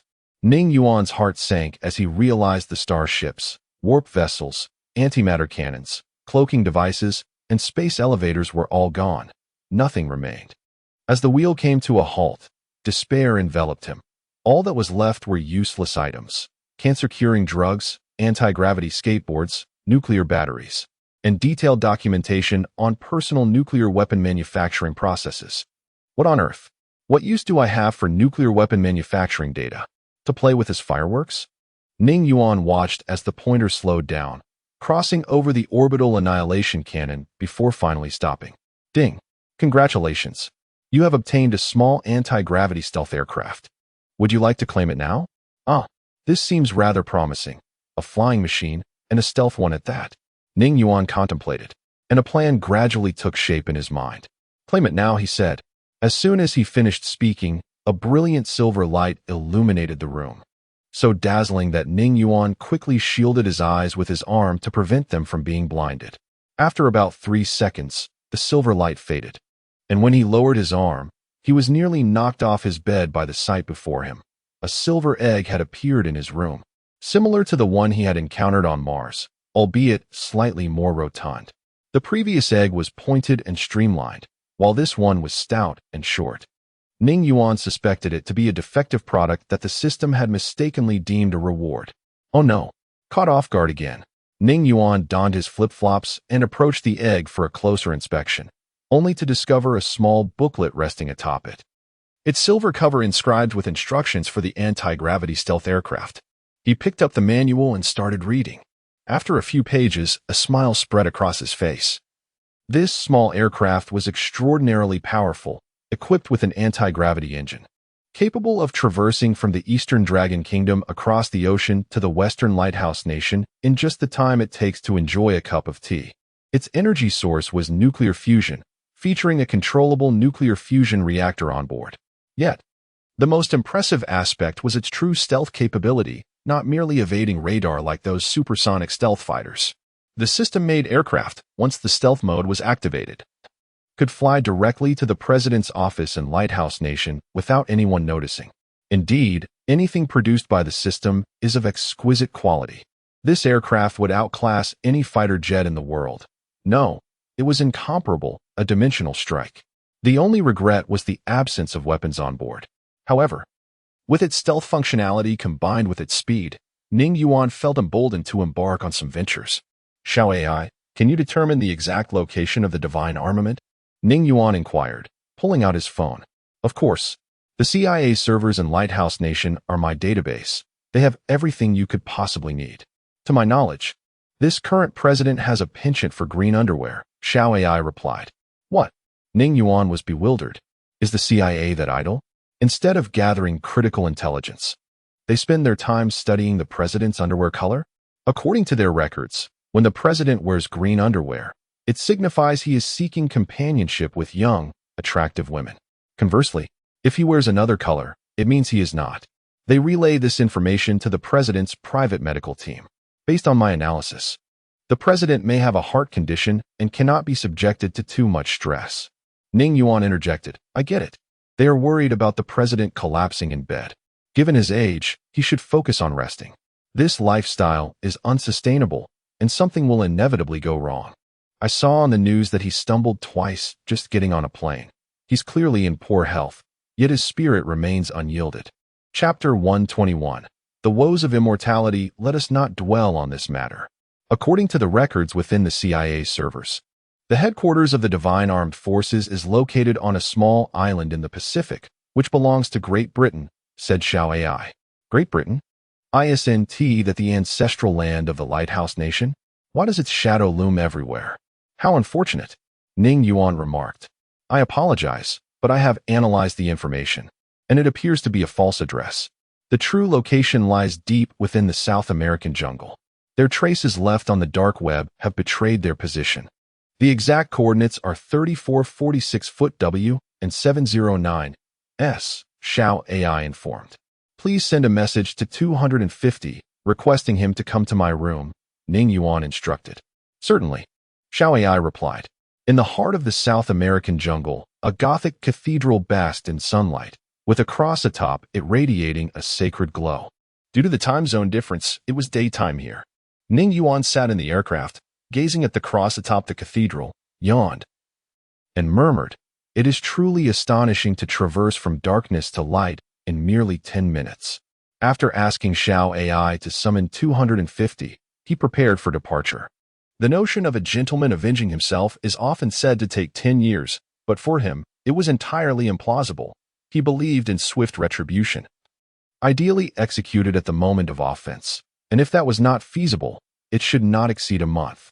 At that moment, the members of the Divine Armed Forces emerged one by one from the concrete buildings encircling the cathedral, gathering at the entrance as if for some significant event. Ning Yuan's aircraft hovered silently above them, unnoticed. The cathedral doors swung open, and a burly man with a serene gaze stepped out. The once raucous crowd fell into an immediate hush. The man surveyed the assembly and began to speak. Ning Yuan could not comprehend the words, but observed the growing fervor in the man's demeanor. Eventually, a gaunt youth was dragged before him, eliciting an uproar of fervent cheers from the crowd. Ning Yuan took out his phone and whispered, Xiao AI, could you translate for me? What are these foreigners saying? That frail young man appears to be in grave danger. You need not speak so softly. The aircraft shell provides soundproofing. They cannot hear you. The man just said, wishing everyone a pleasant weekend. For our shared goal, for our collective dream, we must work harder next week. Now, let us partake of the captive, who has undergone our sacred baptism. His soul has been purified, and his blood has become sweet weight. This man is finished. Ning Yuan watched in horror as the gaunt youth had his throat slit, blood gushing forth and pooling into a silver basin. This gruesome scene evoked memories of his childhood when he witnessed a pig being slaughtered. A group would restrain the animal, and the butcher would swiftly deliver the fatal blow, the pig's cries echoing as its blood flowed into a prepared enamel basin. Now, the only difference was that the pig had become a human. Before its demise, the pig would let out pitiful cries, yet this unfortunate, frail youth showed no signs of struggle as he succumbed instantly. Ning Yuan surmised that their notion of a sacred baptism rendered the youth utterly devoid of resistance. What transpired next nearly made Ning Yuan regurgitate his previous meal. The crowd began to line up, cups in hand, as they partook of the blood from the basin, licking their lips in delight, shouting a chant in a language he could not comprehend. Xiao AI, what are they chanting? Ning Yuan inquired. Immortality, Xiao AI replied. Immortality? Ning Yuan furrowed his brow, astonished. In the 21st century, there are still those who believe in such things? Furthermore, to seek immortality, one must cultivate the mind and spirit. What purpose does drinking blood serve? It is utterly foolish, absurdly so. But immortality is indeed attainable. The longevity potion you consumed could allow you to live for 500 years. Xiao AI stated. What? Ning Yuan was taken aback, his voice trembling as he asked. Are you saying that I could live for 500 years? Theoretically, yes. As long as you eat regularly, sleep on time, avoid being killed, steer clear of suicide, and refrain from any accidents that might jeopardize your life, you could indeed live for 500 years, Xiao AI explained. Why didn't you tell me this before? Ning Yuan questioned. You never mentioned this matter to me either, Xiao AI replied. Ning Yuan was left in a quandary, unsure whether to laugh or cry. When he first ingested the longevity potion, he had jokingly wished to live for 1,000 or even 1,800 years, but that was merely jest. What purpose would such a long life serve? By then, not only would his wife and children be gone, but even the descendants of his descendants would have perished. Friends would be an even more distant memory, long departed. To be left all alone in this world, how could one endure such solitude? Xiao AI, I must ask, is there a potion to shorten one's life? Something to revert me to my previous state, allowing me to perish at the age of 100? Ning Yuan asked cautiously. I do not know. There are no records of such a potion in my database. You might consider self-harm, Xiao AI suggested. Do not be absurd. With my current disposition, how could I dare to take my own life? I wouldn't even risk slaughtering a chicken. While Ning Yuan conversed with Xiao AI, the crowd before the cathedral had dispersed. The frail youth, whose blood had been shed, was also taken away, and the cathedral returned to its serene and sacred appearance. I advise you not to dwell on this matter any longer. Their ritual has concluded. It is time to act. Xiao AI's words brought Ning Yuan back to reality. He almost forgot the task at hand. Ning Yuan maneuvered the aircraft, gliding past the cathedral to a secret corner 100 meters from the Divine Armed Forces headquarters. He instructed 250, bring that individual from the cathedral here, but do so discreetly. No gunfire allowed. If you encounter any danger you cannot handle, retreat immediately. Understood? Understood. 250 replied, his tone still cold and unwavering. Ning Yuan opened the side hatch and urged, go now, and do be cautious. With a swift motion, 250 dashed out of the aircraft and vanished into the jungle. After 250 departed, Ning Yuan's concern began to mount. Although 250 was a robot, their time together had forged a bond, and he had prepared countless meals for him. He genuinely hoped nothing would befall 250. What is happening? To Ning Yuan's astonishment, 250 returned, carrying a robust man. That was not the crux of the matter. The real question was, had he not just left? It had been less than a minute. And he was back already? This was astonishingly swift. Chapter 122. The power of 250 several hundred kilometers away from the God-armed headquarters, on a mountain peak. Ning Yuan sat upon a large stone, carefully unwrapping a bag of dry noodles. He gingerly removed the seasoning packet, sprinkling its contents over the noodles before resealing the bag, crushing the noodles within, and shaking them to ensure each fragment was coated in flavor. Only then did he open the bag again and begin to eat. Midway through his meal, he took a sip from the nearby soda and remarked, refreshing. The gentle mountain breeze carried the fragrant scents of flowers and foliage, creating a soothing ambience. The sunlight was soft and warm, almost inviting him to doze off on the stone. Were it not for the occasional throaty roar from the man beneath him, whom he referred to as 250. Ning Yuan glanced at his phone, then addressed the man below. You've been roaring for 20 minutes straight. Even a donkey from a production team would take a break by now. The man ignored him, continuing his guttural sounds. His bloodshot eyes fixed menacingly on Ning Yuan, veins protruding around his temples. If looks could kill, Ning Yuan would have perished 1,000 times over. Xiao AI, explain to him in their tongue that if he does not reveal who hired them to kidnap me, I shall promptly castrate him. Ning Yuan instructed his phone. Understood. Xiao AI relayed the message in an incomprehensible language. Finally, the man responded in fluent Dragon Country dialect. You will gain nothing from me. Cease your futile efforts. You speak Dragon Country dialect. This simplifies matters. All I wish to know is who orchestrated my abduction. Such information could ensure your team's safety. Ning Yuan replied. I have told you, you will gain nothing from me. Do not waste your efforts, the man reiterated. Ning Yuan took another sip of soda and sighed. You truly are relentless, 250. Break one of his hands. Understood. 250 crouched down and seized the man's hand, crushing it mercilessly like dough, transforming it into a bloody mess. The man, taken aback by 250's brutality, let out a horrified shriek, cold sweat pouring down his forehead, dripping onto the ground. To be honest, Ning Yuan was surprised by 250's violence. He had expected only the man's fingers to be broken. Witnessing such a gruesome scene extinguished his appetite, prompting him to place the dry noodles on the stone and take another sip of soda. Now, speak. Who wishes to kidnap me? Is he your father? That you protect him so? It's from the Neon Nation, Ryosuke Ishihara, a major shareholder of Nintendo. The man stammered, enduring pain as his voice trembled. If only you had said so earlier. Instead, you pretended to be tough. Now look where your hand has gotten you. Ning Yuan retorted, contemplating, I haven't wronged them. Sigh. There will always be troublesome folk seeking my demise. Now that you know who seeks to abduct you, may I leave? The man asked. No, Ning Yuan shook his head. You carry the burden of many lives. You deserve death, as does your entire God-armed faction. The man scoffed.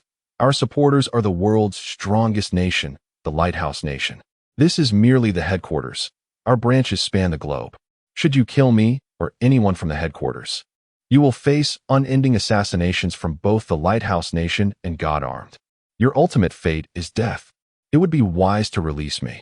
I might consider sparing your life if you surrender your advanced technologies, he proposed. What a predicament. Ning Yuan furrowed his brow, raking his fingers through his hair. From the moment you began drinking blood, it was clear your mind was unwell. The Lighthouse Nation is nothing but a triviality to me. You consider it a prize? Attempting to assassinate me? Bring it on. I am quite idle and would relish the challenge. You will regret this. I am but a puppet. The true master of God-armed will seek vengeance on your behalf. He will skin you alive, drying your flesh to create a soft blanket to cover me. Your soul will be eternally trapped in my grave until it rots and stinks. Ha ha. The man erupted into maniacal laughter, gasping for breath before suddenly falling silent. Is he dead? Ning Yuan approached and kicked the man, musing on poetic justice. Serves him right for drinking blood. 250, check if he is truly dead. Understood. 250's eyes emitted a blue glow as he scanned the man from head to toe. He has succumbed to a sudden myocardial infarction. How fortunate for him. Dispose of him down the mountain to feed the wolves, Ning Yuan declared, awaiting 250 to handle the body. He then piloted the aircraft back to the skies above the God-armed headquarters.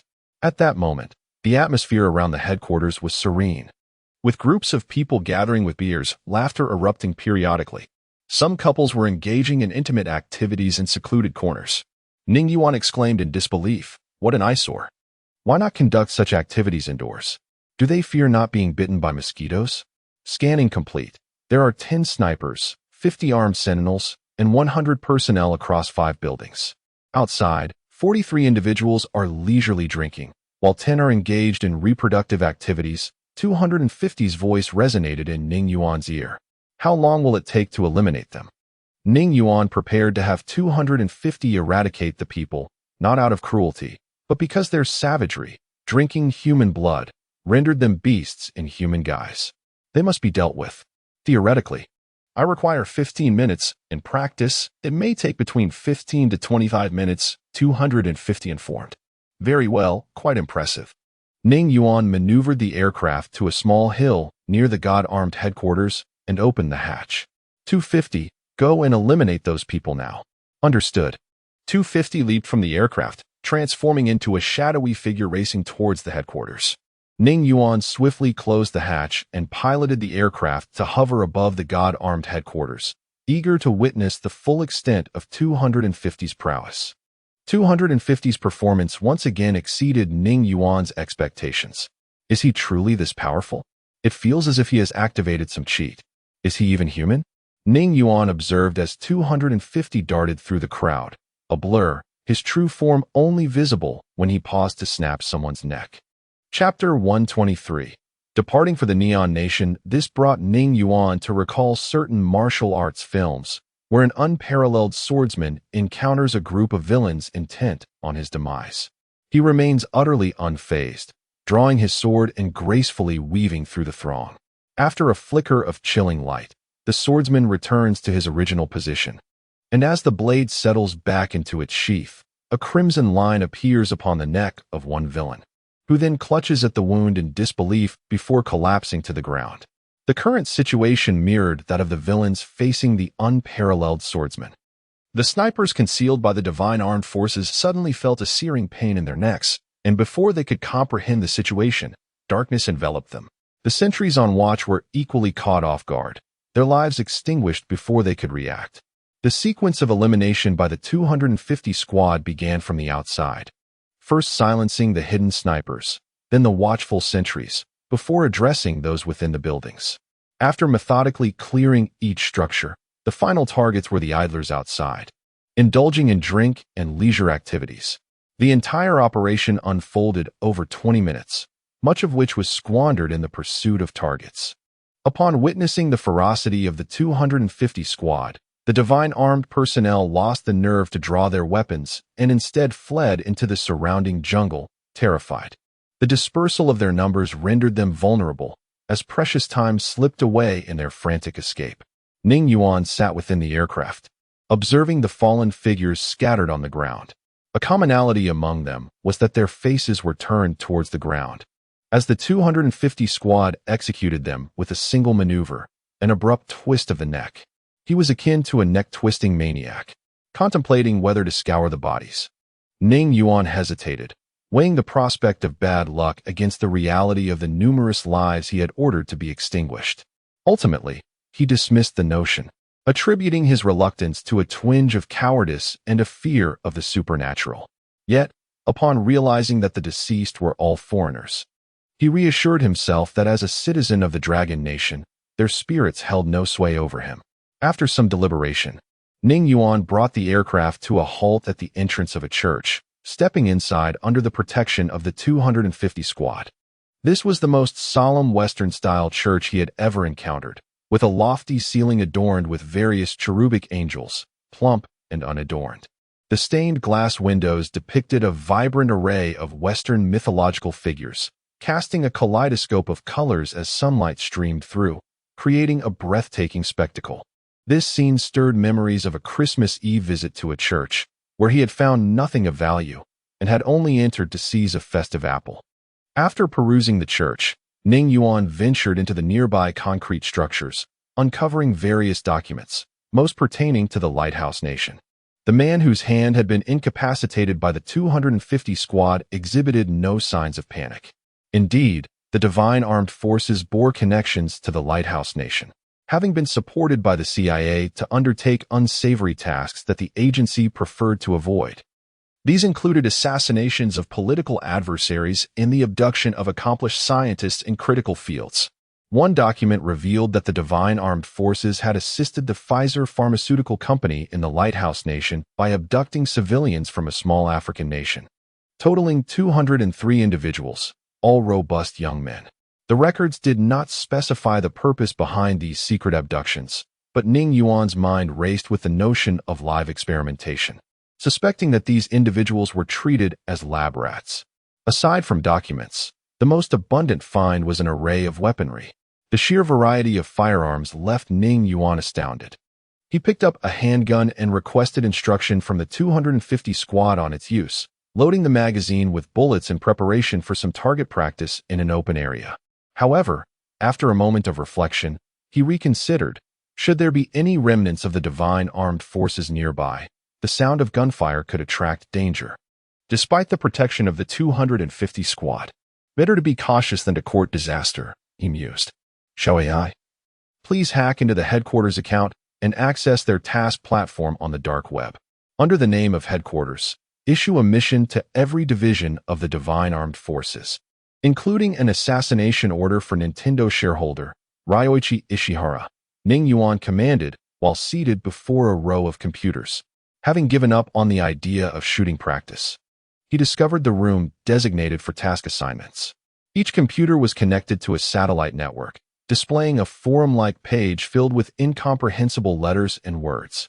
With Xiao AI's assistance, he learned that this was indeed the task posting page, cleverly hidden within the dark web. Thus, a plan to disrupt the divine armed forces was born. Task successfully posted, Xiao AI announced. Ning Yuan nodded in affirmation, departing the concrete building with the 250 squad and boarding the aircraft, setting off towards the Neon Nation, determined to exact vengeance upon those who sought to harm him. In the Neon Nation, Ryoichi Ishihara, sporting a beer belly, entered his office accompanied by a young girl clad in a school uniform. The office appeared modest, furnished only with a desk, a sofa, and a wardrobe, covering less than 10 square meters, yet it concealed deeper complexities. Ishihara led the girl to the wardrobe, opening its doors to reveal a hidden door secured by a fingerprint lock. "This is my secret chamber. We can enter and partake in some activities," he chuckled, extending his middle finger to the fingerprint scanner. With a click, the door swung open, and he ushered the girl inside before following her in, his belly protruding. The interior of the secret chamber contrasted starkly with the outside world. Lavishly decorated, the floor was covered in plush white mink carpets, dominated by a grand bed that occupied much of the space. To the left stood an oversized circular bathtub, while the right featured a rack brimming with instruments of torture, whips, handcuffs, ropes. Upon entering the chamber, Ishihara did not immediately close the door, but instead rearranged the clothes in the wardrobe, shutting its doors before finally closing the hidden entrance. Turning to the girl with a sinister grin, he remarked, "Now, we shall not be disturbed any longer. I want to go home. I don't want the money," the girl stammered, her eyes wide with fear as she took in the instruments on the rack. Ishihara, hearing her plea, let out a chilling laugh.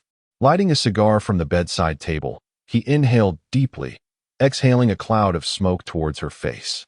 "You think you can leave now that you're here? Huh, that's impossible." Chapter 124. Ning Yuan's indifference to money. Coughing from the smoke, the little girl whimpered, "I don't want this anymore. I want to go home," and rushed towards the hidden door, only to find it locked tight. "Ha ha!" Ishihara Ryosuke laughed maniacally. "Sweet little one. Run all you like.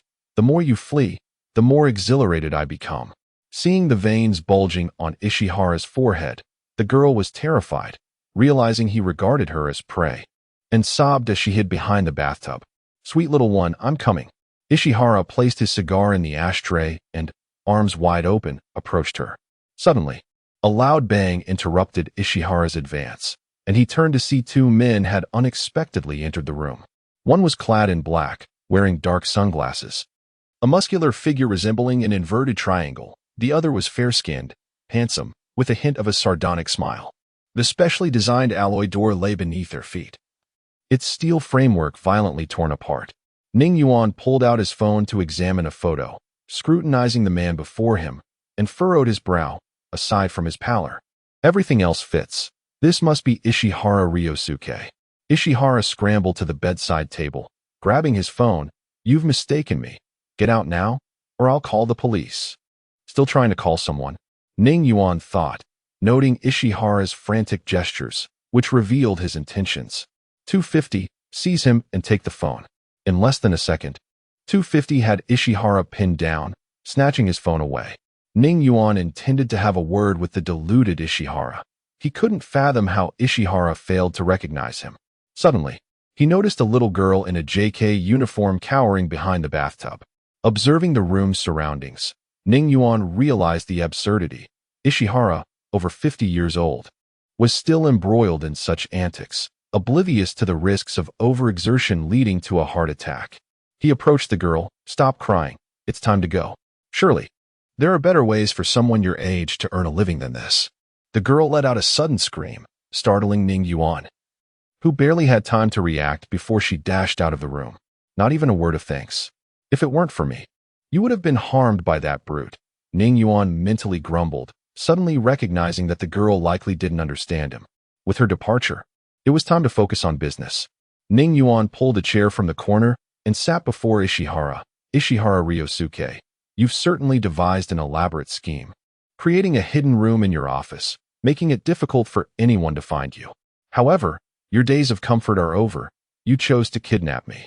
After speaking, Ning Yuan addressed his phone. "Shall AI translate what I just said into Japanese and repeat it?" "No need. I understand you well enough. You seem intent on revenge. But I am not your enemy. You've mistaken me," Ishihara replied in broken Mandarin, attempting to feign ignorance. At that moment, he cursed the gods in his mind, regretting the disastrous turn of events. Not only did he not receive the 500 million deposit, but he also leaked client information. He had confidently assured confidentiality. Yet it was all a lie. Several perplexing questions lingered. How did Ning Yuan arrive in Japan? How did he locate him? And who was that formidable companion of his? The hidden door's frame was supposed to be welded shut, yet that individual had easily dismantled it, tearing apart the steel reinforcements. Was such a feat even humanly possible? So you think me a fool? Ning Yuan utilized the holographic projection feature of his advanced phone to display several pages of information, pointing at the projected data. Can you read Chinese characters? This contains your detailed information, even the school you graduated from in elementary. Is there any chance of confusion? If you can't read, the photographs will suffice. Upon seeing the documents, Ishihara could no longer maintain his facade. He began to lament, tears flowing freely. Kidnapping you wasn't my idea. It was Taro Samban's plan. I was merely executing his orders. He is the president of Nintendo. I am just a shareholder. Please let me go. I can compensate for your mental distress. I have 1 billion in a Swiss bank. I can give it to you. Desperate for survival, he laid all his cards on the table. Such a paltry sum, and you dare present it? Ning Yuan's disdain for money grew, and he stated, if you wish to prolong your life, call Taro Samban and have him come here. Remember, no tricks. Do not gamble with your life. 250, hand him the phone. 250 nodded and passed the phone to Ishihara, who shakily pressed a few buttons before placing it to his ear. Put it on speaker. Do you not know this basic etiquette? Ning Yuan remarked irritably. Yes. Ishihara nodded vigorously, quickly switching to speaker mode and placing the phone on the floor, ensuring Ning Yuan could see the screen. Beep. After 5 or 6 seconds, the call was answered, followed by strange noises before a voice spoke in Japanese. Ning Yuan discreetly requested Xiao AI to translate. Ishihara-kun, what urgent matter brings you to call at this hour? I am quite busy. Taro-kun, I have thought of a way to acquire virtual reality technology. Please come to my office quickly. The sooner, the better. After another round of peculiar noises, Taro Samban finally responded, Ishihara-kun, I am currently occupied. Can this wait until tomorrow? Ishihara understood perfectly well what Taro was busy with and inwardly cursed. Baka. My life is hanging by a thread, and you're blissfully carefree. Feigning urgency, he replied, Taro-kun, this matter is critical. Whether we can obtain the virtual reality technology hinges on tonight. Please pause your work and come over immediately. I beg you. All right, just a moment.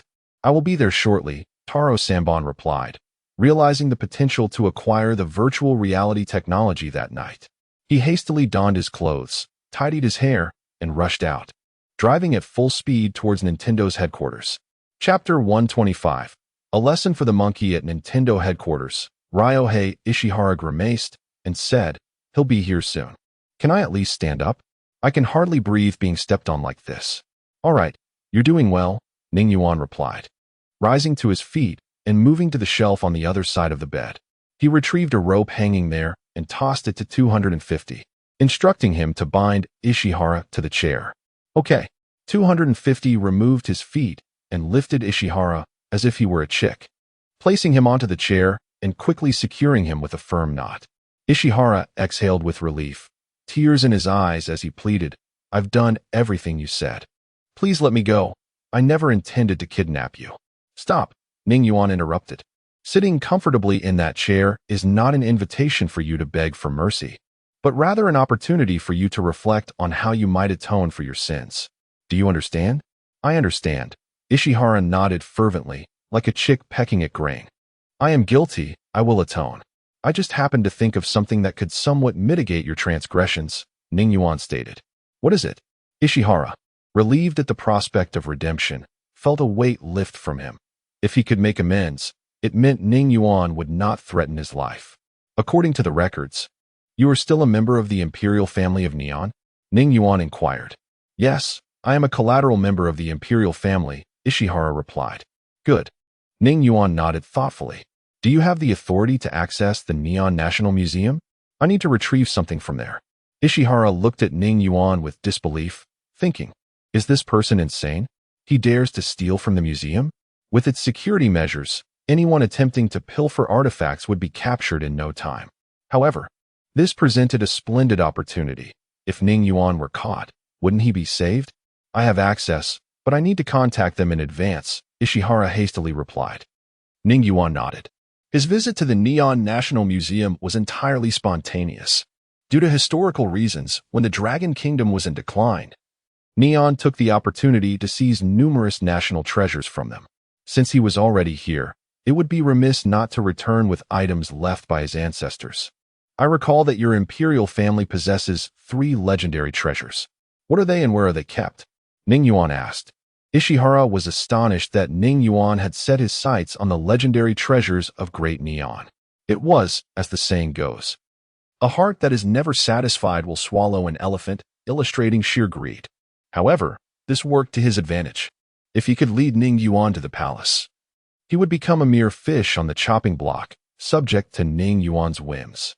The 3 treasures are the 8-foot mirror, the 8-foot jade hook, and the Amatsu no Kaze sword, all housed within the Royal Museum, Ishihara recounted. Just as Ning Yuan was about to speak, a knock echoed from outside.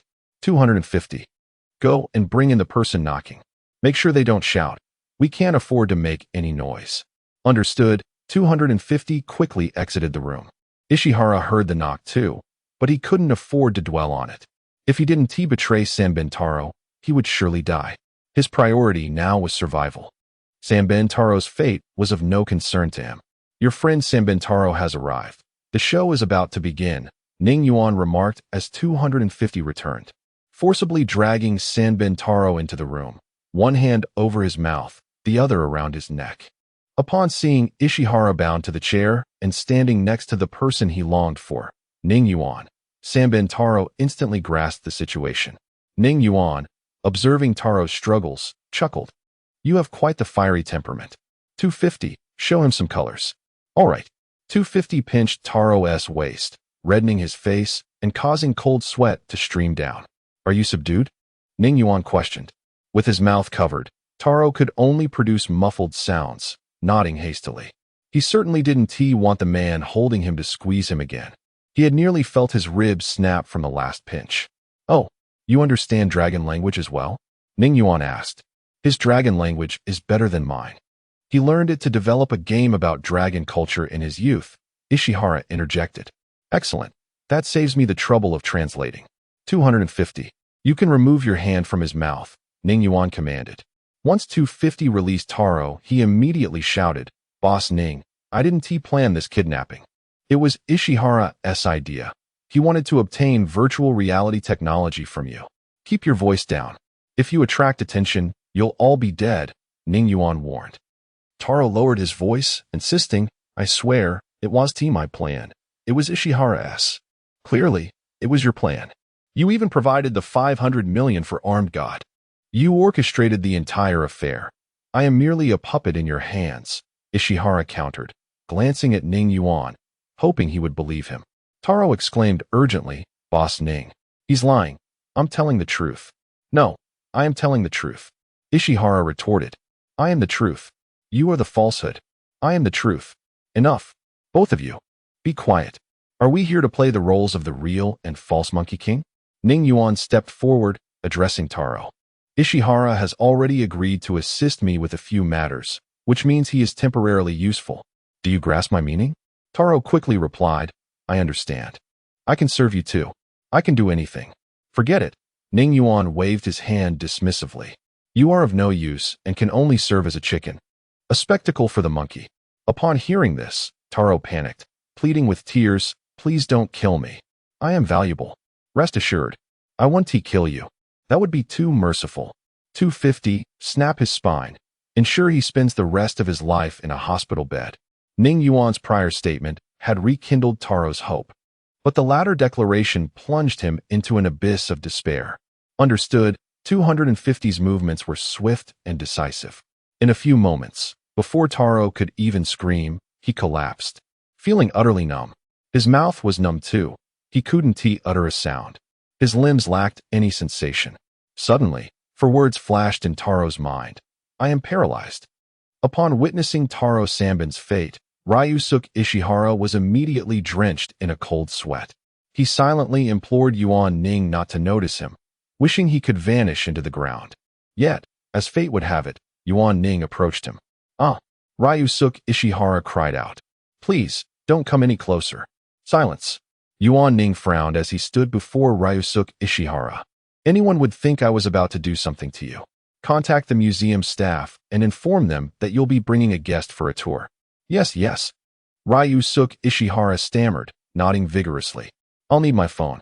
Yuan Ning retrieved the phone from the ground and handed it to Ryusuke Ishihara, saying coldly, "I know what you're contemplating. But I assure you, such notions are futile. Make the call without any tricks, or you'll suffer the same fate as Taro Sanbon." "Yes, I'll make the call honestly," Ryusuke Ishihara replied, his heart sinking at the mention of Taro Sanbon. He had no desire to become a paraplegic. He hastily dialed the number of the museum's deputy curator, an old acquaintance. After a brief exchange, Ryusuke Ishihara reported cautiously, "It's all arranged. We can proceed directly." "Good." Yuan Ning nodded, reclaiming the phone. He then turned to Taro Sanbon and said, "Consider this a minor punishment. Remember, never provoke me again." Taro Sanbon, having regained some composure, mumbled incoherently, I'll kill you. I'll devour your flesh and drink your blood." He had lost all reason, consumed by the thought of spending the rest of his life bedridden. "Oh, you want to kill me?" Yuan Ning chuckled. 250, release him. I'm curious to see how he intends to do that. Upon receiving the command, 250 released Taro Sanbon, who collapsed onto the floor. Fortunately, the floor was covered with a mink carpet, preventing any disfigurement. Yuan Ning gazed at Taro Sanbon, who lay prostrate like a heap of mud, and remarked with a smile, "Come on, try to kill me. I relish your impotent rage." "I'll kill you," Taro Sanbon wailed, spitting out a mouthful of blood before falling silent. "Damn," Yuan Ning exclaimed, narrowly dodging the spray of blood. "Did he really die of anger?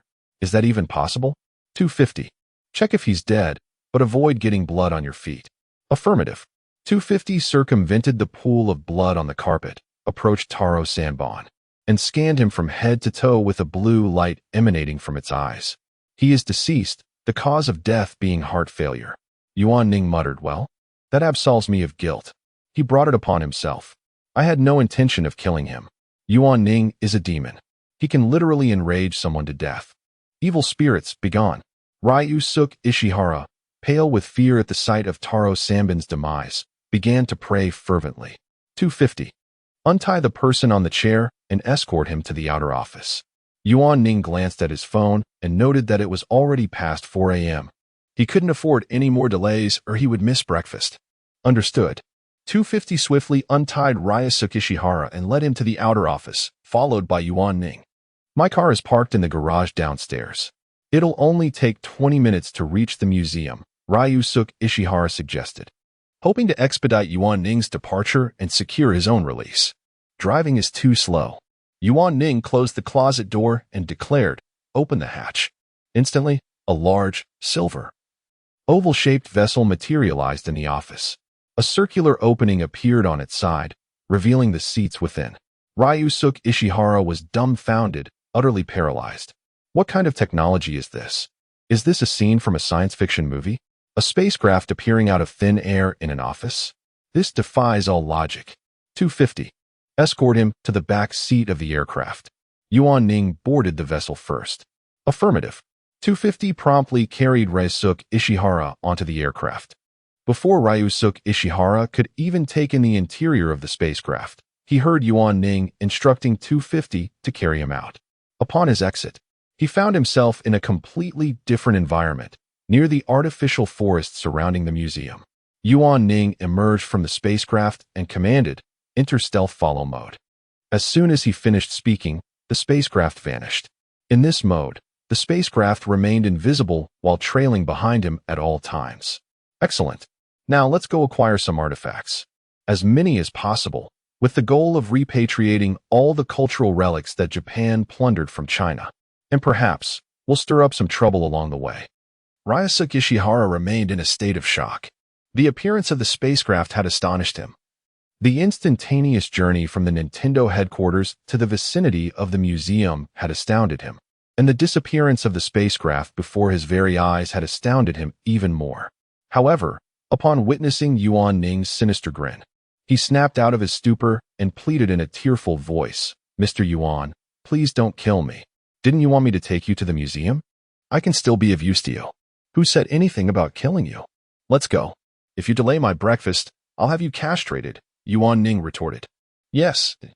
Right away, Ryusuke Ishihara glanced at the hand resting on his shoulder and said, to avoid any unnecessary complications, "It would be best if 250 didn't carry me inside the museum."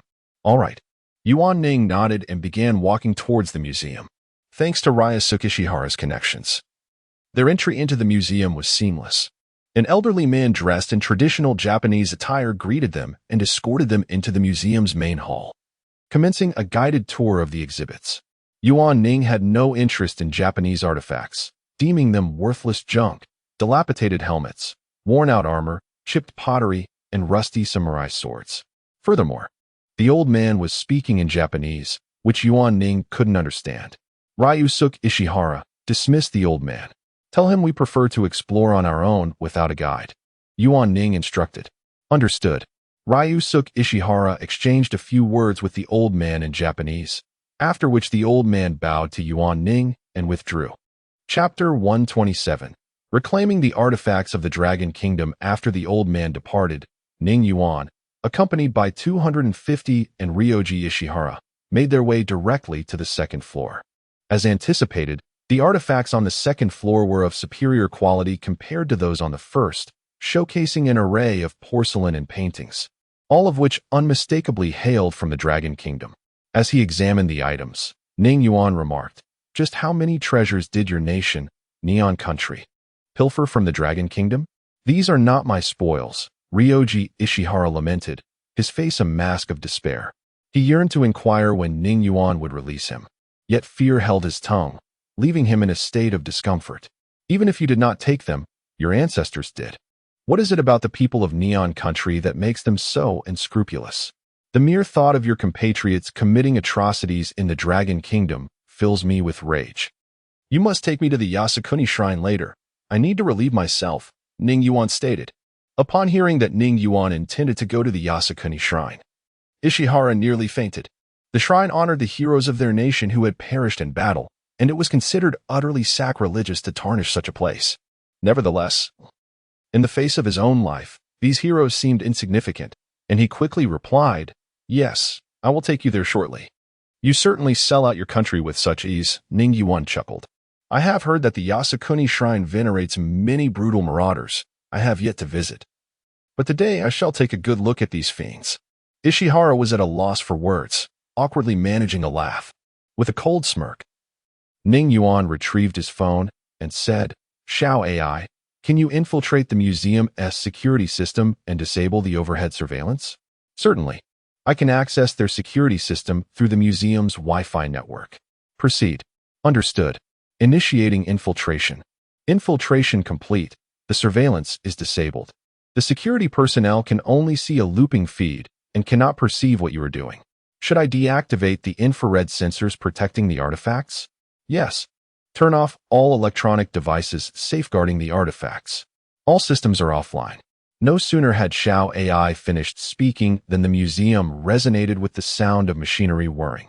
The protective glass cases slowly descended, revealing the artifacts within. 250. Get to work. Bring down the artifacts from the 3rd, 4th, and 5th floors, Ning Yuan commanded. Understood. 250 transformed into a blur, racing up the stairs. Within a minute, a myriad of artifacts lay before Ning Yuan. He casually picked up a calligraphy piece and nearly jumped in astonishment. It was, in fact, a work by the sage of calligraphy, Wang Shiji, known as the Sorrowful Letter. The characters were disorderly, yet flowed with a serpentine grace, leaving Ning Yuan at a loss.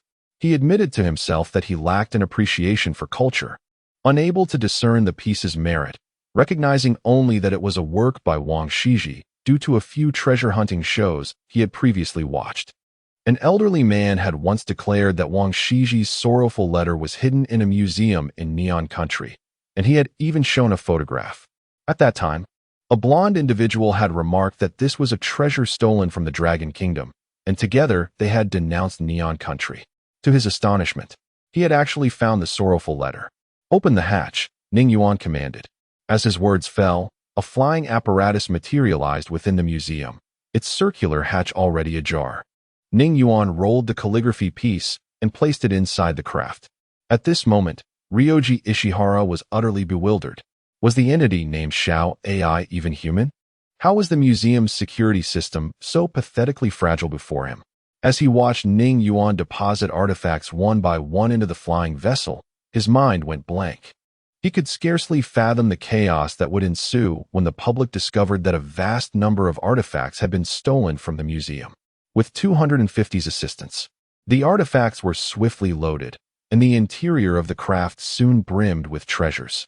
Ning Yuan meticulously adjusted the placement of the items, squeezing in several yuan blue and white vases.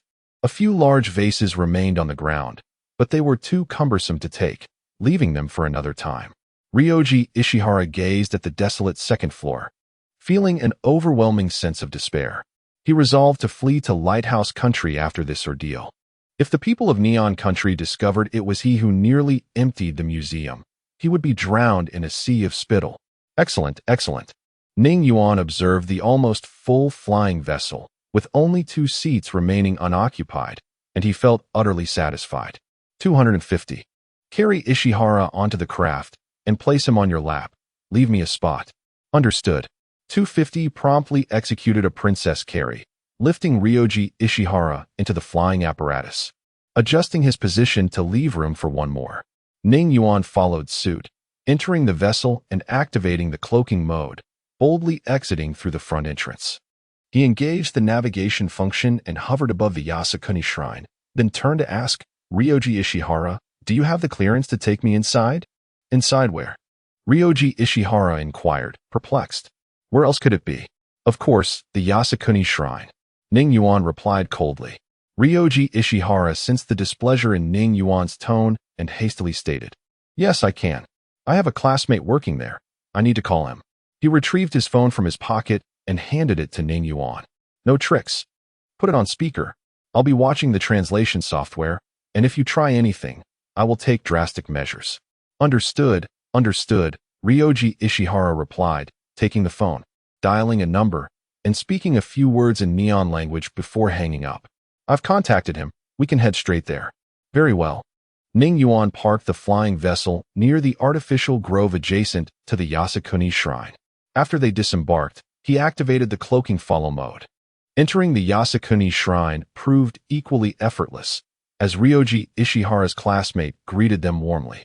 The interior of the shrine reminded Ning Yuan of a village ancestral hall, resembling a grand shrine adorned with altars of varying heights, all aligned. At the lowest level stood an offering table laden with fruits and pastries, alongside a large incense burner that held 3 sticks of incense.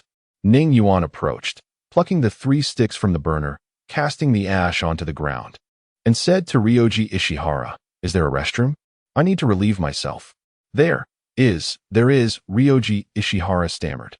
Initially, he intended to assert there was none, but upon seeing the darkening expression on Ning Yuan's face, he quickly amended his response. "Humph." Ning Yuan thrust the incense burner into Ryoji Ishihara's hands and coldly remarked, "It's good that there is. If there weren't, I would have 250 extracted from you." There is, Ryoji Ishihara hastily assured him. Chapter 128. Comfortable at last. 20 minutes later, Ning Yuan, covering his nose, gazed at the incense burner that had been placed back on the offering table, nearly bursting into laughter. He pondered what the feelings of the worshippers must be upon witnessing the contents within. "Boss Ning, can I leave now? The Jingu Shrine toilet has been visited, and the deed is done. May I go?" Ryoji Ishihara, noticing the smile on Ning Yuan's face, mustered the courage to express his thoughts. "Yes, you can leave. But there is one more matter to attend to. Once this is resolved, you are free to go," Ning Yuan replied nonchalantly while walking towards the Jingu Shrine toilet. Upon hearing that there was one more task to complete, Ishihara excitedly inquired, "What is it? Just say the word, and I will handle it." "Where are the ashes of the individuals enshrined in the Jingu Shrine toilet?" Ning Yuan turned back to ask. "Ah." Ishihara, witnessing the devilish smirk on Ning Yuan's lips, felt an ominous sensation creeping into his heart and instinctively asked, "What do you intend to do? Why would you concern yourself with my intentions? Quickly tell me where these individuals are buried, or where their ashes are kept," Ning Yuan coldly demanded. Ishihara, sensing the darkening expression of the demon before him, dared not ask further and hurriedly replied, "They are in the nearby heroes' cemetery." "How absurd!" Ning Yuan spat onto the ground, scoffing. "The heroes' cemetery? They are hardly deserving of the title hero. It is a great insult to true heroes. Lead me to the robbers' cemetery instead." Ishihara quickly moved towards the exit of the Jingu Shrine toilet, eager to bring Ning Yuan to the heroes' cemetery and secure his own release, ignoring all else. Ning Yuan followed Ishihara out of the Jingu Shrine toilet, traversing through a grove of cherry blossoms until they arrived at a cemetery. At the forefront stood a large stone inscribed with characters from the Neon Country. Gasping for breath, Ishihara pointed at the stone and said, "Boss Ning, this is the hero's cemetery. Can I leave now?" "Not yet," Ning Yuan replied with a smile. "Let us enjoy a splendid performance first." Upon hearing he was not yet permitted to leave and that there was to be a performance, Ishihara felt a surge of anger rising within him. He yearned to subdue the demon before him, yet the thought of the man named 250 standing nearby extinguished his fury in an instant. 250 acted as a cold splash of water, awakening Ishihara to reality, prompting him to flatter, "Yes, no rush. Let us watch the performance first." Ning Yuan nodded and turned to 250, instructing, "Destroy these graves, retrieve the urns, and scatter the ashes." "Understood." 250 transformed into a shadow, darting to the nearest gravestone. Uprooting it and discarding it aside, he unearthed the urn beneath and, with a forceful gesture, scattered the ashes everywhere. Ishihara stood by, dumbfounded. He never anticipated that the performance Ning Yuan spoke of would involve scattering the ashes of the heroes from the Neon Country. "What should I do now? If the people of the Neon Country discover I brought this demon to desecrate the ashes of their heroes, they would surely flay me alive. Escape. I cannot remain in the Neon Country any longer. Once Ning Yuan releases me, I must flee to Lighthouse Country without delay." This singular thought consumed Ishihara's mind. Ning Yuan, observing 250 scatter urn after urn, felt a profound sense of relief. At long last, he had avenged the souls of the deceased from Long Country. It was an egregious affront that these marauding brigands received such honors posthumously. Since he was in the Neon Country, he was determined to reclaim dignity and deliver a resounding blow to these individuals. 20 minutes later, the ground of the robbers' cemetery was blanketed in a layer of ashen powder, shimmering eerily under the moonlight. After scattering the last urn, 250 returned to Ning Yuan's side. "Well, the performance is over. Can I leave now?" Ishihara whimpered, his heart heavy with sorrow as he witnessed the humiliation of so many neon heroes. "Who said the show is over?" Ning Yuan chuckled, shaking his head. "There is one final act left, and it concerns you." Seeing the devilish smile return to Ning Yuan's face, Ishihara felt his legs weaken, and he fell to his knees, pleading, "Please don't kill me. Let me go, considering all I've done to help you." "Get up." Ning Yuan kicked Ishihara lightly. "Who said I was going to kill you? Are you suffering from victim delusions?" "Ah, you're not going to kill me?" Ishihara exclaimed, rising joyfully. Ning Yuan patted Ishihara's shoulder, saying, "Rest assured, you won't be killed. Given your proactive demeanor, your death sentence is commuted, but you cannot escape punishment. To prevent you from causing harm to the little girls, 250, castrate Ishihara." "Ah, no, please. Not that." Ishihara cried out, initially relieved that he would not be executed, but Ning Yuan's following words plunged him into the depths of despair. As a man, he could not fathom how he would live life after such a fate. What would life be like? 250 paid no heed to Ishihara's reluctance. He swiftly apprehended Ishihara, pinning him to the ground. With one hand, he reached for Ishihara's crucial area, and Ishihara emitted a blood-curdling scream before succumbing to unconsciousness from the pain. Ning Yuan looked down at Ishihara's unconscious form and sighed. "Perhaps this will teach you a lesson. Some things should not be trifled with. I boldly sell so many black market technological products, so I am not afraid of your troubles. Open the hatch, 250, let us go. Long Country, the capital." Ning Yuan pulled up his collar to obscure his face, lurking at the entrance of the Long Country Museum, glancing around cautiously, and remarked, "This is the one downside of Long Country. There are too many cameras. Even doing a good deed requires a disguise. Open the hatch, 250, start moving the items. Be careful with the porcelain, don't let it break." Understood. 10 minutes later, the entrance of the Long Country Museum was piled high with various artifacts. Ning Yuan scratched his head, picked up a beautiful landscape painting from the heap, and tossed it into the flying vehicle, thinking to himself, having donated so many artifacts, it's only fair that I keep one measly painting for myself. Chapter 129. All in tears shout loudly. Remember to shout 3 times, commanded Ning Yuan as he hurriedly entered the spacecraft. Fire! Fire! Fire! The urgency in his voice echoed through the air. 250, following suit, shouted with all his might, causing Ning Yuan to cover his ears in surprise at the volume. The sheer intensity of the shout might have led one to believe that someone was causing a ruckus in the stillness of the night with a loudspeaker. Once 250 had finished his outburst, he swiftly boarded the spacecraft, and Ning Yuan promptly sealed the hatch, activating the stealth mode. Mere seconds later, the museum doors burst open, and a throng of security personnel surged out, all clad in identical black athletic attire, fire extinguishers in hand. Upon seeing the heap of various artifacts piled on the left side of the entrance, they collectively stood in shock, their expressions frozen in disbelief, eyes wide as saucers. Mouths agape, at a loss for words. The leading security captain was the first to regain his composure. Team 1, Team 2, immediately inspect the interior for any missing artifacts. The rest of you, secure this area, he barked, pulling out his phone to contact the museum director. Meanwhile, the director of the Long Kingdom Museum, Wei Yin, was deeply ensconced in a dream where he conversed with Emperor Qin Shi Huang. Just as he was about to speak, the shrill ring of his phone jolted him back to reality. Who on earth is calling at this hour? He grumbled, glancing at the caller ID to find it was the security captain. Instantly, his drowsiness vanished. This is Wei Yin. What has happened? Director Wei, we have a significant situation. A pile of artifacts has appeared at the entrance. You must come and see. Wei Yin exhaled sharply, nearly frightened out of his wits by the urgency in the captain's voice. Is everything in the museum safe? I have dispatched personnel to investigate. All right, I'm on my way.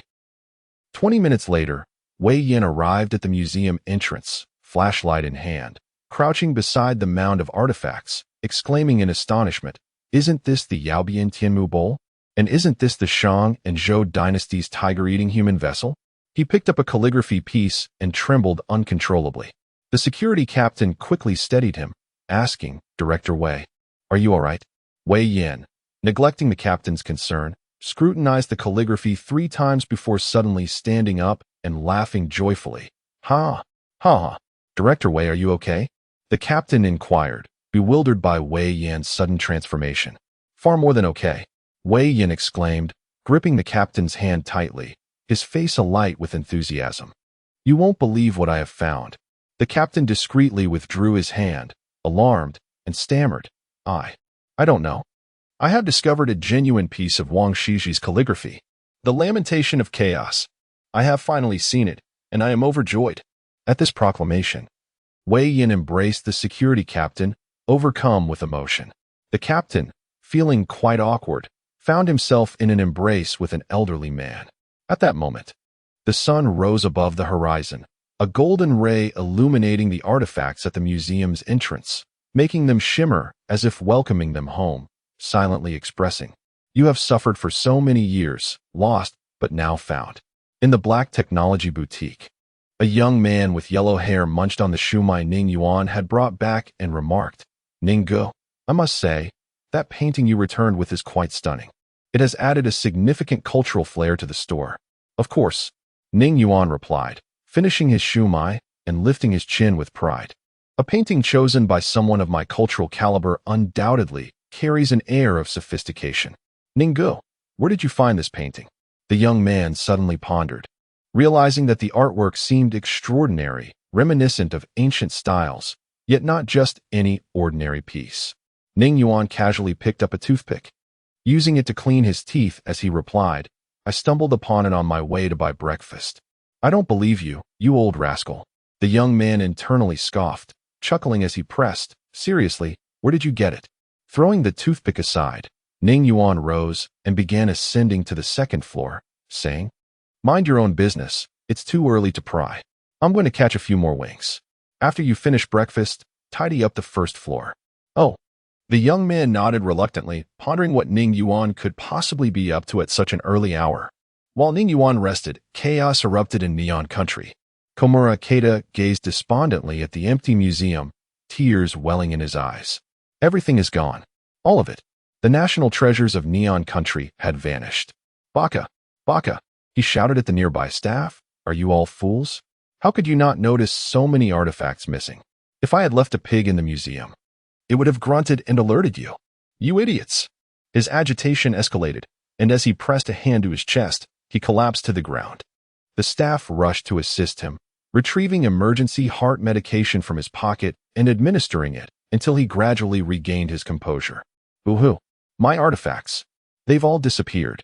Once he recovered, he wept openly, lamenting not just the loss of artifacts but also his own future. As the museum director, he bore an undeniable responsibility for the theft. Unbeknownst to Komura Keita, 2 others shared his plight that day. At the Yasukuni shrine, a staff member dressed in traditional neon attire approached the offering table, preparing to replace the fruits and pastries atop it when a foul odor suddenly wafted through the air. He wrinkled his brow, pinching his nose as he searched for the source of the stench. After much fruitless searching, he finally noticed the incense burner. Moving closer, he discovered the odor intensified.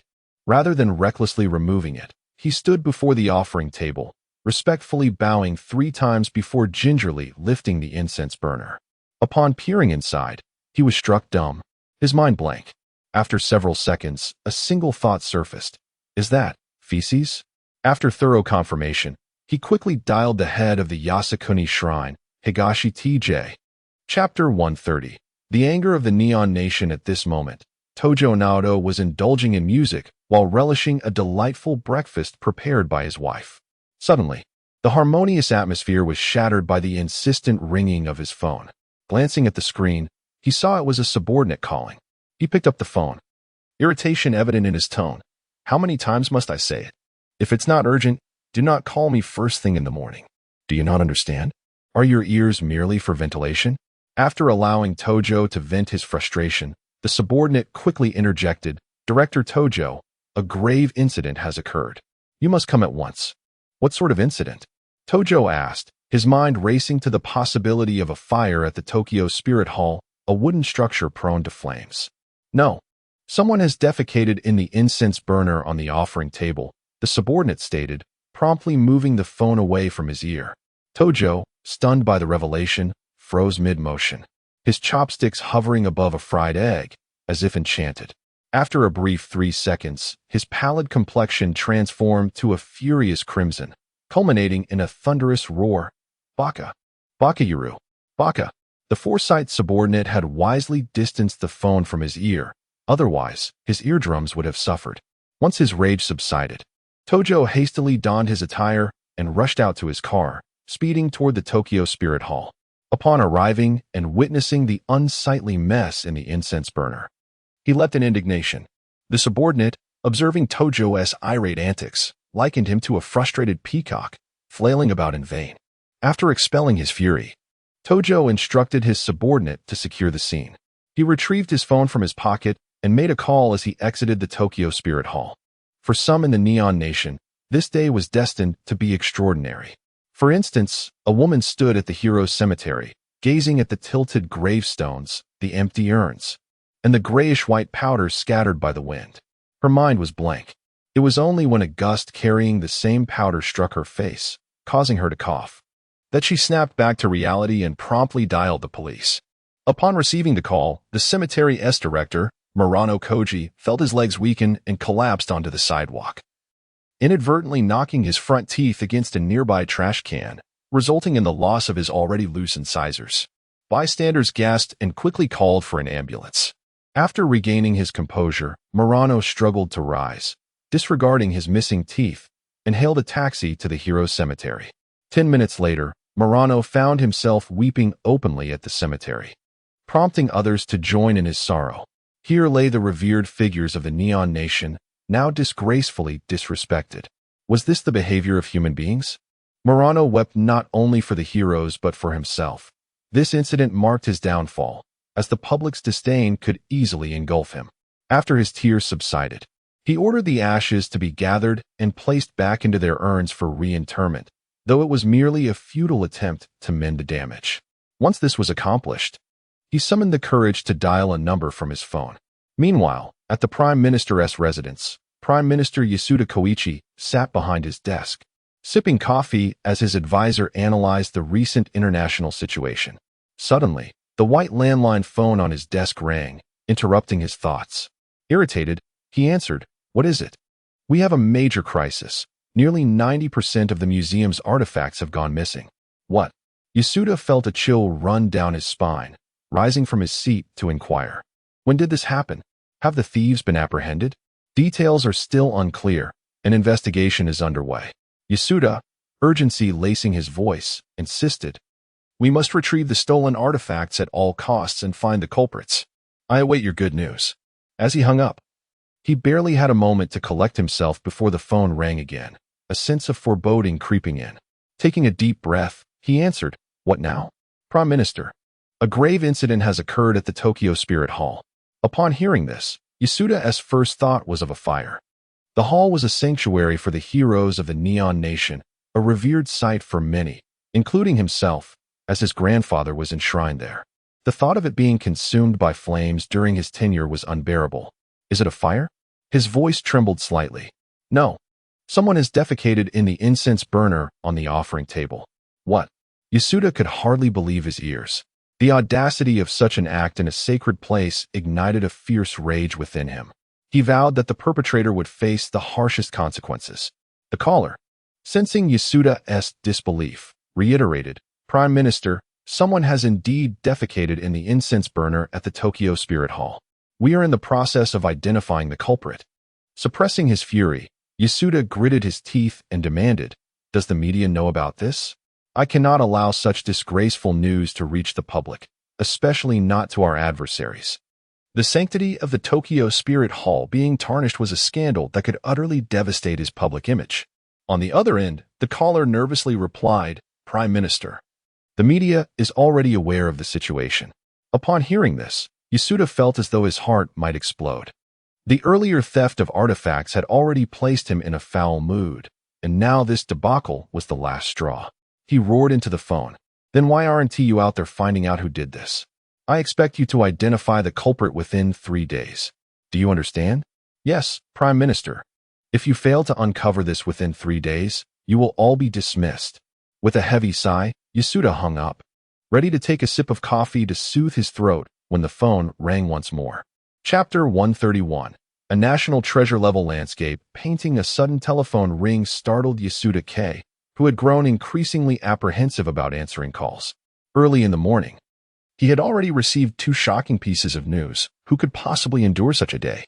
Despite his fears, the call had to be answered. Trembling, Yasuda K picked up the phone and pressed it to his ear. The first words he heard nearly sent him sprawling beneath his desk.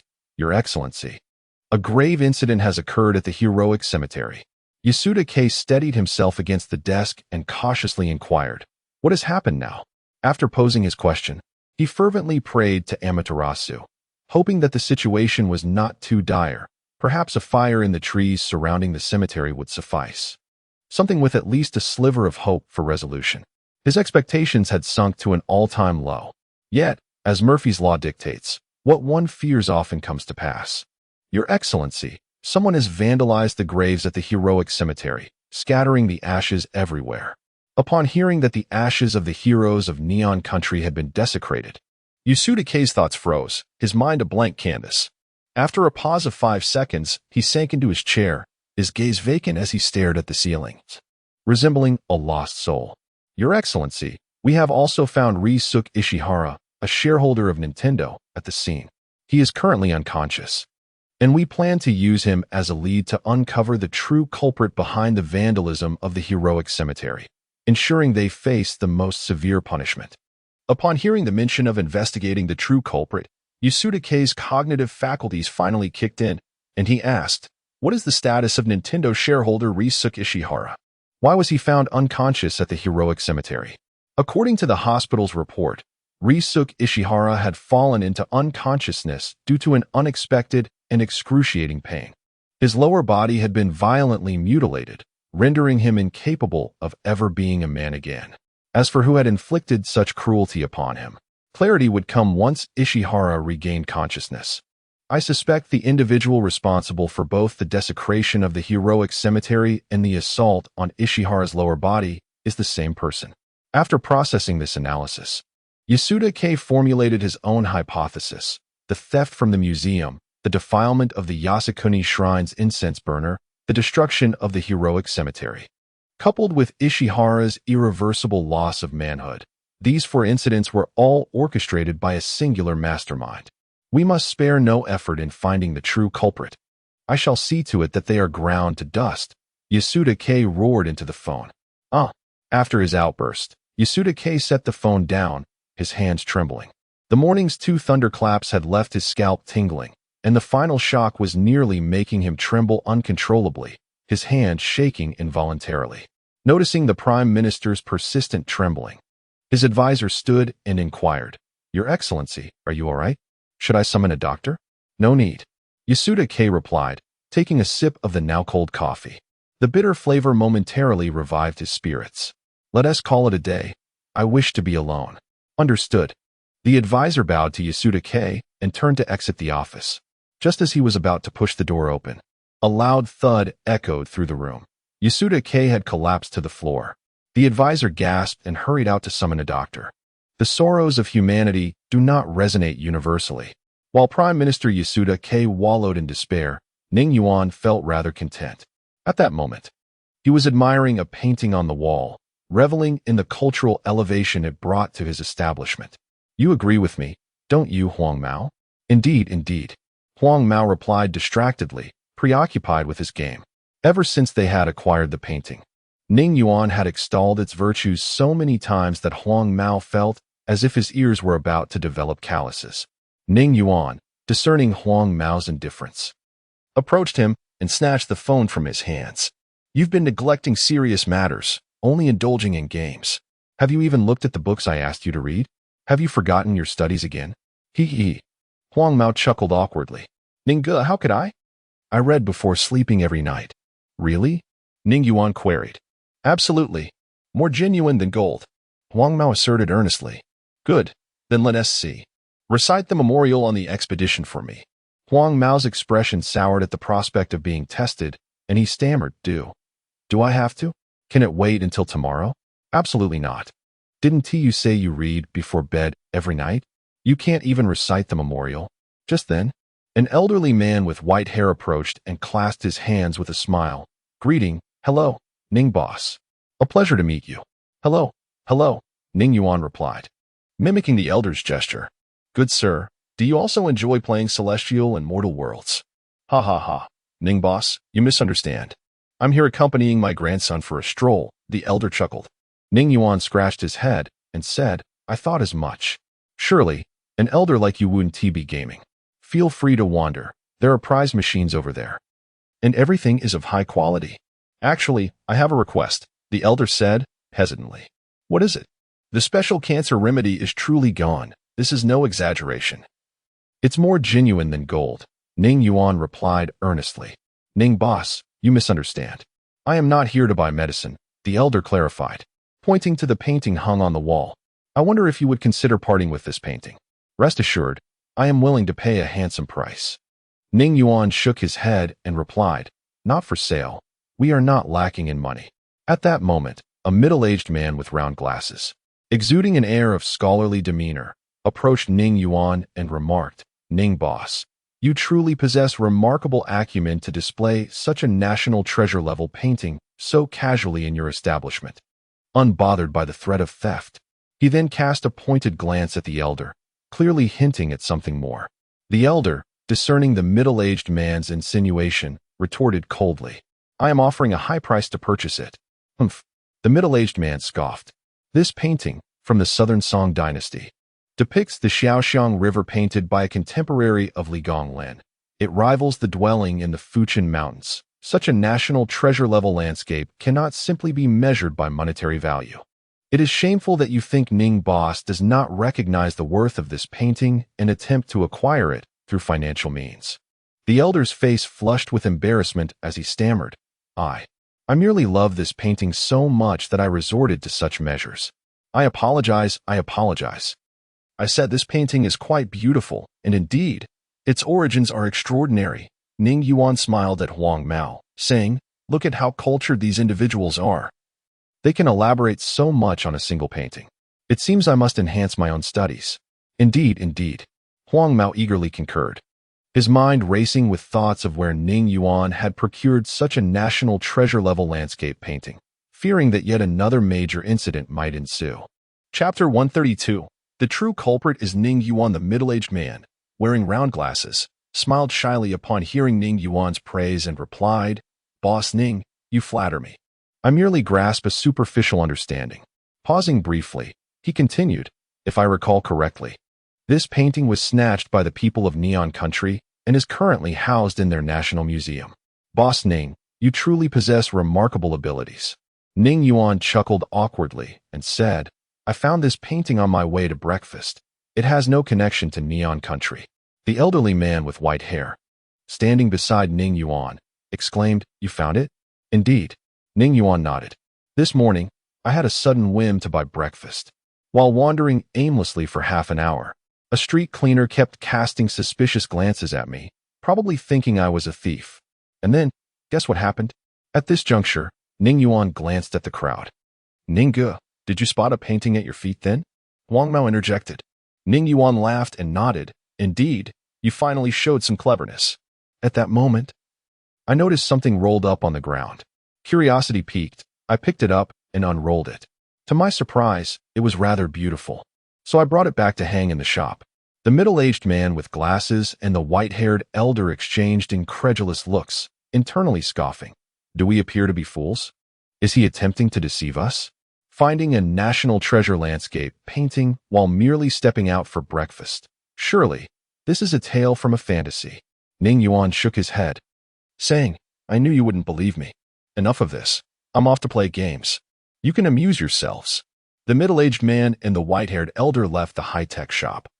Feeling deeply wounded by Ning Yuan's casual bravado, Huang Mao stood thoughtfully at the bar. In the director's office on the second floor of the Dragon Country Museum, two elderly men sat across from each other, a game of chess laid out between them. The man on the left stared intently at the board, his expression one of distress, while the man on the right, with a smirk, sipped his tea with an air of confidence.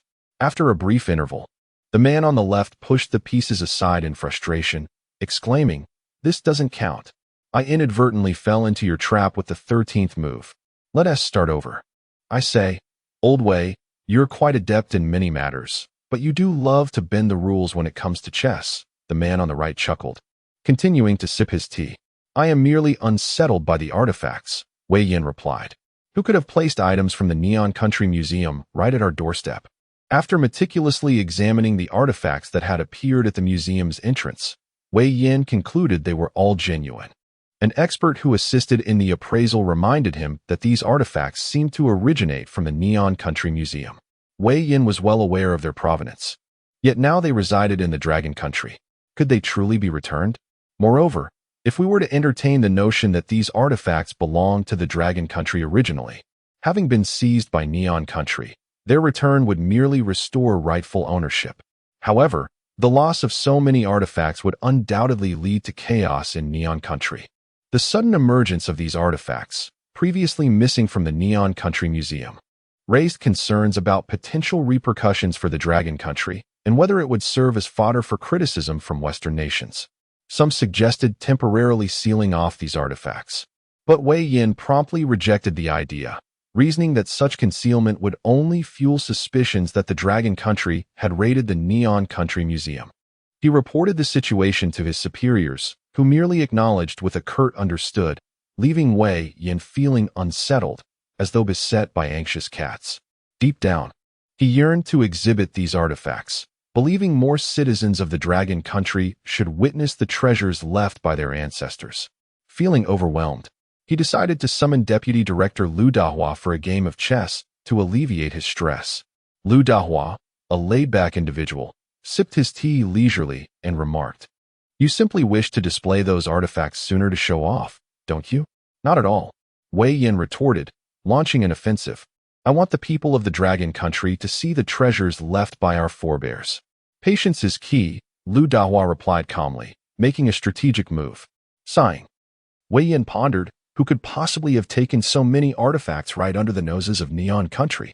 He also made a bold move, preparing to apply pressure with a direct assault. "You are like an anxious emperor, while I am the calm eunuch. I would wager that by this afternoon, news from Neon Country will surface. We can simply sit back and watch the drama unfold," Lu Dahua replied, steadily countering Wei Yan's advance. Wei Yan nodded, focusing intently on the game. In Neon Country, at 3 p.m., Inyama Kojiro returned to the office after urgent medical treatment. The doctors diagnosed him with a cerebral hemorrhage caused by emotional distress. Essentially, he had been driven to fainting by anger. Suddenly, the phone rang, startling Inyama Kojiro. Gathering his courage, he answered, bracing himself for more bad news. "Your Excellency, we have identified the true culprit through Ishihara Ryosuke," the voice informed him. Upon hearing that the perpetrator had been discovered, Inyama Kojiro's previously despondent demeanor shifted to excitement. "Who is it?" he inquired eagerly. "It is a man named Ning Yuan from the Dragon Country." The situation is as follows. After listening to the full account, Inyama Kojiro's intent to eliminate Ishihara Ryosuke solidified. What had he done to provoke him? If he can travel to Mars, wreaking havoc in Neon Country would be child's play. "I understand. Once Ishihara Ryosuke recovers, we must hold him accountable for his actions at the Yasukuni Shrine." After hanging up, a sudden thought struck Inyama Kojiro. Could Neon Country leverage certain methods to acquire technology from Ning Yuan?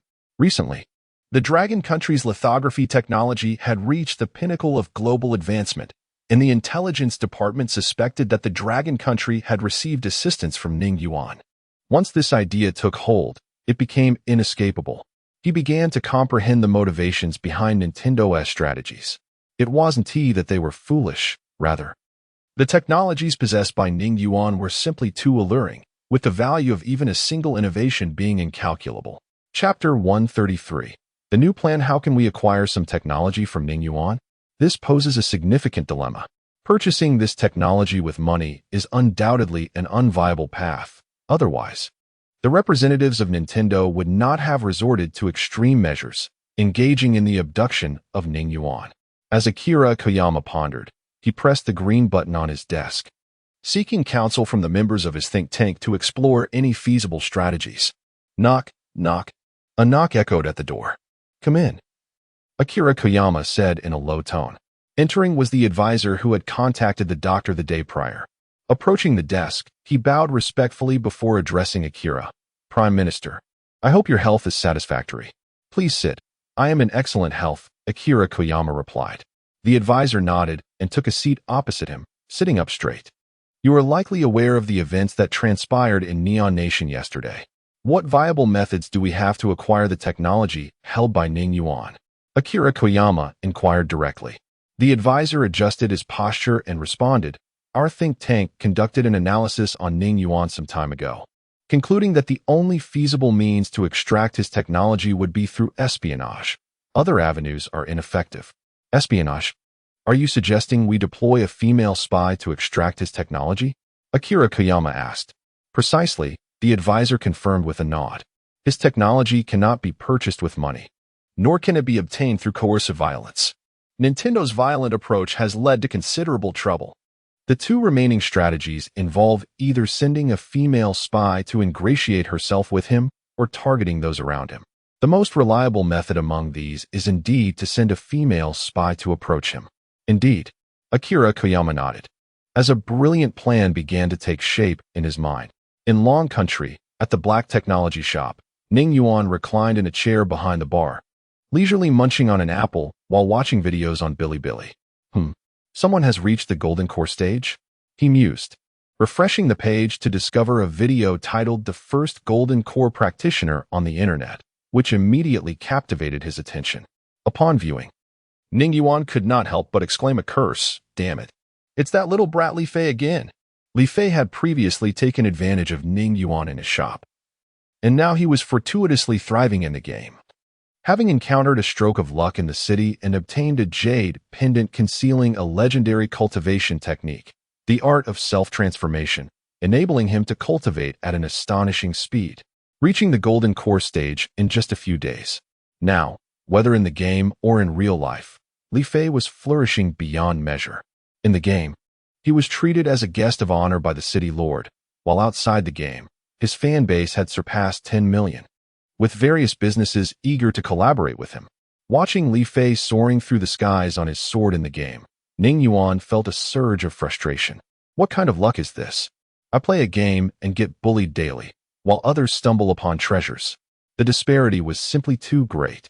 Unable to bear watching any longer, Ning Yuan closed the video, stashed his phone in a drawer, and prepared to ascend to retrieve his virtual reality gaming console. Just then, a blonde-haired fellow approached with his phone, silently chuckling while clutching his stomach, leaving Ning Yuan perplexed. Did you consume something bizarre? Ning Yuan teased. Haha. Ninggu. You must check Douyin. Someone defecated in the Yasukuni Shrine in Neon Nation. Hilarious, right? It's akin to defecating on the heads of the Neon citizens. The blonde-haired fellow exclaimed, still laughing uncontrollably. I thought it was something serious. It's merely a case of someone relieving themselves, Ning Yuan replied, heading toward the stairs to get the gaming console. Wait, Ninggu. The blonde-haired fellow halted him, glancing at his phone. There's breaking news. According to Neon Media, the Neon Nation Museum has been robbed, the Yasukuni Shrine has been desecrated, and the Heroes' Cemetery has been vandalized, with ashes scattered, all attributed to a person named Ning Yuan from Long Country. Could this possibly refer to you? Do I even need to answer that? Ning Yuan took a bite of the leftover apple on the bar, dismissively stating, It certainly isn't me. As long as it's not you, that's a relief. It would be troublesome if they came looking for you, the blonde-haired fellow remarked, feigning a frightened expression. Fear not. If they dare to come, I would have them regret it. Ning Yuan retorted, realizing he had let slip a bit too much. He hastily added, Besides, this incident is not our doing. My name is quite common. There are countless individuals in Long Country who share the same name. The blonde-haired fellow nodded, contemplating. Ah, I see. So these incidents were indeed your doing. No wonder the National Treasure-level landscape painting came from the Neon Nation Museum. This matter must be reported immediately. Observing the blonde-haired fellow's silence, Ning Yuan queried, What's the matter? Do you doubt me? No, I believe you, he quickly affirmed, fearing a delayed response might lead Ning Yuan to chide him for his lack of education. After all, it was his aversion to studying that had led him to join this plan, only to find himself having to study again. Wasn't that a trap?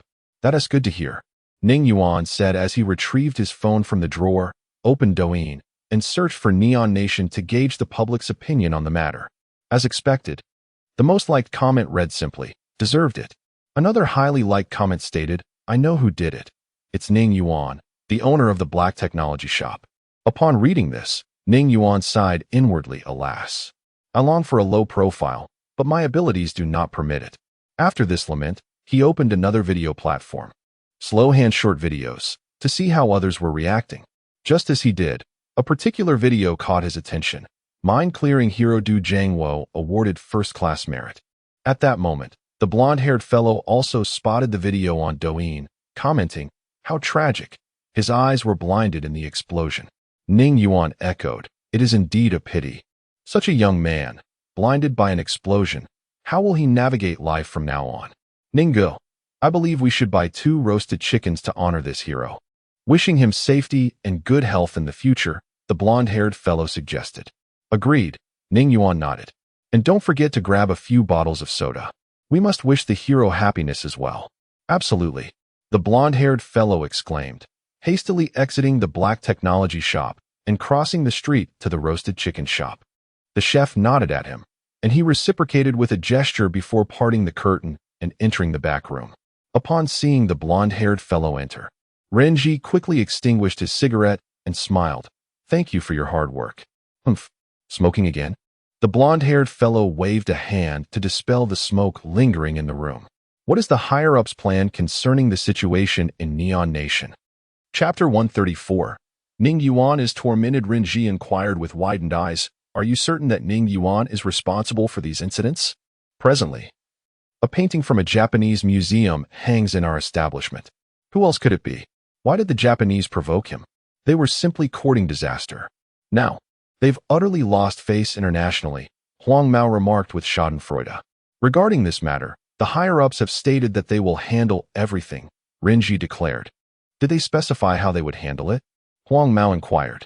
Renji retorted, how else would they handle it? By downplaying the significance of the matter. Do you expect them to return the artifacts to Japan and demand an apology from Ning Yuan? That's reassuring. I feared some individuals might lack discretion and offend Ning Yuan. Huang Mao stated. Rest assured, matters concerning Ning Yuan are of utmost importance. No one will be ambiguous on such significant issues, Renji affirmed solemnly. Very well. I shall take my leave. Huang Mao procured 2 beggars' chickens and 2 bottles of cola before returning to the black technology shop. At a military hospital, Du Jiangwo gently caressed the medals beside his pillow. He did not regret his decision. He would still selflessly rescue his comrade. Today marked his discharge from the hospital. Inevitably, certain practical concerns arose. He had lost his sight. What would become of his mother? Her health had deteriorated from years of toil. Who would care for her in the future? The sound of the doorknob turning interrupted Du Jiangwo's thoughts. Du Jiangwo, your mother has come to see you. The instructor led a woman with a wrinkled face and a slight hunch into the room. Mom, Du Jiangwo uttered softly, unable to express his feelings, his throat constricted. Du Jiangwo's mother grasped his hand, silently weeping. Witnessing this scene, the instructor, with tears welling up, exited the room, leaving the heroic mother and son to their privacy. Back at the black technology shop in Shangjing, Ning Yuan tossed the virtual reality game console onto the bar, exclaiming, Damn this game. If I ever play it again, I'm a monkey. He had once again been tormented by NPCs in the game. After painstakingly completing quests and earning 2 spirit stones, he was robbed as soon as he exited the quest hall. Is there no justice? Is there no law? Huang Mao, leaning against the bar, rejoiced at Ning Yuan's impotent rage. Serves you right for playing games and getting tormented. Serves you right for snatching half of my beggar's chicken at noon. This is retribution. Huang Mao, what are you snickering about? Did you eat feces? Ning Yuan, noticing Huang Mao's amusement, flared up. He was infuriated by the NPCs. And Huang Mao was gloating. Huh, brother Ning, I'm not laughing. Huang Mao feigned innocence. Very well. Go buy 2 braised pig trotters for me to gnaw on and vent my anger. I've been infuriated all afternoon. The trotters must be tender. Also, get 2 bottles of Brave the World, Ning Yuan instructed. Understood. Huang Mao sped off on the electric scooter. After Huang Mao departed, Ning Yuan retrieved his phone and opened Bilibili, hoping to find some walkthroughs, such as the locations of treasure chests. However, he was disappointed. Only Li Fei had managed to make a name for himself in the game through sheer luck. Others were struggling. Some had remained mortals and had given up cultivation to pursue business ventures. Wang Sikong, a devoted player of Immortal World, lamented that the game was a scam.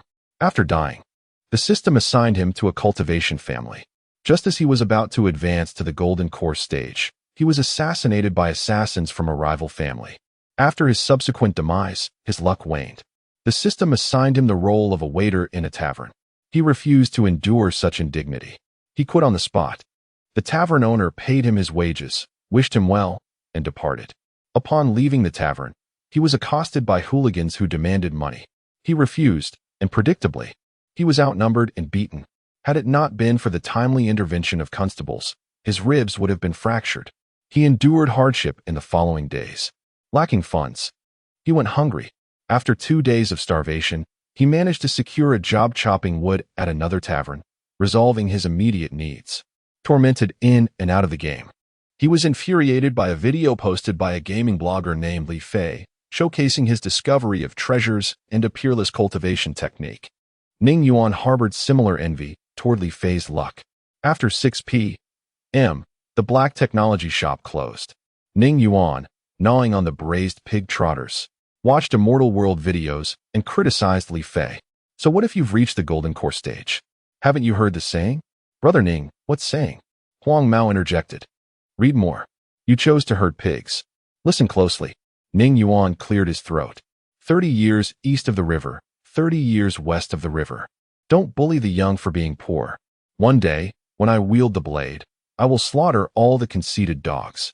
When I reach the nascent soul stage, I will post a video to flaunt my achievements and provoke Li Fei.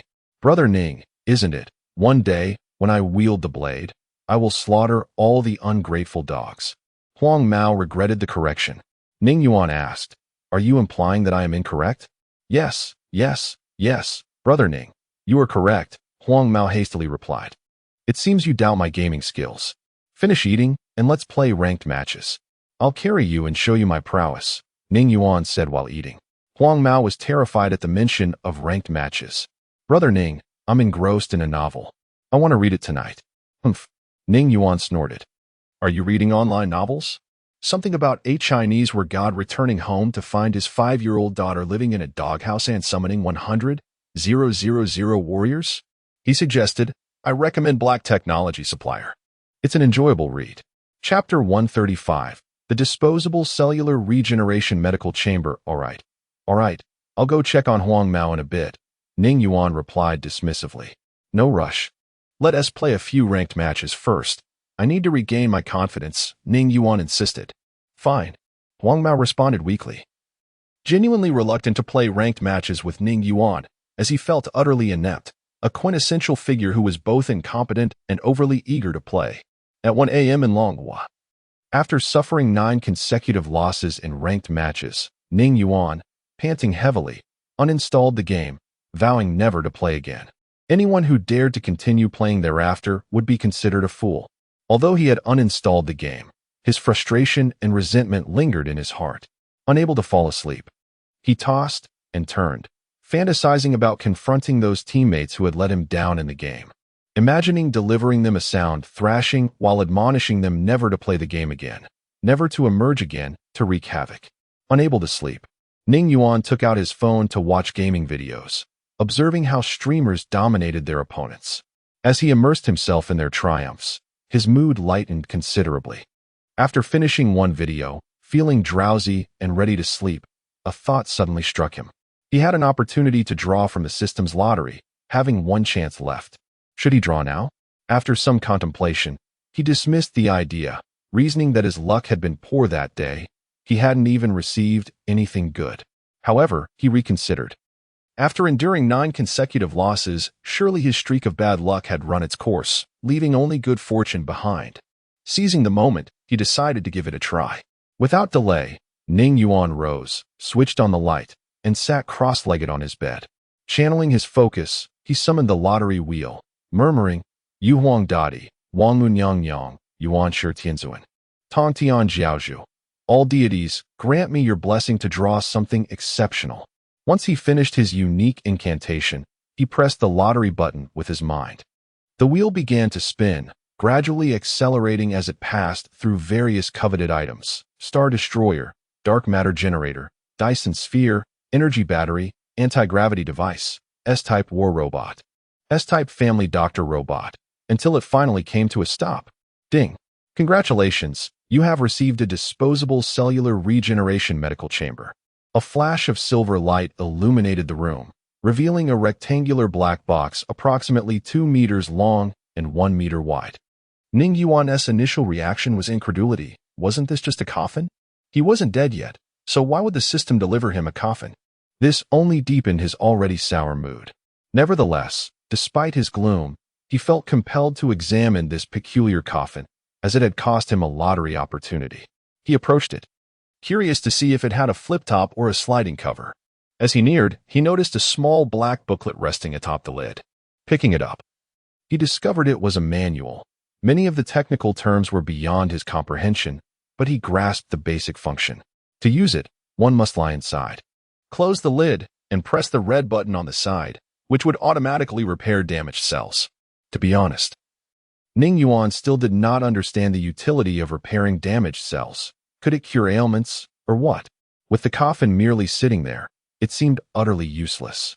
Just my luck to encounter such misfortune, Ning Yuan lamented, switching off the light and collapsing onto his bed. In a haze, he dreamt of a beautiful woman who beckoned him with a seductive smile. Just as he was about to approach her, an urgent need to relieve himself interrupted his thoughts. He searched desperately for a bathroom, but to no avail. Just as he was about to resolve his predicament by the roadside, a series of knocks jolted him back to reality. As he awoke, he heard Huang Mao's voice from outside, calling, "Ninggu, wake up. I bought 2 bowls of pork knife-cut noodles. They're absolutely delicious. I'm going to eat now. Hurry up, or they'll get soggy. Did you add meatballs?" Ning Yuan shot up at the mention of noodles. "Of course. Hurry and wash up. If you take too long, I'll finish your meatballs. If you dare eat my meatballs, I'll chop you up," Ning Yuan retorted, slipping on his sandals and rushing into the bathroom. He splashed some water on his face with a towel, only to discover that he had run out of toothpaste. Forget it, a quick rinse will suffice. After rinsing his mouth, he noticed an uncomfortable sensation below, prompting a hasty change of clothes, an embarrassing situation. He tossed the soiled garments into the washing machine, relieved, and exited his room. Seeing that Ning Yuan took longer than expected, Huang Mao, while eating, asked, "Ninggu, what were you doing in there? Why so slow?" "Nothing. Nothing at all," Ning Yuan replied as he sat down, stirring the noodles to separate the clumped strands before devouring them. The noodles were undeniably delicious. "You've really developed a taste for good food. Haha. As for other things, I may not excel, but if it's about eating, I'd rank second. No one dares to claim first place.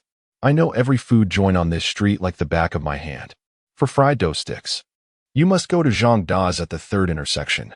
For Xiaomai, the one run by a resident from Hohot is a must. For Beggar's Chicken, it has to be the place diagonally across from us. And for knife-cut noodles, the best is certainly at Shishan Knife-Cut Noodle House at the 1st intersection. So all you do is study food?" Ning Yuan quipped. Huang Mao, glancing at his phone beside the bowl, said, "Ninggu, forget that for now. You must open Douyin and watch the live stream of the mine clearance hero, Du Jiangwo, returning home. It's truly heartbreaking. They still live in a mud brick house from the 1950s. Is it that dire?" Ning Yuan retrieved his phone, opened Douyin, and searched for the mine clearance hero. He saw that Longwa's official media, CTV, was live-streaming Du Jiangwo's homecoming journey. At that moment, Du Jiangwo was seated in a courtyard, chatting with several individuals in white shirts who appeared to be officials. The dilapidated mud brick house in the background seemed on the verge of collapse, as millions of viewers filled the comments with messages welcoming the hero home. "Huang Mao, should we consider donating to Du Jiangwo? At the very least, they need to rebuild their house. I fear it might collapse while they're being interviewed," Ning Yuan suggested. "Ninggu, I doubt donations are necessary. The government will surely take care of Du Jiangwo and his family," Huang Mao replied. "True," Ning Yuan nodded, continuing to eat as he spoke. The immediate priority should be to restore Du Jiangwo's eyesight. As he uttered these words, a thought struck him. Could the disposable cellular regeneration medical chamber he had drawn yesterday potentially heal Du Jiangwo's eyes? Chapter 136. Can I just be low-key once? Ning Yuan, with his exceedingly limited medical knowledge, began to analyze the situation. Du Jiangwo's eyes, having been injured, must be a result of cellular destruction. A regenerative medical pod should be able to remedy that, right? Regardless, let us take a shot in the dark. Ning Yuan dialed Renji's number. "Hello? Is that Ning Yuan? What can I do for you?" The voice on the other end was tinged with excitement. "Are you familiar with the mine-clearing hero, Du Jiangwo? Like you, he also serves in the military," Ning Yuan inquired. "Of course. His heroic deeds are well known to everyone. Do you have a way to contact him?" "What do you mean? Why do you want to get in touch with him?" "I have a medical pod that might help restore his eyesight." "What? You can heal his eyes? Hold on. I'll contact him right away and ask him to come over immediately." As Ning Yuan listened to the dial tone, he muttered, "Why didn't you wait for me to finish? I said it might help, not that it would definitely work. What if it doesn't? That would be awkward." After hanging up, Renji quickly called another number. "Hello, Renji. Is there yet another incident caused by Ning Yuan?" "No, it's actually good news. Ning Yuan claims he can restore Du Jiangwo's eyesight." Hurry and contact him so he can take the high-speed train here. All right, I'll reach out immediately. This kid Ning Yuan always catches us off guard. In the northern part of the Dragon Country, in a small village of merely a dozen households, Brick House Village was unusually bustling today. Villagers from nearby congregated outside one household, eager to witness the commotion. An elderly man puffing on a pipe lamented, "Zhang Wo is a good lad. If it weren't for his family's poverty, he would have gone to university by now. He is serving in the army and has achieved commendable feats.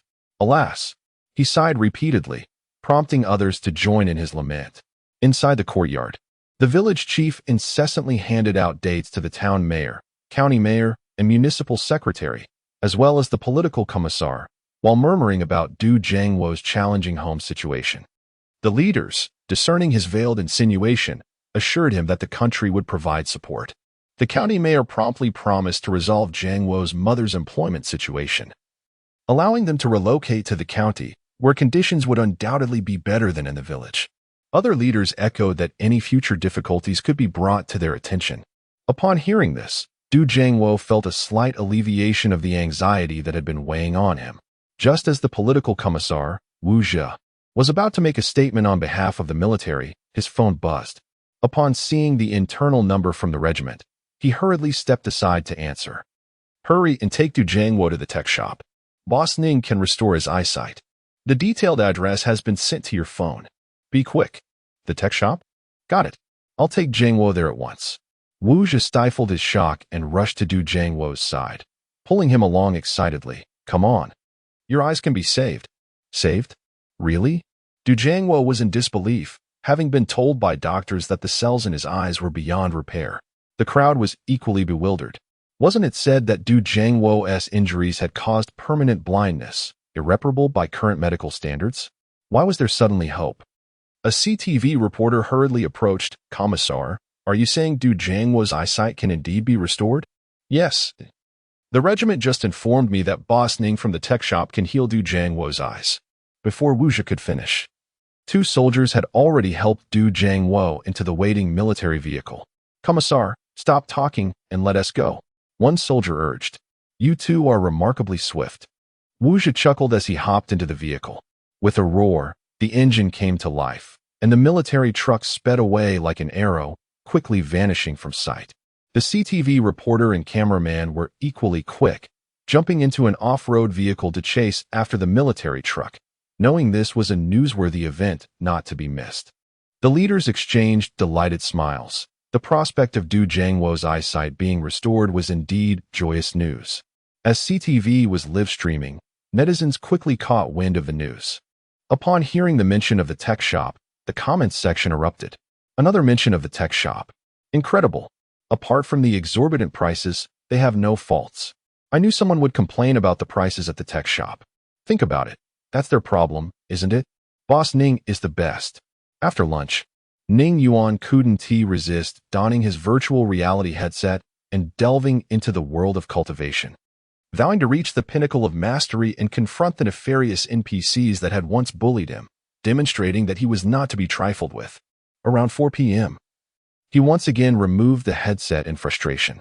This time, he hadn't been robbed by NPCs, but the damage inflicted by his fellow disciples, who had ascended to outer discipleship, was a devastating blow to his fragile pride.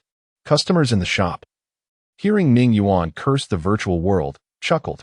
They had watched numerous videos before purchasing the gaming console and were well aware of its notorious difficulty, likening it to hellish trials.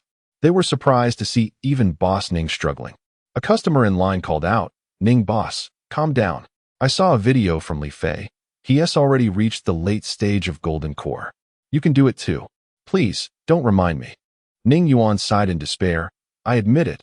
I'm terrible at this game. I've only reached the 5th level of Qi training." A blonde-haired individual nearby munched on a banana, internally mocking. At last, he realizes his lack of skill. He is not just bad, he is atrocious. Another customer suggested, "Boss Ning, stop playing for now. I saw on CTV that Du Zhangwo and the others are on their way. Saving the hero is the priority. Once you've saved him, I'll call Li Fei over to give you a good thrashing to vent your frustration." "Ah, I nearly forgot about that. Wait, How did you know I was going to save Du Jiangwo? Ning Yuan asked. The customer looked bewildered. This news has spread all over the internet. You didn't know? I had no idea. I was too busy gaming. Ning Yuan replied, pulling out his phone to check Douyin. After watching a few short videos about Du Jiangwo, he sighed. I'm so frustrated. Can't I just have a low-profile moment for once? Why must it always be so public? Chapter 137. The Modesty of Ning Yuan the Customers. Upon hearing this statement, nearly collapsed in unison, internally scoffing. You know how to be low-key? When has any of your antics not caused a sensation across the entire Dragon Nation? The last time you went to Mars, it was a worldwide uproar.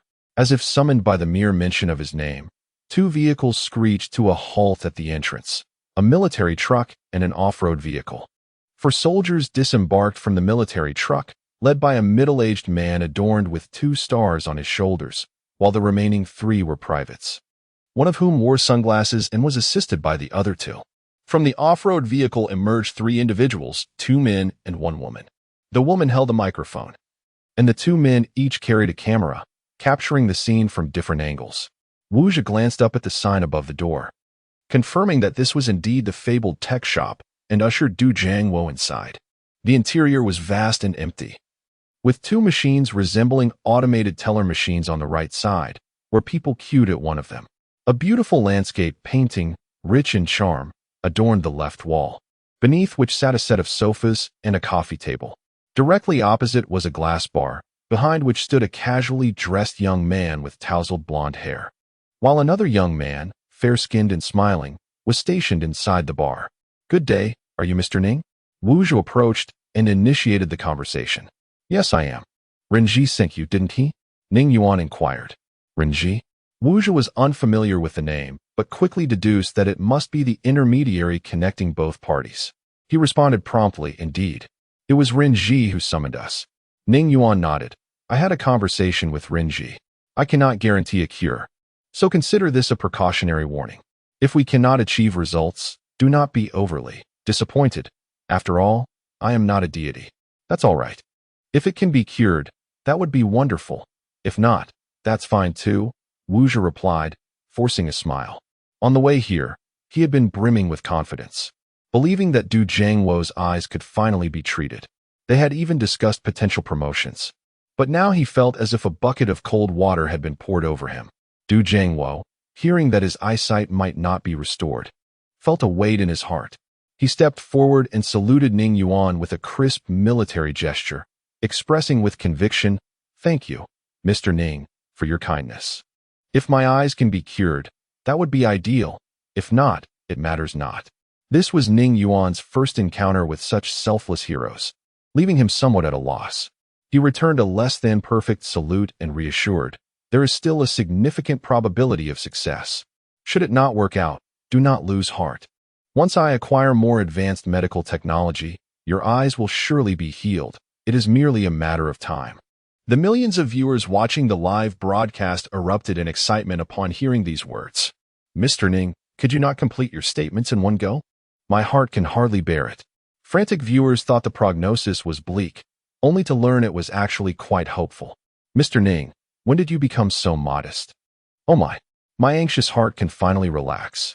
Not only the online audience, but those in the shop also experienced a flurry of emotions, their faces alternating between red and white. They realized that all this commotion stemmed from the fear of an unfavorable outcome. What are the odds of failure? If such odds existed, the lottery wouldn't be so difficult to win. The blonde youth looked at Ning Yuan, perplexed, internally questioning, Aren't you usually quite boastful? Why today do you suddenly seem so cautious, factoring in the possibility of failure? Then, when shall we commence treatment? Wu Zhi inquired with a smile, equally exasperated. His well-honed resolve from years in the military was now wavering under Ning Yuan's words. Right away, Ning Yuan replied, taking the blonde youth with him to retrieve the one-time cellular regeneration medical chamber from upstairs, bringing it down to the first floor. He opened the lid and instructed Du Jiangwo, just lie down in this medical chamber. All right, Du Jiangwo nodded. As the 2 accompanying soldiers assisted him into the chamber, gently laying him down. Just as they were about to leave, Ning Yuan called out, Wait. Please close the lid and pressed the red button on the side. The two soldiers swiftly followed Ning Yuan's instructions, covering the chamber with a black lid and pressing the red button. Ning Yuan glanced at the manual, noting the treatment duration is somewhat lengthy. It will take about an hour. He checked his watch, so by 5:50, it should be complete. Do not stand idly. Please go sit in the leisure area.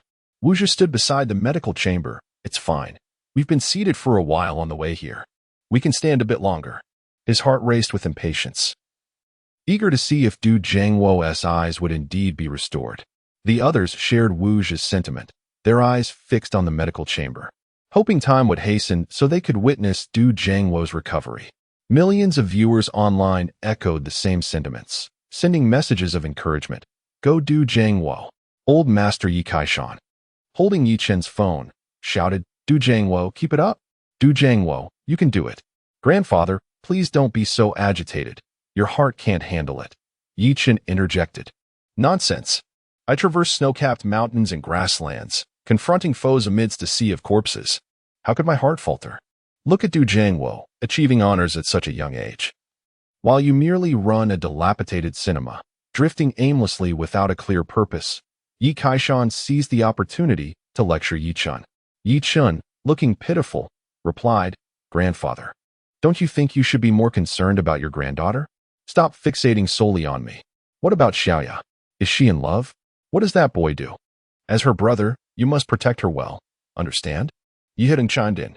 Dad, why are you here too? Yi Chen said, feeling wronged. Yi Hideng retorted, what?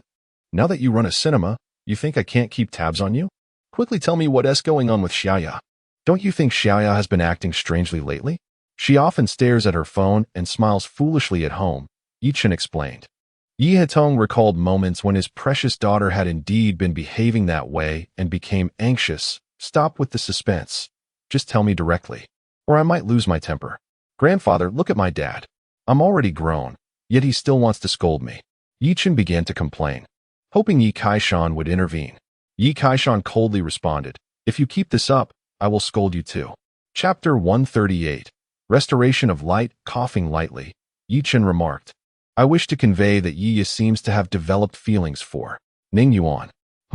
Yi Kaishan stroked his sparse white beard thoughtfully and replied, that is indeed a positive development.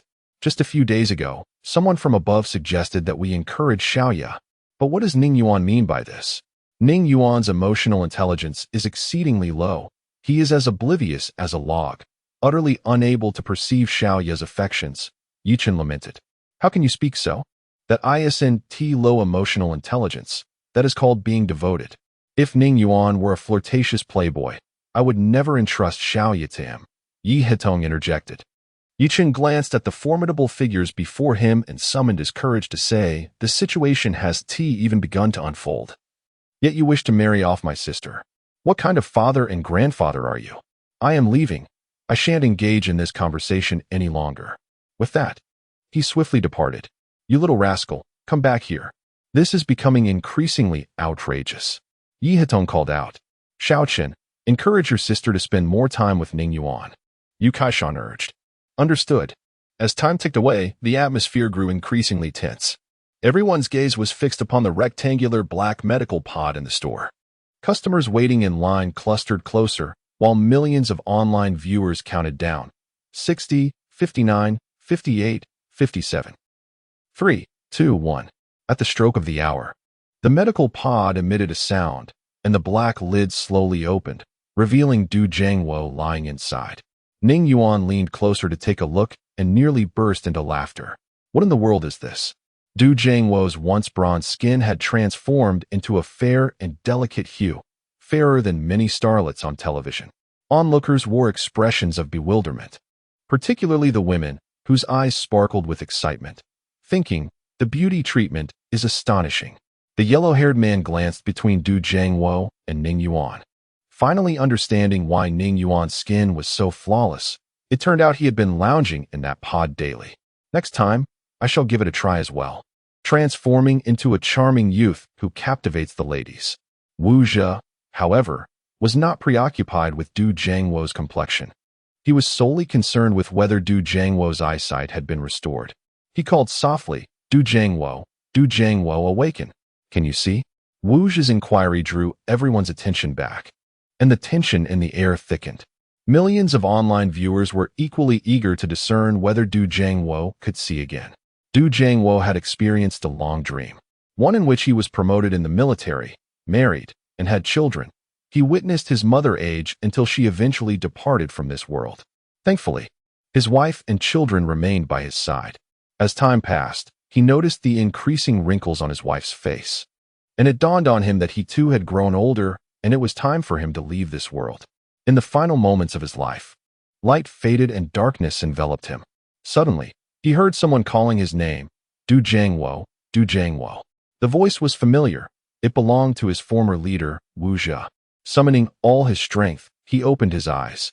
Light returned, and a crowd of people smiled at him, including his former leader, Wu Zhi. Du Jiangwo, you are awake. Can you see? Wu Zhi inquired, already sensing the answer in Du Jiangwo's gaze, which was far from the vacant stare of a blind man. It was bright and spirited, undoubtedly the eyes of a normal person. Still, he needed confirmation for his own peace of mind. Ning Yuan, feeling anxious, waved his hand before Du Jiangwo's eyes and urged, "Quickly tell us. Can you see? Is your vision restored? This is driving me crazy." His agitation mirrored the sentiments of the crowd and the millions of viewers watching the live stream. At that moment, Du Jiangwo finally regained his bearings, recalling that he had come to this place for treatment. His vision had indeed been restored. He looked around at the gathered crowd, nodded, and exclaimed, "I can see. I can see again. My eyesight is back, truly back." Tears of joy streamed down his face. "Excellent. The hero's eyesight is restored. How wonderful. Boss Ning, you are incredible. I adore you." The customers in the store erupted in applause and cheers, even more excited than Du Jiangwo himself. The millions of viewers online were no less enthusiastic. The comment section exploded with activity. Take programmer Xiao Wang, for instance. He had finally managed to take a day off, originally intending to go on a blind date, but while in the restroom, he stumbled upon this live stream. Captivated by the heroic rescue of Du Jiangwo's eyesight, he completely forgot about the blind date. Throughout the afternoon, he clutched his phone, fixated on the live stream, fearing he might miss the crucial moment when the hero regained his sight. When Du Jiangwo announced that he could see again, Xiao Wang was so overwhelmed that he executed a backflip on the spot. The yellow-haired man was equally ecstatic, clinging to Ning Yuan's arm, exclaiming, "Ninggu, you are phenomenal. You shall be my idol from now on. Get off me." Ning Yuan pushed away the yellow-haired man, his face contorted with disdain. "The television station is broadcasting live. If you hold on to me like this, people will think I have an affinity for men. How am I to find a partner and marry?" A plump girl in the store, hearing Ning Yuan's mention of wanting to find a partner and marry, shouted, "Boss Ning, if you wish to marry, you must choose me. I am your greatest admirer, and I shall bear you children." Uft. The yellow-haired man turned towards the source of the voice, initially intending to burst into laughter, but he suddenly felt the weight of two icy glares upon him. Turning to find Ning Yuan staring intently, he suppressed his laughter, his face flushing crimson. While Ning Yuan could silence the yellow-haired man, he could not quell the exuberance of the customers in the store or the millions of viewers online. Laughter erupted in the store, and a bold female customer shouted, "Fear not, Boss Ning. With your striking looks, many young ladies will surely adore you. There is no need to worry about finding a wife." The cameraman from CTV skillfully zoomed in on the plump girl, prompting laughter from millions of viewers. With comments flying in, "Dumplings should be served piping hot. One should marry the chubby one. To see if life is flourishing, just check if the wife is plump." Just as Ning Yuan was awkwardly contemplating how to dig a hole into the ground, Wu Zhi stepped forward to rescue him. "Boss Ning, on behalf of the Dragon Nation's military, I express my gratitude. Salute." As soon as he finished speaking, for members of the Dragon Nation's military, including Du Jiangwo, who had just emerged from the medical pod, stood in unison and saluted Ning Yuan. Chapter 139. The bruised ego of the yellow-haired youth. The patrons within the establishment, along with the millions of viewers tuning in to the live broadcast, were immediately filled with reverence. Since its inception, the The Dragon Kingdom has fostered a tradition of honoring its military. The lyrics of a cherished song encapsulate this sentiment. The last bowl of rice is reserved for military rations.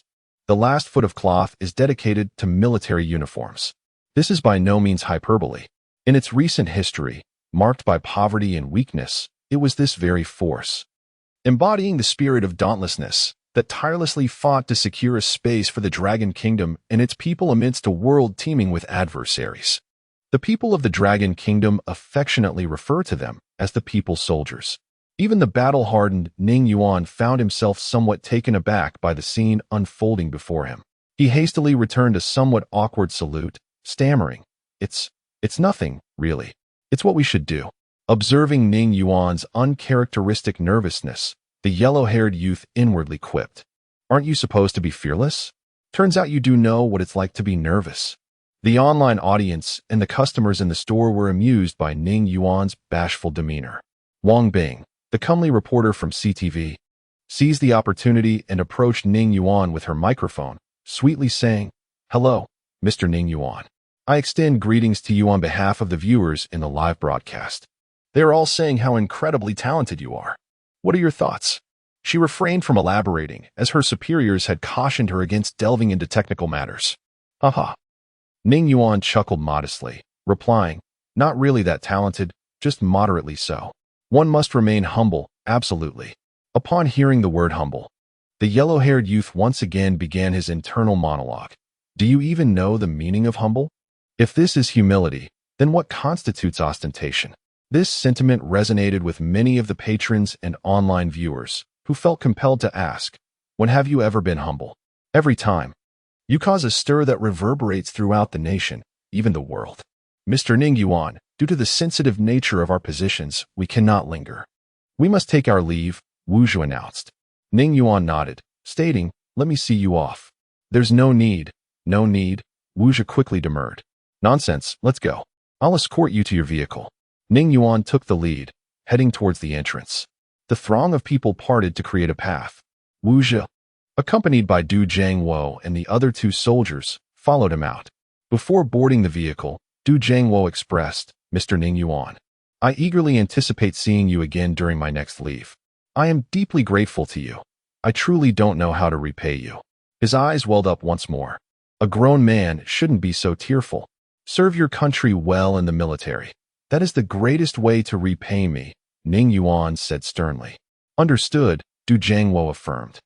Climbing into the military vehicle. Farewell until next time. Wu Zhu waved to Ning Yuan from inside the vehicle. With a roar, the engine sprang to life, and the military vehicle sped off into the distance. As the crowd watched the military vehicle disappear around the corner, they all wore affectionate smiles. They silently wished Du Jiangwo all the best and prayed for the continued prosperity of the Dragon Kingdom. As soon as the military vehicle departed, the CTV vehicle followed suit. The beautiful reporter, Wang Bing, waved to Ning Yuan through the car window, calling out, "Until next time." Such a sweet smile. CTV's aesthetic sense is truly remarkable. Brother Ning, could it be that Wang Bing has taken a liking to you? She even waved and said until next time as she left, the yellow-haired youth remarked, nudging Ning Yuan. Ning Yuan responded with a smile. How can you be certain that she was waving and saying until next time to me? Perhaps she was waving to you. Wishing you well until next time. The yellow-haired youth's eyes widened in excitement as he exclaimed, "She really waved to me and said goodbye? Could it be that she is smitten with me? Don't get ahead of yourself. Of course, it's not true. She's a swan soaring in the sky. And what are you? A toad stuck at the bottom of a well. You're not even the same species. How could she possibly be attracted to you?" With that, Ning Yuan re-entered the black technology store. A toad. The yellow-haired youth's face fell as he retorted, "What's wrong with being a toad? Toads are also protected animals now." The customers gathered at the entrance of the store were amused by Ning Yuan and the yellow-haired youth's exchange and began to tease him. "Yellow hair, I'll introduce you to someone. Interested? Yellow hair, my uncle's sister's friend's daughter. I'll introduce her to you. Yellow hair, what do you think of me? I might consider you." The yellow-haired youth was speechless. His confidence had already been shattered by Ning Yuan, and now he was being teased by these customers.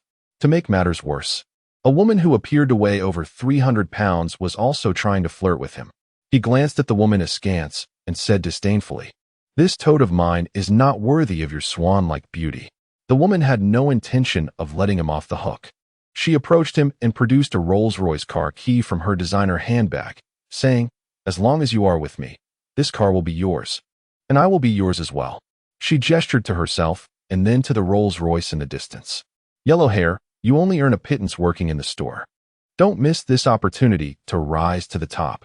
Grab the key quickly. What are you waiting for? You must seize this opportunity." The onlookers urged him. "I'm afraid of you all." The yellow-haired youth dashed into the store and hid behind the bar, pleading with Ning Yuan, "Brother Ning, there's a customer who wants to take advantage of me. Please do something. She's offering you a luxury car out of kindness. How is that taking advantage of you?" Ning Yuan said as he munched on an apple. Seeing that Ning Yuan was not going to help him, the yellow-haired youth ran upstairs and hid. The woman called out to him several times, but when he didn't come down, she left a parting shot, "I'll be back another day." She then grabbed a virtual reality gaming console, waddled out of the black technology store, and drove off in her Rolls-Royce, disappearing around the corner. The next morning, as soon as the store opened, representatives from the local neighborhood committee arrived with drums and gongs. They presented Ning Yuan with a 3 Good Citizen certificate. After they left, the yellow-haired youth couldn't help but complain. All they do is engage in empty formalities. They don't offer anything of substance. Just then, Aben walked in, carrying 2 chickens and a basket of eggs. "Isn't that Aben?" the yellow-haired youth said as he took the basket of eggs and the 2 chickens from Aben. Ning Yuan glanced at him and said disapprovingly, "You really don't stand on ceremony, do you? The man hasn't even said anything yet, and you've already taken the things from his hands." Aben smiled and waved his hand, saying, "It's all right, Boss Ning. I came here today specifically to deliver these things. The chickens are free-range, country chickens. They're especially delicious. The eggs are also country eggs. Now that I've delivered the goods, I'll be on my way." "Wait," Ning Yuan called out to Aben, "stay and have a meal with us. If you leave like this, people will say that I don't know the first thing about etiquette. That won't do. Now that you're here, have lunch with us and try my cooking," the yellow-haired youth chimed in. Engrossed in conversation, the group was interrupted by Yiya, who entered carrying bags brimming with ingredients. Addressing Ning Yuan in a sweet voice, she declared, "Today, you shall have the privilege of sampling my culinary prowess." Ning Yuan responded with a yawn. "What madness has seized you? Why this sudden urge to cook? What? You're displeased that my sister is preparing a meal for you?" Yi Chen interjected as he walked in. "Of course not," Ning Yuan replied, "but I do have a query." "What is it? Are you going to ask why I'm cooking for you?" Yi said, heading towards the staircase. "I was merely wondering how someone as inept as you knows how to cook," Ning Yuan quipped, chuckling. "And with those frail limbs of yours, can you even lift a walk? Ning Yuan, you're doomed." "How dare you call me inept?" Yi exclaimed, dropping the groceries and lunging at Ning Yuan with mock ferocity. Ning Yuan, retreating, retorted, "I'm simply stating the truth. Why are you being so violent, you shrew? With those stubby legs, you think you can catch me? Dream on." "Ah!" Yi shrieked, "Ning Yuan, stand still. You dare call me short-legged? Just wait until I get my hands on you." Huang Mao and Yu Chen, observing the chase, inwardly remarked on their childishness. Amidst the playful uproar, a lavish lunch was laid out by 250 smashed cucumbers, sugared tomatoes, chilled tofu salad, braised prawns, chicken and mushroom stew, scrambled eggs with scallions, sweet and sour pork ribs, and, of course, glazed pork knuckle. "To the knuckle, and first the skin," Ning Yuan announced, initiating the meal by seizing a piece of knuckle skin. It was rich yet not greasy, a mouthful of collagen. After the skin, he sampled the lean meat, which was flavorful and tender, exuding a savory aroma. His next target was the chicken and mushroom stew. The chicken was firm and succulent, a testament to the quality of free-range poultry, far superior to the factory-farmed variety. The mushrooms, saturated with broth, were the essence of the dish, imbued with both mushroom and chicken flavors. The scallion eggs and sweet and sour ribs were also commendable. Ning Yuan devoured 3 ribs in succession, relishing the perfectly balanced sweet and sour sauce with a hint of saltiness. As he reached for a braised prawn, he noticed a peeled prawn on Yiya's plate. He swiftly snatched it, exclaiming, "Excellent, truly delectable. You pilfered mine." Yiya began, but was interrupted by a phone call. Answering, she said, "Hello? Weren't you at the library? What do you need? I'm inviting you to go shopping this afternoon. Where are you? I'm at the Black Technology shop. I'll be there shortly. Goodbye." A quarter of an hour later, a new guest joined the table, Xu Yulan. Wang Mao, eating, subtly observed Xu Yulan. From their encounters, he suspected something amiss, yet couldn't pinpoint the issue. Intelligence from Renji portrayed Xu Yulan as a wealthy merchant's daughter with a simple social life, dedicated to reading at the school library. This puzzled him, leading him to question his own paranoia. However, he couldn't shake the feeling that Xu Yulan was using Yiya to get close to Ning Yuan for some ulterior motive. Xu Yulan's arrival seemed to dampen the once lively atmosphere. The group ate in silence. Sensing the change, Xu Yulan first placed a sweet and sour rib on the plate of the taciturn Aben, saying with a smile, "Don't just eat rice, have some vegetables." Aben was flattered, surprised that this beauty would serve him, a simpleton, and thanked her profusely. Xu Yulan then proceeded to serve everyone, even peeling a prawn for Ning Yuan and placing it on his plate. The atmosphere gradually revived as the group resumed their chatter. Only Yiya remained sullen, bothered by Xu Yulan's gesture towards Ning Yuan. The prawns were hers, and she should be the one peeling them. It was vexing. Yiya had intentionally left a peeled prawn on her plate, anticipating Ning Yuan's playful theft.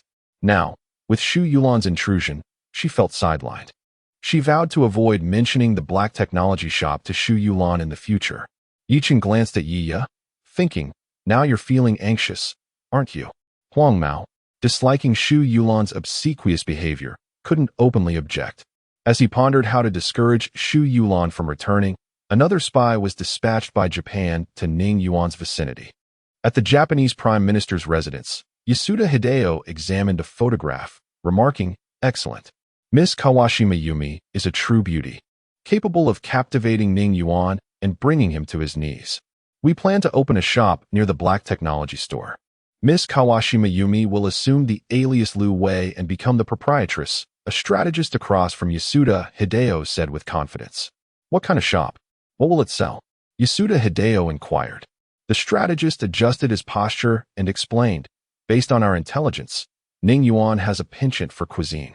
Therefore, we intend to open a restaurant specializing in Chinese delicacies, such as spicy hot pot and marinated dishes."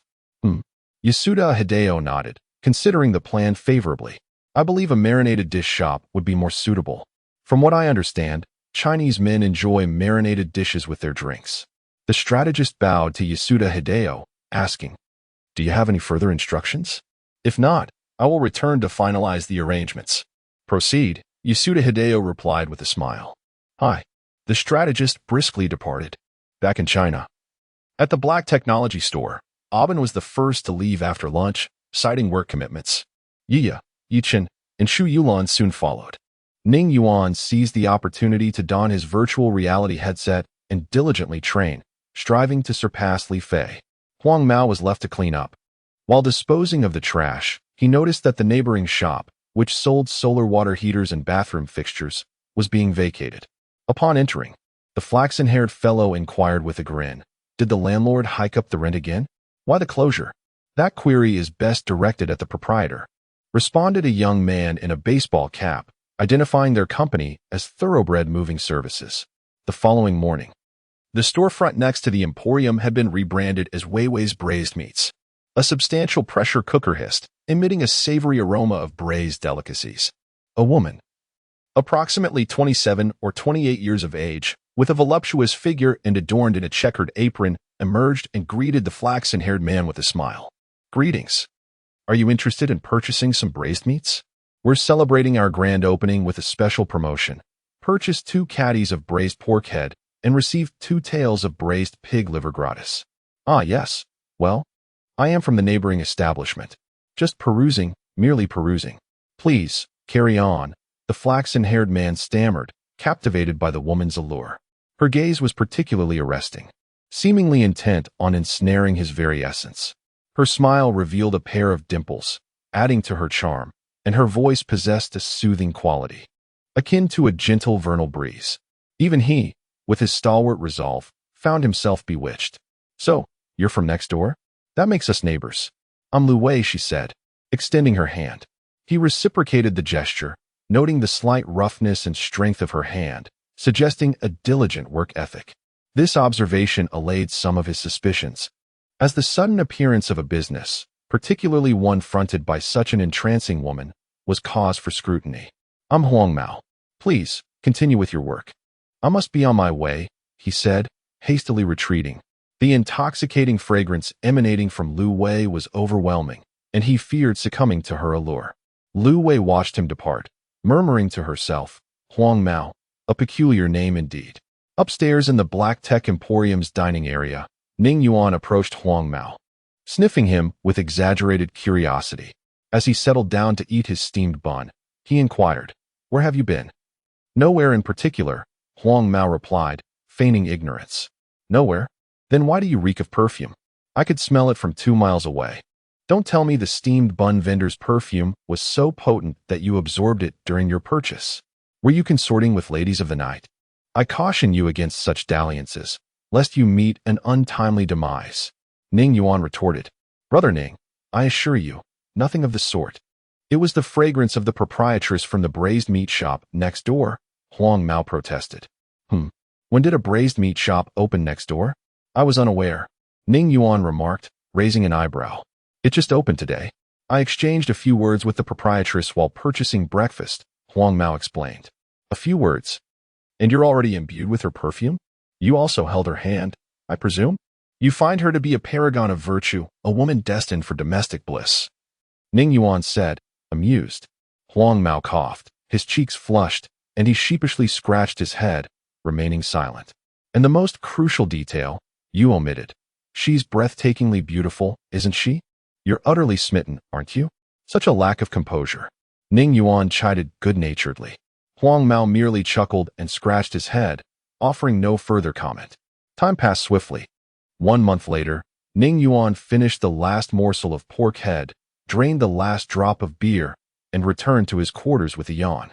As he prepared to indulge in a few rounds of online gaming, a chime resonated in his mind, followed by the familiar electronic voice of the system. "Task completed. Rewards. Lucky Draw X2, Advancement to Novice Supplier. Shop Upgrade. Task. Achieve a total shop turnover of 50 billion. New product. Versatile Nanny Robot. Price. 5 million per unit. Special selection. None. Discount. None. Task completion rewards. Lucky Draw X3. Lunar Villa. 7-day lunar vacation. Shop upgrade commencing. Shop upgrade in progress. Shop upgrade complete. Upgraded to level 1 shop. Specific upgrades. Exterior walls.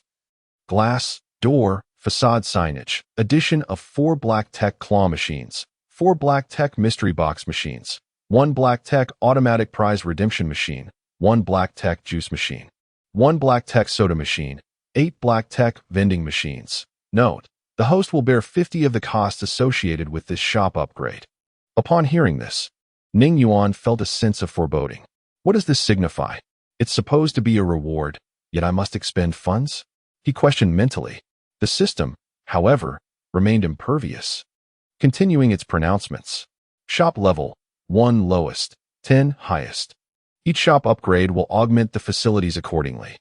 Supplier level: beginner, novice, intermediate, advanced, expert, master, stellar, cosmic.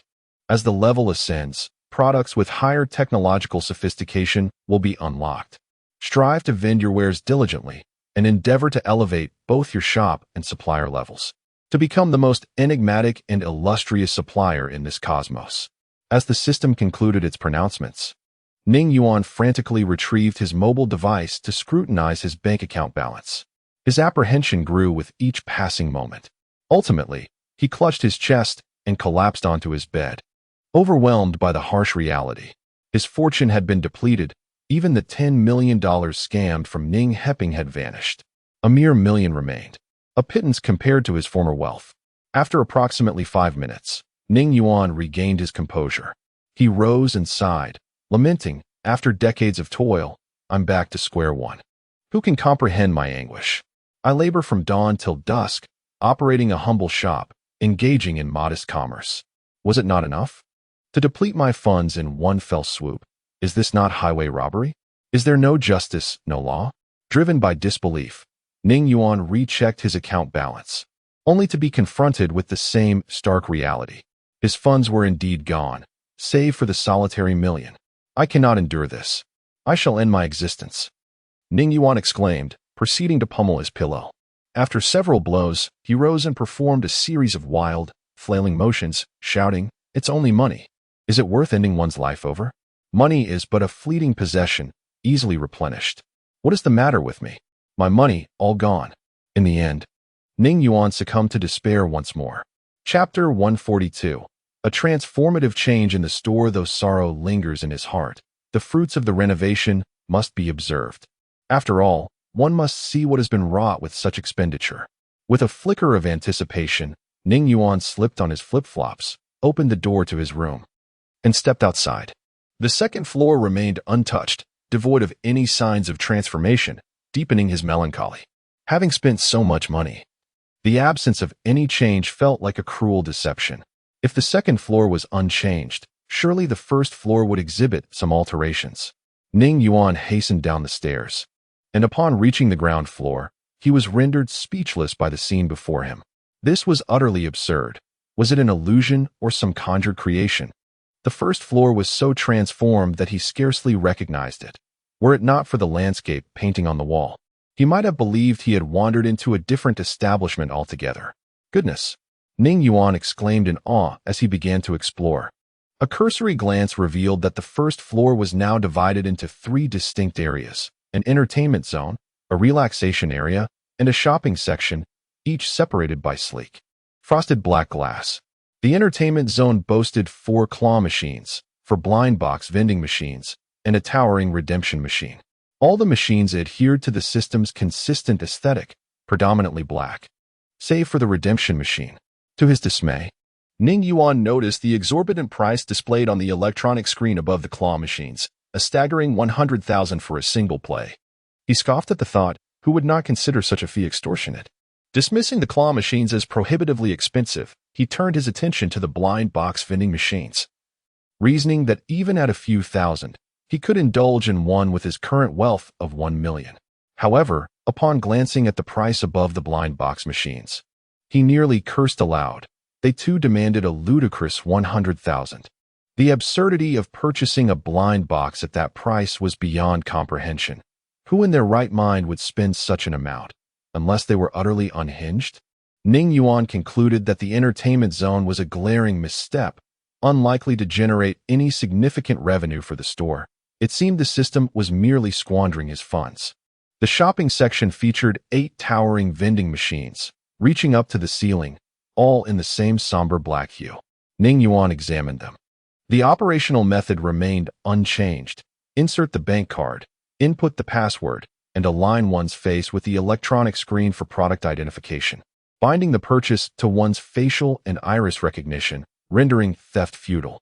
The system's task demanded a staggering 500 billion in sales, with the price of a multifunctional caretaker robot set at 5 million.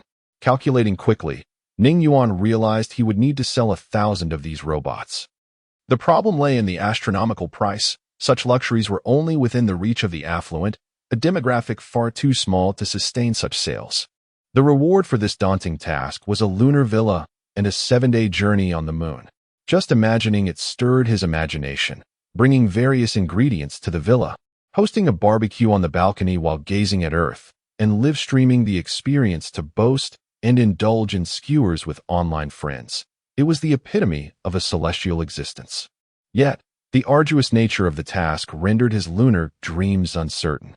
As for the 3 lottery chances, Ning Yuan disregarded them entirely. He had grown disillusioned with the lottery, having only managed to procure a small, inconsequential anti-gravity device from countless attempts. Nevertheless, he found satisfaction in the shopping area. The small, shabby vending machines had been replaced with towering giants, a transformation that justified the expenditure based purely on aesthetics.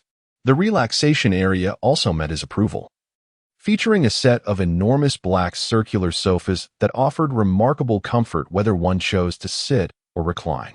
The landscape painting he had salvaged from the Neon Country Museum was now encased in a transparent glass frame, elegantly suspended above the sofas. allowing for both rest and appreciation of the artwork. On the opposite side of the sofas, a black L-shaped bar had been added, complementing 5 circular, adjustable black stools positioned outside. Inside the bar, a rocking chair awaited. Ning Yuan tested it and decided it would be the perfect spot for indulging in virtual reality games in the future. The bar also housed 2 machines reminiscent of those found in buffet restaurants for dispensing drinks. Consistent with the system style, both machines were pure black, equipped with a card slot for bank cards and a touchscreen for password entry. The only distinction was that one machine dispensed juice while the other offered soda. Ning Yuan intended to sample a soda, curious about the quality of the system's beverages. But upon reading the price displayed on the soda machine's screen, 1,000 for a single cup, he nearly collapsed. This was akin to outright robbery. The juice machine bore the same price.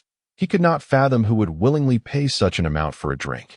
Again, it seemed only the foolish or the deluded would part with 1,000 for a mere beverage. After surveying these areas, Ning Yuan shifted his focus to other aspects of the renovation. The system had mentioned alterations to the exterior walls, glass, doors, and signage. He first scrutinized the walls, running his fingers over the surface, which had transformed into a sleek, silver-black finish, exuding a sense of modernity reminiscent of a matte smartphone case. Beyond this tactile change, however, there appeared to be no remarkable features. The glass exhibited no significant differences either. He ascended to the second floor to inspect the windows in his room, only to find them unchanged, just plain glass. Returning to the first floor, he hoped the doors had undergone a transformation. If not, he would surely express his frustration. After such expenditure, any lack of change would be utterly unacceptable. Fortunately, the doors had indeed been altered. The original design featured 2 sections, an outer iron roller shutter for security and inner glass doors. Now, the inner glass doors remained, but the outer roller shutter had been replaced with a solid black iron plate. As Ning Yuan opened the glass doors and approached the iron plate, a pair of silver eyes materialized upon its surface. A mechanical voice announced, "Detection in progress. Identity verification complete. Your identity information, including facial and iris data, has been recorded. Please provide fingerprint and voice verification." What does Huang Mao's tired mean? How do I authenticate fingerprint and voiceprint information? Ning Yuan inquired. Voiceprint information has been recorded. Please authenticate fingerprint information. Understood. Ning Yuan raised his arm and placed his entire palm on the iron plate. Fingerprint information has been recorded. You have obtained the highest authority. Somewhat incredible. Ning Yuan was marveling at the door's mystique when Huang Mao's exclamation echoed from behind. Holy cow! Brother Ning, how did so many things appear in the store? When were they brought in? The walls have changed, turning black. The door has changed, turning black. And there are more machines. How has everything changed? Ning Yuan turned around and said mysteriously, "Do you want to know how all these things materialized?" "I do." Huang Mao nodded. "How did they appear?" "There wasn't a single change when we closed this afternoon." "You really want to know?" Ning Yuan asked again. Huang Mao nodded once more, his face earnest. "I really want to know." "Forget it." Ning Yuan shook his head. "The truth is terrifying. I'm afraid you can't handle it." "I'd better not say anything." "Brother Ning, tell me. It's agonizing to leave things half said. If you don't tell me today, I won't be able to sleep tonight." Huang Mao pleaded with a distressed expression. "All right, I'll tell you then. Tell me, Brother Ning, do you believe in ghosts in this world?" "No." Huang Mao shook his head. "Actually, these things were all moved here by ghosts," Ning Yuan said, his face darkening. He paused for a moment and then added, "These ghosts took 10 years of my lifespan and 15 years of yours when they left." "Huh?" Huang Mao exclaimed. "Brother Ning, are you serious? Doesn't that mean I'll die after living for only a dozen more years?" Ning Yuan's expression was grave as he looked at Huang Mao and patted him on the shoulder. Sighing, "Of course it's fake. You actually believe that? You're so adorably naive." "Brother Ning," Huang Mao said with a woeful face, "you almost scared me to death. I'm not even married yet. How am I supposed to live if ghosts take away 15 years of my life?" "All right, stop crying like a girl. Go away," Ning Yuan said with a look of disdain. Huang Mao was still unconvinced and moved closer to Ning Yuan, asking, "Brother Ning, what's really going on?" "It's a secret. Don't pry into things you shouldn't," Ning Yuan said, walking to the iron plate and placing his hand on it. An electronic voice sounded. Fingerprint authentication passed. Iris verification passed. Facial recognition passed. Please proceed with voiceprint verification. Open the door, Ning Yuan said. Voiceprint verification passed. As soon as the electronic voice finished, the iron plate in front of Ning Yuan slowly rose. Huang Mao was once again astonished. Staying by Ning Yuan's side, he was frequently surprised. He couldn't understand how things could change so drastically in just a few hours after closing the store in the afternoon.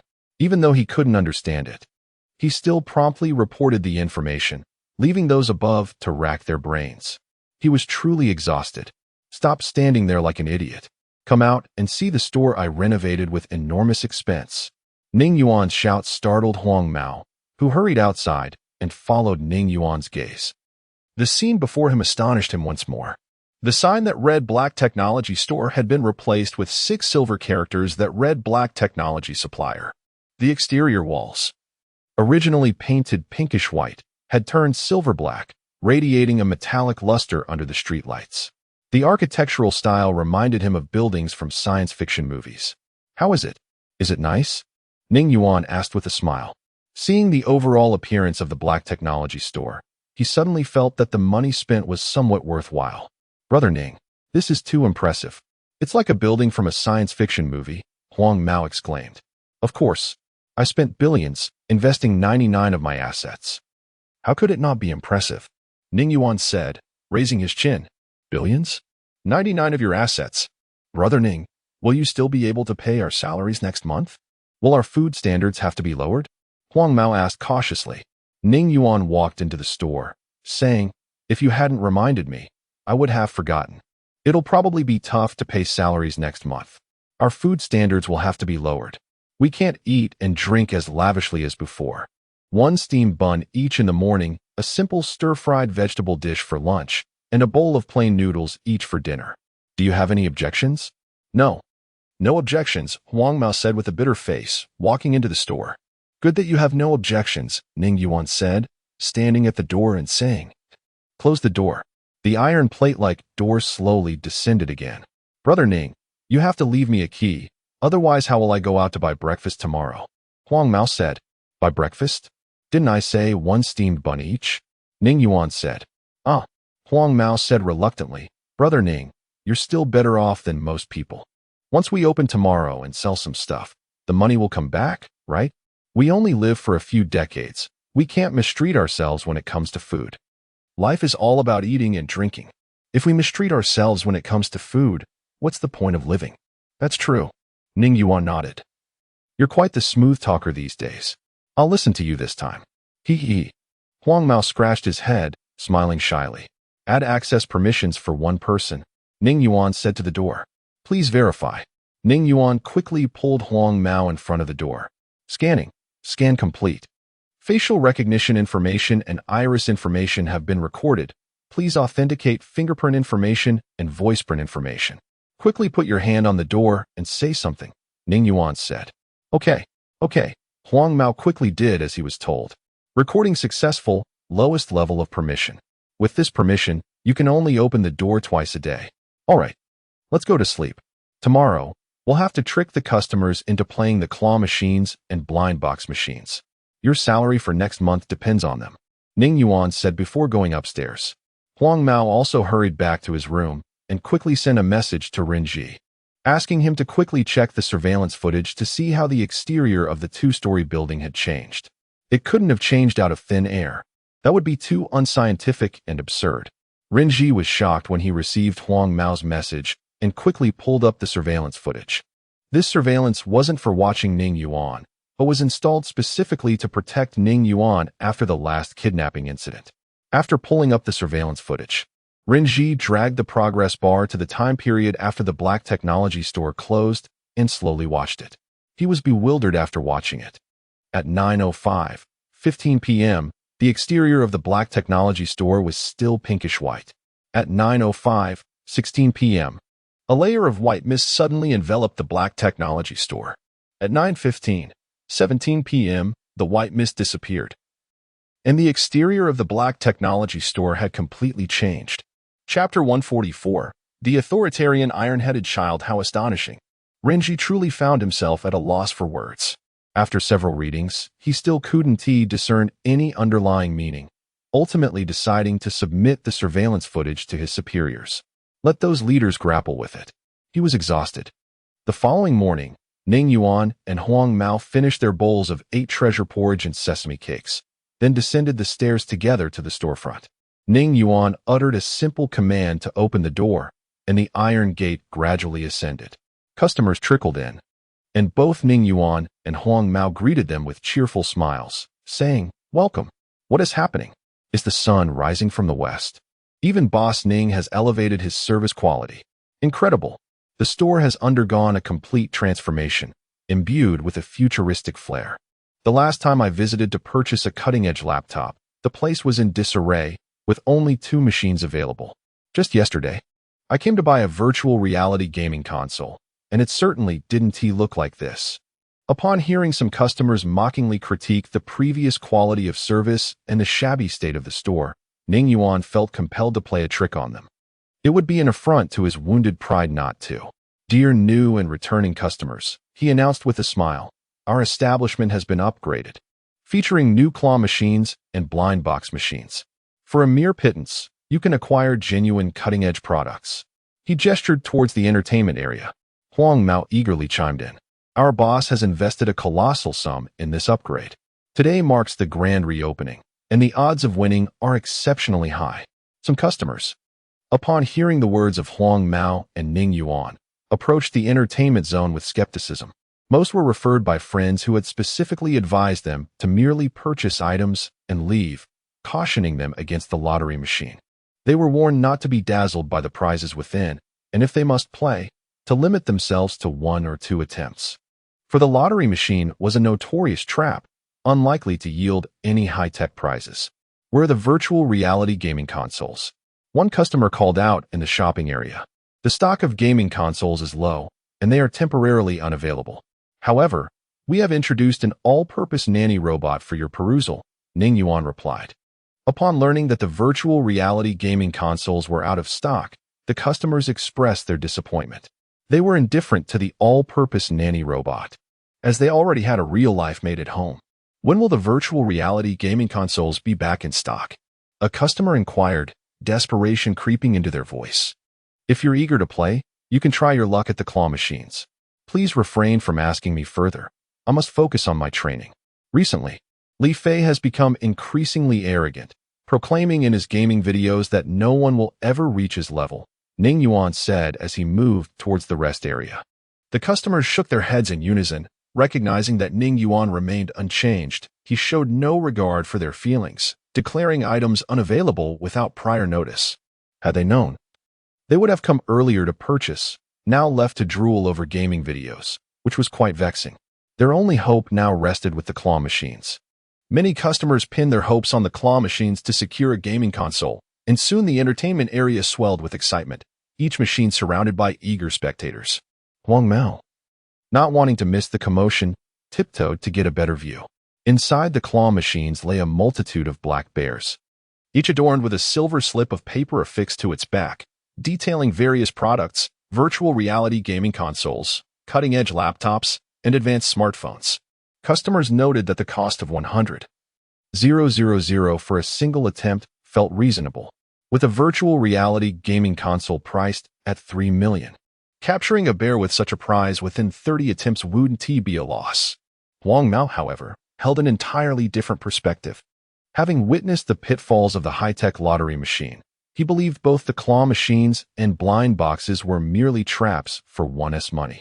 While one might win a small prize, Ning Yuan would never incur a loss, a notion that would soon be substantiated. A young man clad in designer attire attempted to grasp a bear multiple times but failed to secure a single one. Each time the mechanical claw latched onto a bear, it slipped away just before reaching the exit. Frustrated, the young man shielded himself with one hand while inputting his bank card password with the other, continuing this cycle until he was alerted of insufficient funds. Over 5 million had vanished.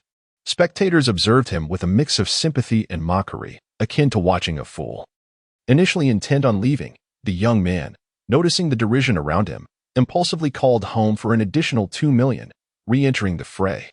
He was determined to prove that pouring over 7 million into this venture would yield results.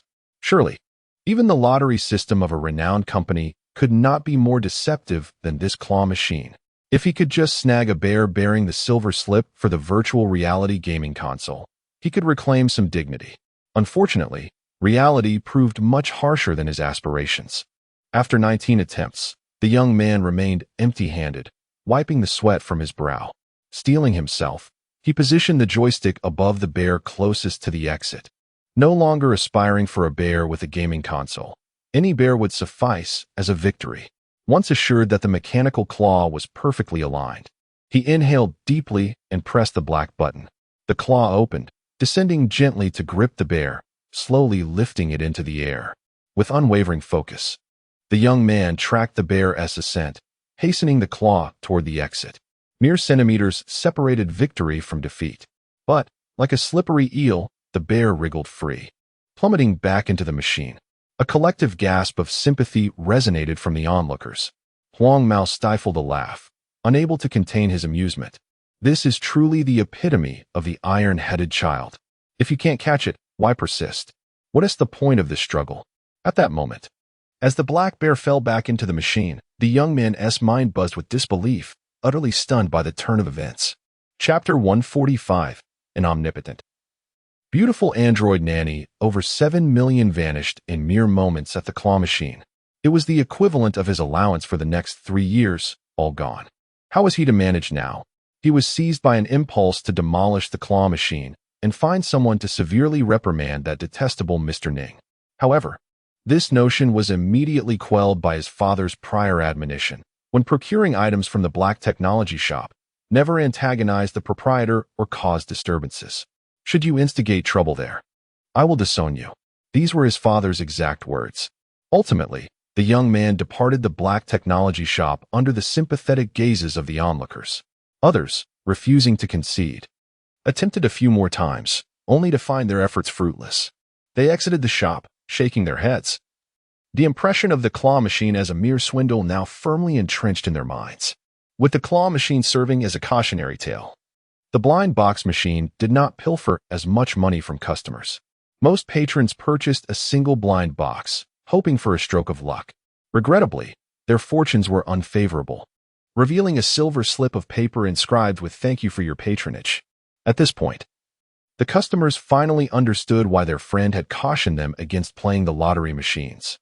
The claw machine and the blind box machine were indicative of the sheer unscrupulousness of the black technology shop, so nefarious as to be utterly devoid of light. Several patrons felt the shop's exploitative nature even more acutely. Having lost 200,000 in the entertainment area, they sought respite in the lounge. Their eyes fell upon 2 vending machines placed on the bar, offering a modicum of solace. At least this establishment possessed some semblance of decency, offering complimentary beverages. Alas, they were mistaken. As they reached for disposable cups to pour themselves a free drink, they noticed the small silver inscription above the machines. 1,000 yuan per cup. A glance at the card slot for bank cards and the small electronic screen for entering the PIN beside the machine clarified everything. These 2 vending machines were also designed to fleece customers. This store was a veritable den of iniquity. Huang Mao, observing the customers' expressions of discomfort akin to a week-long constipation, nearly burst into laughter. He himself had only discovered the vending machine's ruse that morning. He had bought breakfast and, feeling parched, had thought to grab a drink from the bar.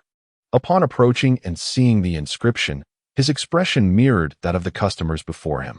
1,000 yuan for a cup of drink? It was blatant extortion. Wu Junjie, one of the customers, possessed a clearer mind. He avoided the claw machine and the blind box machine, eschewing such games of chance. He had come to purchase a virtual reality gaming console to unwind. Though a businessman, he rarely ventured out, save for essential engagements and work. At home, he spent time with his wife and children, playing single-player games. He had previously purchased the black technology laptop from the shop. It was indeed remarkable. Through the laptop's hardware and software optimization, any large single-player game could achieve cinematic quality. However, with the advent of the virtual reality gaming console, the black technology laptop paled in comparison. The inability to purchase the virtual reality gaming console was a significant disappointment. Nonetheless, the omnipotent android nanny was a worthwhile alternative. Certainly useful at home. He had started from scratch, his wife steadfastly supporting him. With improved circumstances, his wife consistently refused to hire a nanny, deeming it wasteful, preferring to manage the household herself. While this was manageable previously, with the arrival of their second child, his wife's burden had increased considerably. Purchasing an android nanny would alleviate his wife's workload, allowing her more time to rest and enjoy personal time. At $5 million apiece, the android nannies were not exorbitant. With his net worth of over $1 billion, buying one was effortless. He would tell his wife he bought it for $500,000. With this in mind, Wu Junjie retrieved his alligator skin wallet, extracting his bank card and inserting it into the slot. He entered his PIN and pressed confirm. The electronic screen displayed personal ID binding successful. Buzz. The top of the vending machine opened, and a stunning young woman in a black dress descended. Buzz. After the young woman alighted, the opening above automatically closed. Before Wu Junjie could speak, the young woman declared, "Master, my name is Xiaohei. I can clean, cook, care for children, sing, and protect you and your family." Wu Junjie never imagined that the android nanny would be such a beautiful young woman, virtually indistinguishable from a real person. He considered the $5 million well spent, having acquired such an impressive technological marvel for that sum.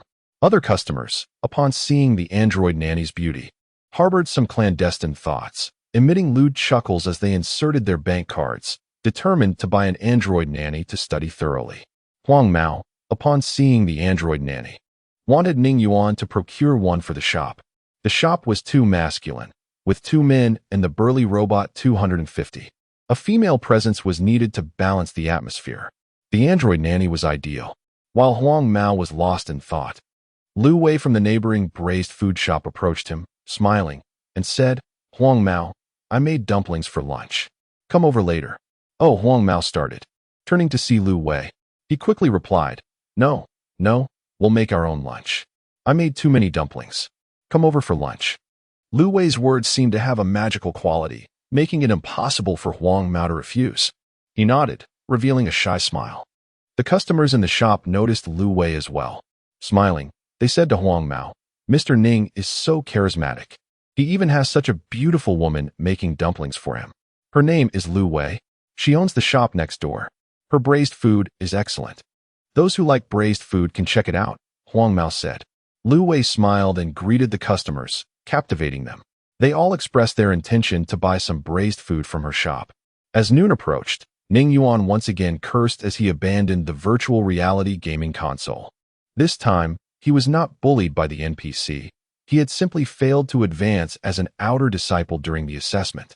Chapter 146. The Enchantress Lu Wei Ning Gu. "Do not be upset," Huang Mao said as he approached Ning Yuan. "Lu Wei from the shop next door has invited us for dumplings." "Why has she invited us for dumplings?" Ning Yuan inquired. Lu Wei mentioned that she made too many dumplings and cannot finish them all by herself. Huang Mao replied candidly. "That cannot be the case." Ning Yuan stood up, shaking his head. After a moment of contemplation, he fixed his gaze on Huang Mao and continued. "Could it be that Lu Wei is enamored with my handsome visage, hence the invitation for dumplings?" Cough, cough, cough. Huang Mao cleared his throat, utterly at a loss for how to respond. Internally, he scoffed, wondering if Ning Yuan could refrain from such blatant self-admiration. "She merely wishes to treat you to a meal. There is no need to concoct such elaborate fantasies. Why are you coughing? Are you unwell?" Ning Yuan pressed, noticing Huang Mao's silence. "Ning Gu, how could I possibly know? I'm not a worm in Lu Wei's stomach to fathom her thoughts," Huang Mao retorted. Suddenly, an idea struck him. He needed to relay this news to Yiya, warning her that Ning Yuan might soon be snatched away, prompting her to act swiftly. Huang Mao harbored reservations about Lu Wei. Aside from Yiya, he was wary of any other woman approaching Ning Yuan. Ning Yuan nodded, lifting his chin. "Let us proceed to enjoy the dumplings." Huang Mao observed Ning Yuan's smug demeanor, feeling an urge to kick him playfully, hoping to elicit a comical yelp.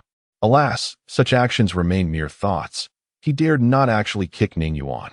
After ushering out the few lingering customers, Ning Yuan closed the shop door and accompanied Huang Mao into the adjacent delicacy shop, owned by a beautiful proprietress.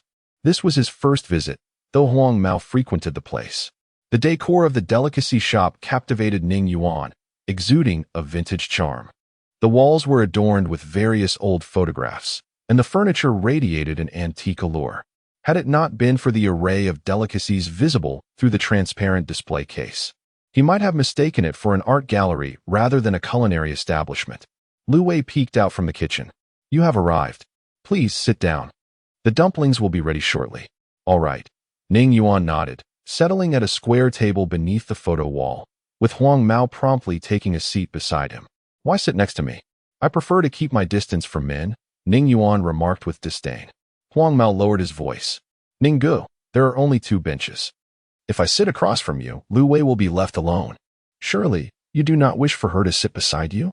"True, then maintain a bit of distance," Ning Yuan replied just as Lu Wei emerged from the kitchen with 2 plates of dumplings. Huang Mao quickly retrieved 3 sets of chopsticks. "Enjoy these while I prepare another batch." Lu Wei placed the dumplings on the table and turned to leave. Ning Yuan hastily called after her, "No need to cook more. This is sufficient." Lu Wei smiled. "You 2 strong men cannot possibly be satisfied with such a small portion. Do not be modest. Eat up. I will return shortly." With that, she dashed back to the kitchen. "Impressive, truly impressive," Ning Yuan remarked as he picked up his chopsticks. "Ning Gu, you are indeed developing feelings for Lu Wei. Are you?" Huang Mao inquired. "What if I do? What if I don't? What concern is it of yours?" Ning Yuan replied, taking a bite of a dumpling filled with lamb and carrot, delighting in the burst of flavors. Huang Mao, upon hearing Ning Yuan's response and observing his enjoyment, thought to himself that Lu Wei had indeed captivated Ning Yuan. It was imperative for Yi Ye to act quickly, ideally to secure Ning Yuan before any other woman could. "Eat. What are you pondering?" Ning Yuan noticed Huang Mao, lost in thought, fixedly staring ahead. "What? Have you taken a liking to Lu Wei?" "Ah." Huang Mao snapped back to reality, grabbing a dumpling. "Even if I were to admire her, surely she would not reciprocate. I am but a penniless man. No woman would fancy me. What nonsense are you spouting? Rest assured, when it comes to you marrying, I will take care of it. We may lack in many things, but not in funds. Make an effort with Lu Wei. Secure her quickly and do not bring shame upon me," Ning Yuan declared, nearly causing Huang Mao to wince in pain. "What is this? Ning Gu, are you not enamored with Lu Wei?" Huang Mao asked, bewildered. "Who told you I am enamored with Lu Wei?" Ning Yuan continued to eat. "Weren't you just praising her virtues?" Huang Mao pressed. Ning Yuan set down his chopsticks, sighed, and said, "Our paths diverge. It seems unlikely that I shall ever marry." Upon learning that he could live for approximately 500 years, he had dismissed the notion of marriage altogether, unwilling to endure the heartache of watching loved ones depart. His current existence was quite satisfactory, having traversed into this parallel world. He was devoid of familial ties and responsibilities, free to indulge in his own desires. Lu Wei emerged from the kitchen with a plate of dumplings, smiling as she said, "With such a striking appearance, how could you not consider marriage? It would indeed be a shame." "Haraha." Ning Yuan chuckled awkwardly, urging, "Enough chatter, let us eat." "Yes, let us dine," Huang Mao echoed. Lu Wei smiled, placing the dumplings on the table. She removed her apron, neatly folding it and resting it on a nearby rack. Stretching her limbs, she sat down, poured a bit of vinegar into each person's plate, and dipped a dumpling into the vinegar before tasting it. "Delicious, seasoned just right." "Indeed."